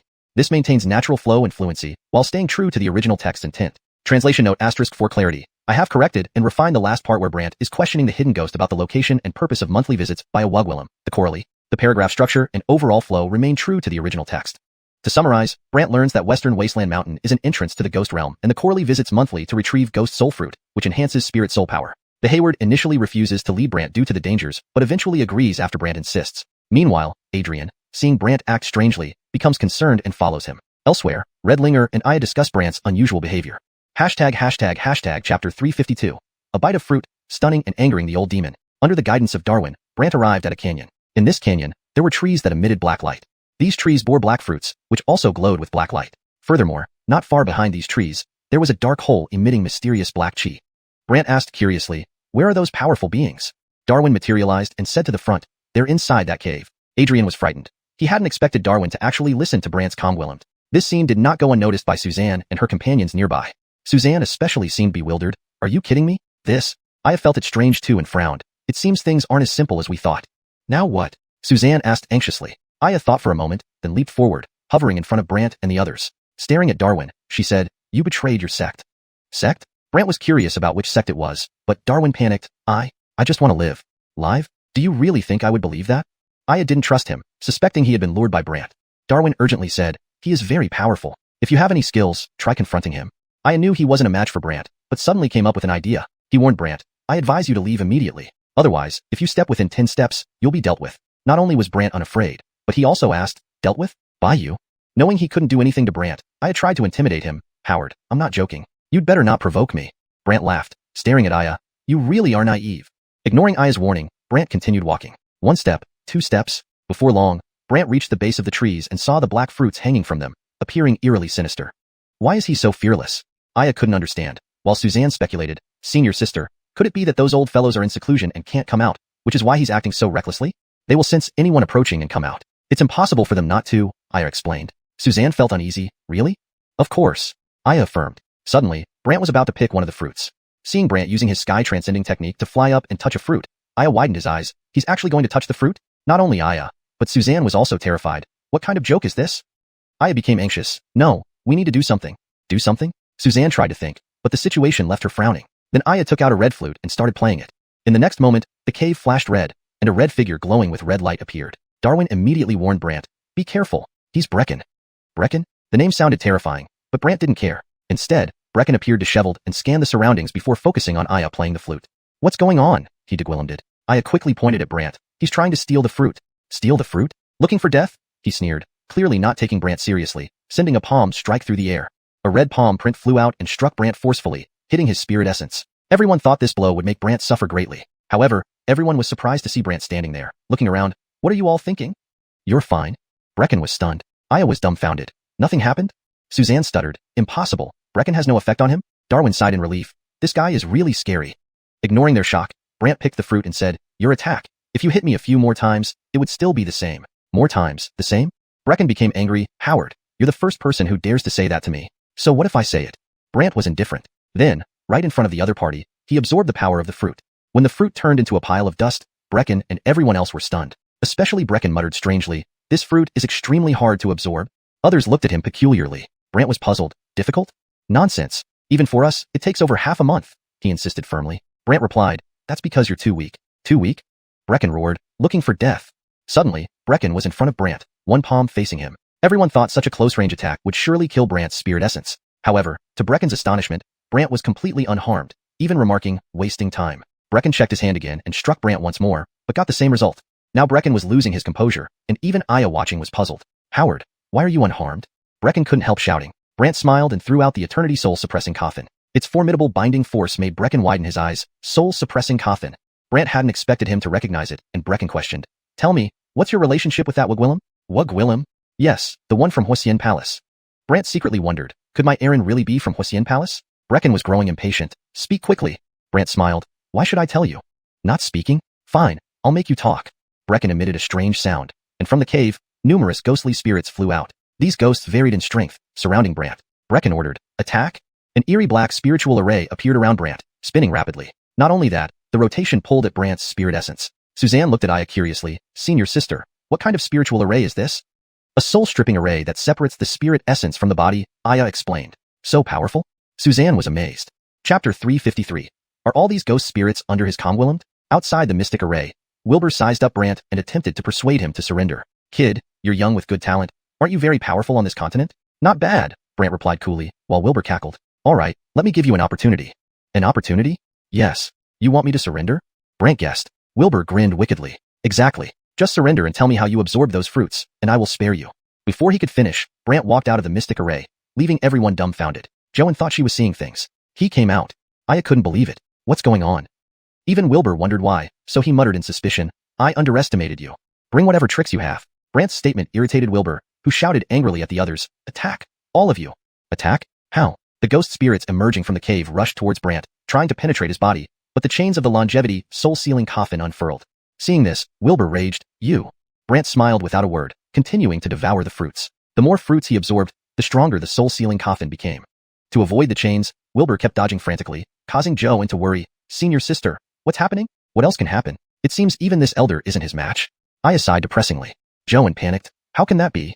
Aya also felt helpless but had a strange expression. We need to think of a way to stop this guy. How? He's too fast. Joan fretted. Aya didn't know what to do either, only gwillymaging to say, think of something.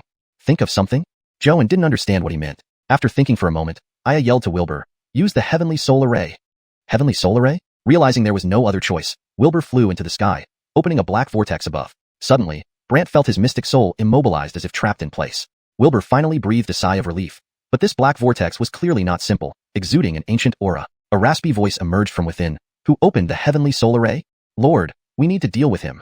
Wilbur pointed at Brant, to which the voice inside responded irritably. A cultivation realm practitioner? You must be joking. Wilbur's face changed. Lord, he is no ordinary opponent. No ordinary opponent? Him?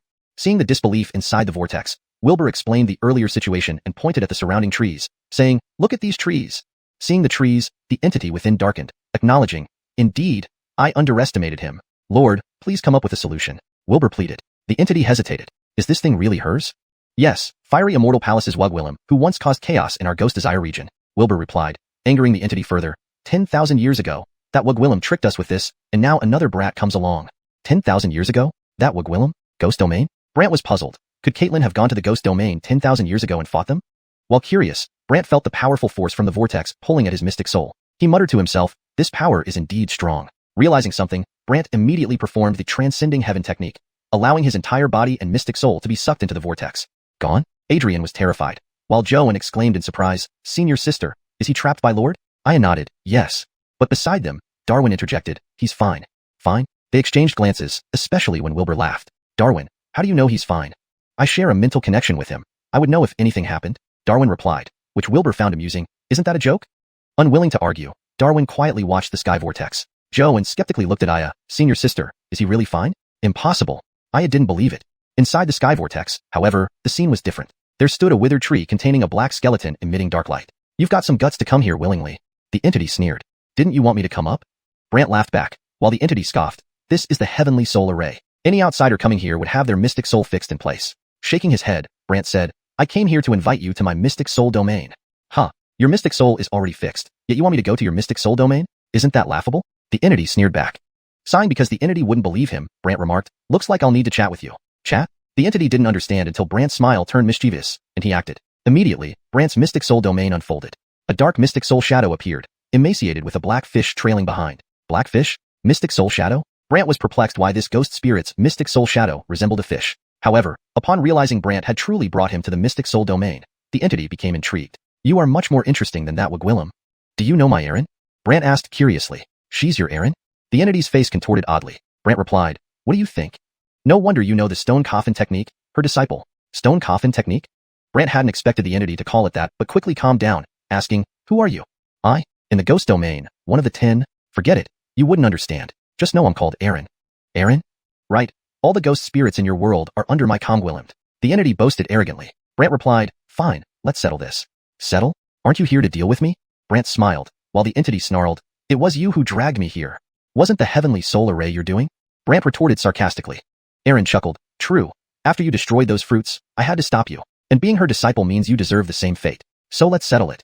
Brant said as the longevity soul-sealing coffin emerged. Aaron sneered, your coffin technique is far weaker compared to hers. Chapter 354. All souls united, to exhaust you. In the face of Aaron's mockery, Brant remained calm and even chuckled. Oh, really? What, do you have any other tricks?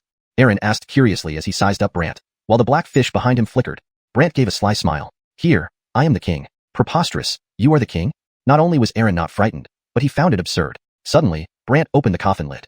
A massive force began to pull outwards. Aaron laughed upon seeing this. Opening it changes nothing. This binding power is too weak for me. Initially, Brant thought Aaron was joking, but after the lid had been open for quite some time, Aaron indeed remained unaffected. Not only that, Aaron started mocking Brant. See? It's useless. Your binding power can't do anything to me.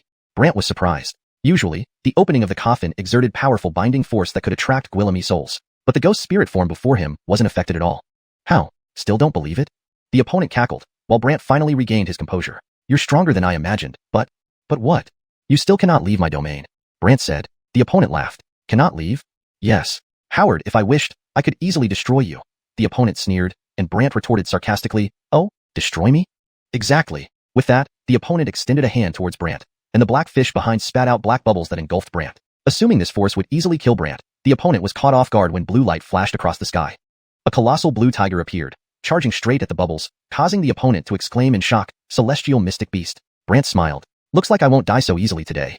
The opponent looked dubious and stared at Brant. Howard, do you think this is over? What else? Brant countered. Watch me destroy your celestial mystic beast, the opponent boasted, unleashing countless bubbles toward the blue tiger. The blue tiger retaliated fiercely, leading to an intense confrontation within Brant's soul domain. The clash was chaotic and terrifying. Brant watched silently, pondering how to enhance the power of the soul-suppressing coffin. He realized that only the soul-suppressing coffin could help him now. Thus, Brant decided to gather the elders to set up an array called the Borrowed Soul Array, which would channel their combined soul powers into certain Talus Willems or soul techniques, amplifying their strength. With a thought, the everlasting heaven tomb opened, and a multitude of souls descended. Aaron scoffed. So Guillaume reinforcements? Brant smiled. Yes, hope they can satisfy you. Initially dismissive, Aaron grew alarmed as each soul directed its power into the soul-suppressing coffin, unleashing a massive force that spun wildly. Aaron felt himself being pulled in and widened his eyes in surprise. What is this? What do you think? Brant taunted. Realizing he would be sucked into the coffin, Aaron grunted and tried to leave. However, the boundary around him trapped him. No matter how hard he tried, he couldn't escape, making him furious. Howard, release me, and I might spare you. Otherwise, you'll bear the consequences. Your threats are impressive, Brant jeered, unafraid. This angered Aaron further. Wanna die? Fine, I'll grant you that. Suddenly, Aaron's entire spirit body shimmered with dark light, and a dark door appeared behind him, spewing countless black energies into Brant's soul domain. Soon, darkness enveloped the entire area, making the souls uneasy. Though Brant didn't expect these dark energies to affect the souls, he swallowed them without hesitation. Standing at the forefront, Brant absorbed all the surrounding dark energies. As Aaron was about to mock Brant's ignorance, Brant nonchalantly replied, don't waste your efforts, it's futile. Futile? Aaron didn't believe it, and mocked Brant. Stop tricking me, I won't fall for it. Brant simply shrugged. Your choice. I've said all I need to. Naturally skeptical, Aaron continued releasing dark energies, attempting to finish off Brant. But as soon as the energies entered, Brant absorbed them effortlessly. No matter how much effort Aaron put in, it was ineffective because Brant dealt with the energies immediately. Frustrated, Aaron closed the dark door, unwilling to waste more energy. Kongshang smirked. Why did you stop?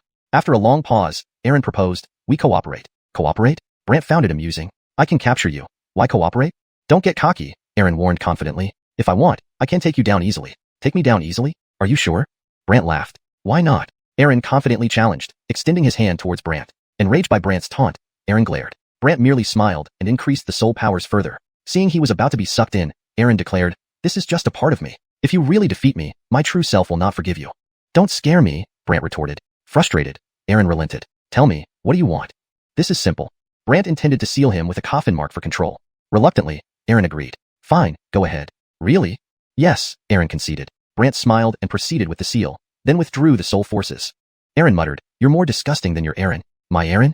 Yes. Back then, your Aaron caused chaos in the ghost realm but only drove everyone away. You, however, aimed to control. Brant became interested. Speaking of which, what was my Aaron doing in the ghost realm? What else? Searching for something. If we refused, he beat us up. Aaron's aggrieved look confirmed Brant's suspicion. His Aaron had likely bullied the ghost realm folks extensively. Brant chuckled and asked another question. Can I ask you one thing? Go ahead. Translation note. The story maintains the same structure and style as the original Chinese text, preserving character names in pinyin and keeping the tone consistent. Any cultural or specific terms were explained or adapted for clarity in English. Chapter 355. A Western Wasteland Caitlin comparable to Jace? Prince Darien of the Ghost Domain was very curious about what Brant wanted to ask. Brant looked at him with evident curiosity. What's your relationship with the 10,000 Soul Sect? The 10,000 Soul Sect? Prince Darien suddenly looked surprised. Seeing his expression, Brant knew he was aware of something and urged, tell me. Well, I only know that the Lord of our Ghost Domain issued an order prohibiting us from opposing the 10,000 Souls Sect in this world. Beyond that, I don't know anything else. Prince Darien replied. Lord? Yes, our strongest one there, Prince Darien answered. Understanding, Brant let Prince Darien exit his mystic soul field and left the heavenly soul array himself. At this moment, everyone in the valley still had no idea about Brant's condition. But Brecken, Red Demon of Heaven's Wrath, surrounded Darwin and stared at him. Speak up, what did that kid give you as a reward? Darwin merely replied, you all should run while you can. Run? These people obviously didn't understand what he meant. Brecken scoffed, it's this crucial time, and you're still putting on a show? Do you want to die? Brecken was furious. Suddenly, Brant descended from the sky, causing Suzanne to widen her eyes. He's back. Not just Suzanne. Even Ainsley was taken aback, murmuring, how is it possible? He actually returned? Brecken turned curiously, but froze upon seeing Brant indeed return. How could this be? How did you come back? I came back openly and honorably, Brant stated straightforwardly, but Brecken shook his head. No, impossible. Then, Brecken tried to call out to Prince Darien, who unexpectedly responded, he doesn't fall under my jurisdiction anymore. Doesn't fall? Everyone was stunned, especially Brecken, who panicked. What kind of joke is this? Do you think I'm joking? The voice in the sky questioned sternly. Brecken was alarmed. He hadn't expected such certainty and hastily asked, what did you do to the Aaron? Now he listens to me, Brant replied with a confident smile. Listens to you? Brecken thought he had misheard and began to panic, but no matter how anxious he became, it was futile. He then turned to Suzanne and Ainsley, urging them, you too, help immediately. Help? Their expressions turned grim as they knew neither of them could match Brant, leading to awkward looks. Brecken stood dumbfounded as Brant smiled at him. Your turn. Me. Unwilling to risk anything, Brecken transformed into a red light and quickly retreated into the cave, muttering, Howard, wait and see. I'll find you eventually. Not just Brecken. Ainsley also shouted to Suzanne, withdraw. Withdraw? Suzanne could only turn around and leave without further delay. Brant, seeing them depart, ignored them and continued absorbing the fruits to strengthen his soul-suppressing coffin. Adrian watched in amazement. Truly formidable. Even Darwin felt genuine admiration. However, Suzanne fled to a distant hill and urgently appealed to Ainsley, sister, please think of a solution. Ainsley sighed. As you can see, the senior here has been controlled by this Casper. What should we do then? Let's go. We need to find our Aaron. Ainsley knew they had no other choice and thus took Suzanne away. After some time, they arrived at a broken-down Taoist temple where a stone statue of their Aaron sat in meditation. They respectfully greeted, Caitlin. The stone statue emitted a white glow, followed by a puzzled voice. Why have you left your post to come here? We tried, but, Suzanne explained anxiously. But what? The voice inquired in confusion. Suzanne then recounted the entire event. After hearing it, the voice expressed surprise. A Cultivation Foundation realm practitioner can be so powerful? Suzanne affirmed with a nod. Still skeptical, the voice turned to Ainsley for confirmation. Or you tell it. Ainsley frowned. Indeed, it's true. Indeed true? The voice remained doubtful as Ainsley detailed the specifics. Upon finishing, the voice murmured. Over 20 layers of cultivation power? Such talent exists on this continent. This person is not simple. Even Brecken fears him, and the senior here said he no longer falls under his control. It seems I need to take a look. White mist filled the sky, then dispersed, making Suzanne joyful. Let's go, let's check. Ainsley hurried to follow. Back in the valley, Brant, engrossed in devouring the fruits, had no clue they were looking for reinforcements. Until a few minutes later, sensing the strange aura above, Brant looked up to see a massive cloud of white mist. Moreover, within the mist, he saw Suzanne and another figure. Brant also sensed a powerful aura within the mist, comparable to Jace's. This made Brant inwardly ponder. Is this a strong expert from the Western Wasteland? You. Who are you, and why did you cause trouble here? Suddenly, a female voice from the mist questioned sternly. Darwin and Adrian immediately became alert. Brant retorted, is this yours? No. Then why meddle in affairs that aren't yours? Brant countered, which caused the female voice to grow dark. For Gwillemy years, no one has dared speak to me like that. Brant laughed. Just because no one dares doesn't mean there isn't someone who will. Think you're great with a sharp tongue? She huffed, sending down a ball of white mist to envelop Brant. Immediately, Brant found himself tightly bound as if wrapped in cotton, yet he remained calm. So what? So what? Can't you feel that all your cultivation energy is useless? The voice sneered. Nearby, Suzanne laughed aloud. My Aaron's binding force technique is quite terrifying. Binding force technique? Brant showed no concern and remarked, nothing special. Nothing special? The Wugwillem in the mist snorted and increased the amount of white mist surrounding Brant, making it impossible for him to use any cultivation energy or absorb more. Seeing Brant helpless, the Wugwillem coldly asked, still acting tough, young Gwillem? Suzanne mocked, aren't you so powerful? Try resisting now. Brant smiled. No worries, someone will help me. Someone? Confused by this, everyone watched as suddenly, a vortex appeared in the sky, signaling the activation of the heavenly soul array. The Wugwillem inside the mist exclaimed angrily, Prince Darien, what does this mean? I have no choice. He is now under my protection, Prince Darien replied. She grew furious. We've never interfered with each other. Why help him now? Chapter 356, Powerful Heavenly Thunder? The tables turn. Prince Darien sighed helplessly, There's no way out. I'm bound by circumstances. Bound by circumstances? You're really something. The other party fumed. A mass of white mist condensed and surged towards the vortex in the sky, intending to confront Prince Darien. However, what Prince Darien excelled at was restraining others' spirit powers, while the person within the white mist possessed a powerful spirit power. Thus, the two were locked in a frenzied battle. Brant continued to devour the fruit he had acquired. Seeing this, Xuanhun felt extremely worried. Senior sister, even Caitlin seems powerless. What should we do now? Caitlin can't be powerless. Let's wait, Xianxia insisted, still trusting her Aaron. But Xuanhun kept staring at the sky. I wonder why this lord is so intent on helping this Casper.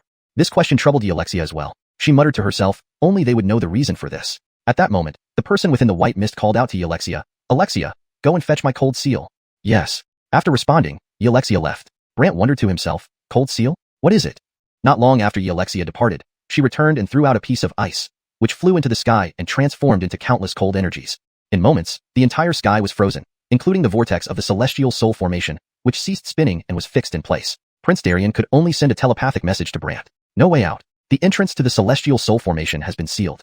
Sealed? Is this possible? This was Brant's first time witnessing such a spectacle, but he steadied his resolve. Looks like I'll have to fight you after all.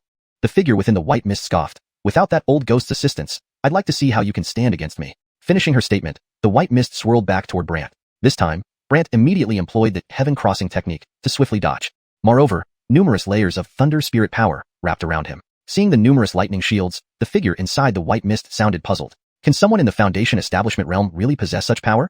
Brant ignored her and continued to accumulate spirit energy as he flew, preparing to use it later. Meanwhile, the figure thought Brant was just fleeing and began chasing and attacking him fervently. Onlookers like Xuanhun almost couldn't bear watching any longer. Senior sister, this Casper isn't planning to keep running, is he? Xianxia didn't know either, only replying, we can only trust Caitlin. After all, none of us have seen Caitlin's full strength. Xuanhun agreed, that's true. After chasing for a while, the white mist stopped. From afar, Brant asked with a laugh, why stop now? This is too much of a waste of time. The tone became icy. Too much of a waste of time? Brant wanted to know what the other party intended to do. At that moment, the white mist began to turn black, followed by thunderbolts erupting from the sky. Thunderbolts? Brant was slightly taken aback. You can summon lightning, right? Well, let's see if your lightning is mightier than mine, the figure sneered. Countless lightning bolts turned into long dragons descending from the sky, surrounding Brant. Immediately, a circle of lightning formed around Brant. This looked terrifying, but Brant remained unfazed and chuckled. Will it work? Howard, if all this lightning strikes you, your body will be shattered into pieces. Brant wasn't bothered and even taunted, then come try. Fine, this is on you, the figure grunted. Instantly, countless bolts of lightning converged from all directions, striking Brant. Brant didn't activate his lightning bolt. Instead, he allowed the lightning to enter his body, then compressed them together. But the figure wasn't aware of this. Inside, Brant smiled. With the lightning Caitlin art, I can compress power intensely. Meanwhile, the Wugwillem in the white mist thought Brant couldn't endure it, and when he withdrew the shield, she mocked him. Howard, do you regret it now? Oh, do I need to? Brant countered. The figure sneered. No regrets? There's nothing to regret. The figure grew cold. All right, since you say so, then I won't hold back. She increased the intensity of the lightning, making Xuanhun gasp. Senior sister, Caitlin's power is too overbearing. Xianxia replied, this is only part of Caitlin's power. Part? Can Caitlin get even more ruthless? Xuanhun found it hard to believe. Xianxia nodded. Caitlin can create Gwillemy types of lightning phenomena, and these forces are very terrifying. Xuanhun grew curious. Then why is this Casper unharmed? Unharmed? Xianxia didn't think so. Perhaps he's just struggling. Struggling? Xuanhun sensed something amiss. Because Brant seemed perfectly fine, she asked oddly, Senior sister, look, he doesn't seem to care at all, even enjoying it. Xianxia disbelieved and stared at Brant. Indeed, it was as if the lightning had no effect on him. But Xianxia still trusted her Aaron. Let's wait. Caitlin will show him the real deal. Unfortunately, after a quarter of an hour, Brant remained unscathed, and the dark clouds in the sky began to dissipate. The Wugwillem inside the white mist was displeased. Howard, you're not affected at all? Brant laughed. What, is that it? The figure in the mist huffed. Howard, what kind of treasure did you use? I didn't use any treasures. I merely collected your power, Brant said with a smirk. Collected? What do you mean? Brant grinned. Do you want to experience it? Experience? Confused, the figure saw Brant employ the heaven crossing technique and reach the white mist, saying with a smile, here you go. Here you go? Everyone was baffled by Brant's actions. Suddenly, a massive sphere of lightning appeared before Brant, exploding inside the white mist, scattering it and revealing a Rhoda within. The Rhoda was hurled away and struck by the lightning, screaming in agony, spreading terror throughout the area. Xuanhun was frightened, stuttering, Senior sister, what happened to Caitlin? Xianxia's expression was grim. It looks like something serious has happened. What serious thing? Caitlin has been outsmarted by him, Xianxia fretted. Xuanhun panicked. What do we do now? Chapter 357. The Heavenly Scroll, her life-saving treasure. Aya's expression was strange. Let's go find Caitlin's cultivation mystic artifact. A mystic artifact for cultivation? Olivia didn't know what to say as Aya turned and left with her. Meanwhile, The Presley, surrounded by countless lightning bolts, glared angrily at Brant. Kid, how dare you scheme against me? How does it matter if I do? Brant replied without a hint of courtesy. Now the Presley was displeased. She stared intensely at Brant and threatened. Just wait until my mystic artifact arrives. That will be your end. Brant paid her no mind. Oh, your mystic artifact? What does it look like? Let me see it. The Presley snorted. Wait and see. Brant ignored her, continuing to release the compressed lightning he had been storing. Each bolt struck the Presley, causing her unbearable pain. At this moment, Aya was searching through a dilapidated Taoist temple on the other side. Olivia grew anxious. Senior sister, what are we looking for? Caitlin's life-saving treasure, said Aya while looking around. Life-saving treasure? Olivia was very curious about what it could be. After searching for a long time, Aya finally noticed something suspicious on a wall. A cold breath shot out from Aya towards that wall. From it flew out a scroll. This scroll was curled up in a bizarre way. Olivia couldn't help but ask, Senior sister, can this really work? Of course. Let's go, Aya said as she took the scroll and left. Olivia hurriedly followed. Before long, the two arrived in a valley. Seeing them appear, the Presley reacted with excitement as if they were her saviors. She told Brant, Howard, prepare to die. Prepare to die? Brant didn't think so. Instead, he said, I think you should reconsider your own situation. Brad, just watch. Today is your last day. The Presley waved her hand, making the scroll fly up into the sky. Suddenly, the surrounding environment changed drastically. It felt like another world. The sky cleared, the lightning disappeared, and the valley vanished. Floating mid-air, the Presley laughed gwilymically. Kid, isn't the scroll of heaven and earth impressive? Scroll of heaven and earth? Brant felt as though he had entered an illusion. Olivia looked at Aya in disbelief. Senior sister, are we still in the same place? Certainly not. We're inside the painting, Aya realized immediately. What? Inside the painting? Olivia was dumbfounded. That's right. Inside the painting, Aya confirmed. Looking puzzled, Olivia watched as the Presley taunted Brant. Kid in here, I'm the ruler. Anything goes. Brant found himself laughing and crying at the same time. Seeing his strange laughter, the Presley asked confusedly, What are you laughing at? I laugh because you're ignorant, Brant replied. The Presley's expression became odd. You dare mock me? So what if I did? What can you do about it? Brant challenged her back. The Presley, growing angrier, roared, Howard, I'll make you wish you were dead. Is that so? Or is it just your wishful thinking? Brant's words made the Presley scowl and glare at him. All right, excellent. Immediately, countless white mists reappeared around Brant, restraining his mystic power once again. Not only that, the Presley sneered. How does it feel? Comfortable? Brant sighed. It's bearable. Bearable? The Presley sneered, then a flame condensed in the sky, turning into a sword that flew straight at Brant. Without his mystic power, Brant couldn't form a lightning mystic shield or rely on Ghost Prince Darian's help. He became a living target. Target? That was definitely not what Brant wanted.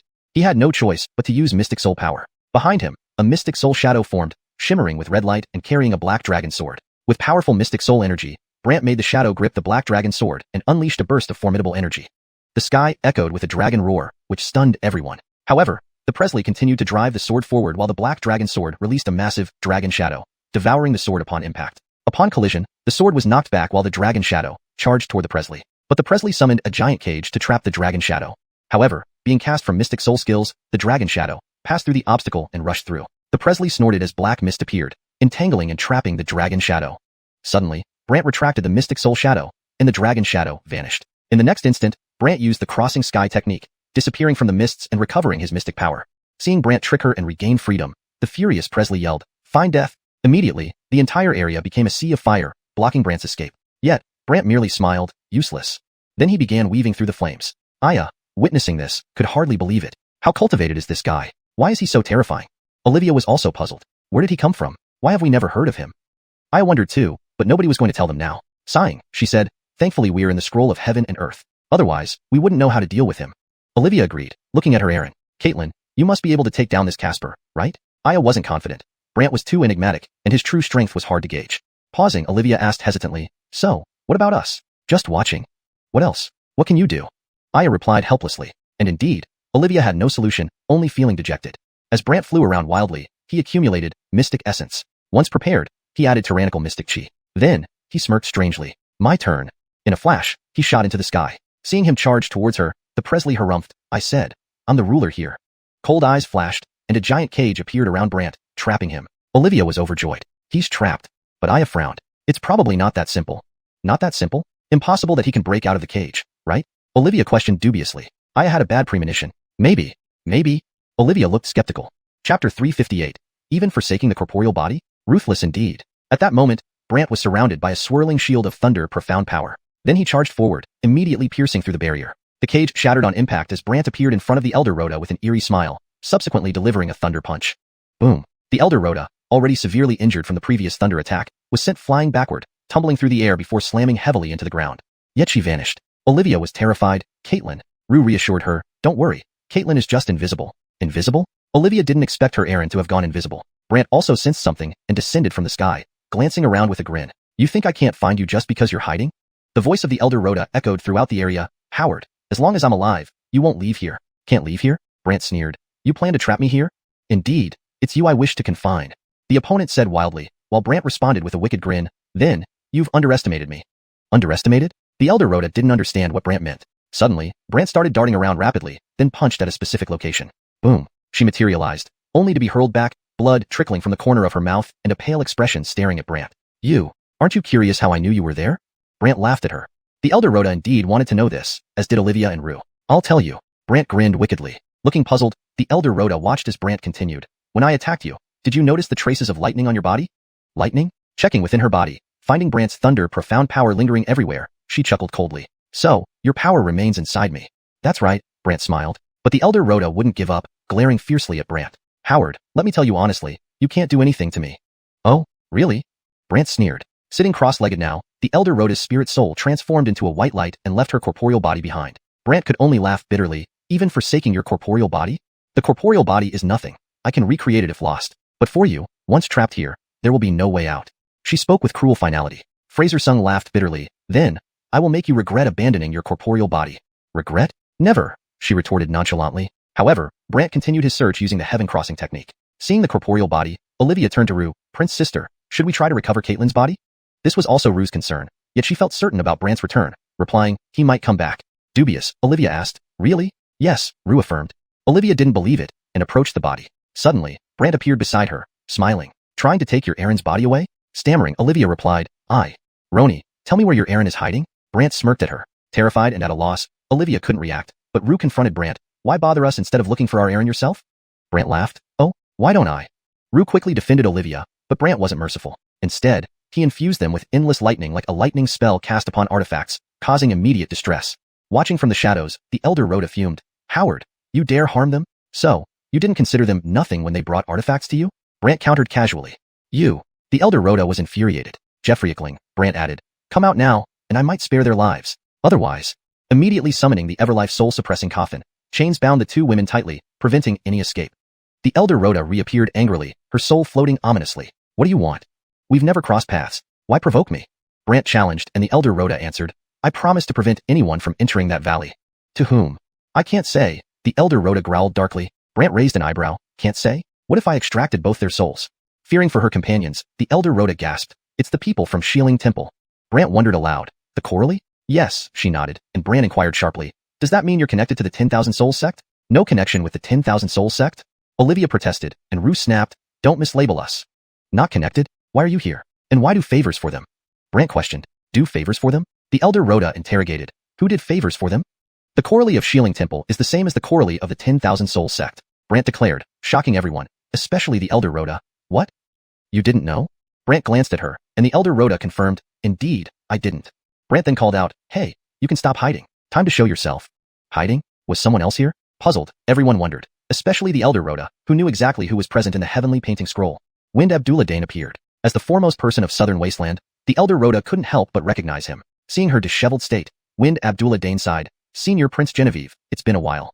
Genevieve Darien, or Prince Genevieve. Eyes widening, stammered, you, how did you get here? I intended to secretly observe this Casper, didn't expect him to confront you. Wind Abdullah Dane admitted with a bitter smile. Prince Genevieve was incensed. Is he your Gwillem? Shaking his head, Wind Abdullah Dane replied, no, I lack the ability to cultivate such a monster. But yes, he has grievances against the 10,000 Souls sect, and came to Western Wasteland to deal with them. Someone led him here, resulting in your confrontation.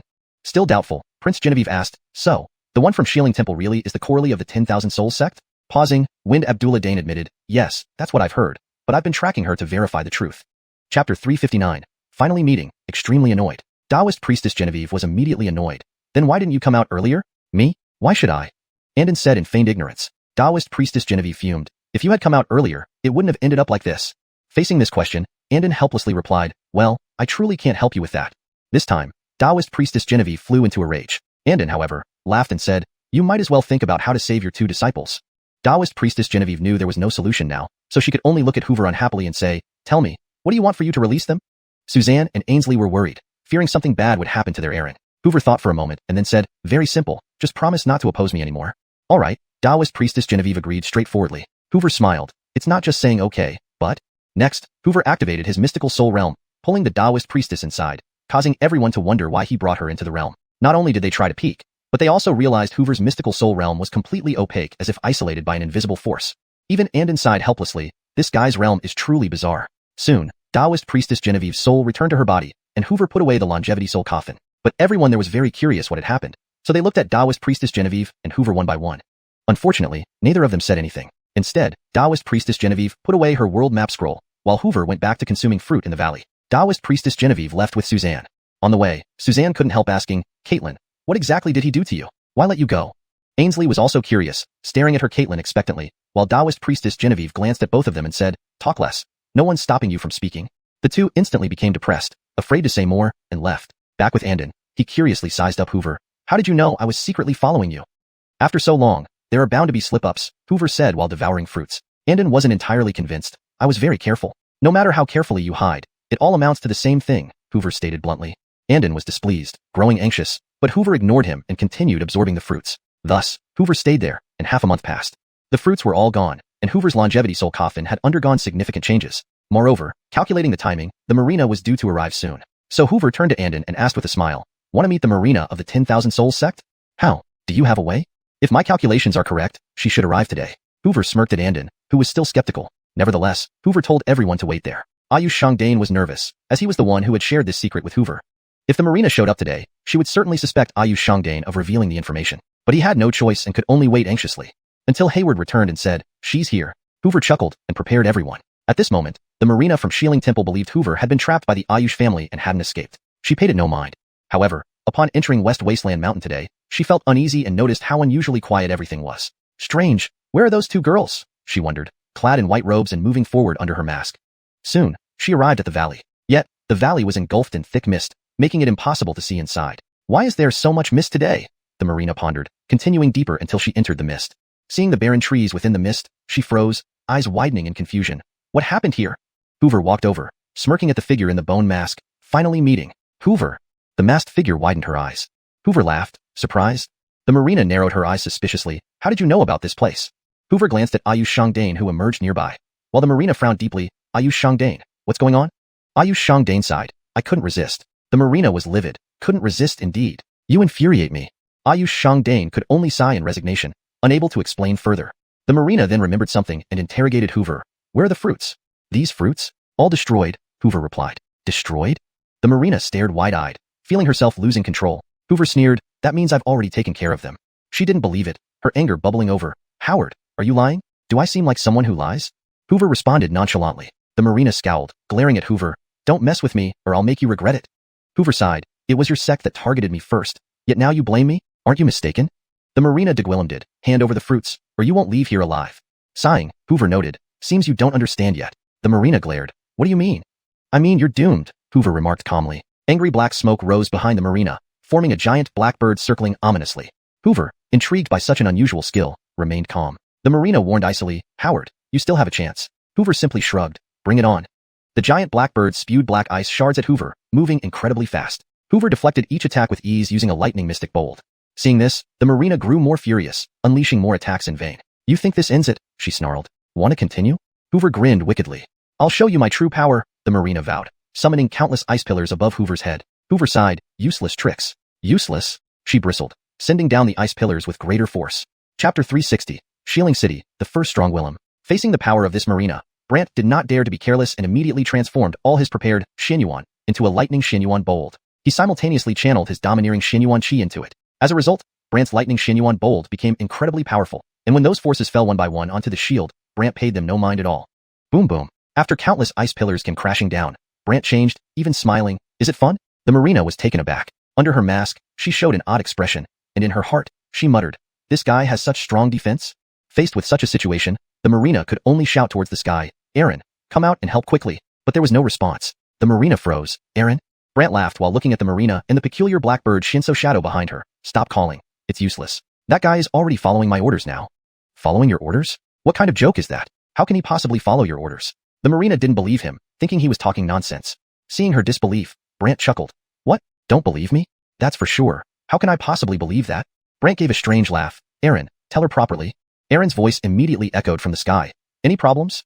The Marina was shocked. She hadn't expected that Aaron would listen to Brant's words, so she questioned the sky. Why? Do you really want to know? Brant laughed as he asked, while the Marina grew impatient, staring at Brant and urging, tell me. What's so difficult? Of course, I subdued him, making him listen to me. Brant's words made the Marina exclaim, impossible. He's so powerful, you can't possibly subdue him. Brant sighed, realizing words were futile. I think you'd better consider how you should fight against me. The Marina harumphed. Even if you subdued him, what difference does it make? Brant remained silent, then threw out the eternal soul-suppressing coffin. At this moment, due to Brant absorbing those fruits, the coffin had turned blood red, emitting a bloodlight.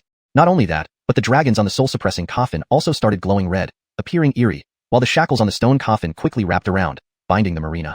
The Marina was frightened and immediately shouted, escape. In the next moment, countless black lights enveloped the Marina, and she vanished completely. Brant looked puzzled. Escaped? Aaron explained from the sky. This is the escape technique which integrates body and soul together, allowing her to vanish. So incredible? But this escape technique has a drawback. After some thought, Aaron continued, for a short term, she cannot use any Xuanhuan power. Therefore, if you find her now, it's the best time to deal with her. Hearing this, Brant pondered. Where do I find her? After some consideration, Brant knew he could only go to Xiling Temple. So, Brant took Adrian and left the place. When Adrian heard that Brant was going to Xiling Temple, he exclaimed oddly, this isn't good. You're not coming? Yes. Well, alright. There are some people who need your help. Brant smiled and went to arrange for Adrian to settle Ada and others in a safe place. Meanwhile, Brant left his original position. Back at Xiling Temple, upon returning, the Marina immediately ordered a state of high alert and summoned Maxwell. Upon sensing the Marina's weak aura inside the room, Maxwell felt puzzled. Marina, what happened to you? I was ambushed. Ambushed? Maxwell was alarmed, almost disbelieving, while the Marina hurriedly urged, quick, do as I say. What exactly happened? Maxwell couldn't resist asking further. The Marina had to recount the incident. Maxwell's expression changed after listening. Marina, what shall we do? He will definitely come here, and our task is to lure him into a trap. After saying this, the Marina immediately instructed Maxwell to bring Elise and arrange her within a Xian formation. Unaware of the developments within Xiling Temple, Brant, along with Armin, arrived near a hill outside Xiling Temple. The temple is just ahead? Brant asked, looking at the city enveloped in golden light in the distance. Armin replied seriously, yes, a very terrifying place. Brant responded calmly, it's nothing much. Nothing much? It's quite scary. Armin shuddered as he thought about the situation ahead. Brant smiled. Do you believe I can destroy it? Armin frowned. You probably don't understand the status of Xiling Temple in the western desolate region. SOSO? Brant didn't seem to care, while Armin showed an odd look. You'll understand once we get there. Let's go. I'd like to take a look. Brant seemed casual, as if nothing mattered to him. Armin had no choice but to follow Brant. In Xiling City, the main area of Xiling Temple, everyone hid as if facing a formidable enemy. Some were hiding in watchtowers. People gossiped. Who is it that makes the entire city hide? Apparently, it's no simple matter. Xianxia? Unknown. Then someone pulled out a portrait, examined it, and said, look at this weakling. Is he really that strong? Perhaps. As they were discussing, someone shouted, 2 people are coming. Everyone looked out and saw Brant and Armin outside the city. Due to Armin being a skeleton, everyone found it odd. However, recognizing Brant from the portrait, Guillaume were astonished. Him? Foundation Establishment Realm? He is indeed in the Foundation Establishment Realm. What's going on? No one understood the situation, so people began to question it. Meanwhile, Guillaume laughed mockingly. How amusing. And indeed, very amusing. Gradually, the people inside the city emerged since, in their eyes, Brant posed no threat, deeming it unnecessary to hide. Moreover, Guillaume stood on the city walls ridiculing Brant. Howard, are you planning to cause trouble? Brant smiled unexpectedly as they recognized him. Where's your Marina? Do we need our Marina to deal with you? Someone sneered, and then a huge Guillaume flew down from the sky, garthing like a giant. Boom. The surroundings shook with countless debris flying. Armin introduced him to Brant. He's the first strong Guillaume of Xiling Temple, Anthony. Brant merely acknowledged, not too concerned, while Anthony glanced coldly at Brant. Howard, the Marina said you're very powerful. She didn't lie. Surrounding people scorned him, shouting to Anthony, Old Bo, kill him. Old Bo, crush him. Chapter 361. Breaking bones from afar? Anthony, the strongest warrior of Xiling Temple, had muscles that appeared to be coated with something, making them look like armor. Kid, you surrender now. If you do, I might spare your life. Anthony laughed ominously. Not just Anthony. Many people on the city walls were cheering. Surrender, surrender. Andre warned Brant, you must be careful. This guy can injure someone from a distance. From a distance? Yes. Once, he could shatter a person's bones inside their body with just a punch, Andre cautioned. Brant responded with an oh, thinking, sounds scary. Not just scary, downright terrifying, Andre said strangely, while Brant pondered inwardly, from a distance? Thus, Brant filled his body with domineering mystic energy, as this mystic energy could also strengthen the body. With dozens of layers of mystic energy, Brant's physique became instantly more robust. Seeing Brant not respond, Anthony mocked. What? Nothing to say?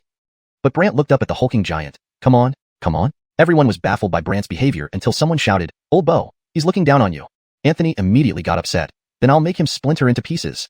Suddenly, Anthony unleashed a punch from a distance at Brandt. Everyone saw a flash of golden light around Brandt, and then rejoiced in Schadenfreude. He's done for. That punch will surely shatter his body. Not just. Andre was also terrified because he knew Brandt's strength lay in mystic soul power. Such a blow would be nearly impossible to survive. To everyone's surprise, Brandt examined himself and smiled. Still okay? Still okay? Everyone was stunned because they hadn't expected Brandt to withstand it without any visible injury. How is this possible? Some couldn't believe it. Others frowned or whispered. Is old Bo not using full strength? Full strength? How could Anthony admit he hadn't used his full strength? He snorted and started attacking again. One punch, another punch. 2 punches sent Brandt stepping back but not flying away. He stood firm, examining himself. Anthony thought this time he was sure of victory, and so did the people on the city wall. However, Brandt soon regained his composure. All good. All good. People thought they were seeing things, but blinking confirmed no harm had come to him. Anthony was utterly infuriated, glaring at Brandt. Damn it. This time you'll eat 3 punches. 3 punches? Everyone was frightened because 3 punches were extremely terrifying, and even experts in the mystic fog realm couldn't withstand them. Hence, everyone believed these 3 punches would certainly kill Brandt, shocking even Andre. Anthony retreated, building momentum. His right hand formed a fist, and countless golden lights condensed on it. In the next moment, the golden fist flew towards Brandt, followed by 2 more. 3 consecutive punches hurled Brandt through the air. Boom. He flew far and crashed into the ground. Everyone held their breath, gazing anxiously at the distance, wondering if Brandt was truly done for. Andre, terrified, rushed over to check on Brandt, while Anthony gloated, just a weakling. But as he finished speaking, Brandt stood up, looking at everyone. How about that? Still good? Good? Everyone was dumbfounded, especially Anthony, who was completely stunned. How is this possible? Brandt approached, smirking at Anthony. Got anything else? Got anything else? Anthony was furious and glared at Brandt. This time, no distance attack. No distance attack? Then everyone saw Anthony lunge forward, delivering a powerful overhead punch aimed at crushing Brandt. But Brandt conjured a lightning mystic bold shadow with multiple layers, deflecting Anthony's punch, sending him flying. Anthony stumbled backward, steadying himself, and stared in shock at Brandt. You? People on the city walls were equally astonished. Some muttered, is this real? How did he Gwillimage that? Too scary. Not just scary, outright terrifying. Amidst everyone's shock, Brandt clenched his fist and smiled eerily. Enough playtime. Let's end this. And this? Before anyone understood, Brandt launched a thunder fist, sending Anthony flying. He slammed heavily into the city wall, causing cracks to form. Only then did everyone realize how immense Brandt's strength was, and they quickly became wary. Anthony crawled up, spitting blood, pale-faced. Damn it. Brandt sneered. If your Marina doesn't come out, I will step-by-step force my way in. With that, Brandt walked into the city, accompanied by Andre. Andre worried. Just like this? What else? Wait for them to invite us. Brandt bitterly laughed, sensing something unsettling about the situation. Meanwhile, Brandt noticed everyone had gone into hiding, including Anthony. Soon, Maxwell appeared nearby, exclaiming in disbelief, you really came. Another clone? Brandt teased. Maxwell smirked coldly. You should think about what happened to Elise. Brandt's eyes flashed oddly. Trying to threaten me with her? Maxwell waved her hand, revealing an image floating midair. Elise hanging from a tree, surrounded by gwillimy black snakes. Brandt sternly asked, aren't you afraid of dying? You should ask when she will die, Maxwell chuckled maliciously. Brandt stared at her. I despise those who bully my friends. Maxwell laughed loudly. I love threatening others. Very well.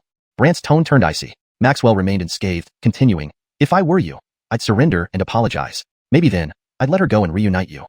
Surrender? Brandt knew this was impossible, continuing his approach. Maxwell eyed him coldly. Why? Do you want her dead? She won't die, Brandt declared confidently. Chapter 362. Thank you for the guidance. This one's on you. Maxwell sneered at Brandt's certainty that Elise wouldn't die. Those vipers around her are all sacred, profound beasts, venomous beyond belief. Not to mention a pack of them. Just one's venom would be enough to make her life a living hell. Brandt looked at her and replied, you don't have the guts. Maxwell laughed suddenly. We don't have the guts? Howard, you're overconfident, aren't you? Brandt's eyes turned cold as he enveloped her profound soul into his realm. Maxwell smiled again, unperturbed. This is only my avatar. Even if you destroy me, it won't change her situation with those snakes.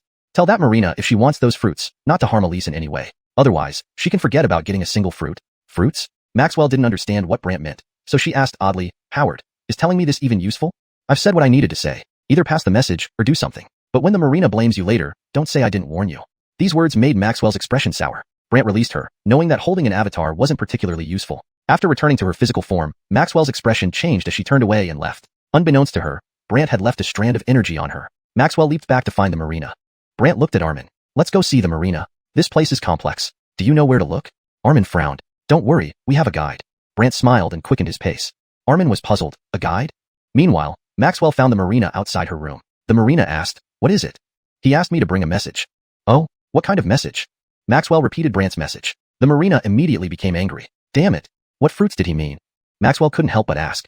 The Marina snorted. It's none of your business. Just remember, that Wug Willem must not be harmed for now. Why? Maxwell pressed. There's no why. Just do as I say, the Marina responded irritably. Before Maxwell could retort, Brant's laughter echoed nearby. That's right. Maxwell froze and turned to face him. How did you find us? The Marina seemed to know something. He left a trace of his power on you. Maxwell realized she'd been tricked, her anger rising. She glared at Brant, shouting, You scoundrel! Brant just smiled and stared at the house. Marina, shouldn't we talk? Marina, Elise is still in my hands. Are you sure you don't care about her life? The Marina questioned. But surely you realize that the fruits belong to me, Brant replied. The Marina seethed. What do you want? Simple. I just want to know who the leader of the 10,000 Soul sect is, what they look like, and where they are, Brant stated directly. The Marina laughed. Do you think I'll tell you? Maxwell urged from the side. Marina, don't waste time with him. Just kill him. Brant chuckled. Looks like you're willing to die for this sect.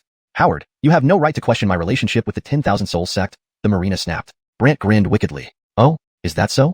Maxwell scoffed. Howard, stop trying to deceive our Marina. She will never betray the Caitlin. Brant fixed Maxwell with a cold stare. This isn't your concern. Unsatisfied, Maxwell yelled, Why not? Ignoring her, Brant continued staring inside. Have you thought it over? Wanting me to reveal the Caitlin's identity? Let's see if you have what it takes. The Marina called out before shouting, 5 demons, come out. 5 demons? Armin was alarmed upon hearing their name and warned Brant, Be careful. These 5 demons don't have physical bodies but possess immense power over profound souls. As soon as he finished speaking, 5 shadowy figures appeared, each emitting light corresponding to metal, wood, water, fire, and earth. They were clearly not ordinary beings. Brant showed no fear. Just these? The 5 demons sneered at Brant. Brat, are you mocking us? Howard, do you know when we became famous in the Western Wastes? Little pest, any one of us can easily make your life a misery. Yes, little pest, submit yourself quietly. Submit? Brant smiled without replying. Maxwell assumed he was scared and mocked. Howard, I knew you'd be afraid. Brant ignored her, looking at the 5 figures. Bring it on. Bring it on? Each of the 5 demons grinned wickedly. Then, one by one, they entered Brant's body. Brant chuckled bitterly. Entering? Afraid of dying too slowly? Maxwell threatened. Howard, don't struggle. Your death is imminent. Brant remained indifferent while Armin grew anxious, fearing any mishap. Inside Brant's consciousness, his profound soul was surrounded by the 5. A fiery demon smirked. Howard, how would you like to die? Any one of us can make your existence a living hell. Would you prefer burning alive, or freezing to death, or maybe something else? Listening to the taunts, Brant smiled slightly. I think you should consider yourselves. Suddenly, Brant's eternal soul-suppressing coffin appeared. The 5 sensed something wrong and tried to escape, but the advanced version of the coffin was terrifying. 5 chains instantly wrapped around them. Terrified, the 5 quickly merged into a large black shadow and broke free, fleeing Brant's consciousness room. Outside, Maxwell saw the 5 emerge and was startled. Why did they all come out? They were scared, Brant replied with a smile. Scared? Maxwell didn't believe it, glaring at Brant. What did you do to them? What could I do? Brant smiled ambiguously. With a strange expression, Maxwell looked at the Marina. Marina, what's happening? The Marina was displeased. 5 demons, what are you doing? Chapter 363, Taoist Mystic Soul Sacrifice? Enhancing mystical soul power? The 5 individuals dispersed, looking quite helpless. One of them complained with a troubled look, Marina, this guy has an eerie stone coffin. Marina, this guy's stone coffin is too terrifying. The stone coffin was known to both Maxwell and the Marina, so they did not look well, especially the Marina who said angrily to Brant, Kid, can't you talk properly? I just want to know who your church leader is and what he looks like. Other than that, I have no interest, Brant replied bluntly. Upon hearing this, the Marina became extremely irritated, even glaring, Kid, do you believe we could kill you? Kill me? Do you think it's possible? Brant smiled bitterly, infuriating the Marina further as she added, Then I'll seal your soul. Brant laughed. Seal my soul? Are you sure you can do that? The Marina retorted arrogantly, That's right, I can do that. What can you do about it? Hearing this, Brant grinned maliciously. I think I should go in there and find you. Suddenly, Brant took rapid strides toward the small house amidst swirling thunderclouds. However, just as Brant reached the small house, a black barrier flashed past, stopping him in his tracks. Bang! Brant felt as if he had hit something solid, but this didn't faze him. Instead, he laughed. This is interesting. The kid, you saw that, didn't you? This place is protected. The Marina responded arrogantly. Brant sneered in return. Oh, you think this can protect you forever? That's a given, the Marina affirmed. Brant merely smiled. Fine, let me show you my prowess. Not knowing Brant's intentions, he had already taken action, directly cracking the mystic formation before him with his eyes. Unaware that someone was helping Brant from the shadows, the Marina continued to scorn him. You couldn't break it even if given a century. Facing her ridicule, Brant ignored it and after a moment, he suddenly phased through. Everyone outside was stunned, particularly Maxwell, who exclaimed in surprise, Marina. However, nothing happened inside the room, leaving everyone outside curious. Inside, however, was a passage through which the Marina slipped away. Naturally, Brant gave chase. Soon, they arrived at an underground cellar where the Marina stood, confident, backed by a group of people. Each person was sitting cross-legged with powerful energy exuding from them, indicating they were at least immortal mystics. Everyone, this person came here to cause trouble. Help me take care of him, the Marina smirked. The old fellows one by one opened their eyes. Foundation building realm? So little cultivation?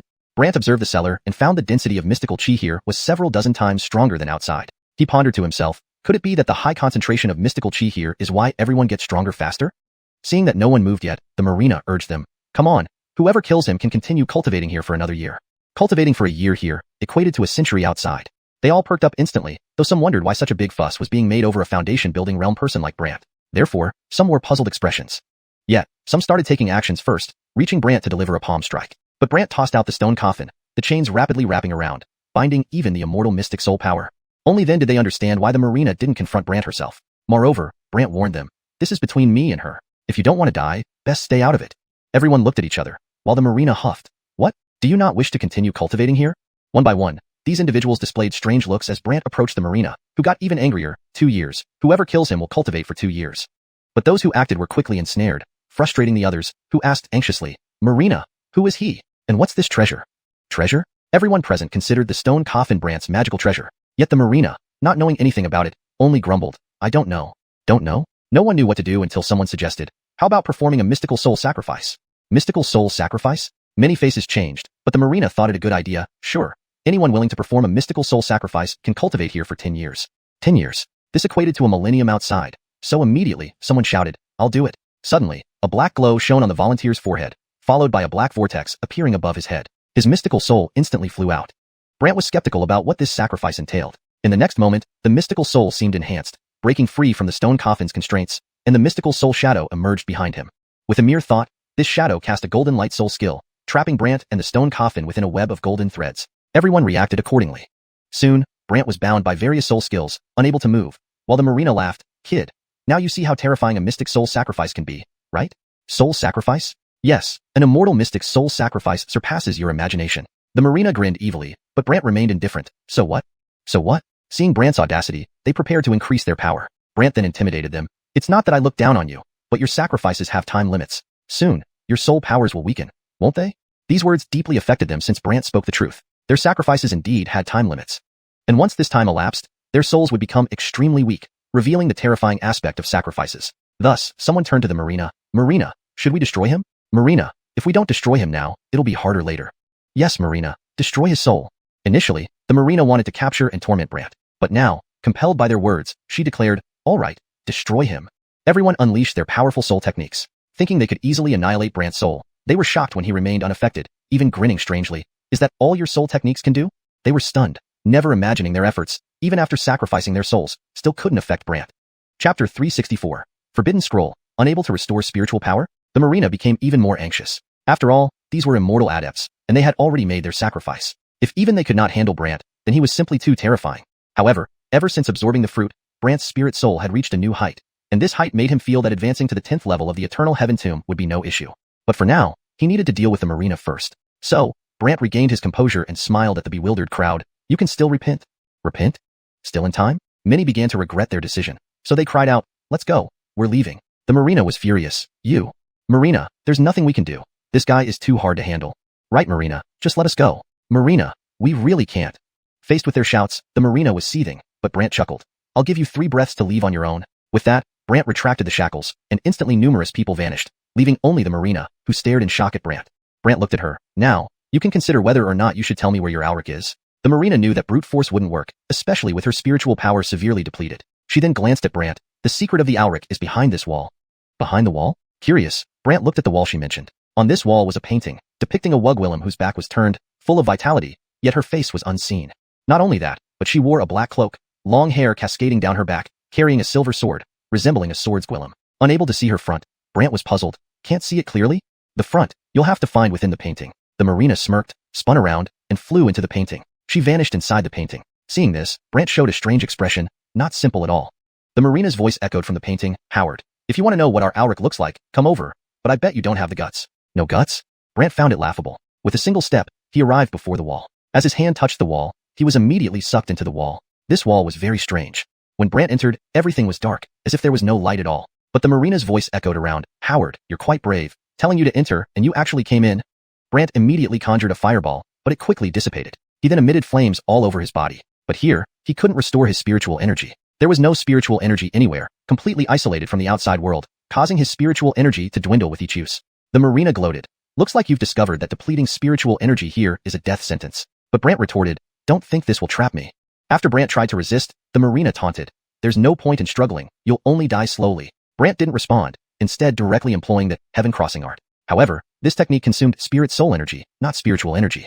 Therefore, Brant moved freely, searching for the Marina. Yet, she hid well and never appeared, mocking him from the shadows, you won't find me, nor the Alric.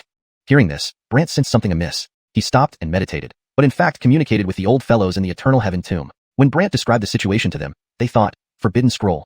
The Forbidden Scroll was a spatial artifact, easy to enter but difficult to exit because one could not restore spiritual energy inside. Moreover, the owner of this spatial artifact could randomly close the exits and entrances, making it impossible to find a way out. Upon hearing this, Brant hesitated. No solution? They exchanged glances, then one said, unless you find the spirit of this scroll. Spirit? Yes, the soul of the artifact. Find it, and you can leave. Brant asked hesitantly, how do I find it? I'll teach you a method to seek artifacts. The person started explaining while Brant, curious about this old Gwillem, examined him. The old Gwillem had countless shadows of artifacts swirling around him, as if he possessed Gwillemy artifacts. Unable to resist, Brant asked, who are you? The elder of the #1 alchemy sect in the world, Myriad Artifact Sect, Eduardo. Eduardo? Others introduced him as a renowned alchemist. If anyone understood artifacts best, it was him. Without delay, Brant had him teach. With Eduardo's help, Brant quickly learned the method, then opened his eyes and executed it. A golden arrow appeared in his hand. Releasing it, Brant pursued closely. Hidden, the Marina laughed. Think an ordinary arrow is impressive? Ignoring her, Brant chased fiercely. Soon, he saw a faint black glow, barely noticeable in the darkness, but once the golden arrow circled it, Brant realized its presence. It looked like a scroll, barely visible. Without hesitation, Brant grabbed it. Realizing something was wrong, the Marina cursed, damn. Brant chuckled. Does having this mean I control everything? But it's the spirit, refined by the Alric. No one can influence it besides the Alric, the Marina huffed. Brant said, is that so? Nonsense. The Marina insisted. Yet Brant, smiling, asked Eduardo how to coerce the spirit. Following Eduardo's instructions, Brant cast out the soul-sealing coffin of eternal heaven, entangling the spirit. It struggled, emitting a faint aura of white light. The coffin gradually absorbed the white light, which the Marina failed to understand until it disappeared. Brant then grinned. Done. Done? Confused, the Marina didn't comprehend what Brant meant, but after injecting a ball of spiritual energy into the spirit, subtle changes occurred. Chapter 365, Red Coffin, Memory Seizure. The artifact spirit soon shimmered with golden light, and with a mere thought from Brant, the entire painting glowed with golden radiance. Not only that, but the hidden Xia was immediately exposed. She stared at Brant in shock, exclaiming, you? How does it feel? Quite surprising, isn't it? Brant chuckled at the Xia, who was now in a panic, trying to leave. But she couldn't escape because Brant controlled all the entrances and exits. He laughed. The artifact spirit is now under my control, so anyone entering or leaving this world must go through me. The Xia obviously didn't believe him, yet her inability to use mystic power left her powerless. She could only glare at Brant, cursing, kid, you'll have no good end. Brant responded with a raised eyebrow, is that so? He then flew over to her, causing her panic to deepen. What do you want? Just tell me where your Jado is? Why can't I find her here? Brant asked suspiciously, sweeping his gaze around. The Xia sneered, you don't think our Jada would be nearby, do you? And what if I do? Brant stared at her. The Xia's expression hardened as she glared back. Kid, do you know what death means? Brant smirked at the mention of death. Oh, you're trying to scare me even in this situation? Of course. If I wanted, I could kill you anytime. She fumed. Brant smiled. Undeterred, she added, our 10,000 soul sect is far more powerful than you imagine. Really? So will you die at my hands, or tell me about your Jada? Brant said as he threw out the everlasting soul-taming coffin. The Xia gritted her teeth in frustration. This is all you're doing. With that, a black vortex appeared behind her, and the black bird reappeared, wrapping its wings around her. Then, a black, giant egg formed, enveloping her. Brant observed the strange sight, curiously as the egg and the Xia were sucked into the vortex. In moments, she vanished, but her voice echoed around, kid, if you want to find our Jada, see if you have the ability to track me down. She disappeared completely after speaking. Brant frowned. Escaped? He calmed himself, exited the painting, and reached out. In a moment, the wall painting transformed into a black scroll in his hand. After ensuring there was nothing else of interest in the underground palace, he left and returned to Westling Temple. Maxwell had no idea what happened, but upon seeing Brant, she knew she was in trouble and tried to run. Brant, however, smiled at her. No need to rush off. The everlasting soul-taming coffin floated above her head. Maxwell, accustomed to it, sneered, imprisoning me won't work. It doesn't matter, but I can learn useful things from your memories. Brant then used the Moonshadow Soul technique on her. However, he only saw a blank mind, making him curious. Maxwell smirked triumphantly. Don't waste your time. I've already self-sealed my memories. Self-sealed? Brant had never heard of such a thing. She explained proudly, yes, by sealing them. No one can access my memories. Brant wasn't convinced, staring intently at her. Do you really think you can deceive me? Do you think I'm lying? Maxwell mocked. Brant's smile faded. What do you think? Maxwell rolled her eyes. Whatever. Kill me or do whatever you want. I'll make sure you enjoy it. Brant directly absorbed this incarnation of her into the soul-taming coffin, which had now advanced to the red stage. Thus, when Brant focused, the red light inside the coffin revealed all of Maxwell's memories clearly. Her eyes widened in shock. What is this? No seal can withstand this red light, Brant laughed, while Maxwell remained unconvinced and anxious. Kid, are you kidding me? What do you think? Brant chuckled again. Maxwell grew more frantic. Quick, let me go. Not so fast. I need to figure out where the Xia went first. Brant continued investigating until finally, puzzled, he remarked, so, she might be hiding in the Westernling Palace?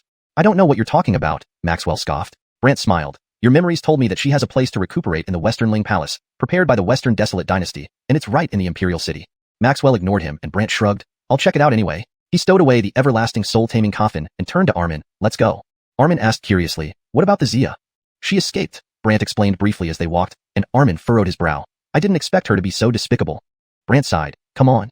First, they went to a specific location within Westling Temple, where Elise was being held. When Brant arrived, he saw Elise hanging from a large tree with snakes below, restrained but poised to attack. You've been waiting long, Brant laughed at Elise, who looked at him confused. How did you find me here? Eradicated them and extracted their memories, Brant replied casually. Elise blinked. Eradicated them? Did you also eradicate the Xia? Brant gave a simple answer, and Elise gasped in disbelief. She's an exalted immortal, and you dealt with her so easily? Did you expect otherwise? And the other exalted immortals? They fled in terror, Brant replied simply, stunning Elise, who felt Brant had become even more formidable since their last encounter.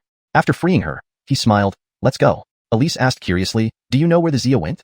The Western Desolate City, Westernling Palace. What? You're going to Western Desolate City? Elise exclaimed, widening her eyes.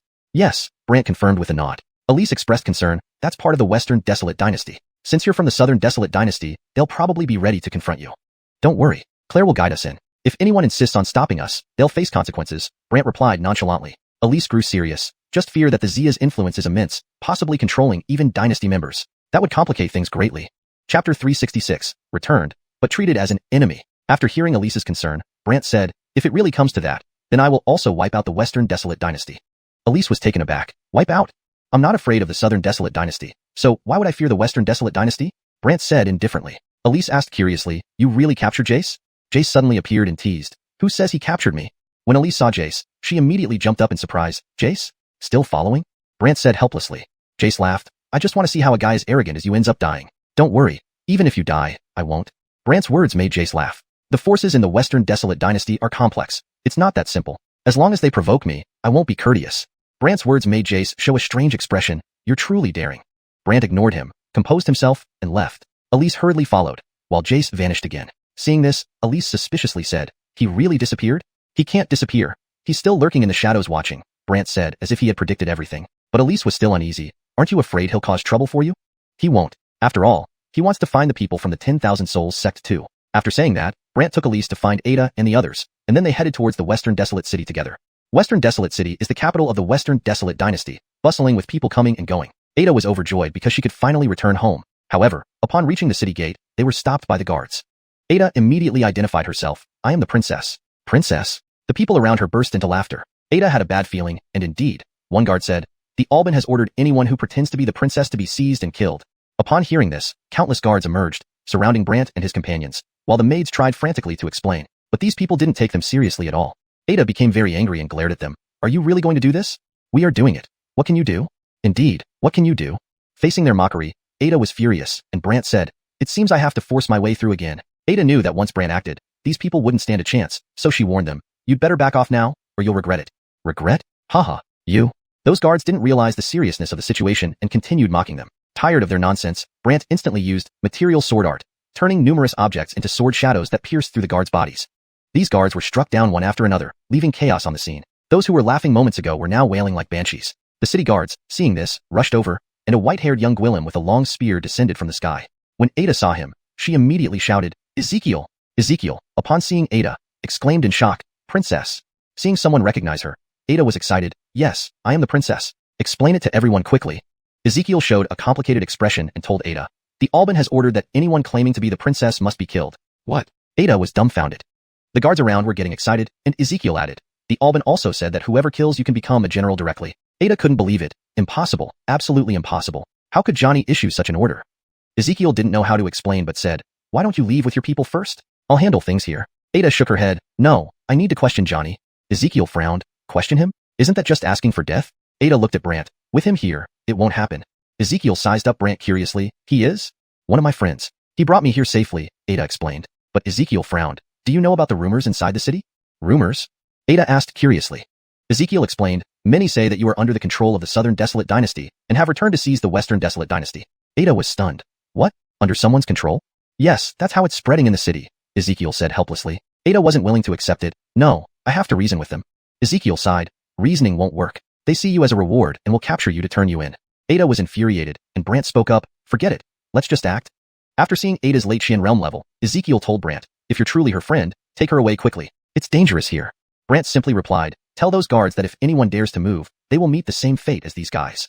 Brant pointed to the corpses nearby. Ezekiel frowned. There are Gwillemy experts in the city, especially within the palace where there are numerous Xian immortals. Are you sure you want to go ahead? No big deal.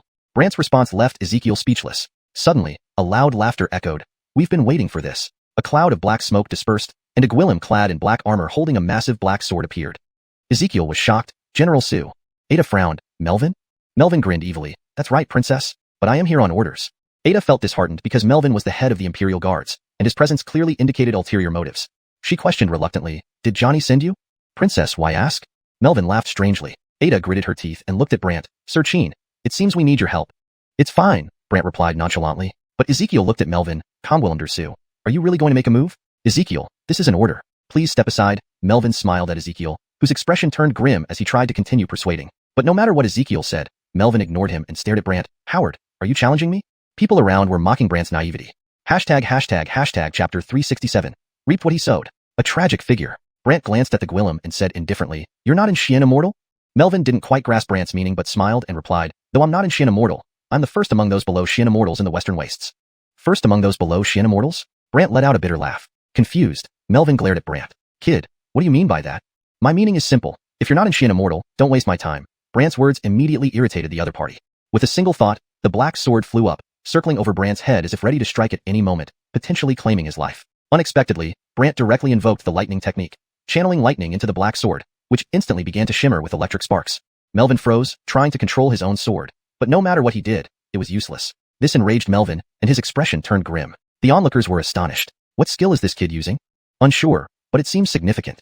Comwillem Su can't even handle him? Aloysius watched and then said to Melvin, Comwillem Su, you've seen it. You are no match for him. Ada added fearfully, Comwillem Su, not just you. Xian Immortals wouldn't be able to stand against him either. Not even Xian Immortals? Naturally, Melvin didn't believe it, huffing disdainfully, don't scare me. Today, I'll make him know how terrifying I am. Finished speaking, Melvin ignored the sword and produced a black net in his right hand, throwing it directly towards Brant. Instantly, Brant was ensnared in the black net. The surrounding crowd wondered what kind of net this was, but Aloysius frowned deeply. Soul-locking soul-burning net? Everyone was shocked upon hearing this, and Ada grew serious. Isn't this one of our Yin family's Saint-class mystical artifacts? Smirking, Melvin replied, correct. It was loaned to me by Yuan.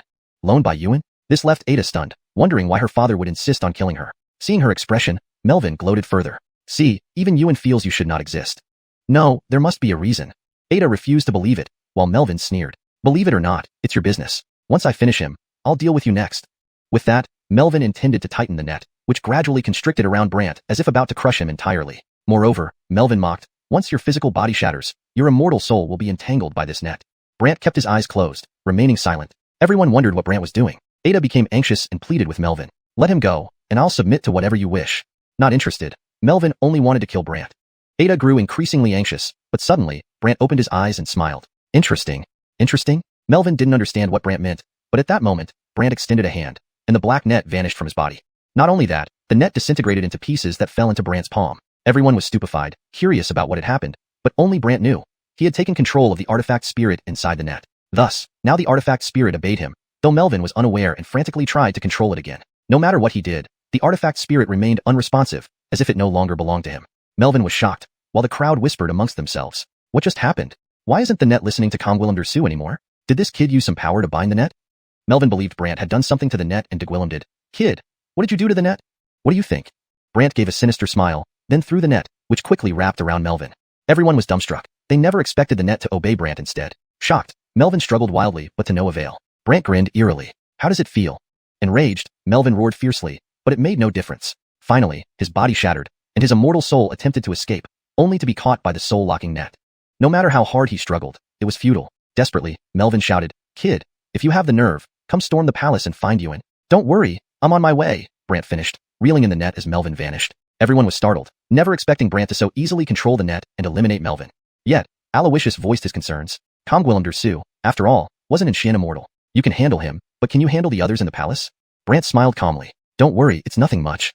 Nothing much? Aloysius couldn't fathom what Brant meant, but after smiling, Brant looked at Ada. Let's go. Ada immediately led her people to follow Brant as they left. Shortly, they arrived outside a high wall. It was black, marking the outer wall of the royal palace. Though everything seemed quiet here, dark fog loomed inside, creating a strange and eerie atmosphere. The palace maidens were shocked. Ada wondered what was happening and asked Aloysius, Wuqing, what's going on? A few years ago, the guards withdrew into the palace, and ever since, this dark fog has spread throughout, Aloysius explained. Why? Ada pressed. I don't know, Aloysius admitted reluctantly. But your father is the Grand Comgwillem. How could he not know? For several years, I haven't seen my father, Aloysius confessed, frowning. Why? Since the appearance of the dark fog a few years ago, my father has led people into the palace and never returned. Why didn't you investigate? Ada asked in confusion.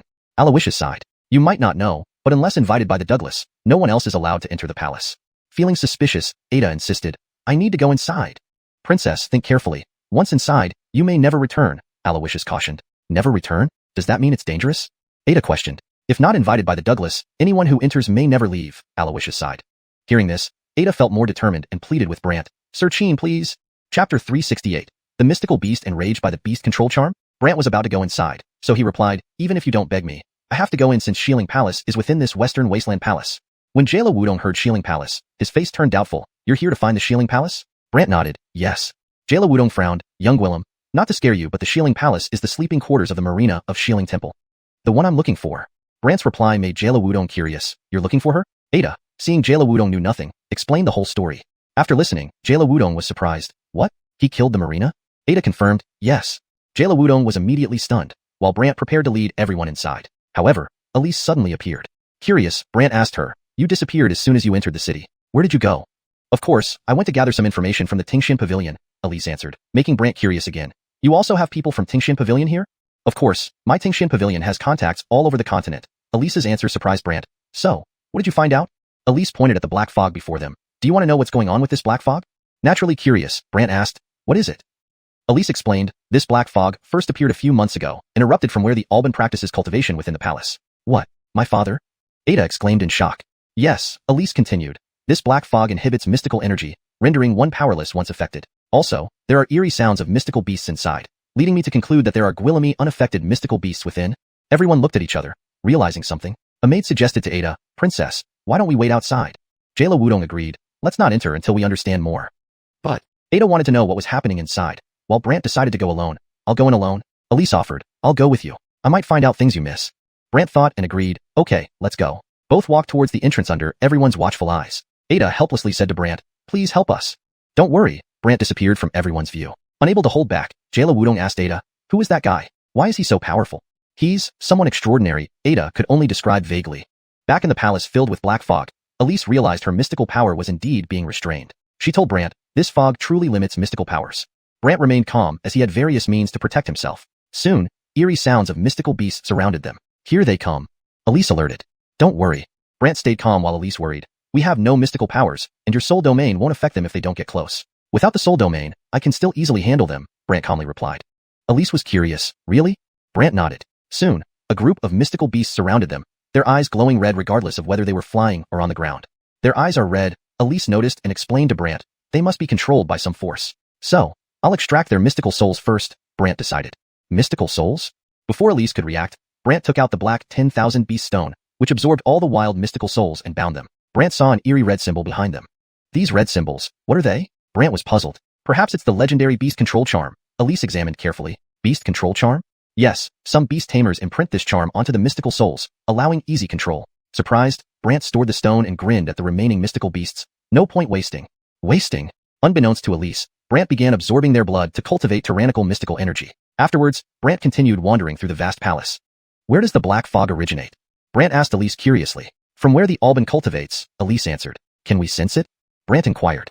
This fog seems consistent everywhere.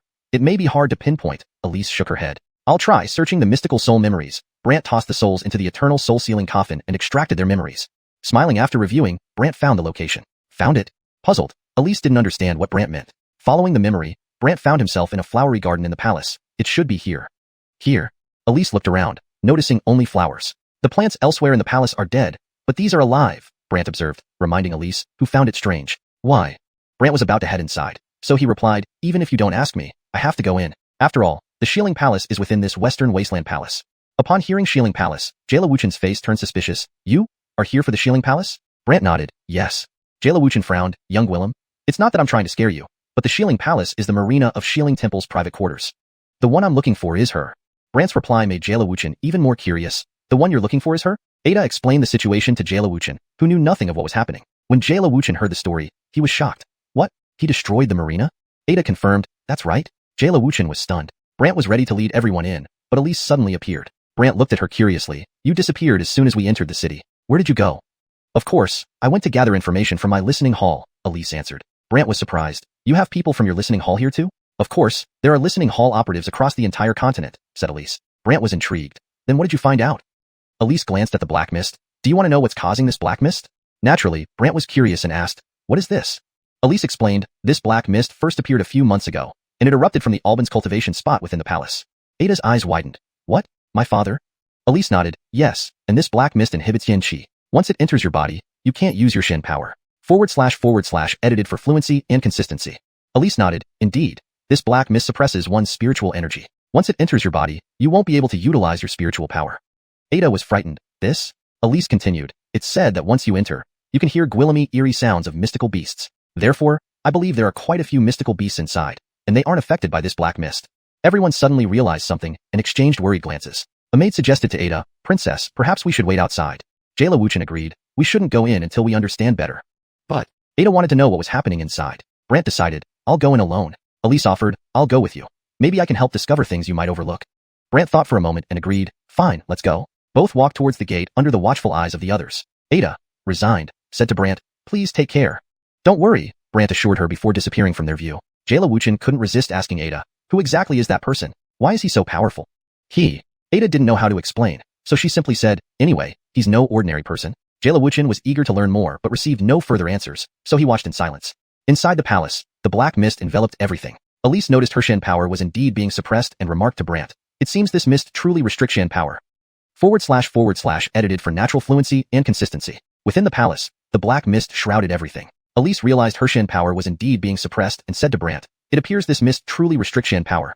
// note, Shen power is kept as is due to its context-specific nature in the original text. If a more fluent term is needed, it should be defined earlier or replaced with a suitable equivalent like spiritual power or mystic energy. Brant wasn't concerned since he had other means to protect himself and continued forward. Soon, various sounds of mystic beasts echoed around them. Elise became alert. They're coming.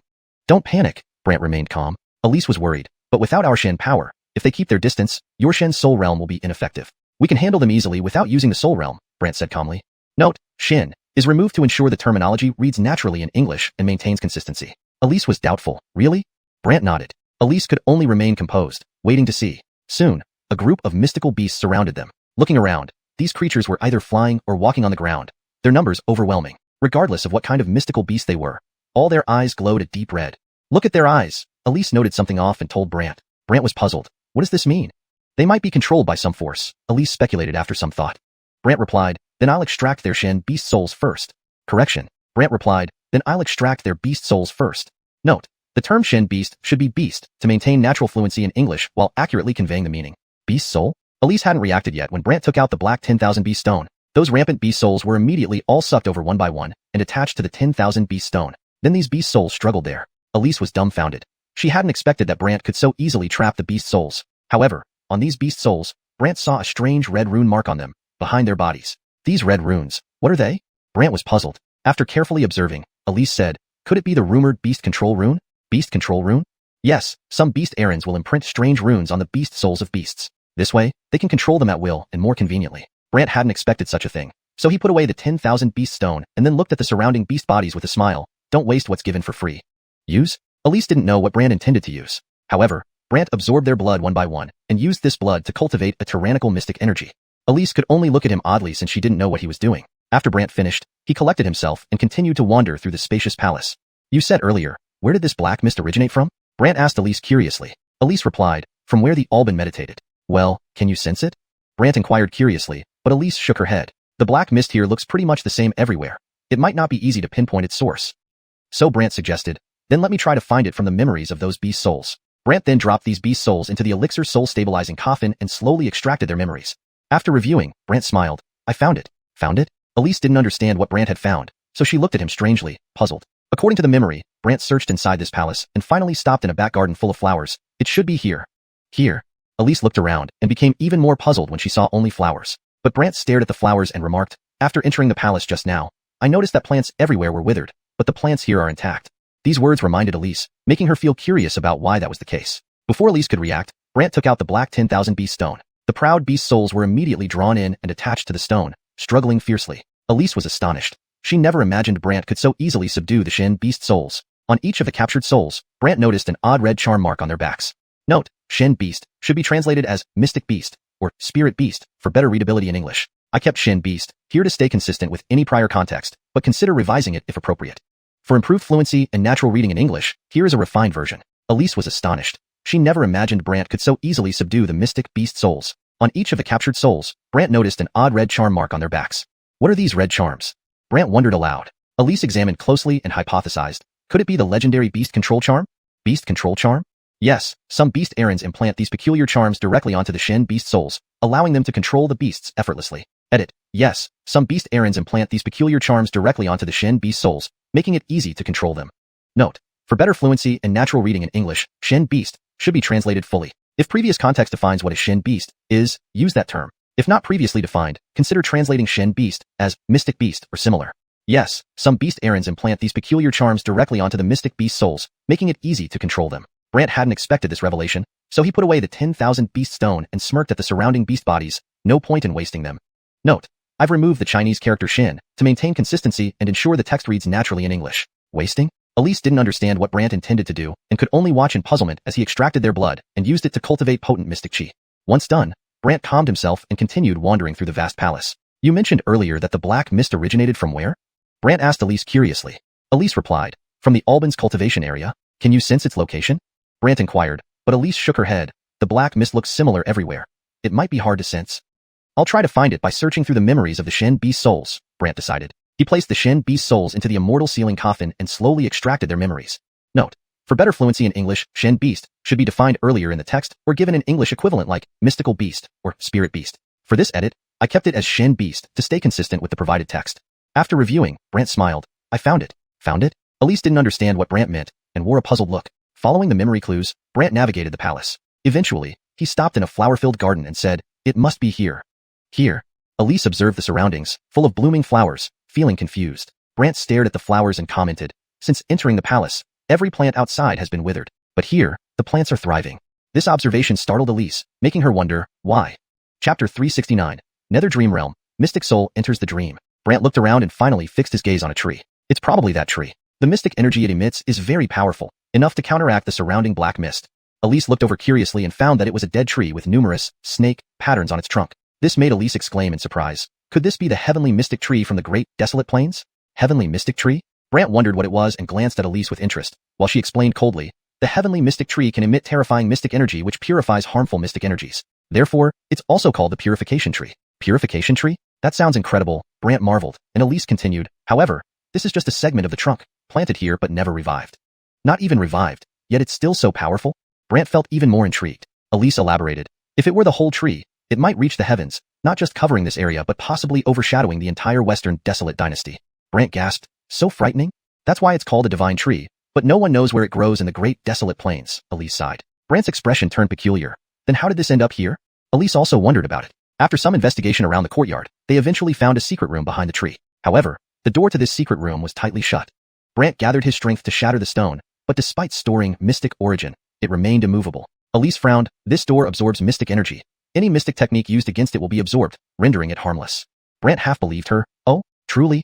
Elise nodded. Right now, breaking through this door would be extremely difficult. Brant, unconvinced, closed his eyes and communicated with the elders until he reopened them. Such a stone door is indeed hard to break, but not impossible. Elise asked curiously, you have a way? Yes, the stone door works with mystic arrays. If we destroy the array, the door will fall apart. Destroy the mystic array? Elise looked around skeptically, wondering where such an array could be, while Brant started searching the area. Soon, using the crossing sky technique, he inspected the surroundings. As Brant landed again, the stone door suddenly crumbled on its own, startling Elise. Your skills are becoming increasingly mysterious, she commented. Brant smiled but didn't respond as he entered inside. There was a side hall with a black stone platform. On the platform sat a middle-aged Gwillem with his eyes closed, indifferent to everything around him. He wore a purple robe and appeared eerie, standing still. Elise noted, probably the ruler of the Western Desolate dynasty, Crosby. Brant asked curiously, Ada's father? Note, the term, Yin Wusong, seems to be a mix of Chinese and English due to a possible encoding issue. Based on context from the original text, it should be, Ada da. Most likely, Elise replied. Then Brant studied him closely. Is he dead or alive? Elise wasn't sure, so Brant cautiously approached. When he was 3 steps away, a dark barrier suddenly blocked his path. Barrier?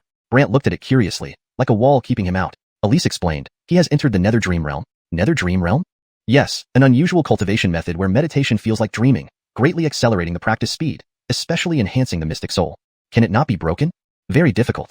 Unless you enter with your mystic soul, but entering means entering his dream, where he becomes extremely powerful. Elise detailed the situation. Thinking of the Caitlin of the Nether Pavilion, Brant sat down directly. Elise was alarmed. What are you doing? I'm going to check. You watch my physical body, Brant instructed. Elise panicked. Are you crazy? If something comes to harm your body, you'll be doomed. Brant replied confidently, I trust you. You? Elise hadn't reacted when Brant's mystic soul left and penetrated the barrier, disappearing into the dark realm. In a dim world, Brant's mystic soul stood in a valley. It was eerily silent and strange. But soon, a voice echoed. Who dares to disturb my cultivation? Are you the ruler of the Western Desolate dynasty, Crosby? Brant questioned into the darkness, and the voice responded icily. Yes, what do you want? I've come for you. For me? Who are you? The voice grew colder, and Brant said, Don't ask who I am. Instead, tell me why you targeted your daughter. Targeted my daughter? What do you mean? How do you not know? Brant explained the events. After listening, Crosby exclaimed, How could I hurt her? Is there a misunderstanding? What? You don't know? How would I know? Brant recounted the story of Melvin and even brought forth Melvin's mystic soul from the stone coffin. Startled by the darkness upon emerging, Melvin exclaimed, Where am I? Suddenly, a middle-aged Gwillem approached, his white hair shimmering in the dim light. Melvin widened his eyes. Your Majesty? Crosby sternly asked. Someone said I wanted to kill my daughter. What's going on? Melvin blinked. Didn't you give the order? When did I give an order? Crosby de Gwillem did, and Melvin hurriedly explained. Crosby fumed. Seems someone is impersonating me. Melvin panicked. Someone would dare impersonate your Majesty? Crosby huffed and tried to leave, but found himself trapped by a layer of gold light. Now I understand, Crosby growled. That damned him. Who? Melvin seemed to realize something. Startling. Not possible. Could he have returned? Brant asked curiously. Who returned? Melvin stuttered. A great demon lord from the Western Desolate Plain. Great demon lord? Brant puzzled over what great demon lord this could be. Chapter 370. The Yin family genius who fell into demonry. Crosby looked up at the sky and said, Cashin, once a genius of the Yin family, only to fall into demonry. And his strongest move is called the soul-sealing technique. Soul-sealing technique? Brant was puzzled, while Crosby responded with an affirmative sound. It can seal one's mystic soul, making the person unaware that they are isolated from the outside world. Brant, filled with curiosity, asked, You mean your dream world has been sealed? That your mystic soul can't leave? Crosby sighed helplessly. Yes, it made my mystic soul unable to escape. I've been training here all along without noticing. Curiously, Brant asked, Then how can I enter and exit freely? This kind of soul-sealing technique only targets individuals, Crosby explained. Understanding this, Brant glanced up. Let me see how to break it. Crosby sounded helpless. There's no way. Cashin's power is terrifying, and among demons, he's one of the best. Unconcerned, Brant used the sky-crossing technique to fly up into the sky. The seal above shimmered like a golden light dome. Without hesitation, Brant reached out and touched the golden light dome, which immediately revealed a purple shadow. This person had a vicious expression. Who are you? Seeing the purple shadow, Crosby became angry. Cashin, how dare you seal me? The purple shadow was indeed Cashin, who gave a disdainful look at Crosby and said arrogantly, What if I did? Shouldn't I have? Furious, Crosby de Gwillem did. Who gave you the right to do this? The Western Wilderness Empire was supposed to be mine, not needing anyone else, Cashin coldly snorted, making Crosby even angrier. Brant stared at the purple shadow. Did you send someone to deal with me? Cashin glanced at Brant. You? The one who injured the marina? What do you think? At this, the other party laughed. Then it's simpler than I thought. Simpler than I thought? Brant mocked him. Oh, you really think you can deal with me?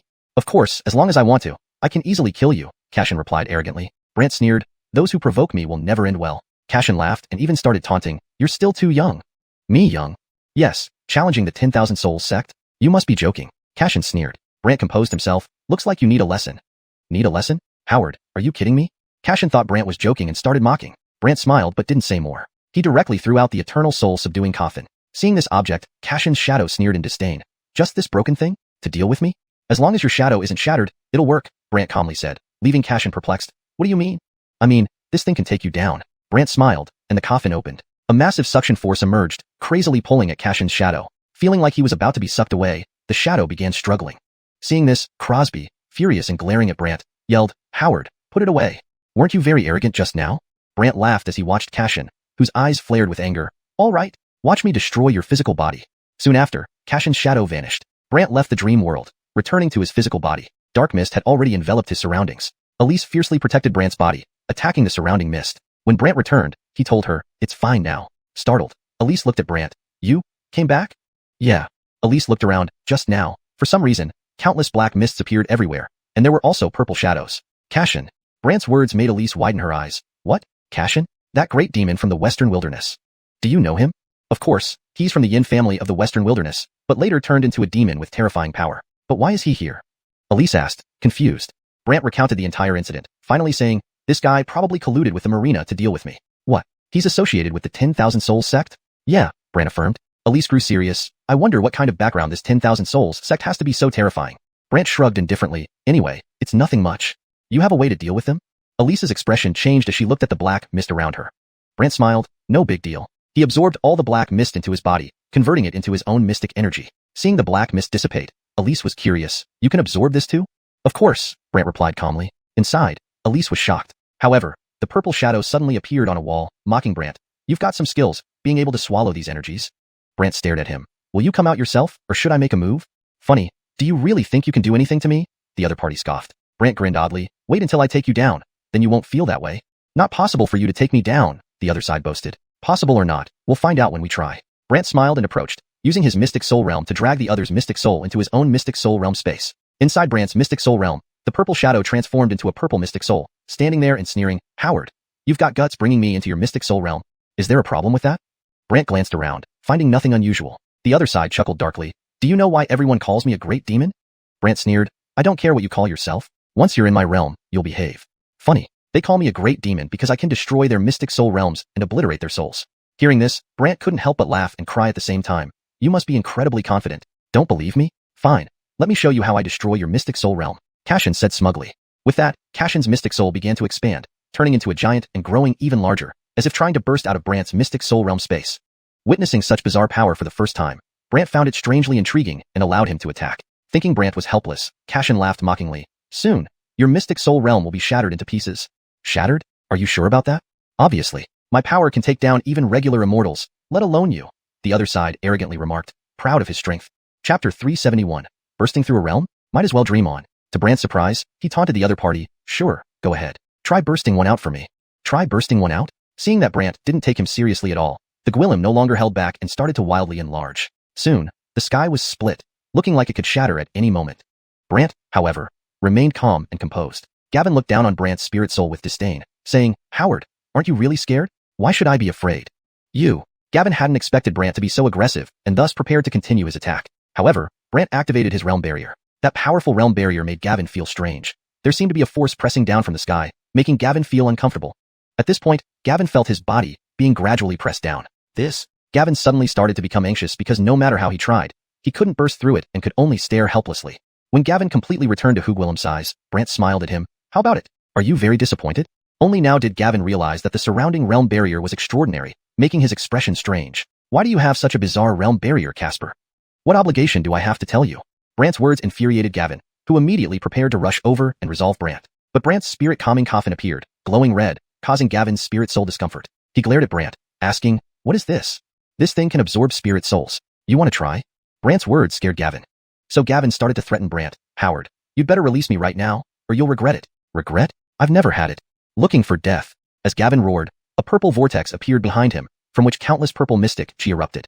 Brant felt amazed while Gavin tried to scare him off, saying, "These are called demon mystic chi. If an ordinary cultivator encounters them, their spirit soul will fall into madness, and they will turn into demon people just like me." Brant let out an "oh," saying, "So amazing? How about it? Afraid? Release me now, and I'll put away this power." Gavin thought Brant was scared, becoming excited. However, Brant shook his head. "I'm not afraid. I just find the vortex behind you interesting, along with this demon mystic chi. Where does it come from?" Seeing Brant wasn't taking it seriously, Gavin's face turned ferocious in anger. "Howard, did you not understand what I said? Don't you understand yourself?" Brant pointed at the vortex again. This time Gavin lost control, wishing to devour Brant. But Brant didn't take it to heart at all. Instead, he said, "It's useless just staring at me like that." "Looking for death," Gavin roared, making countless demon mystic chi envelop Brant's spirit soul. He assumed this would cause Brant to fall into madness. But those mystical chi passed by Brant and vanished one by one, as if absorbed by something. Now Gavin was puzzled, looking around in confusion. Strange, Why did the demon mystic chi disappear? Brant teased him. They didn't disappear. I absorbed them all. Absorbed? Gavin didn't believe it and got even angrier. Even someone who has fallen into madness dares not absorb so much mystic chi, let alone you. Huh? So you're saying you're weak and also afraid of intense demon mystic chi? Brant's words left Gavin speechless. After seeing Gavin silent, Brant sighed. Seems like you're not as strong as I imagined. What do you mean not as strong? Let me tell you, I'm very powerful. Brant clicked his tongue. Is that so? Gavin refused to admit defeat and wanted to prove how formidable he was. He exerted all his effort to produce even more powerful demon mystic chi. However, these demonic chi ultimately were fleeting in Brant's presence, vanishing like bubbles moments later. Gavin finally couldn't hold on, starting to panic while Brant looked at him and asked, tell me, what relationship do you have with the 10,000 Soul sect? Why do you do things for them? Gavin sneered. Do you think I'll betray them? Really? Let's see how long your determination lasts. Brant sneered back, having already used the longevity spirit calming coffin. Gavin wasn't willing to give up. A purple light barrier condensed around his spirit soul, surprisingly strong enough to resist the power of the spirit calming coffin. Furthermore, Gavin became arrogant. Had I known your thing could be resisted by my barrier, I would have used it earlier. Brant muttered. Your thing is pretty strong? Of course, I spent years researching the demonic soul bold. With it, my spirit soul gets better protection. Oh, sounds very impressive, Brant remarked. Indeed, my demonic soul bold is incredibly powerful, Gavin bragged. Brant then sneered, then you're overestimating yourself? Overestimating? Gavin didn't understand what Brant meant, but Brant's next move left an unforgettable impression. Brant looked up at the sky, saying, leave it to you.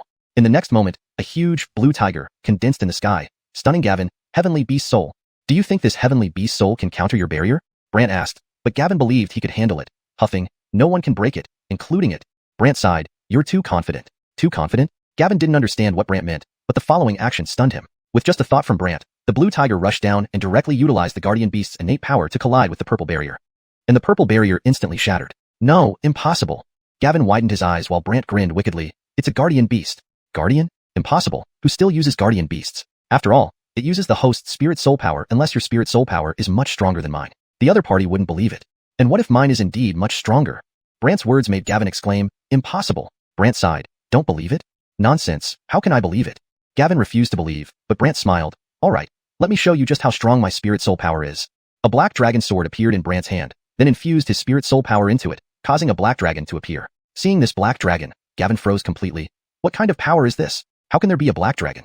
Brant didn't explain much, instead waving the sword, the black dragon, charged at Gavin, scaring him into shouting, stop. Chapter 372. The Westling Palace, the Marina's Rampage. The black dragon showed no sign of stopping, delivering a heavy blow to the other party's mystical soul. Shocked, the other party stared at Brant. Enough! If this continues, my mystical soul will disintegrate. Do you regret it now? Brant sheathed his sword and questioned. The black dragon felt depressed but helplessly asked, what do you want from me? It's not what I want from you, but rather, what value you can bring me. Brant watched the black dragon with an ambiguous smile. The black dragon looked miserable and stared at Brant for a while before asking, what do you mean? My meaning is quite simple. What relation do you have with the 10,000 Soul sect? And how much do you know about them? Brant inquired, each word carrying its weight. The black dragon's expression darkened as he glared at Brant. The 10,000 Soul sect is terrifying. Are you sure you want to oppose them? What do you think? I haven't met the leader of the 10,000 Soul sect, but their Marina, I often see her. Moreover, it was her instructions that made me do this. Is she in the Westling Palace now? Brant asked. The other party's expression turned strange. You? No? What do you think? Brant smiled at him. The other party's expression changed as he replied, yes, she is indeed there. Have you been to the Westling Palace? Indeed. Good. I need you to lead the way. After Brant finished speaking, he placed a coffin seal on him to ensure he wouldn't escape before releasing him from his mystical soul domain. Elise, seeing Brant come back to his senses, asked worriedly, how are you? Are you okay? Brant shook his head. I'm fine. Are you really okay? Elise felt something wasn't right, but Brant smiled at her. What do you think could happen to me? Elise shook her head. I just feel Gavin isn't simple and I'm afraid. He's already under my control. A single sentence stunned Elise. What? Under your control? Yes, under my control. Brant collected himself and then left. Before departing, Brant gazed at the heavenly black tree. How can I take it with me? You want to take it away? Yes. Brant nodded, and Elise explained, though it's withered, it still has consciousness. To take it, you need its permission. Consciousness?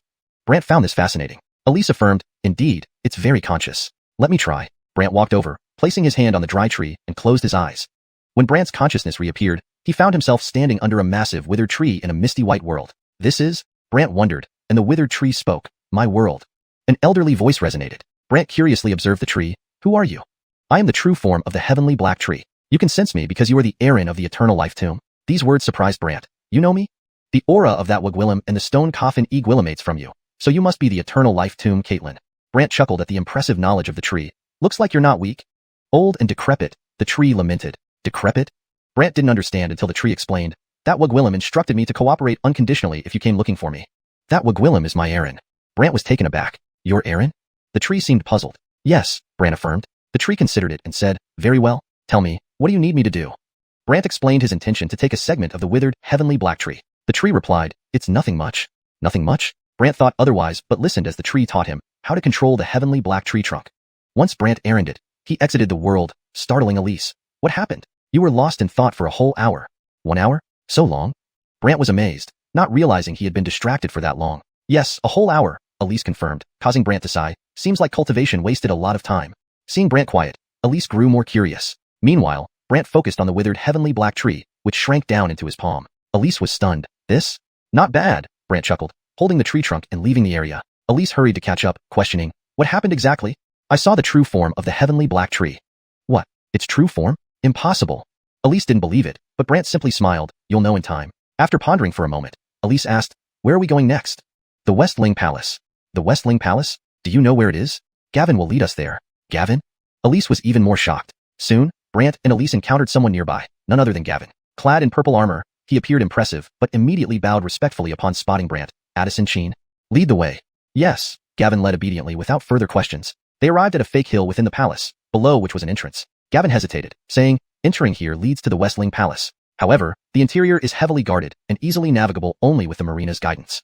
Lost? Brant paid no heed, instead urging, continue.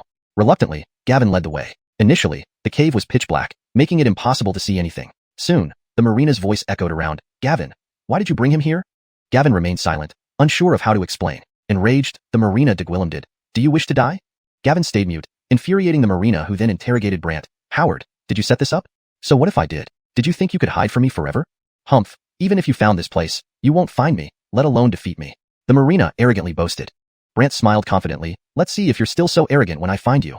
She retorted sarcastically, fine, show me how you'll find me. Immediately, the surroundings transformed. Dozens of tunnels appeared, surprising even Gavin, whose expression darkened. So Gwillemy.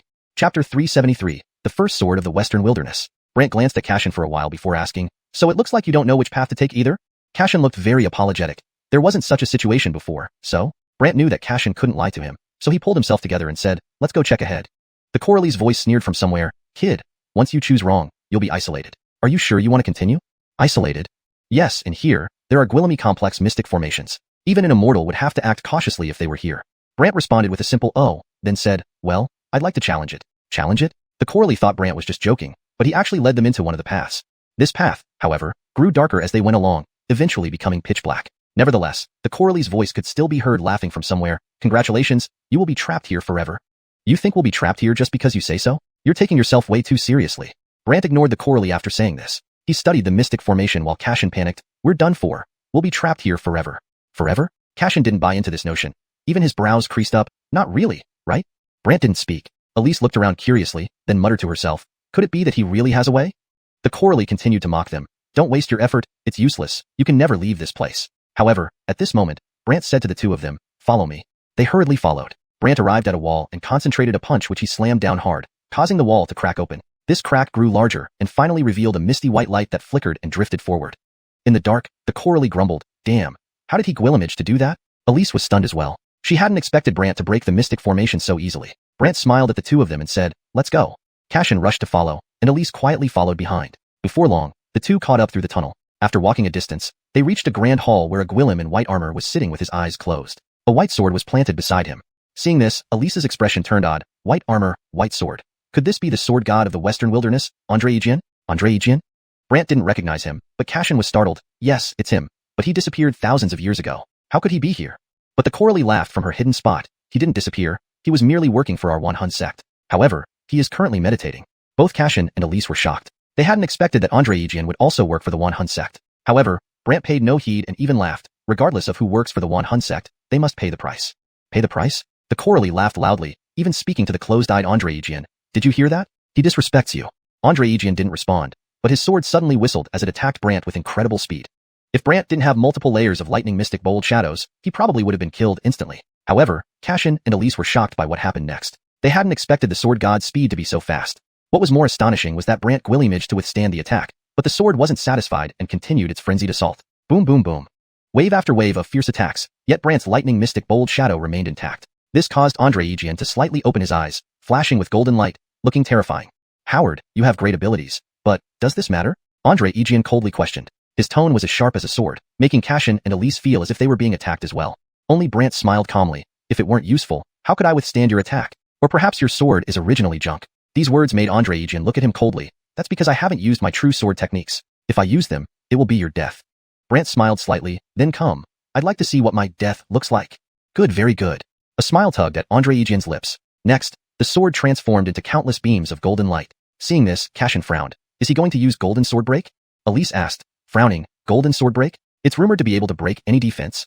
That's right. It said these beams of golden light can devour defensive forces, like worms eating away at wood, destroying your defenses one by one, Xuanhun explained.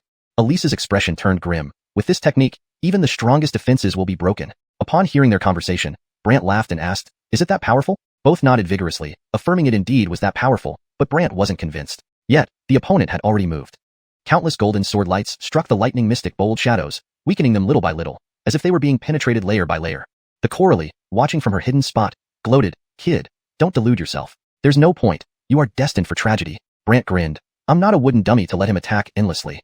No one understood what Brant meant, but he took action. He threw out the everlasting soul-subduing coffin, which floated above Andre Egian's head. Immediately, Andre Egian sensed something peculiar about this stone coffin. Thus, Andre Egian instantly vanished from his original position, disappearing without a trace. Gone? Elise and Xuanhun scanned their surroundings, trying to find him, but it was as if he had vanished completely.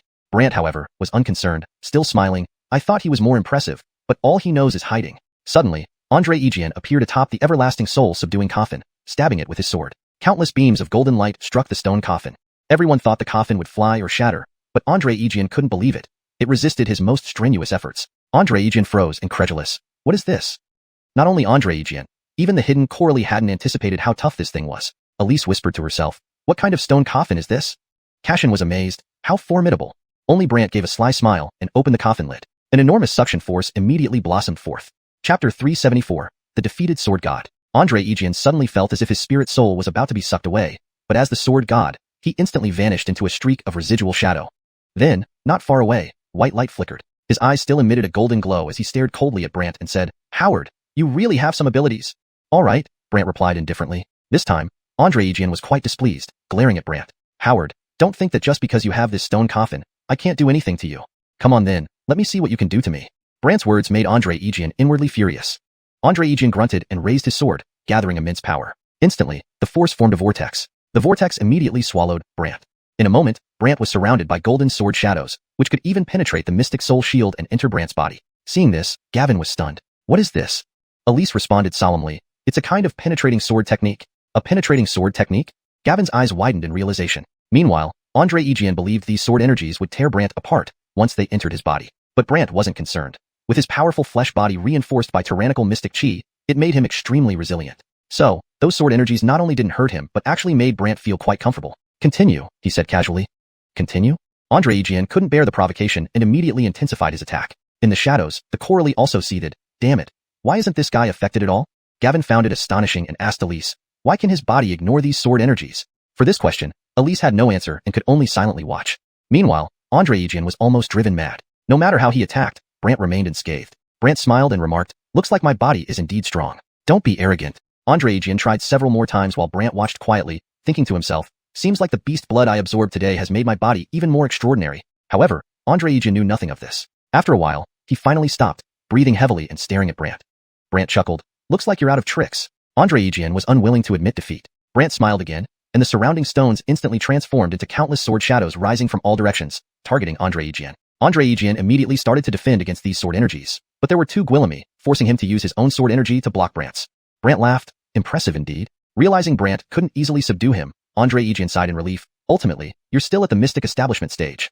Brant sighed, looks like I'll have to show some real skills. Show real skills? Andre Egian didn't understand what Brant meant, but Brant tossed a clump of black sand. The sand flew out and entangled Andre Egian, who immediately panicked and fiercely resisted the black sand. However, no matter how he resisted, the black sand seemed intent on engulfing him.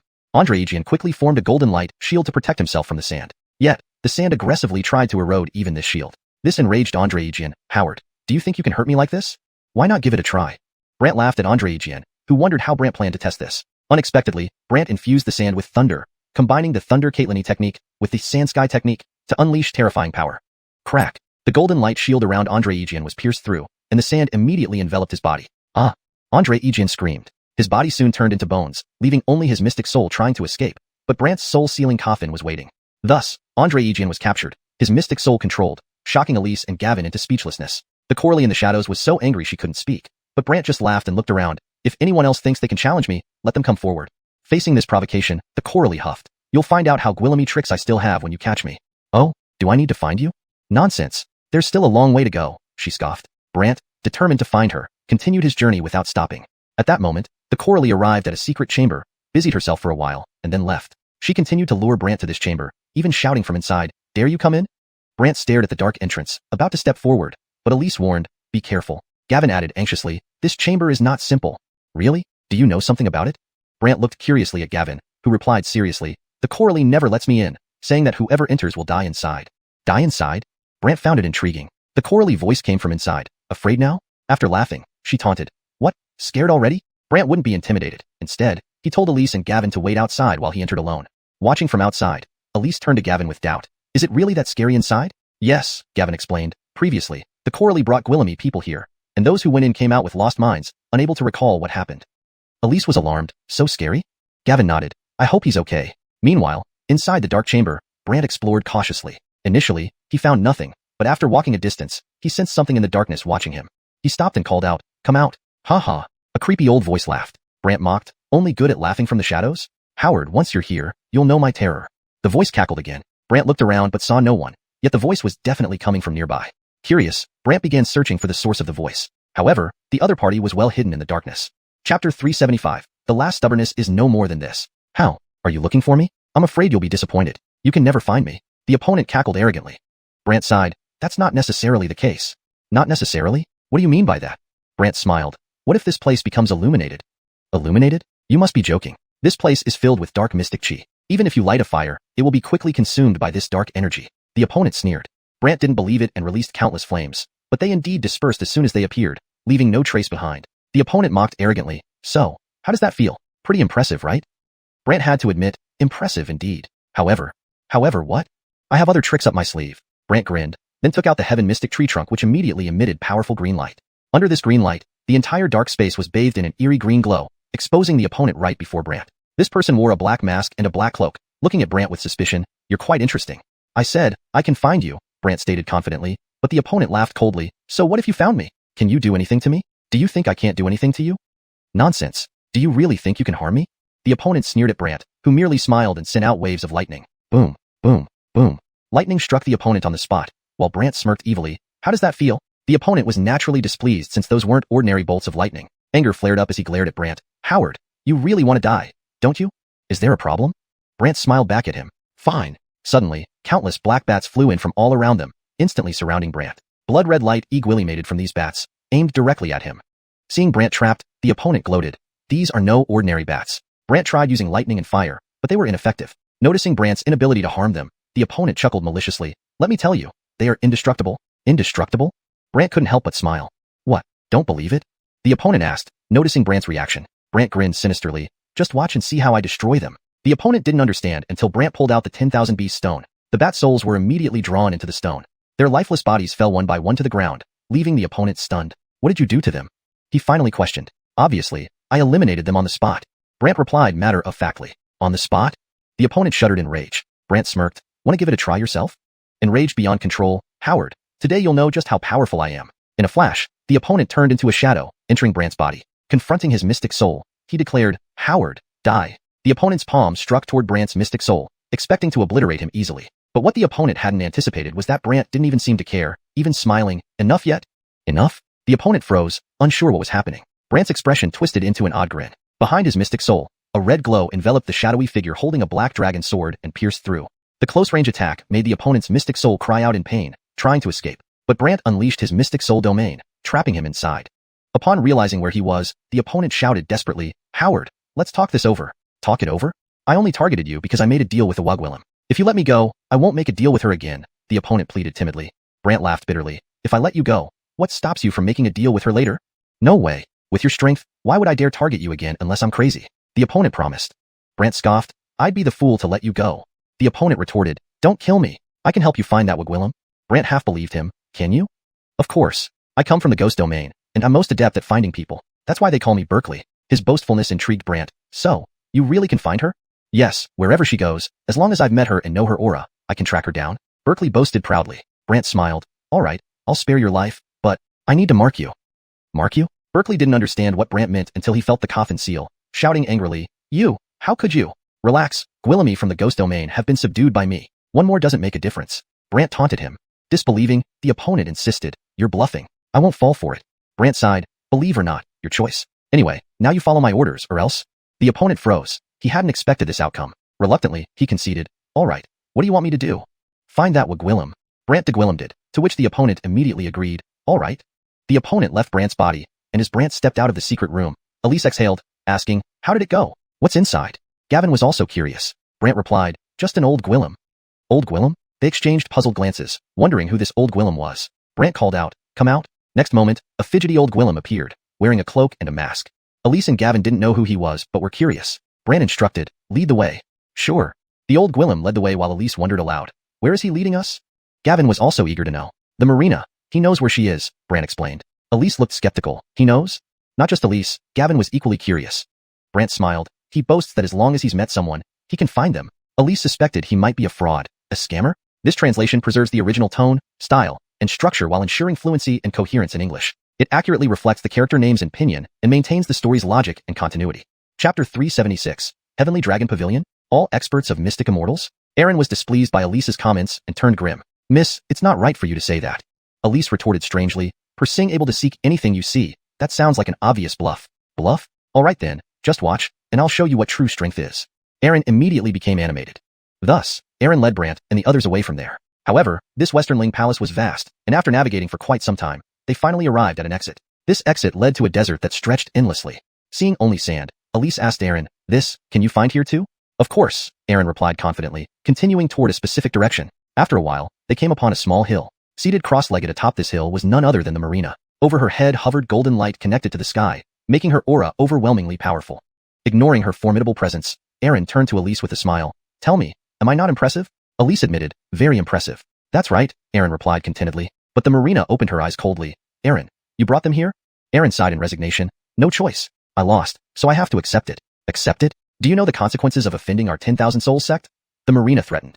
He will help me resolve this, Aaron pointed at Brant, positioning himself behind him. The marina naturally disapproved, snorting. You think this Casper is a match for us? Shouldn't be weak, Aaron awkwardly responded. Now infuriated, the marina said menacingly, Let's show you just how terrifying we can be. Suddenly, the skies darkened as the sands began to roll, converging around Brant within moments. Shortly after, Brant and the others were encircled by the swirling sands. The marina taunted, Howard, you shouldn't have come here. This is my domain. My domain? Brant was puzzled, but the marina grinned ominously. I mean everything, from the expanse of the world down to a single grain of sand. That sounded terrifying, and Elise became solemn. It seems this is the legendary Heavenly Profound Art. Aaron was shocked. Heavenly Profound Art? She knows this secret art? Richard added peculiarly, Legend has it, the Heavenly Profound Art allows one to carve out a part of the world to use as their own, incredibly fearsome. But Elise continued, using this requires immense power. Immeasurable power? Brant doubted. She was injured earlier. She couldn't possibly have such power now. Elise curiously looked at him. You mean? It could be an illusion or someone else helping her? Probably a trick or an accomplice, Brant concluded before unleashing the Sand Caitlini technique, controlling all the surrounding sands. But the marina wasn't intimidated, laughing, Howard, you think controlling the sands makes you invincible? Or what? Brant countered. The marina smirked evilly, wait and see. Curious, Brant watched as nearby sands coalesced into a mountain, crashing down over his head. The sandy mountain radiated immense force, gradually crushing down, seemingly about to bury Brant and the others beneath it. Yet Brant remained calm, untouched by the chaos. Feeling suffocated, Elise and the others retreated back into the Western Ling Palace, while Brant leaped alone into the sand mountain. Inside, Brant spotted a golden silhouette flickering, which vanished swiftly. She has an accomplice? Brant immediately understood. He chased the golden figure, but its speed was astonishing, darting here and there, almost impossible to catch. But nothing fazed Brant. Using lightning to augment his speed, especially under the heaven crossing technique, he became even more terrifying. Soon, Brant wrapped the figure in a bolt of lightning, restricting its movement. But the golden shadow chuckled, interesting, before vanishing again. Gone? Brant marveled, while the marina laughed. Howard, do you understand your dire situation now? Who is he? Brant asked. One of the Heavenly Dragon Pavilion members of our sect, the marina smirked. Heavenly Dragon Pavilion? Brant was curious. The marina laughed, not knowing about the Heavenly Dragon Pavilion and yet trying to oppose us. Aren't you too arrogant? Brant smiled nonchalantly. Whatever it is, to me, it's all the same. The marina sighed. Seems I overestimated you. Show me what you've got. Stop hiding. Brant scanned the surroundings, trying to draw out the golden shadow. The marina smiled. People from the Heavenly Dragon Pavilion are all geniuses of mystic immortals. Do you know what that means? Brant shrugged. Regardless of any genius, in the end, they all lose. Suddenly, the golden shadow appeared behind Brant and struck him with a palm, sending him flying. Yet with his formidable physique, despite tumbling through the air, Brant easily rose back up unharmed. Only sneak attacks? The golden shadow found this amusing. You've got some talent, Casper, and scathed even from that? Brant wiped his mouth and laughed. What can happen? Underestimating you, indeed, the shadow sneered, preparing another strike. But Brant dodged quickly. Huh, you can dodge too, the shadow clicked its tongue. Brant looked at it directly. You attacked once. Let me give it a try too. Want to attack me? Afraid you'll be disappointed. Your speed is too slow, the shadow teased. Brant smiled slightly. Let's see if it's fast enough. Brant charged forward, and the shadow grinned eerily. Golden light erupted from its body, transforming into countless sword shadows flying towards Brant. Brant instantly formed a lightning mystic, bold to deflect each sword shadow. Chapter 377. The soul-sealing coffin at full power, sucking even itself in? Who knew that countless layers of Lei Xian bold shadow would be shattered instantly, and the opponent's attack was so fast that Brant couldn't keep up with its speed. Brant grew serious, while Ayushing mocked from afar. Kid, keep going. Don't be a coward. Show us your strength.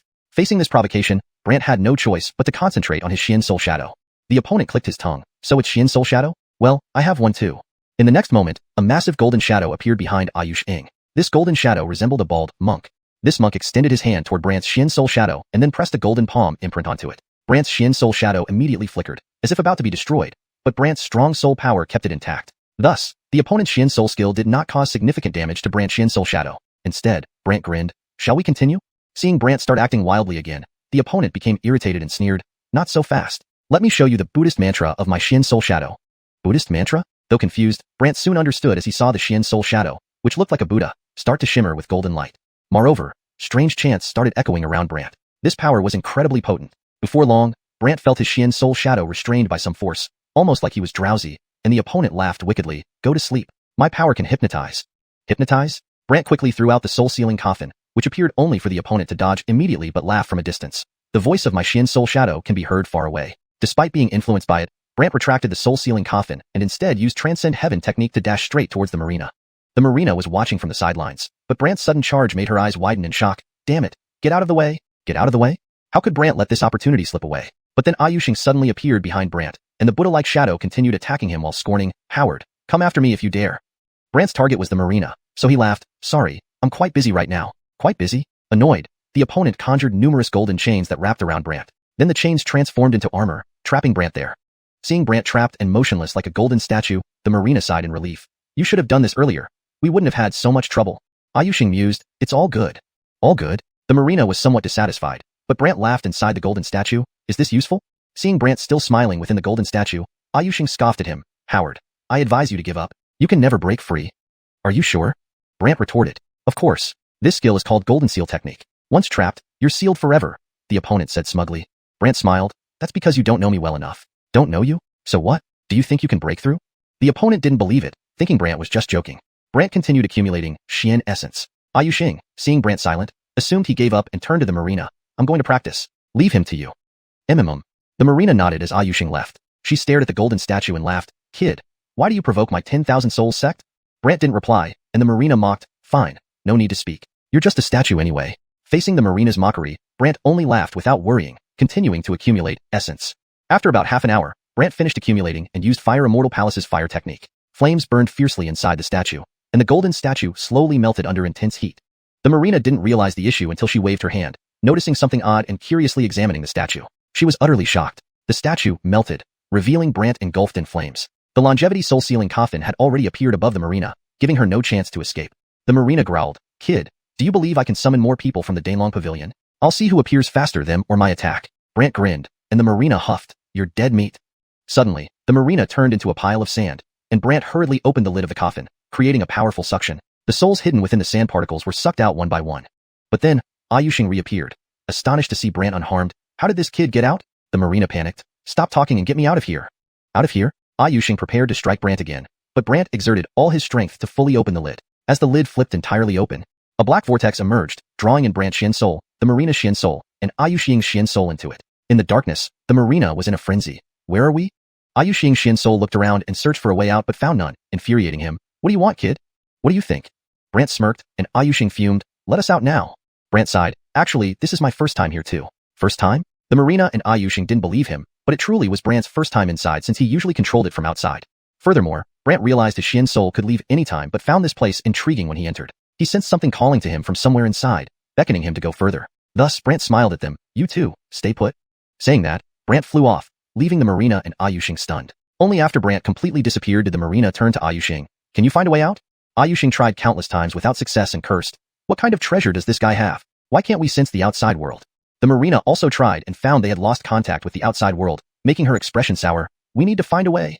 Ayushing thought over possible methods, but the Marina kept trying different ways. Meanwhile, Brant, drawn by some call, arrived at a certain area. Seeing the scene before him, he was completely dumbstruck. Chapter 378. Heavenly Soul Lock, sealing the mystic soul from afar. Before him stood a wall. On this wall, a golden light flickered, and this golden light was an image. In this image, Brant saw an alternative method to use the soul-suppressing coffin, called Heavenly Soul Lock. Heavenly Soul Lock used the power of the soul-suppressing coffin to lock onto another's mystic soul from a distance. It was truly terrifying. Locking a soul from afar? Just hearing about it made one feel its might. Brant was instantly captivated and began to learn it. In fact, it was quite simple as long as one could control the soul-suppressing coffin. After silently memorizing it, Brant turned and left. At this moment, the Marina and the gold figure were still trying to figure out how to escape, but no matter what they did, they couldn't leave. This made them curse aloud in frustration. But then Brant appeared, standing there with a smile. It's time we had a chat. Hearing the word chat, the Marina immediately turned around. Upon seeing it was Brant, she warned, Howard, I advise you to release us immediately. Otherwise, the 10,000 Souls sect will surely turn you to ashes. Brant just laughed. Speak up, who is your Jada? Huh, as if I would tell you? The Marina sneered while Brant gave a cold smile. Then, red light started to flicker around her mystic soul. However, when Brant tried to access the memories of their Jada stored in her mind, her mystic soul suddenly burst into flames, causing her to scream in agony. What have you done? The Marina panicked as Brant frowned, self-igniting. The gold figure looked grim on the side. Once someone tries to inspect anything related to our Jada, the mystic soul will ignite because of the seal. A seal? Brant hadn't expected that the Jada would be so cautious. Meanwhile, the Marina screamed again as all memories related to their Jada gradually disappeared. Finally stopping, Brant observed her terrified face. My memories are erased. Curious, Brant asked, erased? Yes, any memory associated with the Jada vanishes upon inspection, the Marina explained glumly. Unbelieving, Brant attempted once more, but obtained the same result. All memories pertaining to the Jada vanished completely. With a cold smile, Brant remarked, your Jada sure has some impressive skills to place such a seal on your mystic souls.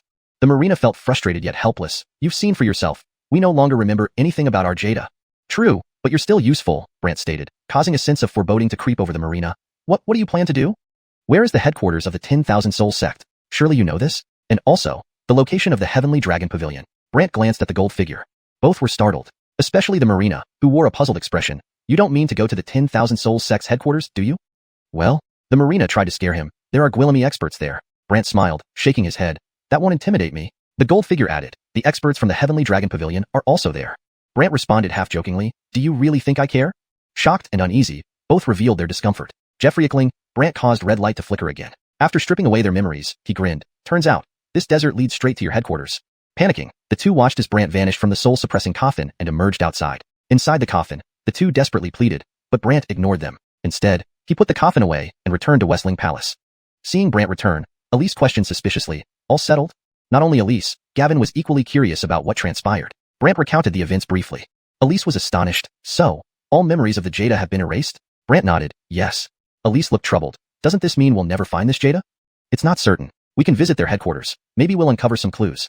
Finished speaking, Brant led them back into the desert. In the desert, they found a mystic array. Passing through it, they arrived at a bleak, dim mountain range.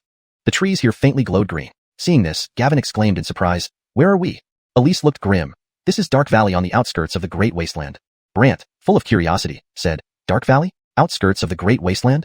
Elise nodded. Legends say there's a place near the Great Wasteland called Dark Valley, but no one has ever seen it, only mentioned in rare books. Dark Valley shocked Gavin. Seriously? This is the legendary Dark Valley?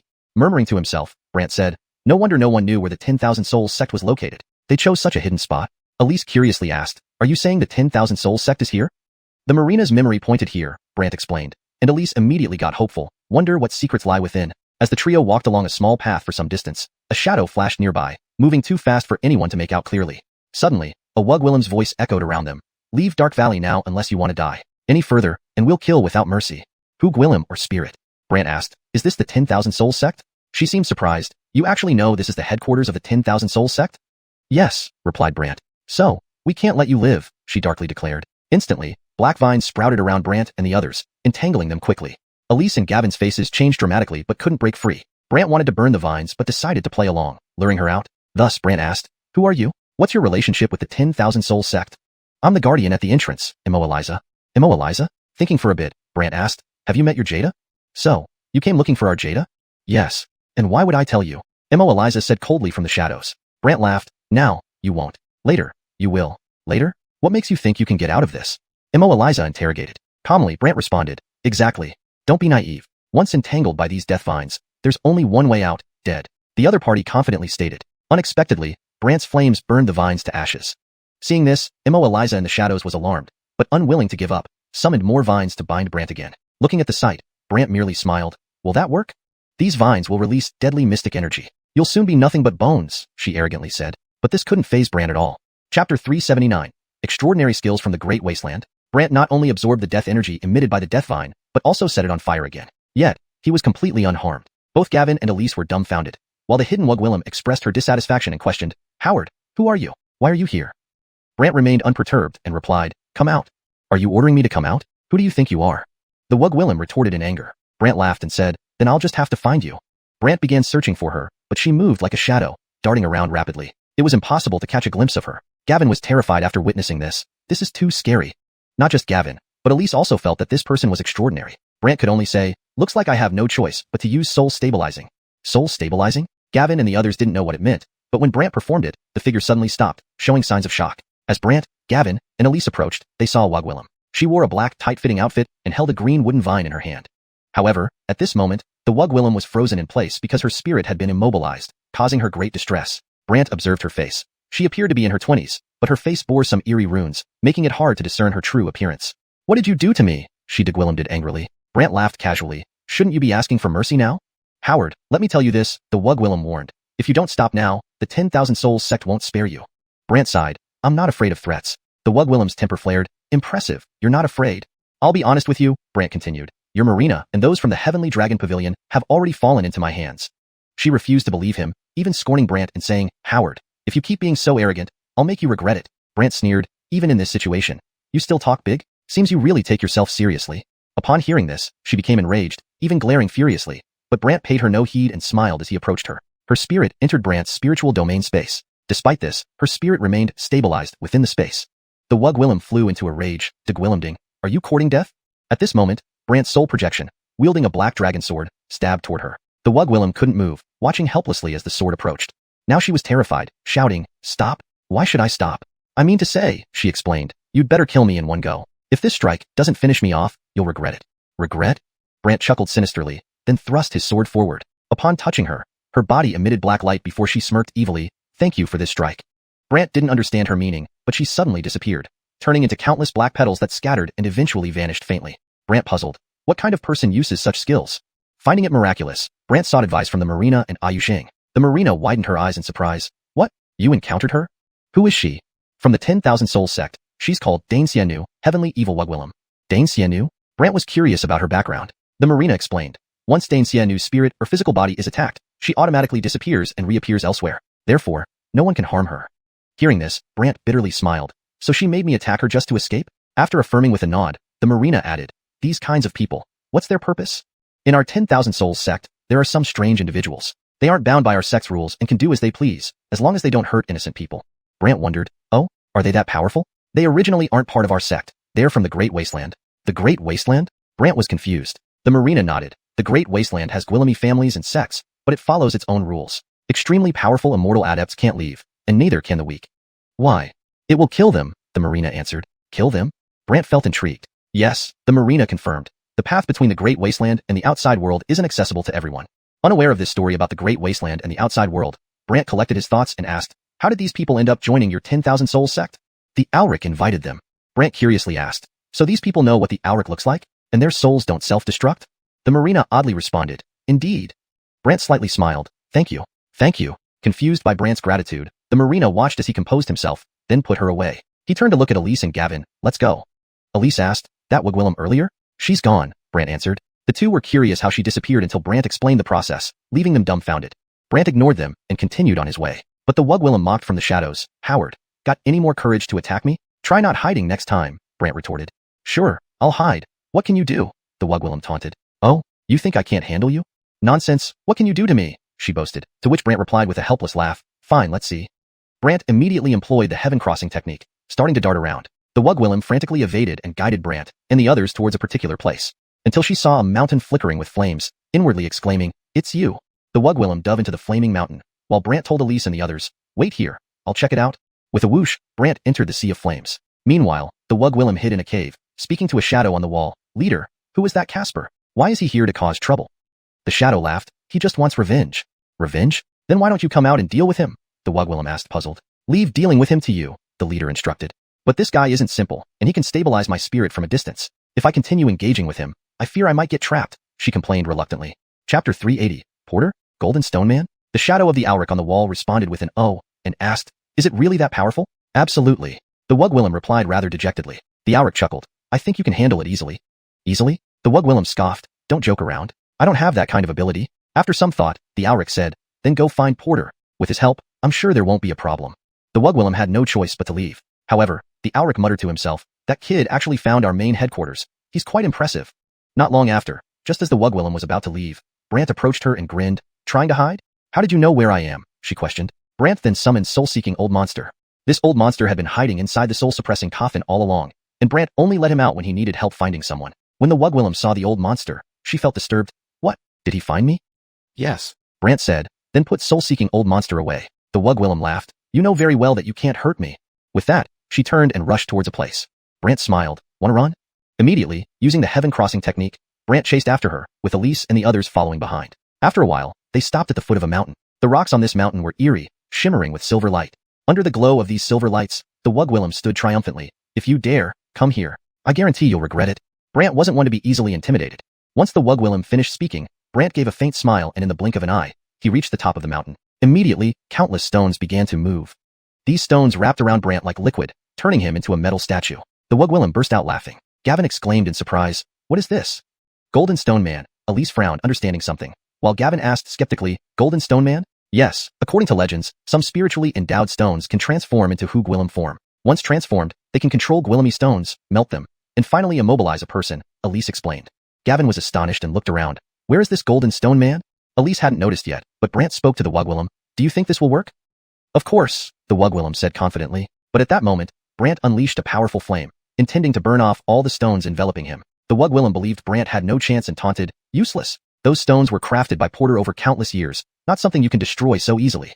"Porter?" Brant was curious about what Porter was, but he increased the flames regardless. Soon, the stones covering his body melted away, leaving him unharmed.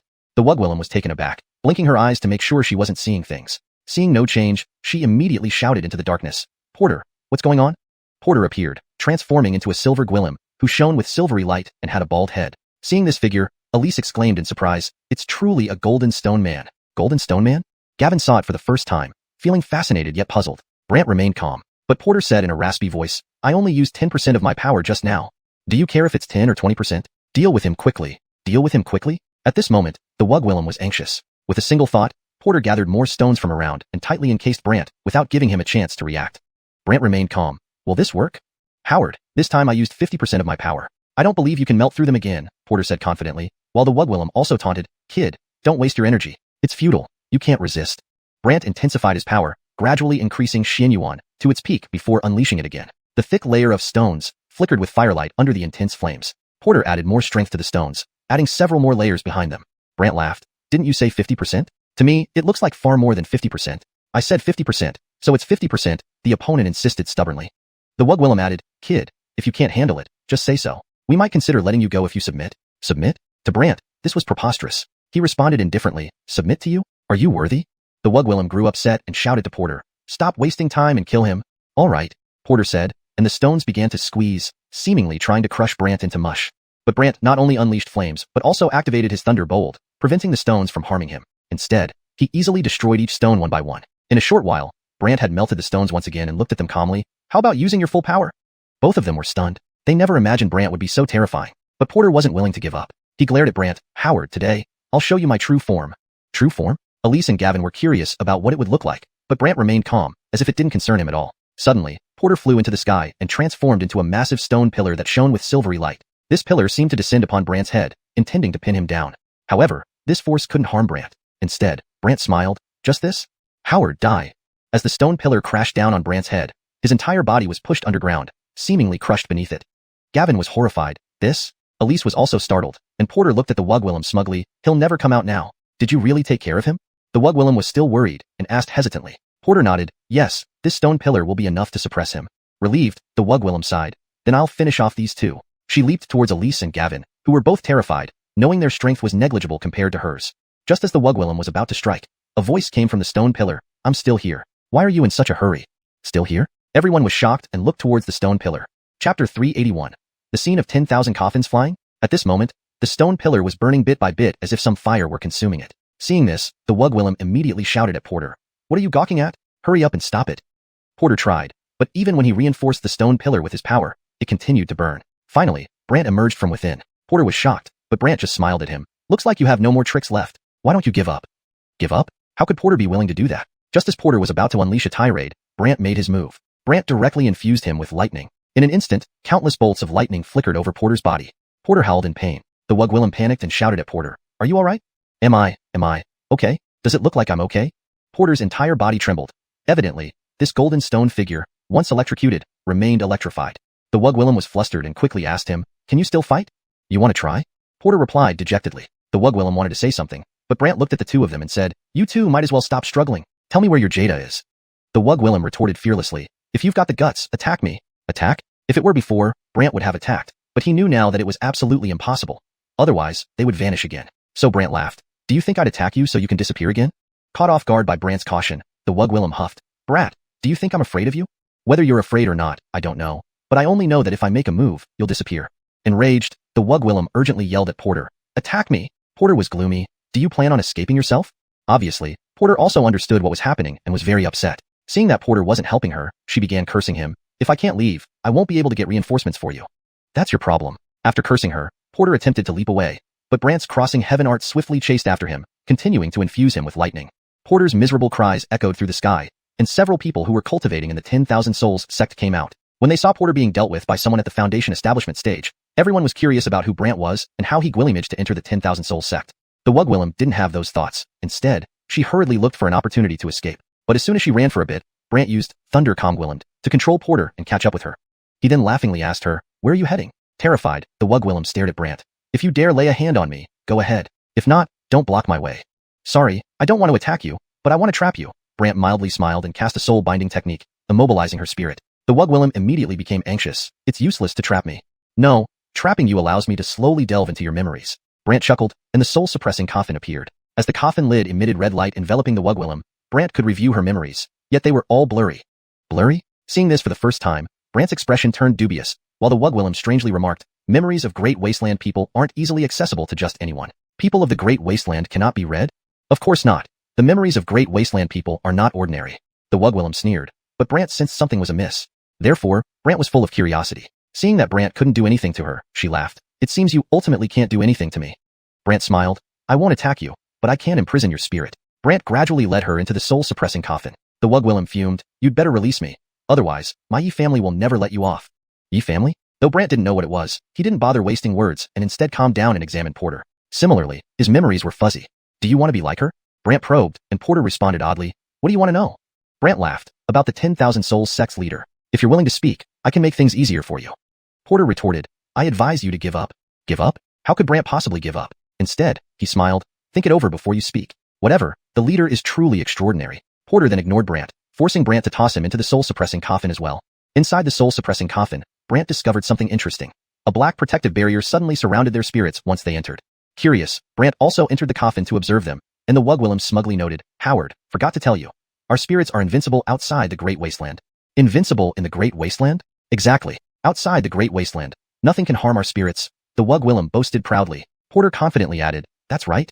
Doubtful, Brant decided to test it further, making the coffin's red light attack them both. As he did, red lights flickered within the stone coffin, transforming into countless red coffin shadows rushing toward them. This was the first time Brant had witnessed such a bizarre scene, assuming it was inherent to the soul-suppressing coffin. However, they gradually felt something was wrong, especially the Wugwillem stammering, Eternal life. Eternal soul coffin. Porter also exclaimed in horror, Right? Only the eternal life soul coffin creates the scene of 10,000 coffins flying when attacking our spirits. 10,000 coffins flying? What was this? Brant had never heard of such a strange occurrence before and found it fascinating. Meanwhile, the two were terrified, with the Wugwilm questioning Brant, Who exactly are you? Porter also panicked. Only those from the Longevity Heavenly Tomb could possess such means. The Wugwilm refused to believe it. Impossible. He can't be from the Longevity Heavenly Tomb. Porter frowned. Then who else could do this? The Wugwilm was speechless and couldn't respond, while Brant sized them up with a smile. Looks like you know about the Longevity Heavenly Tomb. Well duh. Who in the Great Wasteland doesn't know? The Wugwilm snapped, whereas Porter degwillimed. Tell us, who are you? Sighing, Brant responded. You don't tell me where the 10,000 Soul Sect's leader is. Why should I tell you who I am? Now the Wugwilm and Porter grew even more anxious. Sighing again, Brant said, It seems you really aren't going to say it, huh? Translation maintained the same paragraph structure and line breaks as the original text while ensuring fluency and coherence. Chapter 382, Complete Fall, An Overwhelming Tide. Milo felt helpless and quickly defended. It's not that we didn't tell you, but truly, we didn't know. She is an elusive presence. The Wugwilm also said, That's right, even in my family. No one has seen her true face, let alone knows where she is. Brant was instantly a bit puzzled. You don't even know what she looks like, yet you work for her? And why come out from the Great Wasteland? This question made both of them silent, and Brant felt there must be some hidden truth, so he smiled. Ladies, you'd better not force me to do something drastic. The two had a premonition of something bad coming, especially the Wugwilm who became uneasy. Well, the 10,000 Soul Sect promised to give our family some Wilderness Daryanan. Milo also said, they also promised our Ieshtian sect some Wilderness Daryanan. Wilderness Daryanan? Brant asked curiously when he saw their puzzled faces. What is Wilderness Daryanan? After seeing Brant's confusion about Wilderness Daryanan, they explained that it was a kind of high-grade mystic chi. How high-grade? Brant asked, still puzzled. Milo immediately replied, one piece of Wilderness Daryanan is equivalent to a mystic immortal's cultivation over 100 years. Brant simply didn't believe it. Equivalent to a mystic immortal? Are you joking? Seeing Brant's disbelief, the two continued explaining. The Wugwilm added, Here, at the headquarters of the 10,000 Souls sect atop the 10,000 Souls Tower, there is half a piece of Wilderness Daryanan. If you want to know how powerful it is, go and experience it yourself. Brant really wanted to take a look, so he put away his soul-suppressing pagoda. However, when Brant came back to his senses, Elise and Gavin stood beside him in terror, especially Gavin who said gravely, So Gwillemy Mystic Immortals? Brant looked up and saw Mystic Immortals floating all around. This made Brant curious. There are So Gwillemy Mystic Immortals in this 10,000 Souls sect, why don't they dispatch them? Instead, they remain here? Brant knew that with the resources of the 10,000 Souls sect, easily destroying an empire would be no problem, so he asked Ali, the Zia. The Zia answered, They become Mystic Immortals here. Become Mystic Immortals here? Is there anything special about it? Brant was confused. The Zia explained, Those who become Mystic Immortals here cannot leave. They can only enter the Great Wasteland. Brant was even more baffled. Why? The Zia hesitated before saying, Those who achieve Mystic Immortal status here have a power within them called the Wilderness Seal, which allows them free entry and exit to the Great Wasteland, but prevents them from leaving it. Otherwise, their cultivation will regress. Brant was surprised by the existence of the Wilderness Seal and muttered, Then I'd like to see what this Wilderness Seal looks like. He then put away his soul-suppressing coffin and smiled as he looked at the people floating in the sky. So Gwillemy Mystic Immortals. Gavin grew worried. Are there two Gwillemy Mystic Immortals? Can we survive? Elise frowned deeply. How could there be so Gwillemy Mystic Immortals? Without much talk, Brant walked towards the so-called 10,000 Souls Tower. However, the people here wouldn't give Brant such an opportunity. Someone blocked him. Howard, who are you? Why are you here? This person was an elderly Gwillem with white hair and a duster in hand. I've come to find your Alric, but she lacks the courage to show herself, Brant said, which immediately sparked countless insults. Do you think you can meet our Alric just because you say so? Howard, do you even know how death is written? You're ignorant of the heavens and the earth. These people cursed loudly, but Brant was unaffected and laughed. Don't just curse. If you've got the skills, come and show me who's stronger.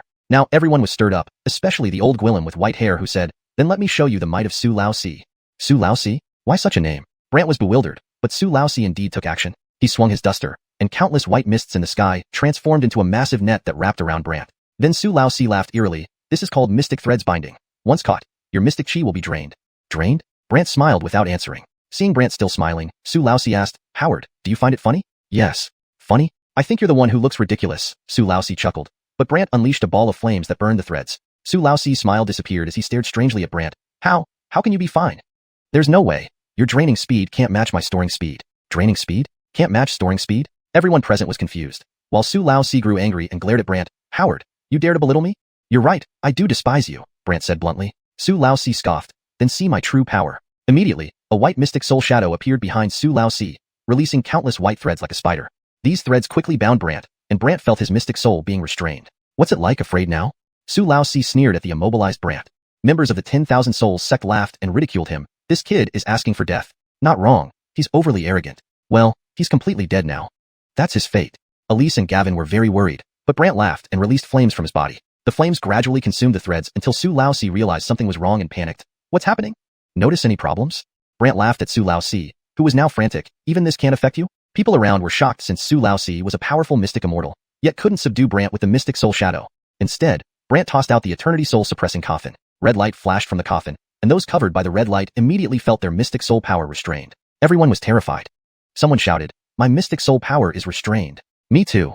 Suddenly, everyone realized how terrifying Brant was. Su Laosi struggled helplessly, enraged. Brant sized up Su Laosi. "I think you should give up." Su Laosi glared fiercely. "Howard, release us. Not in a hurry, let's wait." Wait. They didn't know what Brant meant by waiting, but Brant gave a strange smile and marked all present with the coffin seal. Once everyone was marked, they knew they were under Brant's control. Chapter 383. The 10th level opens, the Wasteland Darien record appears. Elmo stared at Brant in shock. What did you do to us?" "Simply made it so that you cannot betray me," Brant replied casually, causing Elmo to freeze momentarily before hurriedly checking himself. Others did the same. In the end, their expressions were all the same. They could not betray Brant in any way, as doing so would bring unbearable pain to their entire spiritual soul. This was a terrifying situation, causing these people to panic. However, Brant spoke up. "If you know where your awoke is, then tell me. If not, don't disturb me." Upon hearing this, everyone fell silent. They genuinely didn't know where their awoke was. One of them even said awkwardly, truly don't know." Brant gave an exasperated smile and took Elise and the others with him towards the 10,000 Souls Tower. Elmo and the rest had no choice but to follow slowly from a distance. Before long, Brant saw the 10,000 Souls Tower. Indeed, there was an eerie stone atop the tower emitting white light. After seeing it, Brant leaped toward the stone. Elmo and the others were taken aback, especially when Elmo shouted, "Don't get close. That thing will burn those below the profound immortal level." Brant stopped and looked at them. "Burn? Below the profound immortal level?" They all nodded, but Brant was unaffected. He leaped again and continued his ascent towards the top of the tower. Soon after, white light began to envelop Brant's body, burning him. However, Brant absorbed this burning force. Moreover, Brant approached the glowing stone. When he touched it, those around him were startled. At this moment, Awog Willem's voice echoed from the sky. "Howard, you sure have guts. You dare come here and even touch this?" Everyone was frightened by this voice. It belonged to their awoke. Yet they had no idea where she was and could only look around wildly while Brant smirked. "What? Afraid to show yourself?" "Do you think I'm afraid of you?" The voice responded coldly. "If you're not afraid of me, why hide?" Brant asked, and the voice sneered. "I hide because it's unnecessary to deal with someone like you." Brant smiled. "Then never come out." With that, Brant grabbed the stone, preparing to pull it down. Suddenly, a white beam from the sky landed on the stone, intensifying its burning power. Brant felt his skin almost being burned away, but thanks to his formidable spirit energy and physical prowess, he remained unaffected. Instead, he began to absorb the flame's spirit energy. However, the Wasteland Darien was firmly embedded at the top of the tower, seemingly impossible to remove. Brant closed his eyes and consulted the old men in the eternal life, heavenly tomb. After a moment, everyone looked oddly at Brant. Someone asked dubiously, "Tomb Caitlin, you entered the Great Wasteland?" Another person queried curiously, "Tomb Caitlin you?" "I haven't gone in yet. I just contacted the Wasteland Darien in advance and came to ask you how to handle it," Brant explained. Relieved, the group sighed. "Why are you so afraid I'll enter the Great Wasteland?" Brant asked, somewhat puzzled. "It's not that," someone said awkwardly. "It's just that the Great Wasteland is too dangerous, and we're worried you'll get hurt if you go there unprepared." "Enough nonsense," Brant interjected. "Tell me how to solve this." One of them suggested, "Why don't you try the 10th level?" "The 10th level?" Brant paused, deciding to give it a try. Previously, he couldn't enter because of his weak spirit energy, but since absorbing Gwillemy fruits, his spirit energy had grown immensely. Thus, Brant moved towards the passage to the 10th level. There was a staircase covered in black mist. Previously, each step would have been exhausting, but now he could take dozens without issue. Brant's spirit energy surged with excitement. Interesting. He ascended step by step. Shortly after, Brant reached the 10th level. Surprisingly, there were no imprisoned spirits here. Instead, there was a wall with a painting. The painting was shrouded in white fog, except for a point that glowed white. Around this point was what appeared to be a mountain range. Puzzled, Brant summoned the longevity soul coffin to consult Tinu and the others. Upon seeing the map, they were shocked. Gartha exclaimed, "The Undying Mountain." "The Undying Mountain?" Brant asked curiously. "Yes, the Undying Mountain. A place no one dares to tread. Some say it's the grave of immortals." Not just Gartha, even Tinu added, "Our sect lists this place as forbidden territory." Brant muttered, "Looks like I should visit this place." Both were terrified, but Brant ignored them and examined the 10th level further. He found a hidden compartment on another wall which contained a book titled, The Wasteland Darien Record. Brant opened it curiously. It detailed methods of using and absorbing the Wasteland Darien. Brant wondered if his Aaron had anticipated his arrival at the 10th level, coinciding with his encounter with the Wasteland Darien. Examining the painting again, Brant deduced his Aaron must have foreseen his journey to the Great Wasteland. Taking the book, Brant's spirit soul left the eternal life, heavenly tomb. Opening his eyes, he was back atop the tower. Nearby, people looked at him in fear, as if they'd suffer if anything happened to him. Suddenly, the Auric's voice rang out from the sky. "Howard, you're out of options, right?" Brant smiled up. "Rest assured, I'll soon take down this stone, and I'll let you know when I catch you." "Foolish," the voice retorted. Unexpectedly, Brant's palm emitted black light, enveloping the white light from the Wasteland Darien and stone. The white light vanished instantly, and the stone began shrinking as though being consumed. When Brant fully absorbed the Wasteland Darien and stone, everyone was dumbfounded. The Auric de Gwillem did. "Howard, what did you do?"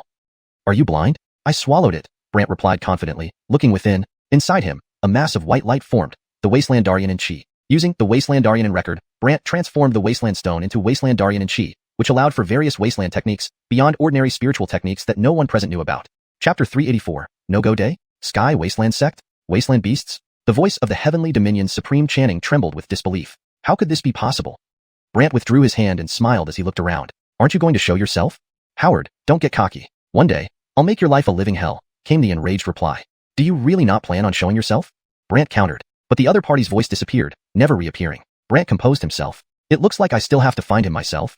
Brant turned around and leaped back to where Elise and the others were. He then looked at them and said, in the coming days, I need to go to the Great Wastelands. The Great Wastelands? Elise and Cashin were startled. Brant confirmed, yes, the Supreme Channing is likely there. Elise was worried. The Great Wastelands are very difficult for outsiders to enter. I know. The mystic chi there is too much for ordinary people to endure. Only once every 10,000 years does it weaken enough for everyone to dare entering, Brant explained. And you still want to go? Elise couldn't understand. Brant smiled. I have a way to handle that mystic chi. They looked at him doubtfully, but Brant continued. You all should return to the Western Wastelands first. If I need anything, I'll contact you. With that, Brant sent them back before returning to the 10,000 Soul Sect and entering the 10,000 Souls Tower. Inside the tower was a passage leading to the Great Wastelands. Brant brought out Old Soul Hunter and asked, Are you sure the Supreme Channing's aura comes from here? Yes, her voice definitely came from here, Old Soul Hunter affirmed. Brant nodded. All right, let's go together. Old Soul Hunter followed curiously. After a while, they passed through the tunnel and emerged outside. Outside, bones were scattered everywhere, looking quite terrifying. Brant stared at the bones, glancing at Old Soul Hunter. Is this the place?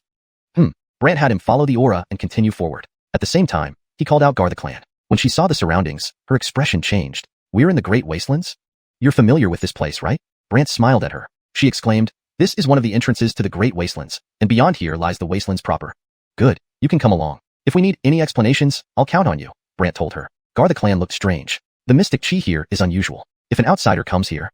Brant didn't explain further, only proving himself by action. As Gar the Clan saw the mystic chi having no effect on Brant, she was stunned. Really no effect?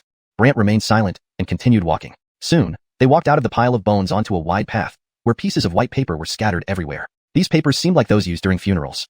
Seeing this, Gar the Clan quickly said, Today is not a good day. We should hurry and avoid this area. Not a good day? What does that mean? Brant was puzzled.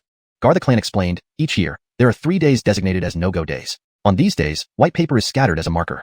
No-go days? Brant was confused. Gar the Clan nodded. These no-go days are special in the Great Wastelands. On such days, Gwillemy strange people, called Wasteland Beasts, appear. They are raised by the Sky Wasteland Sect. Wasteland Beasts? Yes, on that day, the Sky Wasteland Sect releases them to wander for 3 days, after which they return. To prevent harm to others, they scatter paper as a warning sign. Brant laughed bitterly. Releasing monsters and letting them run loose? This is interesting. Let's go. Either take a detour or hide, Gar the Clan urged. But that wasn't Brant's style. Plus, finding the Supreme Channing was more important. He had no time to waste, so he asked Old Soul Hunter to continue searching. Old Soul Hunter naturally led the way. Along the way, they found papers everywhere, frightening Gar the Clan. This clearly leads us straight into the Sky Wasteland Sect's beasts. What if she's originally from the Sky Wasteland Sect? Brant countered. That's unlikely, Gar the Clan replied strangely. Unless we see, how would we know? Brant responded. She thought it made sense but knew how formidable the Sky Wasteland Sect was, making her very concerned. Sky Wasteland Sect people are quite tyrannical. So what? Brant continued walking indifferently. Before long, the white papers disappeared, but figures appeared on the surrounding mountains. These figures resembled mystic beasts but emitted black chi, looking very eerie. When these beasts saw Brant and the others, they rushed forward, even speaking about devouring them. Oh no, so Gwillemy Wasteland Beasts, Gar the Clan was terrified. But to Brant, apart from emitting black chi, they didn't seem different from normal mystic beasts. So he glanced at them. There's nothing particularly scary. Nothing particularly scary? Gar the Clan disagreed, looking alarmed. Don't think that way. You'll soon see their fearsomeness. Fearsomeness? Brant didn't feel it was that frightening. But as these wasteland beasts approached, countless thunder punches from Brant struck them, yet they showed no pain. Instead, they charged towards him in a frenzy. Gar the Clan was terrified. Ordinary mystic techniques are ineffective against them. Ineffective? Yes, unless it's wasteland technique, Gar the Clan explained. Brant hesitated briefly. Then let me try using the chaos essence inside me. Chaos essence? Gar the Clan didn't understand, but when Brant used chaos essence enhanced thunder punches, it became peculiarly effective. When his fists landed on the beasts, they screamed in apparent agony. Gar the Clan was stunned. What did you do? Brant didn't elaborate, only continuing until the wasteland beasts were dead, groaning weakly before finally expiring. Dead? Gar the Clan was shocked. We should leave quickly. If the Sky Wasteland Sect finds out you killed them, it will be a big problem. Brant was completely unfazed, checking the dead beasts' insides to see how they differed from regular mystic beasts. Gar the Clan was frantic. Haven't you seen enough? Hashtag chapter 385. The Golden Marina of Arrigo Gate's 5 Great Marinas. Brant had no intention of leaving and even began to examine each of the desolate creatures in detail. Are these things transformed from mystic beasts? Yeah, they were originally mystic beasts. But after absorbing Huangyuan, desolate essence, they transform into indestructible desolate creatures. However, desolate creatures are afraid of some desolate techniques, so ordinary people can't deal with them, Gartha explained, her gaze turning strange as she looked at Brant. Inside the desolate creatures, Brant discovered some stones containing their beast souls, which made him curious. What's this? These are beast stones of desolate creatures, Gartha explained after some thought. Beast stones? Right. According to legend, these beast stones play a crucial role for the heavenly desolate sect, but no one knows what that role is, Gartha admitted. Brant fell into deep thought. That makes it much more interesting. Interesting? Gartha didn't understand what Brant meant. Meanwhile, Brant collected all the beast stones one by one. About half an hour later, all the beast stones were taken by Brant. Soon after, a group of people appeared on the scene. Seeing the situation, these people immediately became enraged. Gartha was startled. It's over. These are the acolytes of the heavenly desolate sect. Acolytes? Brant glanced at them. They were a group of teenagers around 15 or 16 years old. They weren't weak. Each was at the mystic armor realm, indicating great talent. But these people couldn't figure out how so Gwillemy desolate creatures had died. When they rushed over, their gazes immediately fell upon Gartha. Gartha immediately tried to defend herself. This has nothing to do with me. Nothing to do with you? One acolyte held a black whip and pointed it at Gartha. Although she was stronger than him, she didn't dare resist. Not only that, but Gartha was somewhat frightened, even trembling. What should we do now? Brant didn't care at all. Just a bunch of kids. Kids? Gartha was stunned. After all, in her eyes, Brant was only a few years older than them. Ignoring her look, Brant remained calm when the whip came his way. Is this useful? Useful? The children immediately got angry and shifted their focus to Brant. In their eyes, he seemed weaker. Thus, they each took out their whips. One child said, if we can't deal with her, can't we deal with you? Afraid of Brant making enemies, Gartha shouted to the kids, wait, let's talk this out calmly. Calmly? These children, unable to listen calmly, were very agitated. Someone even snorted, looking for death. Suddenly, countless whips flew toward Brant, but he deflected them all with his lightning mystic bolt. Gartha frowned, you're not a match for him. Let's go. The children, already enraged, grew even angrier. They unleashed all their strength, but to no avail. No matter what they did, they couldn't affect Brant. Instead, Brant easily subdued them and channeled lightning onto their bodies. The children screamed in apparent agony. Brant looked at them and asked, do you still want to continue? The children were frantic until a Wugwillem's voice called from afar, bullying kids, how brave. Then, a sword flew over, shimmering with golden light. On the sword stood a Wugwillem in a golden cloak and mask. Gartha gasped, it's the Lizette of the heavenly desolate sect. The Lizette? Yes, there are 5 saintesses, gold, wood, water, fire, and earth. Each is at the peak mystic immortal realm. Incredibly formidable, Gartha said, trembling in fear. Brant muttered, peak mystic immortal? The children, seeing the Wugwillem arrive, excitedly shouted, Sister Ayush. With a wave of her hand, the Lizette cast golden light on the children, healing them instantly before they all retreated. But they didn't stop speaking, shouting, Lizette, you must deal with him properly. Lizette, kill him. Lizette, you must get justice for us. The Lizette scanned the desolate creatures and glared at Brant and company. Who killed these desolate creatures? Scared, Gartha stayed silent, while Brant replied simply, I did. Why? The Lizette de Gwillem did angrily. They attacked me. Why else? Brant countered, pointing to the papers scattered around. She asked, didn't you see these warnings? These papers, what do they have to do with me? Brant retorted, don't you know the rules of the heavenly desolate sect? She fumed. Do you think this place belongs to your sect? Brant asked nonchalantly. She glared, are you arguing with me? No, you are, Brant replied, causing her to hum angrily. Then today, I'll teach you the rules of our heavenly desolate sect. Golden light flashed in her hand, then shot towards Brant, forming a cage that trapped him. But this futile effort had no effect on Brant. He glanced at her, don't waste your effort, it's useless. Shocked, the Lizette wondered silently, useless? She couldn't understand, since Brant was only at the Foundation Mystic Realm. After seeing her silence, Brant spoke up, nothing else? We're leaving. Leave? The children panicked, and the Lizette exploded. Wanna leave? Do you think it's possible? Will I let you go? Not letting us go? What do you intend to do? Brant asked. Obviously, I'll take your life. Do you have the ability? Brant's words made the Lizette grit her teeth in anger. Fine, very well. Today, I'll kill you. With a thought, countless golden lights turned into golden leaves, which gathered to form a golden garment that enveloped Brant. Garment? For the first time, Brant saw such an unusual attack, while Gartha stared dumbfounded. It's the golden garment. Golden garment? Is it powerful? Brant asked. Gartha trembled. Once the golden garment wraps around someone, their entire body stiffens. Stiffen? Brant inspected himself, finding a strange force inside him, and laughed. Interesting?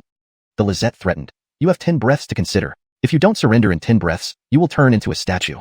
To Brant, this was nonsense, and without even looking at her, he replied, forget it, wasting time. Wasting time? Yes, they were originally mystic beasts. However, after absorbing desolate essence, they transform into invincible desolate creatures. But these desolate creatures fear certain desolate techniques, so ordinary people can't deal with them. As she spoke, the young lady from the Yi family looked at Brant with a strange expression. Inside the desolate creatures, Brant found some stones, within which their beast souls resided. Therefore he was curious. These are? Desolate beast stones, the young lady from the Yi family explained after some thought. Beast stones? Yes, it's rumored that these beast stones are crucial to Origo Gate, but no one knows exactly how or why, the young lady said, not entirely sure herself. Brant fell into deep thought. That makes things far more interesting. Interesting? The young lady from the Yi family didn't understand what Brant meant, while Brant collected all the beast stones one by one. After about half an hour, all the beast stones had been taken away by Brant. Shortly afterward, a group of people appeared. Seeing the scene, they were enraged. The young lady from the Yi family was alarmed. It's over. They're Origo Gate's disciples. Disciples? Brant glanced at them. A group of teenagers around 15 or 16 years old. They weren't weak, each having reached the mystic armor realm, indicating exceptional talent. But what puzzled these teenagers was how so Guillaume desolate creatures had died. So, after rushing over, they focused their gazes on the young lady from the Yi family. She immediately defended herself. This has nothing to do with me. Nothing to do? A disciple held up a black whip and pointed it at her. Although she was stronger, she dared not resist. Not only that, the young lady felt a bit frightened, even trembling slightly. What should we do now? Brant wasn't bothered. They're just a bunch of kids. Just kids? The young lady was taken aback because in her eyes, Brant was only a few years older than them. Ignoring her, Brant remained calm when the children lashed out with their whips. He asked calmly, is that effective? Effective? The children were immediately infuriated and turned their focus onto Brant, thinking he was weaker. So, one by one, they whipped out their whips with one child shouting, if I can't handle her, can't I still take care of you? Afraid of causing too much trouble for Brant, the young lady shouted at the children, wait, let's talk this out. Talk this out? These children couldn't listen calmly. Some even scoffed, looking for death. A barrage of whips flew towards Brant, but his lightning mystic bold shadow blocked each strike effortlessly. Feeling depressed, the young lady said, fellows, you aren't a match for him, let's go. Already quite angry, the children became even more incensed. They gathered their strength, but their efforts were futile. Brant easily controlled them, unleashing numerous bolts of lightning onto their bodies, making the children scream in pain. Brant watched them and asked, do you wish to continue? The children panicked as a Wugwillem's voice echoed from afar. Bullying some kids? What kind of hero are you? Then, a sword flew from the distance, shimmering with golden light, and standing atop it was a Wugwillem. This Wugwillem wore a golden cloak and a golden mask. The young lady from the Yi family was startled. It's Origo Gate's Golden Marina. Golden Marina? Yes, they have 5 great holy maidens, golden, wood, water, fire, earth, and each is at the peak mystic immortal realm, incredibly formidable. The young lady was shaking in fear. Brant murmured, peak mystic immortal? Meanwhile, seeing the arrival of this Wugwillem, the children excitedly shouted, Sister Ayush. With a wave of her hand, Golden Marina released a golden light over the children, who instantly recovered and stepped back. Yet, they continued to shout, Golden Marina, you must punish him. Golden Marina, kill him. Golden Marina, you must give us justice. Golden Marina scanned the dead desolate creatures, staring intently at Brant and the others. Who killed these desolate creatures? The young lady from the Yi family was scared silent, but Brant responded straightforwardly, I did. Golden Marina snapped, why? They attacked me. Why else? Brant retorted. Golden Marina pointed to the surrounding notices. Didn't you see those notices? Brant replied directly, those notices have nothing to do with me. You don't know Origo Gate's rules? Golden Marina was furious, but Brant dismissed it. Is this place your domain? Golden Marina glared. You dare challenge me? No, you did. Brant's words made her scoff. Then today, I'll teach you our Origo Gate's rules. With that, Golden Marina's hand shimmered with golden light, which then flew towards Brant. In the next moment, these golden lights formed a cage, trapping Brant inside. But this futile attempt had no effect on him. Instead, Brant glanced at her. Don't waste your effort. It's useless. Golden Marina was shocked and internally puzzled. Useless? She was confused because Brant was merely at the cultivation mystic realm. After seeing her silence, Brant continued. If there's nothing else, we're leaving. Leave? The children panicked, while Golden Marina raged. Wanna leave? Is that possible? Would I let you? Well, not leaving? What do you want then? Brant challenged. To keep your life here. You don't have the capability. Brant's words infuriated Golden Marina, who clenched her teeth and glared at him. Fine, very well today, I will kill you. Golden Marina once again willed countless golden lights into shape, forming sheets of gold leaves that converged to form a piece of clothing, enveloping Brant. Clothing? It was the first time Brant saw such a peculiar attack, and the young lady from the Yi family was dumbfounded. It's the golden garment. Golden garment? Is it powerful? Brant questioned. The young lady was uneasy. Once the golden garment is worn, the body stiffens completely. Stiffen? Brant observed himself and noticed a force altering within him. He smiled. Is that interesting? Golden Marina tried to intimidate him. You have 10 breaths to consider. If you don't surrender by then, you will turn into a statue. To Brant, these words were meaningless. Without even looking, he replied, forget it, wasting time. Wasting time? Chapter 386. Does everyone know the stone coffin? The young disciples thought Brant was too arrogant, and Lisette was particularly annoyed, preparing to speed up. However, a smile curled at the corner of Brant's mouth, as he used heaven-crossing technique, instantly flying into the sky.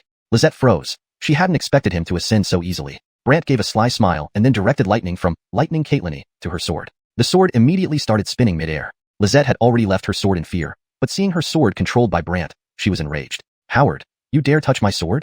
I not only dare, I can also take it away. Take it away? Ridiculous. What makes you think you can take my sword? Seeing her disbelief, Brant smiled slightly. Let me show you. In an instant, Brant took control of the sword spirit within. With the sword spirit gone, the sword naturally obeyed Brant. Not only that, after landing back on the ground, Brant planted the sword in the earth, smiling up at Lizette. Here's your sword. If you can't retrieve it, stop bothering me, okay? Such provocation seemed low-level and even laughable to Lizette. My sword? And you think I can't get it back? Who do you think you are? Lizette didn't take Brant seriously, attempting to regain control over her sword. No matter how she tried, the sword remained stationary. What's going on? Lizette couldn't understand, trying various methods without success. Frustrated and upset, she cursed, damn. The young disciples were anxious while Paulette grew curious, wondering what Brant had done. How is it now? Brant taunted Lizette. She was livid, glaring at Brant. Howard, do you really think I'm scared? Brant chuckled at her defiant tone. Oh, not scared. Lizette was puzzled. Why won't my sword listen to me? Seeing her speechless, Brant looked at her. If you can't do it, let's call it off. Otherwise, I might have to act. Lizette laughed at the mention of his acting. You? Act? You take yourself way too seriously. With a thought, Brant turned nearby stones into sword energy, surrounding Lizette. She instantly surrounded herself with golden light. Disperse. The strong golden light scattered the sword energies, leaving Lizette unharmed. I'm at the peak of transcendent cultivation, not trash. Brant muttered, peak transcendent cultivation. Indeed formidable. Seeing Brant seemingly intimidated, Lizette boasted, Howard, scared now? The young disciples cheered. Paulette whispered, should we run? Currently, all she wanted was to escape, but running wasn't possible here. Brant hesitated. Forget about running. Forget about running? Seeing Brant's reluctance, Paulette anxiously asked, but if you don't run, you're no match for her. Don't worry. Brant thought for a moment, and the longevity soul-sealing coffin appeared above her head.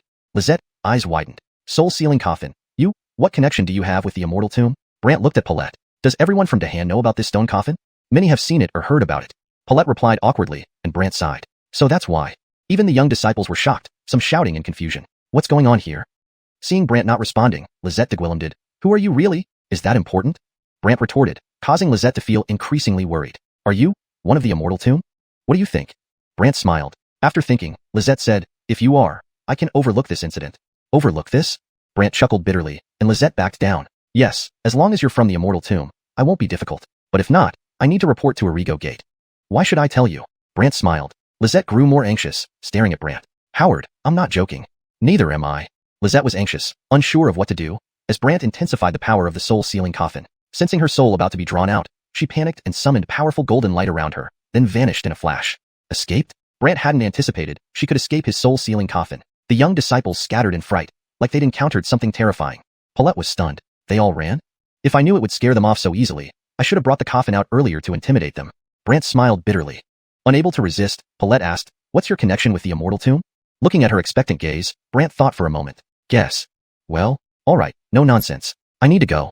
Brant turned and left. Paulette hurried to follow, but Lizette wouldn't let it end there. Finding a secluded spot, she took out a bronze mirror. When the mirror opened, a white mist appeared, revealing a Rudy sitting cross-legged inside. Caitlin. Lizette respectfully addressed him, and the elder, eyes still closed, questioned, aren't you supposed to be cultivating with the desert monster? Why are you contacting me now? Lizette anxiously explained, the desert monster is dead. What? All dead? The elder's eyes snapped open. Lizette grimaced. Killed by one person. Who? Nervously recounting the events, Lizette mentioned the stone coffin, startling the elder. What? Say that again? Caitlin, the stone coffin, the soul-sealing coffin. How did a Foundation Establishment realm practitioner come into possession of a soul-sealing coffin? The elder didn't believe her, asking her to recount carefully. Lizette repeated the entire event without objection. The elder was dumbfounded. Could he really be connected to the immortal tomb? Caitlin, what do we do now? Lizette asked urgently. Chapter 387. Only the dead are received here. The elder hesitated within the bronze mirror before saying to the golden marina, this matter is no trifling affair. You must find a way to resolve it. Find a way to resolve it? The golden marina didn't understand what he meant. After pondering for a moment, the elder said, well, you should investigate him secretly and see what kind of background he really has. After considering his words, the golden marina responded, all right, I'll think of a way. The golden marina then put away the bronze mirror and left the place. When she reappeared, she was secretly following Brant and company. The soul-seeking prince immediately sensed this and told Brant beside him, that golden marina is trailing us. Brant replied nonchalantly, it's fine. It's fine? The Kira exclaimed in disbelief, she's really following us? Yeah. That's terrible. She's from the Heavenly Desolation sect. Once she brings others, we're doomed. The Kira was very worried, but Brant paid no heed. Whatever. Seeing that Brant wasn't bothered, the Kira stopped thinking about it and followed quietly. Meanwhile, the golden marina wondered in her mind, does this guy have any connection with the everlasting heavenly tomb? Shortly after, they arrived at a city. Upon seeing the city's name, the Kira immediately warned Brant, don't go in. It's too dangerous inside. Dangerous? Unfamiliar with the place, Brant asked, what's so dangerous about it? Pointing at the city sign, the young lady explained, City of the Dead. Only the dead can enter here. Dead? But there are Gwillemy living people here. Brant gestured towards the bustling streets. They might not be Hugwillim at all, the young lady clarified. If they're not Hugwillim, then what are they? In the Great Wasteland, there exists a type of person who harbors deathly dark chi. Their bodies are cold and lifeless. If you enter, you'll be in serious trouble if you get infected by their power or entangled in their forces, the young lady explained. Upon hearing about deathly dark chi, Brant simply remarked, I thought it was something else. It's just deathly dark chi. The deathly dark chi is terrifying, the Kira warned in fear. Brant still wasn't concerned and turned to the young lady. If you want to come, follow. If not, stay outside. At this moment, Brant had to enter, since the soul-seeking prince had led them here and the Jada was likely in the city. However, the Kira cautioned, this Jada must have lured you into this dangerous place to kill you. In response, Brant declared, no matter the danger, it won't affect me. The young lady was left speechless. Meanwhile, in hiding, the Golden Marina sarcastically remarked, does he really think he's invincible? He thinks he can barge anywhere? Despite her doubts, Brant walked right into the city without hesitation. Inside the city was bizarre and unusual. Brant remained calm as if nothing mattered to him, while those people watched him strangely. Katrina promptly followed out of concern for safety. The Golden Marina huffed in frustration. He's going in like this? Feeling helpless, she transformed into a misty cloud floating slowly in the sky, entering above the city. Inside the city, Brant approached a shop when he was stopped by some men emitting black chi. The leader sneered, kid, don't you want to live? Leave this city now. Others joined in. I'm looking for someone, Brant calmly replied. Not even possible. This is the city of the dead, where only the dead may enter. These people clearly did not intend to let Brant in, but such threats were futile against him. Instead, Brant said, looks like we need to have a serious talk. Suddenly, the shadow of the lightning mystical bold flashed around Brant. Seeing this, the surrounding people laughed mockingly. How dare a Foundation Establishment realm practitioner be so arrogant? He doesn't know the meaning of life and death. One person then launched a palm strike, sending Brant flying and crashing into a wall. The Kira gasped and hurried over to protect Brant. Are you alright? Shaking his head, Brant replied, this is nothing. Concerned by his stubbornness, she urged, let's go. It's truly dangerous, especially with their bizarre attacks. Nonchalantly, Brant responded, just watch. Watch. Though puzzled by Brant's confidence, she remained silent as he continued forward. Those mocking him shouted taunts. Still coming back? You're really pushing your luck, aren't you? Up in the sky, the Golden Marina mocked. Does he really think he's something? Brant, however, ignored them and kept walking. Frustrated, one of the attackers attempted another palm strike, but Brant countered with lightning control technique, augmented by wasteland essence. The two powers hit the attacker, causing him to scream in pain. Calmly, Brant asked, still want more? The crowd was astonished, not expecting Brant, a mere Foundation Establishment realm practitioner, to harm anyone. Noticing the silence, Brant proceeded onward, until someone yelled, eliminate him. A swarm of people rushed at Brant to attack him, but lightning and wasteland essence combined quickly subdued them. Everyone present was stunned. Someone stammered, this is terrifying. It's not just terrifying, it's unbelievable. Nervously, the group backed off. The Golden Marina in the sky muttered, this guy has some skills, actually defeating these people? Even the Kira was amazed. Then, an old voice came from inside the shop, a bunch of good-for-nothings. They exchanged looks but dared not say more. Looking into the shop, Brant insisted, don't stop me. But the old Gwillem inside snorted, I only accept the dead, not the living. If you wish to enter, die first. The onlookers laughed, calling out, kid, die already. Right, dying is your only way out. Go ahead and die. Ignoring the jeering crowd, Brant strode into the shop. Inside, a gust of wind struck him, sending him flying. He got thrown? Everyone watching showed pleased expressions, while the Kira looked alarmed. The Golden Marina mused, trying to court death. But Brant soon stabilized himself and said firmly, my turn. Hashtag chapter 388. The Eternal Sect and the Beckett? The old Gwillem inside immediately darkened his expression. Howard, if you don't leave now, I'll have to subdue you. Subdue him? Brant didn't care at all, calmly replying, fine, do what you want. I'm indifferent. Indifferent? Everyone was shocked. They hadn't expected Brant to be so audacious. The Golden Marina in the sky even scoffed at him. Is this guy crazy? Garth's heart pounded anxiously. Does he really not fear death? As people began to criticize, the old Gwillem snorted, and a large cloud of black energy shot out from the room, wrapping around Brant. This was death mystic energy. Everyone assumed Brant would certainly die, but it had no effect on him at all. He simply asked, is that all? He wasn't harmed? People were taken aback, feeling it was unbelievable. Someone frowned. Doesn't this guy fear anything? How did he Gwillemage that? Even the power of Beckett can't harm him? Upon hearing Beckett, Garth gasped. Could it be the Beckett of Heavenly Death City? Beckett? Brant didn't recognize him, but those around answered, that's right, Beckett is from the Eternal Sect. Eternal Sect? Brant didn't know about the top 10 sects or care much about it, and he said aloud, I'm here looking for someone. If anyone tries to stop me, I will have to act. Act? Those present thought Brant was insane, with some shouting to the room, Beckett, take him down quickly. Inside the room, Beckett instantly sent out a stream of black energy forming shackles which ensnared Brant. Moreover, these shackles pulled out Brant's mystic soul. Seeing Brant's mystic soul about to leave his body, everyone laughed maliciously. However, the Golden Marina worried, he's finished. At this moment, she hesitated whether to intervene, but then Brant's body glowed red. This red light was protective power emitted by the soul-suppressing coffin, also called soul-suppressing power, which made any mystic soul technique ineffective against Brant's mystic soul. Unaware of this, people grew curious, wondering if Brant possessed a treasure. Various suspicions arose as Beckett hummed, "No matter what kind of treasure he uses today, I will seize his mystic soul." Brant replied, "What if there isn't one? If not, what do you mean?" "I mean, what if you can't capture me?" Brant smiled, challenging Beckett who, being from the Eternal Sect, couldn't accept defeat. So Beckett proudly declared, "Absolutely. If I can't, I won't hinder you today." "Really? You said it?" "Yes, I said it." The other party confirmed, while Brant understood, "All right, I'll show you." The crowd started jeering as Beckett, to save face, conjured a black tiger over Brant's head. The black tiger hovered above Brant, stunning everyone. An undying tiger. Reputedly, it devours mystic souls? Yes, that very one. Too powerful. Amidst their shock, Gartha urged Brant anxiously, "Quick, leave. This undying tiger is truly terrifying." But Brant remained unmoved, laughing. "Is that all? Want to threaten me?" Gartha trembled. "It really does devour souls." Ignoring her warning, Brant laughed. As the black tiger neared, a peculiar sound echoed. The black tiger was immediately sucked into Brant's body. Everyone stared in disbelief, wondering where the black tiger went. Beckett did. "Where's my black tiger?" "Devoured," Brant explained. "Devoured?" All were stunned, including Gartha and the Golden Marina who muttered, "Devoured?" Beckett rushed out from the room, wearing a black cloak, hood, holding a black wooden staff, and barefoot, looking quite eerie. Seeing Brant, he urgently asked, "Where's the black tiger?" "Gone." Brant's answer further infuriated Beckett. He extended his hand, sending numerous black tentacles that wrapped around Brant from all directions. Brant didn't care, still smiling. Any use? Seeing Brant defy them while bound, people started criticizing. Some shouted to Beckett, "Beckett, end him." Beckett grunted, tightening the tentacles like a net to shatter Brant, almost wishing to kill him. These tentacles targeted mystic souls. Thus, regardless of how fiercely they attacked, Brant's mystic soul remained untouched. He even smiled back at Beckett. "Do you think this works?" Dissatisfied, others were confused. After all, Beckett's strength within the Eternal Sect was formidable, making seizing mystic souls easy. Yet, a mystic soul at the Foundation establishment stage proved invincible before Beckett. The Golden Marina wondered, "Is he from the Longevity Heaven Tomb?"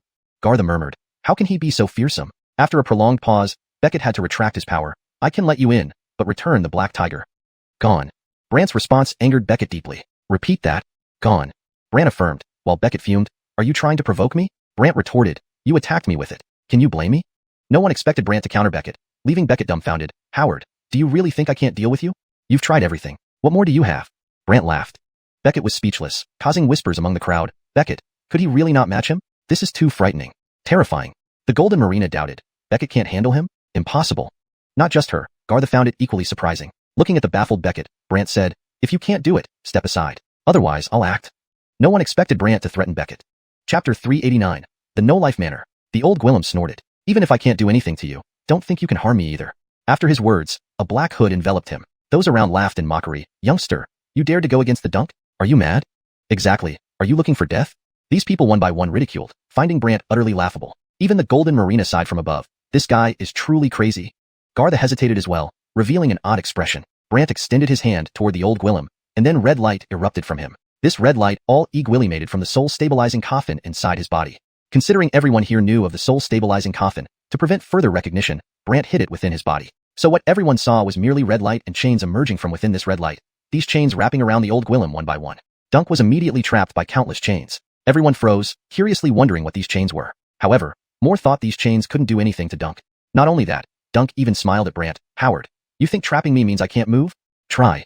Brant's words were provocation to Dunk. Thus, Dunk snorted, "Try, just try." Seeing Dunk shout, he intended to break free from the chains, but found these red lights incredibly strong. No matter how he struggled, it was futile. Only then did Dunk realize how terrifying Brant was. People wondered since Dunk stopped moving as if he were fixed there, prompting someone to ask curiously, "Why hasn't Dunk made a move yet?" Not wrong. Could it be that Dunk plans to show this Casper fear at the last moment? They all found it reasonable. Even the Golden Marina in the sky wore a suspicious look. But at this moment, Brant said to Dunk, "Can't escape, can you?" "Cannot escape?" Everyone present was dumbfounded. But Dunk cared about his face, responding oddly, "Can't escape? Do you take us all for fools?" "Howard, don't make false statements. How could Dunk not escape?" These people believed in Dunk, not thinking he lacked such ability. But Brant smiled. "All right, then I'll suck you over." Suck over? No one understood Brant's intention. Then Brant extended his hand towards Dunk, causing the entire spiritual soul to emerge from Dunk's body. When the physical body fell down, everyone froze. And Dunk's spiritual soul appeared as a bald elderly Gwillem, but was now held before Brant's palm. What's going on? Everyone was baffled, wanting to know what had happened. Gartha also froze, while the Golden Marina in the sky gasped. Did he take down someone from the Immortal Sect? But Dunk was frightened and began to panic. "Howard, I am from the Immortal Sect. Best let me go, or you'll bear the consequences." A scare tactic? If it were anyone else, they'd be scared. But Brant didn't care, replying, "You can't intimidate me with this." "Intimidate you? Are you looking for death?" The other person snapped angrily. Brant smirked, wanting to suck him into the soul-stabilizing coffin. But thinking of his identity and potential use, Brant directly cast the coffin seal and threw his spiritual soul back into his body. Dunk froze, not expecting to be controlled, while Brant ignored him, walking straight into the shop. Everyone was dumbfounded, not expecting Dunk to stop blocking Brant. After Brant entered, he asked the soul-seeking monster, "Any findings?" The soul-seeking monster grew serious. "She was here just now but has left again." Brant turned, looking at Dunk. "Was there a Wugwillem in here just now?" Everyone exchanged glances, not knowing why Brant asked this. Dunk hesitated. There was a female guest. What did she look like? Dunk didn't understand why Brant asked this, but he replied, "That Wugwillem was wrapped entirely in black cloth, unclear in appearance, though she also had death chi." Then what? On her, there was a black wasteland crow, so she must be from the Black Wasteland sect. After pondering, Dunk spoke, and Brant asked, puzzled, "Black Wasteland sect?" "Yes, that attire matches indeed." Brant thought for a moment and then asked, "If you see her again, would you recognize her?" "Certainly." Brant then had Dunk join forces with the soul-seeking monster to search together. Everyone was stunned because they never thought Brant would order Dunk around. Dunk, though unwilling, had no choice but to lead obediently. Before long, they arrived outside in a state. As onlookers approached, confusion spread. Isn't this the no-life manor of Dead Sky City? No life. No one can leave alive from this place. Is the Black Wasteland sect Wugwillem inside? That's not the point. Why is this Casper looking for a Black Wasteland sect Wugwillem? The Golden Marina was curious why Brant sought the Black Wasteland sect Wugwillem. Without explanation, Brant reached the entrance, only to be stopped. A guard stood coldly. "Strangers are unwelcome here." Dunk stepped forward. "We're looking for someone." The guard, giving Dunk just a glance, said, "Dunk, our no-life manor doesn't belong to any sect or place, including your immortal sect."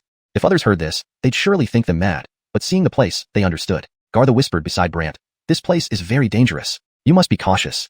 Brant nonchalantly replied, "Regardless of who or what power, as long as they protect that leader, I'll handle them." Gartha thought Brant too arrogant. The guard seemed to have overheard Brant, becoming grim. "Kid, who are you handling?" "Whoever stands in my way." The guard became displeased. "Do you know how to write death? How is that related to me?"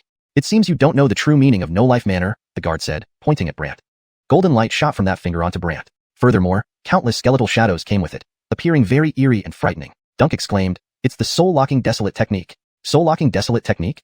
Many were so frightened upon hearing this that they fled away. The golden marina in the sky was also startled. Soul-locking? Many thought Brant was finished, yet nothing affected him. Instead, Brant asked, "Are you sure you want to deal with me?" The guard responded coldly, "What? Dealing with you? You still dare to resist?" "Well, then I won't hold back," Brant said indifferently, as red light kept flickering around him. Chapter 390. Desolate Darien and Ape, Myriad Beast Soul Sword. After Brant emitted a red light for a moment, the guard immediately felt his mystic soul about to fly out. Terrified, he widened his eyes and gasped, "You!" At this moment, a hoarse voice called from inside Wuming Xuanhuan, "Come back!" A huge force struck the guard, sending his entire mystic soul flying back, and his body soared back into the Gwillimer. Everyone on the scene looked at each other, very curious about what had happened. The elder frowned and explained, "It's the Aaron of the Gwillimer using his immense power to send him back." However, this did not affect Brant in the slightest. Instead, Brant continued forward, but the mystic array of the Gwillimer activated, and a vast golden light blocked him outside. Simultaneously, from within the Gwillimer, came that hoarse voice again. "This place does not welcome outsiders. Please return whence you came." The others naturally fell back, as they were merely spectators. The Lizette in the sky was very curious to see how Brant would react. Not only her, but also Gartha and the elder were wondering the same. But at this moment, Brant said, "Just a small mystic array." "Just a small mystic array?" Everyone present wore skeptical expressions, while someone inside the Gwillimer sneered, "Howard, you're really arrogant." "Whether I'm arrogant or not, you'll find out soon," Brant replied before directly stepping forward. Everyone assumed Brant would be flung away just like earlier. However, as Brant stepped inward, a massive force made the mystic array's golden light flicker once more. But this time, not only was Brant unaffected, he instantly passed through the mystic array and entered. Everyone stared in shock. He went in? What happened? He actually went in? Even the elder and company were dumbfounded, and the hoarse voice from the Gwillimer was evidently startled. "Little guy, you've got some skills, breaking into this mystic array too?" Brant then stated bluntly, "I'm looking for someone. If you want to help them, then I'll destroy this place. If you wish to distance yourself, hand her over." Hearing this, the people inside the Gwillimer laughed. "Howard, do you know who you were talking to? Handing over a person? This is your only option," Brant said coldly. The Aaron of the Gwillimer sneered immediately, truly laughable. Outside, everyone became puzzled, with one of them oddly remarking, "Is this guy crazy?" "I think so too," another added. In the sky, the Lizette murmured, "Does he really have the means to confront the Aaron of the Gwillimer?" The elder also wanted to know, but suddenly a large ape-like creature appeared, shimmering with golden light and beating its chest wildly, looking extremely aggressive. Everyone was stunned. Desolate Darien and ape? Gartha was terrified and quickly shouted at Brant. The desolate Darien and ape has immense strength and loves to tear apart its enemies. Tear apart its enemies? This was the first time Brant had heard such bizarre terms. Someone hidden laughed coldly. "Howard, experience it for yourself and see how this ape performs." "Perform?" Brant nonchalantly said, "Just trash." Trash? No one expected Brant to call the ape trash, and immediately it grew enraged, rushing toward Brant and grabbing him. Brant was protected by the lightning mystic bold shadow, but the ape's immense strength shattered all the shadows with a single punch. Brant immediately retreated, avoiding the attack, but the ape unleashed countless golden shadow projections around him, allowing it to move freely around Brant. Everyone watching was astounded. Someone stammered, "The desolate Darien an ape, truly one of the 10 great mystic beasts." Not wrong, terrifying indeed. As everyone discussed, Brant remained calm, even saying, "This kind of strength, negligible." Negligible? People wondered if Brant was overly confident or truly capable. The Aaron of the Gwillimer mocked him, "Howard, it's just beginning." "So what?" "Looking for death," roared the opponent, and the ape went berserk, its shadows attacking Brant from all directions. Brant smiled strangely, holding up a stone. As soon as the stone appeared, the shadows around him started writhing as if being pulled by something. Moreover, the ape roared in apparent pain. The Gwillimer Aaron was shocked. "Howard, what did you do to it?" Everyone was also startled, eager to know what happened. Brant calmly explained, "Of course, I extracted their mystic souls." Extract mystic souls? People found it ridiculous, but Brant ignored their reactions and focused on his task. Soon, the mystic beast souls of the apes were all drawn out, entering the black stone. Subsequently, the ape collapsed, devoid of its soul. Everyone was stunned speechless, some hardly believing, "He just took care of it like that?" Too terrifying, right? What did he do? The Gwillimer Aaron gritted his teeth, glaring at Brant. "Howard, this isn't over. Any other tricks? If not, hand over the person." Brant said coldly. "Hand over the person?" The Gwillimer Aaron snorted. "Dream on." Suddenly, dark clouds gathered inside the Gwillimer, followed by a heavy downpour, accompanied by a cloud of black smoke forming a Gwillim figure. This figure was none other than the Gwillimer Aaron, now saying, "Howard, I want to personally deal with you. You can't handle me. You're too weak." "Can't handle? Too weak?" The Gwillimer Aaron didn't explode with rage, but formed a black sword in his hands. This sword bore Gwillimy beast souls and didn't look ordinary. Everyone was taken aback. Myriad beast soul sword? How did he get the sword? Unsure. The Lizette in the sky mumbled, "Myriad beast soul sword? It's real?" The Myriad beast soul sword was legendary, and no one had ever seen it. Even the elder was curious. "You have the Myriad beast soul sword?" The Gwillimer Aaron sneered at the elder. "Waste of space, easily overtaken by anyone." The elder wasn't pleased. "You're so powerful. Why don't you come and show me how great you are? Let you see just how powerful I am," the Gwillimer Aaron boasted, brandishing the Myriad beast soul sword. Next, countless mystic beast souls surrounded Brant, each possessing powerful attacks. Everyone thought these attacks would surely bring misfortune upon Brant. However, Brant warned, "I advise you to put it away. Otherwise, the beast souls on the sword will suffer greatly." "Suffer greatly?" The Gwillimer Aaron laughed, finding Brant naive. "Then let me see how exactly they will suffer." Chapter 391.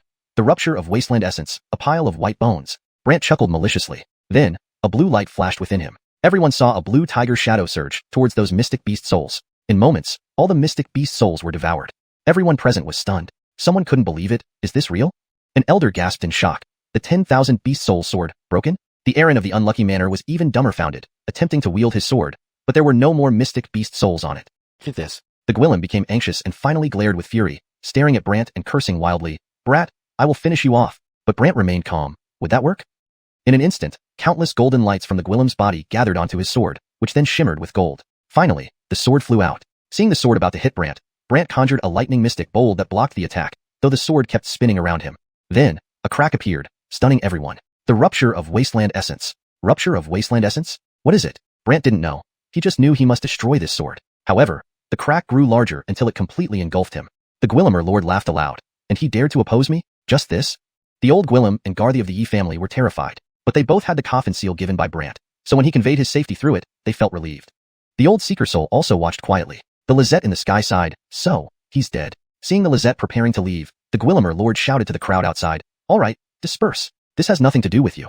However, the elder spoke up, "He will return." "Return?" The Gwillimer Lord laughed. "Old man, are you joking? He will return?" "He will indeed," Garthy added. The Lizette muttered, "Will he really come back? Is that possible?" Clearly, she did not believe it. Not only her, Gwillimy present didn't believe it either. But the Gwillimer Lord laughed. "Do you know what the Rupture of Wasteland Essence means?" "The place where it leads is the Wasteland Seal," the elder replied. The Gwillimer Lord sneered, "Right? The Wasteland Seal, where anyone who arrives will be swallowed by its power, turning into bones and staying there." The elder also believed this, but since Brant was indeed alive, he didn't know how to explain it and could only say, "Wait for him.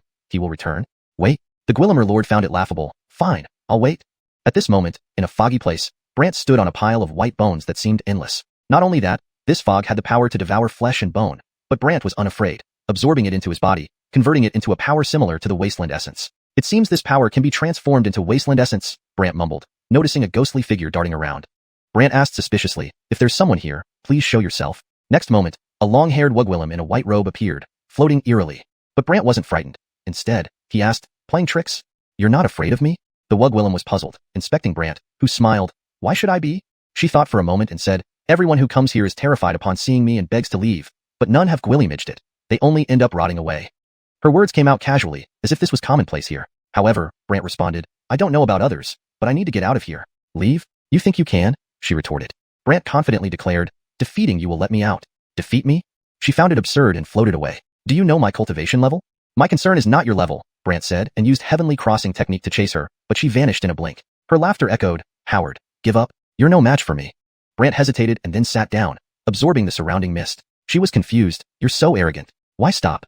I think absorbing more power would be better, Brant answered. She was intrigued. More power? Yes, the surrounding force. Brant explained, ignoring her teasing laughter. Soon, the fog around Brant disappeared, followed by the nearby mist. Startled, the Wugwilm gathered countless bones around Brant and sealed them with a white light barrier, trapping Brant and preventing destruction of the bones. Using the absorbed wasteland essence, Brant channeled it into a punch, unleashing terrifying power. Bang! The bones shattered one by one. Calmly walking out, Brant looked at the dumbstruck Wugwilm and asked calmly, Do you still think you can hold me? Facing his counter-question, she became solemn. Howard, do you think I dare not? Whether you dare or not, I don't know. I only know if I keep absorbing this, your fog will disappear. Enraged, the Wugwilm degwilmed. What do you want? I said, let me go, Brant firmly stated. But the Wugwilm countered, once in, hard to leave. Otherwise, I'd have left already. Curious, Brant asked, you can't leave? No, I cannot, she affirmed. Curiously, Brant pressed, so, you were thrown in here too? Something like that, she admitted. Hamlin? Brant guessed. Don't know him, she snapped, baffling Brant further. How can you not know him? That's the fact, she insisted. Reluctantly, Brant questioned, haven't you found an exit? There is, but I can't use it, she replied dejectedly. Interested, Brant asked, show me.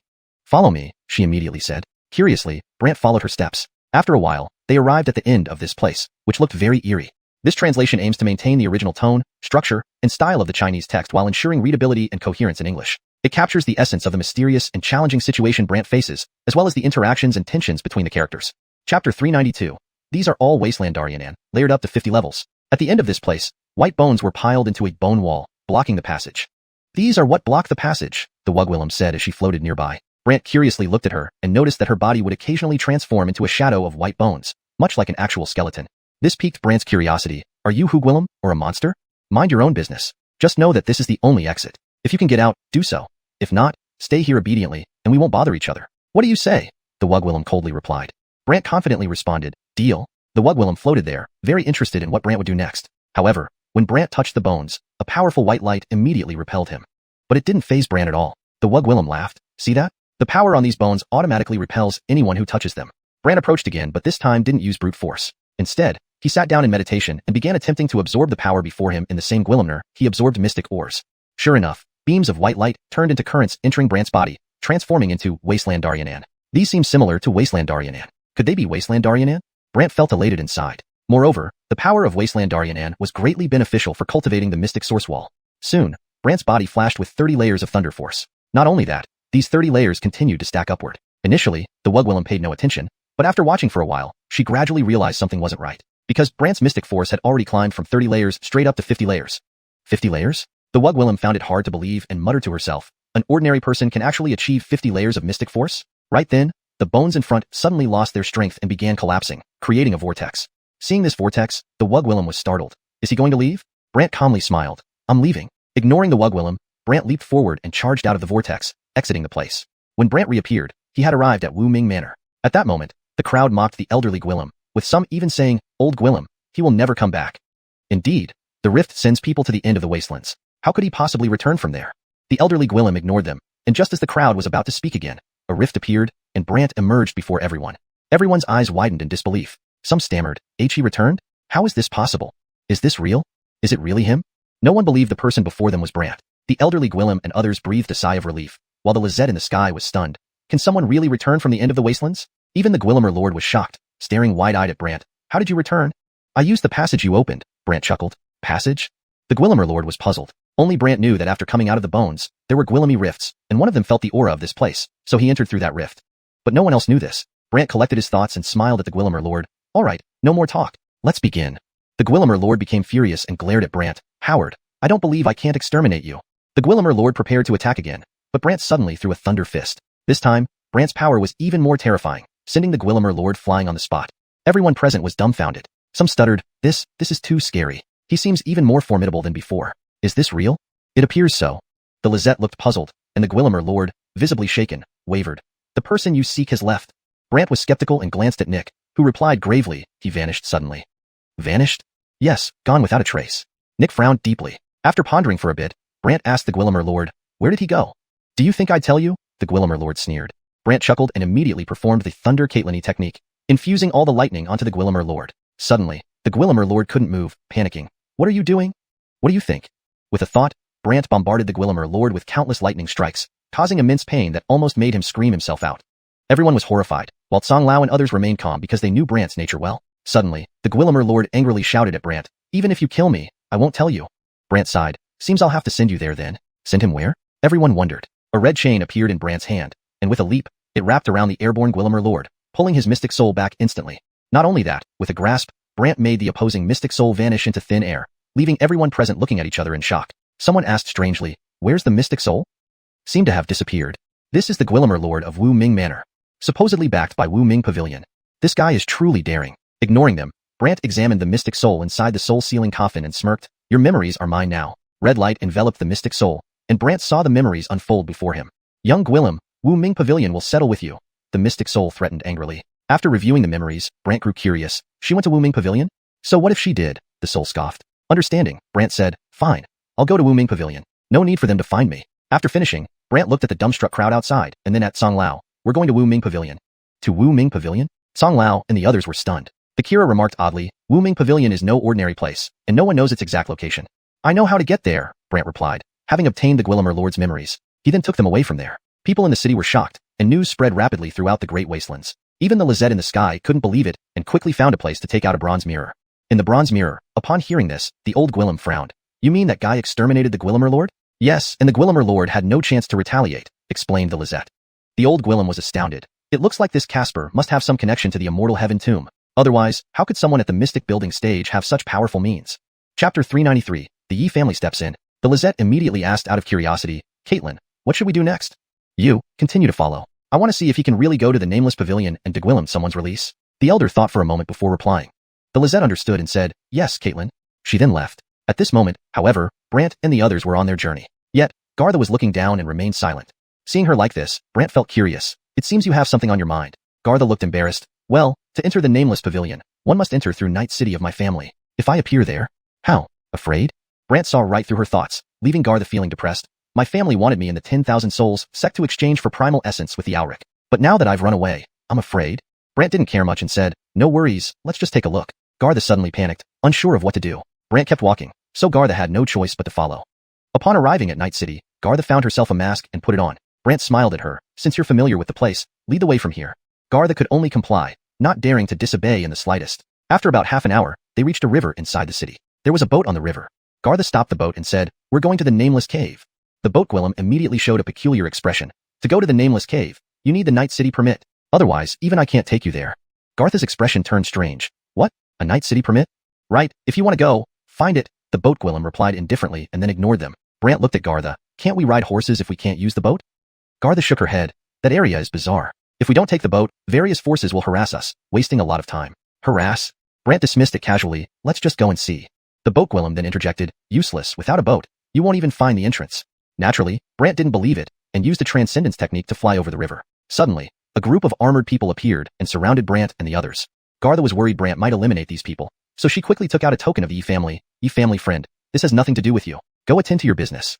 These people were puzzled by the Yi family token, and one of them asked, may I know your name? Don't worry about who I am. You need to leave now, Gartha insisted, which displeased these people. Someone remarked, the Yi family has ordered that no one, even Yi family members, may intrude upon this river. What? Gartha was stunned. She hadn't expected such an outcome as these people continued to drive Brant and the others away. Gartha realized these people were about to get into trouble and hurriedly urged them, just leave. Leave? These guards were supposed to be guarding, yet they were being told to leave, causing immediate resentment. One guard huffed, this is Night City. You think this is anywhere else? They released their energy, unwilling to back down, which didn't affect Brant but rather made him smile. In the next moment, these people were enveloped in lightning, controlling each of them. Realizing Brant was responsible, they started yelling. One mocked, Howard, are you courting death? Seems you don't want to live anymore, another added. This is Night City, they ranted on. Their frantic cries did nothing to Brant, who simply laughed and threw them into the water. Combined with the electricity, the water caused them immense pain, attracting Gwillemy spectators. Someone remarked, how bold are these people to attack the Yi family? Not wrong, are they crazy? Gartha was terrified by the outcome. Soon after, countless Yi family guards arrived, viewing Brant as an enemy and threatening to arrest him. However, Brant wasn't concerned and instead laughed at them. All together or one by one? People thought Brant was too arrogant. Gartha felt uncomfortable and immediately removed her mask, addressing everyone. Enough. Stop it all. Upon seeing her, the guards widened their eyes. Third Mississippi. Others gasped, whispering, she's third Miss, Violet? Yes, that's her. But isn't she supposed to be outside? Who knows? At that moment, a person walked towards them, stern-faced. Third sister. Why is it you? Looking afar, Misty was startled by a handsome young Gwillem in black armor approaching. Second brother, why are you back? The 10,000 Souls sect informed us that someone would cause trouble. We are to cooperate fully, he explained. Misty hesitated. Second brother, can we let it go? Let it go? What do you mean? Second Addison was puzzled. Embarrassedly, Misty replied, he's my friend now. Hearing this, Second Addison was taken aback. What? He's your friend? What does that mean? Unable to explain further, Misty simply said, don't worry about the details. You just need to know that bullying him means bullying me. Now, Second Addison became upset. Third sister, do you realize what you're saying? Second brother, I'm serious, Misty struggled to say. Second Addison couldn't care less and glared. You, come back here. I can't, Misty said helplessly. Enraged, Second Addison eyed Brant. Howard, did you provoke my sister? Brant responded straightforwardly. Yes. Yes? Almost infuriated, Second Addison burst out. Get him. Kill him? The family guards immediately moved, but Misty interjected. You're no match for him. Leave now. Leave now? Everyone showed bewildered expressions. Frustrated, Second Addison declared, then I'll handle it. Second Addison flashed past and appeared behind Brant, grunting, die. A flame emerged from his palm, flying towards Brant. Everyone assumed Brant had no chance of survival. But unexpectedly, Brant didn't seem bothered. His 50 layers of thunder-bold shadow instantly blocked the fire. Chapter 394. The Night Clan's ambush? All the Night Clan members present stared with widened eyes, some even showing disbelief. What happened? He Gwillimaged to condense 50 layers of profound energy? 50 layers of profound energy? You've got to be kidding me? How is this possible? The second young Aaron of the Night Clan had an equally puzzled expression on his face. Howard, who exactly are you? Didn't the people from the 10,000 Souls sect tell you who I am when they asked you to deal with me? Brant retorted. The second young Aaron hesitated, while Zaylee grew anxious. Second brother, he is not an ordinary person. Don't make things difficult for him. Why not? Just watch me. The second young Aaron sneered. Zaylee panicked. But our strength can't harm him at all. Although these words were hard to hear, the second young Aaron was very frustrated and furious. Damn it. Brant said, don't mess with me. I'm busy. He turned to leave, and seeing that Brant did not make things difficult for others, Zaylee immediately became excited and told Second Addison Knight, Second brother, since he didn't make things difficult for you, why waste his time here? Waste his time. The second young Aaron clenched his teeth in anger. However, Zaylee quickly followed Brant's pace. But as they had just flown up and landed on the water surface, they found themselves unable to fly again. With a cold eye, the second young Aaron said, the no-fly formation has been activated here. So, flying up is impossible. No-flight formation? Zaylee was shocked and explained to Brant, this is the no-fly formation of our night city. Brant responded indifferently with an oh, and continued walking on the water as if nothing had happened. However, the water began forming whirlpools, directly sucking Brant and company into a water prison underwater. In this water prison, there was a barrier surrounding it, and everywhere around the barrier was filled with water, making it look terrifying. Zaylee looked dumbfounded. We're doomed. We're trapped underwater. Is this water prison effective? Brant asked, to which Zaylee grimaced. It is. This place is extremely terrifying. Once trapped, it's very hard to escape. Brant replied nonchalantly, it's a trifling skill. Trifling skill? Zaylee didn't know what to say, but then a shadow appeared in front of them. It was none other than Second Addison Knight. Only hearing Second Addison laughing, save your effort, it's useless. You won't be able to leave here. Zaylee pleaded, Second brother, let us out. Third sister, you have betrayed the 10,000 Souls sect. Are you still thinking about leaving? Second Addison angrily interrogated. To this, Zaylee could only reply helplessly, Second brother, we are not part of the 10,000 Souls sect, so why should we listen to them? Xuanhuan, don't you know how important Xuanhuan is? Second Addison scoffed. Zaylee knew it was indeed important, otherwise, she wouldn't have joined the 10,000 Souls sect, but now she knew more about Brant's power. She then said, Second brother, he isn't simple. In the future, he can also help us get Xuanhuan. Ridiculous, a mere outer realm cultivator. Has driven you mad, third sister? Second Addison raged, very annoyed. Zaylee didn't know what to say, and could only look at Brant, who sat cross-legged without moving. Second Addison ridiculed, stop staring. He can't do anything. Can't do anything? Zaylee didn't believe it, and kept her gaze fixed on Brant. Unbeknownst to her, the barrier's power started weakening bit by bit. Seeing this, Second Addison froze. Zaylee widened her eyes. Is this barrier disappearing? Startled, Second Addison quickly turned and left. When Second Addison reappeared, he arrived at the city lord's residence within Night City where the patriarch of the Night family was. At that moment, the patriarch was savoring tea and laughed upon seeing Second Addison. I heard you locked him up in the underwater barrier? Yes, but... Second Addison's expression grew grave. The patriarch, curious, asked, oh, what else? The barrier. It's almost broken, Second Addison anxiously reported. The patriarch was stunned on the spot. What? The barrier is broken? This can't be. Johnny, perhaps the Casper is as complicated as third sister said? Second Addison's expression turned strange. Shaking his head, the patriarch declared, no, we must keep him confined. Otherwise, we won't be able to explain to the 10,000 Soul sect. Second Addison worried. But every method I've tried failed to subdue him. Damn. The Patriarch stood up. The Patriarch personally took second Addison and left. When they reappeared, the underwater barrier was unstable, and Zaylee immediately shouted upon seeing the Patriarch, "Johnny, don't call me father. I don't have a daughter like you." The Patriarch fumed. Unwilling to back down, Zaylee argued, "Johnny, what the 10,000 souls sect can give you, he can provide too. Why treat me this way? Ridiculous. How can he compare?" The Patriarch snorted. Zaylee reluctantly admitted, "To be honest, we went to the Lifespan Pavilion this time to capture the awoke." "Ridiculous. Capture her with just you two?" The Patriarch belittled them. Counter-asking, Zaylee responded, "If she is as powerful, why has she remained silent?" The Patriarch explained, "Because she's been preoccupied. Otherwise, with her abilities, capturing this Casper would be child's play." Seeing her father's stubbornness, Zaylee insisted, "If you don't believe me, try it yourself." "I will try then." The Patriarch huffed, taking out a pearl emitting cold air. The cold instantly froze the water around Brant, stopping him from breaking through further. "Is this it? You want to find the awoke? Ridiculous." The Patriarch grew smug seeing Brant trapped. Zaylee warned seriously, "Johnny, don't underestimate him. He's not as simple as you think. Why do you stand by him? What benefits has he given you?" The Patriarch was confused. Not just the Patriarch, even second Addison couldn't stand it anymore, turning icy. "Third sister, tell us what he did to make you so loyal." Zaylee fell silent, unsure of what to say, while the Patriarch huffed. "Even if you don't speak, it doesn't matter. Eventually, you'll freeze along with him." Zaylee shook her head. "No, I won't." "Ridiculous, you won't?" The Patriarch scoffed. Suddenly, flames erupted around Brant, flowing into his palms and striking outward. The ice on the barrier began to melt. Stunned, both the Patriarch and second Addison widened their eyes, the latter exclaiming, "Johnny, look at him." Chapter 395. The Wugwillem who appeared on the bone-covered white coffin. Brant's fire shin power was incredibly strong, reaching 50 layers. The Knight family Channing was utterly shocked and hurriedly channeled power into his magic artifact. Note: I've maintained the capitalization of Shin power for consistency with what seems to be a specific term in this context, and added the before Knight family Channing to ensure clarity and natural flow in English. The cold grew even stronger. However, this chill only lasted for a moment before it dissipated completely. Thelma immediately tried to persuade Knight family Channing and the others. "Johnny, second brother, you saw it with your own eyes. He's not someone you can oppose." Knight family Channing naturally wasn't pleased and retorted angrily, "Humph, regardless of what happens today, I must capture him." Though he spoke thus, he had no idea how to do so and could only persist stubbornly. Then he shouted at Addison Knight, "Get everyone here to give me Shin power."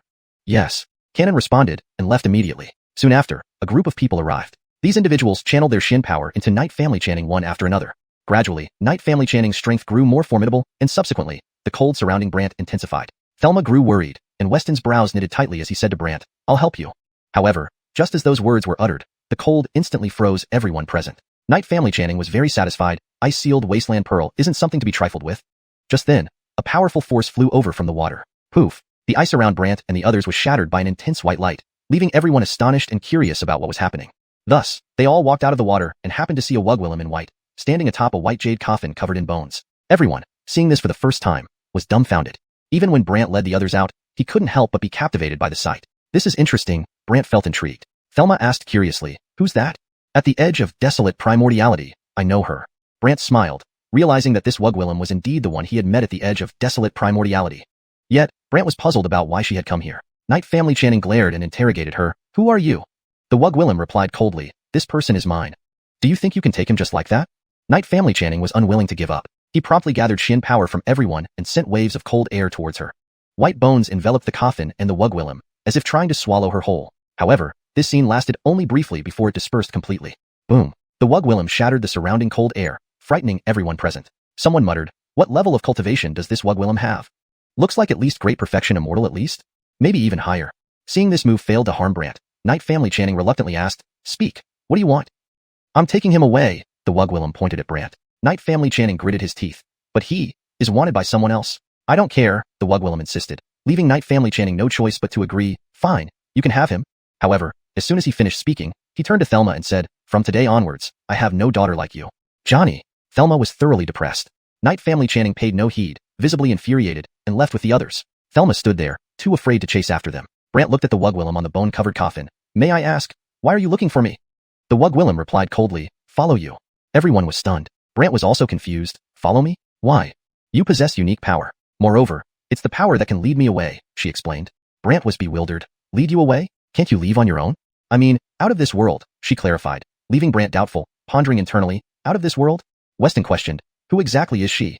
"She comes from the edge of desolate primordiality." Upon hearing this, Thelma and the others were startled. Even Ayush Coralie, who had been watching from the shadows, was amazed. "Edge of desolate primordiality? There are people there?"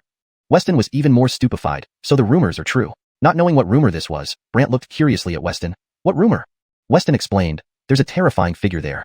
Brant smiled at the Wugwillem after listening. You said you need me to help you leave this world. What does that mean? She didn't elaborate further, merely gazing silently at Brant. Finally, Brant sighed. All right, you want to follow me, fine.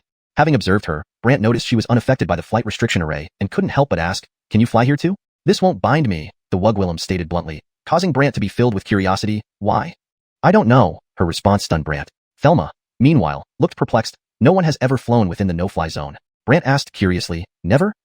Thelma nodded, never. Brant stared at the Wugwillem. If you truly wish to follow me, then deliver us to a place. Sure, she agreed readily, and Brant asked her to bring them to the end of the river. Then they vanished into No-Life Cave. Ayush Corley in hiding could not follow, could only pick up a copper mirror to report to her errand. Did you say a Wugwillem came from the edge of desolate primordiality? Yes, she's terrifying. None of the Knight family members could do anything against her, and she can fly in the no-fly zones, Ayush Corley explained. The elder pondered deeply. Seems things are not as simple as they appear. What do you mean, Caitlin? There must be something significant at the edge of desolate primordiality. Otherwise, she wouldn't pursue him, the elder analyzed. Are you saying that Casper took something from the edge, and the Wugwillem came looking for it? Ayush Corley speculated. Yes, that must be it, the elder agreed. Ayush Corley considered for a moment. What should we do now since I can't follow them? The elder, helpless, replied, wait until he leaves No-Life Pavilion. Does he still have a chance to come out safely? Ayush Corley felt uncertain about Brant's return. The elder explained, possibly, after all, that Wugwillem isn't an ordinary figure. Ayush Corley then mentioned, I found out another piece of information. What is it? The reason the Knight family targeted that Casper is probably related to the 10,000 Souls sect. 10,000 Souls sect? The elder frowned in confusion. Is this the 10,000 Souls sect outside the Great Wastelands? Yes, it's rumored to be located in Gwillemy desolate regions, and its leader is a formidable figure, Ayush Corley explained. The elder furrowed his brows. Why would the 10,000 Souls sect target him? Unknown, but I do know that the Casper is searching for the leader of the 10,000 Souls sect, intending to settle matters with her, Ayush Corley concluded after some thought. Hashtag chapter 396, the strange mountain gate, and a strange group of people. The elder thought he had heard wrong. What? He's going to find the leader of the 10,000 Souls sect? The Lizette affirmed, yes, and I heard that the leader went to the No-Life Pavilion. So he went there as well. Interesting. It seems this guy is not ordinary at all, the elder mused in disbelief. The Lizette then asked curiously, should we help him? It seems I'll need to go to the No-Life Pavilion and lend a hand if necessary, the elder replied after some thought. The Lizette was doubtful. Caitlin, you're going to help him? Yes, the No-Life Pavilion isn't simple. If we help him, we might learn more about his connection with the Immortal Heaven Tomb, the elder reasoned. The Lizette pondered, then, how do we get there? You find Anders, I will follow later. The Lizette put away her mirror and went to the city lord's Gwillimshin. Meanwhile, Anders was fuming. Who was that Wugwillem? Anders de Gwillem did from the people around him, but no one knew who she was or how to respond. Seeing no answers, Anders ordered angrily, find out everything about that Wugwillem. Suddenly, a voice came from outside. No need to investigate. It was the Lizette speaking. When everyone saw her enter, they looked at her suspiciously. Someone even asked rudely, who are you? Heaven Wasteland Sect, Lizette, she answered. Upon hearing it was someone from the Heaven Wasteland Sect, everyone was stunned. Some couldn't believe it. Heaven Wasteland Sect? Really? Anders frowned. Heaven Wasteland Sect? How can we verify? The Lizette stretched out her hand and gathered golden light into a palm, forming the image of a golden tower. The shadow of Heaven Wasteland Tower, everyone exclaimed in shock, because only the shadow of Heaven Wasteland Tower could produce such an effect, and only those from the Heaven Wasteland Sect had it. Anders quickly calmed down and asked, what does the Heaven Wasteland Sect want with us? The Lizette said, our Aaron will be arriving shortly. Caitlin? Everyone was shocked. Someone asked strangely, is it Court? Not possible, he's coming here? Anders was equally surprised. Why is he coming here? The Lizette smiled. My Aaron wants to go to the No-Life Cave, but cannot fly here due to the restrictions, so he came here to discuss it with Anders. Anders was shocked. You want to go to the No-Life Cave too? The Lizette confirmed, yes. Anders was flustered, unsure what to say. The Lizette laughed. What? Any concerns? Anders hesitated. The leader of the 10,000 Souls sect doesn't allow it. She prevents others, but not us. Besides, the person she wanted to stop has already gone, the Lizette retorted, leaving Anders speechless. Other members of the Yi family found her logic convincing. Unwilling to argue further, the Lizette suddenly heard an elderly voice resonate through the sky. I apologize for troubling Anders. Anders jumped. Court? The elder's laughter echoed. Indeed. Anders hurriedly ordered the array to be disgwillemtold. Satisfied, the Lizette left and headed to the No-Life Cave. Knight Second Addison wondered aloud. Johnny, why are they going to the No-Life Pavilion? Anders, just as clueless, replied with frustration. Ask me. I have no idea. Knight family Caitlin let everyone rest afterward while, inside the No-Life Cave, the Lizette and an old Gwillem appeared within white light. Inside the white light, an elderly figure stood, the Court. Curious, he remarked, there are arrays everywhere. How did they leave? The Lizette didn't know either. The Court led them on, and at the same time, Brant and his group stood in a forest, looking around. Finally, Brant asked the Wugwillem on the white coffin, did you find anyone? I found them. Can you guide us?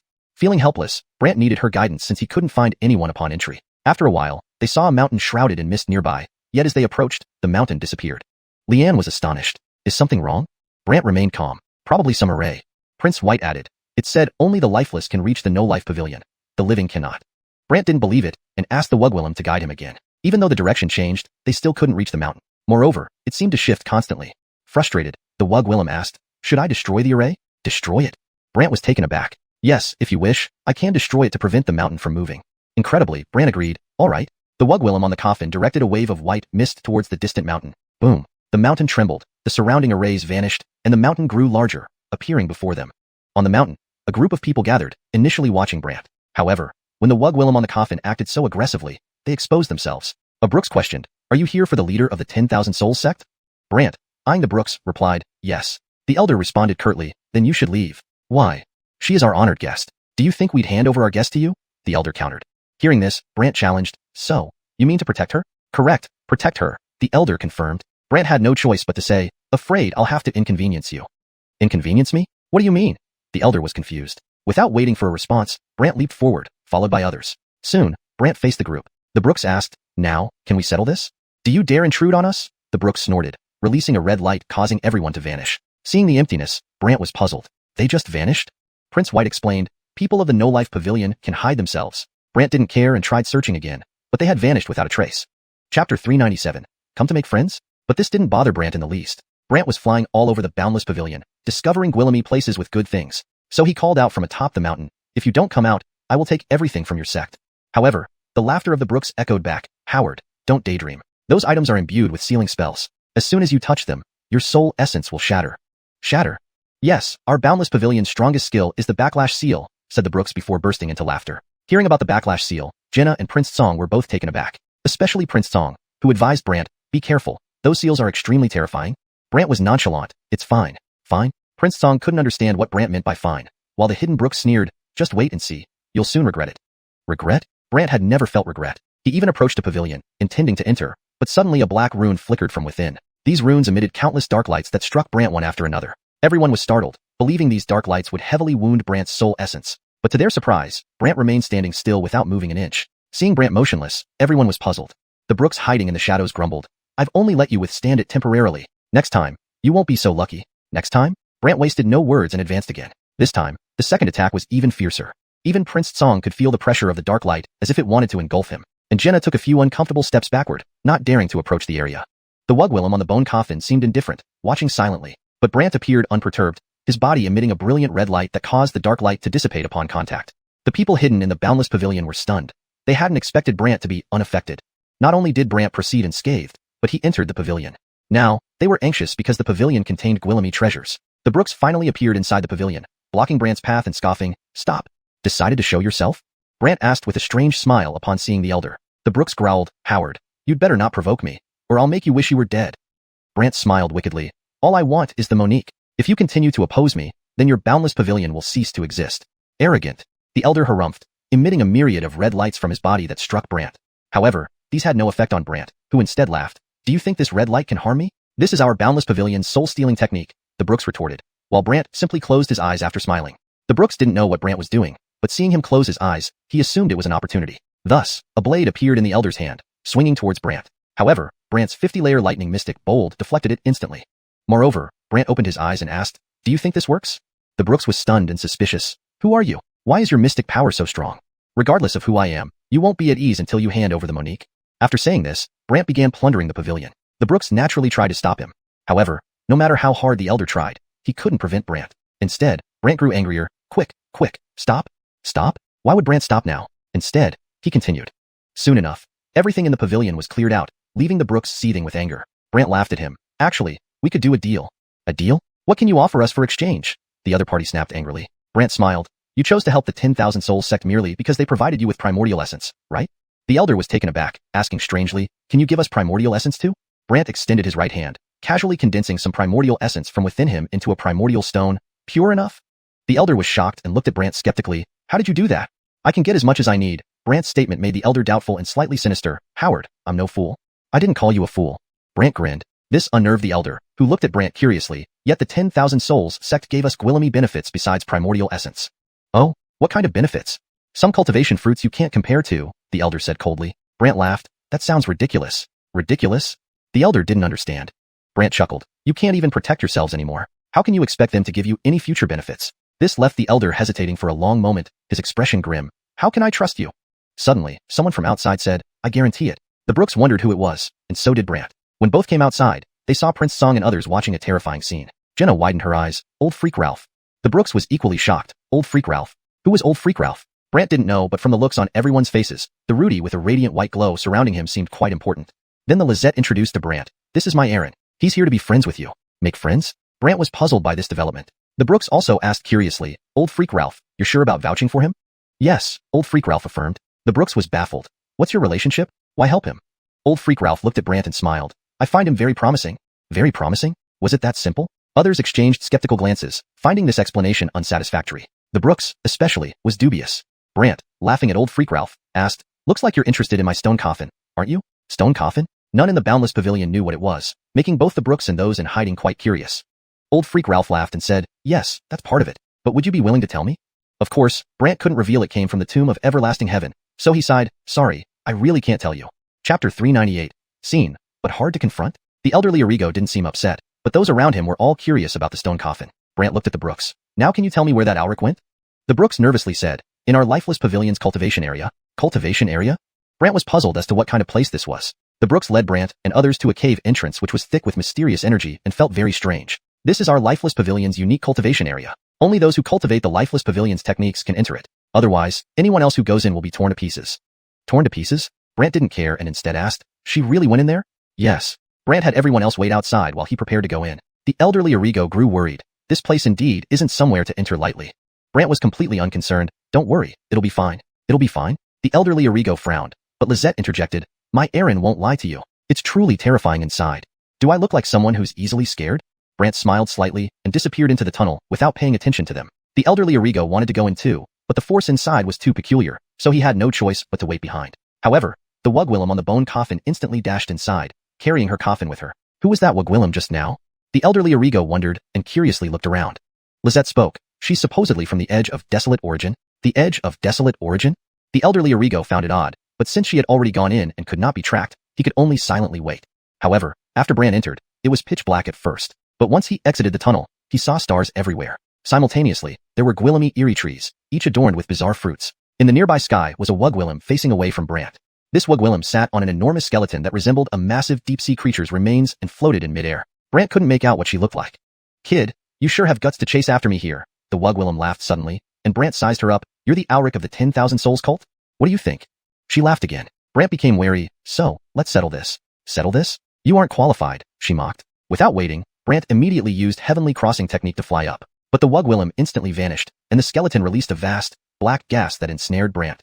Not only that, the Wugwillem's voice echoed around. I told you, you aren't qualified. What's the point?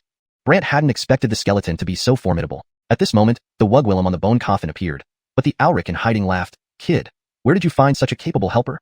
The Wugwillem on the bone coffin looked around feeling confused, frowning as if she had arrived in some terrible place. Therefore, she shouted at Brant, leave this place of strife.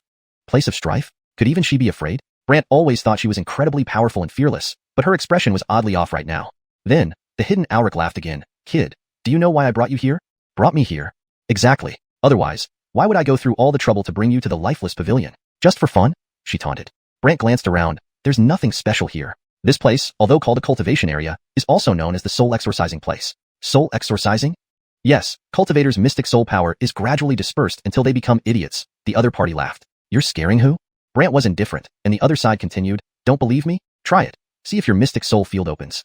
Brant attempted it and indeed, the mystic soul field wouldn't open, and his mystic soul power was drastically weakening. This alarmed Brant, considering his greatest strength was mystic soul power, which also amplified the soul-suppressing coffin's power. Unable to help himself, Brant looked at the Wugwillem on the bone coffin. And how are you holding up with your mystic soul power? I'm not affected much, she replied. The Alric didn't believe it. Everyone coming here gets affected. There's no exception. But the Wugwillem on the bone coffin wasn't concerned, coming over to Brant and saying, let's leave. Brant didn't want to leave because he needed to find the Alric. The Alric believed this too, so she mocked, he won't leave with you. The Wugwillem on the bone coffin didn't want Brant to die here. Since Brant was crucial to her future, she insisted, I will take him away. A force enveloped Brant as she tried to carry him off. But Brant wasn't someone the bone coffin Wugwillem could control even back in the Edge of Desolate Origin. So he quickly broke free and looked at her. I won't leave just yet. Having finally found the Auric, how could he simply walk away? However, the bone coffin Wigwillem persisted, trying again. Brant still broke free, asking her instead, can you pinpoint the Auric's location? I'll try. She closed her eyes and said, found her. Suddenly, a cloud of white mist shot toward a spot, revealing a black-clothed Wigwillem. But this Wigwillem wore a black mask and smiled. Kid, wanna know who I am? Exactly. And if you do, today, you're destined to die here. She grinned nastily. Yet Brant retorted, who dies isn't certain. She sneered, Brant, you talk even bigger than your father. Where is he? Brant suddenly perked up. She sighed, he probably fares worse than you. Brant frowned. Why are you targeting him and my mother? Why did you kill her? She laughed. Your family's personalities really match. Ask so Gwillemy wise when meeting me. But you're too weak to deserve an answer. Brant refused to give up and used the heavenly crossing technique. But he stopped shortly because it required mystic soul power, which was now restrained. As a result, his movements were very inconvenient. The Auric in the sky laughed. What? Can't do it? Brant looked at the bone coffin Wigwillem. Take me up there. Though the bone coffin Wigwillem could help Brant, she knew he wasn't a match for the Wigwillem. So she reminded him, even if you go up, you can't fight her. Chapter 399. Fruit Spirit Protection, Mystic Soul Enhancement. Brant naturally did not want to admit defeat so easily. After pondering for a moment, he directly turned his gaze towards the surrounding fruit trees and went over to study these fruits. The Jada mocked from afar. What? Planning to work on these trees? Brant didn't say much, but handed what he observed to the elders of Chongqing Dane Tomb for analysis. They eventually concluded that these fruits were capable of devouring the mystic soul power from their surroundings. In Dahuang, they were known as binding soul fruits. Binding soul fruits? Brant thought, wondering if destroying these fruits would solve the problem. But the Andreas shook his head. It's useless. Useless? Brant was curious. So, there's no way to resolve this? These fruits are very resilient, impervious to ordinary forces. Unless? The Andreas hesitated, and Brant asked, puzzled. Unless what? After some thought, the Andreas replied, unless the fruit detaches on its own. On its own? Brant was intrigued. Yes, try communicating with the fruit spirit inside. As these fruits possess consciousness, the Andreas explained. Brant thought about it, then stepped forward, grabbing the fruit and closing his eyes. The Jada in the sky laughed. Kid, you'll only die faster that way. Brant ignored him. However, the mystic soul power was indeed being voraciously consumed by the fruit, while Brant's consciousness penetrated within. Soon enough, Brant found himself in a dark space where a small thing glowed white. It was the fruit spirit. The fruit spirit played like a child, and Brant's consciousness communicated with it. You're the fruit spirit? The childlike figure spoke maturely. Of course, or you wouldn't have come looking for me. So, how can I stop you from consuming my mystic soul power? Brant asked straightforwardly. The fruit spirit replied, I enjoy devouring Hugwillem mystic soul power. I have no other hobbies. You mean, there's no negotiating? Brant countered, and the fruit spirit answered, nope. Seeing no other option, Brant decided to act. Numerous red lights appeared, equilimating from the soul-suppressing coffin, rushing straight toward the fruit spirit.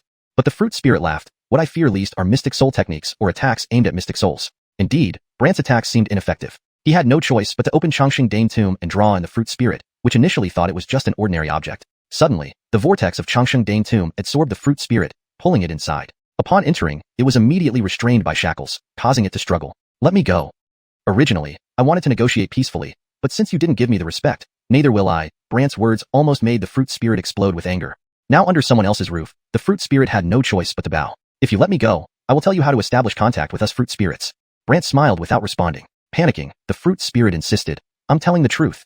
Really? Brant wasn't particularly concerned, merely smiling. Even if you don't, I can absorb others too. Frightened, the fruit spirit added. Establishing contact with us can make your mystic soul more powerful, rather than being bound here. Brant smiled silently, thinking it was a joke. But the fruit spirit demonstrated the method of establishing a connection between fruit spirits and Hugwillems, proving itself. Brant decided to try it out. He experimented with the current fruit spirit and felt a little figure moving around his mystic soul, as if guarding him. Simultaneously, his mystic soul power was significantly enhanced. This is interesting, Brant mused. Later, he learned that this relationship was called Aishgun, essence soul, relation. Regardless of what it was called, Brant knew that capturing all the fruits would elevate his mystic soul power immensely. Thus, he switched targets and absorbed the fruit spirits from other fruits. Unaware of this development, the Jada continued mocking Brant. Little guy, don't waste your efforts, it's futile. Brant ignored her. Half an hour later, he withdrew his hand, and the fruits began falling one by one. The Jada was stunned. What? Brant smiled and looked at the Jada. Thank you. Thank me.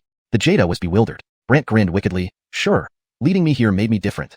Different? Confused, the Jada wondered what Brant meant. Suddenly, Brant leaped through space using the heavenly passage technique, landing behind the Jada and struck her with a fist glowing with lightning. The blow was immensely powerful, sending the Jada flying. Not stopping there, Brant hurled the soul-suppressing coffin, releasing countless shackles to capture her. But she transformed into a pile of black bones and vanished. A strange laugh echoed from within the gigantic fish skeleton in the sky. Kid, you're far from catching me. Brant was full of curiosity. He leaped up, but both the fish and the Jada had disappeared. Brant became serious. Vanished? The bony Wugwillem glanced at the black bones on the ground. Yes, disappeared. How could they just disappear? Brant was baffled. The escape technique used is no ordinary skill, the bony Wugwillem replied, leaving Brant feeling somewhat depressed. But we can trace her movements through these black bones, the bony Wugwillem said. Intrigued, Brant listened intently. Go on. The bony Wugwillem held the black bones, asking, are you sure? Yes. Reluctantly, the bony Wugwillem infused a misty aura into the black bones, followed by directing another onto Brant. Images filled Brant's mind, scenes witnessed by the Jada. This made Brant curious. This is? Whatever she sees, you can see. Use this to determine her location, the bony Wugwillem explained. Checking quickly, Brant saw she had entered a place filled with golden light, adorned with shimmering towers. Suspiciously, Brant questioned, what is this place? The bony Wugwillem wasn't familiar with Fanhuang and couldn't identify it. So, Brant carried the black bones and left the area. Outside, those waiting anxiously wondered about Brant's condition. The golden marina strangely asked, Caitlin, is he alright? Old man Denise Huang couldn't answer, helplessly shaking his head. Inside is unusual. I have no idea what's happening. Suddenly, the elderly Gwillem spoke. He's fine and coming out now. Fine? Coming out? Everyone stared curiously at the cave entrance, eager to confirm Brant's safety. Chapter 400. Flee to the 10,000 Buddha's Grove? A moment later, Brant came out and sized up everyone with a smile. All of you are looking for me? Seeing that Brant was indeed unharmed, everyone was taken aback. The Brooks even spoke with some agitation. The leader of the 10,000 Souls sect? At that moment, the Brooks felt somewhat guilty, fearing that the leader of the 10,000 Souls sect would come after him. Brant explained the events briefly. After hearing Brant's words, everyone was shocked. Some even couldn't believe it. Is this really true? Brant affirmed with a nod and asked, those golden pagodas, where are they? Everyone looked at each other before Prince Ralph replied, I know this place well. I can take you there. Really? Brant asked curiously. Prince Ralph nodded and then bid farewell. However, the Brooks was uneasy. Sir, when will you give us what we need? Brant gave an eerie smile and then formed 10 pieces of wasteland essence, stones in his hand, derived from the essence within him. When Brant tossed them over, those around revealed envious expressions. They knew they would never get so much in their lifetime. The Brooks was ecstatic. Many thanks. Brant then left, but on the way, Prince Ralph asked curiously, where did those wasteland essences come from? How did they come from? Brant thought for a moment and said, everyone has their secrets. There's no need to explain everything. Prince Ralph chuckled upon realizing Brant had reservations. It's fine. I'll dedicate myself to helping you. It seems you're very curious about the stone coffin, Brant observed. Prince Ralph shyly admitted, yes, I really am. Brant sighed. Is it that important? Yes. Why? Are you seeking the immortal tomb? Longevity? Brant countered. Prince Ralph nodded heavily. Indeed. Brant couldn't help but discourage him. Then I advise you to give up. Why? Prince Ralph didn't understand, prompting Brant to explain, that place isn't safe. But how could that be? Prince Ralph protested. Brant didn't elaborate further. Anyway, I've said all I needed to. Whether you believe it or not is up to you. Brant continued walking, while Prince Ralph still led the way undeterred. Ayush, Shengv and others followed silently behind, with the skeleton Wugwillem flying above. Soon, they left the nameless pavilion and returned to Night City. The Knight family could only watch them leave, too afraid to stop them. Alex asked the patriarch from afar, Johnny, they're leaving. Shouldn't we stop them? The patriarch glanced at him. Did you see Prince Ralph and that white coffin lady? But the leader of the 10,000 Souls sect? The second son hesitated. The patriarch frowned. Let it go. She hasn't come after us anyway. The second son stayed silent. Later that day, Prince Ralph paused, gazing at the golden glowing forest ahead. We've arrived. Arrived? Curiously, Brant looked at the glowing trees and asked, what is this place? The 10,000 Buddha's Grove. Is it a Buddhist site? Brant asked dubiously. Exactly. Those golden pagodas you mentioned should be part of the Buddhist temple complex. They're not found anywhere else. Understanding now, Brant prepared to enter, but Prince Ralph warned, the 10,000 Buddhist temple doesn't allow outsiders to enter freely. If women can enter, why would they stop us? Brant retorted, leaving Prince Ralph speechless. Brant continued forward. Others followed suit. Soon, a group of monks appeared, and the leader sternly declared, this place does not welcome outsiders. Fearing a conflict, Prince Ralph hastily addressed them, ladies and gentlemen, I'm Prince Ralph from the Ralph sect, here for important matters. They laughed. Prince Ralph? Why would he visit a place like ours? Right, don't trick us. We won't believe it. Funny. Faced with their mockery, Brant sighed. Looks like we have no choice but to force our way in. Force their way in? These monks disregarded Brant, considering he was merely a Xianxian cultivator. But then Prince Ralph unleashed a powerful aura. Terrified, the monks froze in fear, one of them shouting, who are you? Release us. What a disaster. Prince Ralph de Gwillem did. I want to see your abbot. Abbot? They looked at each other. Then one replied, the abbot is in seclusion. No one can see him. Prince Ralph shrugged. My apologies. With that, he ignored them and walked forward with Brant. Desperate, they cursed loudly. Suddenly, a beam of golden light flew in from afar. Does Ralph's sect think our 10,000 Buddhist temple is powerless? Moments later, the light dissipated, revealing a young monk adorned with Gwillemy golden beads. The other monks cheered, Brother! Brother Juan, save us. Prince Ralph looked at the young monk oddly. You're the talented brother Mario? Mario confirmed, that's right, I am Mario. Prince Ralph frowned. We have urgent matters to discuss with your abbot. Please let us through. Tell me the issue, and I'll pass it along, Mario quickly responded. We must speak to him personally, Prince Ralph insisted. No way, Mario shook his head. Prince Ralph wanted to argue but Brant intervened. Enough, don't waste time. Let's just go through. Mario glared at Brant. A mere Xian daring to barge into our place? Brant dismissed it. We're here to find someone. If you insist on stopping us, I won't hold back. Find someone? And be so audacious? The monks stared strangely, while Mario warned, our 10,000 Buddha's temple does not welcome you. If you insist on forcing your way in, I will have to act. Brant challenged, then act? Mario grew grim, staring intently at Brant. Very well, I won't hold back. Mario opened his mouth, enveloping Brant in countless beams of golden light, and numerous Buddha figures emerged from all directions. Chapter 401. Immortal Buddha enters the body? The little monk's great power transformation. Brant was instantly surrounded by countless Buddha shadows, making it impossible for him to move an inch. He was in great pain. The old monster Arrigo was alarmed and hurriedly said to Aaron, little monk, please spare him for the sake of the Arrigo sect. But Aaron retorted, why should I? The people from the 10,000 Buddha sect also joined in, shouting, yes, why should you? Arrigo did not know how to respond, but the Wugwillem on the white bone coffin asked Brant, do you need my help? Brant shook his head, no, I can handle this myself. Are you sure you can? The Wugwillem was curious. Brant smiled confidently, his power is very interesting. Very interesting? Everyone was puzzled by what Brant meant by interesting, but in the eyes of the people from the 10,000 Buddha forest, Brant's words sounded ridiculous. Aaron coldly replied, this move is called 10,000 Buddhas entangling. Not even a profound immortal could move. Brant responded with a simple, they are others, not me. Aaron coldly stated, then let's see about that. However, Brant gradually absorbed these Buddha shadows within him, converting them into desolate essence. Much to his satisfaction, the desolate essence record's power conversion technique is indeed formidable. The power conversion technique, which was hidden in the 10th level of the Eternal Heaven Tomb, could transform others' mystic techniques into desolate essence. Therefore, it wasn't long before the effects of Aaron's 10,000 Buddhas entangling disappeared, granting Brant freedom. Seeing Brant free again, Aaron was taken aback, as were the disciples of the 10,000 Buddha sect who looked on in confusion. Some people began whispering amongst themselves, what just happened? That's terrifying. This is truly happening. Faced with the murmurs, the old monster Arrigo couldn't help but say to Aaron, little monk, as you can see, your power can't hold him. It's better to.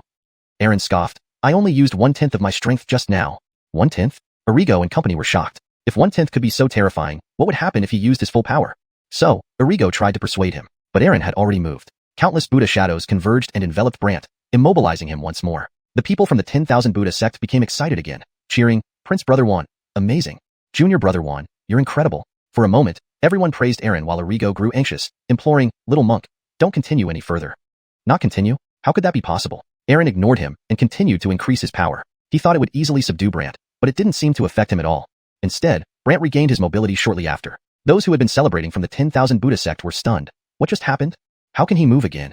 Didn't Prince Brother increase his strength? Did he not increase it? Aaron had significantly increased his power, yet Brant remained unfazed. He stared intently at Brant. Howard, don't get too cocky. We've only just begun.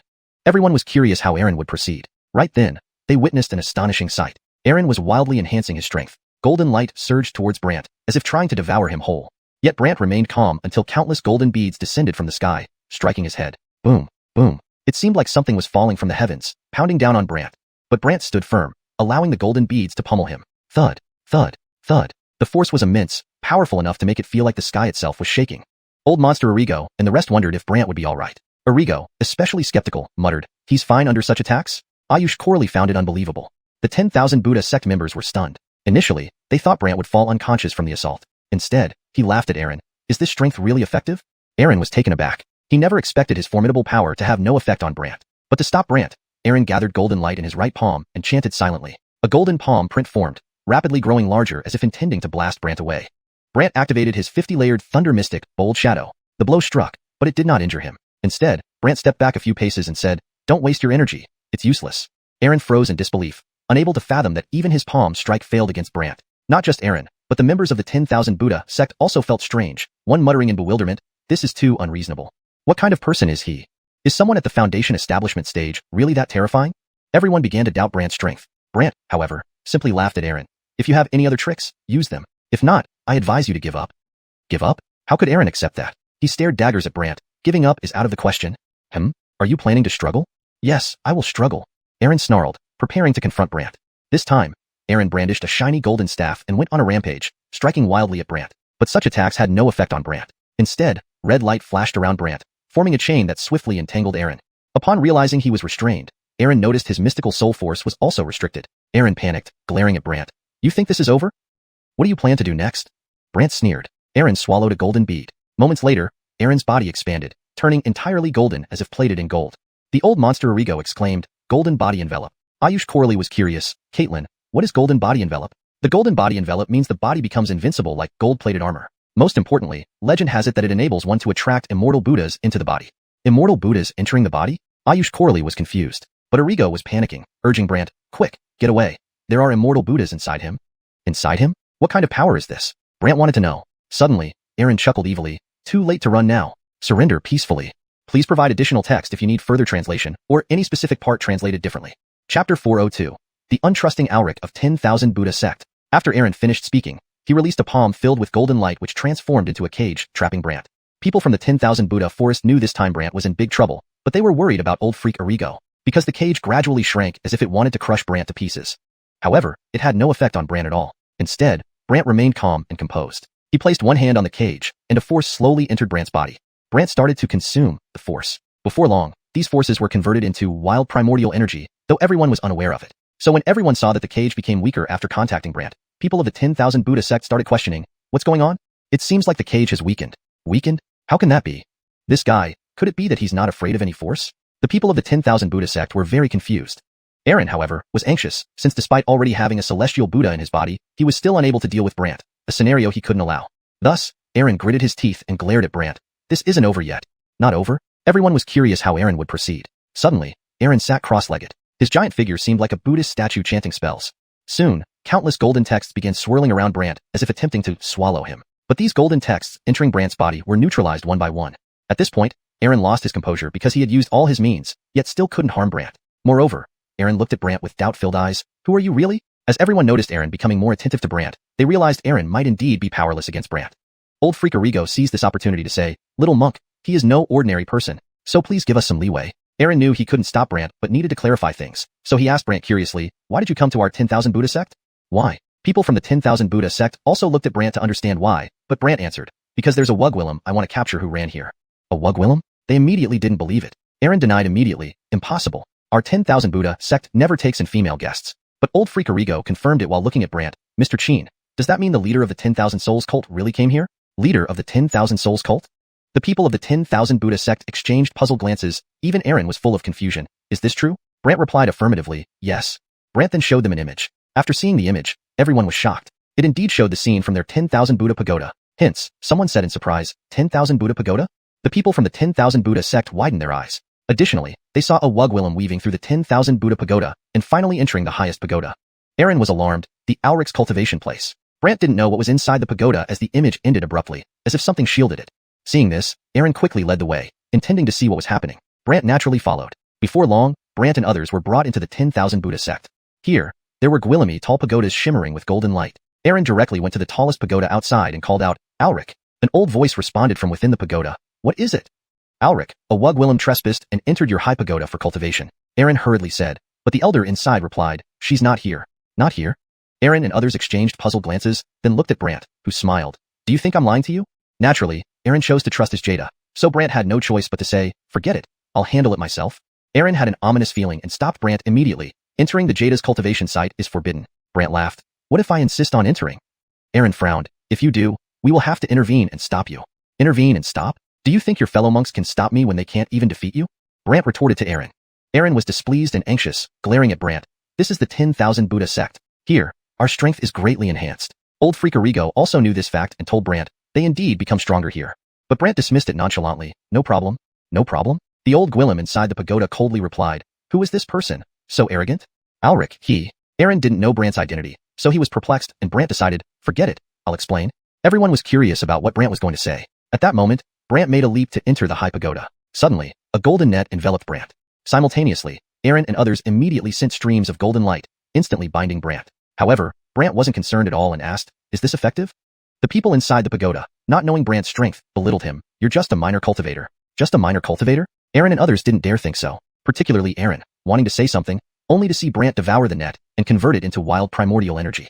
Seeing this, the old Gwillem inside the pagoda was stunned, almost disbelieving. What's happening? Someone helplessly remarked, Auric, he can consume everyone's power. Consume everyone's power? The people inside the pagoda didn't believe it and grew icy cold. Stop bluffing, that's impossible. Although Aaron wanted to criticize his Jada, he still said, Auric, it's true. True? Can't you take him down either? The elder questioned sternly. I truly can't, Aaron admitted guiltily. You, worthless. The elder raged while old freak Arigo commented, Brother Ayush I feel.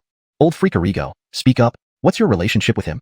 The person inside clearly detected old freak Arrigo's presence and suspected his secret assistance. Old freak Arrigo hesitated. We have no special relationship, I just want to help him. Help? The elder sneered. Help? Do you think I'm stupid? He's neither family nor kin to you, and you come from the Arrigo sect to help him? Old freak Arrigo had to continue explaining. Actually, I don't know how to tell you, but he's not simple. It's best you don't provoke him and cooperate to find the Wugwillim. Chapter 403. The old man controlled in return. The elder, growing more anxious as he observed Larry's silence, urged, if you don't speak up, I won't help him. Anyway, no one here bothers me. Larry frowned, then glanced at Brant. Can I tell him? Everyone was curious about what Larry wanted to say. Brant shrugged indifferently. Sure. Larry had no choice but to tell the old Gwillem inside the tower. He has the everlasting soul-sealing coffin. Everlasting soul-sealing coffin? Most people around didn't know what it was, but the old Gwillem inside the tower was shocked and anxiously asked, you're joking, right? The everlasting soul-sealing coffin? That's an artifact from the eternal heavenly tomb. Are you sure he has it? Why would I lie to you? Larry retorted. The elder grew restless and said, all right, come in, but only the two of you can enter. Larry brought Brant along into the tower. Inside the tower, the scene was entirely different. There sat a figure bathed in golden light, motionless, appearing elderly, almost as if ready to pass away at any moment. This person was none other than Fang Daryanan, the head Aaron of the 10,000 Buddhas sect. The old Gwillem opened his eyes and looked at Brant with suspicion. What relation do you have with the eternal heavenly tomb? I don't see why I should tell you, Brant replied, making the old Gwillem pause momentarily before asking, then how shall I address you? Brant. While speaking, Brant looked around for the whereabouts of the cult leader. The old Gwillem responded, it's just me in here. No one else. Brant was skeptical. He brought out a black skeleton and pointed at it, saying, the owner of this skeleton is here. Skeleton owner? Confused, the old Gwillem asked Brant, who are you looking for? And why are you so certain she must be here? She is the leader of the 10,000 Souls cult, and this skeleton told me, Brant explained. Hearing this, the old Gwillem couldn't help but laugh. That sounds rather amusing. I'm not kidding. Everything I say is true, Brant insisted firmly. Before the old Gwillem could respond, Larry interjected. Enough. Stop stopping him. Tell us if anyone is indeed here. The old Gwillem looked helpless. No one is here. Why would I lie to you? Larry frowned. Brant closed his eyes, sensing the surroundings while the old Gwillem watched him curiously. What is he doing? He asked Larry. Probably searching for someone, Larry guessed. Did you find anything? The old Gwillem queried. No, Larry admitted, frowning. The old Gwillem grew grim. We didn't find anything. How could he? Not knowing how to respond, Larry could only suggest, let's wait and see. Helplessly, the old Gwillem resumed sitting cross-legged. Meanwhile, Brant stood still, surveying his surroundings. Seems like you're too cowardly to come out. No response. Brant turned to the old Gwillem. Is there anything special in this tower? Perplexed by Brant's question, the old Gwillem asked, what do you mean? I want to know if practicing here has any unique characteristics, Brant clarified. There is a small formation within this tower that absorbs power from the surrounding towers. Those towers strengthen themselves by devouring the ambient mystical energy, the old Gwillem explained. So, the surrounding towers serve this one tower, which serves your cultivation? Brant understood. Yeah, something like that, the old Gwillem agreed, somewhat embarrassed. Do you feel any changes within the tower? Brant inquired further. Changes? Have I? The old Gwillem looked around, finding nothing unusual. The force gathered in this tower has been consumed significantly by the cult leader, Brant explained. How could that be? Only I can access those things. She can't possibly reach them, the old Gwillem doubted. Brant stared at him. Where exactly are those things? The old Gwillem hesitated, unsure of how to answer. Larry urged, time is pressing. Why are you stammering? Sighing, the old Gwillem revealed, there's a space within this tower that only I can enter. Outsiders cannot go in. Brant questioned, are you sure she can't enter? The old Gwillem nodded and waved his hand, causing a golden vortex to appear, though there was a black barrier within it. Seeing the barrier, the old Gwillem's expression changed. What's going on here? Brant realized the cult leader had slipped inside. Looks like she got in. Furious, the old Gwillem exclaimed, damn it, I'll deal with her. He jumped into the vortex, leaving Brant outside. Attempting to follow, Brant was blocked by the black barrier and golden vortex. Larry noted, looks like it's hard to get in. They can get in. I naturally can too. Transforming the forces, Brant eventually dispelled the barrier and disappeared into the tower. Inside, the area was dimly lit, and the old Gwillem was struggling in pain. Above him hovered a black shadow emitting dark light. The cult leader. She now had black wings and laughed. Little guy, you've come.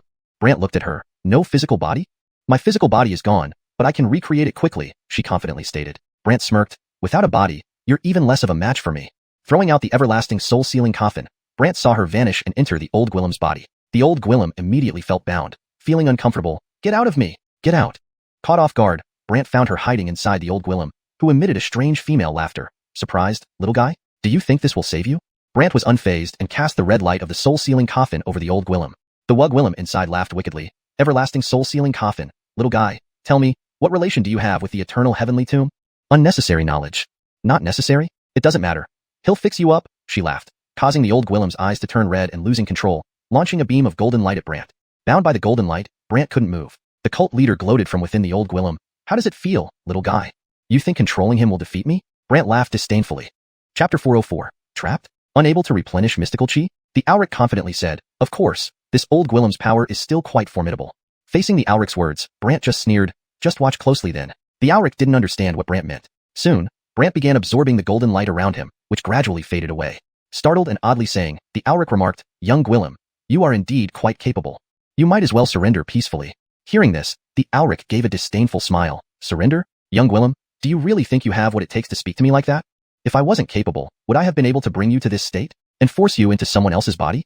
Brant's words deeply irritated the Auric. This caused the Auric to go berserk. "Young Gwillem, do you think this matter ends here? Or what?" Brant's words made the other person furious. Glaring eyes included, "All right, today, I will let you know how terrifying my 10,000 souls sect can be." The Auric immediately extended a hand towards Brant. However, it was an elderly Gwillem's hand. As this hand faced Brant, another emitted a golden glow, which grew stronger until the golden light enveloped Brant entirely, turning him into a golden statue.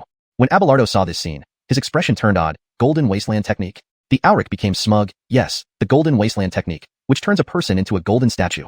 Turning a person into a golden statue? Just hearing it sounded frightening. Even Abelardo was terrified. While the Auric taunted the now golden statue of Brant, "Young Gwillem, this Golden Wasteland Technique differs from ordinary golden mystical arts. So, if you want to live, you better beg for mercy properly."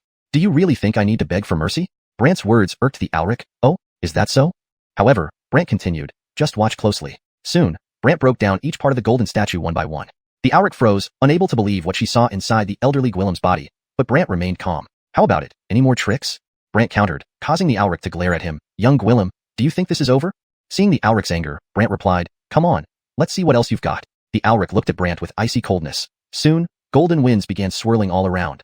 Abelardo's face turned strange upon seeing this. Golden wasteland winds.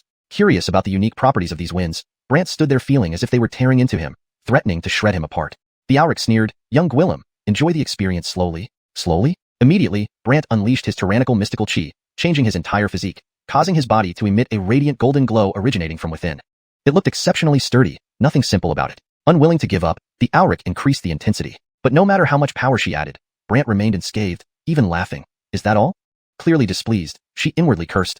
What kind of background does this guy have, being so terrifying? Ignoring her silence, Brant unleashed numerous thunderbolts at the Auric within the prince's body, instantly feeling a binding force. Furthermore, Brant's eternal life, soul-subduing coffin strengthened its power, unleashing countless red lights against the Auric. Realizing this couldn't go on, the Auric swiftly leaped out of the prince's body and merged with a streak of golden light in the sky, the source of the tower's power.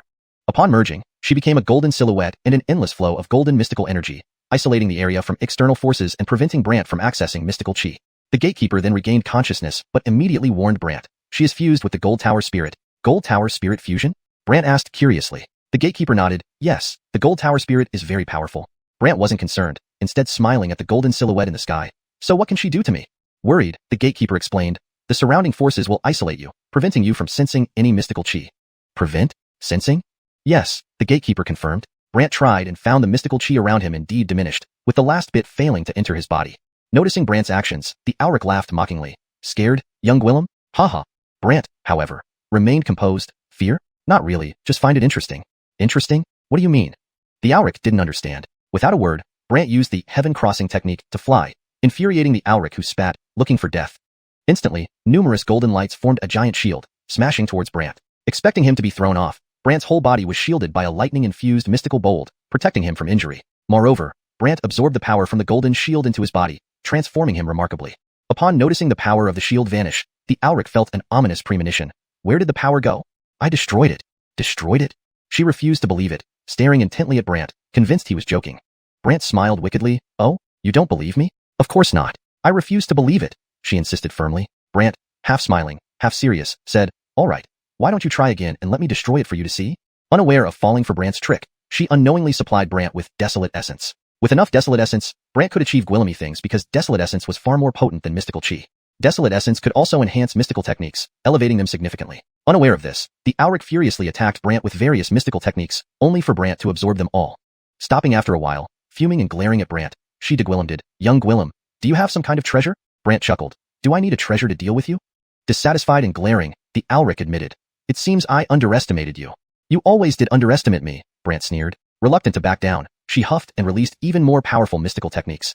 Chapter 405. Is my Caitlyn's reputation really that bad? In this space, countless golden lights instantly formed into massive pillars surrounding Brant. Then, numerous golden shackles appeared and swiftly entwined him. The person grunted, "Howard, Let's see how you break free. Brant smiled lightly. As long as you give me time, nothing will be a problem. Time? Nothing will be a problem? The Jada didn't understand what Brant meant. Arrigo the prince also did not know, so he watched with curiosity. Soon, a startling scene unfolded. The shackles on Brant's body gradually weakened. The Jada was astonished, still looking curious. How is it weakening? How about we continue? Brant asked back at the Jada, who was seething with anger. However, the Jada soon calmed down. Howard, do you want to save your father? What do you mean? Your father went to a dangerous place in Dahuang to save your mother, the Jada suddenly sneered. Brant froze. Isn't my mother dead? Her physical body died, but her mystical soul was exiled to a place in Dahuang. Exiled? What does that mean? Brant felt like there was more to this story. The Jada sneered. Your mother isn't an ordinary person. To put it simply, she's not Hugwillem, but she mixed with Hugwillems, which is how you were born. I merely carried out the punishment of exiling her soul to a designated location on behalf of someone else. Not Hugwillem? Brant thought of the sword guarded by the Qin clan and his own immortal bloodline, then showed an odd expression. Where are they now? In Dahuang, on the immortal path of eternity. Do you dare go there? The Jada chuckled strangely, and Brant looked at Arrigo the prince. Is there such a place? Arrigo the prince was shocked. Legend has it, perfect great immortals can venture there to seek immortals, learn immortal techniques, and search for eternal life, but no one has ever succeeded. So, it's called the road of no return. Seek immortals? After pondering, Brant looked up at the Jada in the sky. To coax Brant into going, the Jada laughed and said, your father is right there. If you hurry, you might catch a last glimpse of him. Otherwise, Brant knew once he left, it would be difficult to capture this Jada again. Noticing Brant's hesitation, the Jada smirked. What? Still thinking of capturing me? That was my intention. The Jada sighed. If I were you, I'd definitely save him. As for me, can't you find me through the bones? These words made sense. After some thought, Brant turned and left. Arrigo the prince quickly followed when he saw Brant leave, while the Jada laughed willamically, looking forward to your news. Ignoring him, Brant walked out, joined by the Wanfo sect leader. Soon after, Brant reached the tower's exterior, glancing at Song Lao and the others. I need to go to the immortal path of eternity. You all stay behind. Immortal path of eternity? Everyone was alarmed, warning about its dangers. But Brant didn't explain further, instead asking Arrigo the prince for directions. Arrigo had no choice but to personally guide him. Song Lao and Gartha left separately, leaving Brant, the white-bone Wugwillem, and Arrigo the prince heading for the supposed immortal path of eternity. Once they departed, the Jada vanished from Wanfo sect. A few days later, Brant and company arrived at a ruined valley filled with animal bones. It truly looked like a road with no return. Arrigo hesitated, looking at Brant. You really plan to go in? Yes. Don't you fear the Jada is deceiving you? He's not. Not? I won't fall so easily. Brant smiled confidently and entered the valley. Arrigo wanted to follow but hesitated at the mist ahead. Yet, the white-bone Wugwillem leaped straight in. Into the mist? Arrigo sighed. Two people without fear of death. As Brant entered the mist, he felt something amiss. The white-bone Wugwillem warned, there's no path ahead. No path? Impossible. Brant tried flying forward but faced a cluster of skeletal shadows emitting white light, standing guard. Behind the light floated a bone palace. The white-bone Wugwillem sensed familiarity. This looks familiar. Brant was puzzled. You've seen it before? Yes, she affirmed, piquing Brant's interest. Suddenly, a female voice from the bone palace spoke. This place, the bone path within the immortal path of eternity, has fewer than 10% survivors.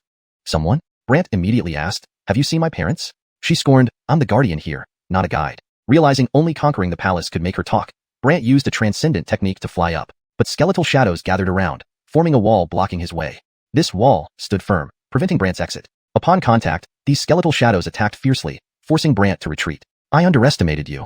The Wugwillem in the palace coldly repeated, I'm a guardian, not a guide. Unaffected, Brant unleashed the soul-suppressing coffin, surprising the palace occupant who Degwillem did. What relation do you have with that Wugwillem? Do you also know my Erin? She's a tyrant. A tyrant? Brant wondered what his Erin had done to earn such a reputation. Ignoring the remark, he let the soul-suppressing coffin devour the shadows and leaped into the bone palace. But the inside was pitch black, revealing nothing. Looking around, Brant said, why don't you come out? Should I just come out because you say so? Who do you think you are? She scoffed. Seeming resigned, Brant replied, so, you won't. I'm not stupid enough to let your stone coffin against me, she snorted. Brant turned to the white-bone Wugwillem. Can you help me find her? She conjured a mist toward an area, where a red figure flashed, appearing like a Wugwillem, but the figure vanished quickly. Chapter 406, Assisting in Opening the Heavenly Eye Technique. The Agneta was not idle. She emitted countless wisps of white mist towards the side. The mist instantly filled the entire palace, and within the palace, red shadows flickered, looking quite eerie. Interesting. Brant smiled and a red glow shimmered from his body. Then, this red light chased after the red shadow. Soon, the red shadow was immediately entangled. The red shadow gradually revealed itself to be a Wugwillem. Her face was pale, as if devoid of blood, glaring at Brant before turning to look at the Agneta. Who are you?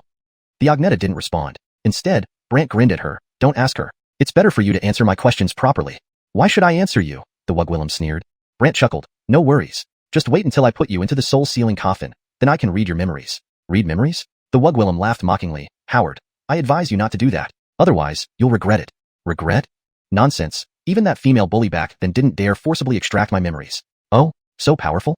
Brant felt provoked and wanted to try even more. He directly drew her into the coffin. However, when Brant intended to extract her memories, a sudden powerful force erupted from her body, causing the soul-sealing coffin to tremble. In no time, she vanished completely. Brant looked puzzled. Gone? At this moment, laughter echoed in the palace. I told you, don't touch my memories, because once touched, I will automatically dissipate. Automatically dissipate? Recalling someone with similar abilities before, Brant asked, at least, you won't leave this palace, right? I won't leave, so what? She said disdainfully. So, let's see how I find you. With that, Brant asked the Agneta to help locate her again. But this time, no matter how hard she tried, the Agneta couldn't drive the Wugwilm out. This made the Agneta frown. Looks like we have some trouble. Brant was skeptical. You can't either? Yeah, it's tough. The Agneta pondered and said. The hidden Wugwilm laughed haughtily. Stop wasting your efforts, it's useless. With no other options, the Agneta turned to Brant. If you want to find her, I can only lend you my power. Lend me power? Brant was curious. The Agneta explained, I have a technique called the Heavenly Eye. Heavenly Eye? Yes, with my power infused into you, you can use your own mystic soul power to see everything. Upon saying this, the Agneta cast white mist from the bone coffin into Brant. He instantly felt himself becoming light as air. Not only that, he sensed an incredible strength, as if everything around him was under his control. This made Brant murmur to himself, what kind of power is this? So astonishing. Well, did you see anything? The Agneta asked Brant. Scanning the surroundings, Brant smiled. Found her. Suddenly, Brant leaped towards an area and unleashed a bolt of lightning. But the Wugwilm merely flashed away, leaving the scene. This didn't faze Brant. He laughed mockingly. Don't waste your effort, it's futile. Brant continued pursuing her. No matter how the Wugwilm hid, Brant eventually caught her. Frustrated, she finally revealed herself, glaring at Brant. All right, stop now. Giving up? Brant smiled at her. Powerless but having no choice, the Wugwilm stared at Brant and asked, so, you just want to know where your parents are? Right. She replied oddly, who are your parents? Brant showed her portraits of his parents. Upon seeing them, she became suspicious. Oh, it's them. How? Have you met them? Yes, that Gwillem came looking for this Wugwilm before. Didn't expect your whole family to be so despicable, the Wugwilm grumbled. Brant had no interest in such talk and pressed on. Where did they go? Behind my palace, there's a passage. But once you enter, you'll never come out, as it's called, no return road. Brant wasn't concerned, and instead eyed a distant tunnel. To prevent her from tricking him, he tossed her back into the soul-sealing coffin. Finally, Brant returned to the Agneta and said, all right, you can withdraw your power now. The Agneta withdrew her power but appeared weak. From now on, it's up to you. What's wrong? Brant asked. Sighing, the Agneta explained, my power consumption is too great. It will take time to recover. Nodding, Brant said, all right, follow behind me. The two ventured into the forward tunnel. Initially dark, it became increasingly cold. The Agneta started freezing. Seems like this cold isn't normal. Brant noticed this but was enveloped in flames, which somewhat mitigated the cold's effect on him. Therefore, he eagerly made fire, dispelling the chill. They continued moving forward. However, further ahead, strange beast shadows emerged. These were mystic beast souls. Upon spotting Wugwilms, they gathered and formed a massive black barrier, blocking the path ahead. Brant the Gwillem did. Let me through. These mystic beast souls paid no heed to Brant, with some openly declaring, Wugwilms are not welcome here. Right, Wugwilms are forbidden from getting close. Go back where you came from. Facing their urging, Brant laughed helplessly. You're trying to drive me away? Yes, we are driving you away, one bluntly stated. Brant sighed. You're going to suffer for this. Suffer? They all laughed heartily, not taking Brant's threat seriously. Nearby mystic beast souls also mocked him. Mere Wugwilm, do you know where you are? Daring to scare us here? Looking for death? Indeed. Ignoring their mockery, Brant simply responded. Do you think that's effective? Do or die. Try and you'll know. The mystic beast souls weren't afraid of Brant. Brant pulled out a stone. At first, the beast souls were arrogant, but upon seeing the stone, they backed off as if it were something terrifying. Brant was curious. It didn't absorb them. Knowing they feared the stone in his hand, he strangely asked, so, you recognize this thing? Chapter 407. The blood-stirring profound beast souls. These profound beast souls stared in terror but remained silent. Brant could only step forward. It seems you still wish to experience the power of this thing thoroughly. As Brant approached, these profound beast souls were instantly terrified. Some even screamed and swiftly rushed into his body. Rushed in? Brant was unperturbed and directly used the soul-suppressing coffin inside him to swallow the profound beast soul. The other profound beast souls, unaware, thought that this might harm Brant. As a result, these profound beast souls kept rushing in one after another. Before long, Brant had dealt with all these profound beast souls and gained some information from their memories. The skeleton Wugwilm was curious and asked behind him, what exactly are those things? Why did they all rush into your body? These profound beast souls have soul-consuming abilities. They entered my body thinking they could destroy me. Only you destroyed them?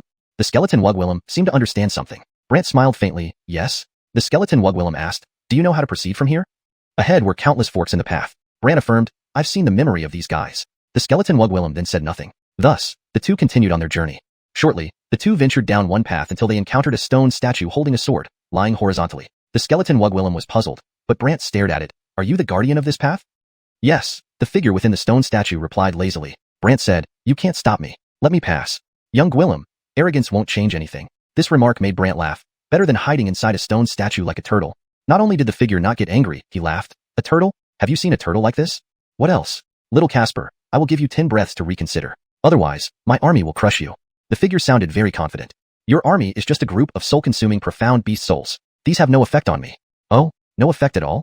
The figure grinned oddly. With that, a red leopard emitting red light appeared beside him, looking fierce as if it would devour Brant upon arrival. But Brant watched indifferently. However, when the red leopard approached, Brant felt his blood rapidly flowing, making him feel as if it was evaporating. The skeleton Wugwillem noticed the anomaly and prepared to act, but Brant, knowing she had already expended much energy, said, "Don't worry, I'll handle it." "But its power is quite strange," the Wugwillem worried. Brant reassured her, "Don't worry, watch me." The Wugwillem looked grave. Brant took a deep breath and activated the devouring force within his body. As the devouring force was unleashed, the strange power in his blood gradually transformed into wasteland essence. Seeing this, Brant sighed in relief. Good, it can transform. The fiery leopard, finding this miraculous, stared intensely at Brant, while the person inside the statue curiously said, "Young Gwillem, you have some skill. To be able to resolve this?" "Not bad." Brant's words slightly irked the person in the statue, who turned cold. "Don't rush. This is just the beginning." After saying that, the red light on the red leopard intensified, and Brant felt his heart pounding violently. His blood also surged wildly. Whoosh, whoosh, whoosh. Brant endured the pain, frantically transforming the effects. Soon, the sensation faded away. The red leopard, unwilling to concede, roared angrily. Brant looked at it and laughed. "Growling at me is useless. You can't do anything to me." The red leopard raged. Suddenly, the red leopard leapt at Brant, entering his body as before. However, this time, it struggled fiercely inside the soul-suppressing coffin, roaring in agony. Even the statue's guardian felt this and immediately rose, transforming into a middle-aged Gwillem wielding a golden sword. Instantly, countless beams of golden light erupted from the golden sword, while Brant quickly condensed thunder-bold shadows. Unfortunately, the 50-layer thunder-bold shadow shattered immediately in front of the opponent.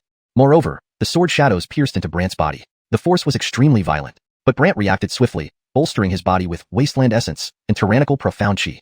This made his body incredibly tough. So, the sword strikes bounced off like hitting an iron slab. Clang, clang, clang. But Brant's flesh suffered no damage at all, stunning the opponent. Tyrannical profound body. How did you cultivate it? Do you think it's necessary to tell you? Brant smiled sweetly. The opponent couldn't believe it. Cultivating a tyrannical profound body is extremely difficult, and for it to be this solid is like reaching heaven, yet you? Seeing the stunned expression, Brant smiled. That's not something you should ponder. The opponent's face showed bewilderment. Who exactly are you? Brant smiled ambiguously. Secret. Panicked, the opponent retreated and turned to leave. But Brant chased with the heaven-crossing technique, blocking his path. Don't go. I don't want to play with you anymore, alright? The opponent huffed. Brant smiled bitterly. Do you think I'm playing with you? Aren't you? Nonsense, of course not. As Brant spoke, countless lightning struck the opponent, who huffed. No big deal. The opponent immediately dispersed the lightning and thrust his golden sword at Brant, who again resisted with his toughened body. Seeing this wouldn't work, the opponent chose to dodge, flashing his entire body like a golden shadow, disappearing. Brant tried to chase but couldn't catch up, sighing, "Your movements are quite fast." Escaping to a hidden spot, the opponent became smug. "Howard, you'll be stuck in this corridor forever." In the next moment, darkness engulfed the passage, with black currents surging around. The black currents naturally held no threat to Brant, but the skeleton Wugwillem found it peculiar. These things consume souls. "Are you okay?" Brant asked her, noticing her discomfort. The skeleton Wugwillem hesitated. "I need to go inside." Inside? Brant didn't understand what inside meant. Chapter 408. The ubiquitous old Wugwillem. At this moment, the Agnetta swiftly dived into the white coffin, which emitted a white light. Brant grew curious and stared at the white bone coffin. "You're inside there?" "Yes, I'm inside. I can recuperate here while also defending against surrounding forces," she explained. Brant nodded in understanding. "All right, let's proceed like this." He composed himself and moved from his original position, with the white bone coffin trailing behind. After traveling for some time, Brant and the white bone coffin encountered a black wall. This wall blocked their path, preventing them from advancing. Moreover, the voice of the person they had heard earlier echoed around them. "This is where you two will end." "End?" Brant glanced around curiously. "Not coming out? Why should I? Aren't you afraid I might just shatter this wall?" Brant said confidently, but the voice retorted mockingly. "Impossible. You should give up now." "Give up?" Brant smiled, and the hidden observer, seeing his smile, sneered.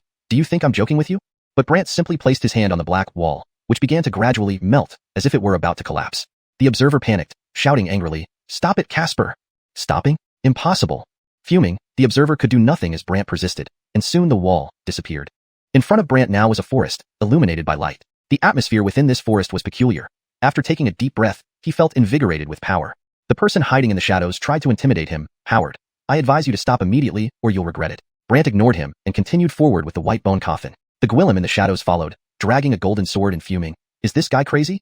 Upon reaching a clearing, Brant stopped because an old Wugwillem stood there, picking leaves under a tree. She said, young Gwillem, this path isn't meant for you. Go back. Behind him, the Gwillem laughed. Howard, ahead lies the domain of the Layla, and she's not someone to be trifled with. Layla? Unfazed, Brant kept walking until the leaves rose up and blocked his path. Initially, he thought they were ordinary leaves, so when he directed a ball of fire at them, the leaves instantly devoured the flames. Observing this, Brant marveled at their strangeness. Behind him, the Gwillem chuckled. Howard, did you forget to tell you that the Layla's leaves can devour anything? Devour anything? Doubting this, Brant tried lightning, but the result was the same. He pondered and experimented with other methods, but none worked. The old Wugwillem then stated, you should return. As she spoke, a gust of wind surged, and the leaves bound Brant and the white bone coffin, sending them flying backward. The Gwillem who had been following laughed from above. Howard, now you know how terrifying the Layla can be. Brant remained calm. Don't worry, we've only just begun. Do you really intend to find her? The Gwillem couldn't help but laugh again. Brant didn't respond but scanned the area for alternate paths. The Gwillem mocked him. Don't bother looking. There are no other ways through here. No other way? Brant wasn't convinced and planned to investigate further. From within the coffin, the Agneta said, I feel there's another path. Brant's interest was piqued. Tell me more. Follow me. The Agneta guided Brant, and the Gwillem above suspiciously remarked, another path? Ridiculous. I've been here for years. How could she know? Deciding to follow them, the Gwillem trailed behind. Soon, they reached a waterfall. This should be a route that doesn't involve her power, the Agneta said. Brant examined it closely, preparing to try. The Gwillem laughed. I thought you were headed somewhere else. This is the Death Waterfall. Death Waterfall? Unfamiliar with the place, Brant nonetheless attempted to cross using a heavenly passage technique. Just as he flew up, the waterfall transformed into a massive palm, catching him mid-air.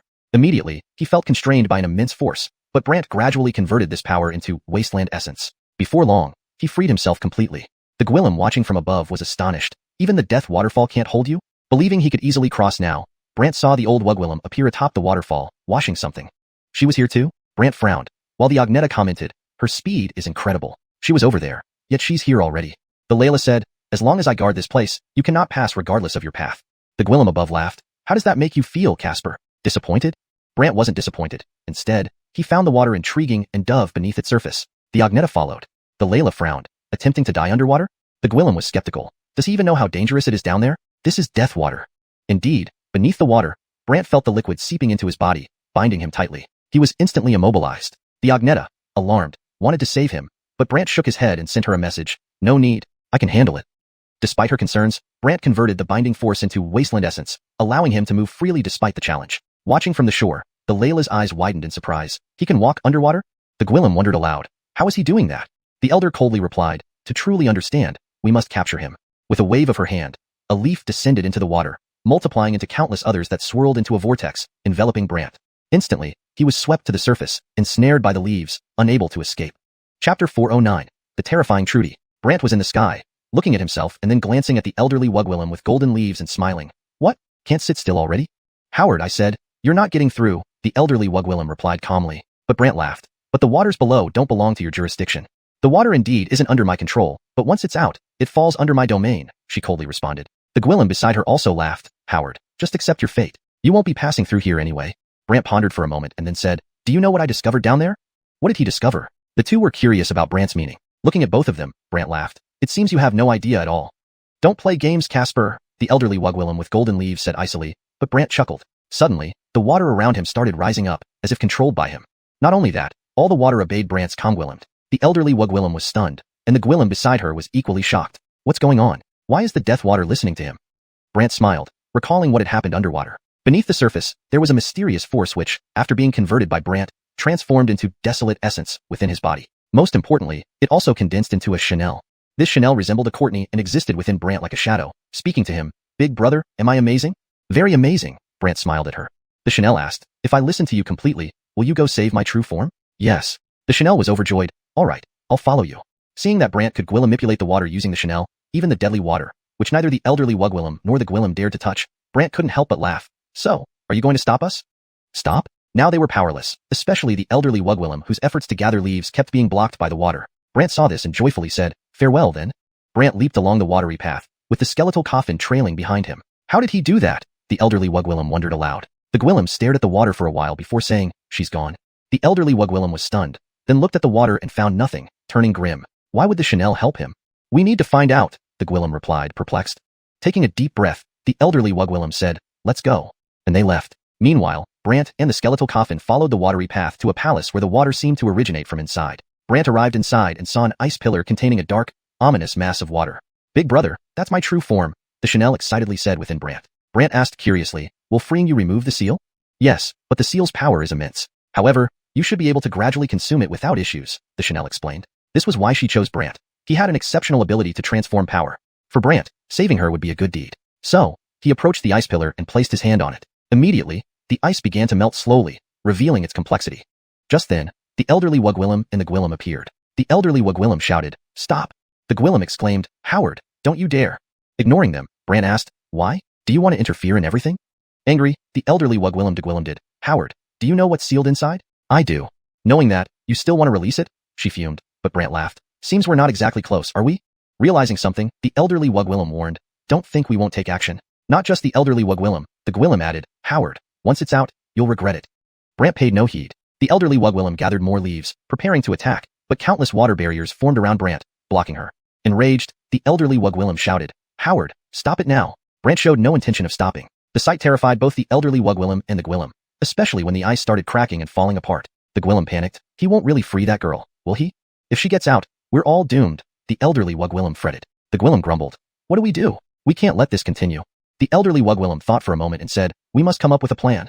Plan? The Gwillem struggled to think of anything. Just then, the ice shattered with a loud bang. Brant remained calm, while the two others fled outside. A shadow emerged from Brant's body, entering the dark liquid. The next moment, the black liquid transformed into an adorable Courtney who gleefully looked at Brant. Thank you, big brother. The Courtney also smiled at the skeletal coffin. And thank you, little sister. Curious, Brant asked, why were you sealed away? And why are they so afraid of you? Me? I just came here to play, and they ganged up on me, sealing me away, the Courtney said, still upset. However, thinking of her freedom made her smile again. You can call me Elsa. Elsa? Yes, the Elsa of great delight, she smiled proudly. After thinking for a moment, Brant said, I need to leave this forest, and I may need your help. Don't worry, I'll deal with that old Wugwillem outside, Elsa confidently said and walked out. Brant and the skeletal coffin slowly followed. Outside, the elderly Wugwillem looked furious, and the Gwillem beside her was frantic. What do we do now? We need to set another seal, but first, we must deal with that Casper otherwise, he'll go save the girl again. Agreeing, the Gwillem said, all right, you distract the Casper while I figure out how to contain the girl, then we'll reseal her. Agreed, the elderly Wugwillem nodded, and they waited for Brant to appear. Chapter 410. This method, quite powerful. Not long after, Brant and the Courtney appeared. A wave of sword light from the Gwillem swiftly swept over, entangling the Courtney, while countless leaves surrounded Brant under the control of Prince Xianxia. It was believed that this setup would help them solve Brant first. However, the Courtney suddenly bellowed loudly. The powerful sound immediately sent the sword shadows flying and caused the leaves surrounding Brant to dissipate one by one. Seeing these leaves vanish, Prince Xianxia's expression turned odd and dark, muttering, damn it, there's no way. This girl is too terrifying. Let's retreat. The Gwillem had no choice but to shout at Prince Xianxia and then turn to leave the place. Prince Xianxia, feeling helpless, could only turn and follow. Escaped? Brant didn't expect them to flee so quickly, but the Courtney said, they can't run away. How? You have a plan? Brant looked skeptical and the Courtney nodded. I know where they are hiding. Brant grew curious. Oh, where? It must be in that underground palace, and there are Gwillemy powerful people there, the Courtney said. Brant, intrigued, replied, then let's go and see. The Courtney nodded. About half an hour later, led by the Courtney, Brant and the skeleton Wugwillem passed through a mountain and entered the underground palace. Inside the palace, there was a group of people with Wugwillem bodies and animal heads, looking quite bizarre. Brant, seeing them for the first time, became puzzled. Are these people Wugwillem?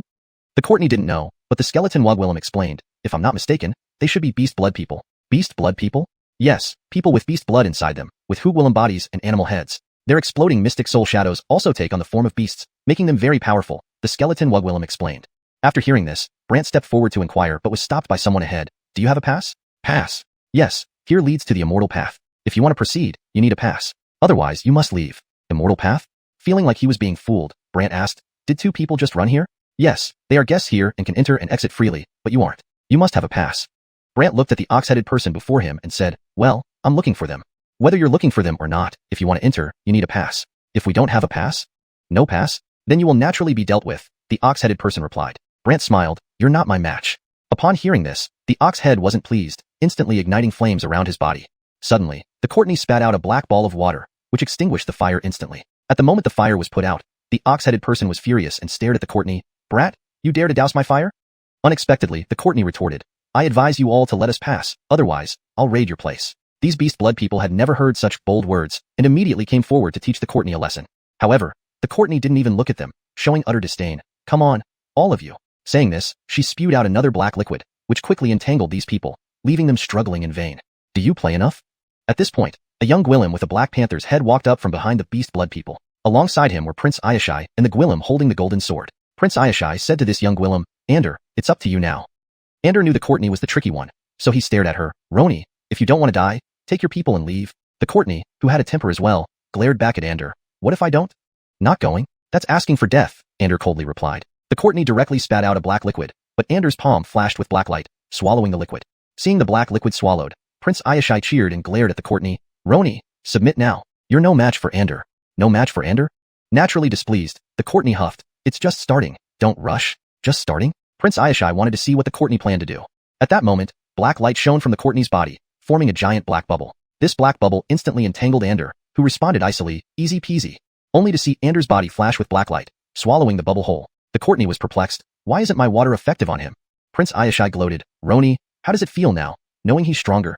I still have tricks up my sleeve. The Courtney, unwilling to admit defeat, gathered countless black lights from all around her, accompanied by thunder. Seeing this, Ander frowned. Bad news. She's going to use Dark Thunderstorm. Dark Thunderstorm? Prince Ayashai didn't understand this. Neither did the Golden Sword Gwillem, but Brant became curious. What's this girl's background? How can she wield such bizarre power? Above the Courtney's head, lightning gathered, and more black water droplets condensed around her. These droplets were terrifying. When they fell, they created craters on the ground. So soon after, the ground beneath the Courtney was riddled with holes. Everyone present was stunned, especially Prince Ayashai, who asked Ander, what do we do? Can you handle it? Ander thought about it, but, seeing this, grimaced. This attack is too strong. Once those drops land, I can't defend. What now? Prince Ayashai panicked, joined by the Golden Sword Gwillem urging, this isn't good. Ander turned cold. We have no choice but to activate the treasure here. Activate the treasure? What treasure? Everyone looked at Ander, who shouted to the surrounding beast blood people. Everyone, give me your blood. Give blood?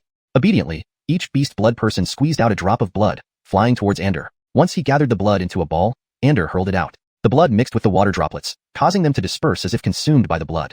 The Courtney was astonished. What is this? Even Brant felt amazed, while Prince Ayashai cheered, amazing.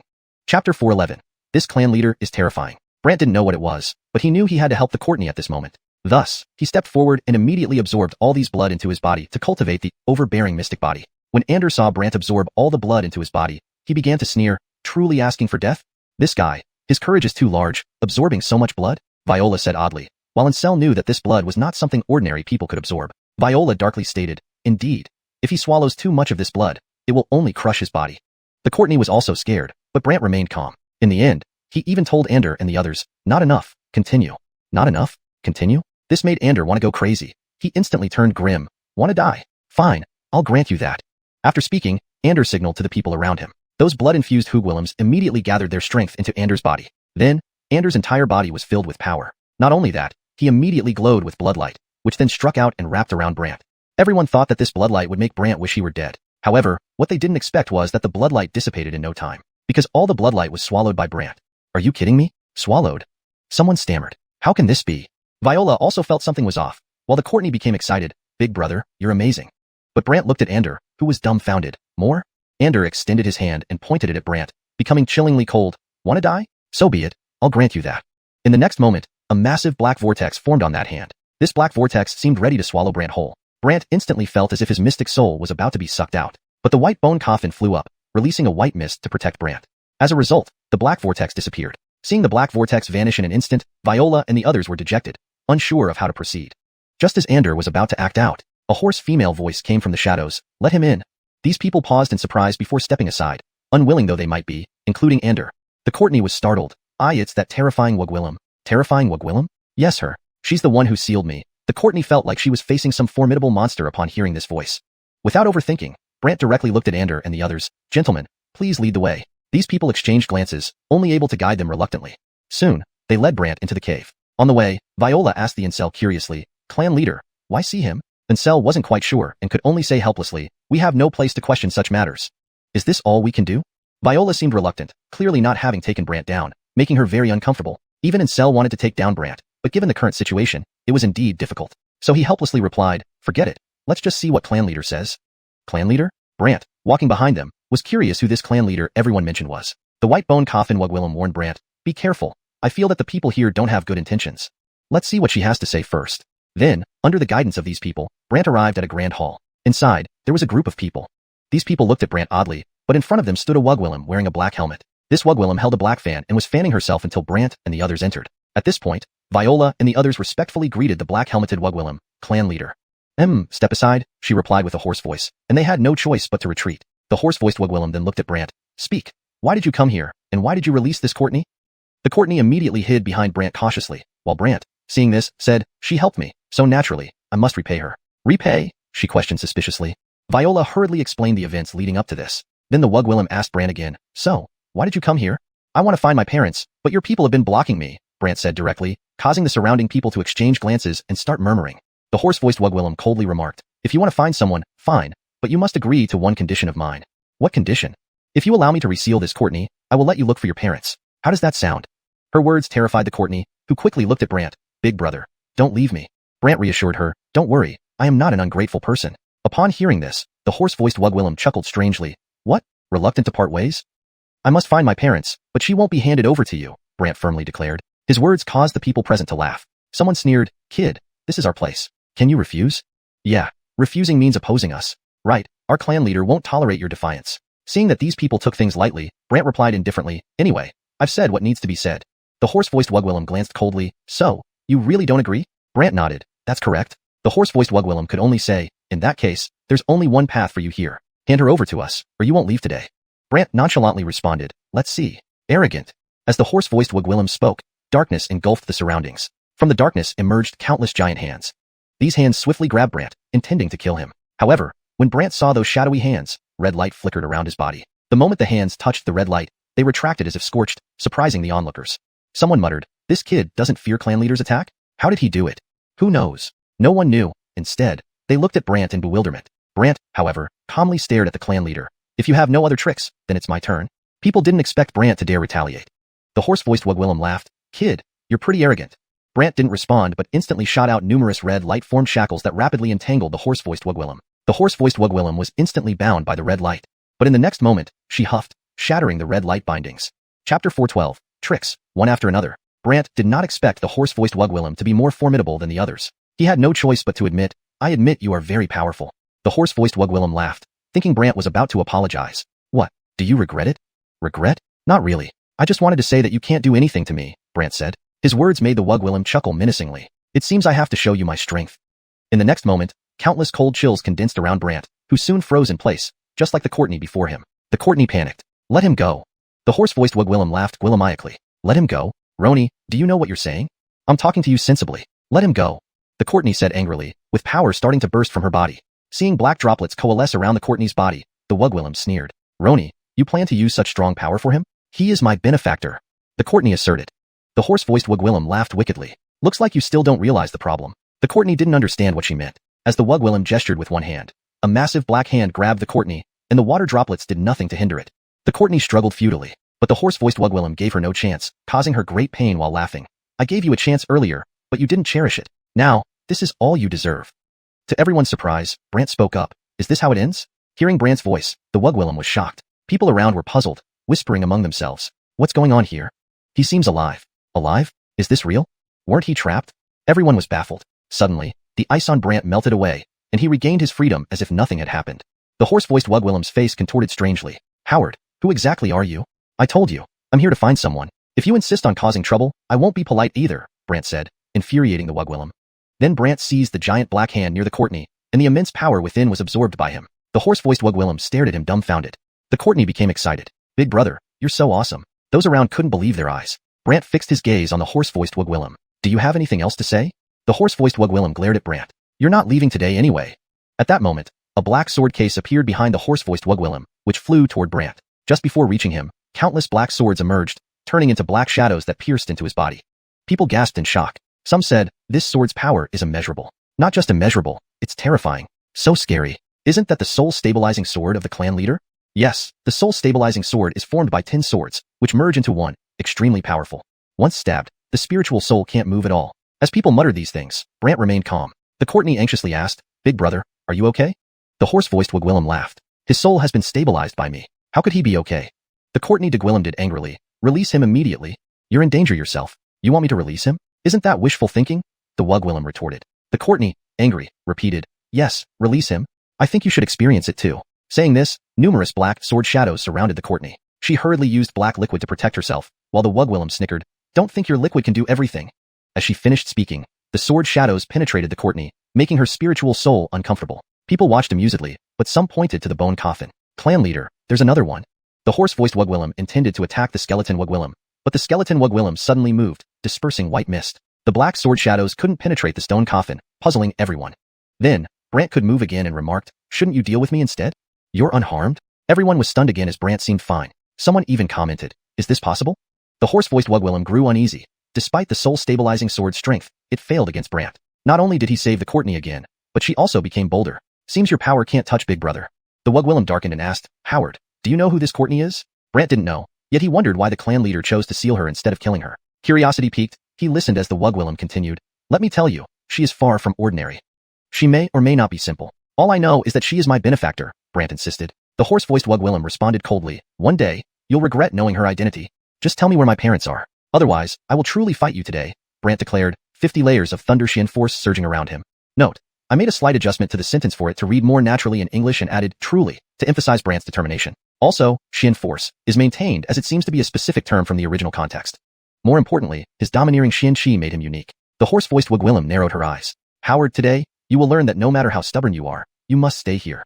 Next, white vapor emanated from her. Surrounding people screamed, Clan leader, is this a soul control technique? Yes, soul control. It looks like the clan leader plans to control this Casper's spiritual soul. The soul control technique can subdue even immortal persings. Soul control technique? Brant didn't know what it was, but when those white vapors entered him, he felt something moving in his spiritual soul. Curious, he observed a glowing white hand grabbing him, attempting to control his limbs. However, to Brant, all efforts were futile. Chapter 413. Different mystic chi, bringing changes to the body? Within Brant's consciousness space, Brant's mystic soul stared at the white hand and said, stop wasting your effort, it's useless. You can't do anything to me with that hand. Oh, is that so? The patriarch's voice came from the white hand as if very angry, while Brant grinned evilly. Of course. The white hand immediately taunted him, Howard, you're still overconfident. Overconfidence. Yes. As the white hand spoke, streams of power began attacking Brant's mystic soul, as if trying to swallow it. But not only was Brant unharmed, but the soul-suppressing coffin also appeared. Its lid opened, releasing a massive devouring force. The white hand was instantly devoured. Outside, the hoarse Wugwillem, the patriarch, suddenly snapped back to her senses, staring at Brant. Howard, what's your relationship with that Wugwillem? Do you mean my Aaron? Brant smiled. The patriarch coldly said, your Aaron? Yes. Seems like you're as annoying as she is. This patriarch was clearly irritated by Brant's actions, but forced herself to endure it. Brant said, what? Not continuing. This naturally infuriated the patriarch, who glared at Brant. Howard, don't be arrogant. This is just the beginning. Beginning? Yes, just the beginning. The patriarch harumphed and then instructed those around her, set up the formation for me. Set up a formation? These people quickly dispersed. Soon, a giant golden shield shadow appeared in front, transforming into a huge golden dome covering Brant. Not only did they inject their power to prevent Brant from escaping, but Brant smiled. Will this work? That's a given, the patriarch confidently replied. Brant smirked. Naive? Naive? The patriarch didn't understand what Brant meant, but Brant placed his palm on the golden shield shadow, and gradually its power was devoured. Seeing Brant devour the power of the shield shadow, the patriarch was shocked and became wary, while others were frightened. Has he already dealt with it? How could that be possible? This is all our combined power. Not just that, how terrifying is this? Their complaints couldn't affect Brant at all. Instead, Brant stared at the patriarch. Where are my parents? Himph, even if I can't deal with you, you think I'll tell you? Dream on. In that case, I'll see how strong you are. Brant said. Next moment, a blood-red mystic soul shadow appeared behind Brant, holding a sword wrapped by a black dragon. When Brant infused the mystic soul power and desolate origin into it, the black dragon on the sword grew enormous. Everyone present was terrified, and the Wugwillem in the bone coffin muttered under her breath, so powerful? The Courtney excitedly cheered, Big brother, you're amazing. The patriarch's expression changed drastically but stubbornly said through her mask, Howard, do you think this is enough? What, want to try the power of this sword? Brant looked at the patriarch with a smile, while the patriarch turned cold. I don't believe you can hurt me. Brant smiled, all right, let's see. Let's see? The next moment, Brant moved swiftly. The sword strike roared out, aiming straight for the patriarch. The patriarch instantly put both hands in front of her, black light flashing, but it was futile. The sword's power pierced through the black light and surged into her body. The patriarch immediately felt uncomfortable all over and spat out a mouthful of fresh blood. Everyone around was shocked. The Courtney cheered, look, she's seriously injured. Brant saw the opportunity and sent out another sword shadow, reinforcing it with desolate origin. The patriarch, now afraid, quickly dodged, but the black dragon chased relentlessly. Finally hitting the patriarch, everyone was scared silent until someone rushed forward to support the patriarch. Channing, are you alright? Channing, how are you? Channing. The horse Wugwillem stood up and hurriedly said before Brant could deliver the third strike, fine, I'll tell you. She waved her hand, and a wall behind her opened like a gate, with a path of light ahead. This will lead you to your parents, but be prepared. They might not be in good shape, the horse Wugwillem warned. Brant didn't care much about that and left with the Courtney and the Wugwillem in the bone coffin. Someone worriedly asked, Channing, are we really letting them go? Channing, is this appropriate? Channing, are you just letting this go? Facing these comments, the patriarch helplessly sighed with a grim expression. He's not ordinary, especially being that Wugwillem's disciple. Hearing that Wugwillem, some were puzzled. Even old Lady Ayashai asked curiously, Channing, who is this Wugwillem? The crazy Wugwillem, who once appeared with a peculiar stone coffin and made our lives miserable. Everyone was dumbfounded at this statement, with some stammering, Channing, is he really related to that Wugwillem? Yes, I saw it in his mystic soul, the hoarse Wugwillem gloomily replied. Now no one dared to speak up. Meanwhile, the passage closed, and the hoarse Wugwillem remarked, now that Courtney has escaped too. But we were ordered to watch over her. Won't this displease the Immortals? Old Lady Ayashai couldn't help but ask. The patriarch sighed helplessly. If so, there's nothing we can do. Our capabilities are limited, and I believe they will understand. Understand? Old Lady Ayashai pondered this. However, those around were anxious. Meanwhile, in the tunnel, Brant and his two companions continued walking as the surrounding mystic chi slowly changed. The Wugwillem in the bone coffin commented, why does this aura feel increasingly off? Not just her, but the Courtney also felt uneasy. It seems there's a real problem. Brant glanced at both. This mystic chi is very special? They nodded vigorously. Brant thought for a moment and started absorbing the surrounding mystic chi, which entered his body and transformed into a ball of golden light. This golden light was different from desolate origin, more like an immensely powerful force. What exactly is this? Brant wondered, sucking it in more fervently. Continuing forward, Brant absorbed while walking. The golden light accumulated within his body. These golden lights enhanced his physical body, making the tyrannical mystic body even stranger. Even golden scales appeared on his skin. In Brant's consciousness space, Brant's spirit soul stared at the white hand and said, don't waste your effort. It's useless. This hand of yours can't do anything to me. Oh, is that so? Came the voice of the clan leader from the white hand, sounding quite angry. Brant smiled wickedly. Of course. The white hand then teased, Howard, you're still overconfident. Overconfident? Exactly. As the white hand spoke, waves of power surged toward Brant's spirit soul, as if trying to devour it. However, not only was Brant unharmed, but the soul-suppressing coffin appeared, its lid opening to emit a massive devouring force. Instantly, the white hand was devoured. Outside, the raspy-voiced Wugwillem, who was the clan leader, suddenly snapped back to her senses, staring intently at Brant. Howard, what's your relationship with that Wugwillem? You mean my Aaron? Brant smiled. The clan leader coldly replied, your Aaron? Yes. It seems you are just as detestable as she is. The clan leader fumed internally, but restrained herself. Brant asked, what? Aren't you going to continue? The clan leader was visibly infuriated, glaring at Brant. Howard, don't get cocky. This is just the beginning. Just the beginning? Yes, just the beginning. The clan leader scoffed and ordered the surrounding people, set up the formation. Set up a formation? They hurriedly dispersed. Soon, a giant golden shield shadow flickered ahead, turning into an enormous golden dome enclosing Brant. Moreover, these people injected their strength into it, giving Brant no chance to escape. He merely smiled. Will it work? Certainly, the clan leader replied arrogantly. Brant chuckled softly. Naive? Naive? The clan leader didn't understand what Brant meant, but he placed his palm on the golden shield shadow, gradually absorbing its power. Seeing Brant absorb the shield's power, the clan leader was shocked, along with everyone else. He handled it? How could that be? That's the combined power of all of us. Not possible. It's terrifying. Their exclamations had no effect on Brant, who instead focused on the clan leader. Where are my parents? Hmph. I may not be able to handle you, but you think I will tell you? Dream on. So, I'll see how strong you are. Brant responded. Next moment, a blood-red spirit soul shadow appeared behind Brant, holding a sword coiled by a black dragon. After Brant infused the spirit soul power and wasteland origin, the black dragon grew significantly larger. Everyone was frightened, and the Wugwillem in the bone coffin muttered to herself, this powerful? The Courtney exclaimed excitedly, big brother, you're amazing. The clan leader's face changed drastically, yet under her mask, she remained stubborn. Howard, do you think this is over? Why? Want to try the power of this sword? Brant laughed at the clan leader, who turned icy. I don't believe you can hurt me. Brant replied with a smile. Fine, let's see for real. Let's see for real? The clan leader didn't understand what Brant meant, but the next instant, Brant acted swiftly. With a swift strike, the sword's shadow shot forward, aiming directly at the clan leader. She immediately blocked with both hands, surrounded by black light, but it was futile. The sword's power pierced through the black light, entering her body. Immediately, she felt uncomfortable all over and spat out a mouthful of blood. Everyone was horrified. The Courtney cheered, look, she's severely injured. Seizing the opportunity, Brant launched another sword shadow with Wasteland Origin amplified. The clan leader, now terrified, dodged quickly, but the black dragon pursued relentlessly. It finally struck the clan leader, and everyone around was too scared to speak until someone hurried to support her. Clan leader, are you okay? Clan leader, how are you? Clan leader. The raspy-voiced Wugwillem stood up and looked at Brant, realizing he was about to launch a third strike, hastily said, all right, I'll tell you. The Wugwillem waved her hand, revealing a passage behind her like a gate, with a light at the end. There, you can find your parents, but be prepared. They might not be in good condition, she warned. Brant ignored her words and led the Courtney and the bone coffin Wugwillem away. Someone worriedly asked, Clan leader, should we just let them enter? Clan leader, isn't this inappropriate? Clan leader, are we just letting them go like this?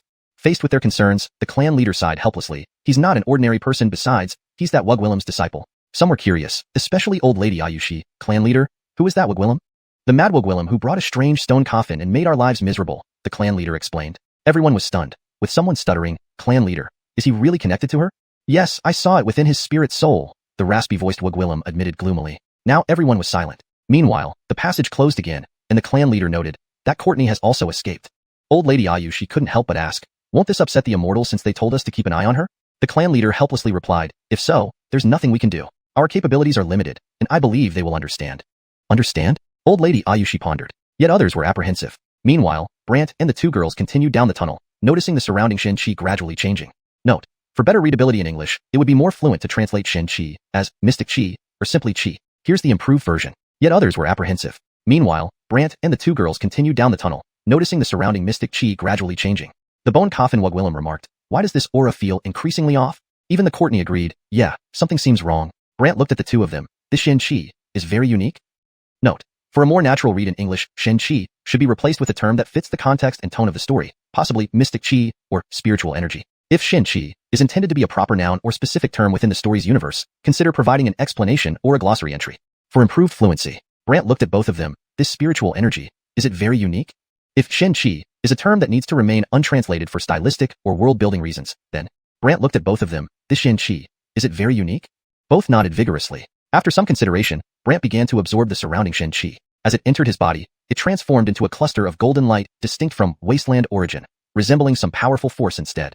Note: to maintain consistency and clarity, I've made slight adjustments to ensure the text reads more naturally in English while preserving the original meaning. What exactly is this? Brant wondered, thus continuing to absorb it intensely. Continuing onward, he absorbed while walking, with the golden light in his body increasing. These golden lights enhanced his physical body, making his tyrannical spirit body even stranger. Brant even noticed golden scales forming on his skin. Chapter 414, finally seeing her. The Courtney was startled by the golden scales on Brant's body, and she looked at him in shock. Big brother, you have scales.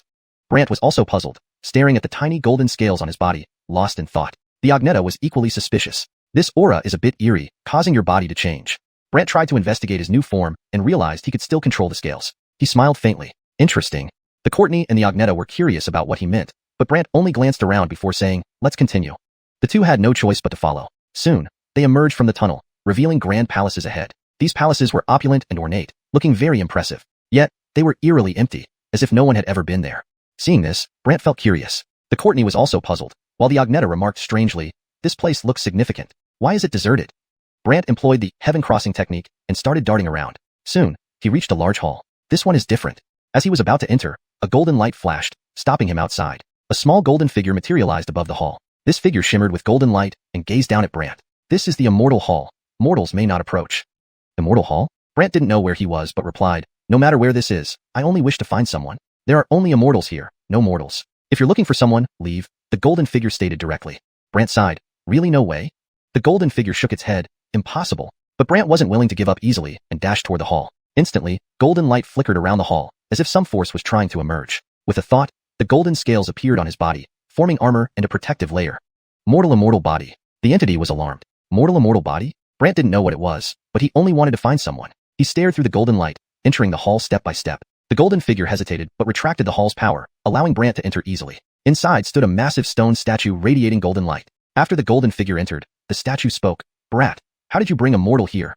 Hoyt, he's not an ordinary mortal but has a immortal body, the golden figure explained hastily. Immortal body? Impossible.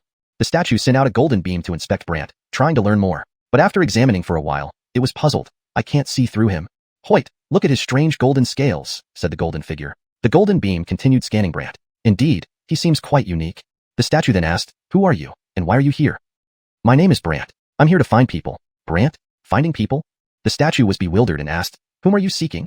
Brant explained his intentions. Hearing this, the statue responded, those two are your parents? Yes. Your mother, due to her unauthorized contact with mortals, is imprisoned in the Immortal Hall, while your father has disappeared. Brant was taken aback. What? Disappeared? Correct. A Wigwillem took him away. An image appeared, showing the leader of the 10,000 Souls sect capturing his father. Brant's expression darkened. Damn, it's her again. The statue offered, you have two choices now. 1, to meet your mother. Or 2, a path leading to your father. Brant paused. Can I choose both? No, you must pick one. This is the most lenient option allowed. Otherwise you, as a non-immortal, have no right to be here, the statue declared. Brant frowned. What if I want both? Impossible, the statue refused outright. Brant responded, then I'll have to create my own path. The golden figure panicked, don't be rash. My grandfather is the Hall Aaron here. Provoking him means provoking the immortal Hall. Brant ignored it and summoned the Dark Soul Shadow and the Black Dragon Sword. The statue asked curiously, what's your connection with that crazy Wugwillem? Crazy Wugwillem? Yes, the Wugwillem who always carries an eerie stone coffin, the statue coldly explained. Recognizing his teacher, Brant answered, she is my Aaron. The statue seemed distressed. What, you're her disciple? Brant nodded. Yes. After hesitation, the statue said, if you are her disciple, I can give you another chance. Another chance? Brant, surprised by his Aaron's influence, quickly asked, how? Go see your mother first, and I'll tell you later how to find your father, the statue instructed, then asked the golden figure to guide Brant. Naturally, Brant followed the golden figure out of the immortal hall. The Courtney and the Agneta curiously tagged along. Soon, they arrived at another hall. The golden figure said, inside is where she is, but only you can enter. Only me? Yes, just you, the golden figure affirmed. Thinking for a moment, Brant reluctantly entered alone. Inside was pitch black, with maze-like tunnels. It looked complex. Brant, confused, kept moving forward. At a junction, he closed his eyes, sensing changes in the environment, choosing the direction with denser mystic energy. Brant wasn't sure if this would lead him deeper, but had no other choice. Step by step, he moved forward. After 15 minutes, he sensed a different aura mingled with the thick, mystic energy, belonging to a weak individual near death. Brant rushed over and saw an ice sculpture containing a seated Wugwillem. This Wugwillem lacked a physical body, only retaining her soul essence. Stunned, Brant froze. Then, the soul essence sensed him, asking hesitantly, who is it? Brant shouted excitedly, Mother, it's me, Brant. Brant? Shocked, the soul tried to open its eyes but couldn't move, frozen as it was. It urgently asked, you are Brant? Yes. How did you come here? It became increasingly anxious. Chapter 415. So kind-hearted? Dream on. Brant recounted the events to the Wugwillem in front of him. Shock filled her face. Catherine, the awoke, sent you? Catherine? Brant asked curiously. Yes, her name is Catherine, a reincarnated immortal who founded the 10,000 Soul Sect in Dahuang. Her cultivation technique is terrifying. She wishes to utilize others' mystic souls to cultivate unique mystical skills, making her own mystic soul extraordinary. I discovered her secret, so she had the 10,000 Souls Sect target me and your father. Hearing this, Brant frowned. So Johnny is in danger? For now, he should be fine. She still needs his blood. Johnny's blood? Yes. Your father is also a descendant of immortals, and his blood contains traces of immortal blood. She will need time to refine it. Understanding her words, Brant said, I'll rescue you first. She replied, there's no need. I need to heal here to gather my physical form. Otherwise, leaving now would only weaken my mystic soul further. Heal? Intrigued, Brant listened as she explained how after losing her body, she had fled here to recover from her injuries. Once fully understanding the situation, Brant composed himself. Looks like I must find this Catherine first. Be very careful, the Wugwillem warned. This Wugwillem has a powerful mystic soul and incredible strength. A single misstep could result in you being used by her. Nodding, Brant responded, got it. I'll look for this Jada then. As Brant prepared to leave, she added, she has a weakness you need to remember. Weakness? Puzzled, Brant regarded her. After explaining in detail, Brant acknowledged, understood. I'll leave now. Moments later, Brant departed. Reappearing outside, a Courtney rushed over to ask, Big brother, how did it go? Did you find your mother? Brant affirmed, yes. What about her? The girl asked curiously. After Brant gave a brief explanation, he returned to the grand hall and faced the stone statue. Now, can you tell me how to find that Wugwillem? The statue hesitated. You really intend to go? Yes. It pondered before responding, young Gwillem, have you considered the danger? Once you go, you'll face a terrifying Wugwillem because the place she resides in is no simple matter. Unconcerned, Brant replied, regardless, I must find her. The statue thought a moment longer before agreeing, all right, let's begin. A sword appeared before Brant, emitting a white glow. This sword, pale white, can lead you to her. Pale white? Brant marveled at the sword's supposed power. Gripping the sword, a tremendous force enveloped Brant, directing him toward a certain path. With the sword in hand, he left the area. When he exited the hall, the pale white sword shimmered with white light, and they all vanished.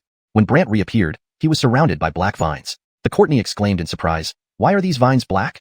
From within the coffin, the Agneta explained, this place is different. Brant sensed the chaotic mystic energy, feeling it wildly clash with each step as if on the verge of igniting. Curious, Brant observed this peculiar mystic energy when suddenly, a black bat fluttered around, eventually transforming into a Wugwillem. She had sharp fangs, a high-nosed bridge, and cackled seductively. The Alric awaited you. Brant was puzzled. Waited for us?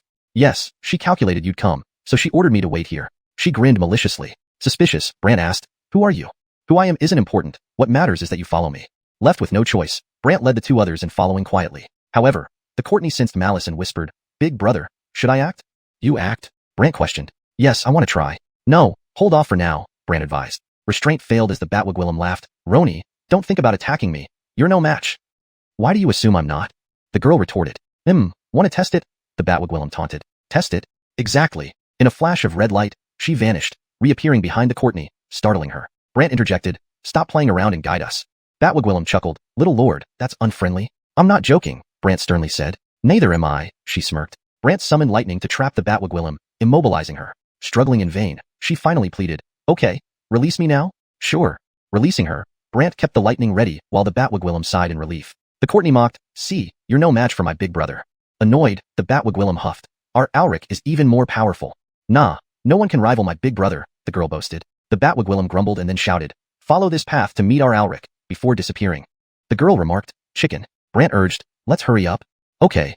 They leaped away together. Shortly, they reached a towering mountain, casting a colossal shadow. Recognizing the silhouette of the Alric, she laughed. Didn't expect me here, huh? You lured me to Immortal Hall, then waited for me here. It's more complex than that, isn't it? Brant retorted. She chuckled. Correct? I wanted you to see your mother one last time. Certainly not out of kindness. Brant sneered. Chapter 416. Countless demonic mystical bugs. Upon realizing Brant knew nothing, Garthorn Dance laughed. Kid, you really want to know? Know what? Brant was puzzled about what Garthorn Dance wanted to say. Garthorn Dance's laughter echoed from the sky. I'll tell you the truth. Your father has the blood of a celestial descendant, and your mother is a celestial herself. Therefore, their union made your body exceptionally unique. What does this have to do with me going to the celestial palace? Brant asked, looking up at the sky, confused. It does. After entering the celestial palace, the power within you changed as well, didn't it? It did change. So what? The stronger you are, the more I like it because the blood inside you is very useful to me. The other side laughed loudly. Brant stared curiously at the sky. My blood? Yes, your blood, came the mocking reply. Then, a red lock descended from the sky, quickly wrapping around Brant. The Courtney and the Agnetta were immediately alarmed by this sight. Initially, Brant thought it was harmless, but once it wrapped around him, he instantly felt his blood being drained towards the chain as if all his blood would be emptied out. Brant's expression changed, but being completely bound, he could not move. Seeing this, the Courtney immediately sent countless black waters. These waters wound around the chains one by one. She thought the water could shatter the chains. Unfortunately, it had no effect. The water bounced off upon contact with the chains. Seeing this, the Courtney was dumbfounded and looked at the Agnetta. What do we do now? The Agnetta's face turned grim, then she released white mists at the chains, but to no avail. Instead, Garthorn Dance's voice rang out from the sky. Don't waste your efforts. This is called the blood-sucking lock. Blood-sucking lock? Though the two women did not know what it was, they still frantically tried to save Brant. However, no matter what they did, they couldn't save him. Brant looked up at the sky and said, it seems that I have to settle this with you. Kid, I advise you to give up. It's useless, the opponent teased. Give up? Useless? Brant closed his eyes, then golden scales grew all over his body. The golden scales emitted light, protecting him from the draining blood.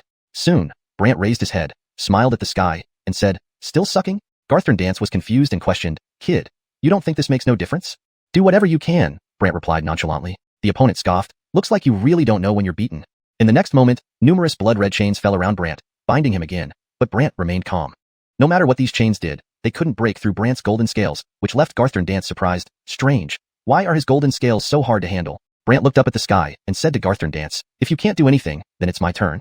Garthorn Dance snorted, you don't know when you're beaten. Suddenly, a black wind appeared in the sky, sweeping up the three. When they reappeared, they were in a dark forest.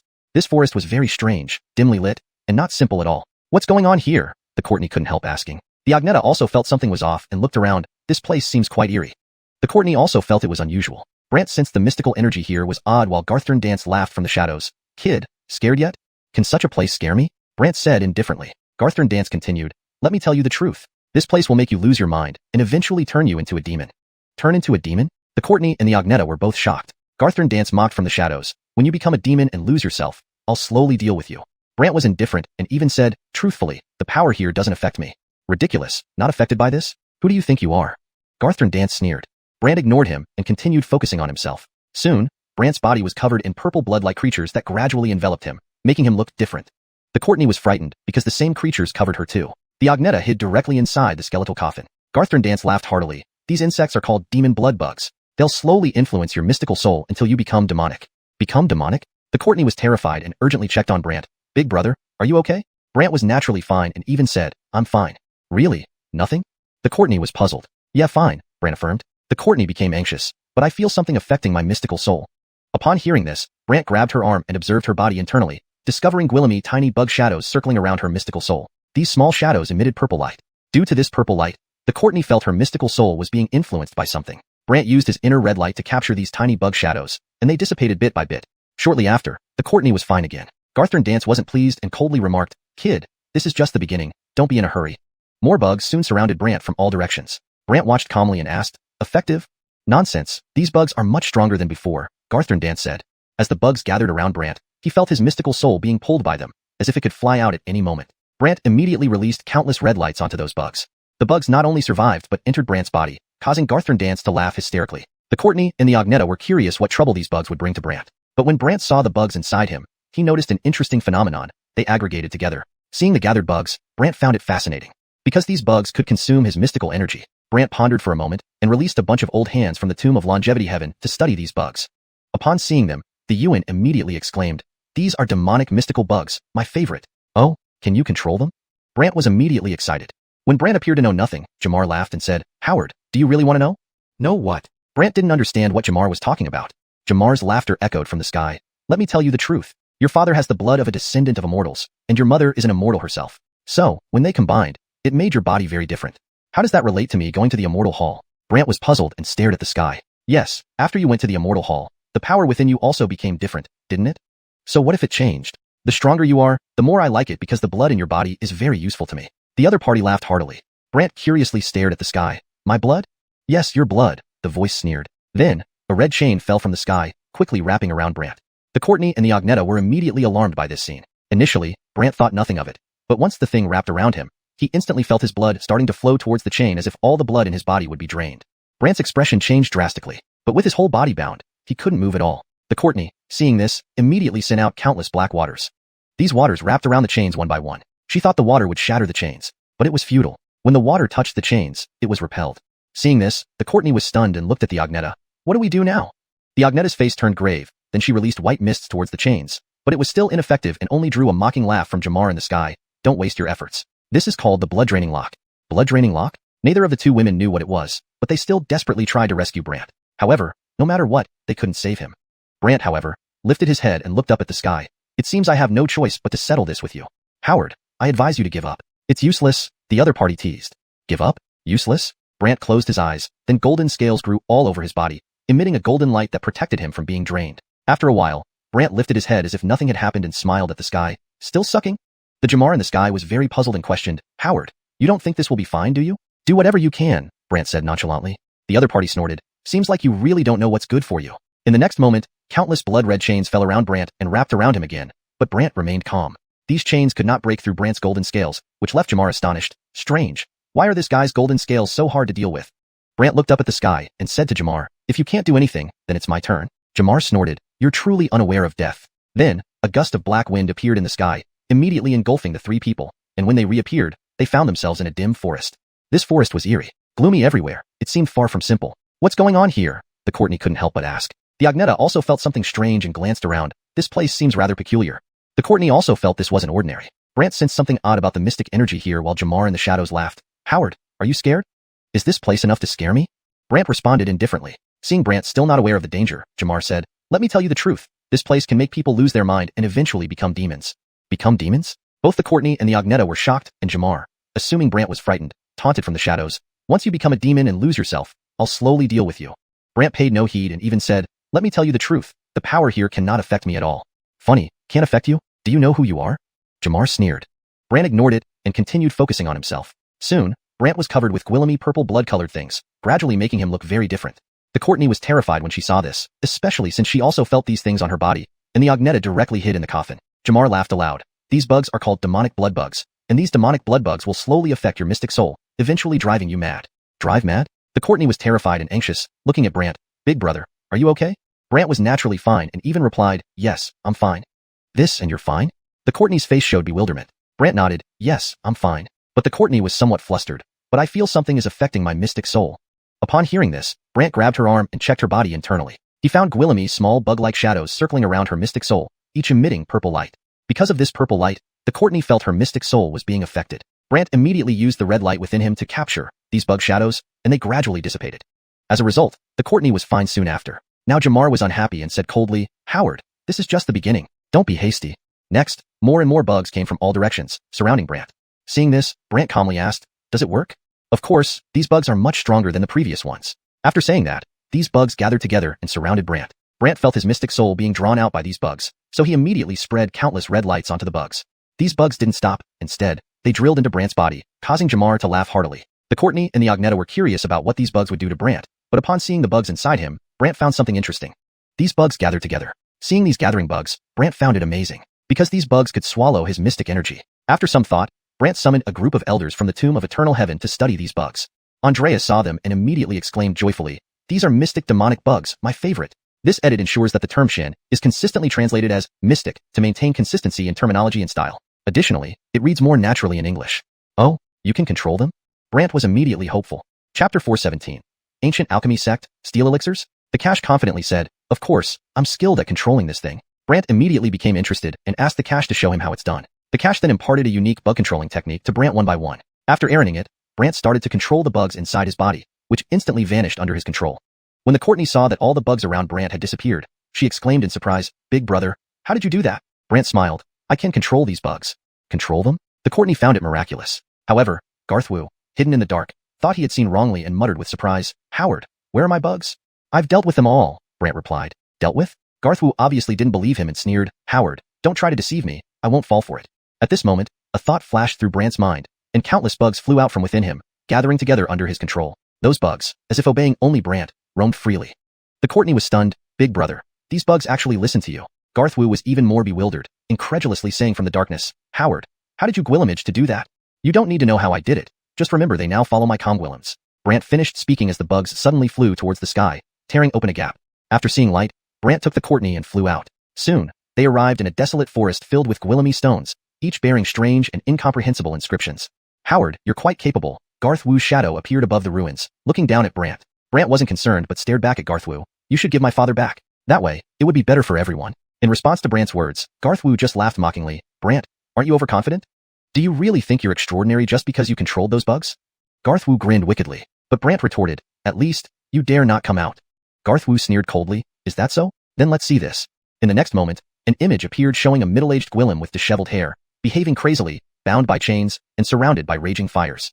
Brant was shocked, recognizing his father, and urgently asked, "What did you do to my father?" "What did I do?"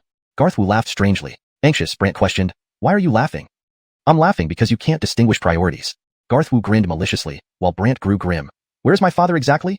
"The ancient alchemy sect in the Great Wasteland. But getting there isn't easy. Do you want some advice?" Garthwu smirked. Hearing this, the Courtney warned Brant, "Big brother, I think she wants to lure you into a dangerous place." Garthwu sked, "Roni, you truly understand me, but what can be done? He has no choice but to go, or else his father will be refined into an elixir." "Refined into an elixir?" After displaying a doubtful look, Brant said, "I hope my father is really at the ancient alchemy sect." Having said that, Brant turned around, intending to leave with the two girls. Brant and the two quickly vanished, leaving behind the scene where the Batwugwillem appeared curiously asking, "Caitlin, just let him go like that?" "Let him go, it doesn't affect us anyway," Garthwu laughed. Unconvinced, the Batwugwillem queried, "What if he really goes to the ancient alchemy sect and finds his father?" "The ancient alchemy sect is one of the ancient sects in the Great Wasteland, and there are some old fellows who are no ordinary beings," Garthwu explained. The Batwugwillem hesitated, "But? Don't worry, he doesn't have that ability," Garthwu assured firmly, causing the Batwugwillem to remain silent. With a laugh, Garthwu then disappeared. Meanwhile, Brant and the Courtney left, learning about the way to the ancient alchemy sect from the old Gwillem. Within a few days, Brant reached the destination. However, outside the ancient alchemy sect lay an unusual array. Just as Brant tried to proceed, a child appeared, standing and staring at him. "Sir, please do not intrude recklessly. I'm here to find someone," Brant declared straightforwardly. The child frowned and repeated, "Sir, our ancient alchemy sect only accepts invitations. If you captured my father, am I still supposed to wait for your invitation?" Brant asked firmly. The child seemed confused and looked at Brant. "We captured your father?" "Yes," Brant affirmed. The child didn't believe him and sternly said, "Young Gwillem, don't make false statements, it could lead to dire consequences." "Do you think I'm lying?" Brant revealed an image, and the child looked suspicious after viewing it. "You say this is your father?" "Yes. This person came here crazy a few days ago to steal elixirs and was caught by us and thrown into hell," the child explained, which made Brant serious. "Steal elixirs?"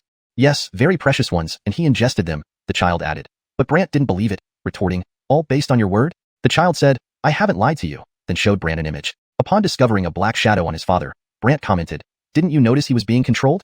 The child replied indifferently, "Sorry, the elixirs were consumed by him. We naturally arrested him. Whether he was controlled is irrelevant to us." Brant knew it was Garthwu's doing and thus threatened, "If you persist, I won't hold back." The child glanced at Brant without fear. "Sir, please respect yourself. Otherwise, if we fight and you get hurt, it wouldn't be good." Brant looked back at the child and countered, "Do you think I'll harm myself?"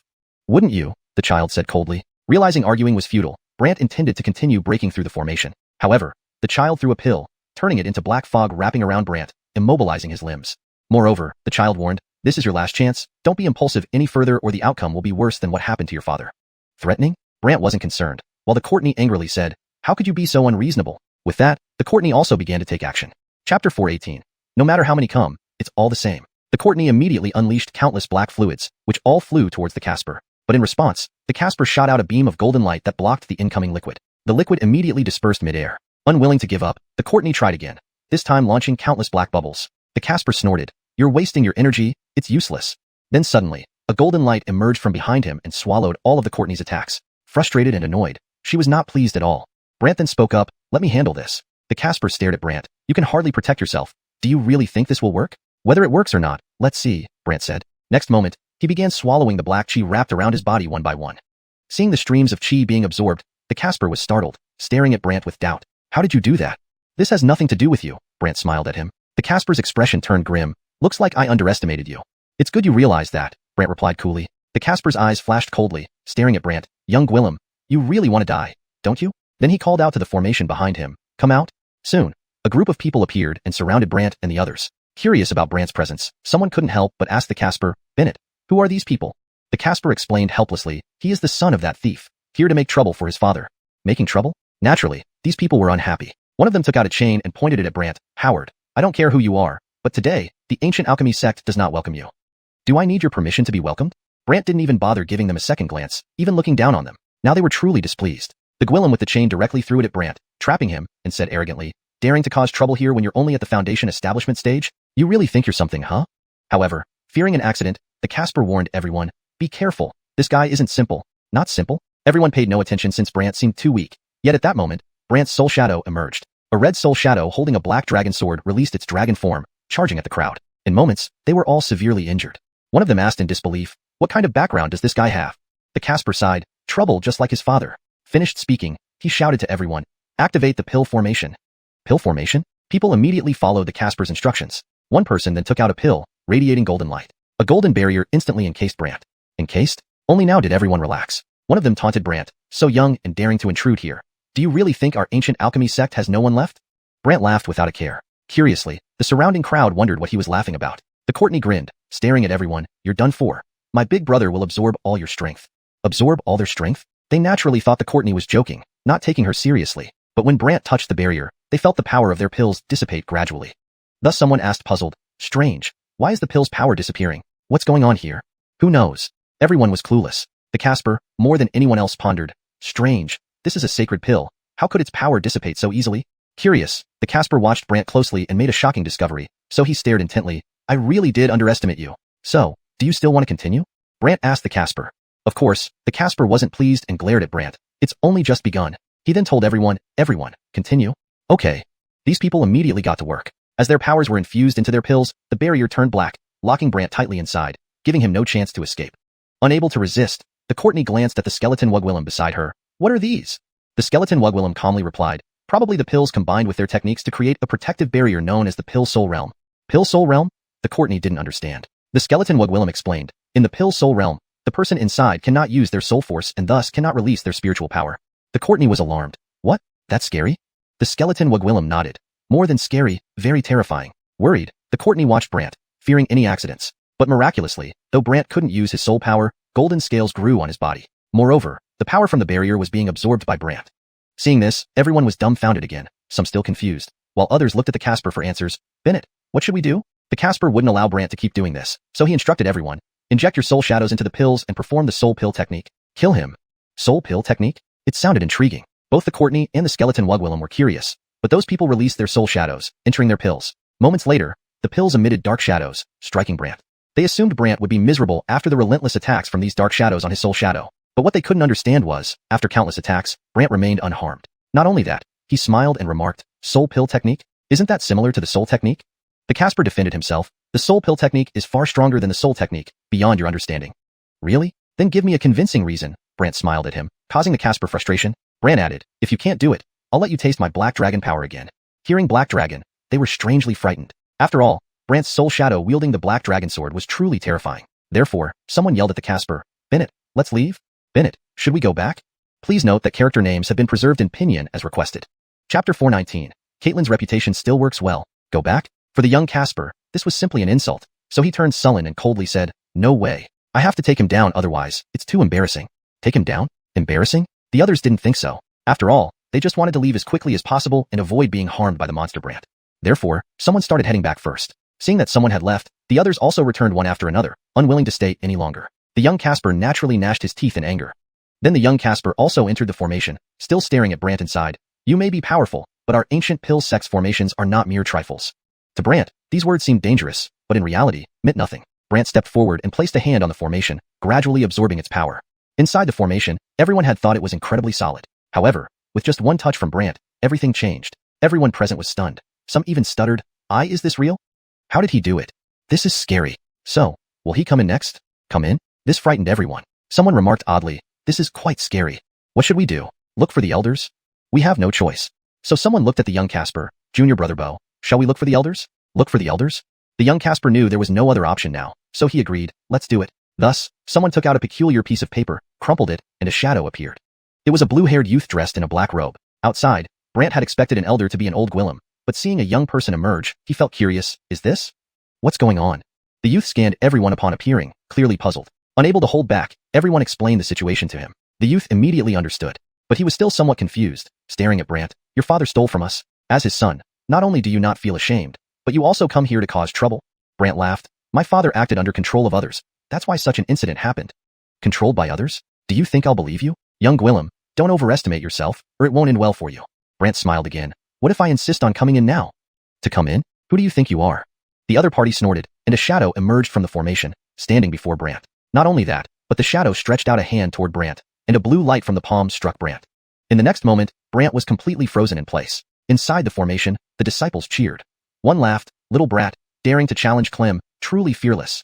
Yeah, have you seen what Clem does? Clem excels at freezing pills that can immobilize every inch of your skin, making it impossible to struggle. Not only those people, but even the young Casper said to Clem, Clem, just subdue him, don't kill him. Don't worry, I won't kill him, but I'll make sure he understands that our ancient pill sect isn't to be messed with. After saying that, Clem stared coldly at Brant. Afraid now? Afraid? Not really, just find it amusing. Amusing? Clem couldn't understand, but Brant smiled. You'll see. Everyone assumed Brant was boasting and laughed at him, but then Brant began to absorb the pill's power fiercely. This pill's power was extraordinary. A cool sensation spread throughout his body, as if trying to engulf him entirely in coldness. Not only that, when Brant absorbed this power into his body, his flesh became stronger. Especially when golden scales appeared, visible icy breath could be seen on them. But the layers of ice on Brant's body gradually dissipated.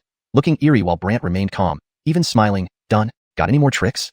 Everyone was shocked, and Clem was full of suspicion, questioning Brant. Young Gwillem, how do you know the art of swallowing pills? Swallowing pills? Brant wasn't using that technique.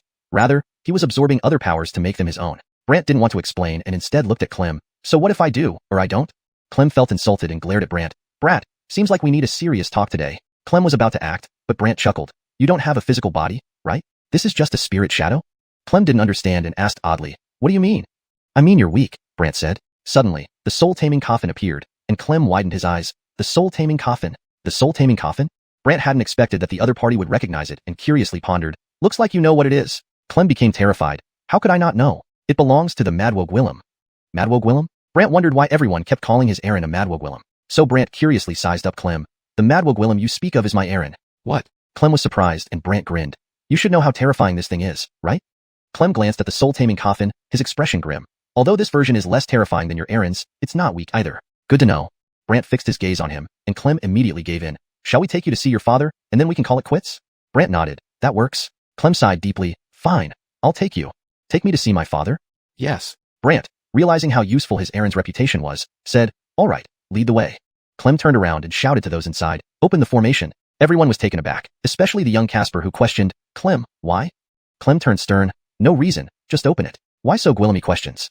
But, the young Casper was reluctant. But under Clem's calm Gwillemed, he had no choice but to obey and ordered everyone to open the formation. Once opened, Brant led the Courtney and followed the steps of Clem. However, the Courtney was curious. Big brother, who is your Aaron? Why do so Gwillemy people seem scared when they hear about her? Please let me know if there is anything specific you'd like to adjust, or if you have further content for translation. Chapter 420. Must they kill him? So obsessed? Who is Caitlin? Brant didn't know how to explain, so he could only say, I don't know how to answer this question, but you should know that my Aaron is very powerful. He has captured Gwillemy experts. Captured? The Courtney became even more curious and looked at Brant with suspicion, while Brant smiled and said, this is something you wouldn't understand. Don't understand? The Courtney was even more perplexed. At this moment, Clem, who was leading the way ahead, turned around and looked at Brant and the others, saying, Young Gwillem, if you want to see your father, you need to go somewhere first. Where? Brant asked suspiciously. Clem replied oddly, our ancient alchemy sect's pill array. Only after you enter it can you freely proceed to where your father is. Then just lead the way. Brant wasn't one for small talk. Seeing that Brant wasn't afraid of anything, Clem had no choice but to lead the way. However, the ancient alchemy sect disciples were mocking them, with someone commenting, does this kid really not fear death? Not fear death? Probably just boasting. I think he's boasting too. Indeed. The young Casper grew even more sullen. Wait, I must make sure that the pill array becomes more terrifying. Upon hearing this, someone immediately responded strangely, young brother Bo, does that mean we also have to go into the pill array? Yes, only with our participation can the pill array become more terrifying. Everyone, be on your guard, someone added, asking, young brother Bo, are you thinking of letting him die? The person revealed a cold expression. That's right. I want him dead. Everyone was puzzled by why the young Casper wanted Brant dead. Meanwhile, Clem glanced at the young Casper and warned, Xiao Bo, you mustn't have these thoughts. The young Casper was confused, especially since the elder agreed to Brant entering, making him even more suspicious. Clem, I don't understand why we have to take them there. After saying this, the young Casper looked back at Brant and his group following closely behind. Clem, somewhat helpless, explained, his errand isn't simple. His errand? What kind of errand can it be? Could they be stronger than our ancient alchemy sect? The young Casper retorted. After thinking for a moment, Clem replied, his errand is indeed stronger than Guillemy of our elders in the ancient alchemy sect. Naturally, the young Casper didn't believe it and felt annoyed. Impossible, it can't be. Clem frowned. What's wrong? Angry? Thinking about Brant's actions today, the young Casper felt very unwilling. If everyone knows that we, the ancient alchemy sect, can be bullied like this, there will be more people like him appearing in the future. Clem sighed. There is only one errand. Why are you so obsessed? Obsessed? The young Casper said angrily, I am doing this for the reputation of the ancient alchemy sect. Clem knew explanations would be futile and told the young Casper, I've said all I needed to say. I hope you won't provoke him. Otherwise, if his errand really shows up, the ancient alchemy sect will be destroyed. The young Casper thought Clem was just scaring them and didn't care. Instead, he continued, anyway, when we get to the pill array, I will stop him. Clem could only sigh helplessly and didn't say anything more. However, the Courtney behind Brant said strangely, Big brother, did you hear? That guy is really Bu Fuqi, unwilling to admit defeat. Note, Bu Fuqi typically means being unwilling to accept defeat or feeling indignant. For a more natural English expression, it could be translated as, that guy really isn't willing to back down, depending on the context.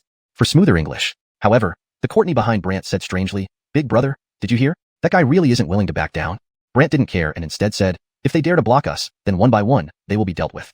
The Courtney agreed, Big brother really has courage. Brant looked around because the aura in the ancient alchemy sect was very peculiar, as if countless pills were gathering from all directions. The Courtney also curiously observed the surroundings. Finally, the group arrived at a valley filled with various pills scattered on the ground, emitting different lights, looking rather extraordinary. The Courtney was confused, Big brother, why are these pills thrown everywhere? For this question, Brant didn't know either. He could only look at the pills and say, perhaps these pills have gained their own spirit. Spirit? The Courtney was curious. At this point, Clem looked at Brant and explained, this is the pill array. After passing through it, you will reach Hellfire Forge, where the horrifying pills are made. Your father is there. After receiving this information, Brant directly led the group inside. When the young Casper saw Brant enter, he sneered, let's go together. The young Casper immediately led the others inside as well, and Clem sighed, oh well, but inside the pill array, once the young Casper entered, he instantly disappeared as if merging with the array. Therefore, the Courtney, seeing no one coming behind them, immediately froze. Where did they go? They were just behind us. Why did they suddenly vanish? Brant was also puzzled, looking around with a suspicious expression. Strange, they were just here. Why did they disappear all of a sudden? Suddenly, laughter echoed around from various directions, especially the young Casper teasing Brant, kid, you chose the wrong path. Now that you're in the pill array, it's under our control.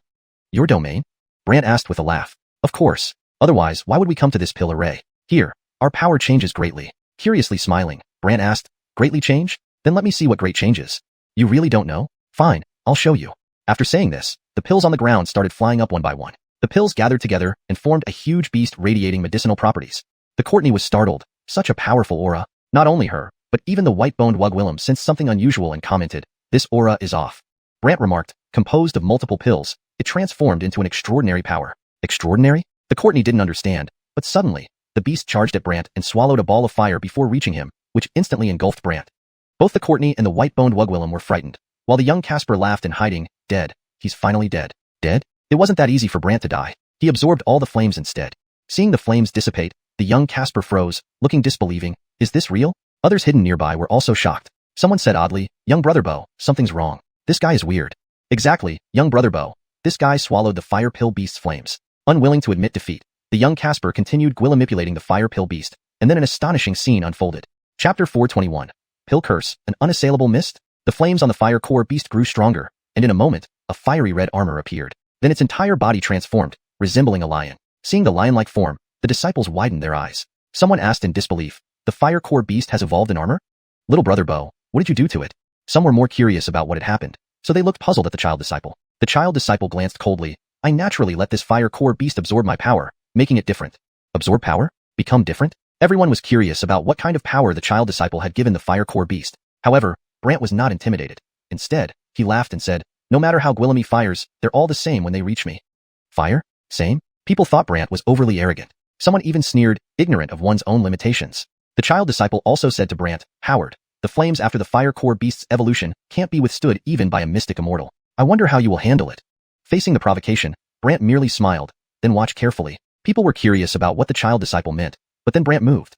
They saw that the fire around Brant spread out as well. If viewed from above, the fire surrounding him resembled an eye. When Brant's fire touched the fire core beast, its flames were immediately devoured. At the moment the fire core beast's flames vanished, everyone was stunned.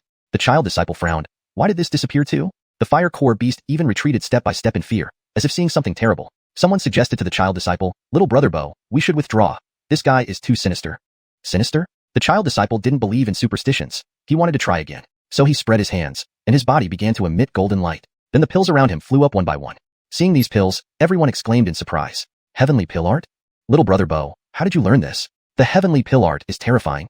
Not wrong. Legends say it can control any pill, making them instantly unleash horrifying power, causing unbearable pain to others. But this power consumes a lot of mystic soul force. Little brother Bo, are you capable? If little brother Bo isn't capable, then no one is. Indeed. Little brother Bo is the successor of the sect Aaron. The child disciple was quite smug because he believed that using the heavenly pill art would make Brant wish he were dead. However, Brant stood there without taking it seriously and even asked the child disciple, you're charging up? Why does it take so long? Charging up? After hearing Brant mock him, the child disciple immediately huffed, Howard, wait and see if I'm really charging up or not. Brant didn't care. However, the child disciple, enraged, made the pills gather together and attack Brant. Brant's area immediately exploded. Everyone was terrified, but Brant remained calm as if it had nothing to do with him. Nevertheless, Brant's area was already collapsing. The Courtney and the skeleton Wugwillem became anxious, looking towards Brant's location, wondering how he was doing. Someone asked the child disciple, little brother Bo, is he dead? The child disciple looked at the ruins and smirked, so Guillaume powerful pills, comparable to Guillaume high-level mystic immortals, unleashed their strongest force. It's strange if he's not dead. Hearing this, the Courtney and the skeleton Wugwillem felt worried, but at that moment, Brant's laughter echoed from the rubble. What? Do you think I'm in trouble?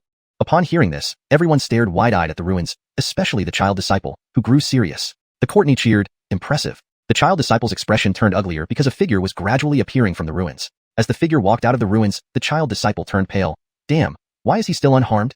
He thought he could easily kill Brant, but now he knew Brant wasn't so easy to deal with. Therefore, the child disciple hardened his heart and told everyone, the final move of the pill formation. Final move? Everyone froze in disbelief. Little brother Bo, are you joking? Little brother Bo, are you clear-headed? I am clear-headed. Is there a problem? The child disciple glared at everyone. Everyone panicked. Little brother Bo, this final killing move of the pill formation involves immense power. If you do this, it's very dangerous. The child disciple's tone turned icy. Would you rather let him go just like that? But once this formation is destroyed, the consequences will be severe. The people around also expressed that this was difficult, but the child disciple declared icily, I'll take responsibility for all the consequences. Everyone fell silent. Let's start, the child disciple said again and sat down cross-legged, directly entering the pill formation. Others had no choice but to follow. A terrifying mist appeared inside the pill formation, surrounding Brant. Simultaneously, the figures and presences of the others vanished into the mist. The child disciple's voice chuckled, Howard, the strongest move of the pill formation makes one lose oneself and gets trapped in this place forever. Lose oneself? Brant scoffed. The child disciple didn't know why Brant laughed but warned, I'm not scaring you. Everything I say is true. I don't know if you're bluffing, but I want to tell you that I can destroy these things instantly. Destroy? The child disciple laughed. This mist is an illusion. You can only see it, not touch it. So no amount of power can affect this mist. Brant replied indifferently, then let me show you how I devour the mist. Devour the mist? People thought Brant was joking, while the child disciple mocked, stop bragging. It's impossible. Brant ignored him and began absorbing the mist. As the mist entered Brant's body, it transformed into wasteland essence. The others sensed something was off, because the mist was indeed dispersing. Thus, everyone anxiously questioned the child disciple, little brother Bo, he seems to be absorbing it. Little brother Bo, what do we do now? That power has entered his body. Once we cast the pill curse, those powers will explode inside him. Explode inside? Everyone found it feasible, so they started chanting. That chant made the surrounding mist come alive, like waves crashing against each other, similarly affecting the mist within Brant's body. Chapter 422. Once captured, impossible to surrender. The people from the ancient pill sect thought that Brant would be killed by the mist within his body this time. However, Brant remained calm and even laughed while looking at the surrounding tidal waves of mist. You can't possibly think that such a thing could easily kill me, right? The Casper thought Brant was boasting, so he tried to intimidate him, saying, Howard, just resign yourself. Brant sighed. Ignorant you are. Ignorant?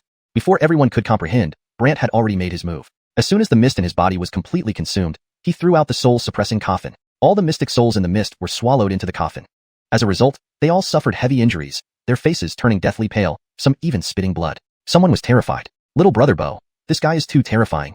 The Casper stood up, wanting to leave, but Brant sneered. Always targeting me, and now you want to run? After speaking, Brant enveloped the Casper with streaks of red light. The Casper immediately felt his mystic soul restrained, causing great pain, leading him to curse loudly, "Let go of me!" Let go? How could Brant let go? He directly sucked the Casper's mystic soul into the soul-suppressing coffin, leaving only his physical body behind.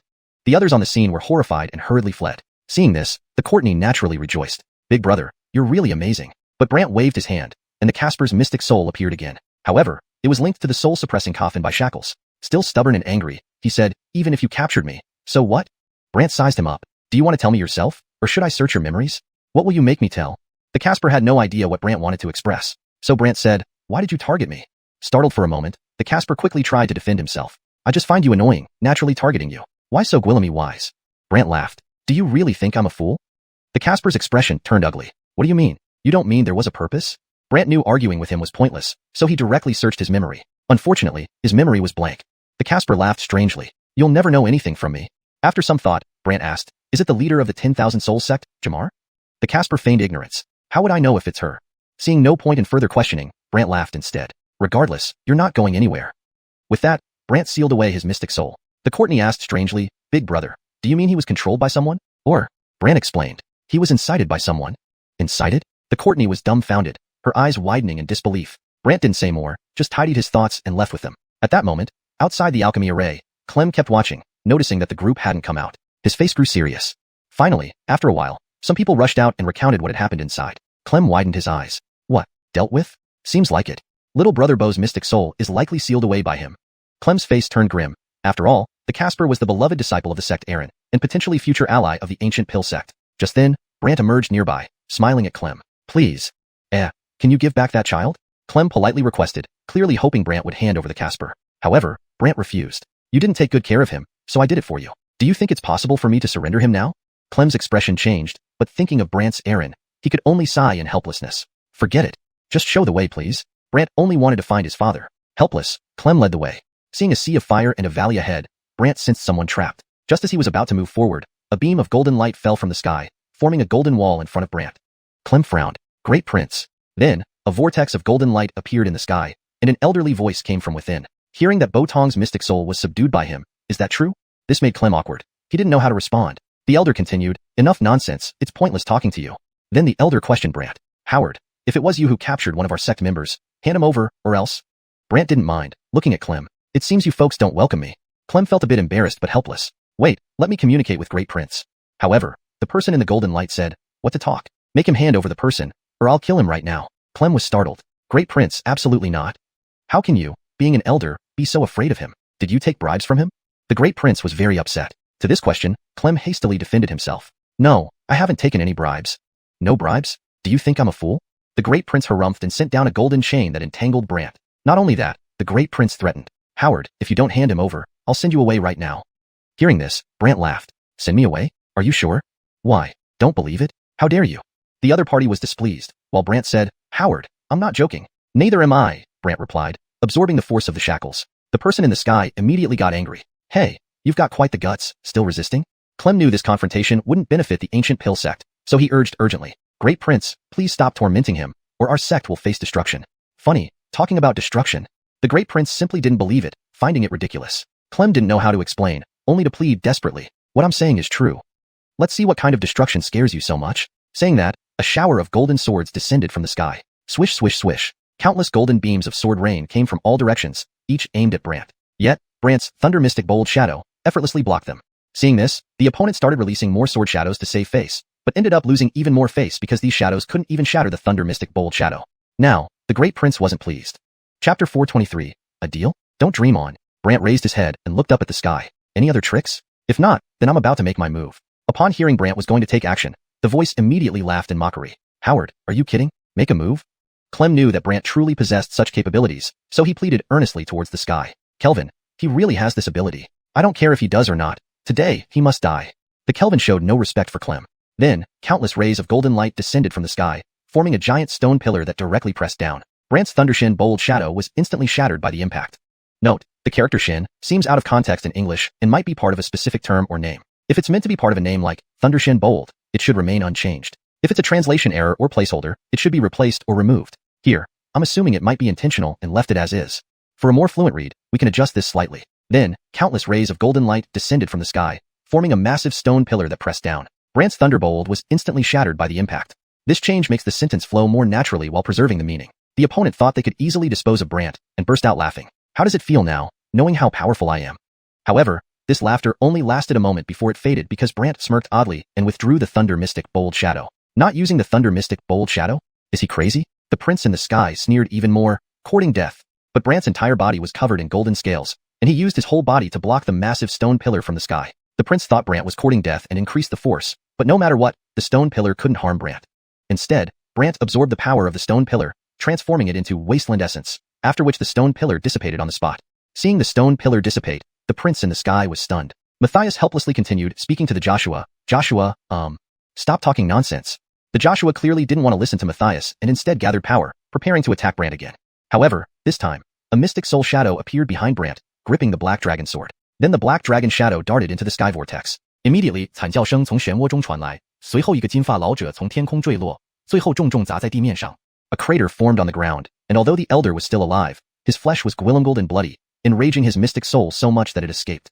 You dare to hurt me, the elder exclaimed furiously. Brant ignored him and walked over step by step, staring at him. The other side was frightened, floated up, ran behind the Matthias, and shouted angrily, "Who is he?" Just as the Matthias was about to explain, Brant threw out the eternal soul coffin. When it appeared, the Joshua was shocked. Soul coffin? That Madwog Willem's thing? The Matthias said helplessly, he's that Madwog Willem's disciple. The Joshua immediately cursed. Why didn't you say so earlier? Do you want me dead? The Matthias was embarrassed. Regardless of who it is, you'll be the death of me. After cursing, the Joshua looked at Brant and said, Kid, if you hand over stone to Kari, then our grievances will be settled. The Joshua thought that by lowering his stance like this, Brant would listen to him. What the Joshua never imagined was that Brant did not care at all and even retorted, nonsense, too much of it. Nonsense? Too much? Only to see the red light of the soul coffin already enveloping the Joshua, and the Joshua instantly felt bound by something. The Joshua was terrified, staring at Brant. Kid, stop, otherwise, you'll regret it. Regret? With what? Brant countered, leaving the Joshua bewildered. Brant increased the power. This time, the other side was genuinely scared, but Brant showed no intention of stopping. Just as the Joshua was about to be taken away, a beam of white light flashed past, saving the Joshua. Recognizing the person who appeared, the Joshua excitedly called out, Channing. It was a Gwillem with white hair and a face resembling that of a monkey, blinking his eyes, looking at Brant and asking, You're that Madwog Willem's disciple? Yes. So, let's make a deal. A deal? Brant did not know what kind of deal he meant. The other party then said, As long as you return my disciple to me, I'll give your father back to you. Brant laughed immediately, confusing the other side. Why are you laughing? I'm laughing because you're very ignorant. Ignorant? The other side didn't understand what Brant meant and chuckled. What do you mean? Don't you get it yet? Of course, the other side did not understand and was full of curiosity. What exactly are you trying to say? I want to tell you that my father was trapped by you, and it's already generous enough that I haven't caused trouble for you. You actually want to use him as leverage? The other side hummed. Your father stole medicinal pills. He was controlled, and so was your disciple. Brant's words made the other side freeze. You say my disciple was controlled? Yes. Naturally, the other side disagreed, thinking Brant was lying. Kid, don't talk nonsense. Nonsense? Then think about why your disciple has always targeted me. It's because he was bribed, Brant replied. The other side found it laughable and asked, Proof? Brant had not obtained Botong's memories and naturally did not know the details but said, Anyway, what needs to be said, I have said. So, you refuse to exchange your father? The other side pressed, and Brant simply said, I'll rescue my father myself. The Channing laughed, and the prince ridiculed Brant. Rescue? How? Are you kidding? Brant, seeing they still didn't understand, smiled oddly. You'll see soon. Brant then looked at the Courtney and the two others. Let's go. They followed immediately. Seeing these three people were going to save someone, the Joshua shouted at the Channing. Channing, stop him. Stop him now. The Channing naturally didn't hold back and raised a finger, causing the sky clouds to converge rapidly, locking onto Brant. Brant was immediately entangled by countless clouds, and within these clouds, flashes of lightning could be seen, as if they could destroy Brant at any moment. But Brant was completely unconcerned and said, You think these clouds or lightning can trap me? As long as they confine you, the Channing glared at Brant. Brant sneered, You underestimate me. The Channing coldly remarked, If it weren't for the sake of your Aaron, I would have already killed you. You don't need to consider my Aaron's face. After all, I can handle you without needing my Aaron. Brant's words infuriated the Channing, making him glare with a sinister smile. Very well indeed. When the Joshua saw the Channing smiling, he tried to intimidate Brant. Kid, you're done for. Our Channing is angry. Angry? Brant didn't know what this anger meant, but he didn't take it seriously. Madness? The Kelvin in the sky sneered even more. Courting death. But Brant suddenly grew golden scales all over his body and used his entire physique to withstand the massive pillar from the sky. Thinking Brant was courting death, the Kelvin increased the force, but no matter what, the pillar couldn't harm Brant.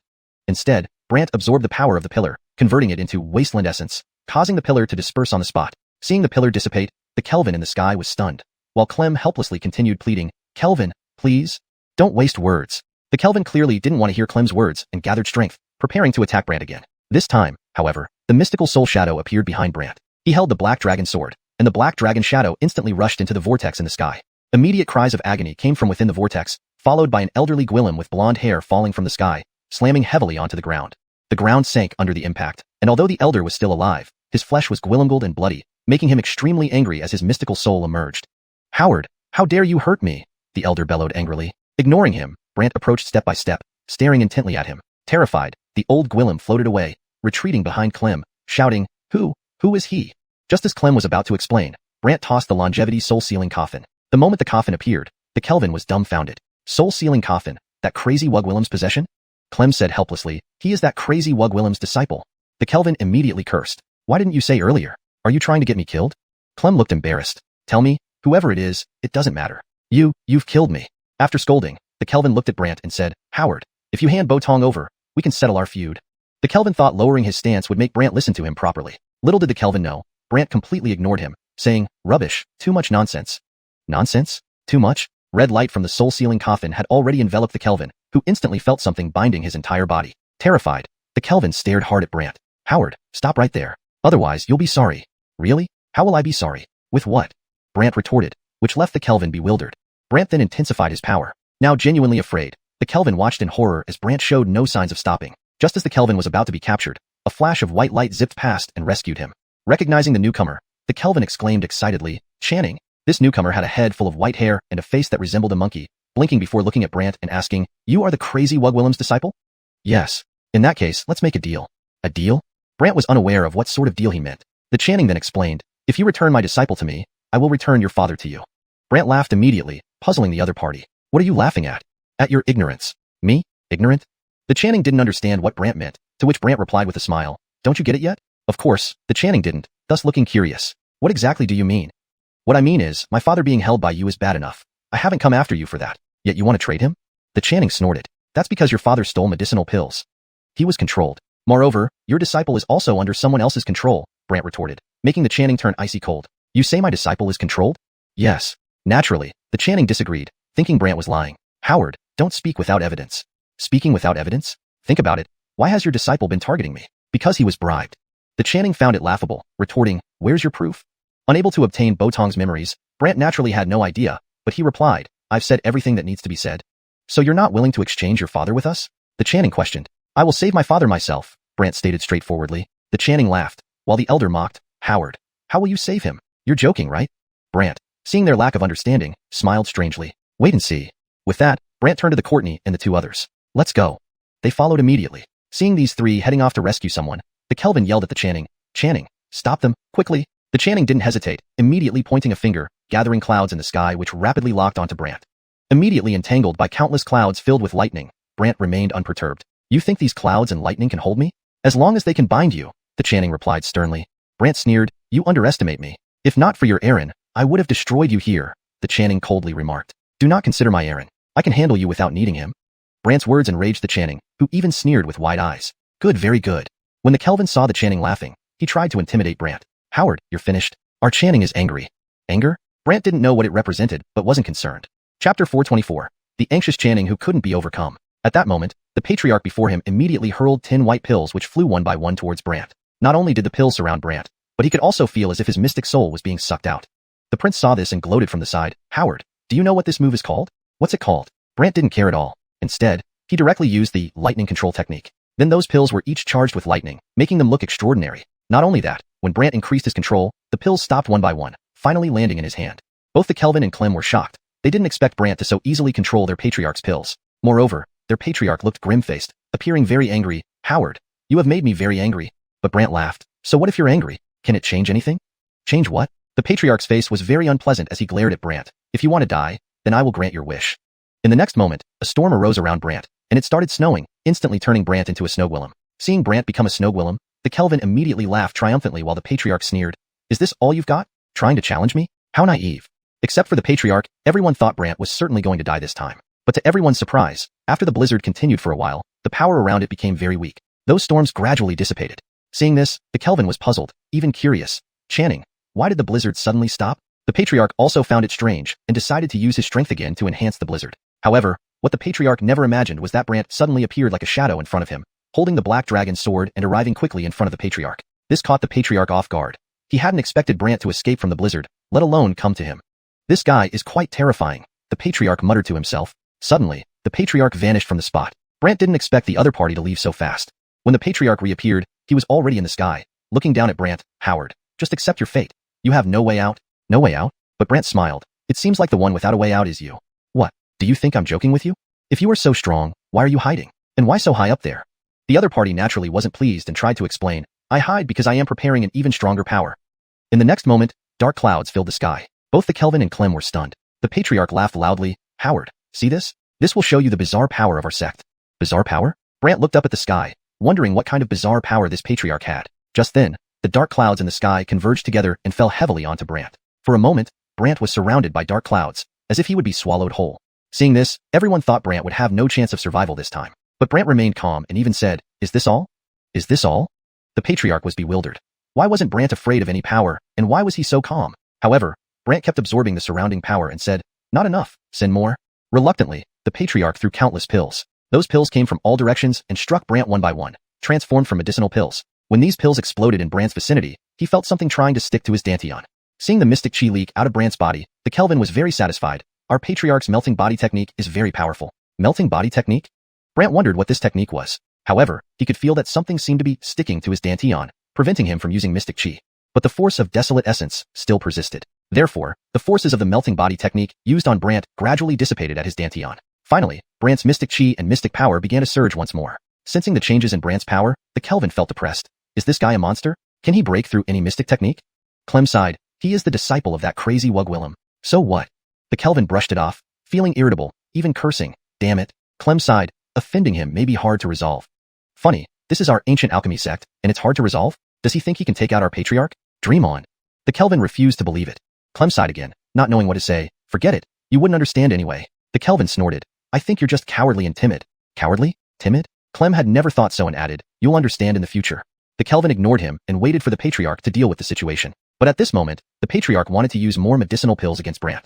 Yet Brant used the sky crossing technique and shot into the sky. Seeing Brant suddenly appear, the Patriarch was stunned and stared fixedly at him. How did you get up here? By flying, Brant flicked the black dragon sword in his hand, combined with the enhancement of desolate essence, releasing a powerful force from the black dragon sword. Boom! Countless black dragons struck the Patriarch, who immediately felt uncomfortable, even becoming pale. Furthermore, when Brant hurled the soul-sealing coffin, the other party was frightened and disappeared as a white shadow, even warning Brant. Howard, you don't want to make a deal? Fine. You won't be able to see your father either. After saying this, the sky changed color, and the valley and flames ahead disappeared. Seeing everything in front disappear, Brant frowned, and the Kelvin was scared stiff as Brant suddenly looked at him and hurled the soul-sealing coffin. The Kelvin didn't have the Patriarch's ability to escape, so he looked terrible. What are you doing? What happened to what was in front? Brant pointed to the vanished area and questioned. The Kelvin hesitated. The Patriarch's power landed on it, changing its nature. The Patriarch's power? Garth dead on it? Brant was skeptical. His power is that strong? Some of the Pill Douglas in our ancient alchemy sect, the Kelvin panicked, while Brant wondered about what Pill Douglas were.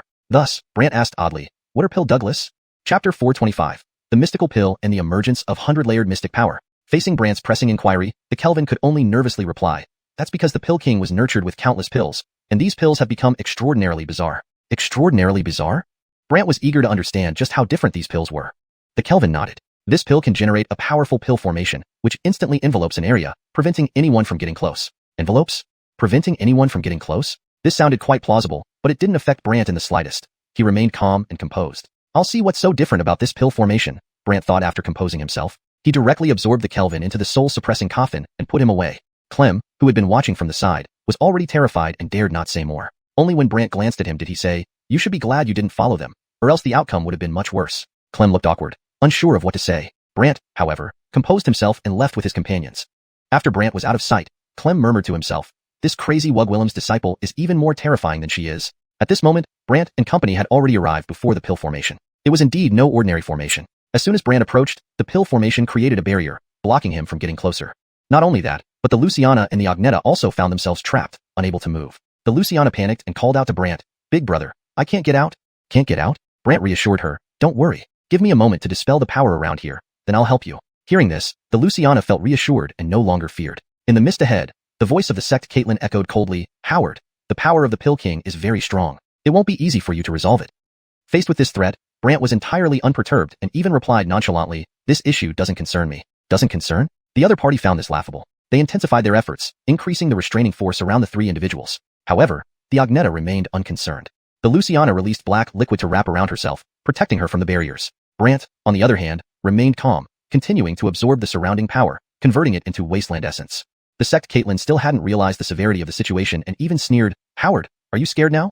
"Fear? Not really, but what?" The other party was curious, while Brant smiled. "But just how long can your Pill King's power last?"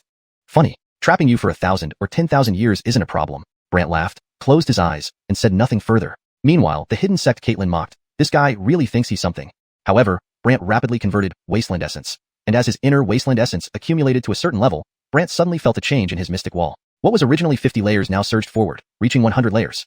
Furthermore, a transparent pill condensed within his body, gathering the surrounding forces and absorbing wasteland essence into itself. It could also expel stronger wasteland essence. Mystic pill realm? But this wasn't a simple mystic pill. According to the records inside the 10th level of Changxing Dane Tomb, this was called a wasteland mystic pill. How powerful the wasteland mystic pill was, Brant didn't know, but its ability to absorb surrounding forces sped up considerably. Using wasteland essence as mystic chi made everything different.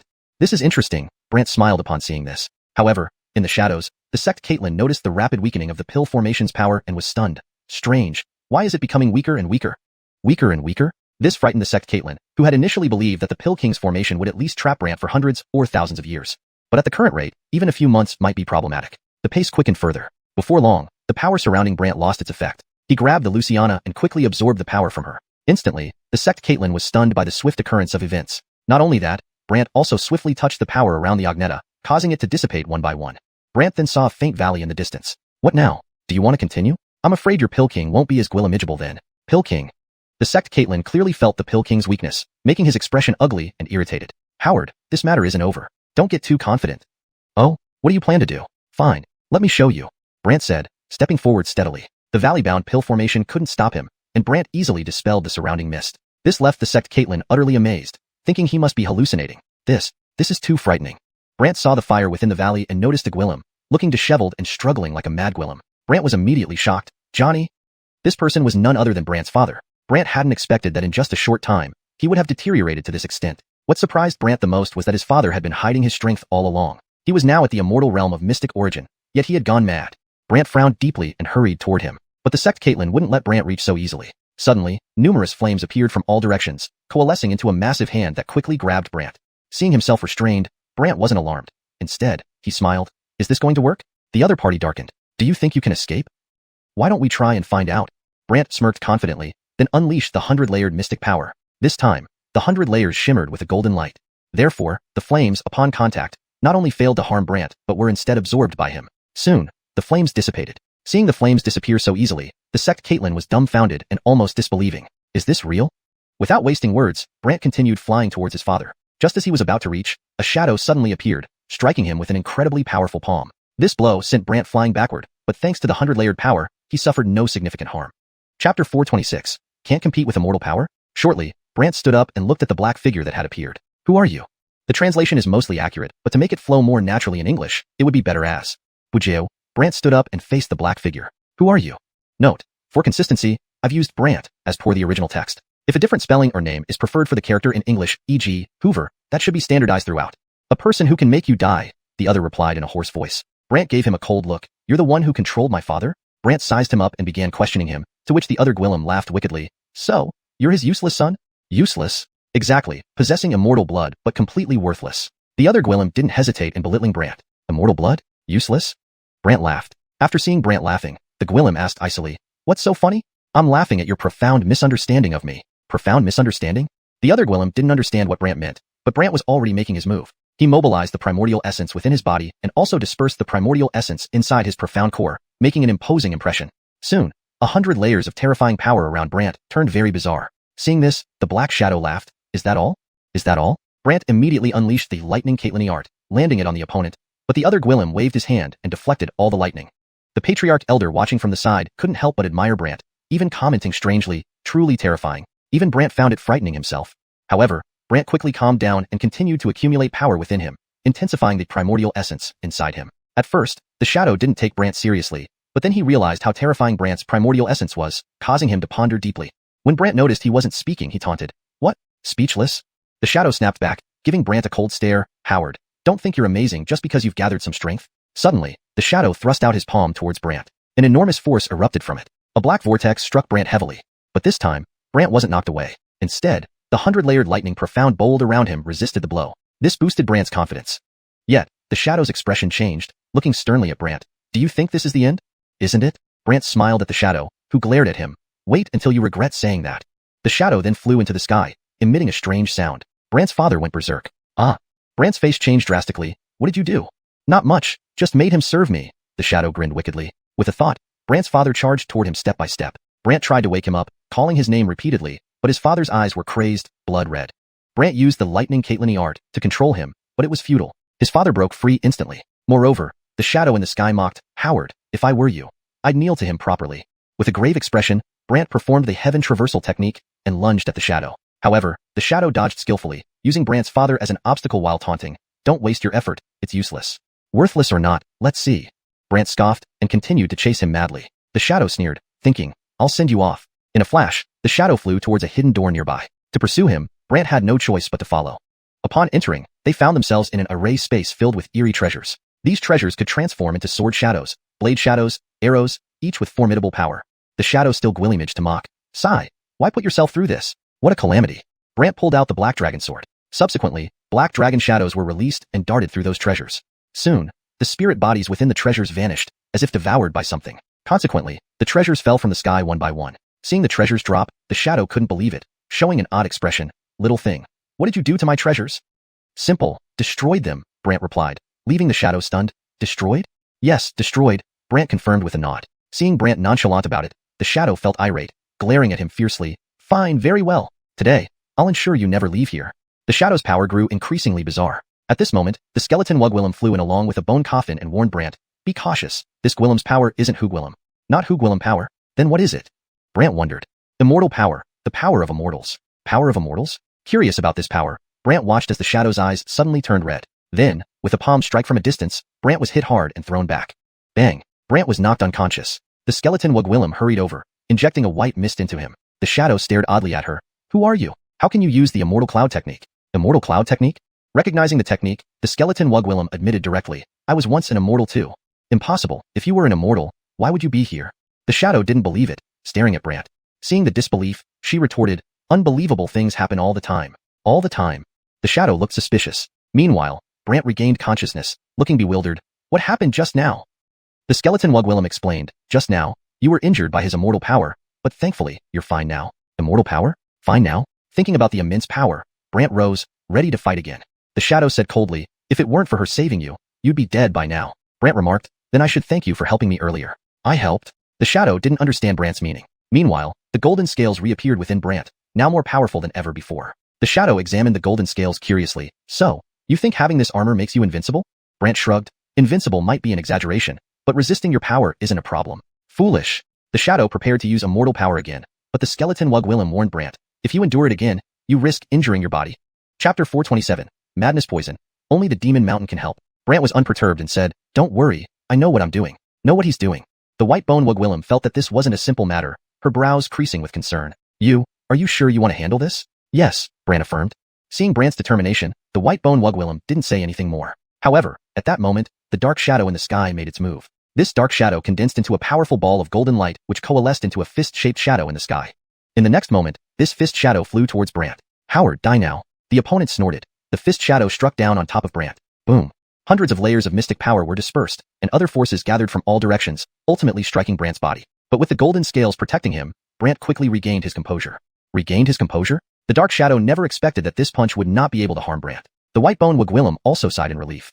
Brant realized that the so-called celestial power that entered his body had been neutralized by the desolate mystic pill. With this neutralization, Brant was fine. Moreover, the mystic pill released the desolate essence for his body to absorb, making his body even stronger. Brant looked at himself, then leaped into the sky. The dark shadow, holding a black sword, stabbed forcefully towards Brant. Brant immediately dodged and punched, gathering countless lightning strikes, delivering a heavy blow to the dark shadow. The dark shadow was instantly sent flying. When it landed, it gradually transformed back into a Hugwillam figure, but was bloodied beyond recognition. Yet, it sneered angrily at Brant. Howard, let me tell you the truth. This is only my clone. Whether clone or original, I will destroy you, Brant said, indifferent to the difference between clone and original. The opponent laughed, revealing a twisted smile. Let me tell you the truth, your father. He might die anytime. Brant was puzzled and asked suspiciously, what do you mean? He was poisoned, and this poison is related to a mad demon. But you wouldn't know who the mad demon is, right? The opponent giggled ominously. The laugh was infuriating. Brant directly threw out the soul-suppressing coffin, easily sucking in the soul of the clone. But there was little useful information, as if its memories had been wiped clean. Brant frowned. Inside the soul-suppressing coffin, the opponent mocked, Howard, beg me. Maybe I can communicate with my original form and give you some advice. Brant ignored him, put away the soul-suppressing coffin, and walked out, with the white bone Hugwillam following closely behind. Soon, they reached the outside. At this moment, the Courtney anxiously said, Big brother, your father just went mad. Brant looked over. His father indeed seemed insane, randomly attacking everything and occasionally laughing foolishly. Brant surveyed the surroundings. The ancient alchemy Jada had disappeared. With no other choice, Brant stepped forward and threw the soul-suppressing coffin, restraining his father's mystic soul, causing him immense pain. Release me! Release me! His cries sounded terrifying. Brant felt heartbroken, inwardly cursing, 10,000 souls sect. You'll pay for this. He tried examining his father but found nothing abnormal, leaving him disheartened. Why can't I find anything? Find anything? The white bone Hugwillam thought for a moment and suggested, put him in my white bone coffin. It can make someone sleep deeply and heal injuries. Can it really heal? Brant asked curiously. Try. The white bone Hugwillam wrapped Brant's father in white mist and moved him into the white bone coffin. She then closed it and told Brant, your father probably has contracted madness poison. Is there a way to cure it? Brant worried. The white bone Hugwillam wasn't sure either inside. We'll have to see. Brant took a deep breath. I'll check if anyone else knows how. Anyone else? Brant opened the longevity heavenly tomb, releasing a group of powerful mystic souls inside, each restrained by shackles. The Courtney and the white bone Hugwillam wondered who these people were, but Brant didn't explain much. He just looked at the mystic souls. Does anyone know about madness poison? They exchanged glances, then looked at a disheveled Gwillim who radiated purple light. Unlike the others, his aura was different. Ewan pointed at him, telling Brant, he's a monster from the 10,000 Demon sect, known as Fletcher. It said he knows Gwillimy strange demon techniques. Demon techniques? Brant turned to Fletcher, who quietly replied, madness technique is a unique control method, very difficult to deal with, but not impossible. Brant's hope soared. Tell me how. Do you really want to know? Fletcher asked strangely. Brant naturally wanted to know, nodding, yes. After pondering, Fletcher said, go to a place where you might find help. Where? The Demon Mountain in Great Wasteland. Once there, any mad person will enter a peaceful state. However, it's rumored that a terrifying demon lives there, who dislikes being disturbed. Brant didn't care about the demon. He only had one hope, reaching the mountain to see what it was like. So, after getting instructions from Fletcher, Brant had everyone return to the tomb, then turned to the Courtney and the white bone Hugwillam. Let's go. The three left. However, the Jada appeared from the shadows, puzzled. Who are those old guys? Why are they all bound by chains? He found it mysterious and took out a painting, tossing it out, making the Hugwillam in the painting move.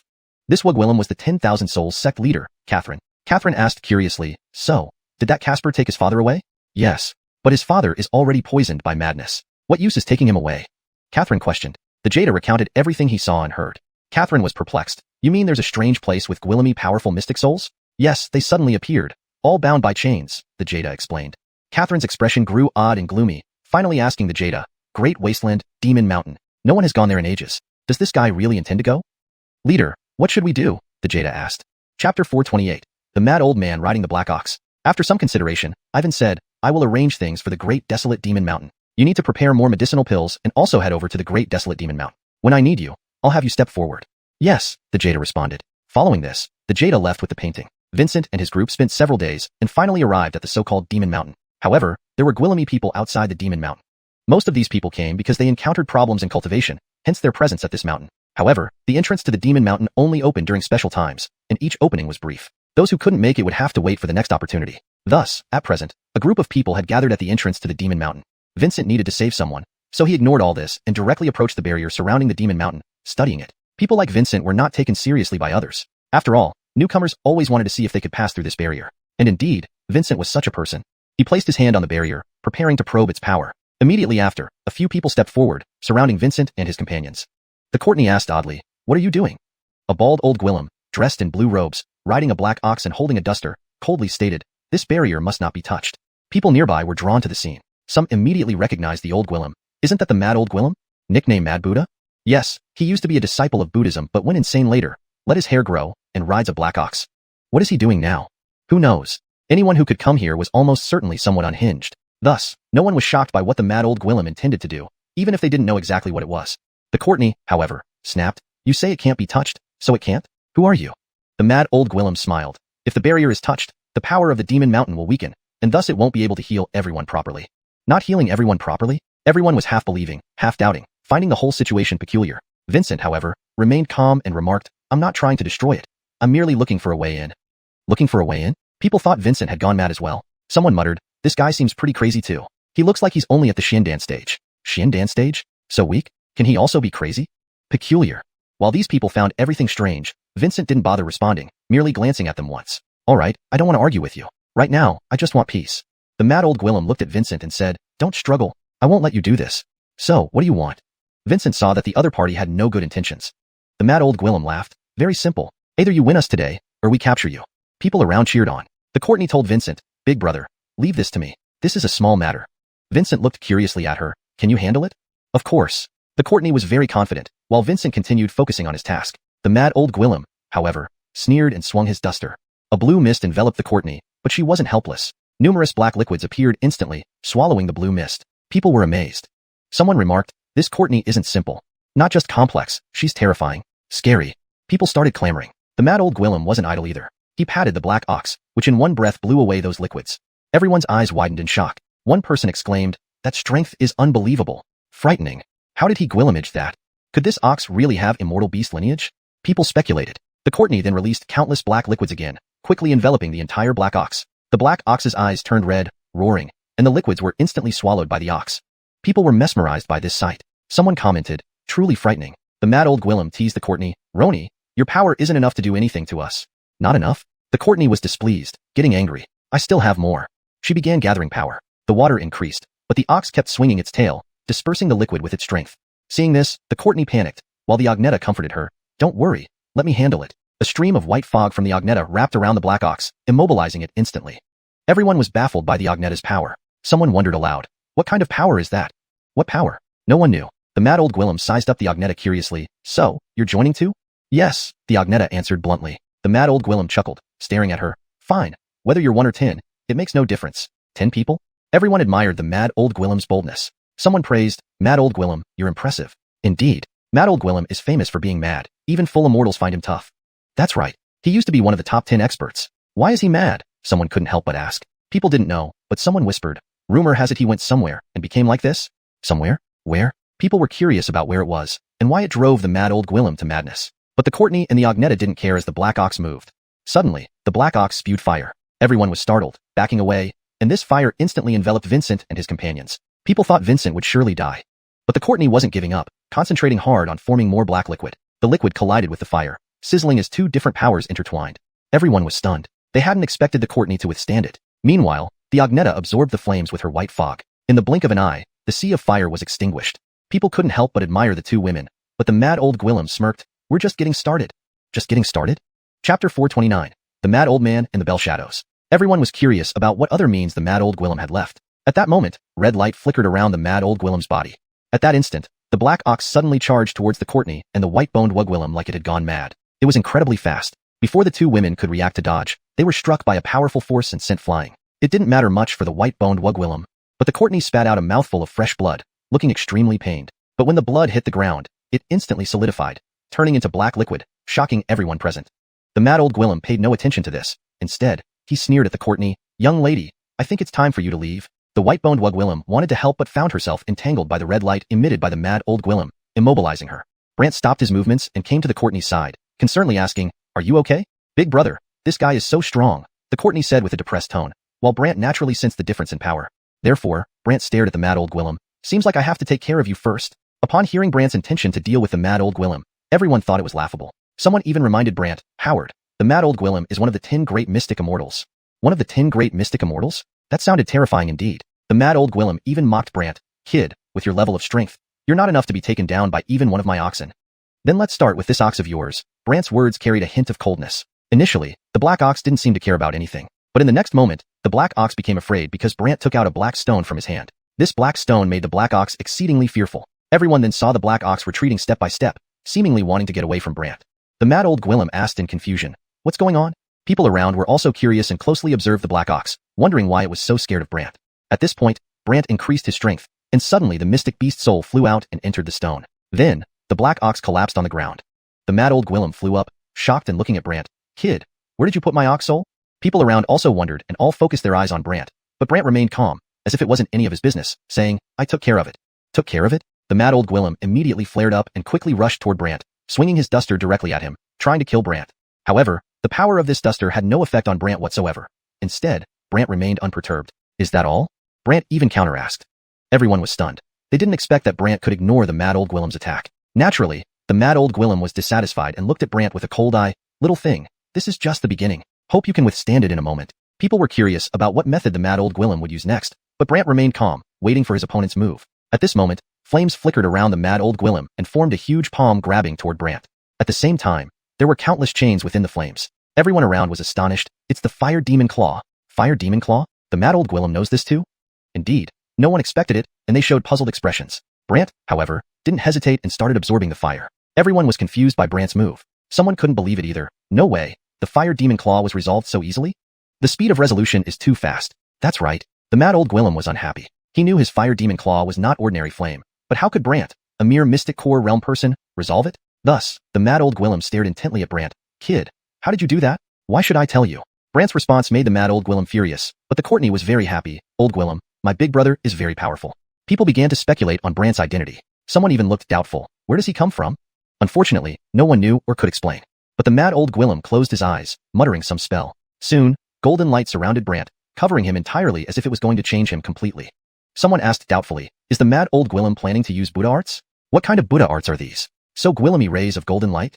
He is the mad Buddha, using extraordinary Buddha arts. People then began whispering among themselves. At this moment, the golden light gathered around the mad old Gwillem, forming a giant golden bell, which immediately covered Brant. Boom. Brant was trapped. Everyone was alarmed. It's the soul-suppressing bell. This bell is quite scary.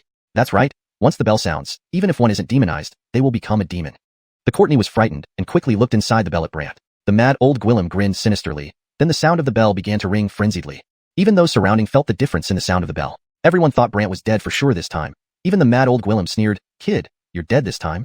However, this sneer only lasted for a while, because Brant not only survived but directly shattered the bell shadow with one hand. Then Brant looked at the mad old Gwillem and countered, if that's all the strength you've got, I suggest you give up. All that strength? Give up? A cold look flashed across the mad old Gwillem's eyes, so he increased the intensity, and then a much larger bell appeared, and it was multi-layered. When Brant was trapped by numerous layers of golden bells, the sound became more terrifying. Everyone moved away again. The Courtney and the white-boned Wugwillem had to retreat to the side as well, especially the Courtney worriedly asked, Big brother, will he be alright?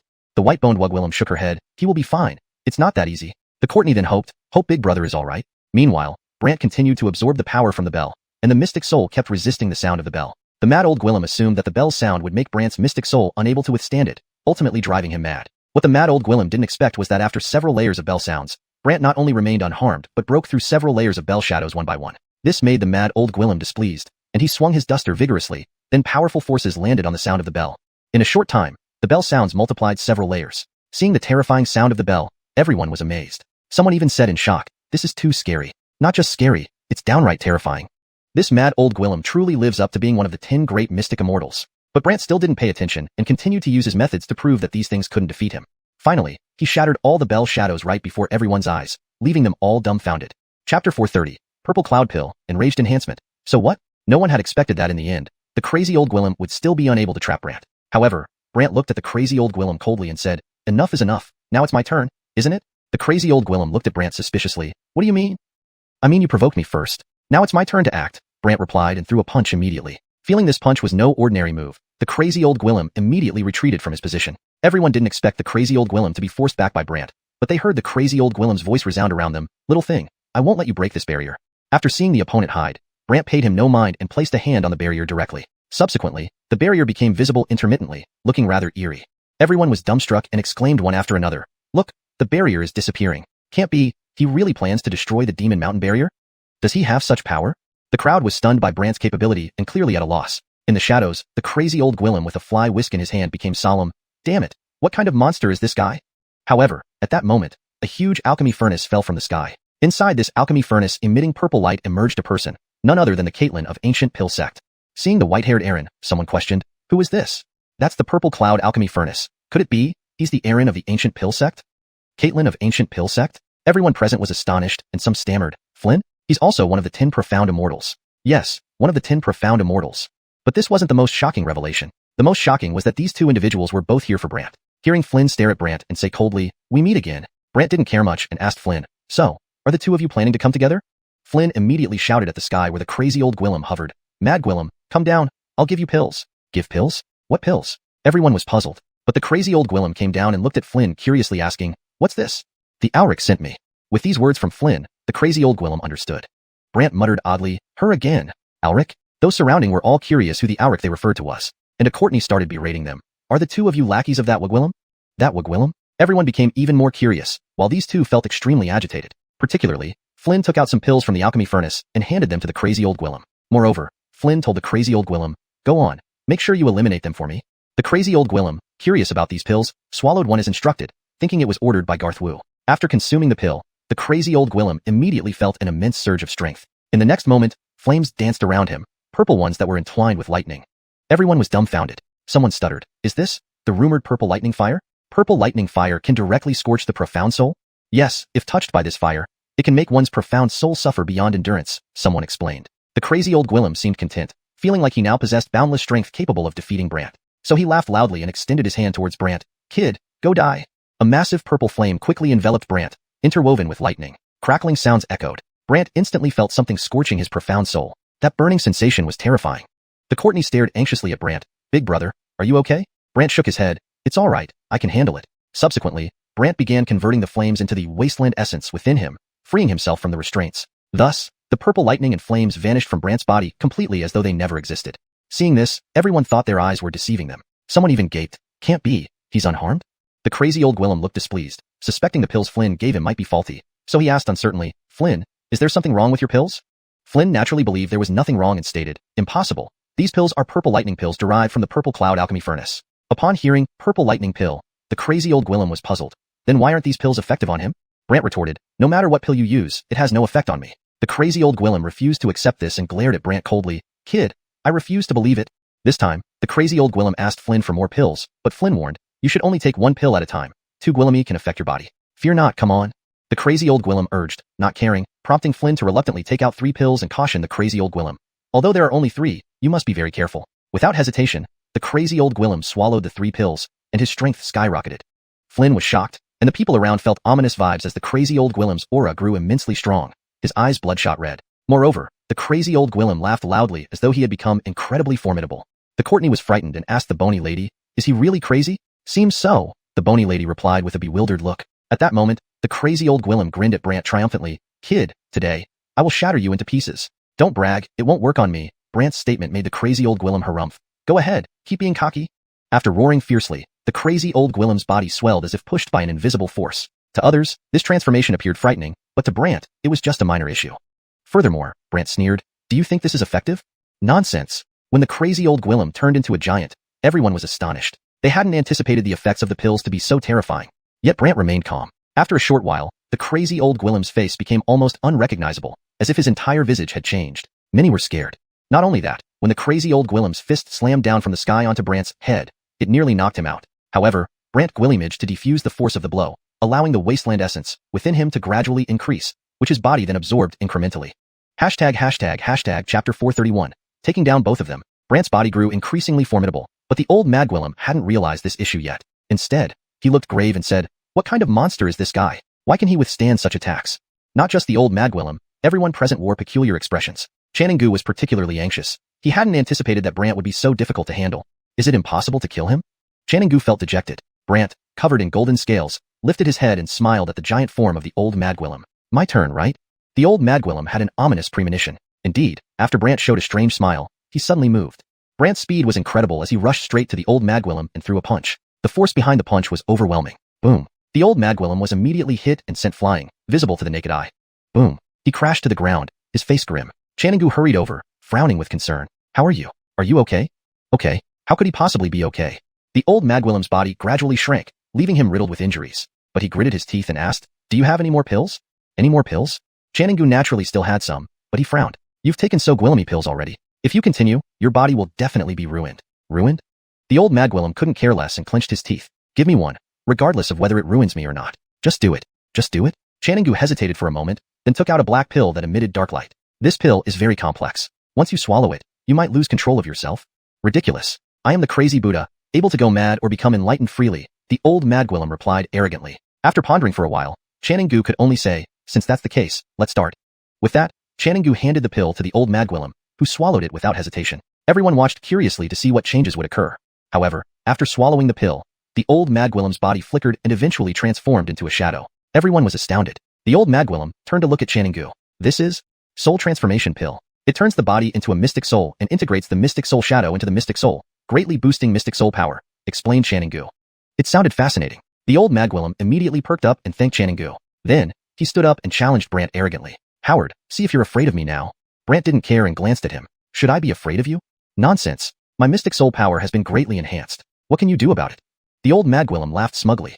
The crowd also felt that the old Madgwillem now had a winning edge. After all, Brant was merely at the mystic core stage and no matter how hard he tried, he couldn't contend with a mystic immortal who had no physical body. But these people couldn't imagine what happened next. Brant released over 100 bolts of lightning on the old Madgwillem, along with adding wasteland essence. The relentless flow of wasteland essence made the old Madgwillem feel immense power coursing through him, almost as if his mystic soul shadow would disintegrate. The old Madgwillem felt terrible and cursed. Bastard, what the hell is this power? Brant didn't respond much, but those around could feel that the old Madgwillem was in excruciating pain, as if someone had disgwillemted his skeletal structure. Finally, Brant tossed out the soul-binding coffin, which sucked the old Madgwillem's black shadow inside instantly. Everyone was stunned, some still bewildered, and others looked around asking, what just happened? What just happened? Xuanhun wanted to know too. However, Brant turned to Xuanhun and said, thanks to you this time. You've helped a lot. Helped a lot? Thank you? Xuanhun was confused, his face filled with puzzlement and strange looks. Howard, what do you mean? Seeing that Xuanhun had no clue, Brant chuckled. Everyone was curious why Brant was laughing. Brant looked at Xuanhun with a wicked smile. Because, now that he has no body, he's much easier to deal with. Easier to deal with? Xuanhun's expression became grave. Brant continued, now, it's your turn. Me? Xuanhun never imagined that Brant would target him next and was immediately terrified. He tried to flee, but Brant, who had grown even stronger, blocked his path. Not only that, the mystic soul shadow of the black dragon sword appeared, attacking Xuanhun relentlessly. Xuanhun couldn't withstand the onslaught and soon found himself in agony. Howard, what are you trying to do? Xuanhun was nearing madness. He couldn't believe how difficult Brant was to deal with. Brant smirked. Of course, let you join your crazy friend. Brant cast a thought, and the red light from the soul-binding coffin enveloped Xuanhun, binding him completely. Now, Xuanhun struggled in vain and cursed, quick, release me. The crowd was dumbfounded. They never imagined that both Xuanhun and the old Madgwillem would fall to Brant. Moreover, Brant directly threw both their mystic souls into the soul-binding coffin and grabbed the purple cauldron. The cauldron glowed purple and looked extraordinary. Glancing inside and seeing several pills, Brant stashed the cauldron away and stared at the imprisoned Xuanhun inside the cauldron. Tell me, who sent you? Xuanhun pretended to be ignorant. Who sent me?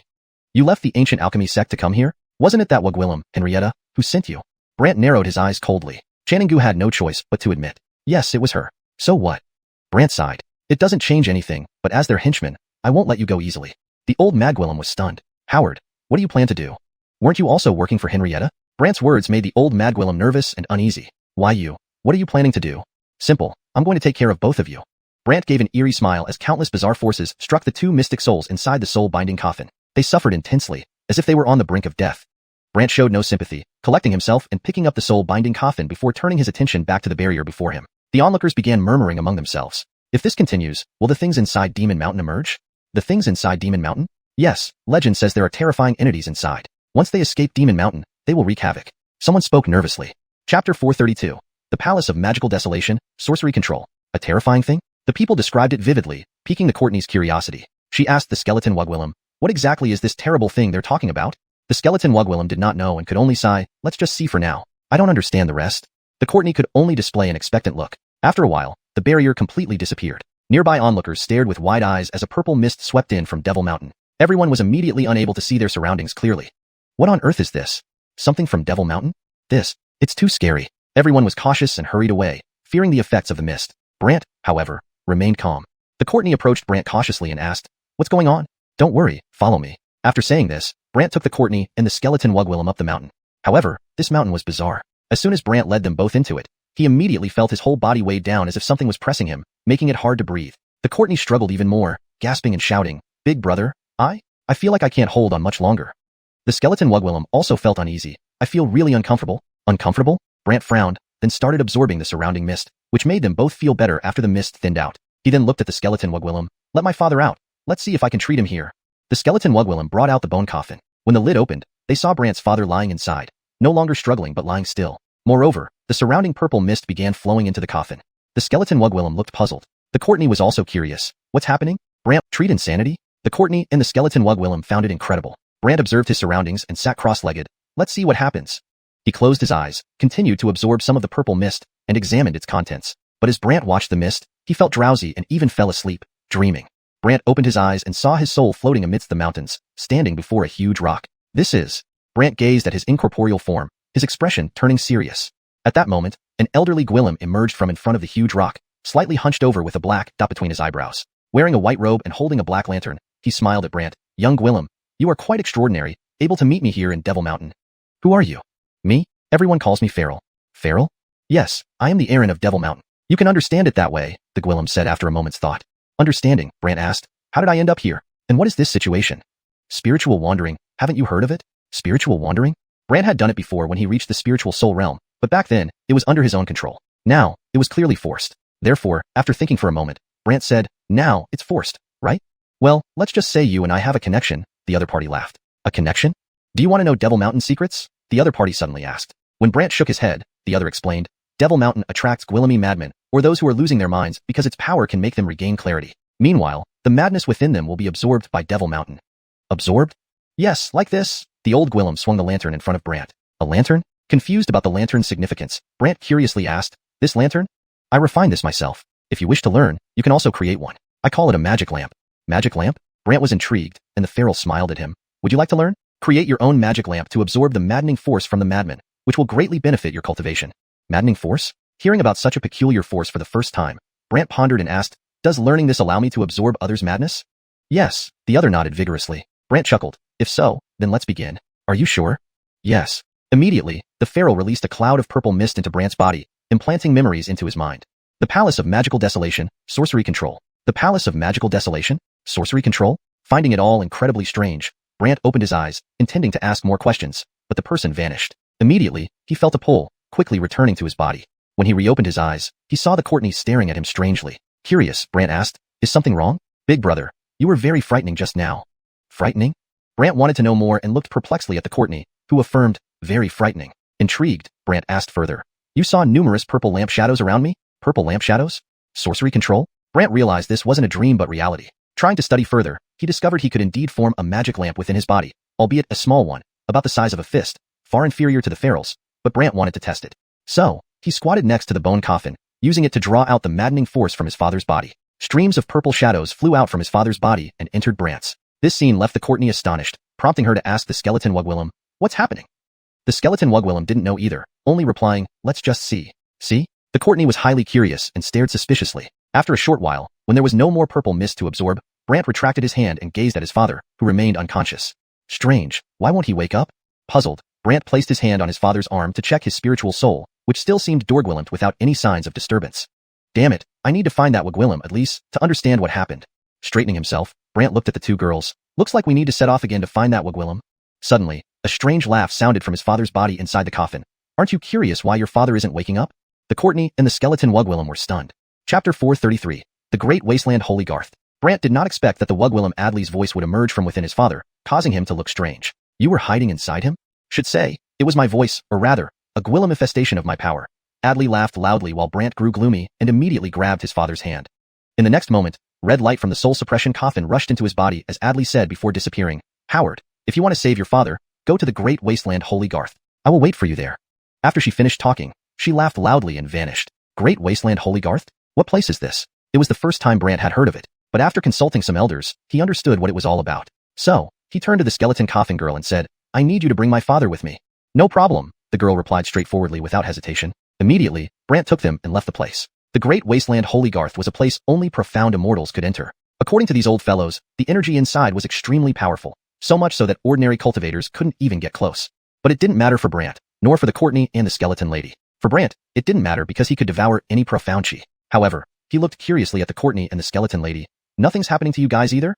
They indicated it was fine. Curious but unable to figure it out, Brant composed himself, took them along, and continued forward. Soon enough, a cliff appeared ahead, and on the opposite side stood a stone bridge. As Brant and his companions were about to cross, a massive force blocked their path, accompanied by an elderly voice coming from the mist across the bridge. This is the Holy Land. Those without the cultivation of profound immortal are forbidden to step in. Brant spoke bluntly. I came here to find someone. It doesn't matter who you're looking for. Brant's expression darkened. What if I insist on going in? Young Gwillem, if you want to die, I can oblige you. But if you don't, leave now, the voice warned strongly. But Brant paid no heed to the warning and returned to the bridge. Unfortunately, the vast force charged at him again. Brant activated the 100-layered lightning profound bolt. The 100 layers of force instantly resisted the assault. Brant remained unharmed and even asked sarcastically, is that supposed to be impressive? Shocked, the voice behind the mist coldly remarked, Howard, it seems I underestimated you. Brant remained silent and moved forward, leaving the Courtney and the skeleton lady worried in his wake. Soon, Brant reached the middle of the sky bridge. Then, an old Gwillem approached wearing a black cloak radiating dark light. Seeing the old Gwillem approach, Brant asked, puzzled, why are you stopping me? I'm the guardian here. My duty is to prevent anyone below the rank of profound immortal from getting closer. Anyone? Brant smiled, but the elder glared. Is that amusing? Isn't it? Brant retorted. The old Gwillem waved his hand, sending countless black shadows flying out from the cloud mists, each attacking Brant with palm techniques. A series of black palm prints aimed at Brant, then struck his body. However, Brant didn't care at all, even letting the black palm prints land on his profound soul. Not only did Brant remain unaffected, but he seemed entirely unbothered. The elder was astonished. This guy, he's alright? How strong is his profound soul? Seeing the elder speechless, Brant asked again, so, are you still going to attack? The elder regained his senses and sized up Brant. Who are you? Why have you come here? Understanding the elder's tone, Brant responded straightforwardly, my name is Brant. I've come here to find the leader of the 10,000 Souls sect, Adley. Adley? Suddenly, the elder grew serious, and sensing something significant, Brant looked over the elder carefully. What's wrong? Is there something you can't tell me? After some thought, the elder spoke. Adley is one of the elders here. Are you seeking her for something, or perhaps revenge? If it's revenge, forget it. Her status isn't easily challenged by ordinary people. Prince? Brant didn't care and stated decisively, no matter who she is, I need to find her, and she told me to come. Hearing this, the elder became curious. She told you to come? Yes. Brant confirmed. After a moment of thought, the elder said to Brant, fine, let's cut to the chase. To enter further, aside from reaching the necessary cultivation level, you must also take a pill. Pill? Yes, scared now? The elder produced a fire-red pill and tried to intimidate Brant. Looking at the pill, Brant didn't hesitate to grab and swallow it. Is this okay now? The elder looked dubious. You didn't ask what this pill does? Whatever it does, it won't affect me. Brant's fearlessness made the elder wonder just who this person was. Seeing that Brant had taken the pill, the elder didn't stop but looked at the other two waiting on the bridge. And them? Do they also need to take the pill? Yes, the elder affirmed. Checking inside his body, Brant discovered the pill had quickly transformed into wasteland source. Therefore, Brant took 2 more pills from the elder and gave them to the Courtney and the skeleton lady, discreetly absorbing the pill's power once they swallowed. Thus, none of the 3 showed any effect, leading the elder to believe they had taken the pills properly. He led them through obediently. Under the elder's guidance, they soon arrived at a place filled with stone statues. These statues stood tall amidst different vortexes in the sky, emitting various kinds of profound chi that infused into the stone figures.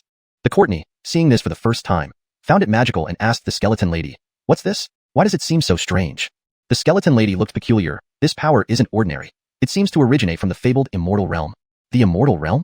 The Courtney questioned. Brant was even more puzzled. Immortal realm. Where's that? A place only immortals can reach, the skeleton lady explained.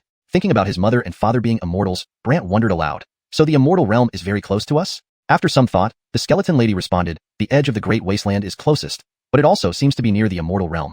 As they conversed, Adley's laughter suddenly emerged from within a statue. Howard, you've noticed something different here? Chapter 434, Hundredfold Profound Soul Shadows. When Brant heard the voice of Deborah, he curiously asked, now that I'm here, should we come out and fight? Deborah laughed. Do you really want to know? Naturally, Brant wanted to know and even said, will you make the first move, or shall I? Deborah chuckled. You are still as impatient. Seeing that Deborah wasn't going to say more, Brant instantly gathered lightning around his body, locking onto the source of the sound. Then came a rumbling. The lightning struck a stone statue directly. However, the lightning dissipated upon contact with the statue. This left the Courtney in shock. How can this be? Not only her, but the Agneta was also greatly surprised, frowning deeply. It seems to have something to do with the power of the immortal realm. Immortal realm? Brant looked up at the sky, wondering if it had something to do with those vortices drawing power from above. Deborah, seeing Brant's expression, laughed mockingly. Yes, it seems you've noticed something. But Brant leaped upward while Deborah taunted. What? Want to stop the power from the sky? That's right. Brant continued flying calmly. But suddenly, countless Hugwillem figures appeared around the stone statues. These were all profound souls, each with red soul shadows behind them, 10 layers deep. One look at these people made it clear they weren't ordinary. They gazed grimly at Brant, one of them saying coldly, young Gwillem, this is the great wasteland's sacred ground, not a place for play. Exactly, if you dare disturb our cultivation, then we'll let you die first. Not kidding. Deborah continued to taunt Brant. Kid, they are elders here, and their strength, you should feel, is far from ordinary. However, Brant was completely undeterred, retorting, don't provoke me. I'm not easy to bully. Not easy to bully? Immediately, these people turned icy cold. One of them gestured at Brant, causing numerous green wooden vines to appear, wrapping tightly around him. The vines were powerful, constricting Brant's body. But luckily, Brant had a 100-layered lightning profound bold shadow, thinking it would easily resist the attack, but the force was immense, instantly shattering the 100-layered shield. Still, this didn't intimidate Brant. He swiftly reformed multiple layers. Moreover, he infused his lightning into the attacker's profound soul shadow, yet black light flashed on their body, deflecting Brant's attacks. Brant pondered. What kind of power is this? Deborah mocked. Kid, stop struggling. It's futile. You're no match for them now. Brant knew it was difficult, but felt a strange power emanating from the sky. So he began absorbing it.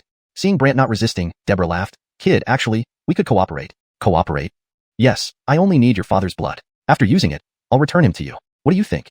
That did not sit well with Brant, who even chuckled. Return him? Do you treat my father like merchandise? Deborah sighed. I am speaking to you earnestly. Why are you so ungrateful? Ungrateful? Brant gave a sinister laugh. Deborah glared at Brant. What? Is there a problem with what I said? Do you not see any problem? Deborah laughed and finally said, all right, talking sense with you doesn't work. Just wait here until you come to your senses. Brant ignored her, continuing to absorb the surrounding power. Meanwhile, Deborah watched him, occasionally mocking. Brant remained calm, rapidly reforming the lightning profound bold shadows and absorbing more power. The profound soul shadows couldn't do anything to him and could only idle away. After about half an hour, Brant felt a massive change within him, as if a power was bursting forth. He saw his profound pill exploding. Following this explosion, a shadow condensed. Profound soul realm? Brant hadn't expected his cultivation to advance so quickly, but it was all due to the power from the sky.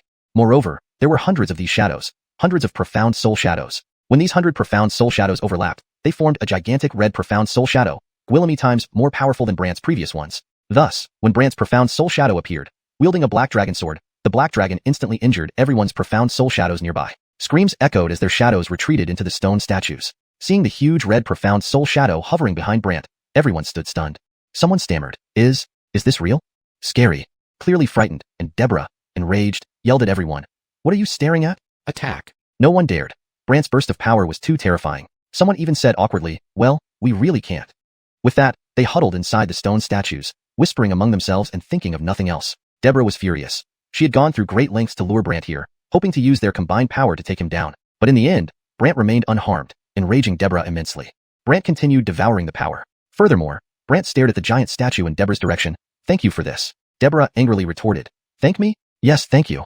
Brant grinned strangely, infuriating Deborah. Kid, I tell you, I'm not afraid of you. Brant could hear her fear and laughed. If you're not afraid of me, why are you so angry? Infuriated, Deborah scoffed. You'd better watch out. I'll show you what earthly powers can do. Earthly powers? Brant didn't know who she was referring to, but Deborah vanished in a flash. The Courtney wondered aloud. Where did she go? The Agneta couldn't know either, saying, she must have gone to do something. To do what? The Courtney was very curious, but neither Brant nor anyone else knew, so they waited. Soon after, thunder rumbled, as if something was emerging. The Courtney was startled. What is this thing? It looks scary. Scary? The Agneta also looked serious, for indeed a terrifying aura emerged from the depths ahead, heading towards them. Brant also looked far into the distance, wanting to see whom Deborah had brought this time. Chapter 435. Kit? That's all there is. The sky was filled with immense rumbling and thunder, creating an atmosphere of dread. Even the Courtney standing there felt as if the heavens were about to collapse. She hid behind Brant, frightened. The Wugwillem made of bones looked toward the distance with a curious expression. Before long, a massive black palace appeared in the sky, surrounded by flickering black flames. Within this black palace, Adele's voice rang out, Kid, do you know what this is? Brant had no idea and didn't pay much attention, even replying nonchalantly, what does it have to do with me? This is the Great Wasteland Holy Palace, according to legend. Great Wasteland Holy Palace?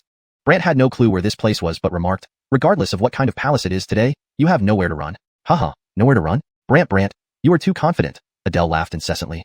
Brant was indifferent, stating firmly, whether you believe it or not, today I will see just what this holy palace can do. With that, he leaped into the air and entered the palace within moments. Inside, it was dim and filled with eerie mystic energy swirling around him from all directions. Seeing this, Brant scoffed, is this supposed to be effective? Adele mocked from the shadows, Brant, accept your fate. Accept his fate? Never. Powerful surges of force attacked Brant from all around. Dark light rushed at him, wrapping around him entirely. Black fire that instantly engulfed his body, devouring the mystic power within him. However, Brant possessed desolate primordial energy, so losing his mystic power barely affected him. Still, Adele taunted, Howard, accept your fate. This is where you belong. Fate? Brant remained calm and even smiled. Do you think this affects me? Nonsense. Without mystic power, how do you plan on fighting me? Adele sneered, believing Brant was cornered. But it had no effect on Brant whatsoever. Remaining composed, Brant absorbed the black fire within him. Seeing Brant easily absorb the black fire, Adele hiding in the shadows was stunned and muttered, is this guy even Wugwillem? Behind Adele floated a black saber. A raspy voice emerged from inside it. Shall I make a move? Your power is so overwhelming that once you act, you might kill him instantly. Adele thought for a moment before responding. Do you not want him dead? Not yet, Adele pondered aloud, and the being inside the saber asked curiously, why not? Adele's tone turned icy. This guy still has his uses. Uses? Curious, the one inside the saber watched as Brant handled the fire. Meanwhile, Brant had already dealt with the black fire, leaving Adele astonished. Unable to contain itself, the being inside the saber said to Adele, if we don't act now, it'll be too late. Adele took a deep breath and told the saber, you, confine him, but don't kill him. Understood, the person inside the saber replied confidently, then flew towards Brant. Seeing the black saber approach, Brant remained calm. The saber hovered menacingly before Brant, seemingly ready to finish him off, yet Brant remained unperturbed. Suddenly, a voice came from the saber. Remember me, my name is Kit. It doesn't matter what you're called, Brant retorted indifferently. Not matter? Kit glared angrily at Brant. Looks like you really want to die. Ignoring the threat, Kit huffed, then unleashed a purple saber shadow straight down from above Brant's head.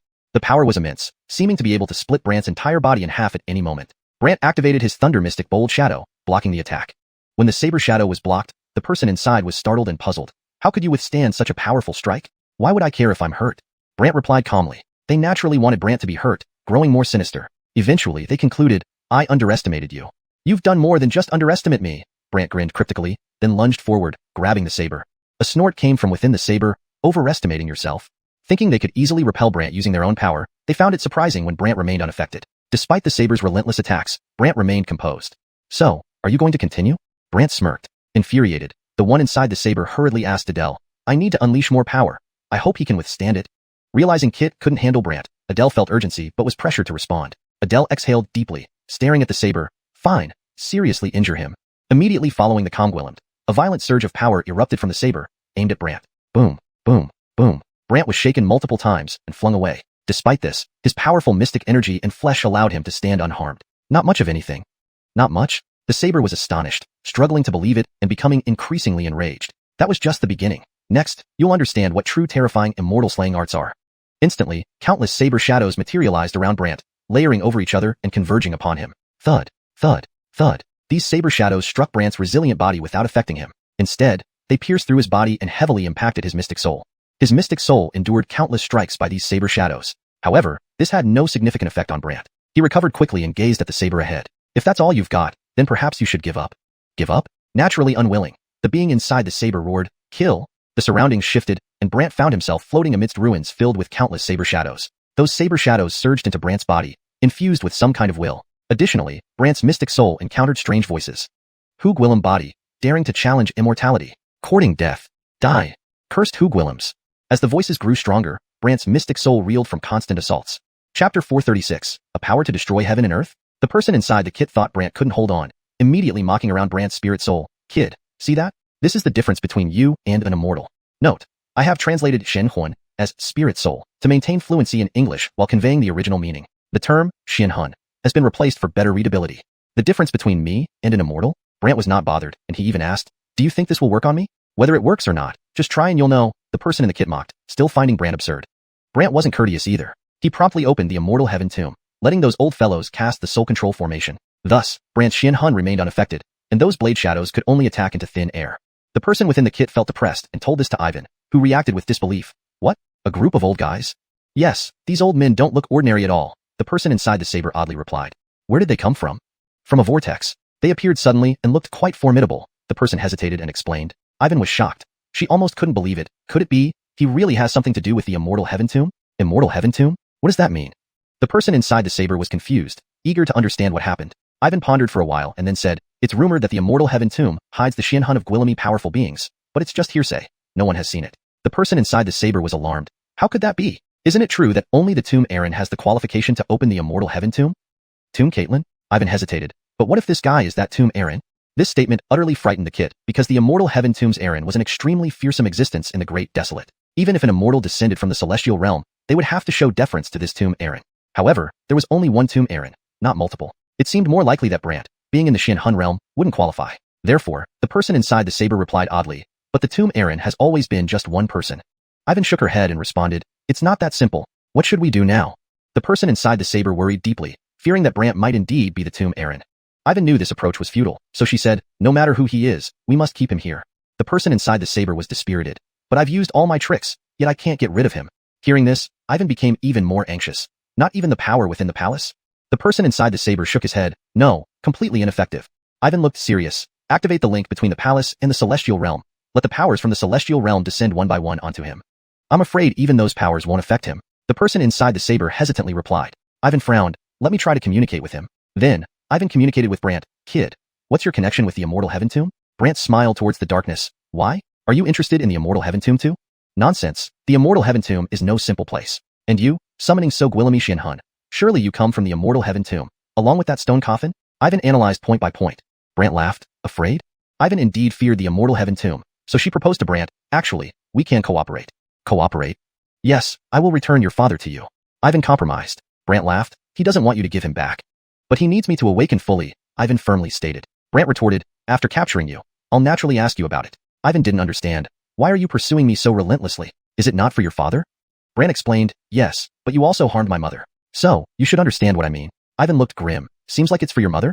My mother's flesh was destroyed by your 10,000 souls sect. Also, I was framed by you people, unable to return my Xuanhun to my body. Just for these two reasons alone, I never intended to let you go. Brant's words made Ivan somewhat ashamed.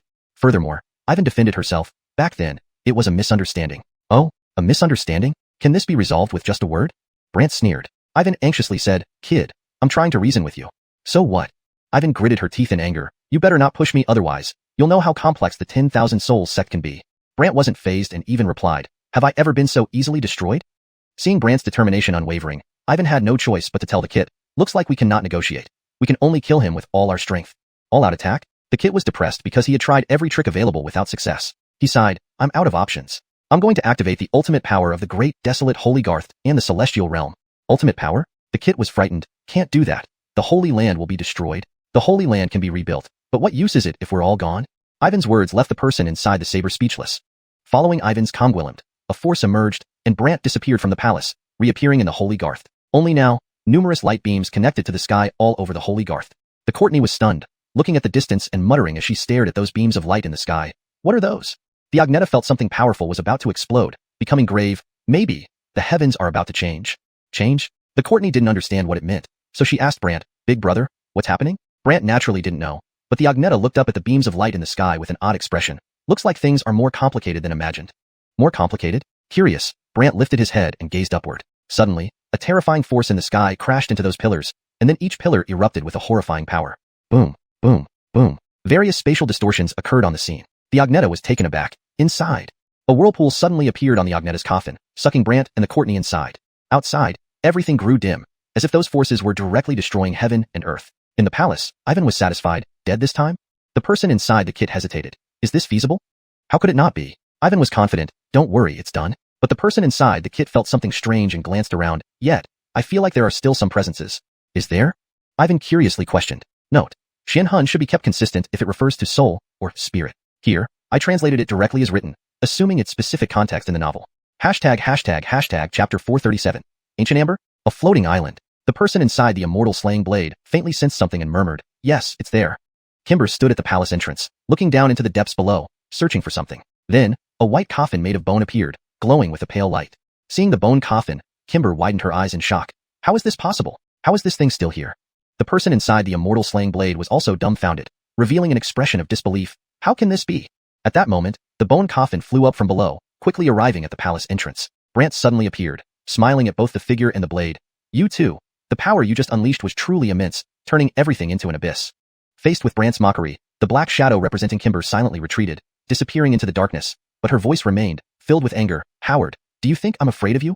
Oh, not afraid of me? Then why are you hiding? Why don't you just come out? Brant retorted. Kimber only responded with, although I didn't do anything to you today, you also can't do anything to me. Then what? Brant asked Kimber. She huffed, if not for me, your father wouldn't even be alive. So, you should think carefully about whether you should continue to oppose me.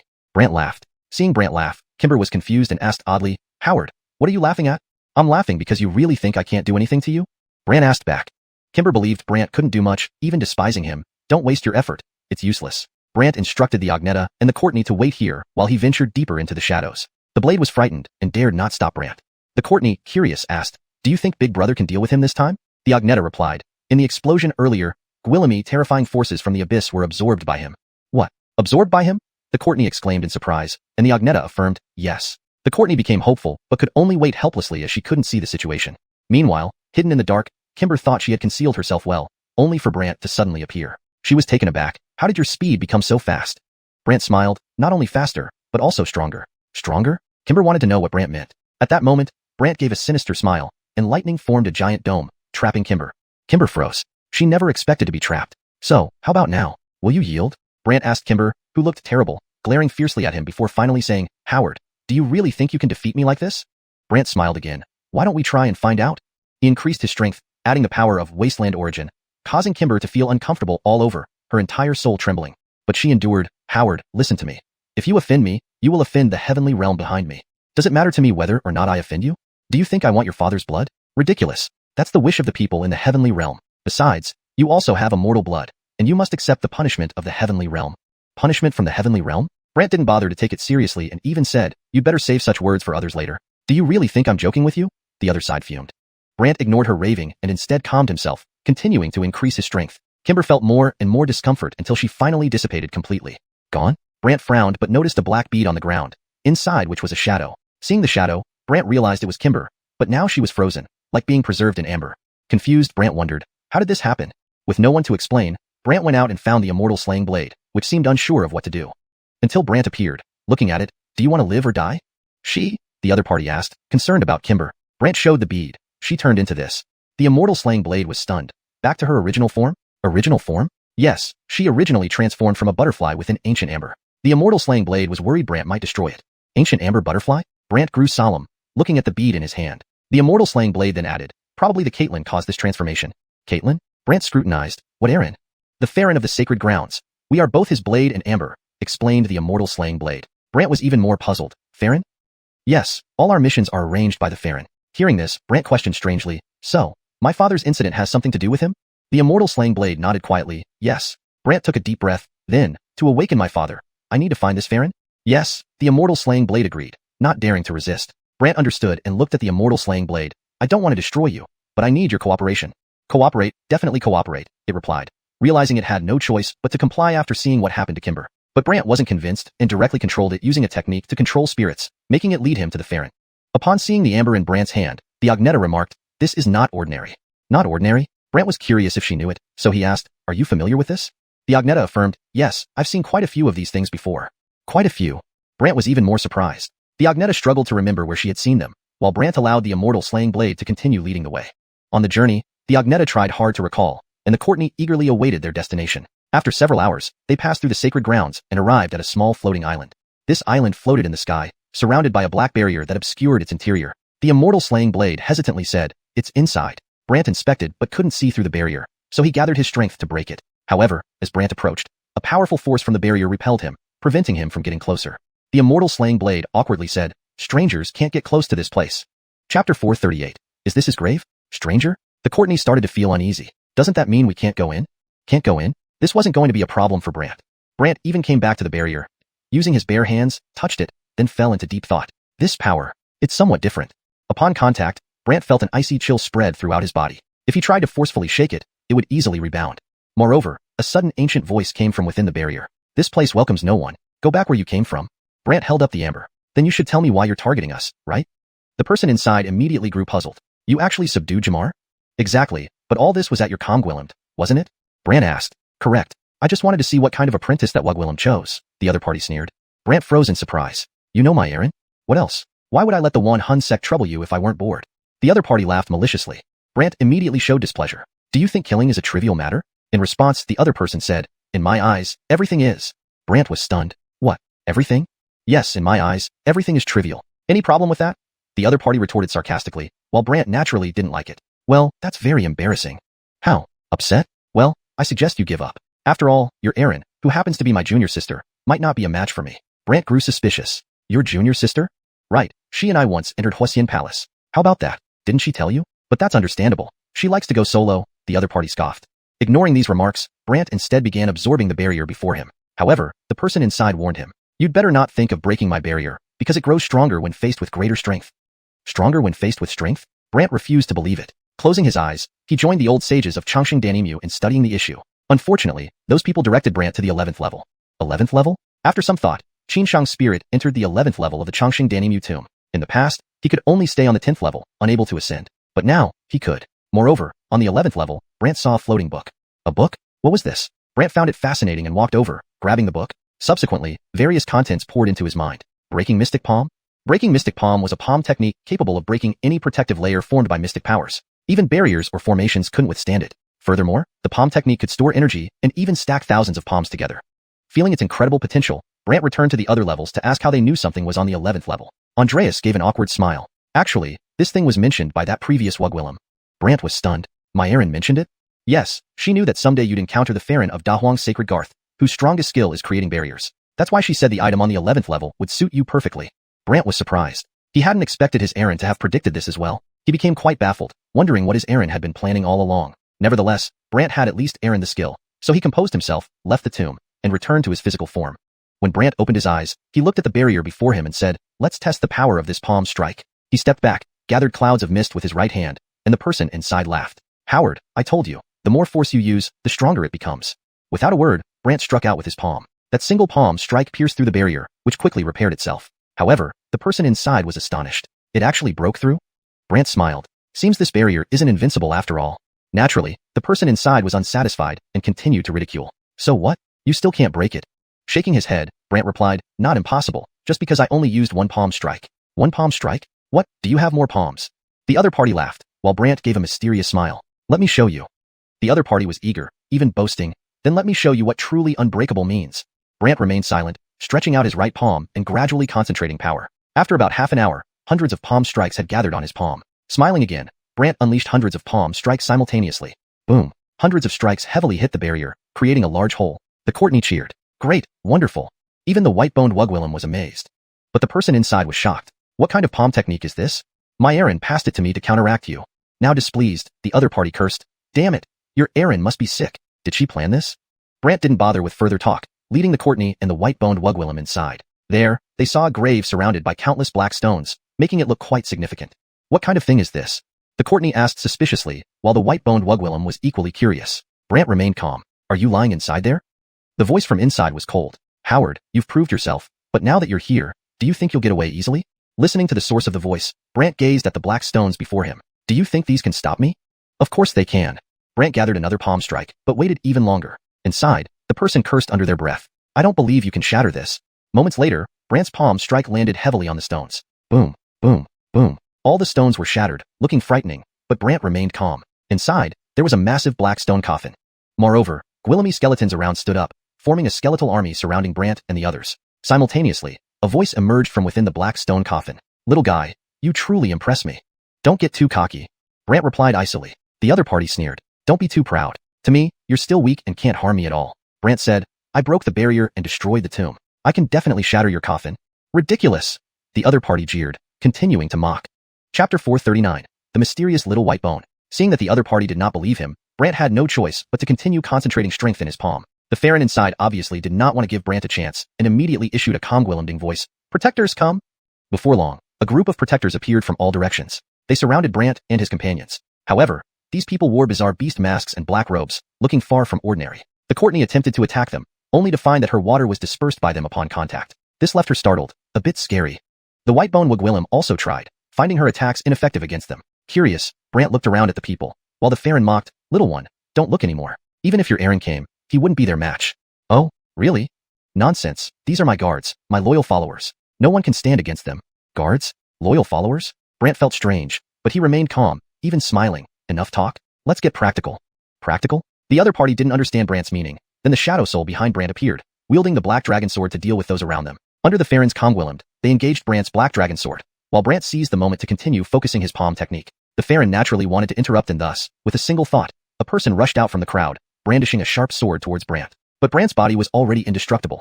Hence, the sword failed to harm him. Surprised, the Farron exclaimed, "Despochen body." Note, the term, Despochen body, seems to be a literal translation and doesn't read naturally in English. It might be better to translate Shen Ti as mystic body, or another fitting term depending on context. Here, I'll use tyrant mystic body for a more fluent reading. Surprised, the Farron exclaimed, "Tyrant mystic body." Brant smirked. "Looks like you recognize it." Seeing Brant smirk, the Farron's expression darkened as he glared at Brant. "Howard, don't get too cocky. I still have tricks up my sleeve." "Oh, more tricks? Bring it on." Brant was already eagerly waiting. However, the Farron released a cloud of black smoke from within the stone coffin. This black smoke transformed into a gigantic black cat, resembling a leopard. This cat had blood-red eyes and stood there, revealing a greedy expression. Brant glanced at it indifferently, even asking, "Is this supposed to work?" The Farron laughed. Howard, have you heard of the Nether Realm, the soul-devouring cat? Nether Realm? Soul-devouring? Yes, the soul-devouring cat can devour mystic souls from afar. So, I hope you can still stand here unaffected in a moment. The other side mocked Brant's ignorance. But this so-called ignorance didn't seem to affect Brant much. Therefore, Brant responded, so what? So what? Fine, very fine. Let me show you. The other party finished speaking, and the cat began to meow. This meowing was eerie, making both the Courtney and the white-bone Wugwillem feel uneasy, even pained, their faces contorting. But none of this affected Brant. It was as if his mystic soul was protected by some powerful magical treasure. The person inside the stone coffin grew anxious and calm. Did the black cat. Quickly, use your strongest power. The black cat complied. Its cries grew louder, as if trying to destroy Brant. But Brant remained calm, letting the attacks tear at him without effect. Then Brant dashed forward, grabbing the black cat with one hand and smirking. Not only that, he thrust his black dragon sword directly into the black cat's body. The cat's mystic soul howled in agony. With another strike, the black cat let out a pitiful scream before retreating back into the stone coffin. The person inside the stone coffin flew into a rage, cursing at Brant, but Brant paid no heed and even smiled. Looks like you're not as strong as I thought. Enraged by Brant's words, the person spat out, so what? Anyway, your father won't live much longer either. Brant frowned and then unleashed the palm technique he had been concentrating on toward the stone coffin. Immediately, cracks spread across the stone coffin. The person inside was shocked and fumed. Howard, remember this. I am called the Great Wasteland Farron, the Aaron of the Great Wasteland, and I have a nickname, Infernal Flame of Desolation. Brant didn't care about the person's title or nickname, instead saying, I don't care if you're called Infernal Flame of Desolation or whatever Farron. If you don't wake my father up, I will kill you. The other side sneered, dream on. With that, the stone coffin suddenly vanished, and all the surrounding guards dissipated as if they had never been there. The Courtney was stunned. Big brother, why did this happen? The white-bone Wugwillem also frowned, feeling something was amiss. Brant had no choice but to summon the Immortal Slaying Saber for advice. The Immortal Slaying Saber hesitated. Well, I don't know where he could be hiding. I usually just receive tasks outside. Seeing the hesitation of the Immortal Slaying Saber, Brant furrowed his brow. Damn it, where could this guy have fled to? The Courtney was also angry. These guys are like turtles, always running away. After some thought, the white-bone Wugwillem suggested, it seems we need help. Help? Brant wasn't sure what she meant by help. The white-bone Wugwillem threw out a white-bone coffin and muttered incantations. Soon, a white bone appeared. The white bone was lively and immediately called out, White sister, do you need something?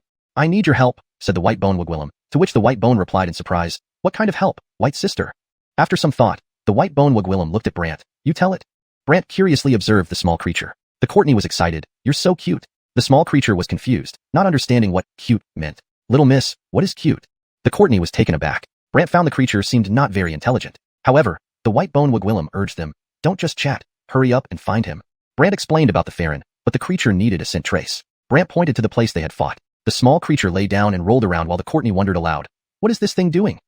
The white-bone Wugwillem explained, it's absorbing energy to find traces. Absorbing energy? Finding traces? The Courtney didn't understand, nor did Brant until the small creature felt something and said, follow me. The small creature led the way, and the three of them followed silently. It felt like they had traveled for an incredibly long time. The Courtney complained, how much longer will this take? Brant smiled wickedly, looks like you know it. Watching Brant smile, the Farron's expression darkened as he glared fiercely at him. Howard, don't be smug. I still have tricks up my sleeve. Oh, more tricks? Bring it on. Brant couldn't wait. However, the Farron released a cloud of black smoke from the stone coffin, which transformed into a giant black cat resembling a leopard, its eyes glowing red and revealing a greedy look. Brant glanced at it, completely unperturbed, even saying, is this supposed to work? The Farron laughed. Howard, have you heard of the underworld soul-swallowing cat? Underworld? Soul-swallowing? Yes, the soul-swallowing cat can devour spirit souls from a distance, so I hope you can still stand here unaffected in a moment. The other party sneered at Brant's ignorance. But such ignorance meant nothing much to Brant. Therefore, he simply said, it's nothing. Nothing? Fine, let me show you. As the other party finished speaking, the cat emitted an eerie meow that made even the Courtney and the white-bone Wugwillem feel uncomfortable and distressed. But none of this affected Brant, as if his spirit soul were equipped with some powerful artifact. Frustrated, the person inside the stone coffin ordered the black cat, quick, use your strongest power.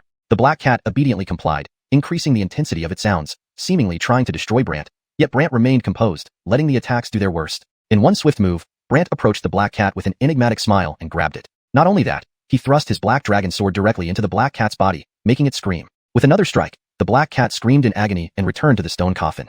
The person inside the stone coffin was furious and cursed Brant, but Brant wasn't bothered, even laughing. You don't seem very powerful. Angered by Brant's mockery, the Farron retorted, so what? Your father won't live anyway. Brant frowned and then unleashed the palm technique he had been concentrating. Immediately, the stone coffin cracked. Inside, the person was shocked and yelled, Howard, remember this. I am Dehuang Farron, the Aaron of Dehuang, and I have another name, Huang Dane Yin. Brant paid no mind to the titles, instead saying, I don't care if you're called Huang Dane Yin or any Farron. If you don't wake my father, I'll kill you. The Farron scoffed, dream on. With that, the stone coffin vanished, and all the guards disappeared as if they had never been there. The Courtney was bewildered. Big brother, why did this happen? The white bone Wugwillem also frowned, sensing something was amiss. Brant summoned the immortal slaying blade for questioning. The blade hesitated. I don't know. Usually, I just receive tasks outside. Where he might be hiding, I truly have no idea. Seeing the hesitation, Brant frowned. Damn it. Where could he have escaped to? The Courtney got frustrated. Are these guys tortoises? Always wanting to run away. After some thought, the white bone Wugwillem said, seems we need to ask for help. Ask for help? Brant didn't understand what she meant. The white bone Wugwillem threw a white bone coffin and muttered something. Soon, a lively white bone emerged, exclaiming, White sister, what's wrong? I need your help, said the white bone Wugwillem, to which the entity replied curiously, White sister, what kind of help? The white bone Wugwillem considered for a moment before looking at Brant. You tell it? Brant eyed it curiously. The Courtney became excited. You're so cute. The little thing was puzzled, wanting to know what cute meant. It asked, Little sister, what is cute? The Courtney was stunned, while Brant found it peculiar, thinking the entity wasn't too bright. The white bone Wugwillem intervened. Don't chatter, quickly search. Brant had to explain about the Farron, needing the entity's assistance to track him down. He pointed to where they had fought earlier. The little entity lay down, rolling around. Confused, the Courtney wondered, what is it doing? The white bone Wugwillem explained, it's absorbing energy, seeking traces. Absorbing energy? Seeking traces? The Courtney didn't understand, nor did Brant until the little entity finally felt something and said, Follow me. The little entity led the way, and the three silently followed. This journey seemed endless. Eventually, the Courtney sighed. How long will this take? Chapter 439. The Eerie White Bone. Seeing that the other party didn't believe him, Brant had no choice but to continue gathering strength in his palm. The Farron inside naturally didn't want to give Brant a chance, and immediately issued a stern command. Guardians come! Soon, a group of guardians appeared from all directions. These people surrounded Brant and his companions. However, each one wore an eerie beast mask and was dressed in black robes, looking anything but simple. The Courtney attempted to attack them but found her water-based attacks dispersing upon contact. This alarmed the Courtney. This is a bit scary. The white bone Wugwillem also tried, finding her attacks equally ineffective against them. Brant looked curiously at the surrounding people while the Farron mocked. Little guy, don't look. Even your Aaron wouldn't stand a chance against them. Oh, really? Needless to say, these are my guards, and also my loyalists. No one can match up to them. Guards? Loyalists? Brant felt it strange but remained calm, even smiling. Enough talk? Let's get practical.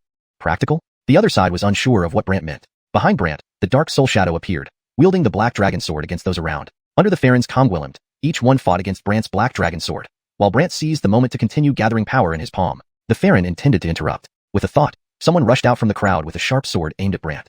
However, Brant's body was invincible. Hence, the sword did nothing. The Farron was shocked. Despichin body. Brant smirked. Looks like you know about it. The Farron's expression darkened as he glared at Brant. Howard, don't be smug. I still have tricks up my sleeve. Tricks? Show me. Brant was eager.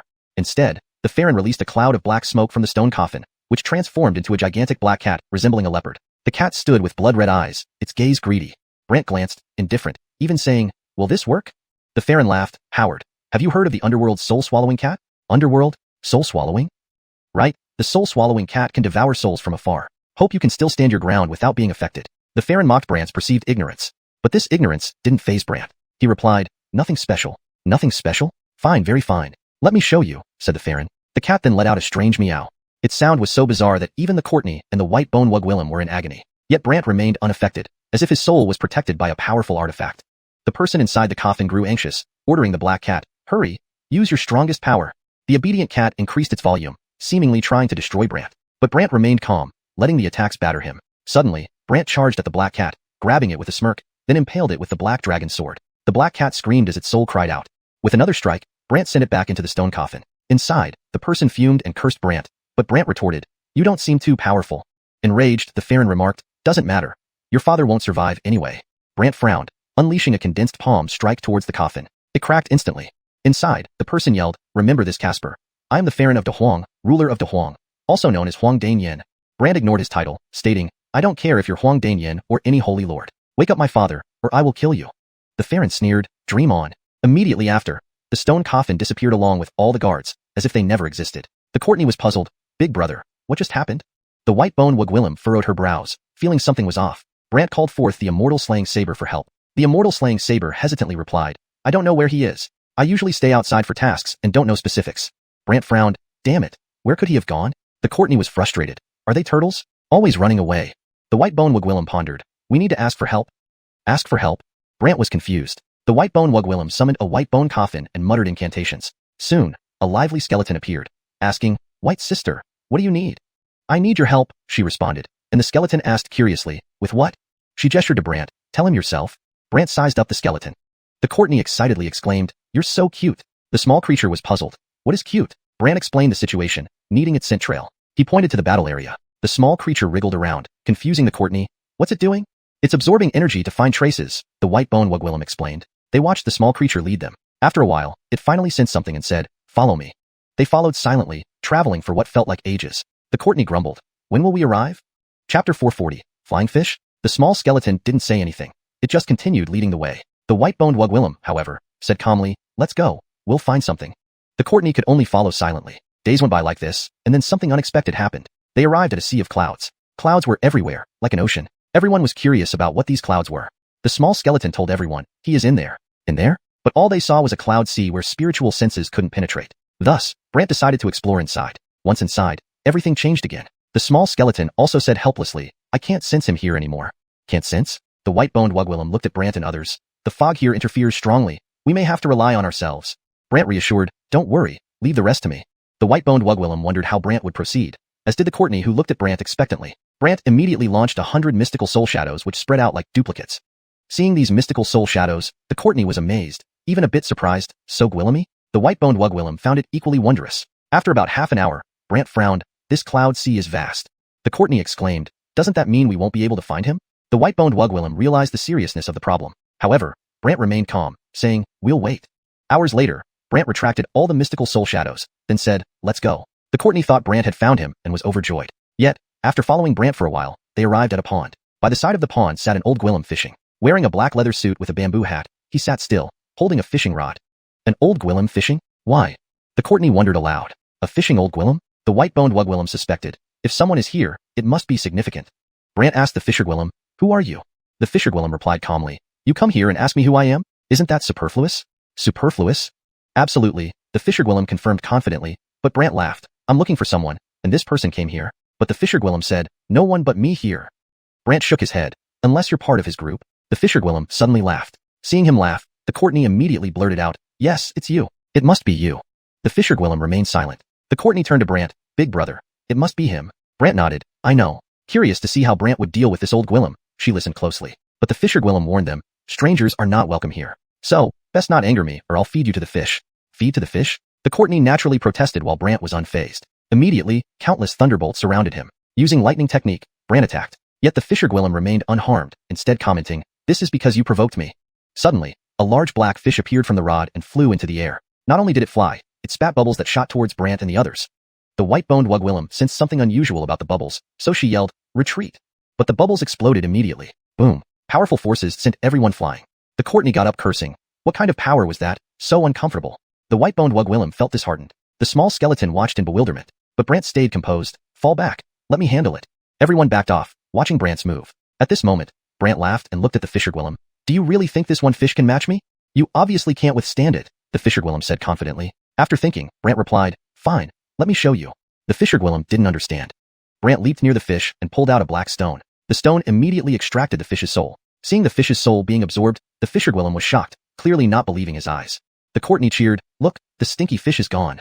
The stinky fish was indeed gone. The fisher Gwillem's expression darkened. He hadn't expected this outcome. But Brant remained calm. "Now what?" "Just one fish," the fisher Gwillem mused. "One among Gwillemy?" "Yes, among Gwillemy." The fisher Gwillem summoned a lot more fish, lively ones, all flying around. Then he taunted Brant, "Little Casper, see how you handle them." Brant glanced at the fish indifferently. "Just some fish? These are no ordinary fish." The fisher Gwillem smirked as the fish vanished one by one. Brant was curious about where they had gone. The Courtney was confused. Where did they all go? The white-boned Wugwillem scanned the area, puzzled. Strange. Why did they disappear like that? Disappear like that? The fisher Gwillem laughed at their confusion. "Little one, if you know what's good for you, leave now, or else you will truly suffer."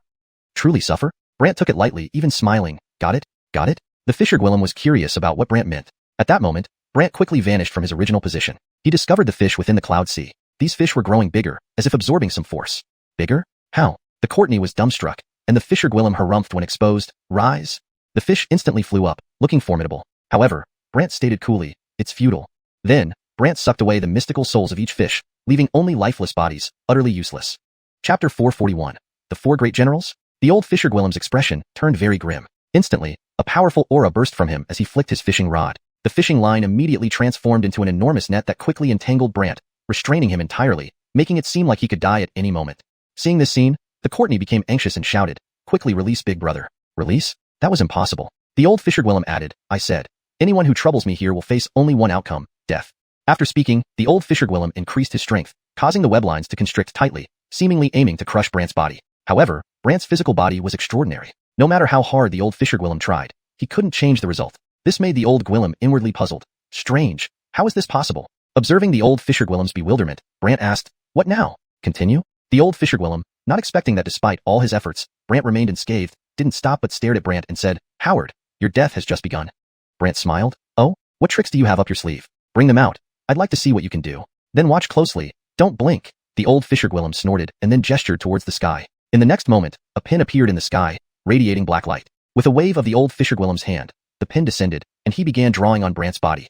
Soon, Brant seemed to be trapped in a golden web, which rapidly multiplied. Soon enough, Brant resembled a silkworm pupa, looking bizarre. The old fisher Gwillem was quite satisfied and chuckled, Howard, this is called soul-stealing threads. Once entangled, your soul will slowly be devoured. Slowly devoured? Curious, Brant inspected himself. He found the power emanating from these threads to be strange, yet it couldn't kill him. Not only that, Brant even laughed.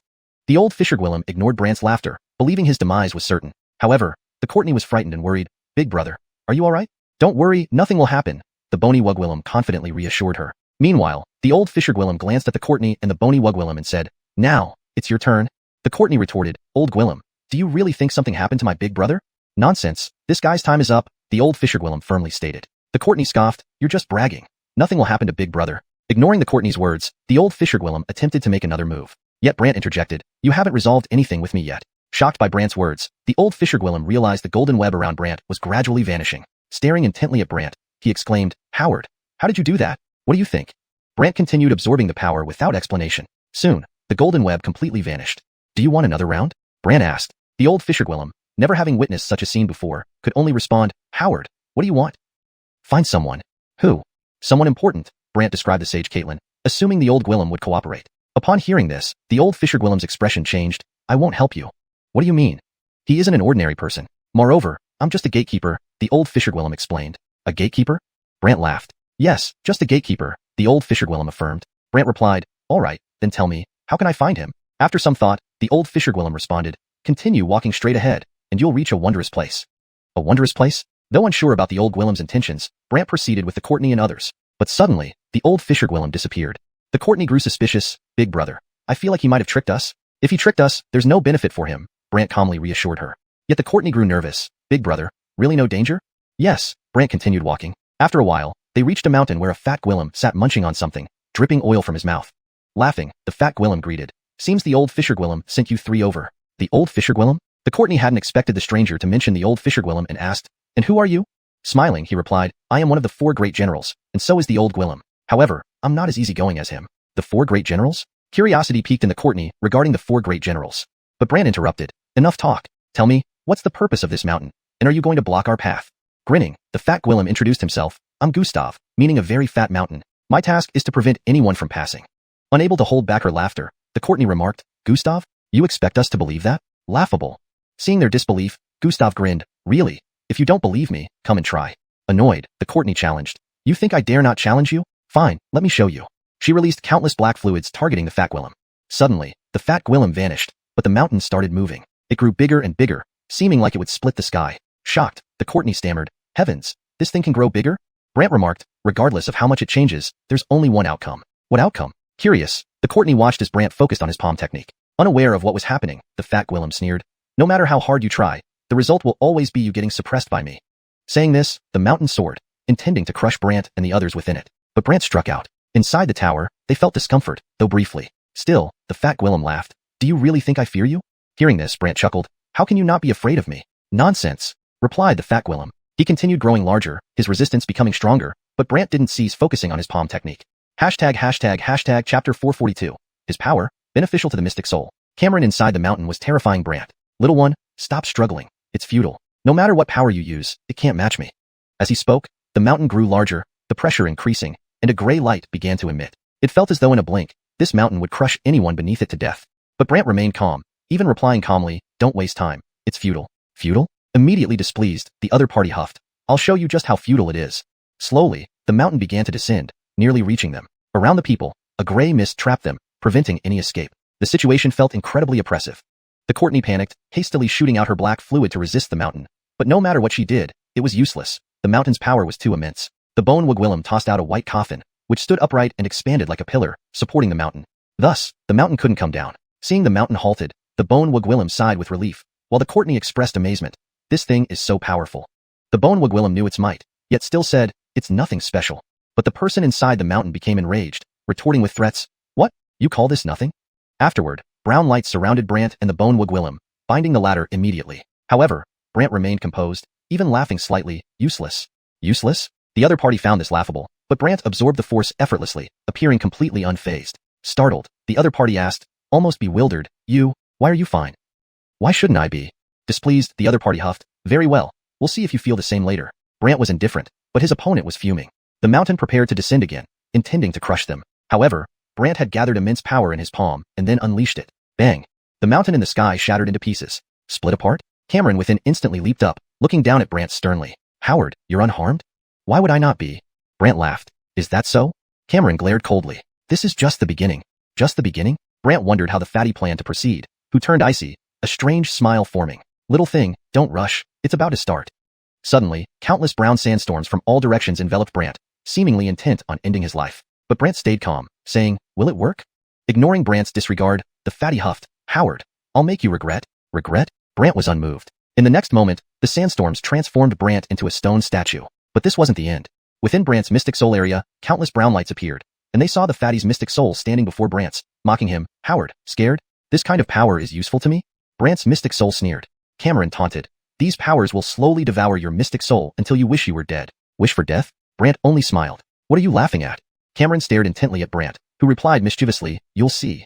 In the next instant, the brown lights around Brant vanished. Cameron's mystic soul was shocked, staring at Brant for a long time before exclaiming, impossible. Whether it's possible or not, things have already happened. Can you change it? Brant asked sarcastically. Cameron's expression changed drastically, glaring angrily at Brant. I won't believe I can't kill you today. Speaking, the fatty directed his power towards Brant's mystic soul. Brant's mystic soul was covered by the forces, which looked ready to engulf it. Yet, Brant absorbed these forces one by one. A miraculous realization followed. Cameron's power made Brant's mystic soul stronger. Cameron continued attacking relentlessly for about half an hour. Finally exhausted and out of power, the fatty looked dejected at Brant. Are you some kind of monster? Where does your power come from? Brant suddenly asked. Cameron was stunned. What do you mean where it comes from? Brant laughed. The power you used to attack me. Cameron thought Brant was afraid and tried to intimidate him. What? Scared? I'm not afraid. I'm merely thinking your power could be helpful to me. If you could provide more? More? Sarcasm? Enraged, the fatty roared. Do you think I'm easy prey? Brant calmly replied. Do you really have a choice? Choice? Cameron's expression changed oddly. You're saying I have no choice? Well, thoroughly incensed, the fatty shouted. Listen, Casper, don't get cocky. One day, you'll die horribly. Oh, die horribly? Are you sure? Brant laughed. Cameron huffed. Yes, you will. Attempting to leave after speaking, the fatty found himself unable due to Brant's sealed awareness space. Furious, the fatty growled. Howard, you won't let me go? Do as you please. Do you think this is somewhere you can enter and leave freely? Brant questioned sternly. His face darkening, the fatty declared, Howard, know this, I won't fear you. Cameron's mystic soul sat cross-legged before Brant's and began condensing sand. Brant watched, intrigued. Cameron believed that accumulating enough power would destroy Brant in one blow. Unexpectedly, despite being fully prepared, when the fatty attacked Brant, Brant was unharmed, even laughing. Translation complete. Maintaining paragraph structure and line breaks as requested. Chapter 443. Heading into the mountains to study. Encountering an old monk's obstruction, Kramer couldn't endure Brant's mockery and instantly struck a palm, which landed on Brant's shin soul. Note, Xuanhuan is a specific term possibly related to the context's fantasy setting. It's translated here as Xian soul to maintain consistency and mystery of the term in English. The palm, enveloped in brownish airflow, carried an eerie aura. Bang! Brant felt as if something had shocked his Xian soul, but this did not affect him at all. Before long, Brant stood there unscathed. Now, the opponent was taken aback and stared suspiciously at Brant, finally asking, You're all right? What do you think? Brant's reply made the opponent somewhat displeased. After staring at Brant for a while, he said, It doesn't matter. Even if you kill me, there are still 2 others who can finish you off. The other 2 among the 4 generals? Brant recalled what the opponent had said earlier, and the latter sneered, Exactly. Brant responded with a casual oh, adding, That sounds interesting. Interesting? The opponent didn't understand what Brant meant, but Brant gave a sly smile and then threw out the spirit-suppressing coffin. A red light emerged from inside the coffin, binding Brant. The opponent looked bewildered and degwillemded. Howard, what are you doing? I just want to know where your powers come from so I can learn them, Brant replied, almost making the opponent explode with anger. Learn? The opponent was stunned. Yes, learn, Brant confirmed. The opponent growled in frustration and warned Brant, Howard, I'm telling you, don't expect to learn anything from me. After saying this, the opponent thought he could still break free from Brant, but Brant wouldn't give him the chance. The power of the spirit-suppressing coffin left the opponent unable to escape, leaving him to roar angrily. Brant sighed, "You could have just told me directly. Why did you let me capture you and search your memories?" The opponent glared fiercely at Brant. When the opponent was fully absorbed into the spirit-suppressing coffin, Brant knew everything about his memories, which flooded into Brant's mind. Phantom Sky Mountain's illusory soul stone? Brant asked in surprise, causing the opponent to panic. You actually found out? Of course. Once I extracted your memories, I understood everything, Brant replied, nearly making the opponent burst with rage. But the opponent quickly calmed down and warned Brant, "Howard, I'll tell you, I fear nothing." Ignoring him, Brant tossed him into the spirit-suppressing coffin, put it away, and turned back to the Courtney and the Agnetta. The Courtney, seeing Brant but not the fatty, couldn't help but ask, "Where's the fatty?" "He's been taken care of," Brant replied casually. "Taken care of?" The Courtney was surprised, while the Agnetta closed the skeletal coffin and looked around at the mist. "What's our next move?" "There's a mountain called Phantom Sky Mountain nearby. We'll go there first. The third general is also there." Third general? The Courtney wondered who this third general was, and the Agnetta also wanted to know. However, Brant proceeded calmly. After a short while, the three arrived at the base of a mountain and saw an eerie scene. The stairs leading up were faint and unusual looking. "These stairs look strange," the Courtney said in amazement. The Agnetta added, "I feel like they're fake, like an illusion." Illusion? The Courtney didn't quite believe it, but tried stepping on the stairs. She immediately flew backward as if she had hit something. "What happened?" she asked, confused.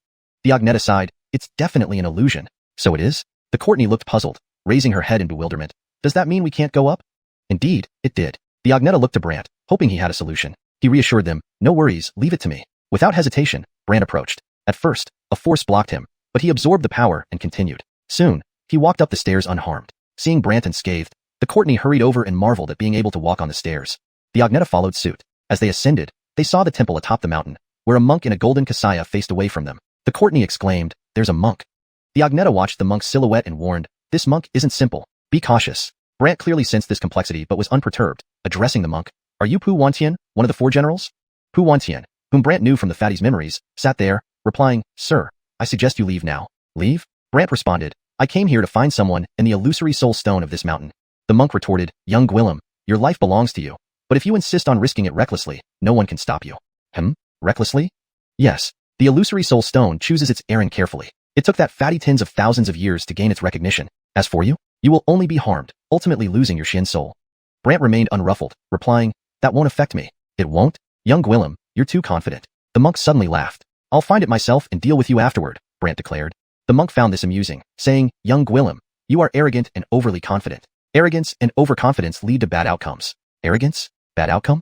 Brant paid no heed. He planned to leave with the two women by another route, but the monk suddenly unleashed golden light, trapping the three. The golden light contained countless bizarre symbols. The Courtney felt weak and overwhelmed, as did the Agnetta. However, Brant remained unaffected. The bill warned, "Young Gwillem, you cannot leave. Give up."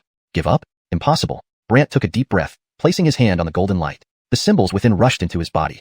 The power was immense, as if trying to shatter Brant's body. The bill brought out a black wooden fish and began tapping it. The sound intensified the effects of the symbols inside Brant's body. In that palm strike, there was a peculiar brown aura with an eerie energy. Boom. Brant felt as if something had shocked his Shin soul, but it did not affect him. Soon, Brant stood there unscathed. This surprised Kramer, who began scrutinizing Brant doubtfully, finally stopping to ask, "You're fine? What do you think?" Brant retorted, causing Kramer to become slightly displeased. After staring at Brant for a while, he said, "It doesn't matter. Even if you kill me, the other two can still get rid of you." "The other two of the four great generals?" Brant remembered what the other party had previously said, followed by a sneer from Kramer. "Exactly." Brant replied, "That sounds very interesting then." Interesting? Kramer didn't understand what Brant meant, but Brant grinned oddly before tossing out the spirit-suppressing coffin. A red beam shot out from within, ensnaring Brant completely. Kramer looked puzzled and started questioning, "Young Gwillem, what are you doing?" "I just want to know how you got those powers so I can learn from them." Brant's words nearly infuriated Kramer. "Learn?" Kramer was momentarily stunned. "Yes, learn," Brant confirmed calmly. Kramer fumed, warning Brant, "Listen, Casper, don't even dream of getting anything from me." Afterwards, Kramer thought he could escape from Brant. However, Brant didn't give him the chance. The power from the spirit-suppressing coffin kept Kramer from escaping, leaving him to only roar angrily.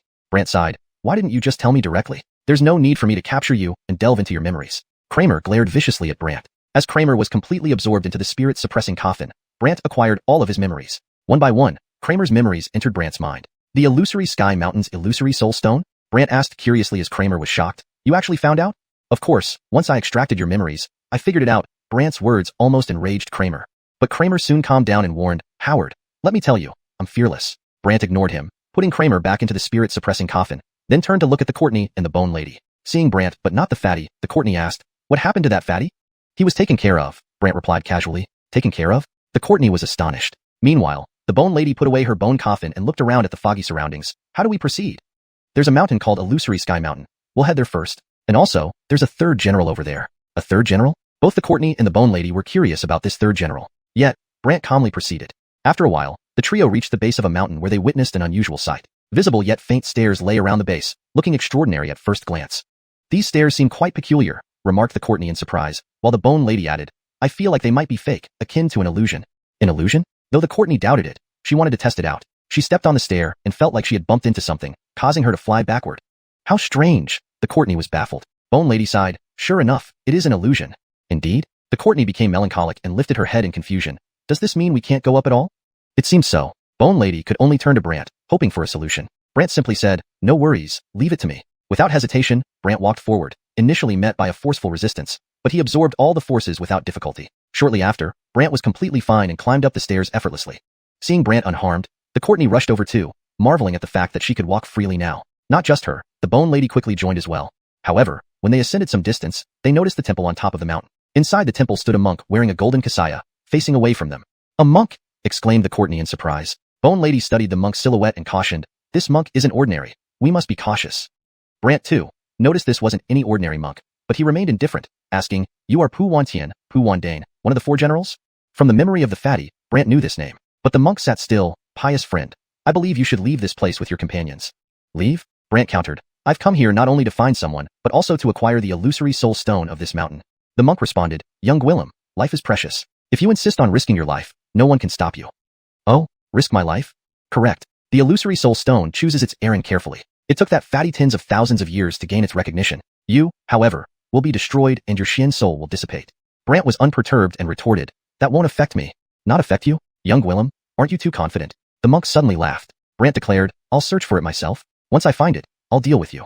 The monk found this amusing. Young Gwillem, you are arrogant and conceited, and arrogance leads to a bad outcome. Arrogance and a bad outcome? Brant remained unfazed. So, Brant intended to lead the two women to another route, but the bill suddenly emitted golden light, trapping all three. The light also contained countless mysterious runes. When the Courtney saw these runes, she felt weak, as if about to collapse. Bone lady felt the same. Yet, Brant remained unaffected. The bill warned, young Gwillem, you can't escape. Give up.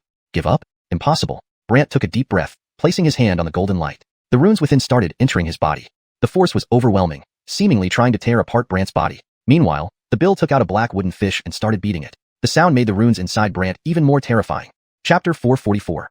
A bunch of little things, unaware of the heaven's height and depth. Boom boom boom. Brant felt countless characters under the golden light within his body. These characters were resisting against the tyrant mystic body technique. Resisting? This made Brant feel incredibly strange. Not only that, his body could absorb each character one by one. After absorption, Brant felt himself grow significantly stronger as if his body had been reinforced.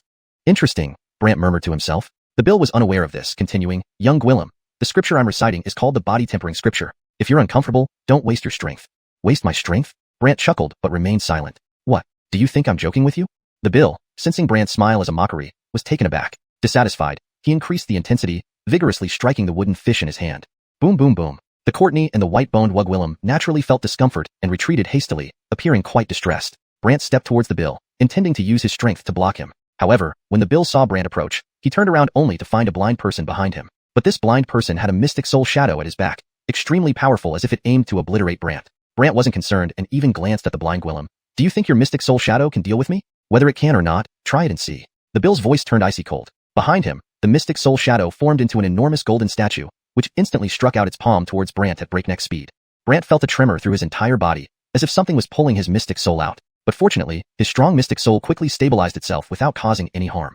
Unexpectedly, the bill failed to achieve anything and tried again, achieving the same result. Finally, the bill stared at Brant and said, Howard, you have some skills, but do you think this can make you escape from me?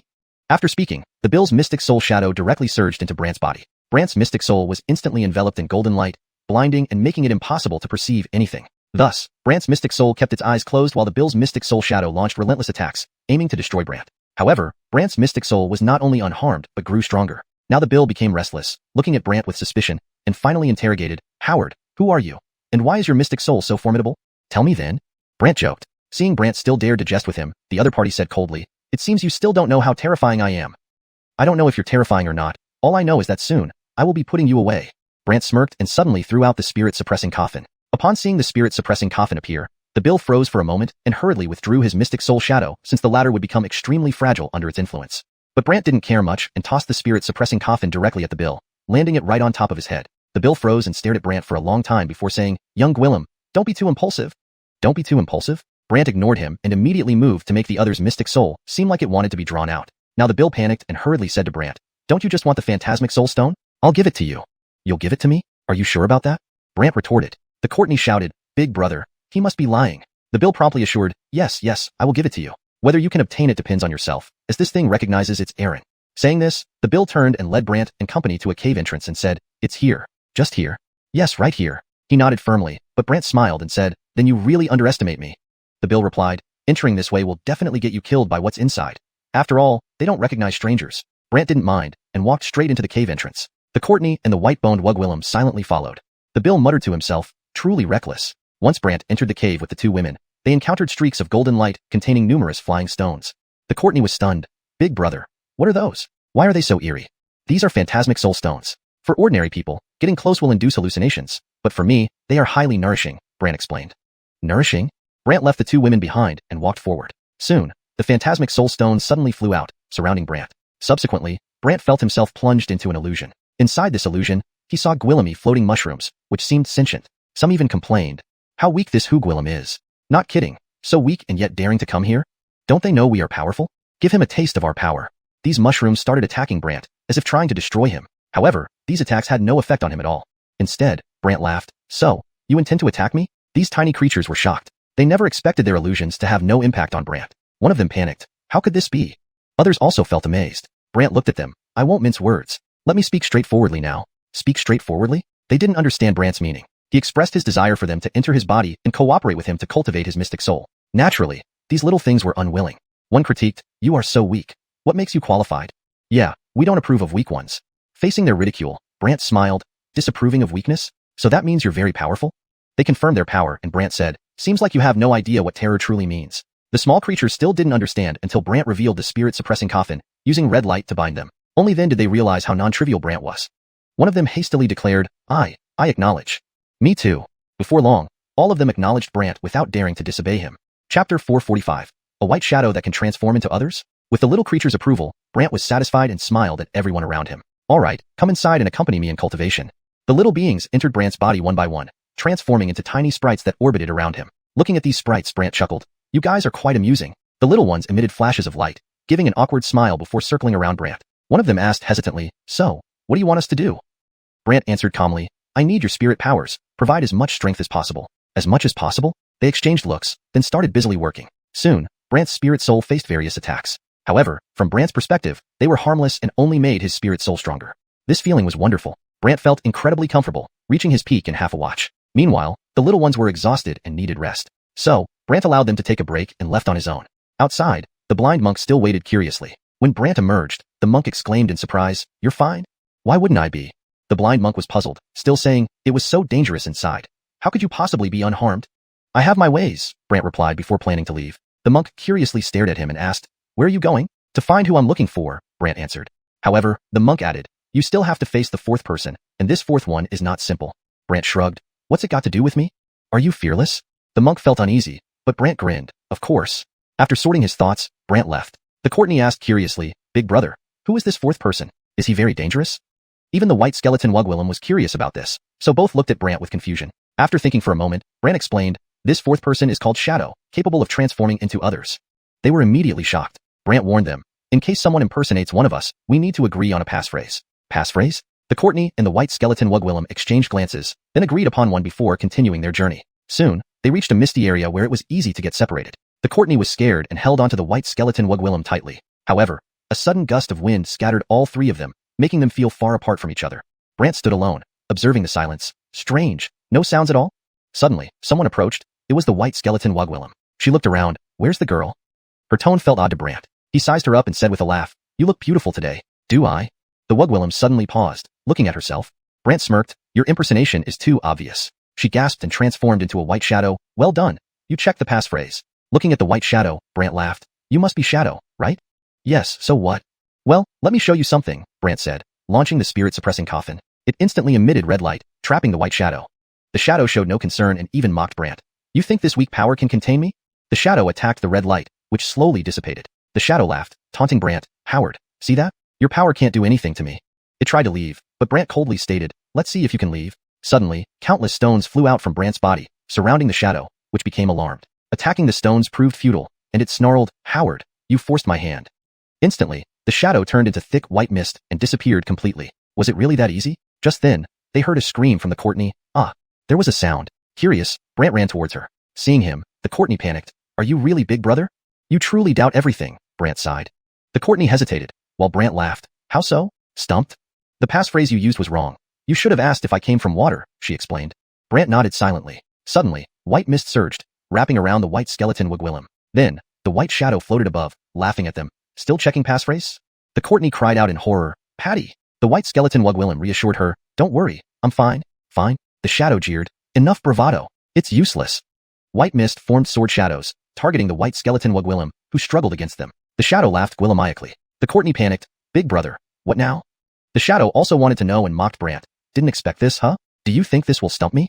Brant asked back, and the shadow sneered. Nonsense. Would this not trouble you? Brant smiled slightly. You'll be disappointed. I disappointed? Huh. The shadow laughed. Brant launched the spirit-suppressing coffin again, but the shadow sneered. You think that trick will work again? I warn you, it's useless. The shadow vanished, leaving the Courtney startled. Where did it go? But the white mist still surrounded the white skeleton Wigwillem, causing immense pain. The Courtney worried. Big Brother. What do we do now? Brant released the small stones, entrusting them with the task. They obediently circled around Brant before scattering. The Courtney wondered what the stones would do, while the white skeleton Wigwillem, now extremely weak, seemed drained by the mist. Brant leaped over to rescue her, but the mist blocked him again.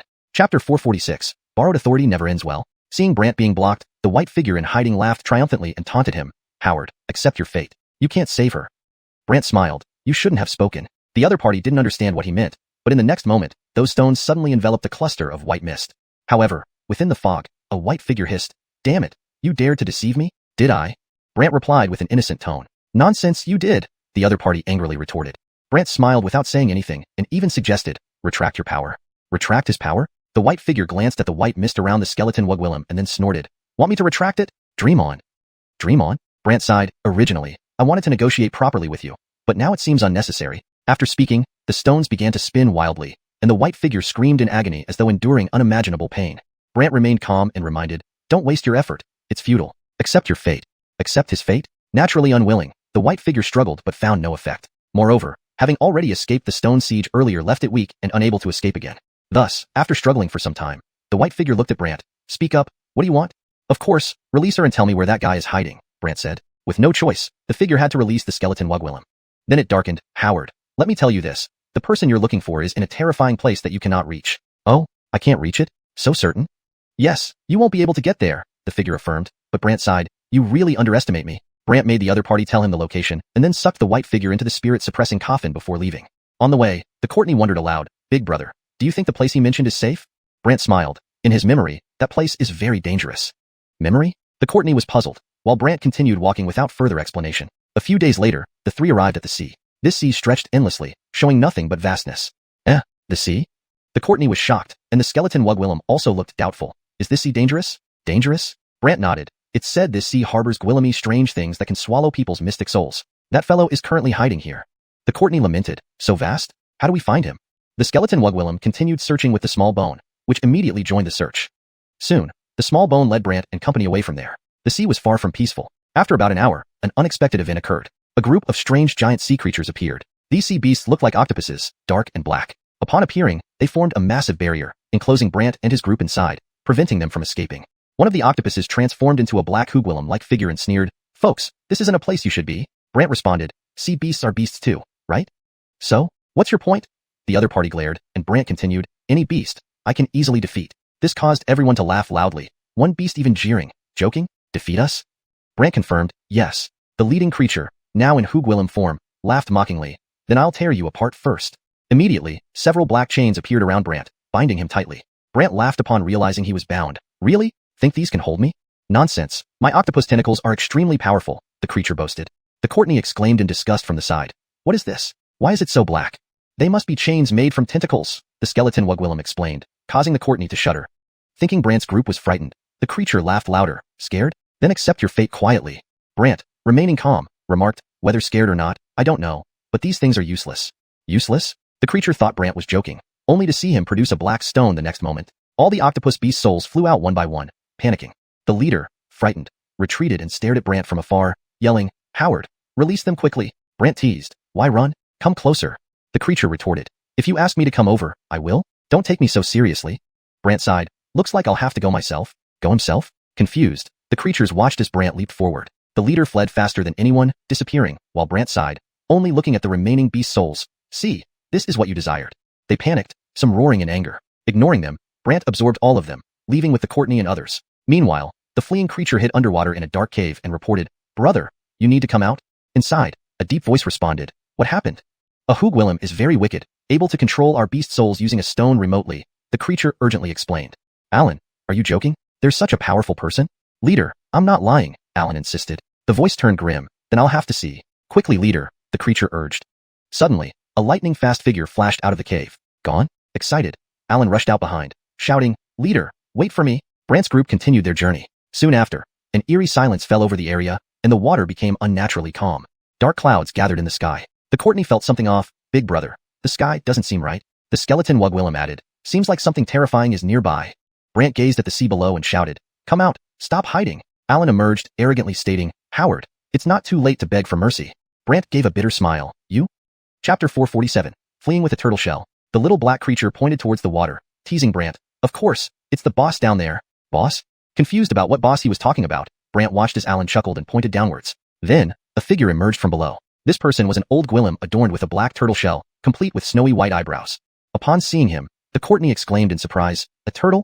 Turtle?" The old Gwillem seemed slightly disgruntled. "I'm not called Turtle, my name is Tyrant Tortoise." "Isn't it the same? You're still a turtle." The girl's remark made the old Gwillem quite angry, even flaring up. Are you making fun of me?" "I'm not. I just think you look like a turtle," she retorted fearlessly.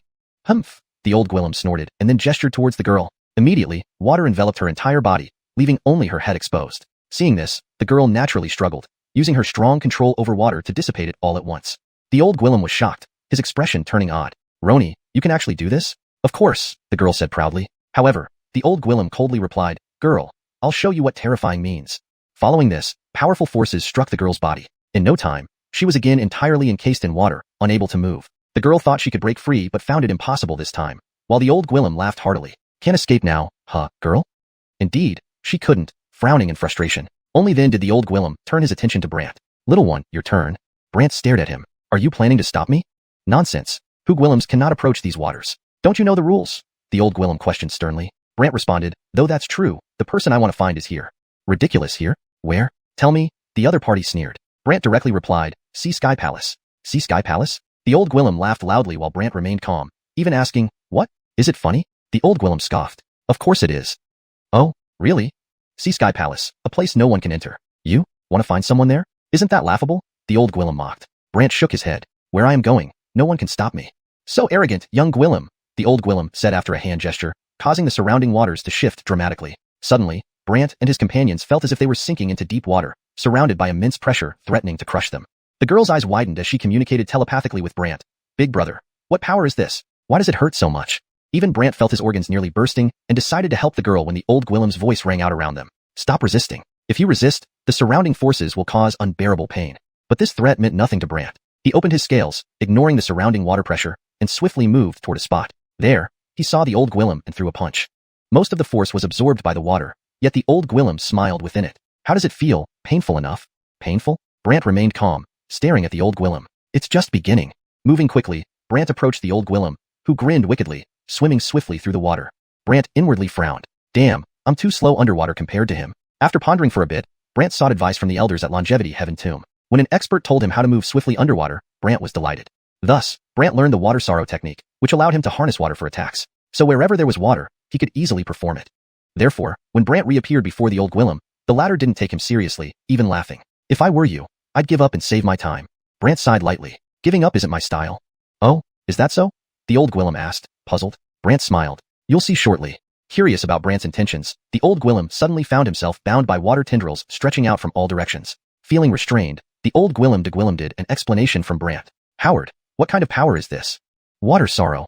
At this, the old Gwillem gasped. "Impossible. Water sorrow belongs to water immortals." "Water immortal?" Curious, Brant wondered who this water immortal was, but the old Gwillem jeered upon seeing his expression. "Looks like your ability is fake." Brant recovered. "Forget about water immortals. You're under my control right now." Control? Unbelieving, the old Gwillem tried repeatedly to break free without success, glaring at Brant. Howard, let me go. You're pretty boastful. Having troubles now? Brant mocked back. The old Gwillem clenched his teeth. Howard, I tell you, I won't be afraid of you. Brant wanted to laugh at this. Fuming, the old Gwillem glared at Brant. All right, very well.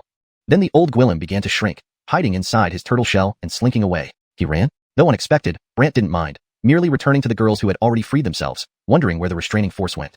Especially the Courtney, who was curious. Big brother, where did he go? He wore a turtle shell and fled. Turtle shell? Ran away? The Courtney was confused, and Brant simply smiled. Let's go to see Sky Palace. The three left immediately. Later, when the old Gwillem reappeared, Alan was puzzled. Boss, what happened? The old Gwillem glared at him. Thanks to you and those Who Gwillems you brought. They're terrifying. Alan admitted. I don't know where they came from. The old Gwillem sighed. Let's see what they're doing. #### end of chapter 447. #### chapter 448.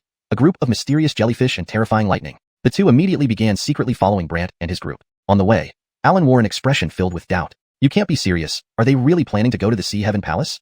Sea Heaven Palace, such a perilous place. Upon hearing this, the elder's face was filled with suspicion. Are they really so reckless as to court death? Court death? Alan furrowed his brows, unsure of what to say. Meanwhile, Brant and the others had already stood in front of a whirlpool. At the edge of this whirlpool were bones scattered everywhere, as if anyone who entered would turn into nothing but bones. Big brother, is it truly that dangerous inside? The Courtney couldn't help but ask hesitantly. Brant didn't know how to explain this either, and could only reply grimly, perhaps. The Courtney was frightened, but Brant straightened himself and walked in. The Courtney and the Agneta quickly followed behind. In no time, the trio had arrived inside the whirlpool. But what exactly was happening inside the whirlpool? Those watching from outside grew even more curious. Boss, should we go in? Alan asked the elder, who, after some thought, replied, capture some other small creatures first. Other small creatures? Understanding what was implied, the elder caught several small fish and infused them with power. These tiny creatures then plunged into the whirlpool. However, the elder could observe everything inside through these small fish. All he saw was a tunnel, within which Brant and the others now found themselves. At the end of this tunnel, there was an ominous force. That force made the Courtney feel uneasy. Big brother, why do I feel like there's a powerful current, almost as if it wants to crush me out? The Agneta shared the same feeling, even stating, I have the same sensation. Understanding the situation, Brant told them, both of you stay behind me. Let me check out what's happening. They agreed and moved back while the elder observed everything through the fish, smirking. How laughably overambitious. Unbeknownst to him, after walking for a short distance, Brant came across a barrier, which was semi-transparent. Inside, countless mysterious jellyfish swam about, their movements complex and unsettling. Each was approximately the size of a person, swimming around ominously and occasionally flashing lightning. Seeing this, the Courtney sucked in a breath. It looks terrifying. Not just her, even Brant felt intrigued. Seems it isn't as simple as I thought. Speaking, Brant placed a hand on the barrier. Instantly, all the jellyfish turned towards him and started spitting out strange bolts of lightning. These lightning bolts struck the barrier one by one, and eventually hit Brant. Buzzing sounds filled the air as Brant's body was encased in lightning. Witnessing this, the Courtney was terrified, and the Agneta gave a peculiar look towards Brant. Watching from hiding, the elder inwardly rejoiced. Yet Brant calmly said, it's fine. Fine? Everyone was puzzled, but inside Brant's body, countless bolts of lightning were being absorbed by his dominant mystic body. Before long, Brant's entire body pulsed with energy. He then raised his hand and formed a ball of strange lightning. This bizarre lightning shattered the barrier completely. The Agneta exclaimed in surprise, silent lightning. What silent lightning? The Courtney asked curiously. In my memory, celestial beings fear nothing more than silent lightning, though I'm not sure how it comes to be, explained the Agneta. Does that mean Big Brother can generate this terrifying lightning for you? Wondered the Courtney. The Agneta looked at Brant in amazement. Brant chuckled, glancing at the jellyfish surrounding him. I should thank them. Without them, I wouldn't be this strong. Thank them? Everyone was bewildered. As Brant stepped forward, the jellyfish resumed their fierce attacks. Brant, however, continued to harness their power, refining the lightning energy within him. Soon enough, Brant's body was ablaze with surging lightning, making him look incredibly formidable. Then, one jellyfish transformed into an adult Gwillem. This adult Gwillem had Gwillemy tentacles, each glowing with purple lightning, looking quite eerie. Seeing Brant, the Gwillem scoffed. Howard, do you think absorbing our lightning makes you something special? I owe you thanks. Brant's words angered the Gwillem further. Then let me show you something even more terrifying and fearsome. With that, the surrounding jellyfish transformed into Who Gwillem figures, bombarding Brant with waves of lightning from all directions. Crackling sounds echoed as Brant's body was enveloped in this lightning. It looked as if he might die at any moment. Yet Brant remained calm and smiled. Effective? The middle-aged Gwillem scoffed. Watch closely. Suddenly, the lightning coalesced into a massive whip, lashing heavily onto Brant. Boom. Though Brant's flesh appeared battered by the lightning whip, he survived unscathed. Looking at everyone, he asked, anyone here got any issues with this? The transformed jellyfish were taken aback and turned to the middle-aged Gwillem, whose expression darkened. No matter what, he must die. He must die. Those words seemed to imprint deeply on Brant, yet he paid no mind and even remarked, if I were you, I wouldn't waste your time. Waste time? Naturally, these people were not willing to give up and grew furious. Someone even snarled, attack, kill him? Kill him? How to kill him? They all looked grim. The middle-aged Gwillem shouted, "Electric cage, attack! Electric cage?" The jellyfish immediately perked up as if they knew something significant, while Brant remained composed, smiling. "If I were you, I wouldn't waste your efforts." But the jellyfish were relentless, forming a strange cage around Brant and the others. This cage was crackling with lightning. Within this lightning, the Courtney trembled in fear. What kind of power is this? The Agneta also felt like she could be devoured by the lightning at any moment. But Brant remained calm. "Don't worry, it's just this kind of lightning." Just as he finished speaking, the lightning in the cage transformed into arcs, striking Brant. His clothes instantly scorched, and deep marks appeared on his skin, as if burned by something. The Courtney gasped, "Big brother, look at your arm." The Agneta noticed too, adding, "This power is terrifying." Those watching from outside burst into laughter. Chapter 449. The Ruins in the Painting. The middle-aged Gwillem sneered at Brant. "Howard, this is just the beginning. Soon, these lightning strikes will only get more intense, making you wish you were dead." The Courtney was frightened, but Brant remained indifferent, even remarking, "So what? What's the point of this?" "What's the point?" The Courtney looked curiously at Brant. "Big brother, do you really not care?" "It's no big deal," Brant replied calmly. "No big deal?" The Courtney wondered what Brant planned to do next. Meanwhile, the middle-aged Gwillem couldn't stand Brant's arrogant attitude. "Howard, keep showing off. You'll soon wish you were dead." "Wish he was dead?" Brant laughed. His opponent fumed with anger and then issued an order to his companions. "Increase the power. I want to see him beg for mercy." Yes. Each person stared intently, their bodies beginning to swell. After expanding, they spewed countless bolts of lightning which struck Brant instantly. Boom. Brant was completely enveloped by the lightning, seemingly terrifying, but it didn't affect him in the slightest. The Courtney and the Agneta were stunned. Due to the overwhelming lightning surrounding Brant, the two could hardly open their eyes. Eventually, Brant absorbed all the lightning. Brant turned and smiled at them. "You must be curious, right?" "Curious?" The jellyfish-like beings indeed wanted to know, and thus gazed at Brant in confusion. Brant formed a bolt of lightning in his right hand, which transformed into an arc striking the cage, shattering it instantly. The Courtney exclaimed in surprise, "Big brother, your strength has grown even greater." The Agneta added, "His power has increased by at least one level." "Increased by one level?" The jellyfish-like beings weren't pleased. Some even glared angrily at Brant. The middle-aged Gwillem's expression darkened. "Silent lightning shadow." "Silent lightning shadow?" The Courtney didn't understand, but Brant could feel the vast amount of lightning surging into him from the surroundings. When Brant extended his right hand, a ball of lightning formed on it, crackling loudly, indicating immense power. The surrounding jellyfish understood the implications and were terrified. One of them asked their leader anxiously, "Boss, what do we do now?" The middle-aged Gwillem grimaced, "We are the first line of defense of the Sea Sky Palace. We must hold the line and cannot let him roam freely here." "But we can't stop him like this," someone protested. "Indeed, we seem powerless against him." Hearing this, the middle-aged Gwillem grew even angrier. "Even if we can't stop him, we must try. It's our duty, do you understand?" "Duty?" They exchanged worried glances, unsure of what to say. The middle-aged Gwillem glared at Brant. "Howard, today you'll learn that our clan isn't so easily provoked." Saying this, the middle-aged Gwillem transformed into a massive ball of lightning, shimmering with white light, hurtling directly toward Brant. Boom. The lightning engulfed Brant entirely, starting to devour him ferociously. The jellyfish watched in shock as their leader attempted a suicide attack. "He's going to die too," someone stammered. The crowd fell silent. The Courtney sensed the terror of the lightning and asked the Agneta, "White sister, what should we do?" "Don't worry, he'll find a way," the Agneta said, her trust in Brant evident. Within Brant's body, the enemy's voice sneered, "Howard, are you scared?" Brant paid no mind. "No matter how terrifying you become, you will still have to submit in the end." "You mock me?" The enemy bristled with dissatisfaction. "I'll show you what true mutual destruction means." In the next moment, the opponent's power exploded inside Brant's body. He felt an overwhelming force tearing through him, but fortunately, his tyrannical mystic body was formidable enough.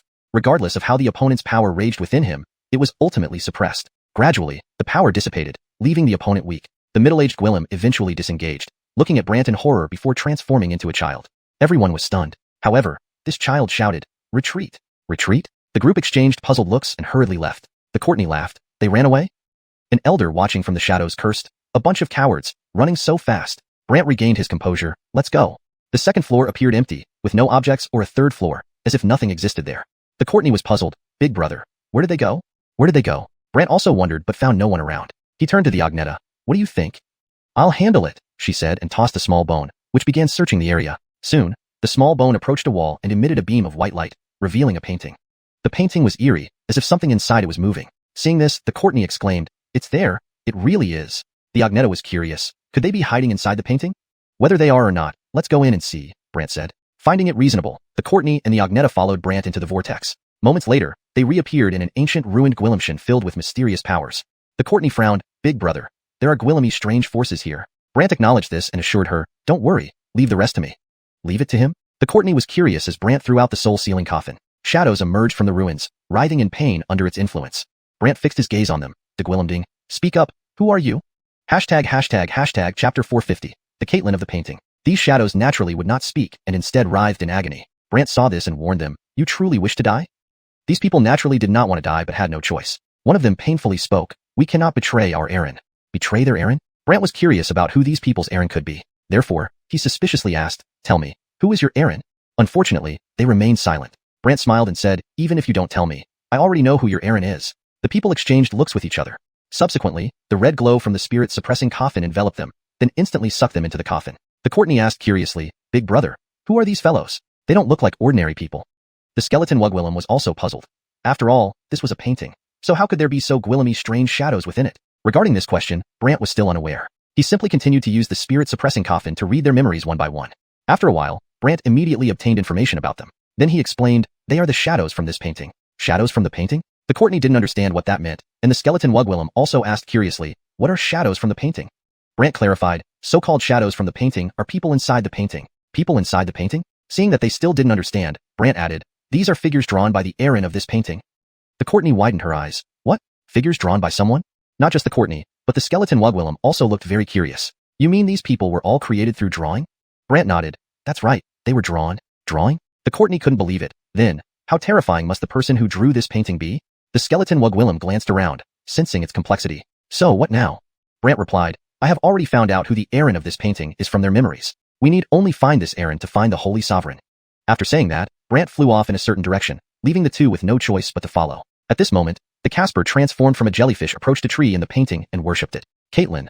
The tree responded with suspicion, "What's wrong? Someone has broken into the Sky Sea Palace, and we couldn't stop them, so we can only return."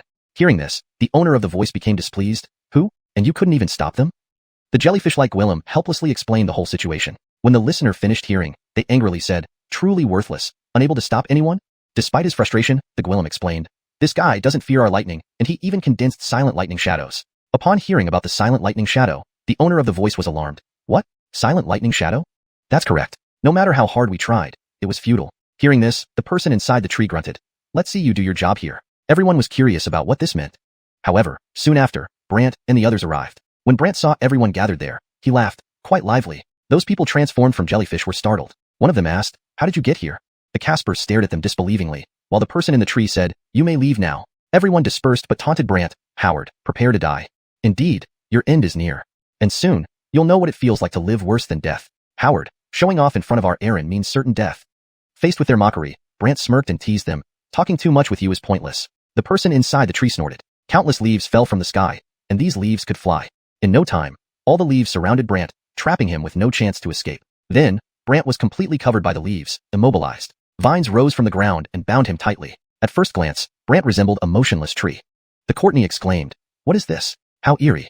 The skeleton Wugwillem, witnessing it for the first time, felt amazed as the person inside the tree laughed heartily and said, "Howard, if you admit defeat now, I might spare you. Otherwise, the two women behind you will suffer." "Using them to threaten me?" Brant chuckled. "Are you planning to use them to threaten me?" "Yes, exactly. What are you going to do about it?" Brant sighed. "Then I have no choice but to free myself." "How laughable. You think you can free yourself? Don't be naive, Casper. You're powerless." Ignoring their taunts, Brant unleashed a blazing fire from his body, targeting the leaves covering him. Soon, the leaves were scorched, and Brant remained unharmed. As the leaves withered and fell, the surrounding jellyfish-like creatures were stunned. Someone muttered, "He actually broke through the Aaron's power? How is that possible? The Aaron is so powerful. How did he break through? Who knows?" Feeling astonished, the people were amazed, and the Courtney cheered happily.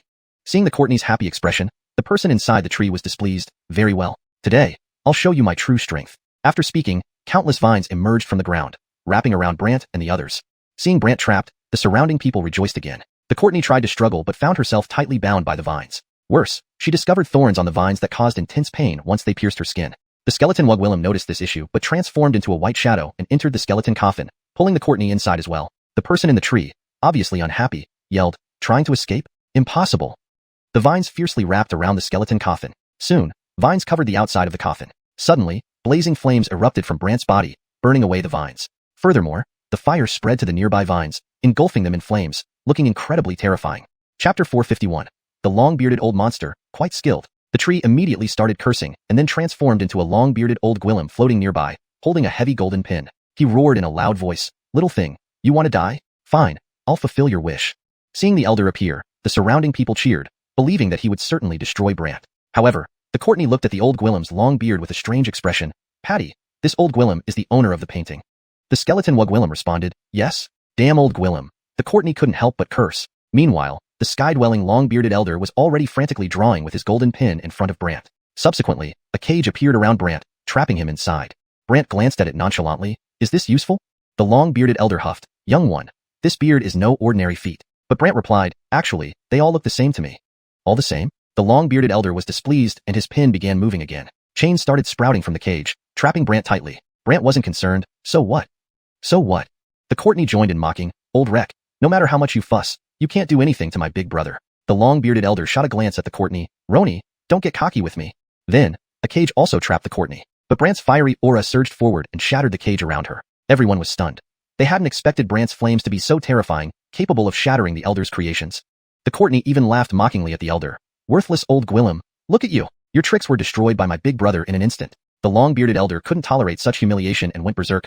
Roni, you'd better not provoke me, or I'll make you regret it. Regret? Try me. I'd like to see how you make me regret it. The Courtney continued to mock him. The long-bearded elder grew angry. Humph. He drew a small house around the Courtney, who disappeared inside it. Frowning, Brant quickly extinguished the fire around the cage and leaped toward the long-bearded elder. The long-bearded elder sneered. What? Worried? Brant turned grim. You'd better let her go. Seeing Brant's worried face made the elder more lively as he mocked him. What if I don't? Brant stared into his eyes. Are you sure you won't release her?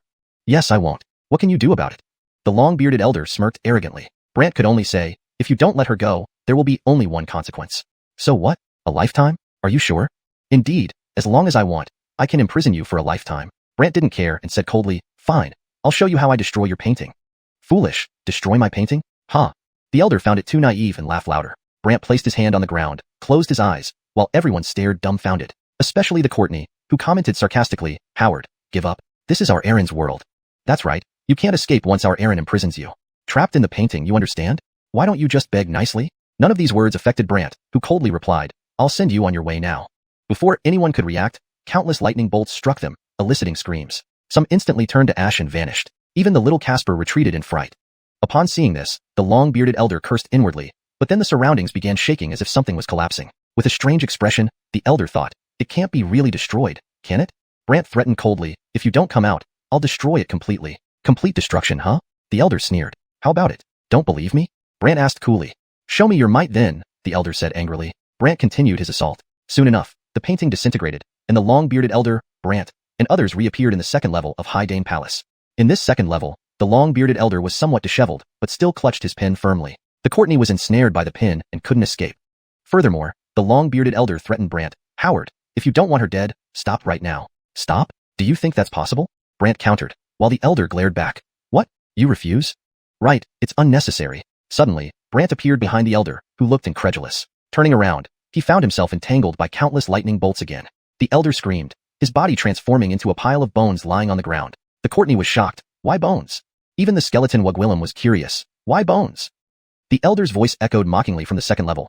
Think you killed me? How foolish. Chapter 452. Devouring the sea beast bones. He's still not dead? Brant did not expect this creature to be so hard to kill. Not just Brant. The Courtney was also perplexed and fell into a funk. Big brother. He doesn't die even after all that? What is he made of? Brant did not know the answer, but the old Gwillem with a long beard hiding in the dark felt smug. That's because the sea palace is also my errand piece. The Courtney immediately widened her eyes. What? The sea palace is also your painting? Needless to say, even the corporeal body from before was painted by me. The other party chuckled afterward. The Courtney became depressed. So isn't this an invincible old monster? Brant remained calm and said, since everything comes from paintings, it will be much easier then. Easier? The Courtney did not understand what Brant meant, while the Agnetta looked curiously at Brant. At this moment, Brant had put down something on the ground. The old monster with the long beard instantly understood Brant's intention and started scorning him. Little thing, do you want to destroy this sea palace too? Right, I will destroy it. What can you do? Brant retorted. The other side was furious. Very well, let me show you the even more terrible aspect of the sea palace. In the next moment, a vortex appeared above them, subsequently pulling in Brant and the two girls. When they reappeared, they were enveloped in darkness. This darkness was terrifying and seemed complex beyond imagination. Not only that, there were eerie wind sounds echoing around. The Courtney muttered upon hearing it. How scary these noises are. The Agnetta became solemn. I feel like our Shin power cannot be utilized here. After hearing this, the Courtney tried and found she could not use her Shin power either, making her seriously ponder if they were going to die trapped in this darkness. But the Agnetta gazed at Brant, who stood still as if he knew how to deal with this situation. However, Brant stayed calm and finally said, it's okay. Okay. Both the Courtney and the Agnetta were puzzled by Brant's statement. Yet Brant suddenly sat cross-legged, followed by lightning flashing all over his body. These bolts of lightning struck outwards into the surrounding darkness. Though the lightning vanished quickly, Brant already knew about the surroundings and continued absorbing its power. Absorbing surrounding power? The Courtney and the Agneta wanted to know how Brant planned to do it, while the old bearded monster ridiculed him. Kid, absorb surrounding power? Don't waste your energy, it's impossible. But Brant began crazily absorbing because in this darkness, there was a unique kind of Xianxia which prevented them from using their Xian power. Now Brant intended to devour all this Xianxia. However, the long-bearded old Gwillem did not think Brant would succeed and even mocked his ignorance. This mockery failed to affect Brant. Instead, inside his body, a black bubble began to form and gradually grew larger. Even though Brant didn't know its purpose, he continued absorbing, causing the darkness around to become increasingly illuminated. It was as if all the darkness was being devoured. Look, it's brightening. The Courtney was ecstatic, and the Agneta felt the phenomenon was amazing. Naturally, the long-bearded old Gwillem fumed silently in frustration and cursed under his breath. Damn it, even this Dark Sea can't handle him? Dark Sea was a place where one Xian power was restricted. However, now Brant treated it with complete disdain, greatly depressing the long-bearded old Gwillem. Finally, the long-bearded old Gwillem took a deep breath. Damn it, today, I'll risk everything with you. Suddenly, some huge skeletons appeared around them, resembling certain sea beasts. But inside these sea beasts was unique black flame which made them flicker with black firelight as they moved. The Courtney stared. What are those? The Agneta attempted an attack which was immediately devoured by the skeletons. Trying with black liquid, the result was the same. Brant then stepped forward. Let me handle it. The Courtney was curious about how Brant would handle it, while the old Gwillem laughed derisively in the dark. Struggling is futile. You can't withstand these bones. Do you decide what I can or cannot resist? Brant challenged. The other party arrogantly responded. Of course, it's impossible. Fine, let me show you how I will counteract it. When Brant released his lightning, it too was absorbed by the skeletons. The old Gwillem jeered. These are called devouring sea beasts. Devouring sea beasts? Brant wondered what was special about them as the old Gwillem explained. They can devour any Xian skill. Any Xian skill? Thinking for a moment, Brant hurled the longevity spirit suppressing coffin which emitted red light and covered the sea beast. Soon, the black flames inside the sea beast skeleton started dimming. The long-bearded old Gwillem naturally got angry and asked, bewildered. What's happening? How did you counteract the beast's fire? Brant smiled. Xian skills don't work, but perhaps spirit soul Xian skills will? Upon hearing this, the old Gwillem realized the purpose of the spirit suppressing coffin but scoffed. Spirit soul Xian skills? Fine, let's see if you can unleash it. Suddenly, a streak of golden light flew from the sky, with a huge rotating ball in it. As it landed before Brant, the golden light directly dispelled the spirit suppressing coffin. However, this affected Brant not at all. He calmly commented, is this effective? Seeing the spirit suppressing coffin remain unaffected while the golden ball's power weakened, the old Gwillem was surprised. How is this possible? That's the soul-quelling gold ball. Soul-quelling gold ball?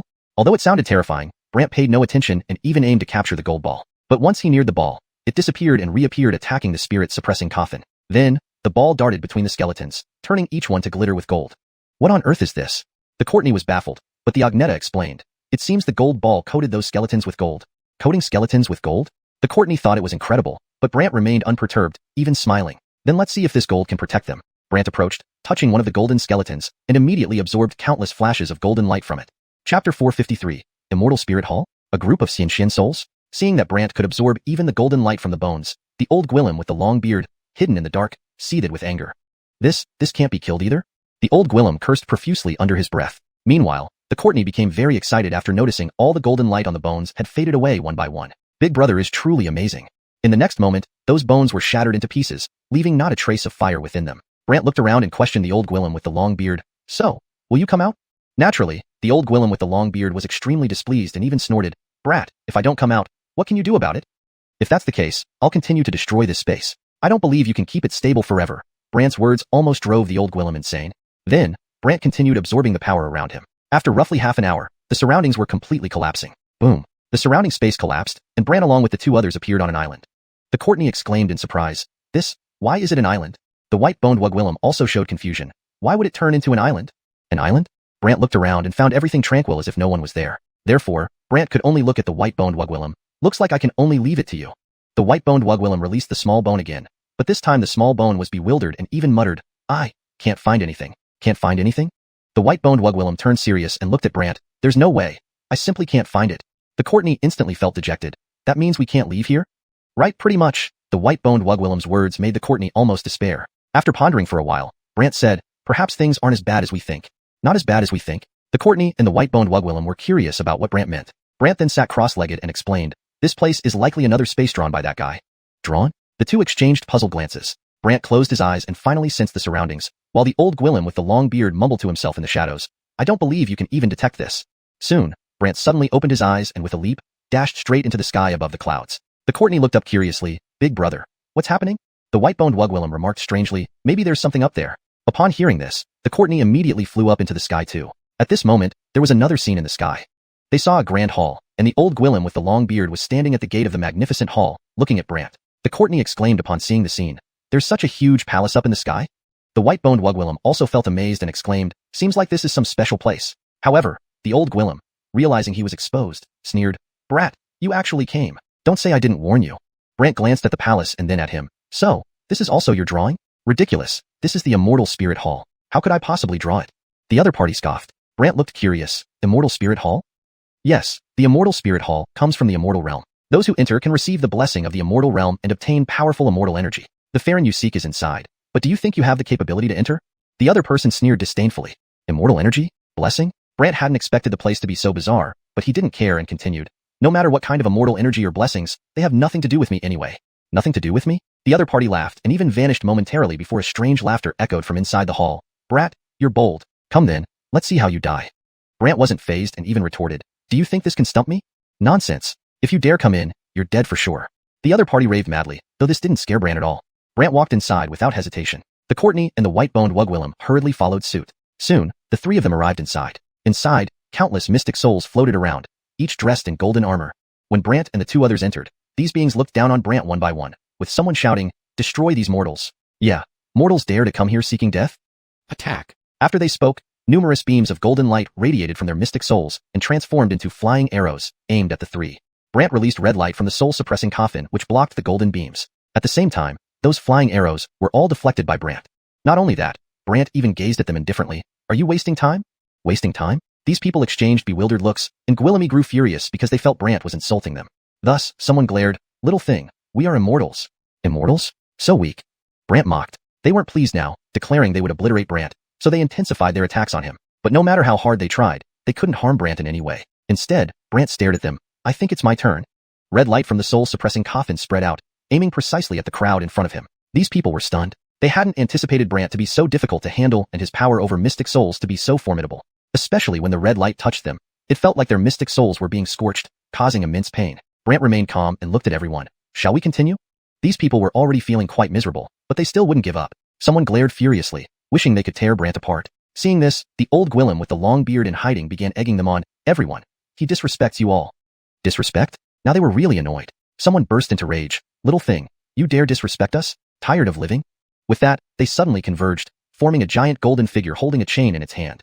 This giant threw the chain, wrapping it tightly around the soul-suppressing coffin, restraining it firmly. The Courtney and the white-boned Wugwillem were worried, while the giant laughed haughtily, a collective laugh comprised of Gwillemy voices. However, Brant smirked coldly. "What? You think this can challenge me?" These people naturally believed they had this capability and even boasted. "Without that stone coffin, what do you use to fight us?" Facing their mockery, Brant gave a strange smile. "Overestimating yourselves." Chapter 454, Borrowing a Body for Battle. In the next moment, Brant's body condensed with annihilation lightning. These lightning bolts were unleashed one by one, striking the giant. The giant immediately felt as if something was burning its entire body. Not only that, but it emitted sizzling sounds, which were quite terrifying. Meanwhile, those people let out various cries of agony, as if they were in extreme pain. Brant remained calm and even laughed at them. "Gentlemen, shall we continue?" Continue? These people were already in great pain, clearly indicating that Brant's silent thunder shadow caused these guys immense suffering. "Seems like you don't want to continue." Seeing these people not speaking, Brant chuckled. The old Gwillem with a long beard, however, was naturally displeased. Therefore, the long-bearded old Gwillem began urging them on. "Gentlemen, what are you spacing out for? Get moving." Move? They all wanted to, but Brant's power was too frightening, making each of them look grim. This made the long-bearded old Gwillem furious. "You useless fools. How can there be so Gwillemy useless fools like you?" Everyone looked embarrassed, not knowing what to say. Brant turned to the long-bearded old Gwillem. "Or, should you give it a try?" The long-bearded old Gwillem had used all the means at his disposal. Otherwise, things wouldn't have reached this point. Yet he was still unsatisfied and glanced around at the others. "Gentlemen, you can use your immortal energy?" Immortal energy? These people revealed strange expressions, until someone suggested, "What about borrowing your body?" "Yes, borrow your body. We can unleash our immortal energy." Seeing their proposal, the expression of the long-bearded old Gwillem suddenly turned sour because he knew that once these souls entered his body, they would defile his physical form as they wished. And that wasn't what the long-bearded old Gwillem wanted.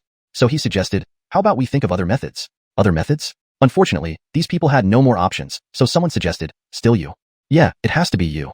Then those souls didn't care whether the long-bearded old Gwillem agreed or not and flooded into his body in a frenzy. The long-bearded old Gwillem panicked and shouted, "Stop! Stop right now!" Stop? Would these people possibly stop? They continued pouring in wildly. Before long, the long-bearded old Gwillem changed dramatically. His eyes glowed with golden light, then he started laughing Gwillemiacally while staring at Brant. "Little thing.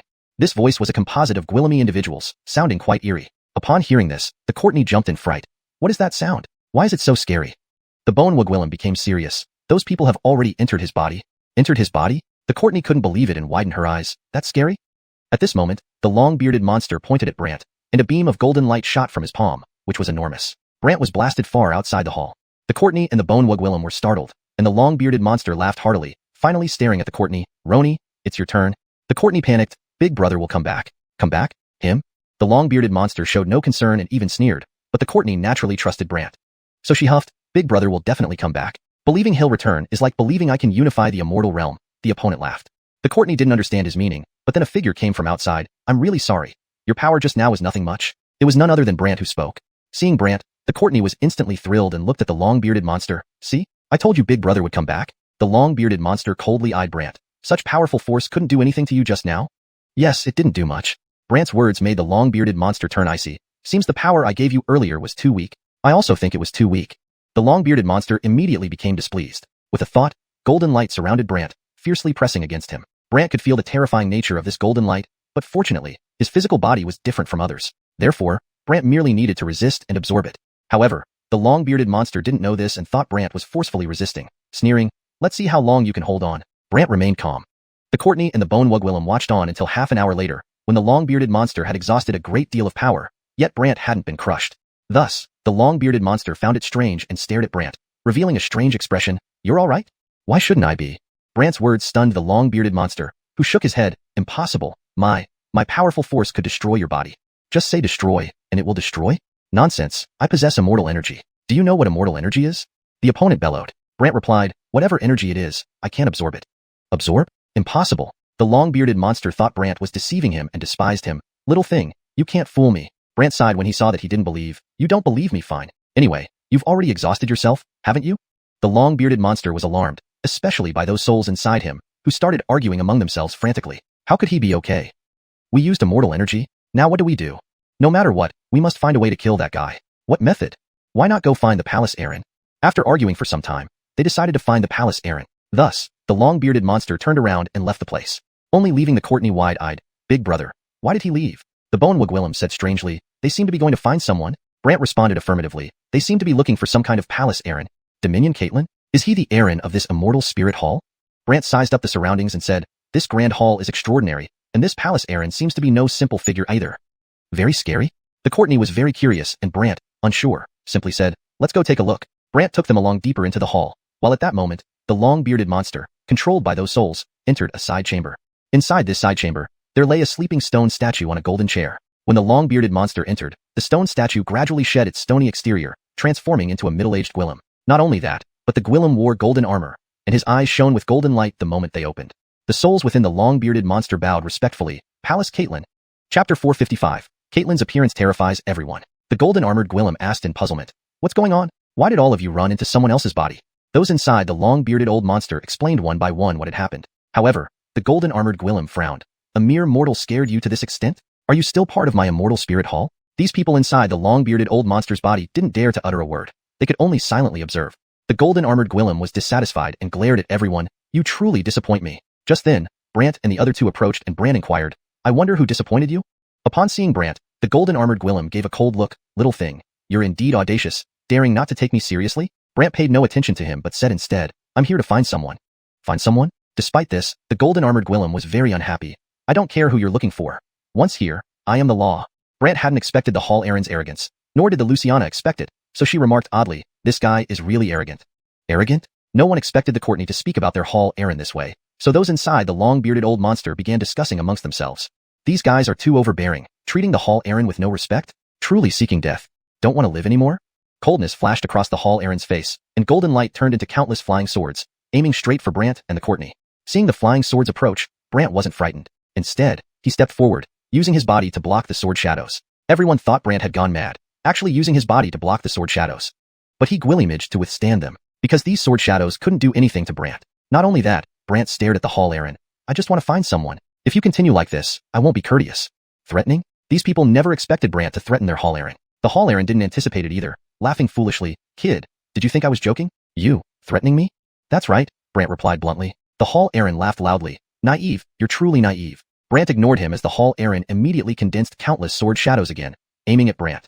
Whiz, whiz, whiz. These sword shadows quickly surrounded Brant and even entered his body. Although it seemed harmless on the surface, these sword shadows were attempting to seal Brant's mystical energy. Therefore, when everyone saw the strange golden sword shadows around Brant's arms, they all laughed. Look, this kid is sealed. Yes, he is sealed. The Courtney was alarmed, looking at Brant whose body was covered with moving sword shadows. Big brother, will he be okay? The Agneta shook her head. He should be fine. However, the Hall Aaron threatened Brant. Kid, you have only one way out. If you continue like this, you'll suffer the consequences. One way out? Those inside the long-bearded old monster burst into laughter, someone even taunting Brant. Kid, accept your fate. Kid, surrender. You're not a match for our Hall Aaron. Kid, just behave and hurry up. While these people urged frantically, the Hall Aaron felt confident, as if a mere thought would end Brant's life. However, Brant devoured the sword shadows, causing them to vanish completely. Seeing the sword shadows dissipate, the Hall Aaron was stunned. Those inside the long-bearded old monster were also amazed, some asking in disbelief, is this real? The Courtney smirked, seems like this Hall Aaron isn't much. Not much? The Hall Aaron was thoroughly enraged and displeased. Damn it. The next moment, the Hall Aaron went berserk. In his hand appeared a golden book, which flew out, and Brant's entire body became a shadow, entering the book. The Courtney was shocked. Where's Big Brother? The Agneta was also terrified. What's happening? Those inside the long-bearded old monster laughed smugly, saying, don't waste your efforts. He has been sucked into the Celestial Scroll. Celestial Scroll? What was this? Neither the Courtney nor the Agneta knew, but the Hall Aaron, with a mere thought, made the golden book whirl rapidly. Then everyone saw a figure, Brant, trapped in darkness, seemingly unable to escape. The Courtney called out anxiously, Big Brother. The Hall Aaron mocked, stop shouting. It's useless. He's now just a shadow within the book. A shadow in the book? It sounded terrifying. Yet, Brant, trapped in darkness, observed his surroundings while inwardly musing, let's see what this is about. Thus, Brant began absorbing the surrounding conditions. Soon, a black armor enveloped Brant's body, enhancing his mystic soul power. Strange, what is this? Brant wondered curiously. At that moment, a black vortex appeared in the hall, and from within came a Wugwillem's voice. Hall Caitlin Ayush, what game are you playing? Hearing this, the Hall Aaron's face paled as he looked at the black vortex. Why you? How did you come here? No one appeared from within, but the Wugwillem's voice echoed. Do you know who you're dealing with now? The Hall Aaron nervously replied, a presumptuous fool. Those around were curious about the identity of the Wugwillem and why the Hall Aaron was so timid. The Courtney asked more curiously, Patty, who is this? The Agneta was unsure, only suspicious. Inside the book, Brant was startled. Caitlin? Indeed, the Wugwillem in the black vortex stated, he is my disciple. The Hall Aaron was so terrified that he nearly fell to his knees. I didn't know he was your disciple. Now you know? The Wugwillem interrogated. The Hall Aaron hastily put away the book, and Brant appeared, looking at the vortex in shock. Caitlin? I didn't expect to meet you here, the Wugwillem in the vortex said with satisfaction. Brant was curious where she was and why she hadn't come out, so he asked suspiciously, Caitlin, what's this? I still have some matters to attend to. Handle it here, and if you need anything, I will come back. She vanished after speaking. Only the long-bearded old monster and the Hall Aaron remained, staring in terror, while the Courtney exclaimed, Big Brother, your Aaron is amazing. Chapter 456, A Mysterious and Sinister Blade. Brant never expected that his Aaron would appear. When the vortex completely vanished, the Giri immediately became respectful towards Brant. Young sir, may I ask what you intend to do? The long-bearded old Gwillem was stunned by how respectfully the Giri treated Brant, making him even more terrified as he looked at Brant. Especially, the Xuanhuan within the long-bearded old Gwillem were extremely worried. Correction. Especially, the mysterious souls within the long-bearded old Gwillem were extremely worried. Note, Xuanhuan is translated as mysterious souls to better convey the meaning in English and maintain fluency. However, Brant remained calm and turned to the Giri. I'm looking for someone. The sage Caitlin of the Great Wasteland Sacred Garth. The Giri's brows furrowed instantly. This? Is there a problem? Or is it difficult? Brant sized up the Giri. The Giri grew uneasy under the gaze. That guy is in seclusion, and his status is not simple. If I let you go, it might. So, can I go through? Brant asked again. The Giri knew Brant's Aaron could not be offended, so he sighed helplessly. All right, I'll take you. Then lead the way, Brant said to the Giri, who immediately led them forward. The Courtney, however, was delighted. Still, it's good having an older brother with such a powerful Aaron. Brant looked puzzled and kept asking the Giri as they walked. My Aaron, what is her background? What does she do? The Giri was taken aback and mused inwardly. How could a disciple not know what their Aaron does? Seeing the Giri remain silent, Brant asked suspiciously, what's wrong? Is there a problem? The Giri finally snapped out of it, feeling awkward. Well, I don't know either. You don't know either? What do you mean? Brant knew the Giri must know but was keeping it secret. Not knowing how to explain, the Giri could only look embarrassed. Just say it. What's really going on? The Giri had no choice. Your Aaron is the ruler of the Great Wasteland, and also an enforcer of the Immortal Realm. Brant was curious. An enforcer? Yes, in the Immortal Realm, anyone who does anything to disrupt it will be caught by her and imprisoned in a cemetery. Brant was shocked. Imprisoned in a cemetery? Could it be that the higher level entity above is the immortal soul? Note, the term Xuanhun seems to be a mix of Chinese and Pinyin, which typically refers to a soul or spirit in this context. I've translated it as soul, for better readability in English. The Giri didn't understand what Brant murmured about but replied, "Everything I should have told you, I've said. Just remember, if your Aaron asks, don't say it was me." "Relax," Brant reassured him. The Giri felt relieved, but the Courtney was amazed. An enforcer of the immortal realm? Sounds impressive. Not just the Courtney, even the Agneta was drawn in. The Giri hesitated and then looked at Brant. "The person you are looking for has a complicated identity, and their strength is formidable. I fear you won't be a match for them. Don't worry. The one I want to capture can't escape." Brant's words left the Giri speechless, and he could only sigh. Eventually, they arrived at a massive stone gate. The Giri told Brant, "Go in here, and you'll find him." "Go in? That simple?" Brant was skeptical. When the stone gate opened, the inside was pitch black. Brant then took the Courtney and the Agneta into the darkness, and the stone gate closed behind them. The Giri rolled his eyes. "Don't forget how you all ended up here in the first place." This left everyone feeling uneasy. Could it be that his Aaron is really that enforcer? Someone wondered aloud. The Giri glared at them. Obviously. Everyone was taken aback, not knowing what to say. The Giri pointed at them and warned, "So remember, don't provoke him anymore. He's not someone you can mess with." They all nodded silently in agreement. The Giri then muttered to himself, "Any issues, let those two sort it out." After passing through a dark corridor, Brant and the two others arrived at a golden, shimmering forest. The ground was covered with golden leaves. Seeing the beautiful dried leaves, the Courtney picked one up happily. "Big brother. Look, how pretty." Brant touched it, sensing the aura of the person they were looking for. "This belongs to him." "Belongs to him?" The Courtney dropped it immediately, curious. "Big brother, what do you mean it belongs to him?" Brant explained, "It means this was created by him." The Courtney felt intimidated. "That's scary?" Not just her. Even the Agneta found it astonishing. Suddenly, countless leaves converged and formed into a giant figure. The voice of the Abdur echoed from within the giant. "Little brother, you're quite something to find me here." Brant smiled upon finally seeing him. "Today, you won't escape." The Abdur laughed. "I think the one who needs to run is you." "Oh, me? Why?" Brant asked back. The Abdur grinned evilly. "Right here is my domain, and I can use divine techniques here. You're just a mortal. I can deal with you however I want." Brant smiled. Puzzled, the Abdur stared at him. "Why are you laughing?" "I'm laughing because you are so ignorant," Brant replied, then shot a burst of flame from his body directly at the Abdur. The leaves caught fire instantly, but the Abdur extinguished them quickly. The flames dissipated right away. Seeing this, the Abdur chuckled. "Howard, I told you. I know divine techniques. Your tricks won't work on me."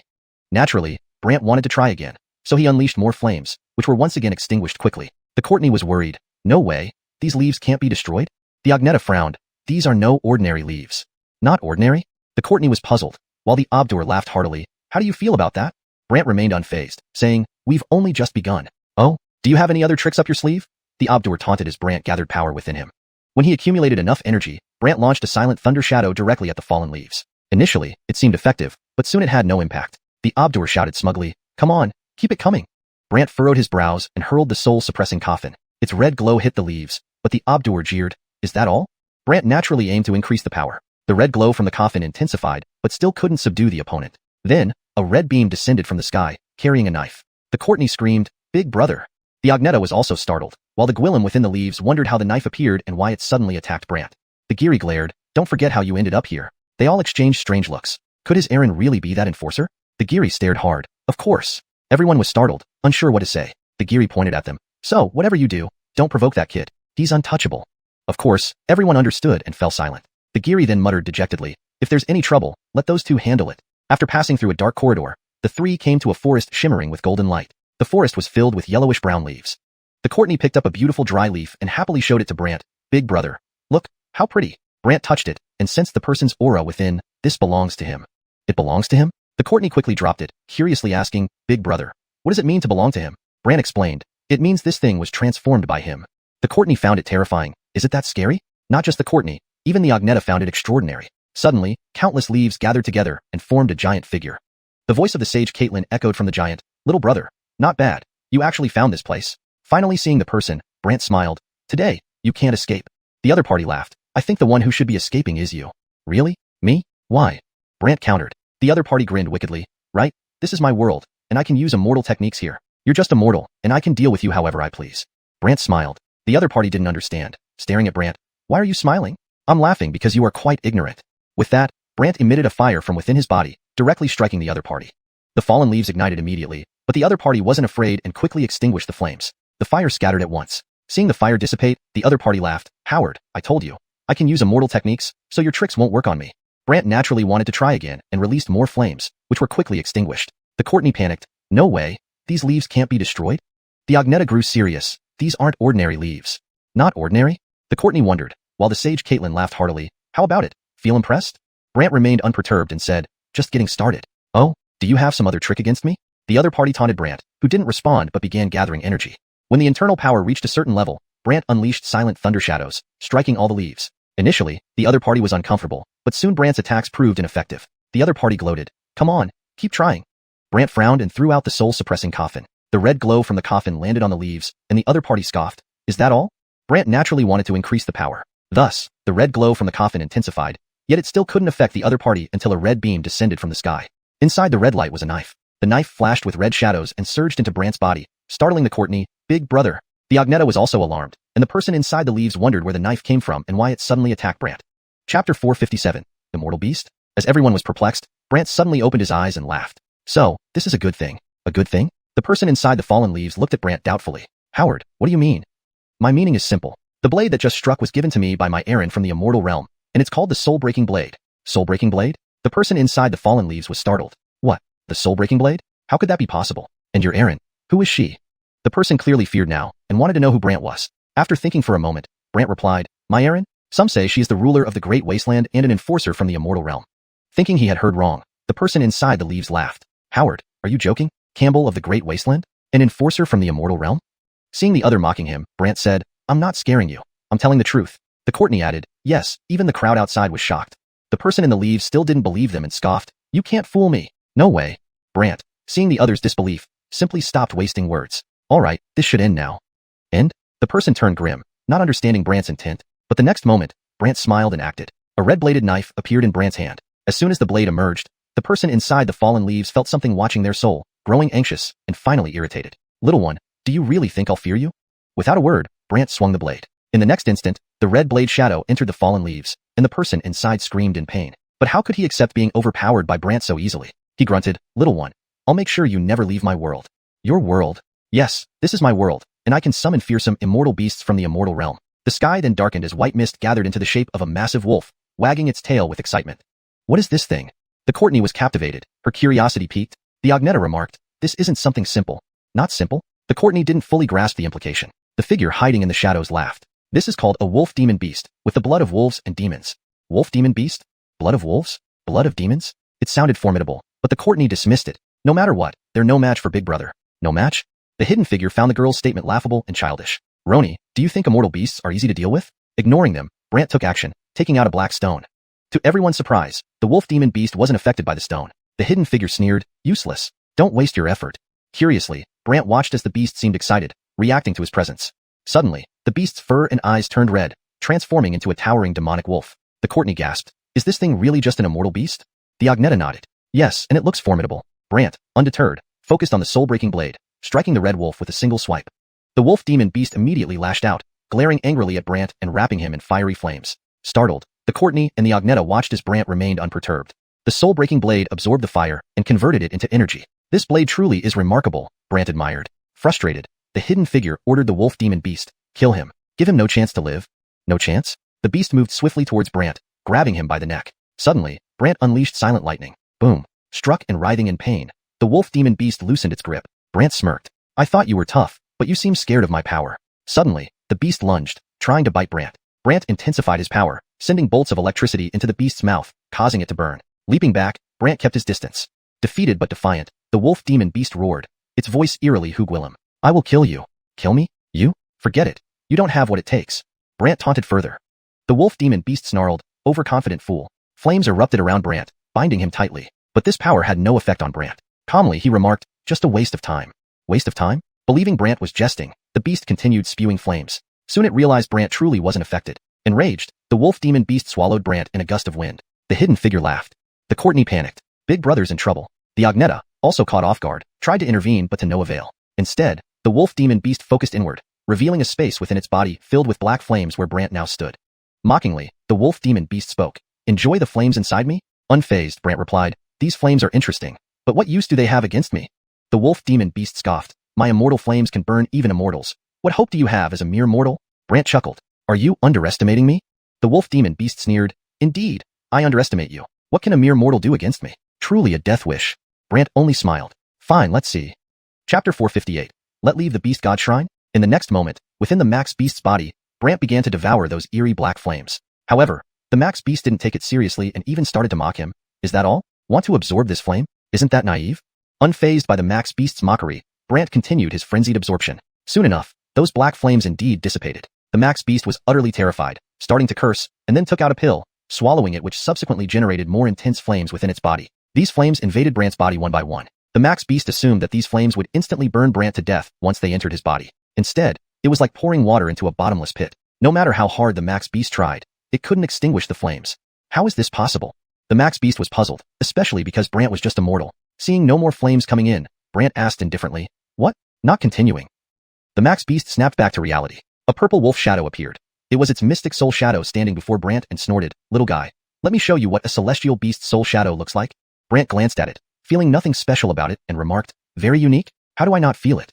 Not feel it? The max beast became furious, staring fiercely at Brant as if wanting to tear him apart. Brant laughed upon seeing its reaction. "Come on, don't just stare at me." "Good, very good."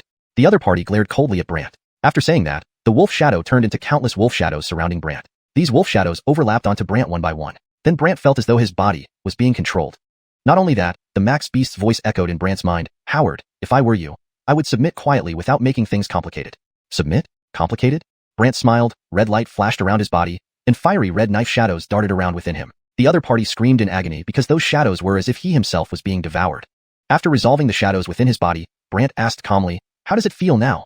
The max beast, enraged, floated another shadow before Brant and pointed at him, fuming, "I'll show you, a mere mortal, what fear truly is." Fear? Brant was curious about what the opponent intended to do next. He saw the other party condensing a ball of fire, transforming endlessly, as if assuming various forms. But to Brant, it seemed futile. So after watching for a while, Brant said, "Can you stop wasting effort?" The opponent was taken aback and, seeing that Brant remained unmoved, replied in disbelief, "You're not affected? What do you think?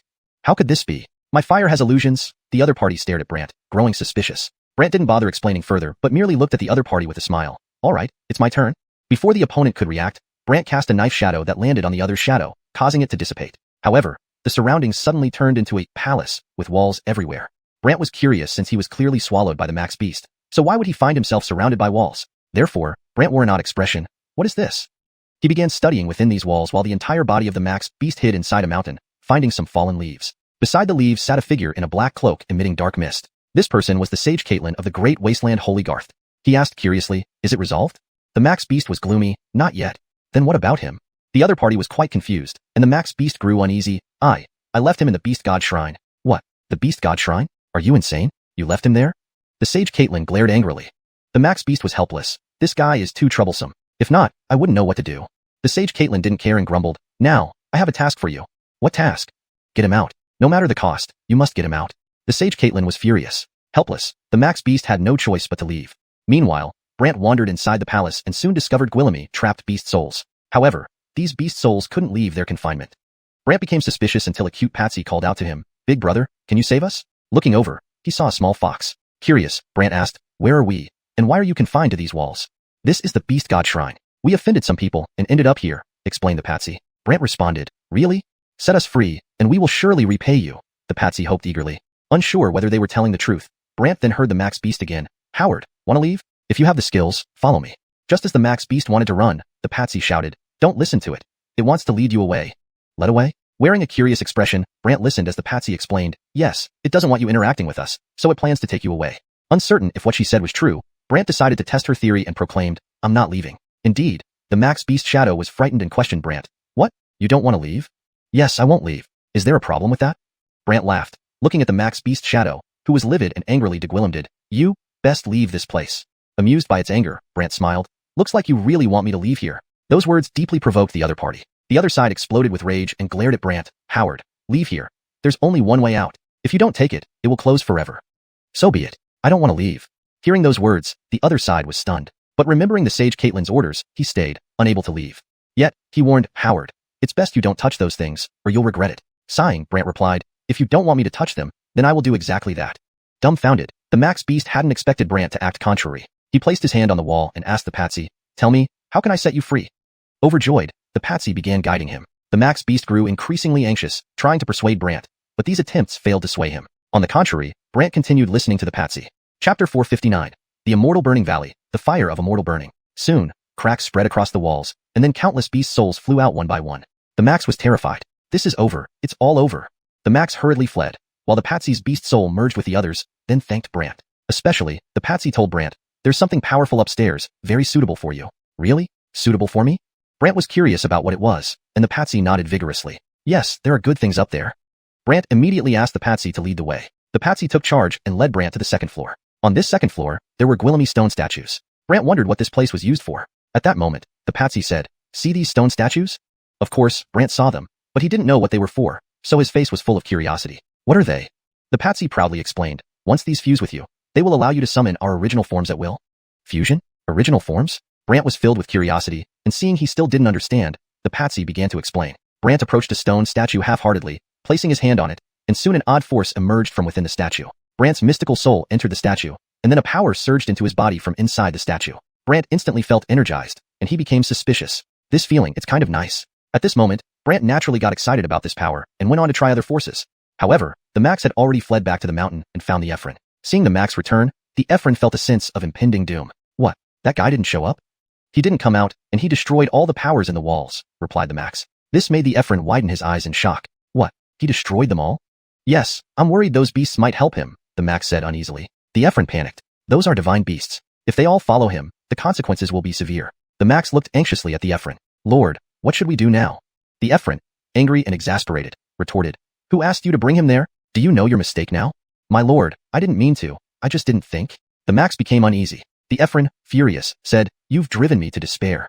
The Max worriedly suggested, My lord, perhaps we should consider how to get him out of there. If I knew how, would I be here? The Ephron gave him a cold look. After thinking for a moment, he added, But, there may be a way. Lord, please tell me, the Max said eagerly. The Ephron spoke grimly. Lure him into the immortal burning valley. Lord, you mean destroy him there? The Max suddenly understood. The Ephron's voice turned icy. Can you do it? I have to lure him? The Max realized something. The Ephron affirmed, Yes, exactly you. The Max panicked but had no choice and left reluctantly. The Ephron grumbled, Useless fool. At that moment, Brant was still absorbing the power from the stone statues. After absorbing almost everything, he felt a strange force lurking within him, which seemed mysterious and hidden. What is this? The Patsy happily explained. That's called the Beast Seal. With it, you can summon us at will in the future. Beast Seal? Brant didn't understand its meaning, but the Patsy and the other beast souls began entering his body, merging into the Beast Seal. As they entered, Brant felt his mystic body become more formidable, as if his whole body was infused with power. Suddenly, the Max appeared. Seeing Brant radiating a golden glow, it tensed up and stared at him. How did you do that? Brant smirked evilly. What do you think? His opponent gazed at him like a monster. You're a monster. Do you want to experience the power of this monster? Brant's words made the other party's eyes widen before quickly fleeing. Brant leaped forward, chasing after him. Seeing Brant relentlessly pursuing, the Max panicked. Damn, how fast is he? Unbeknownst to the Max, Brant had received an enhancement from the beast souls, making him feel much stronger. It was as if the power of those divine beast souls could be channeled through him. Before long, Brant caught up. In desperation, the Max swallowed a pill, disappearing from his spot in an instant. Seeing the Max vanish so quickly, Brant increased his speed and caught up within minutes. He stopped at a location reeking of decay. These decaying smells are eerie, Brant muttered, frowning. Just then, the Max reappeared not far away, sighing in relief. Kid, do you know where you are? Naturally, Brant didn't know and asked curiously, Where is this? This place is called Immortal Burning Valley, the other party answered with a laugh. Upon hearing Immortal Burning Valley, Brant fell silent, lost in thought. Suddenly, a destructive force descended from the sky. Standing there, Brant felt as if his entire body would be obliterated. Not only that, but barriers surrounded him everywhere. Calmly, he glanced at the barriers. Just this? Brant didn't care, using the power of the Beast Seal to make himself even stronger. The Max thought he was struggling and smiled smugly. Kid, don't waste your efforts. It's futile. Today, this is where you meet your end. Brant grinned wickedly. Dead end? I think it's you who's trapped. Why? Don't believe it? The Max pointed at the sky's force and added, This is called immortal burning. Immediately, the force transformed into massive flames covering Brant's entire body. Yet, this barely affected him. Instead, Brant allowed the flames to envelop him fully. The Max sneered. Let's see if you survive this fire. Suddenly, Brant's beast seal emitted a golden glow, and Gwillemy beast souls swirled around him, giving him an extraordinary appearance. The Max was stunned. Brant looked as though surrounded by a cluster of powerful beast souls. Brant chuckled and turned to the Max. I have to thank you for leading me to the immortal beast hall.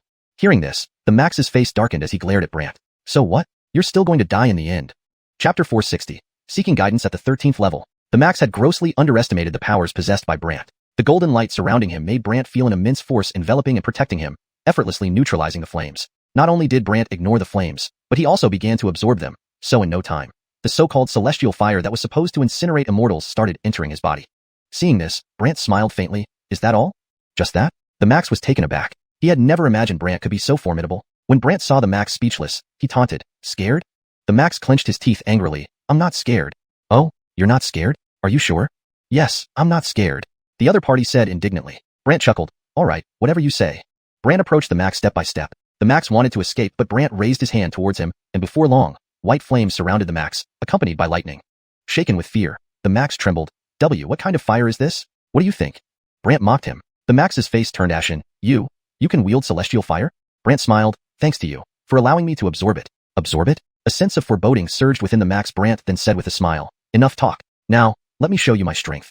The flames started burning the Max, who writhed in pain and agony. Brant sighed. Why put yourself through this? With a look of utmost dread, the Max glared at Brant. Spare me. Spare you? Sure, but you must lead me to that person. Brant's words made the Max immediately relent. All right, I'll take you there. Only then was Brant satisfied. He controlled the Max while discovering a strange flame burning within the latter's body. Despite feeling ominous, the Max had no choice but to lead the way under Brant's congwillimed.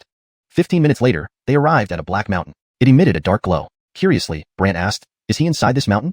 Yes. Brant then ordered him to lead the way. However, at that moment, the Courtney and the Agneta appeared ahead, encircled by black shackles and engulfed in black flames. From within the mountain, a eerie laughter echoed. Howard, if you dare come any closer, I'll make them suffer beyond imagination. Brant's expression darkened. You've captured them? Or what? Sit and wait for you to catch me? The voice laughed contemptuously. The Courtney panicked and cried out, Big brother, run away. Don't worry about us. The Agneta also realized it was a trap, yelling, Leave, don't get any closer. The Max shivered nervously, unsure of what to say. Meanwhile, the fox spirit within Brant whispered, Shall we help them?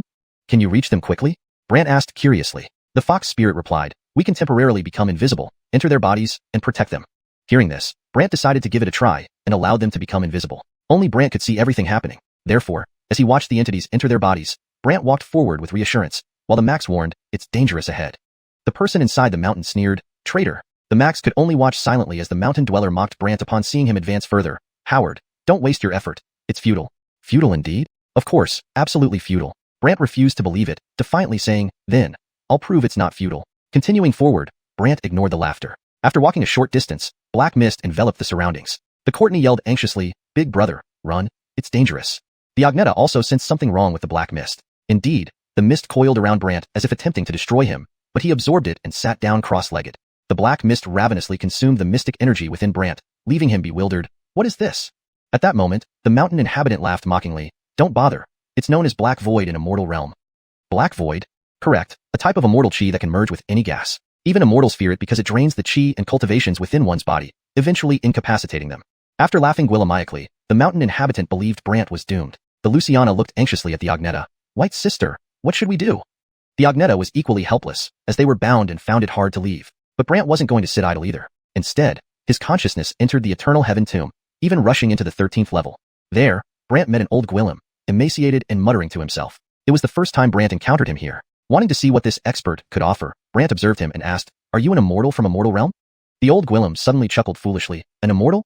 Yes. Perhaps not, he responded with a strange laugh, making Brant hesitant. Do you know Black Void? The old Gwylem instantly became lively. Black Void? That's quite interesting. Brant explained his situation to him, causing the old Gwylem to react strangely. What relationship do you have with that Gwylem? She's my Erin.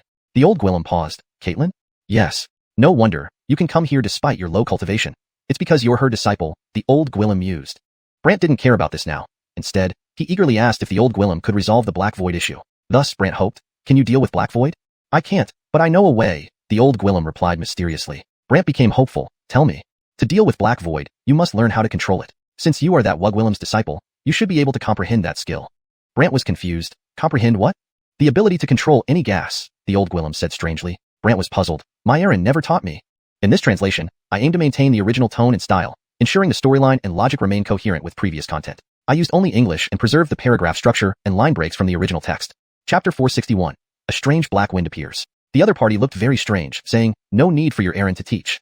No need? Then how did I? Brant didn't understand. The other person smiled and replied, It's on that stone coffin. Stone coffin? Yes, on the stone coffin, there are Gwylemy secrets. You should study it slowly. As for me, I need to rest. After speaking, the other party closed his eyes. Brant felt curious but still brought out the soul-suppressing coffin, wanting to see what was inside. So Brant stared intently in curiosity. On this soul-suppressing coffin, apart from the black dragon shadow, Brant hadn't found anything else for now. So he looked puzzled. What is it exactly? At this moment, the black dragon shadow swam on the stone coffin, looking not simple at all. Brant watched the dragon curiously, and finally, the dragon actually burrowed into a stone book on the coffin. A stone book? Brant discovered a stone book for the first time, so he was completely engrossed. There's such a thing? Brant put his hand up in suspicion, and then images within the stone book entered Brant's mind one by one. Wan Shiju claimed to be able to harness myriad qi, meaning that anything entering the body would turn into qi and could condense this qi into absorbable energy. Just like Hei Ming, Black Oblivion, even if it enters the body, it can be converted. Wan Shiju, Brant muttered. Then Brant started to try. Sure enough, within his body, those strands of Hei Ming turned into other forms of energy. Brant immediately became excited. Interesting. When Brant opened his eyes, the surrounding black mist had already disappeared. Seeing this, the Courtney exclaimed in surprise, "Look, Big Brother is fine." Not only the Courtney but also the white-boned Wugwillem showed a look of surprise. Indeed, it's gone. The people in the mountain were astonished. Impossible. Hei Ming, how did you resolve it? Brant didn't explain much, just laughed and asked, "Guess." Howard, don't play riddles with me. Speak up. The other party Degwillem did angrily. Brant ignored him and walked towards the Courtney and the white-boned Wugwillem. This enraged the person in the mountain. Fine. Do you want them dead? Very well, have it your way. Immediately, countless black mists wrapped around the two women, along with black chains tightening their strength to strangle them. However, a force seemed to protect the two of them firmly, making them unaffected. The people in the mountains were upset and started to curse. How can this be? Why aren't they harmed? The two women were curious as well, while Brant simply approached and destroyed the chains on both of them. Once free, the Courtney sarcastically remarked about the mountain, "You're no match for Big Brother at all." The people in the mountain exploded in rage. "All three of you must die." The next moment, the mountain moved and cracked open. Before Brant and company could react, an enormous suction force pulled them toward the mountain. Whoosh! The three of them were instantly sucked in. When the three reappeared, they found themselves in a dark place. Moreover, there were bones everywhere. The Courtney panicked. Where is this? How come there are so Gwillemy bones? After examining the bones, the white-boned Wugwillem said, "They don't seem ordinary." Not ordinary? The Courtney wondered who they could belong to. "They're probably immortals," the white-boned Wugwillem guessed. The Courtney froze. "Immortals? Are you serious?" There's still immortal power within these bones," confirmed the white-boned Wugwillem. The Courtney felt scared, but Brant, after glancing around, noticed it resembled a prison cell and laughed. "What, planning to trap us here?" "Indeed," the Gwillem in the mountain harumphed. "That's right. I'm going to lock you here, and you will gradually become bones just like them." Become bones? It sounded terrifying. The Courtney was frightened and muttered, "Is it really that scary?" The white-boned Wugwillem strangely responded, "Possibly." But Brant remained calm. He went to the wall, placed his hand on it, and began absorbing its power. The power in the wall vanished instantly, causing it to collapse. In hiding, someone cursed, "Howard, are you mad? What are you doing to the wall?" "If I don't handle the wall, how else can we get out to face you?" Brant asked with a smile. In hiding, the Gwillem gritted his teeth. "Howard, I advise you not to continue. You'll regret it." Brant retorted sarcastically, "Already trapped by you. You're telling me not to continue? Is that even possible?" "I'm not kidding. It's very dangerous." Brant ignored him and continued. The Courtney cheered, "You're wasting your breath. Big Brother will definitely destroy this place and deal with you." "You ignorant fools," the Gwillem growled. The Courtney was happy, but the walls collapsed more fiercely around them. Boom. The wall was utterly destroyed, forming a tunnel. The tunnel was pitch black. As Brant and the others were about to go through, a fierce black wind blew out, directly flinging the three away. Moreover, this powerful wind instantly shattered the entire mountain. At that moment Brant took the two outside, and the mountain disintegrated. The Courtney exclaimed, "Big Brother, you're amazing." Brant shook his head and said, "It has nothing to do with me." "Nothing to do with you?" The Courtney was confused. Brant nodded and explained, "That wind in the tunnel had something wrong with it." "The wind in the tunnel?"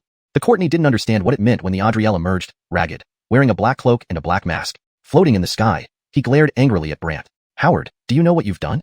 Brant glanced at the fractured mountain and the floating figure in the sky. "So, is there something inside this mountain?" "Yes, this mountain seals a terrifying thing, powerful enough to destroy heaven and earth," the Gwillem huffed angrily. Brant replied, "So, what does that have to do with me?" "It has nothing to do with you?" The Gwillem was fuming, glaring at Brant. "You'll regret it." Brant didn't care. Suddenly, from the fractured mountain, a massive whirlwind flew out, devouring everything it passed over. The surrounding forests turned barren in an instant.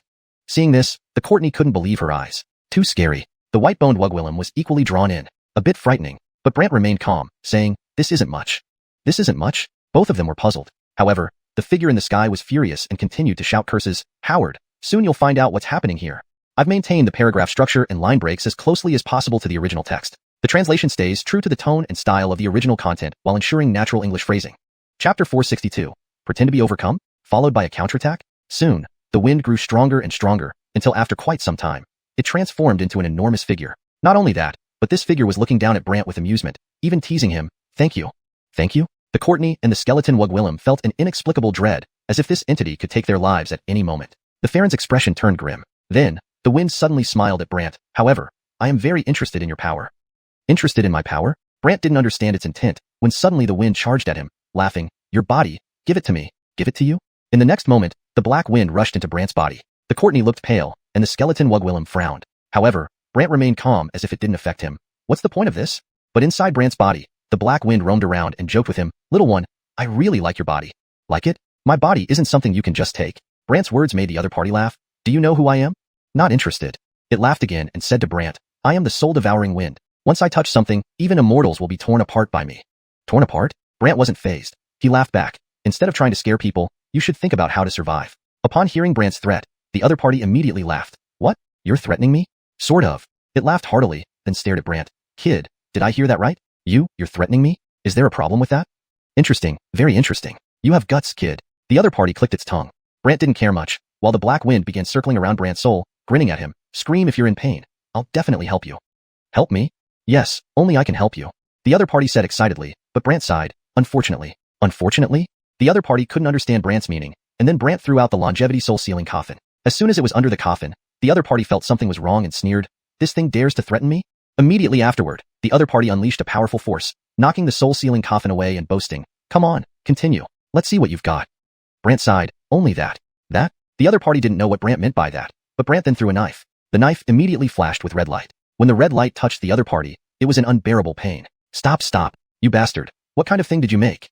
It clenched its teeth in anger. Brant laughed. Aren't you supposed to be powerful? Can't you devour souls? I didn't know you were so terrifying, the other party complained, and Brant sighed. You don't have the strength but love to show off.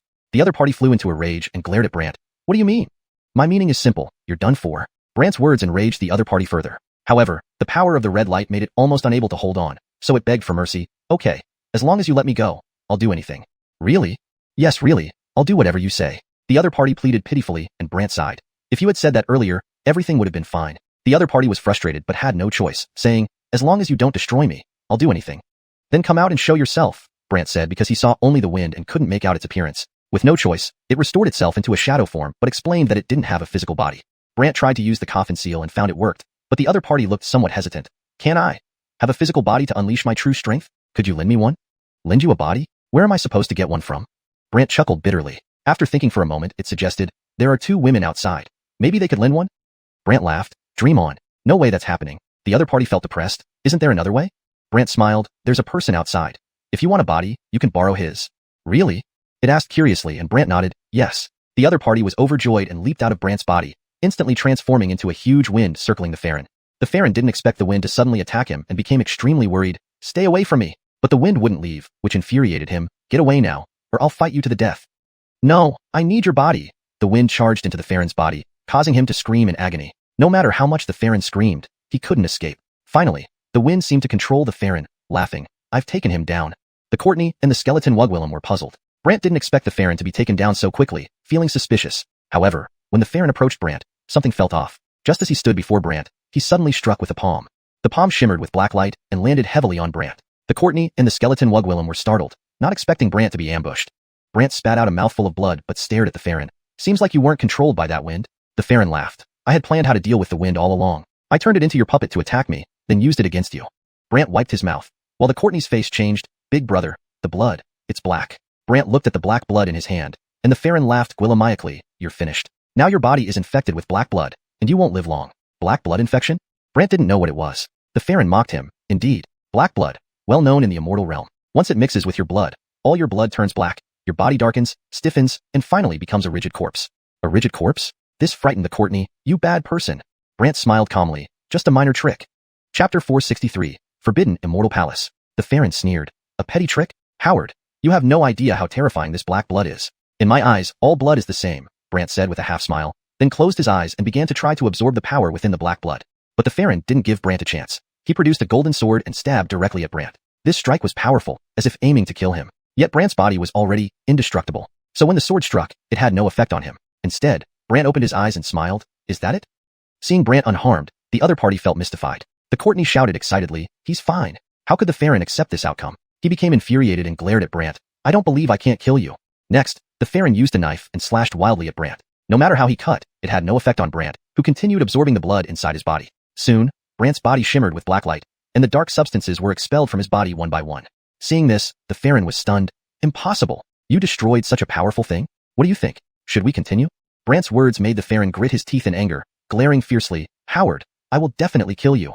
Brant smirked disdainfully. You? I think you should quit while you're behind. The Farron naturally wasn't willing. Suddenly, he took out an ice block and threw it at Brant. Bang! Brant was instantly frozen in place, seemingly lifeless. The Farron turned and fled in fear. The Courtney looked at Brant anxiously. Big brother, are you okay? I'm fine, but this thing is quite troublesome. Brant started absorbing wildly, then laughed sinisterly. Piece of cake. The ice block then completely dissipated, and Brant returned to normal. However, after the Farron ran off, Brant had an odd expression. Trying to run? Not a chance. With that, Brant took the two of them away. They were curious where Brant planned to go. When Brant reappeared, they were outside a palace called the Forbidden Immortal Palace. The Courtney looked around suspiciously. This place feels familiar. Brant glanced at her intriguingly. Do you know it? The Agneta also wondered, staring at the Courtney intently. The Courtney was puzzled. I feel like this place is in my memory, but I don't know why. The Agneta found this intriguing and showed a strange expression. At this moment, the Courtney suddenly said, why don't we go in and take a look? Brant agreed. So the three of them entered together. Upon entering, the scene changed. Inside were Gwillemy women dressed in white robes, each glaring viciously at Brant and the others. One of the women spoke up, outsiders, entry is forbidden. Brant replied calmly, we're looking for someone. There's no one here you're seeking.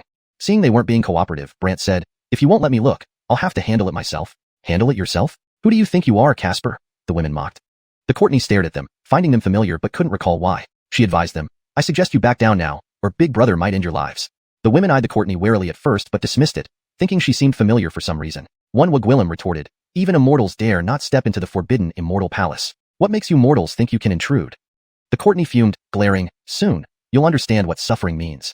The women ignored her with one shouting, if you don't leave, we'll attack.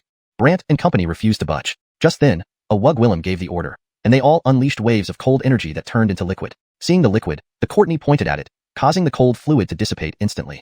Everyone was shocked, wondering how the Courtney Gwillimaged that. Some asked skeptically, Roni, what did you do? What I did is none of your business, the Courtney retorted angrily, disliking these women. Dissatisfied, one Wugwillem snapped, fine, then I won't be polite. They attacked again, this time more intense with both cold energy and water. As the elements rushed toward Brant and the others, the Courtney easily controlled and dispersed them. The women were even more astonished. One exclaimed, show us what you've got. The Courtney spread her hands wide, and suddenly countless streams of cold air surged toward her from the palace. Some panicked. What's happening? She can control the cold air here? How is that possible? This is divine cold air. Only the palace Aaron can do this. The Aaron has been in seclusion for years without taking any disciples. How did she learn? Everyone speculated, marveling at the situation. Brant, too, was curious about the Courtney's connection to the palace. Why could she control the palace's power? One of the women Degwillem did. Roni, who are you? And why can you control this place's power? So what if I can? The Courtney shot back defiantly. Their faces turned grim, yet they dared not act rashly until someone yelled, go find the prince. One of the women rushed off, while the rest remained vigilant. Meanwhile, the Wugwillem who left had reached deep within the palace, where she encountered an elderly Wugwillem with white hair. The old Wugwillem turned around, twisting her face with a glare. What's going on? Prince, a Courtney arrived, and she can control the surrounding cold air. The Rudy quickly turned around, eyes wide. What did you say? A Courtney can control divine cold air. The Wugwillem trembled, clearly terrified. The elder responded quickly, let's go see what's happening. They left promptly. When they appeared again, Brant was about to make his move when the elder arrived and asked coldly, what's going on? Chapter 464. Confrontation. Even the prince cannot help. Everyone was drawn to the white-haired old Wugwillem, and the women around her greeted respectfully, Prince. However, the white-haired old Wugwillem had a grim look as she stared at the Courtney. Who are you? Why can you control the surroundings? The Courtney ignored her. What's it got to do with you? Dissatisfied, the old Wugwillem glared at the Courtney. Young lady, don't be too arrogant, or I might have to take action. Take action? How so? The Courtney retorted. The white-haired old Wugwillem cast a cold gaze at her. It seems I need to show you my power. With a thought, clouds of mist began to entangle the Courtney. The Courtney grew irritated. Let me go. Let you go? Perhaps, if you tell us who you are and why you can control the surrounding coldness, the old Wugwillem said coldly. Naturally wanting to resist, the Courtney fumed. I won't tell you. The old Wugwillem gradually lost patience. Roni, my patience is limited, so please don't provoke me. But the Courtney shot her a glance. Even if I don't say, what can you do? Very well, very good. The old Wugwillem increased her force, and the Courtney gradually froze in place. But how could Brant just let this happen? Brant placed his hand on the Courtney, beginning to devour the forces upon her. Instantly, the coldness vanished without a trace. Furthermore, Brant released flames that surrounded the Courtney, shielding her from the cold. Seeing this, the Immortal Restriction Hall women were naturally displeased, some even heckling. The white-haired old Wugwillem was furious, glaring at Brant. Howard, you know this comes with consequences. Brant remained unperturbed. I'm here to find someone, not play games. Find someone? Play games? The old Wugwillem grumbled. Howard, you truly wish for death. Brant paid no mind and declared, enough talk. Either hand over the person, or I'll destroy this place. Hearing this, the women burst into laughter. Some teased Brant. Howard, you must be joking to destroy this place? Howard, do you know our prince's strength? Howard, are you tired of living? Facing their mockery, Brant remained indifferent, turning his attention to the old Wugwillem, who hadn't spoken yet. Well, fight or hand over the person? The white-haired old Wugwillem wouldn't indulge him, her cold eyes locking onto Brant. Overestimating yourself will lead to a fate worse than death. A fate worse than death? Brant smiled. Seeing Brant still smiling, the old Wugwillem turned icy. What? Do you find this amusing? Of course, Brant replied, which made the old Wugwillem glare coldly. Howard, you should be dead. Dead? With that, streams of cold air struck Brant, seemingly freezing his entire body. But Brant's flames dispersed, leaving him unscathed. The old Wugwillem muttered to herself, where did he get such powerful flames? The surrounding women were curious, wondering what was happening, while Brant smiled calmly. Enough chatter. His flames intensified, overwhelming everyone present. They hastily retreated. The old Wugwillem conjured a huge shield of cold air to block the flames. Fuming, she snapped, think I'm an easy target? Afterward, she released waves of cold air, pressing down on Brant, preventing him from escaping. But Brant remained calm, as if nothing affected him. He then leaped toward her. The old Wugwillem sneered. Wish for death? Fine, I'll oblige. Her palm struck Brant with immense force, penetrating his flesh and soul. Yet, it barely affected him. Brant even laughed. Your attack is nothing special. Nothing special? The old Wugwillem stared in disbelief. Brant chuckled. Disbelieving? It's impossible. Absolutely impossible. She refused to believe, fixated on him. Brant smirked. Enough talk. Flames engulfed the old Wugwillem, making her uncomfortable. Everyone else was stunned. How could the great prince be subdued by Brant? Yet the old Wugwillem wasn't about to give up. Howard, do you really think it's that easy to bind me? Not. Wait and see, she sneered, spitting out a cold pearl that spread chilling air around them, enveloping Brant. When Brant tried using fire again, it was ineffective against the cold air. The old Wugwillem cackled. No fire can withstand this cold. Examining it, Brant indeed found it tough but quickly devised a plan, smiling. True, but what? The old Wugwillem wondered. Using the 10,000 chi technique, Brant easily absorbed the cold air. He then remarked nonchalantly, so, continue? All present in the Immortal Restriction Hall were dumbfounded. They couldn't believe a mortal like Brant could neutralize the prince's cold pearls. But the courtney clapped happily. As for Brant, he looked calmly at the old Wugwillem. Anything to say? The old Wugwillem had an odd expression, scrutinizing Brant for a moment. Who are you, and why are you here? I told you, I'm here to find someone. If you cooperate, great. If not, I won't be polite. Brant said coldly. The old Wugwillem's expression soured, cursing internally. How powerful is this Gwillem? Brant stepped closer, while her cold pearl was clearly no match for him. After much deliberation, she asked, whom are you looking for? Brant revealed the identity. The old Wugwillem frowned. He's no ordinary person. Are you sure? Yes, Brant confirmed. Hashtag chapter 465, the true identity of the Trudy. The white-haired old Wugwillem thought for a moment before saying, all right, I'll take you, but you have to tell me who that Courtney is. Brant glanced at the Courtney and laughed. This, I don't know either. After all, I've only known her for a short while. The white-haired old Wugwillem looked slightly disappointed and then stared at the Courtney for quite some time before saying, follow me then. As Brant and the two others followed the white-haired old Wugwillem away, the surrounding women began whispering amongst themselves. Kelvin, you're really taking them there? Kelvin, you've given in? What else can we do? These people felt helpless but had no other choice, so they could only sigh. However, as Brant and company passed through an underground tunnel, countless icy cold airs floated around, transforming into lanterns. These lanterns shimmered with blue light and looked very unusual. The Courtney felt amazed and looked at the blue lights. What exactly are these? They look so eerie. The Agneta was also curious and said to the Courtney, these things don't seem simple. The Courtney nodded curiously. Indeed. After speaking, she reached out her hand, and numerous blue lights gathered towards her, finally settling on the Courtney's hand. Upon seeing this, the white-haired old Wugwillem's eyes narrowed, and she remarked meaningfully, it seems she truly has a connection with our Giri. Connection with the Giri? Brant didn't understand what she meant, while the white-haired old Wugwillem questioned the Courtney, are you familiar with the forbidden Immortal Temple? So what if I am? The Courtney retorted. The white-haired old Wugwillem pondered for a long time before finally looking at the Courtney. Then, do you lack past memories? The Courtney's eyes widened. How did you know? Because your memories are sealed, explained the white-haired old Wugwillem. The Courtney exclaimed strangely, you're lying to me. If you don't believe me, I can take you somewhere where you can regain your memories. The Courtney turned to Brant. Big brother, she's lying. Brant hesitated for a moment and looked at the Courtney. Why not check it out first? It wouldn't be a loss. The Courtney was still somewhat reluctant, wearing a gloomy expression. But, let's go and see, Brant insisted because he wanted to find out, so he urged the Courtney to follow. Reluctantly, the Courtney tagged along silently. Subsequently, the three of them were led by the white-haired old Wugwillem to a side hall. Inside this side hall stood a massive block of ice containing a Wugwillem who bore a resemblance to the Courtney, though one was grown up and the other a child. The Courtney asked curiously, she is an adult? You'll understand when you get closer, replied the white-haired old Wugwillem after thinking for a moment. The Courtney obediently moved closer, albeit unhappily. When the Courtney reached the ice coffin, she placed her hand on it, causing scenes to flash through her mind. Moreover, an additional layer of icy armor appeared on her body, and her eyes turned slightly red. Mom? Mom? The white-haired old Wugwillem looked surprised. Looks like you're the Giri's child. Brant was skeptical, while the Courtney withdrew her hand and sorrowfully stated, my mom was killed by the demon Path Douglas.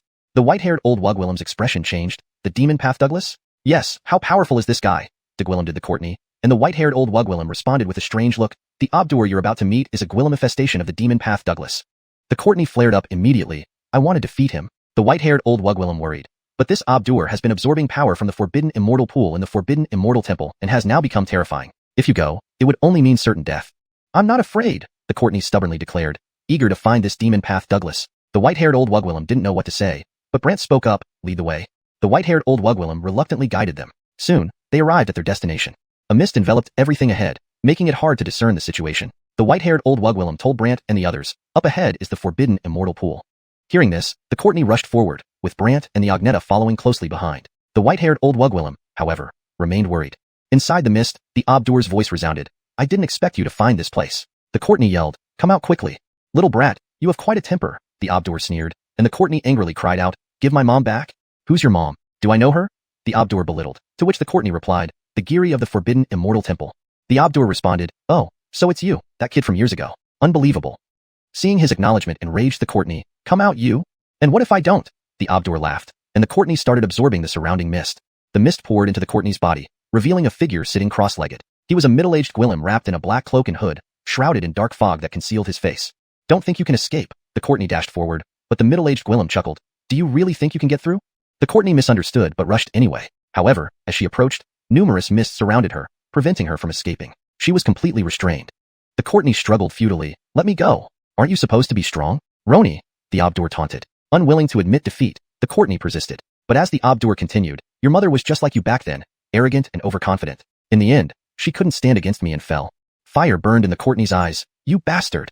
Don't look at me like that. It won't help. Now, no one can save you, the Abdur smirked. Brant, however, laughed lightly and placed his hand on the Courtney's shoulder. Suddenly, the mist around her vanished. Now free, the Courtney gleefully faced the person in front. Come on, keep being arrogant. Aren't you so powerful? The Abdur sneered. Do you think removing those things will save you?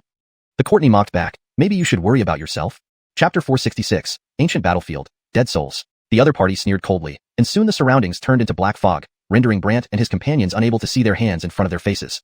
Yet within the black mist, the Abdur mocked, Howard, don't waste your efforts. It's useless. No matter how you struggle, you cannot escape. Unable to escape?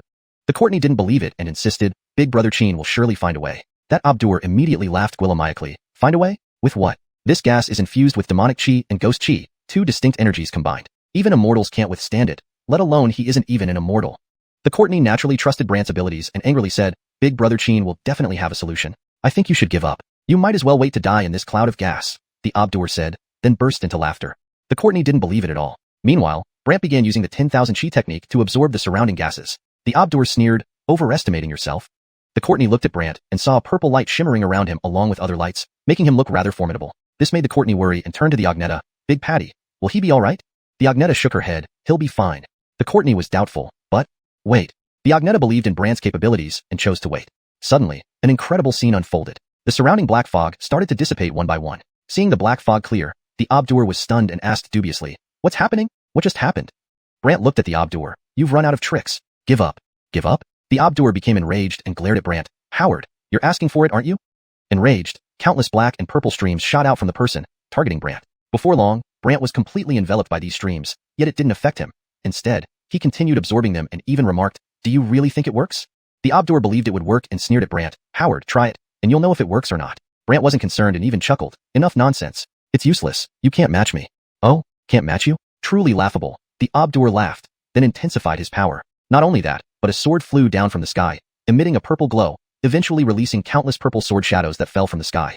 Boom, boom, boom. Brant was attacked countless times by these purple sword shadows. On the contrary, Brant used his powerful physical body to absorb all the sword chi. When all the sword chi transformed into a unique purple stream, Brant murmured curiously, what kind of power is this? It was the first time he saw such peculiar purple streams, so he inquired about them from the elders and learned they were demonic chi. Demonic chi is a unique and advanced form of mystic chi. Curious to see what the demonic chi could do, Brant found his entire body filled with strength when it entered him. However, his consciousness became a bit fuzzy, as if controlled by something else. The cash shouted, quickly expel that demonic chi. You can't control it right now. Brant had no choice but to expel the demonic chi and asked, puzzled, what's going on? This thing is too terrifying, the cash explained, frightened. If non-demon cultivators use demonic chi, it can take control of the body and even lead to madness, turning one into a great demon. Brant half believed it. A great demon? Yes, a great demon. Brant remained calm but suspicious. Why can that guy use it? He's probably a demon cultivator himself. Thinking about the opponent being a venerable of demon Dao, Brant wondered, could this guy really be a demon cultivator?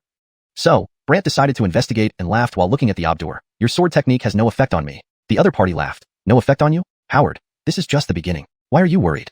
The beginning? Brant wanted to see what the opponent could do, so he smiled. Fine, show me what you've got. I'll show you right now. With that, the sword's chi in the sky grew more terrifying, and soon Brant was swallowed by the demonic sword chi. At first glance, Brant was surrounded by flashes of swords and stood motionless, startling the Courtney, who stuttered, This is too frightening. Not just frightening, absolutely terrifying, the Agneta replied. The Courtney was even more scared, but Brant remained calm. Don't worry, nothing serious will happen. Is this not serious? The Abdur laughed at Brant. Howard, stop struggling. These sword chi can destroy you. Ignoring him, Brant continued to absorb the surrounding sword chi. After about 15 minutes, Brant had completely neutralized all the sword chi, and the sword in the sky hung motionlessly as if drained of power. The Abdur was dumbfounded. How can this be? Brant sighed. I told you not to waste your effort. Why don't you believe me? The Abdur glared at Brant. Looks like today, I must make you understand my terror. Brant laughed. Whether you're terrifying or not, I don't know. But I do know you're out of options and can't deal with me anymore. Enraged, the Abdur barked. Who says I can't deal with you? Don't get too cocky. Brant sighed. Look at you, getting anxious. The Abdur snorted. Let me show you what the ancient battlefield is like. Ancient battlefield? Brant didn't know what he meant, but the surroundings immediately changed as the Abdur muttered something. Soon, Brant and his companions appeared in a wasteland, with floating bones everywhere, and Gwillemy figures moving aimlessly, occasionally fighting each other. The Courtney was puzzled. Big brother Chin. What's going on here? Brant shook his head. I don't understand either. Hiding in the shadows, the Abdur laughed. Enjoy the experience. It'll leave a lasting impression. Lasting impression? Brant didn't understand the Abdur's meaning, and the Courtney was even more curious. The Agneta worried. These things seem to be dead souls formed after death. Dead souls? What are these? Chapter 467. A whip that can enhance the profound soul. The Courtney was also curious. Dead souls? What are they? The skeleton Wigwillem explained. Dead souls have no memory, but some of them are aggressive. Whenever they see other dead souls, they start fighting. Not only that, dead souls like to enter living bodies and expel the original host. The Courtney's eyes widened. Expel? Does that mean they can drive our souls out of our bodies? The skeleton Wugwillem hummed in agreement, and St. Caitlin hiding in the dark laughed. How was the experience? Isn't it great? This made the Courtney angry. She shouted around. Come out if you dare. Why are you sneaking around? But the other side laughed loudly. Want me to come out? Sure. Beg for mercy, and I'll let you out. Otherwise, you'll be trapped in this ancient battlefield forever, never returning. The Courtney pouted. What's so impressive about that? The other side replied smugly. I am just that impressive. The Courtney was about to lose her temper, but Brant remained calm. Don't worry. Once I deal with these dead souls, we can find a way out. Deal with all of them? St. Caitlin mocked Brant. Howard, don't waste your efforts. You cannot leave here anyway. Ignoring him, Brant directly summoned the soul-suppressing coffin, which began absorbing frenziedly. The dead souls were sucked into the soul-suppressing coffin one by one, while St. Caitlin kept mocking. Pathetic, truly pathetic. Brant paid no heed and continued his work.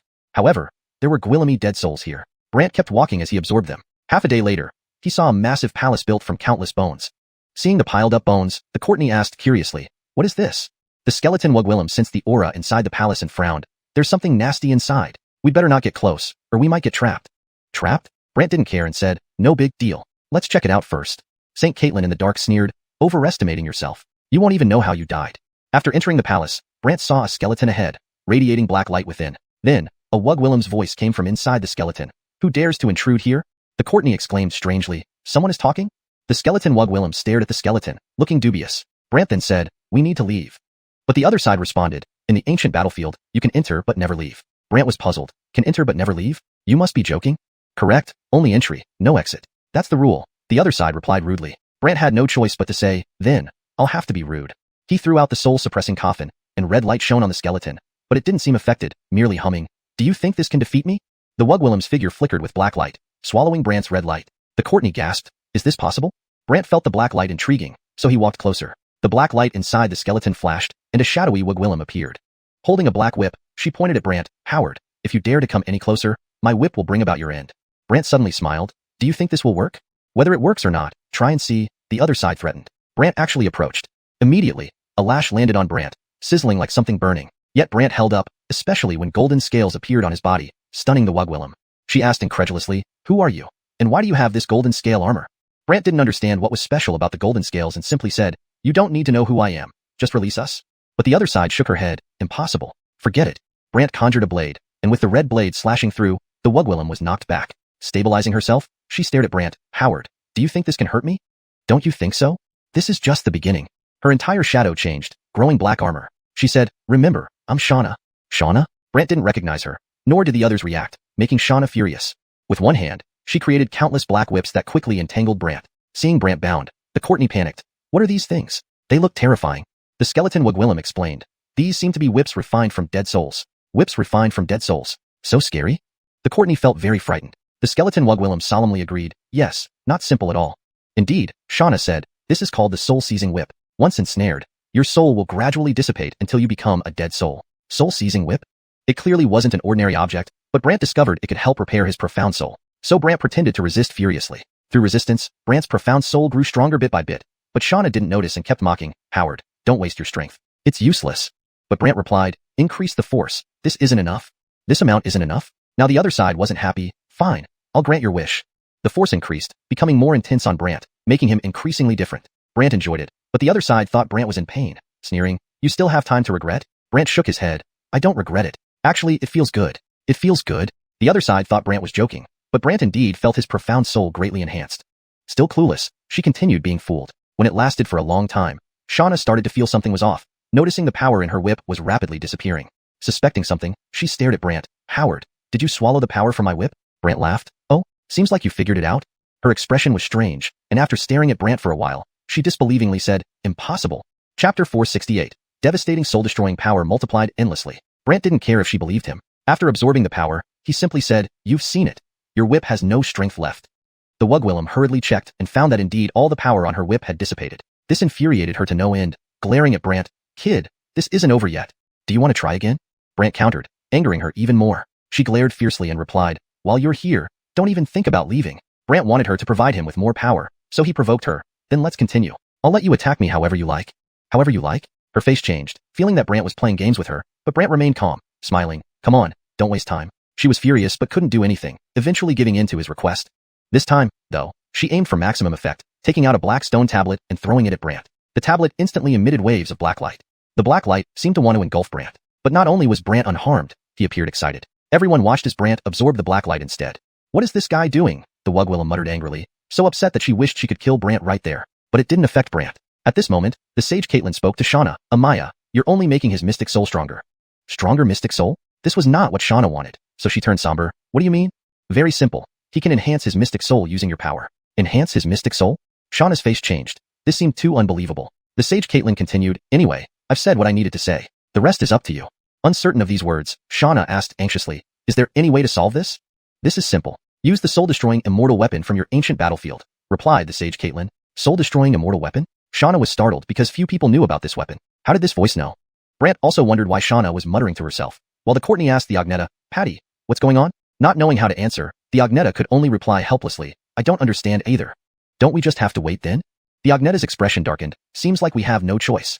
The Courtney waited anxiously while Brant called out to Xianxia. Why aren't you continuing? Humph, kid, come if you dare, she snorted before retreating through a tunnel. Brant looked at the Courtney and the Agneta. Follow me. With that, he led them into the tunnel, but they quickly became lost due to the numerous paths. The Courtney's face turned strange. Isn't this some kind of maze? Maze? The Agneta grew grim. If it is a maze, getting in might be easy, but getting out could be very hard. The Courtney's eyes widened. Patty, are you saying we can't get out? Look behind us, the Agneta suggested. Sure enough, it was empty. It seemed as if everything had vanished. This terrified the Courtney, but Brant remained calm. Just follow me. Just follow? They continued on. Meanwhile, Xianxia arrived at a large hall and gazed up at a hammer suspended in the sky, sparkling with lightning. It looked extraordinary. Staring at it, Xianxia thought aloud. Can this really destroy him? Moments later, Brant and the others arrived. Xianxia shot Brant a disdainful glance. You have guts to come here. Why wouldn't I? Brant countered. Xianxia coldly replied. Do you know what this thing is? Brant wasn't concerned. Does it matter to me? Xianxia pointed to the hammer above. This can instantly destroy your mystic soul, erasing you from existence. The Courtney and the Agneta were startled by this, but Brant remained indifferent, looking at the hammer and saying, show me what it can do. A cold smile flashed across Xianxia's face. Fine, very well. With that, Xianxia's power struck the hammer, releasing countless bolts of lightning towards Brant. Boom. It seemed as if Brant had been hit. This frightened the Courtney and the Agneta, who stared in shock. Brant shrugged. Dakari's play. Seeing that Brant was unharmed, Xianxia's expression turned odd. The sage Caitlin hiding nearby was surprised. How is this possible? Doesn't that hurt him? So, are you done? Brant's words irked the hidden sage Caitlin. Xianxia took a deep breath but decided to continue, controlling the hammer above. The hammer began to glow with black lightning, which flew towards Brant one by one. Crack. The sound was deafening, as if trying to kill Brant. But Brant felt comfortable, as if something was coursing through his body. He even stretched. Feels nice?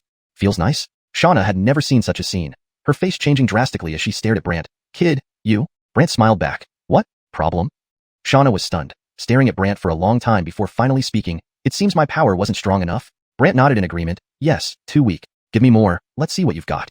Xianxia, having never faced such an opponent, looked troubled, glaring at Brant. Kid, asking for death? A black vortex appeared in the sky, sending endless black currents into Brant's body. This power was even stronger than her previous whip, and Brant laughed. Interesting.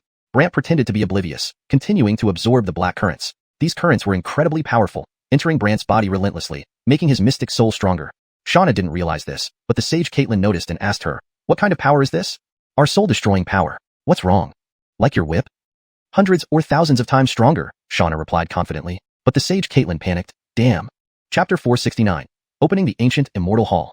Amaya didn't understand what the other party meant and so became curious. "What do you mean?" "What do you mean, what? Haven't you noticed he's absorbing your powers?" the Ephraim said angrily. Despite the words, Amaya frowned, her expression peculiar. "How is that possible? How is that possible? Take a good look then. Isn't he getting stronger?" the Ephraim sneered. Amaya didn't believe it and observed carefully. Indeed, Brant's strength seemed somewhat different. This made Amaya widen her eyes. How can this be? Seeing the frightened Amaya, the Ephraim snapped. "Think hard about what to do." Amaya was dejected but could find no way out. "Does this have to go on like this forever?" "What do you think?" the Ephraim asked. Amaya became nervous. "But I never expected this. No matter what you thought, things are as they are now. You need to think of another solution quickly," the Ephraim insisted. "Another solution?" Amaya thought but found none, and could only retract her power before glaring at Brant coldly. "Howard, you want me to continue attacking you?" "Sure. What's the problem with that?" Amaya had no choice. "Then I won't attack you." "Not attack me? Are you sure?" Brant smiled as he looked at Amaya, who huffed. "That's right. I won't attack you." Brant understood with a smile. "All right, whether or not you attack, it doesn't matter. You're already in a dead end." "A dead end?" Amaya laughed loudly. "This is my territory. I walk as I wish. How dare you say I'm in a dead end? Is there a problem with that?" Brant countered, while Amaya grinned evilly. "Of course there is." She then vanished into thin air. Seeing Amaya disappear, the Courtney became anxious. "Big brother, where did she go?" The bony Wugwillem was also puzzled and let loose a small skeletal figure to search for her. Meanwhile, Amaya hid outside the grand hall in a sea of black clouds. She muttered under her breath, "I'm outside. I don't believe you can find me." But the Ephraim warned, "Even if you hide like this, you cannot escape their tracking." "Why?" "Because it's the truth," the Ephraim replied. Yet Amaya remained unconvinced. "Who are you to give me such warnings?" The Ephraim answered, "I threw them into the ancient battlefield. What do you think?" Amaya immediately got angry. "Why did you throw these troublemakers here? I thought the dead souls here would eliminate them. However, these guys turned out to be more terrifying than I imagined," the Ephraim said solemnly. Amaya frowned. "What do we do now? Aren't there the ancient immortal halls in our battlefield? That place? Neither he nor I have the qualifications to enter." Amaya shook her head immediately. "It's rumored that the ancient immortal hall houses Gwillemy, formidable immortal souls. Why not let him in? Perhaps those immortal souls can exterminate the Casper." The other continued to incite. "Opening the immortal hall is no easy task," Amaya responded seriously. "As the guardian of the ancient battlefield, surely you have a way, don't you?" The other continued to persuade. Amaya pondered. "I'll have to seek help." After saying this, Amaya left and appeared before an ancient hall surrounded by black gas streams. She stared at a seal at the entrance and took a deep breath. "I have no choice but to seek help." Amaya sat down cross-legged, closed her eyes, and mumbled something. In the sky, several black vortexes appeared, from which countless shadows flew towards her. Amaya faced the shadows. "Seniors, I need to open the ancient immortal hall." "Open the ancient immortal hall? That place seals away immortals. Why do you want to open it?" "There's someone very difficult to deal with. I must drive him inside. Otherwise, the ancient battlefield can't hold him." "A formidable one? Is he that powerful?" "Yes," Amaya nodded. At this moment, Brant and his group arrived. Amaya pointed at Brant. "It's him." The soul shadows scrutinized Brant, some of them scoffing. "Him? This weakling? Are you kidding? So strong indeed?" These spirits started discussing amongst themselves, while Amaya, having suffered setbacks from Brant, confirmed, "Yes." Some decided to test Brant personally. One flew over, hovering above him. Brant remained calm, coughing slightly. "Will that work?" One, displeased, conjured an axe that flew towards Brant. Brant sent a lightning bolt that deflected the axe. Upon seeing this, the spirits realized Brant wasn't ordinary, causing some to exclaim, "Damn, how does he do it?" Everyone wanted to know, and wore strange expressions. Amaya pleaded, "Seniors, please open the immortal hall. Otherwise, we can't contain him." Opening the immortal hall required everyone's collective power, so they thought and decided to unite against Brant first. Thus, they joined forces. Their power was similar to Amaya's, numerous black gas streams hitting Brant. Yet, not only was Brant unaffected, but he grew stronger, even smiling back at them. "What are you struggling for?" Everyone was stunned. Brant's spirit seemed impervious to any attacks. This infuriated everyone. One frowned. "What's happening here? It's too bizarre." Unable to wait, Amaya urged everyone, "Seniors, don't waste time. Let's get this done." With no choice, everyone agreed inside. They approached the gate and one by one entered, finally disappearing. The Courtney asked in confusion, "Big brother, what are they doing?" The bony Wugwillem's face twisted. "It seems they're sacrificing themselves to open the gate." "Sacrificing themselves?" The Courtney was puzzled. "Big sister Jayla, what do you mean sacrifice?" "They're using their power to open the gate. Thus, they sacrifice themselves for the energy," the bony Wugwillem explained after some thought. The Courtney still didn't understand. Then suddenly, the door opened. Chapter 470. The immortal souls in the ancient immortal hall compete for a corporeal body. A gust of cold air emerged from the doorway before them, tinged with a faint purple hue. It looked bizarre. The Courtney became suspicious. Why is this cold air purple? Not only was the Courtney curious, but the white-boned Wugwillam was also perplexed, her face filled with suspicion. This looks anything but simple. Now what should we do? The Courtney wondered if Brant would enter. At that moment, Shauna's icy voice echoed from within. You wanted to leave? Then come on in. I'd like to see what kind of abilities you possess to leave this ancient immortal hall. Her words sounded intimidating and eerie, suggesting it wouldn't be easy. The Courtney remarked strangely, Big brother, that Wugwillam clearly wants to lure us inside. Brant saw through it and sneered, Does she think this can restrain me? Upon hearing this, the Courtney knew Brant intended to proceed and said with disbelief, Big brother, you're really going in? Brant affirmed, yes. With that, he didn't hesitate and walked straight toward the entrance. Not just Brant, even the Courtney and the white-boned Wugwillam followed without hesitation, moving together. However, upon entering, everything was shrouded in darkness. Furthermore, when they tried to ignite flames, they were quickly extinguished. Gone? They were all puzzled, wondering how the flames had suddenly vanished. Especially the Courtney, who couldn't believe it. Big brother, what's happening? Why did the flames disappear? Brant, unsure how to explain, simply replied, Things aren't as simple as they seem. We need to continue forward and see what's happening. The Courtney nodded, but moments later, countless black shadows appeared. These shadows were enveloped in a layer of white mist, within which resided numerous immortal souls. These immortal souls were not ordinary, for their spirits wore strange armor. Simultaneously, they mocked Brant and company. Look, they're immortals. A mortal corporeal body actually dared to come here? They sure have guts. Mortal corporeal bodies? Listening to their words, the Courtney sensed something significant about these people and asked Brant and the white-boned Wugwillam, What's going on? The white-boned Wugwillam was also confused. I don't understand either. At this moment, a figure within a shadow holding a fan chuckled eerily. You don't know where you are? The Courtney, curious, turned to the figure holding the fan. Where is this? Where is this? What do you think? These people smiled oddly, and one added sarcastically, Roni, you wouldn't know you've entered the ancient immortal hall, right? Still innocent, she asked. What's the ancient immortal hall? What's its purpose? What's its purpose? They seemed at a loss, showing strange expressions. One of them replied, It's an ancient immortal hall. Those who come here, their immortal souls, will be forever trapped here, unable to go anywhere. Unconvinced, the Courtney dismissed it. Don't try to scare us, we won't fall for it. Don't believe it? Really? Someone taunted her. Naturally, she still didn't believe it and huffed, Stop scaring us. I'm not afraid. The figure with the fan then gestured around. We are all trapped here, and so will you. Moreover, we need a source of power here, and living beings are our best source. Someone else cackled. I haven't experienced a fresh body in a long time. Though not an immortal's body, a mortal body can also provide a good experience. That's true, a good experience. But who gets to experience first? They started arguing amongst themselves, leaving the Courtney bewildered. They're arguing? Not just her. The white-boned Wugwillam was equally puzzled. It seems like they really are fighting. Crazy, they're actually arguing over this? The Courtney muttered in frustration, looking at Brant for his opinion. Brant stared at them, his expression uncertain. What are they doing? Then, turning to them, he shouted, Is that enough? Enough? They looked at each other, obviously not satisfied, but they had no choice. One of them yelled, Howard, we're thinking about how to divide your body. One couldn't hold back anymore and rushed at Brant, attempting to enter his body. However, Brant sneered, Have you thought it through? Once inside, any mishap is not my problem. He issued a warning. But they deemed a mortal's body nothing much and ignored him. One person rushed directly towards Brant, trying to control his body, but this attempt failed to affect Brant at all. Brant shrugged. Wasting time. Wasting time? This made them uneasy. So one after another, they entered Brant's body. However, once inside, they found his body extraordinary. Inside, the power of the soul-suppressing coffin and the red knife's glow caused discomfort to these immortal souls. One of them cursed, What's going on? Why is this Casper's body so bizarre? Not only those inside, but even the ones outside felt something significant was about to happen. One of them remarked oddly, Those guys went in but couldn't control him? Could this Casper's resistance be very strong? No one knew, their expressions becoming increasingly strange. Some frowned, while others said, Forget it, let's go in and see for ourselves. As a result, more and more of them rushed into Brant's body. However, Shauna and others watched from the shadows, discussing among themselves. Do you think these immortals can handle the Casper? It seems difficult. How exaggerated is this? What do we do? They grew anxious because their aim was to trap Brant and company. But these immortal souls proved incompetent, posing no threat to Brant and his companions. One of them expressed concern. If this continues, the Casper might end up taking over the ancient immortal hall. How could that be? This is only the first level. There are Gwillemy more floors in the ancient immortal hall. I don't believe he's strong enough to handle the rest. I don't believe it either. However, Shauna worried, Believe or not, we need a plan to solve this problem quickly, or we've wasted all our efforts. They thought, but Brant's body seemed to absorb the immortal souls wildly without being controlled, leading everyone to feel disheartened and unwilling to speak. Chapter 471, Faye. The immortal souls within Brant were in agony, some of them shouting, Kid, who are you? Kid, how did you do that? Why don't you release us, and we can have a good chat? At this moment, they were thinking about how to have a meaningful conversation, but Brant paid no attention and stared at them coldly. Chat? Gentlemen, do you think there's anything worth chatting about? His words were merciless, yet there was nothing they could do but accept it and start pleading for mercy, hoping Brant would not destroy their immortal souls. One of the immortal souls said, Kid, As long as you don't kill us, we can tell you some secrets. Brant looked at him curiously. Secrets?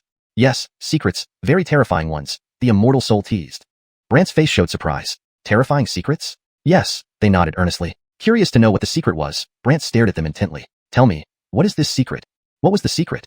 They looked at each other, clearly not intending to spill it all at once. Seeing this, Brant smiled. If you're not willing, I'll just deal with you and extract your memories first.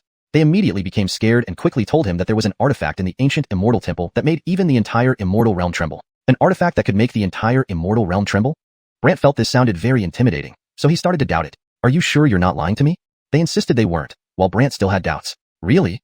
They nodded again. Brant then carefully investigated before collecting these immortal souls into the soul-taming coffin, which began to transform. The coffin turned golden with flickering gold light. Even the black dragons on it transformed into golden dragons, covered in scales similar to those on his own body. Seeing this, Brant's eyes widened with curiosity. Golden dragons? What is this? At this moment, the golden scales on Brant's body appeared, shocking those hiding in the dark. Amaya widened her eyes. Soul-taming golden dragon? Soul-taming golden dragon? It seemed Brant could hear the people around him. He looked around and realized his perception had grown stronger, and his power surged.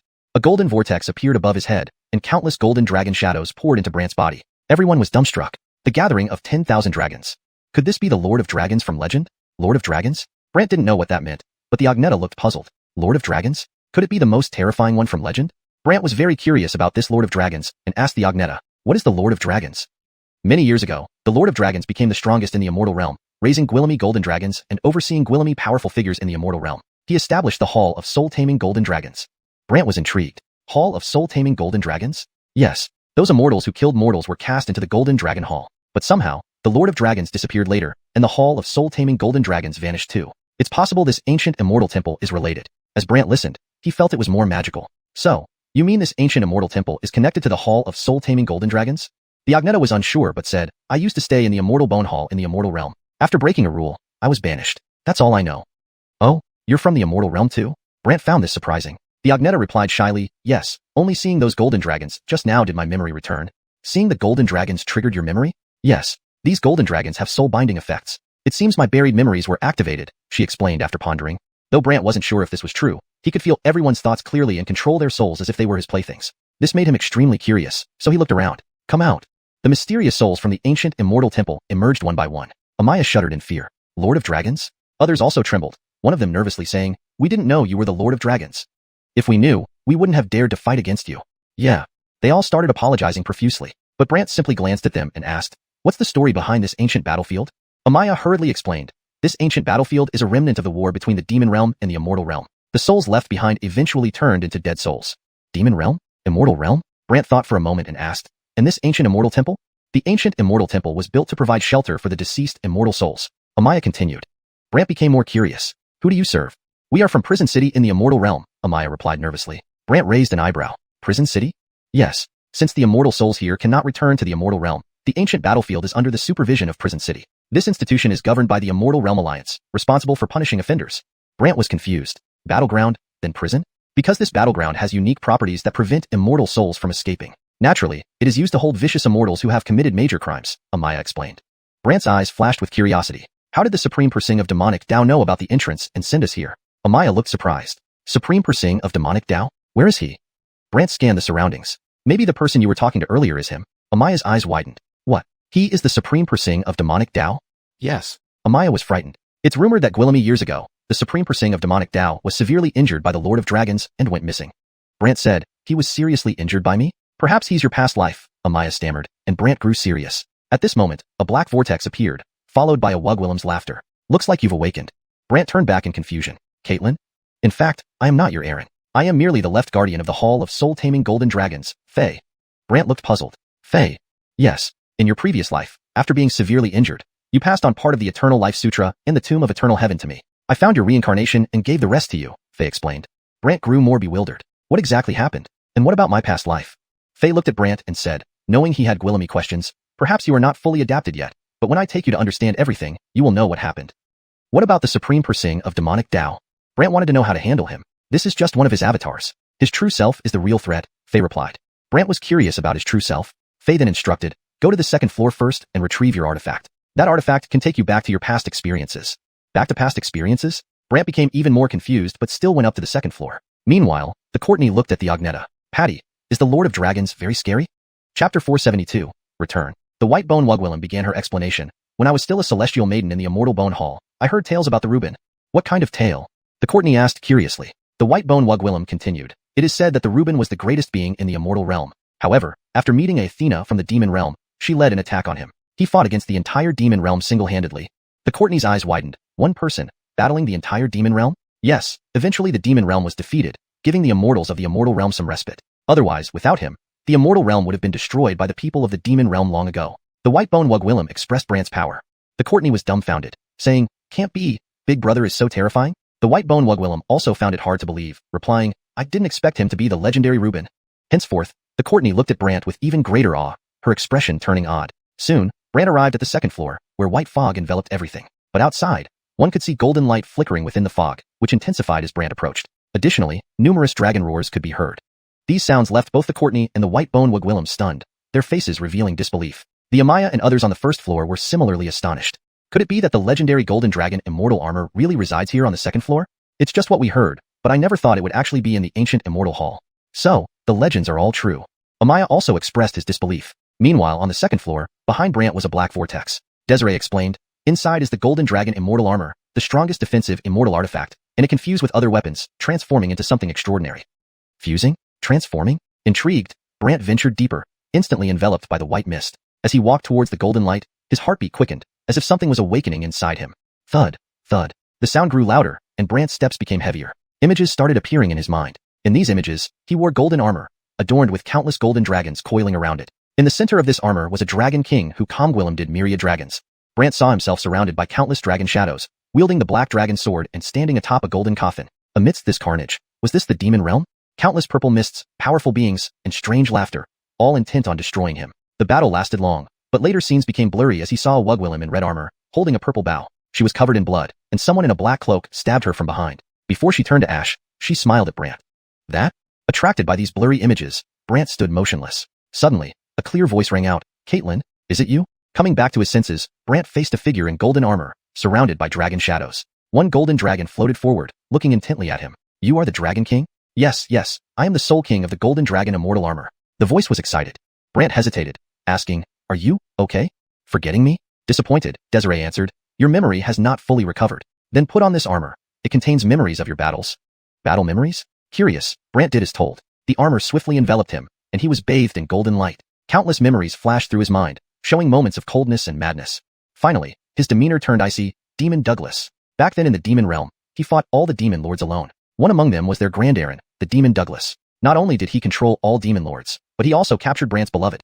In the end, the Wugwillim sacrificed herself along with the Demon Douglas. However, the residual soul of the Demon Douglas remained, entering the mortal world. So did Brant's residual soul and the Wugwillim he loved, the mother of his child whom he had long sought. Realizing how slowly his memory recovered, Brant felt guilty and said, "All this is due to that damned Demon Douglas. If not for the soul sect controlled by the Demon Douglas forcing his wandering spirit away for 8 years, he might have reunited with her earlier." Thinking of this, Brant grew colder and angrier. "Demon Douglas, this time, there's nowhere for you to hide." At this point, the black vortex appeared again, and Desiree spoke. "You're still weak. You need to go to the Immortal Dragon Pool." "The Immortal Dragon Pool?" "Yes, prepared there are vast amounts of energy to restore your immortal soul and physical strength," explained Desiree. Brant looked at the vortex and said, "You've worked hard." "As your left guardian, it's my duty," Desiree replied without complaint. Deeply grateful, Brant asked, "Will it take long for me to go there?" "Not too long, but that Courtney and another Wugwillim cannot follow you since only I can transport you back to the immortal realm," explained Desiree after some thought. Understanding, Brant responded, "All right, I'll tell them." Stepping out of the mist, Brant addressed the Courtney and the white bone Wugwillim. "I need to go to the immortal realm, but during this period, you may have to stay here for some time." Disappointed, the Courtney understood. "Big brother, go ahead. We're fine." The white bone Wugwillim added, "I'll take care of them." Still uneasy, Brant sought out Amaya and others, instructing, "I'm going to the immortal realm, and you must watch over these two. If anything happens to them, I won't forgive you." They assured him, especially Amaya vowing, "I swear with my life." Good. With that, Brant turned to the black vortex. "Let's go." The massive force from the vortex engulfed Brant, reappearing atop a mountain overlooking a huge pool filled with floating petals. A masked Wugwillim bowed respectfully. "Greetings, sir." Recognizing her as Desiree, and once his earthly Aaron, Brant chuckled. "Why didn't you tell me this earlier?" Under the mask, she explained, "Many seals were set by you, and only you can break them." "Do you mean certain special places can unlock these seals?" Brant asked. She affirmed, "Yes, and the Wugwillim sacrifice was crucial for your full awakening." Brant gravely asked, "Where is she now?" "She appeared a few years ago, searching for the Demon Douglas, but disappeared after that," Desiree replied. Brant took a deep breath. Then, where is the heavenly demon Venerable? Where is he now? In the Devil Bone Palace of the Demon Realm. Brant recalled, that's where he controls the demon lords. Yes. Very well. Once I recover, I will go find him. Brant said coldly, then plunged directly into the pool. In the next moment, the pool shimmered with golden light, and the fragrance of floating petals gradually faded away. Not only that, countless golden lightning bolts gathered in the sky, circling above. At the same time, Gwillemy golden dragons appeared, each excitedly exclaiming, Reuben! Desiree also became expectant. Reuben, you have finally returned. When all the power of the pool was absorbed by Brant, he emerged enveloped in a golden glow. His entire body floated in midair, his eyes emitting a beam of golden light as if seeing through everything, gazing far into the distance. Inside a palace surrounded by bones emitting purple light, Brant saw an old Gwillem sitting cross-legged. Suddenly sensing something, the old Gwillem's eyes widened in shock, and his face twisted with fear. You have finally awakened? Without hesitation, Brant tore open the space before him, creating a crack through which he stepped into the Devil Bone Palace, appearing before the heavenly demon Venerable. The old Gwillem slowly stood up, but he did not show fear. Instead, he smiled at Brant. The strongest being of the immortal realm has finally awakened after millions of years. Do you still have the heart to laugh? Brant asked coldly, while the old Gwillem sneered. Why can't I laugh? Aren't you afraid I'll kill you? The old Gwillem laughed evilly. Don't you want to know the whereabouts of the Wugwillem? Brant replied icily. So, you're threatening me? Yes, I'm threatening you. What can you do about it? The father of her child, ha ha ha. The old Gwillem burst into laughter. Suddenly, Brant unleashed a torrent of golden light mixed with lightning, striking the old Gwillem directly. The old Gwillem paled instantly. Are you not afraid I won't tell you about the Wugwillem's whereabouts? Brant's expression turned sinister, and the golden light transformed into countless golden dragons, enveloping the old Gwillem's body. In the end, the old Gwillem's soul was dragged out by the golden dragons and sealed within the soul-suppressing coffin. Countless red lights extracted the old Gwillem's memories. Upon seeing the memories, Brant froze. Reincarnated? The old Gwillem hadn't expected Brant to penetrate his memories so easily. His face changed. You have broken through? Do you think I'm still just a Xianxuan? Brant sneered. Immediately, countless golden lightning bolts struck the old Gwillem's demonic soul. The old Gwillem screamed in agony but was unyielding, roaring, One day, I will return. Ignoring him, Brant turned around and returned to the immortal pool, finding Desiree. I have dealt with the heavenly demon Venerable, but I need to go to the reincarnation path to find her. Please keep an eye on things in the mortal world for me. The reincarnation pool? Desiree was shocked. I will return once I find her. Brant tore open another rift and disappeared into the darkness. From then on, a new legend spread across the immortal realm. The Reuben tore apart space and eliminated the greatest demon, the heavenly demon Venerable, and then tore open space again, stepping into the reincarnation path, vanishing into the flow of time. The end?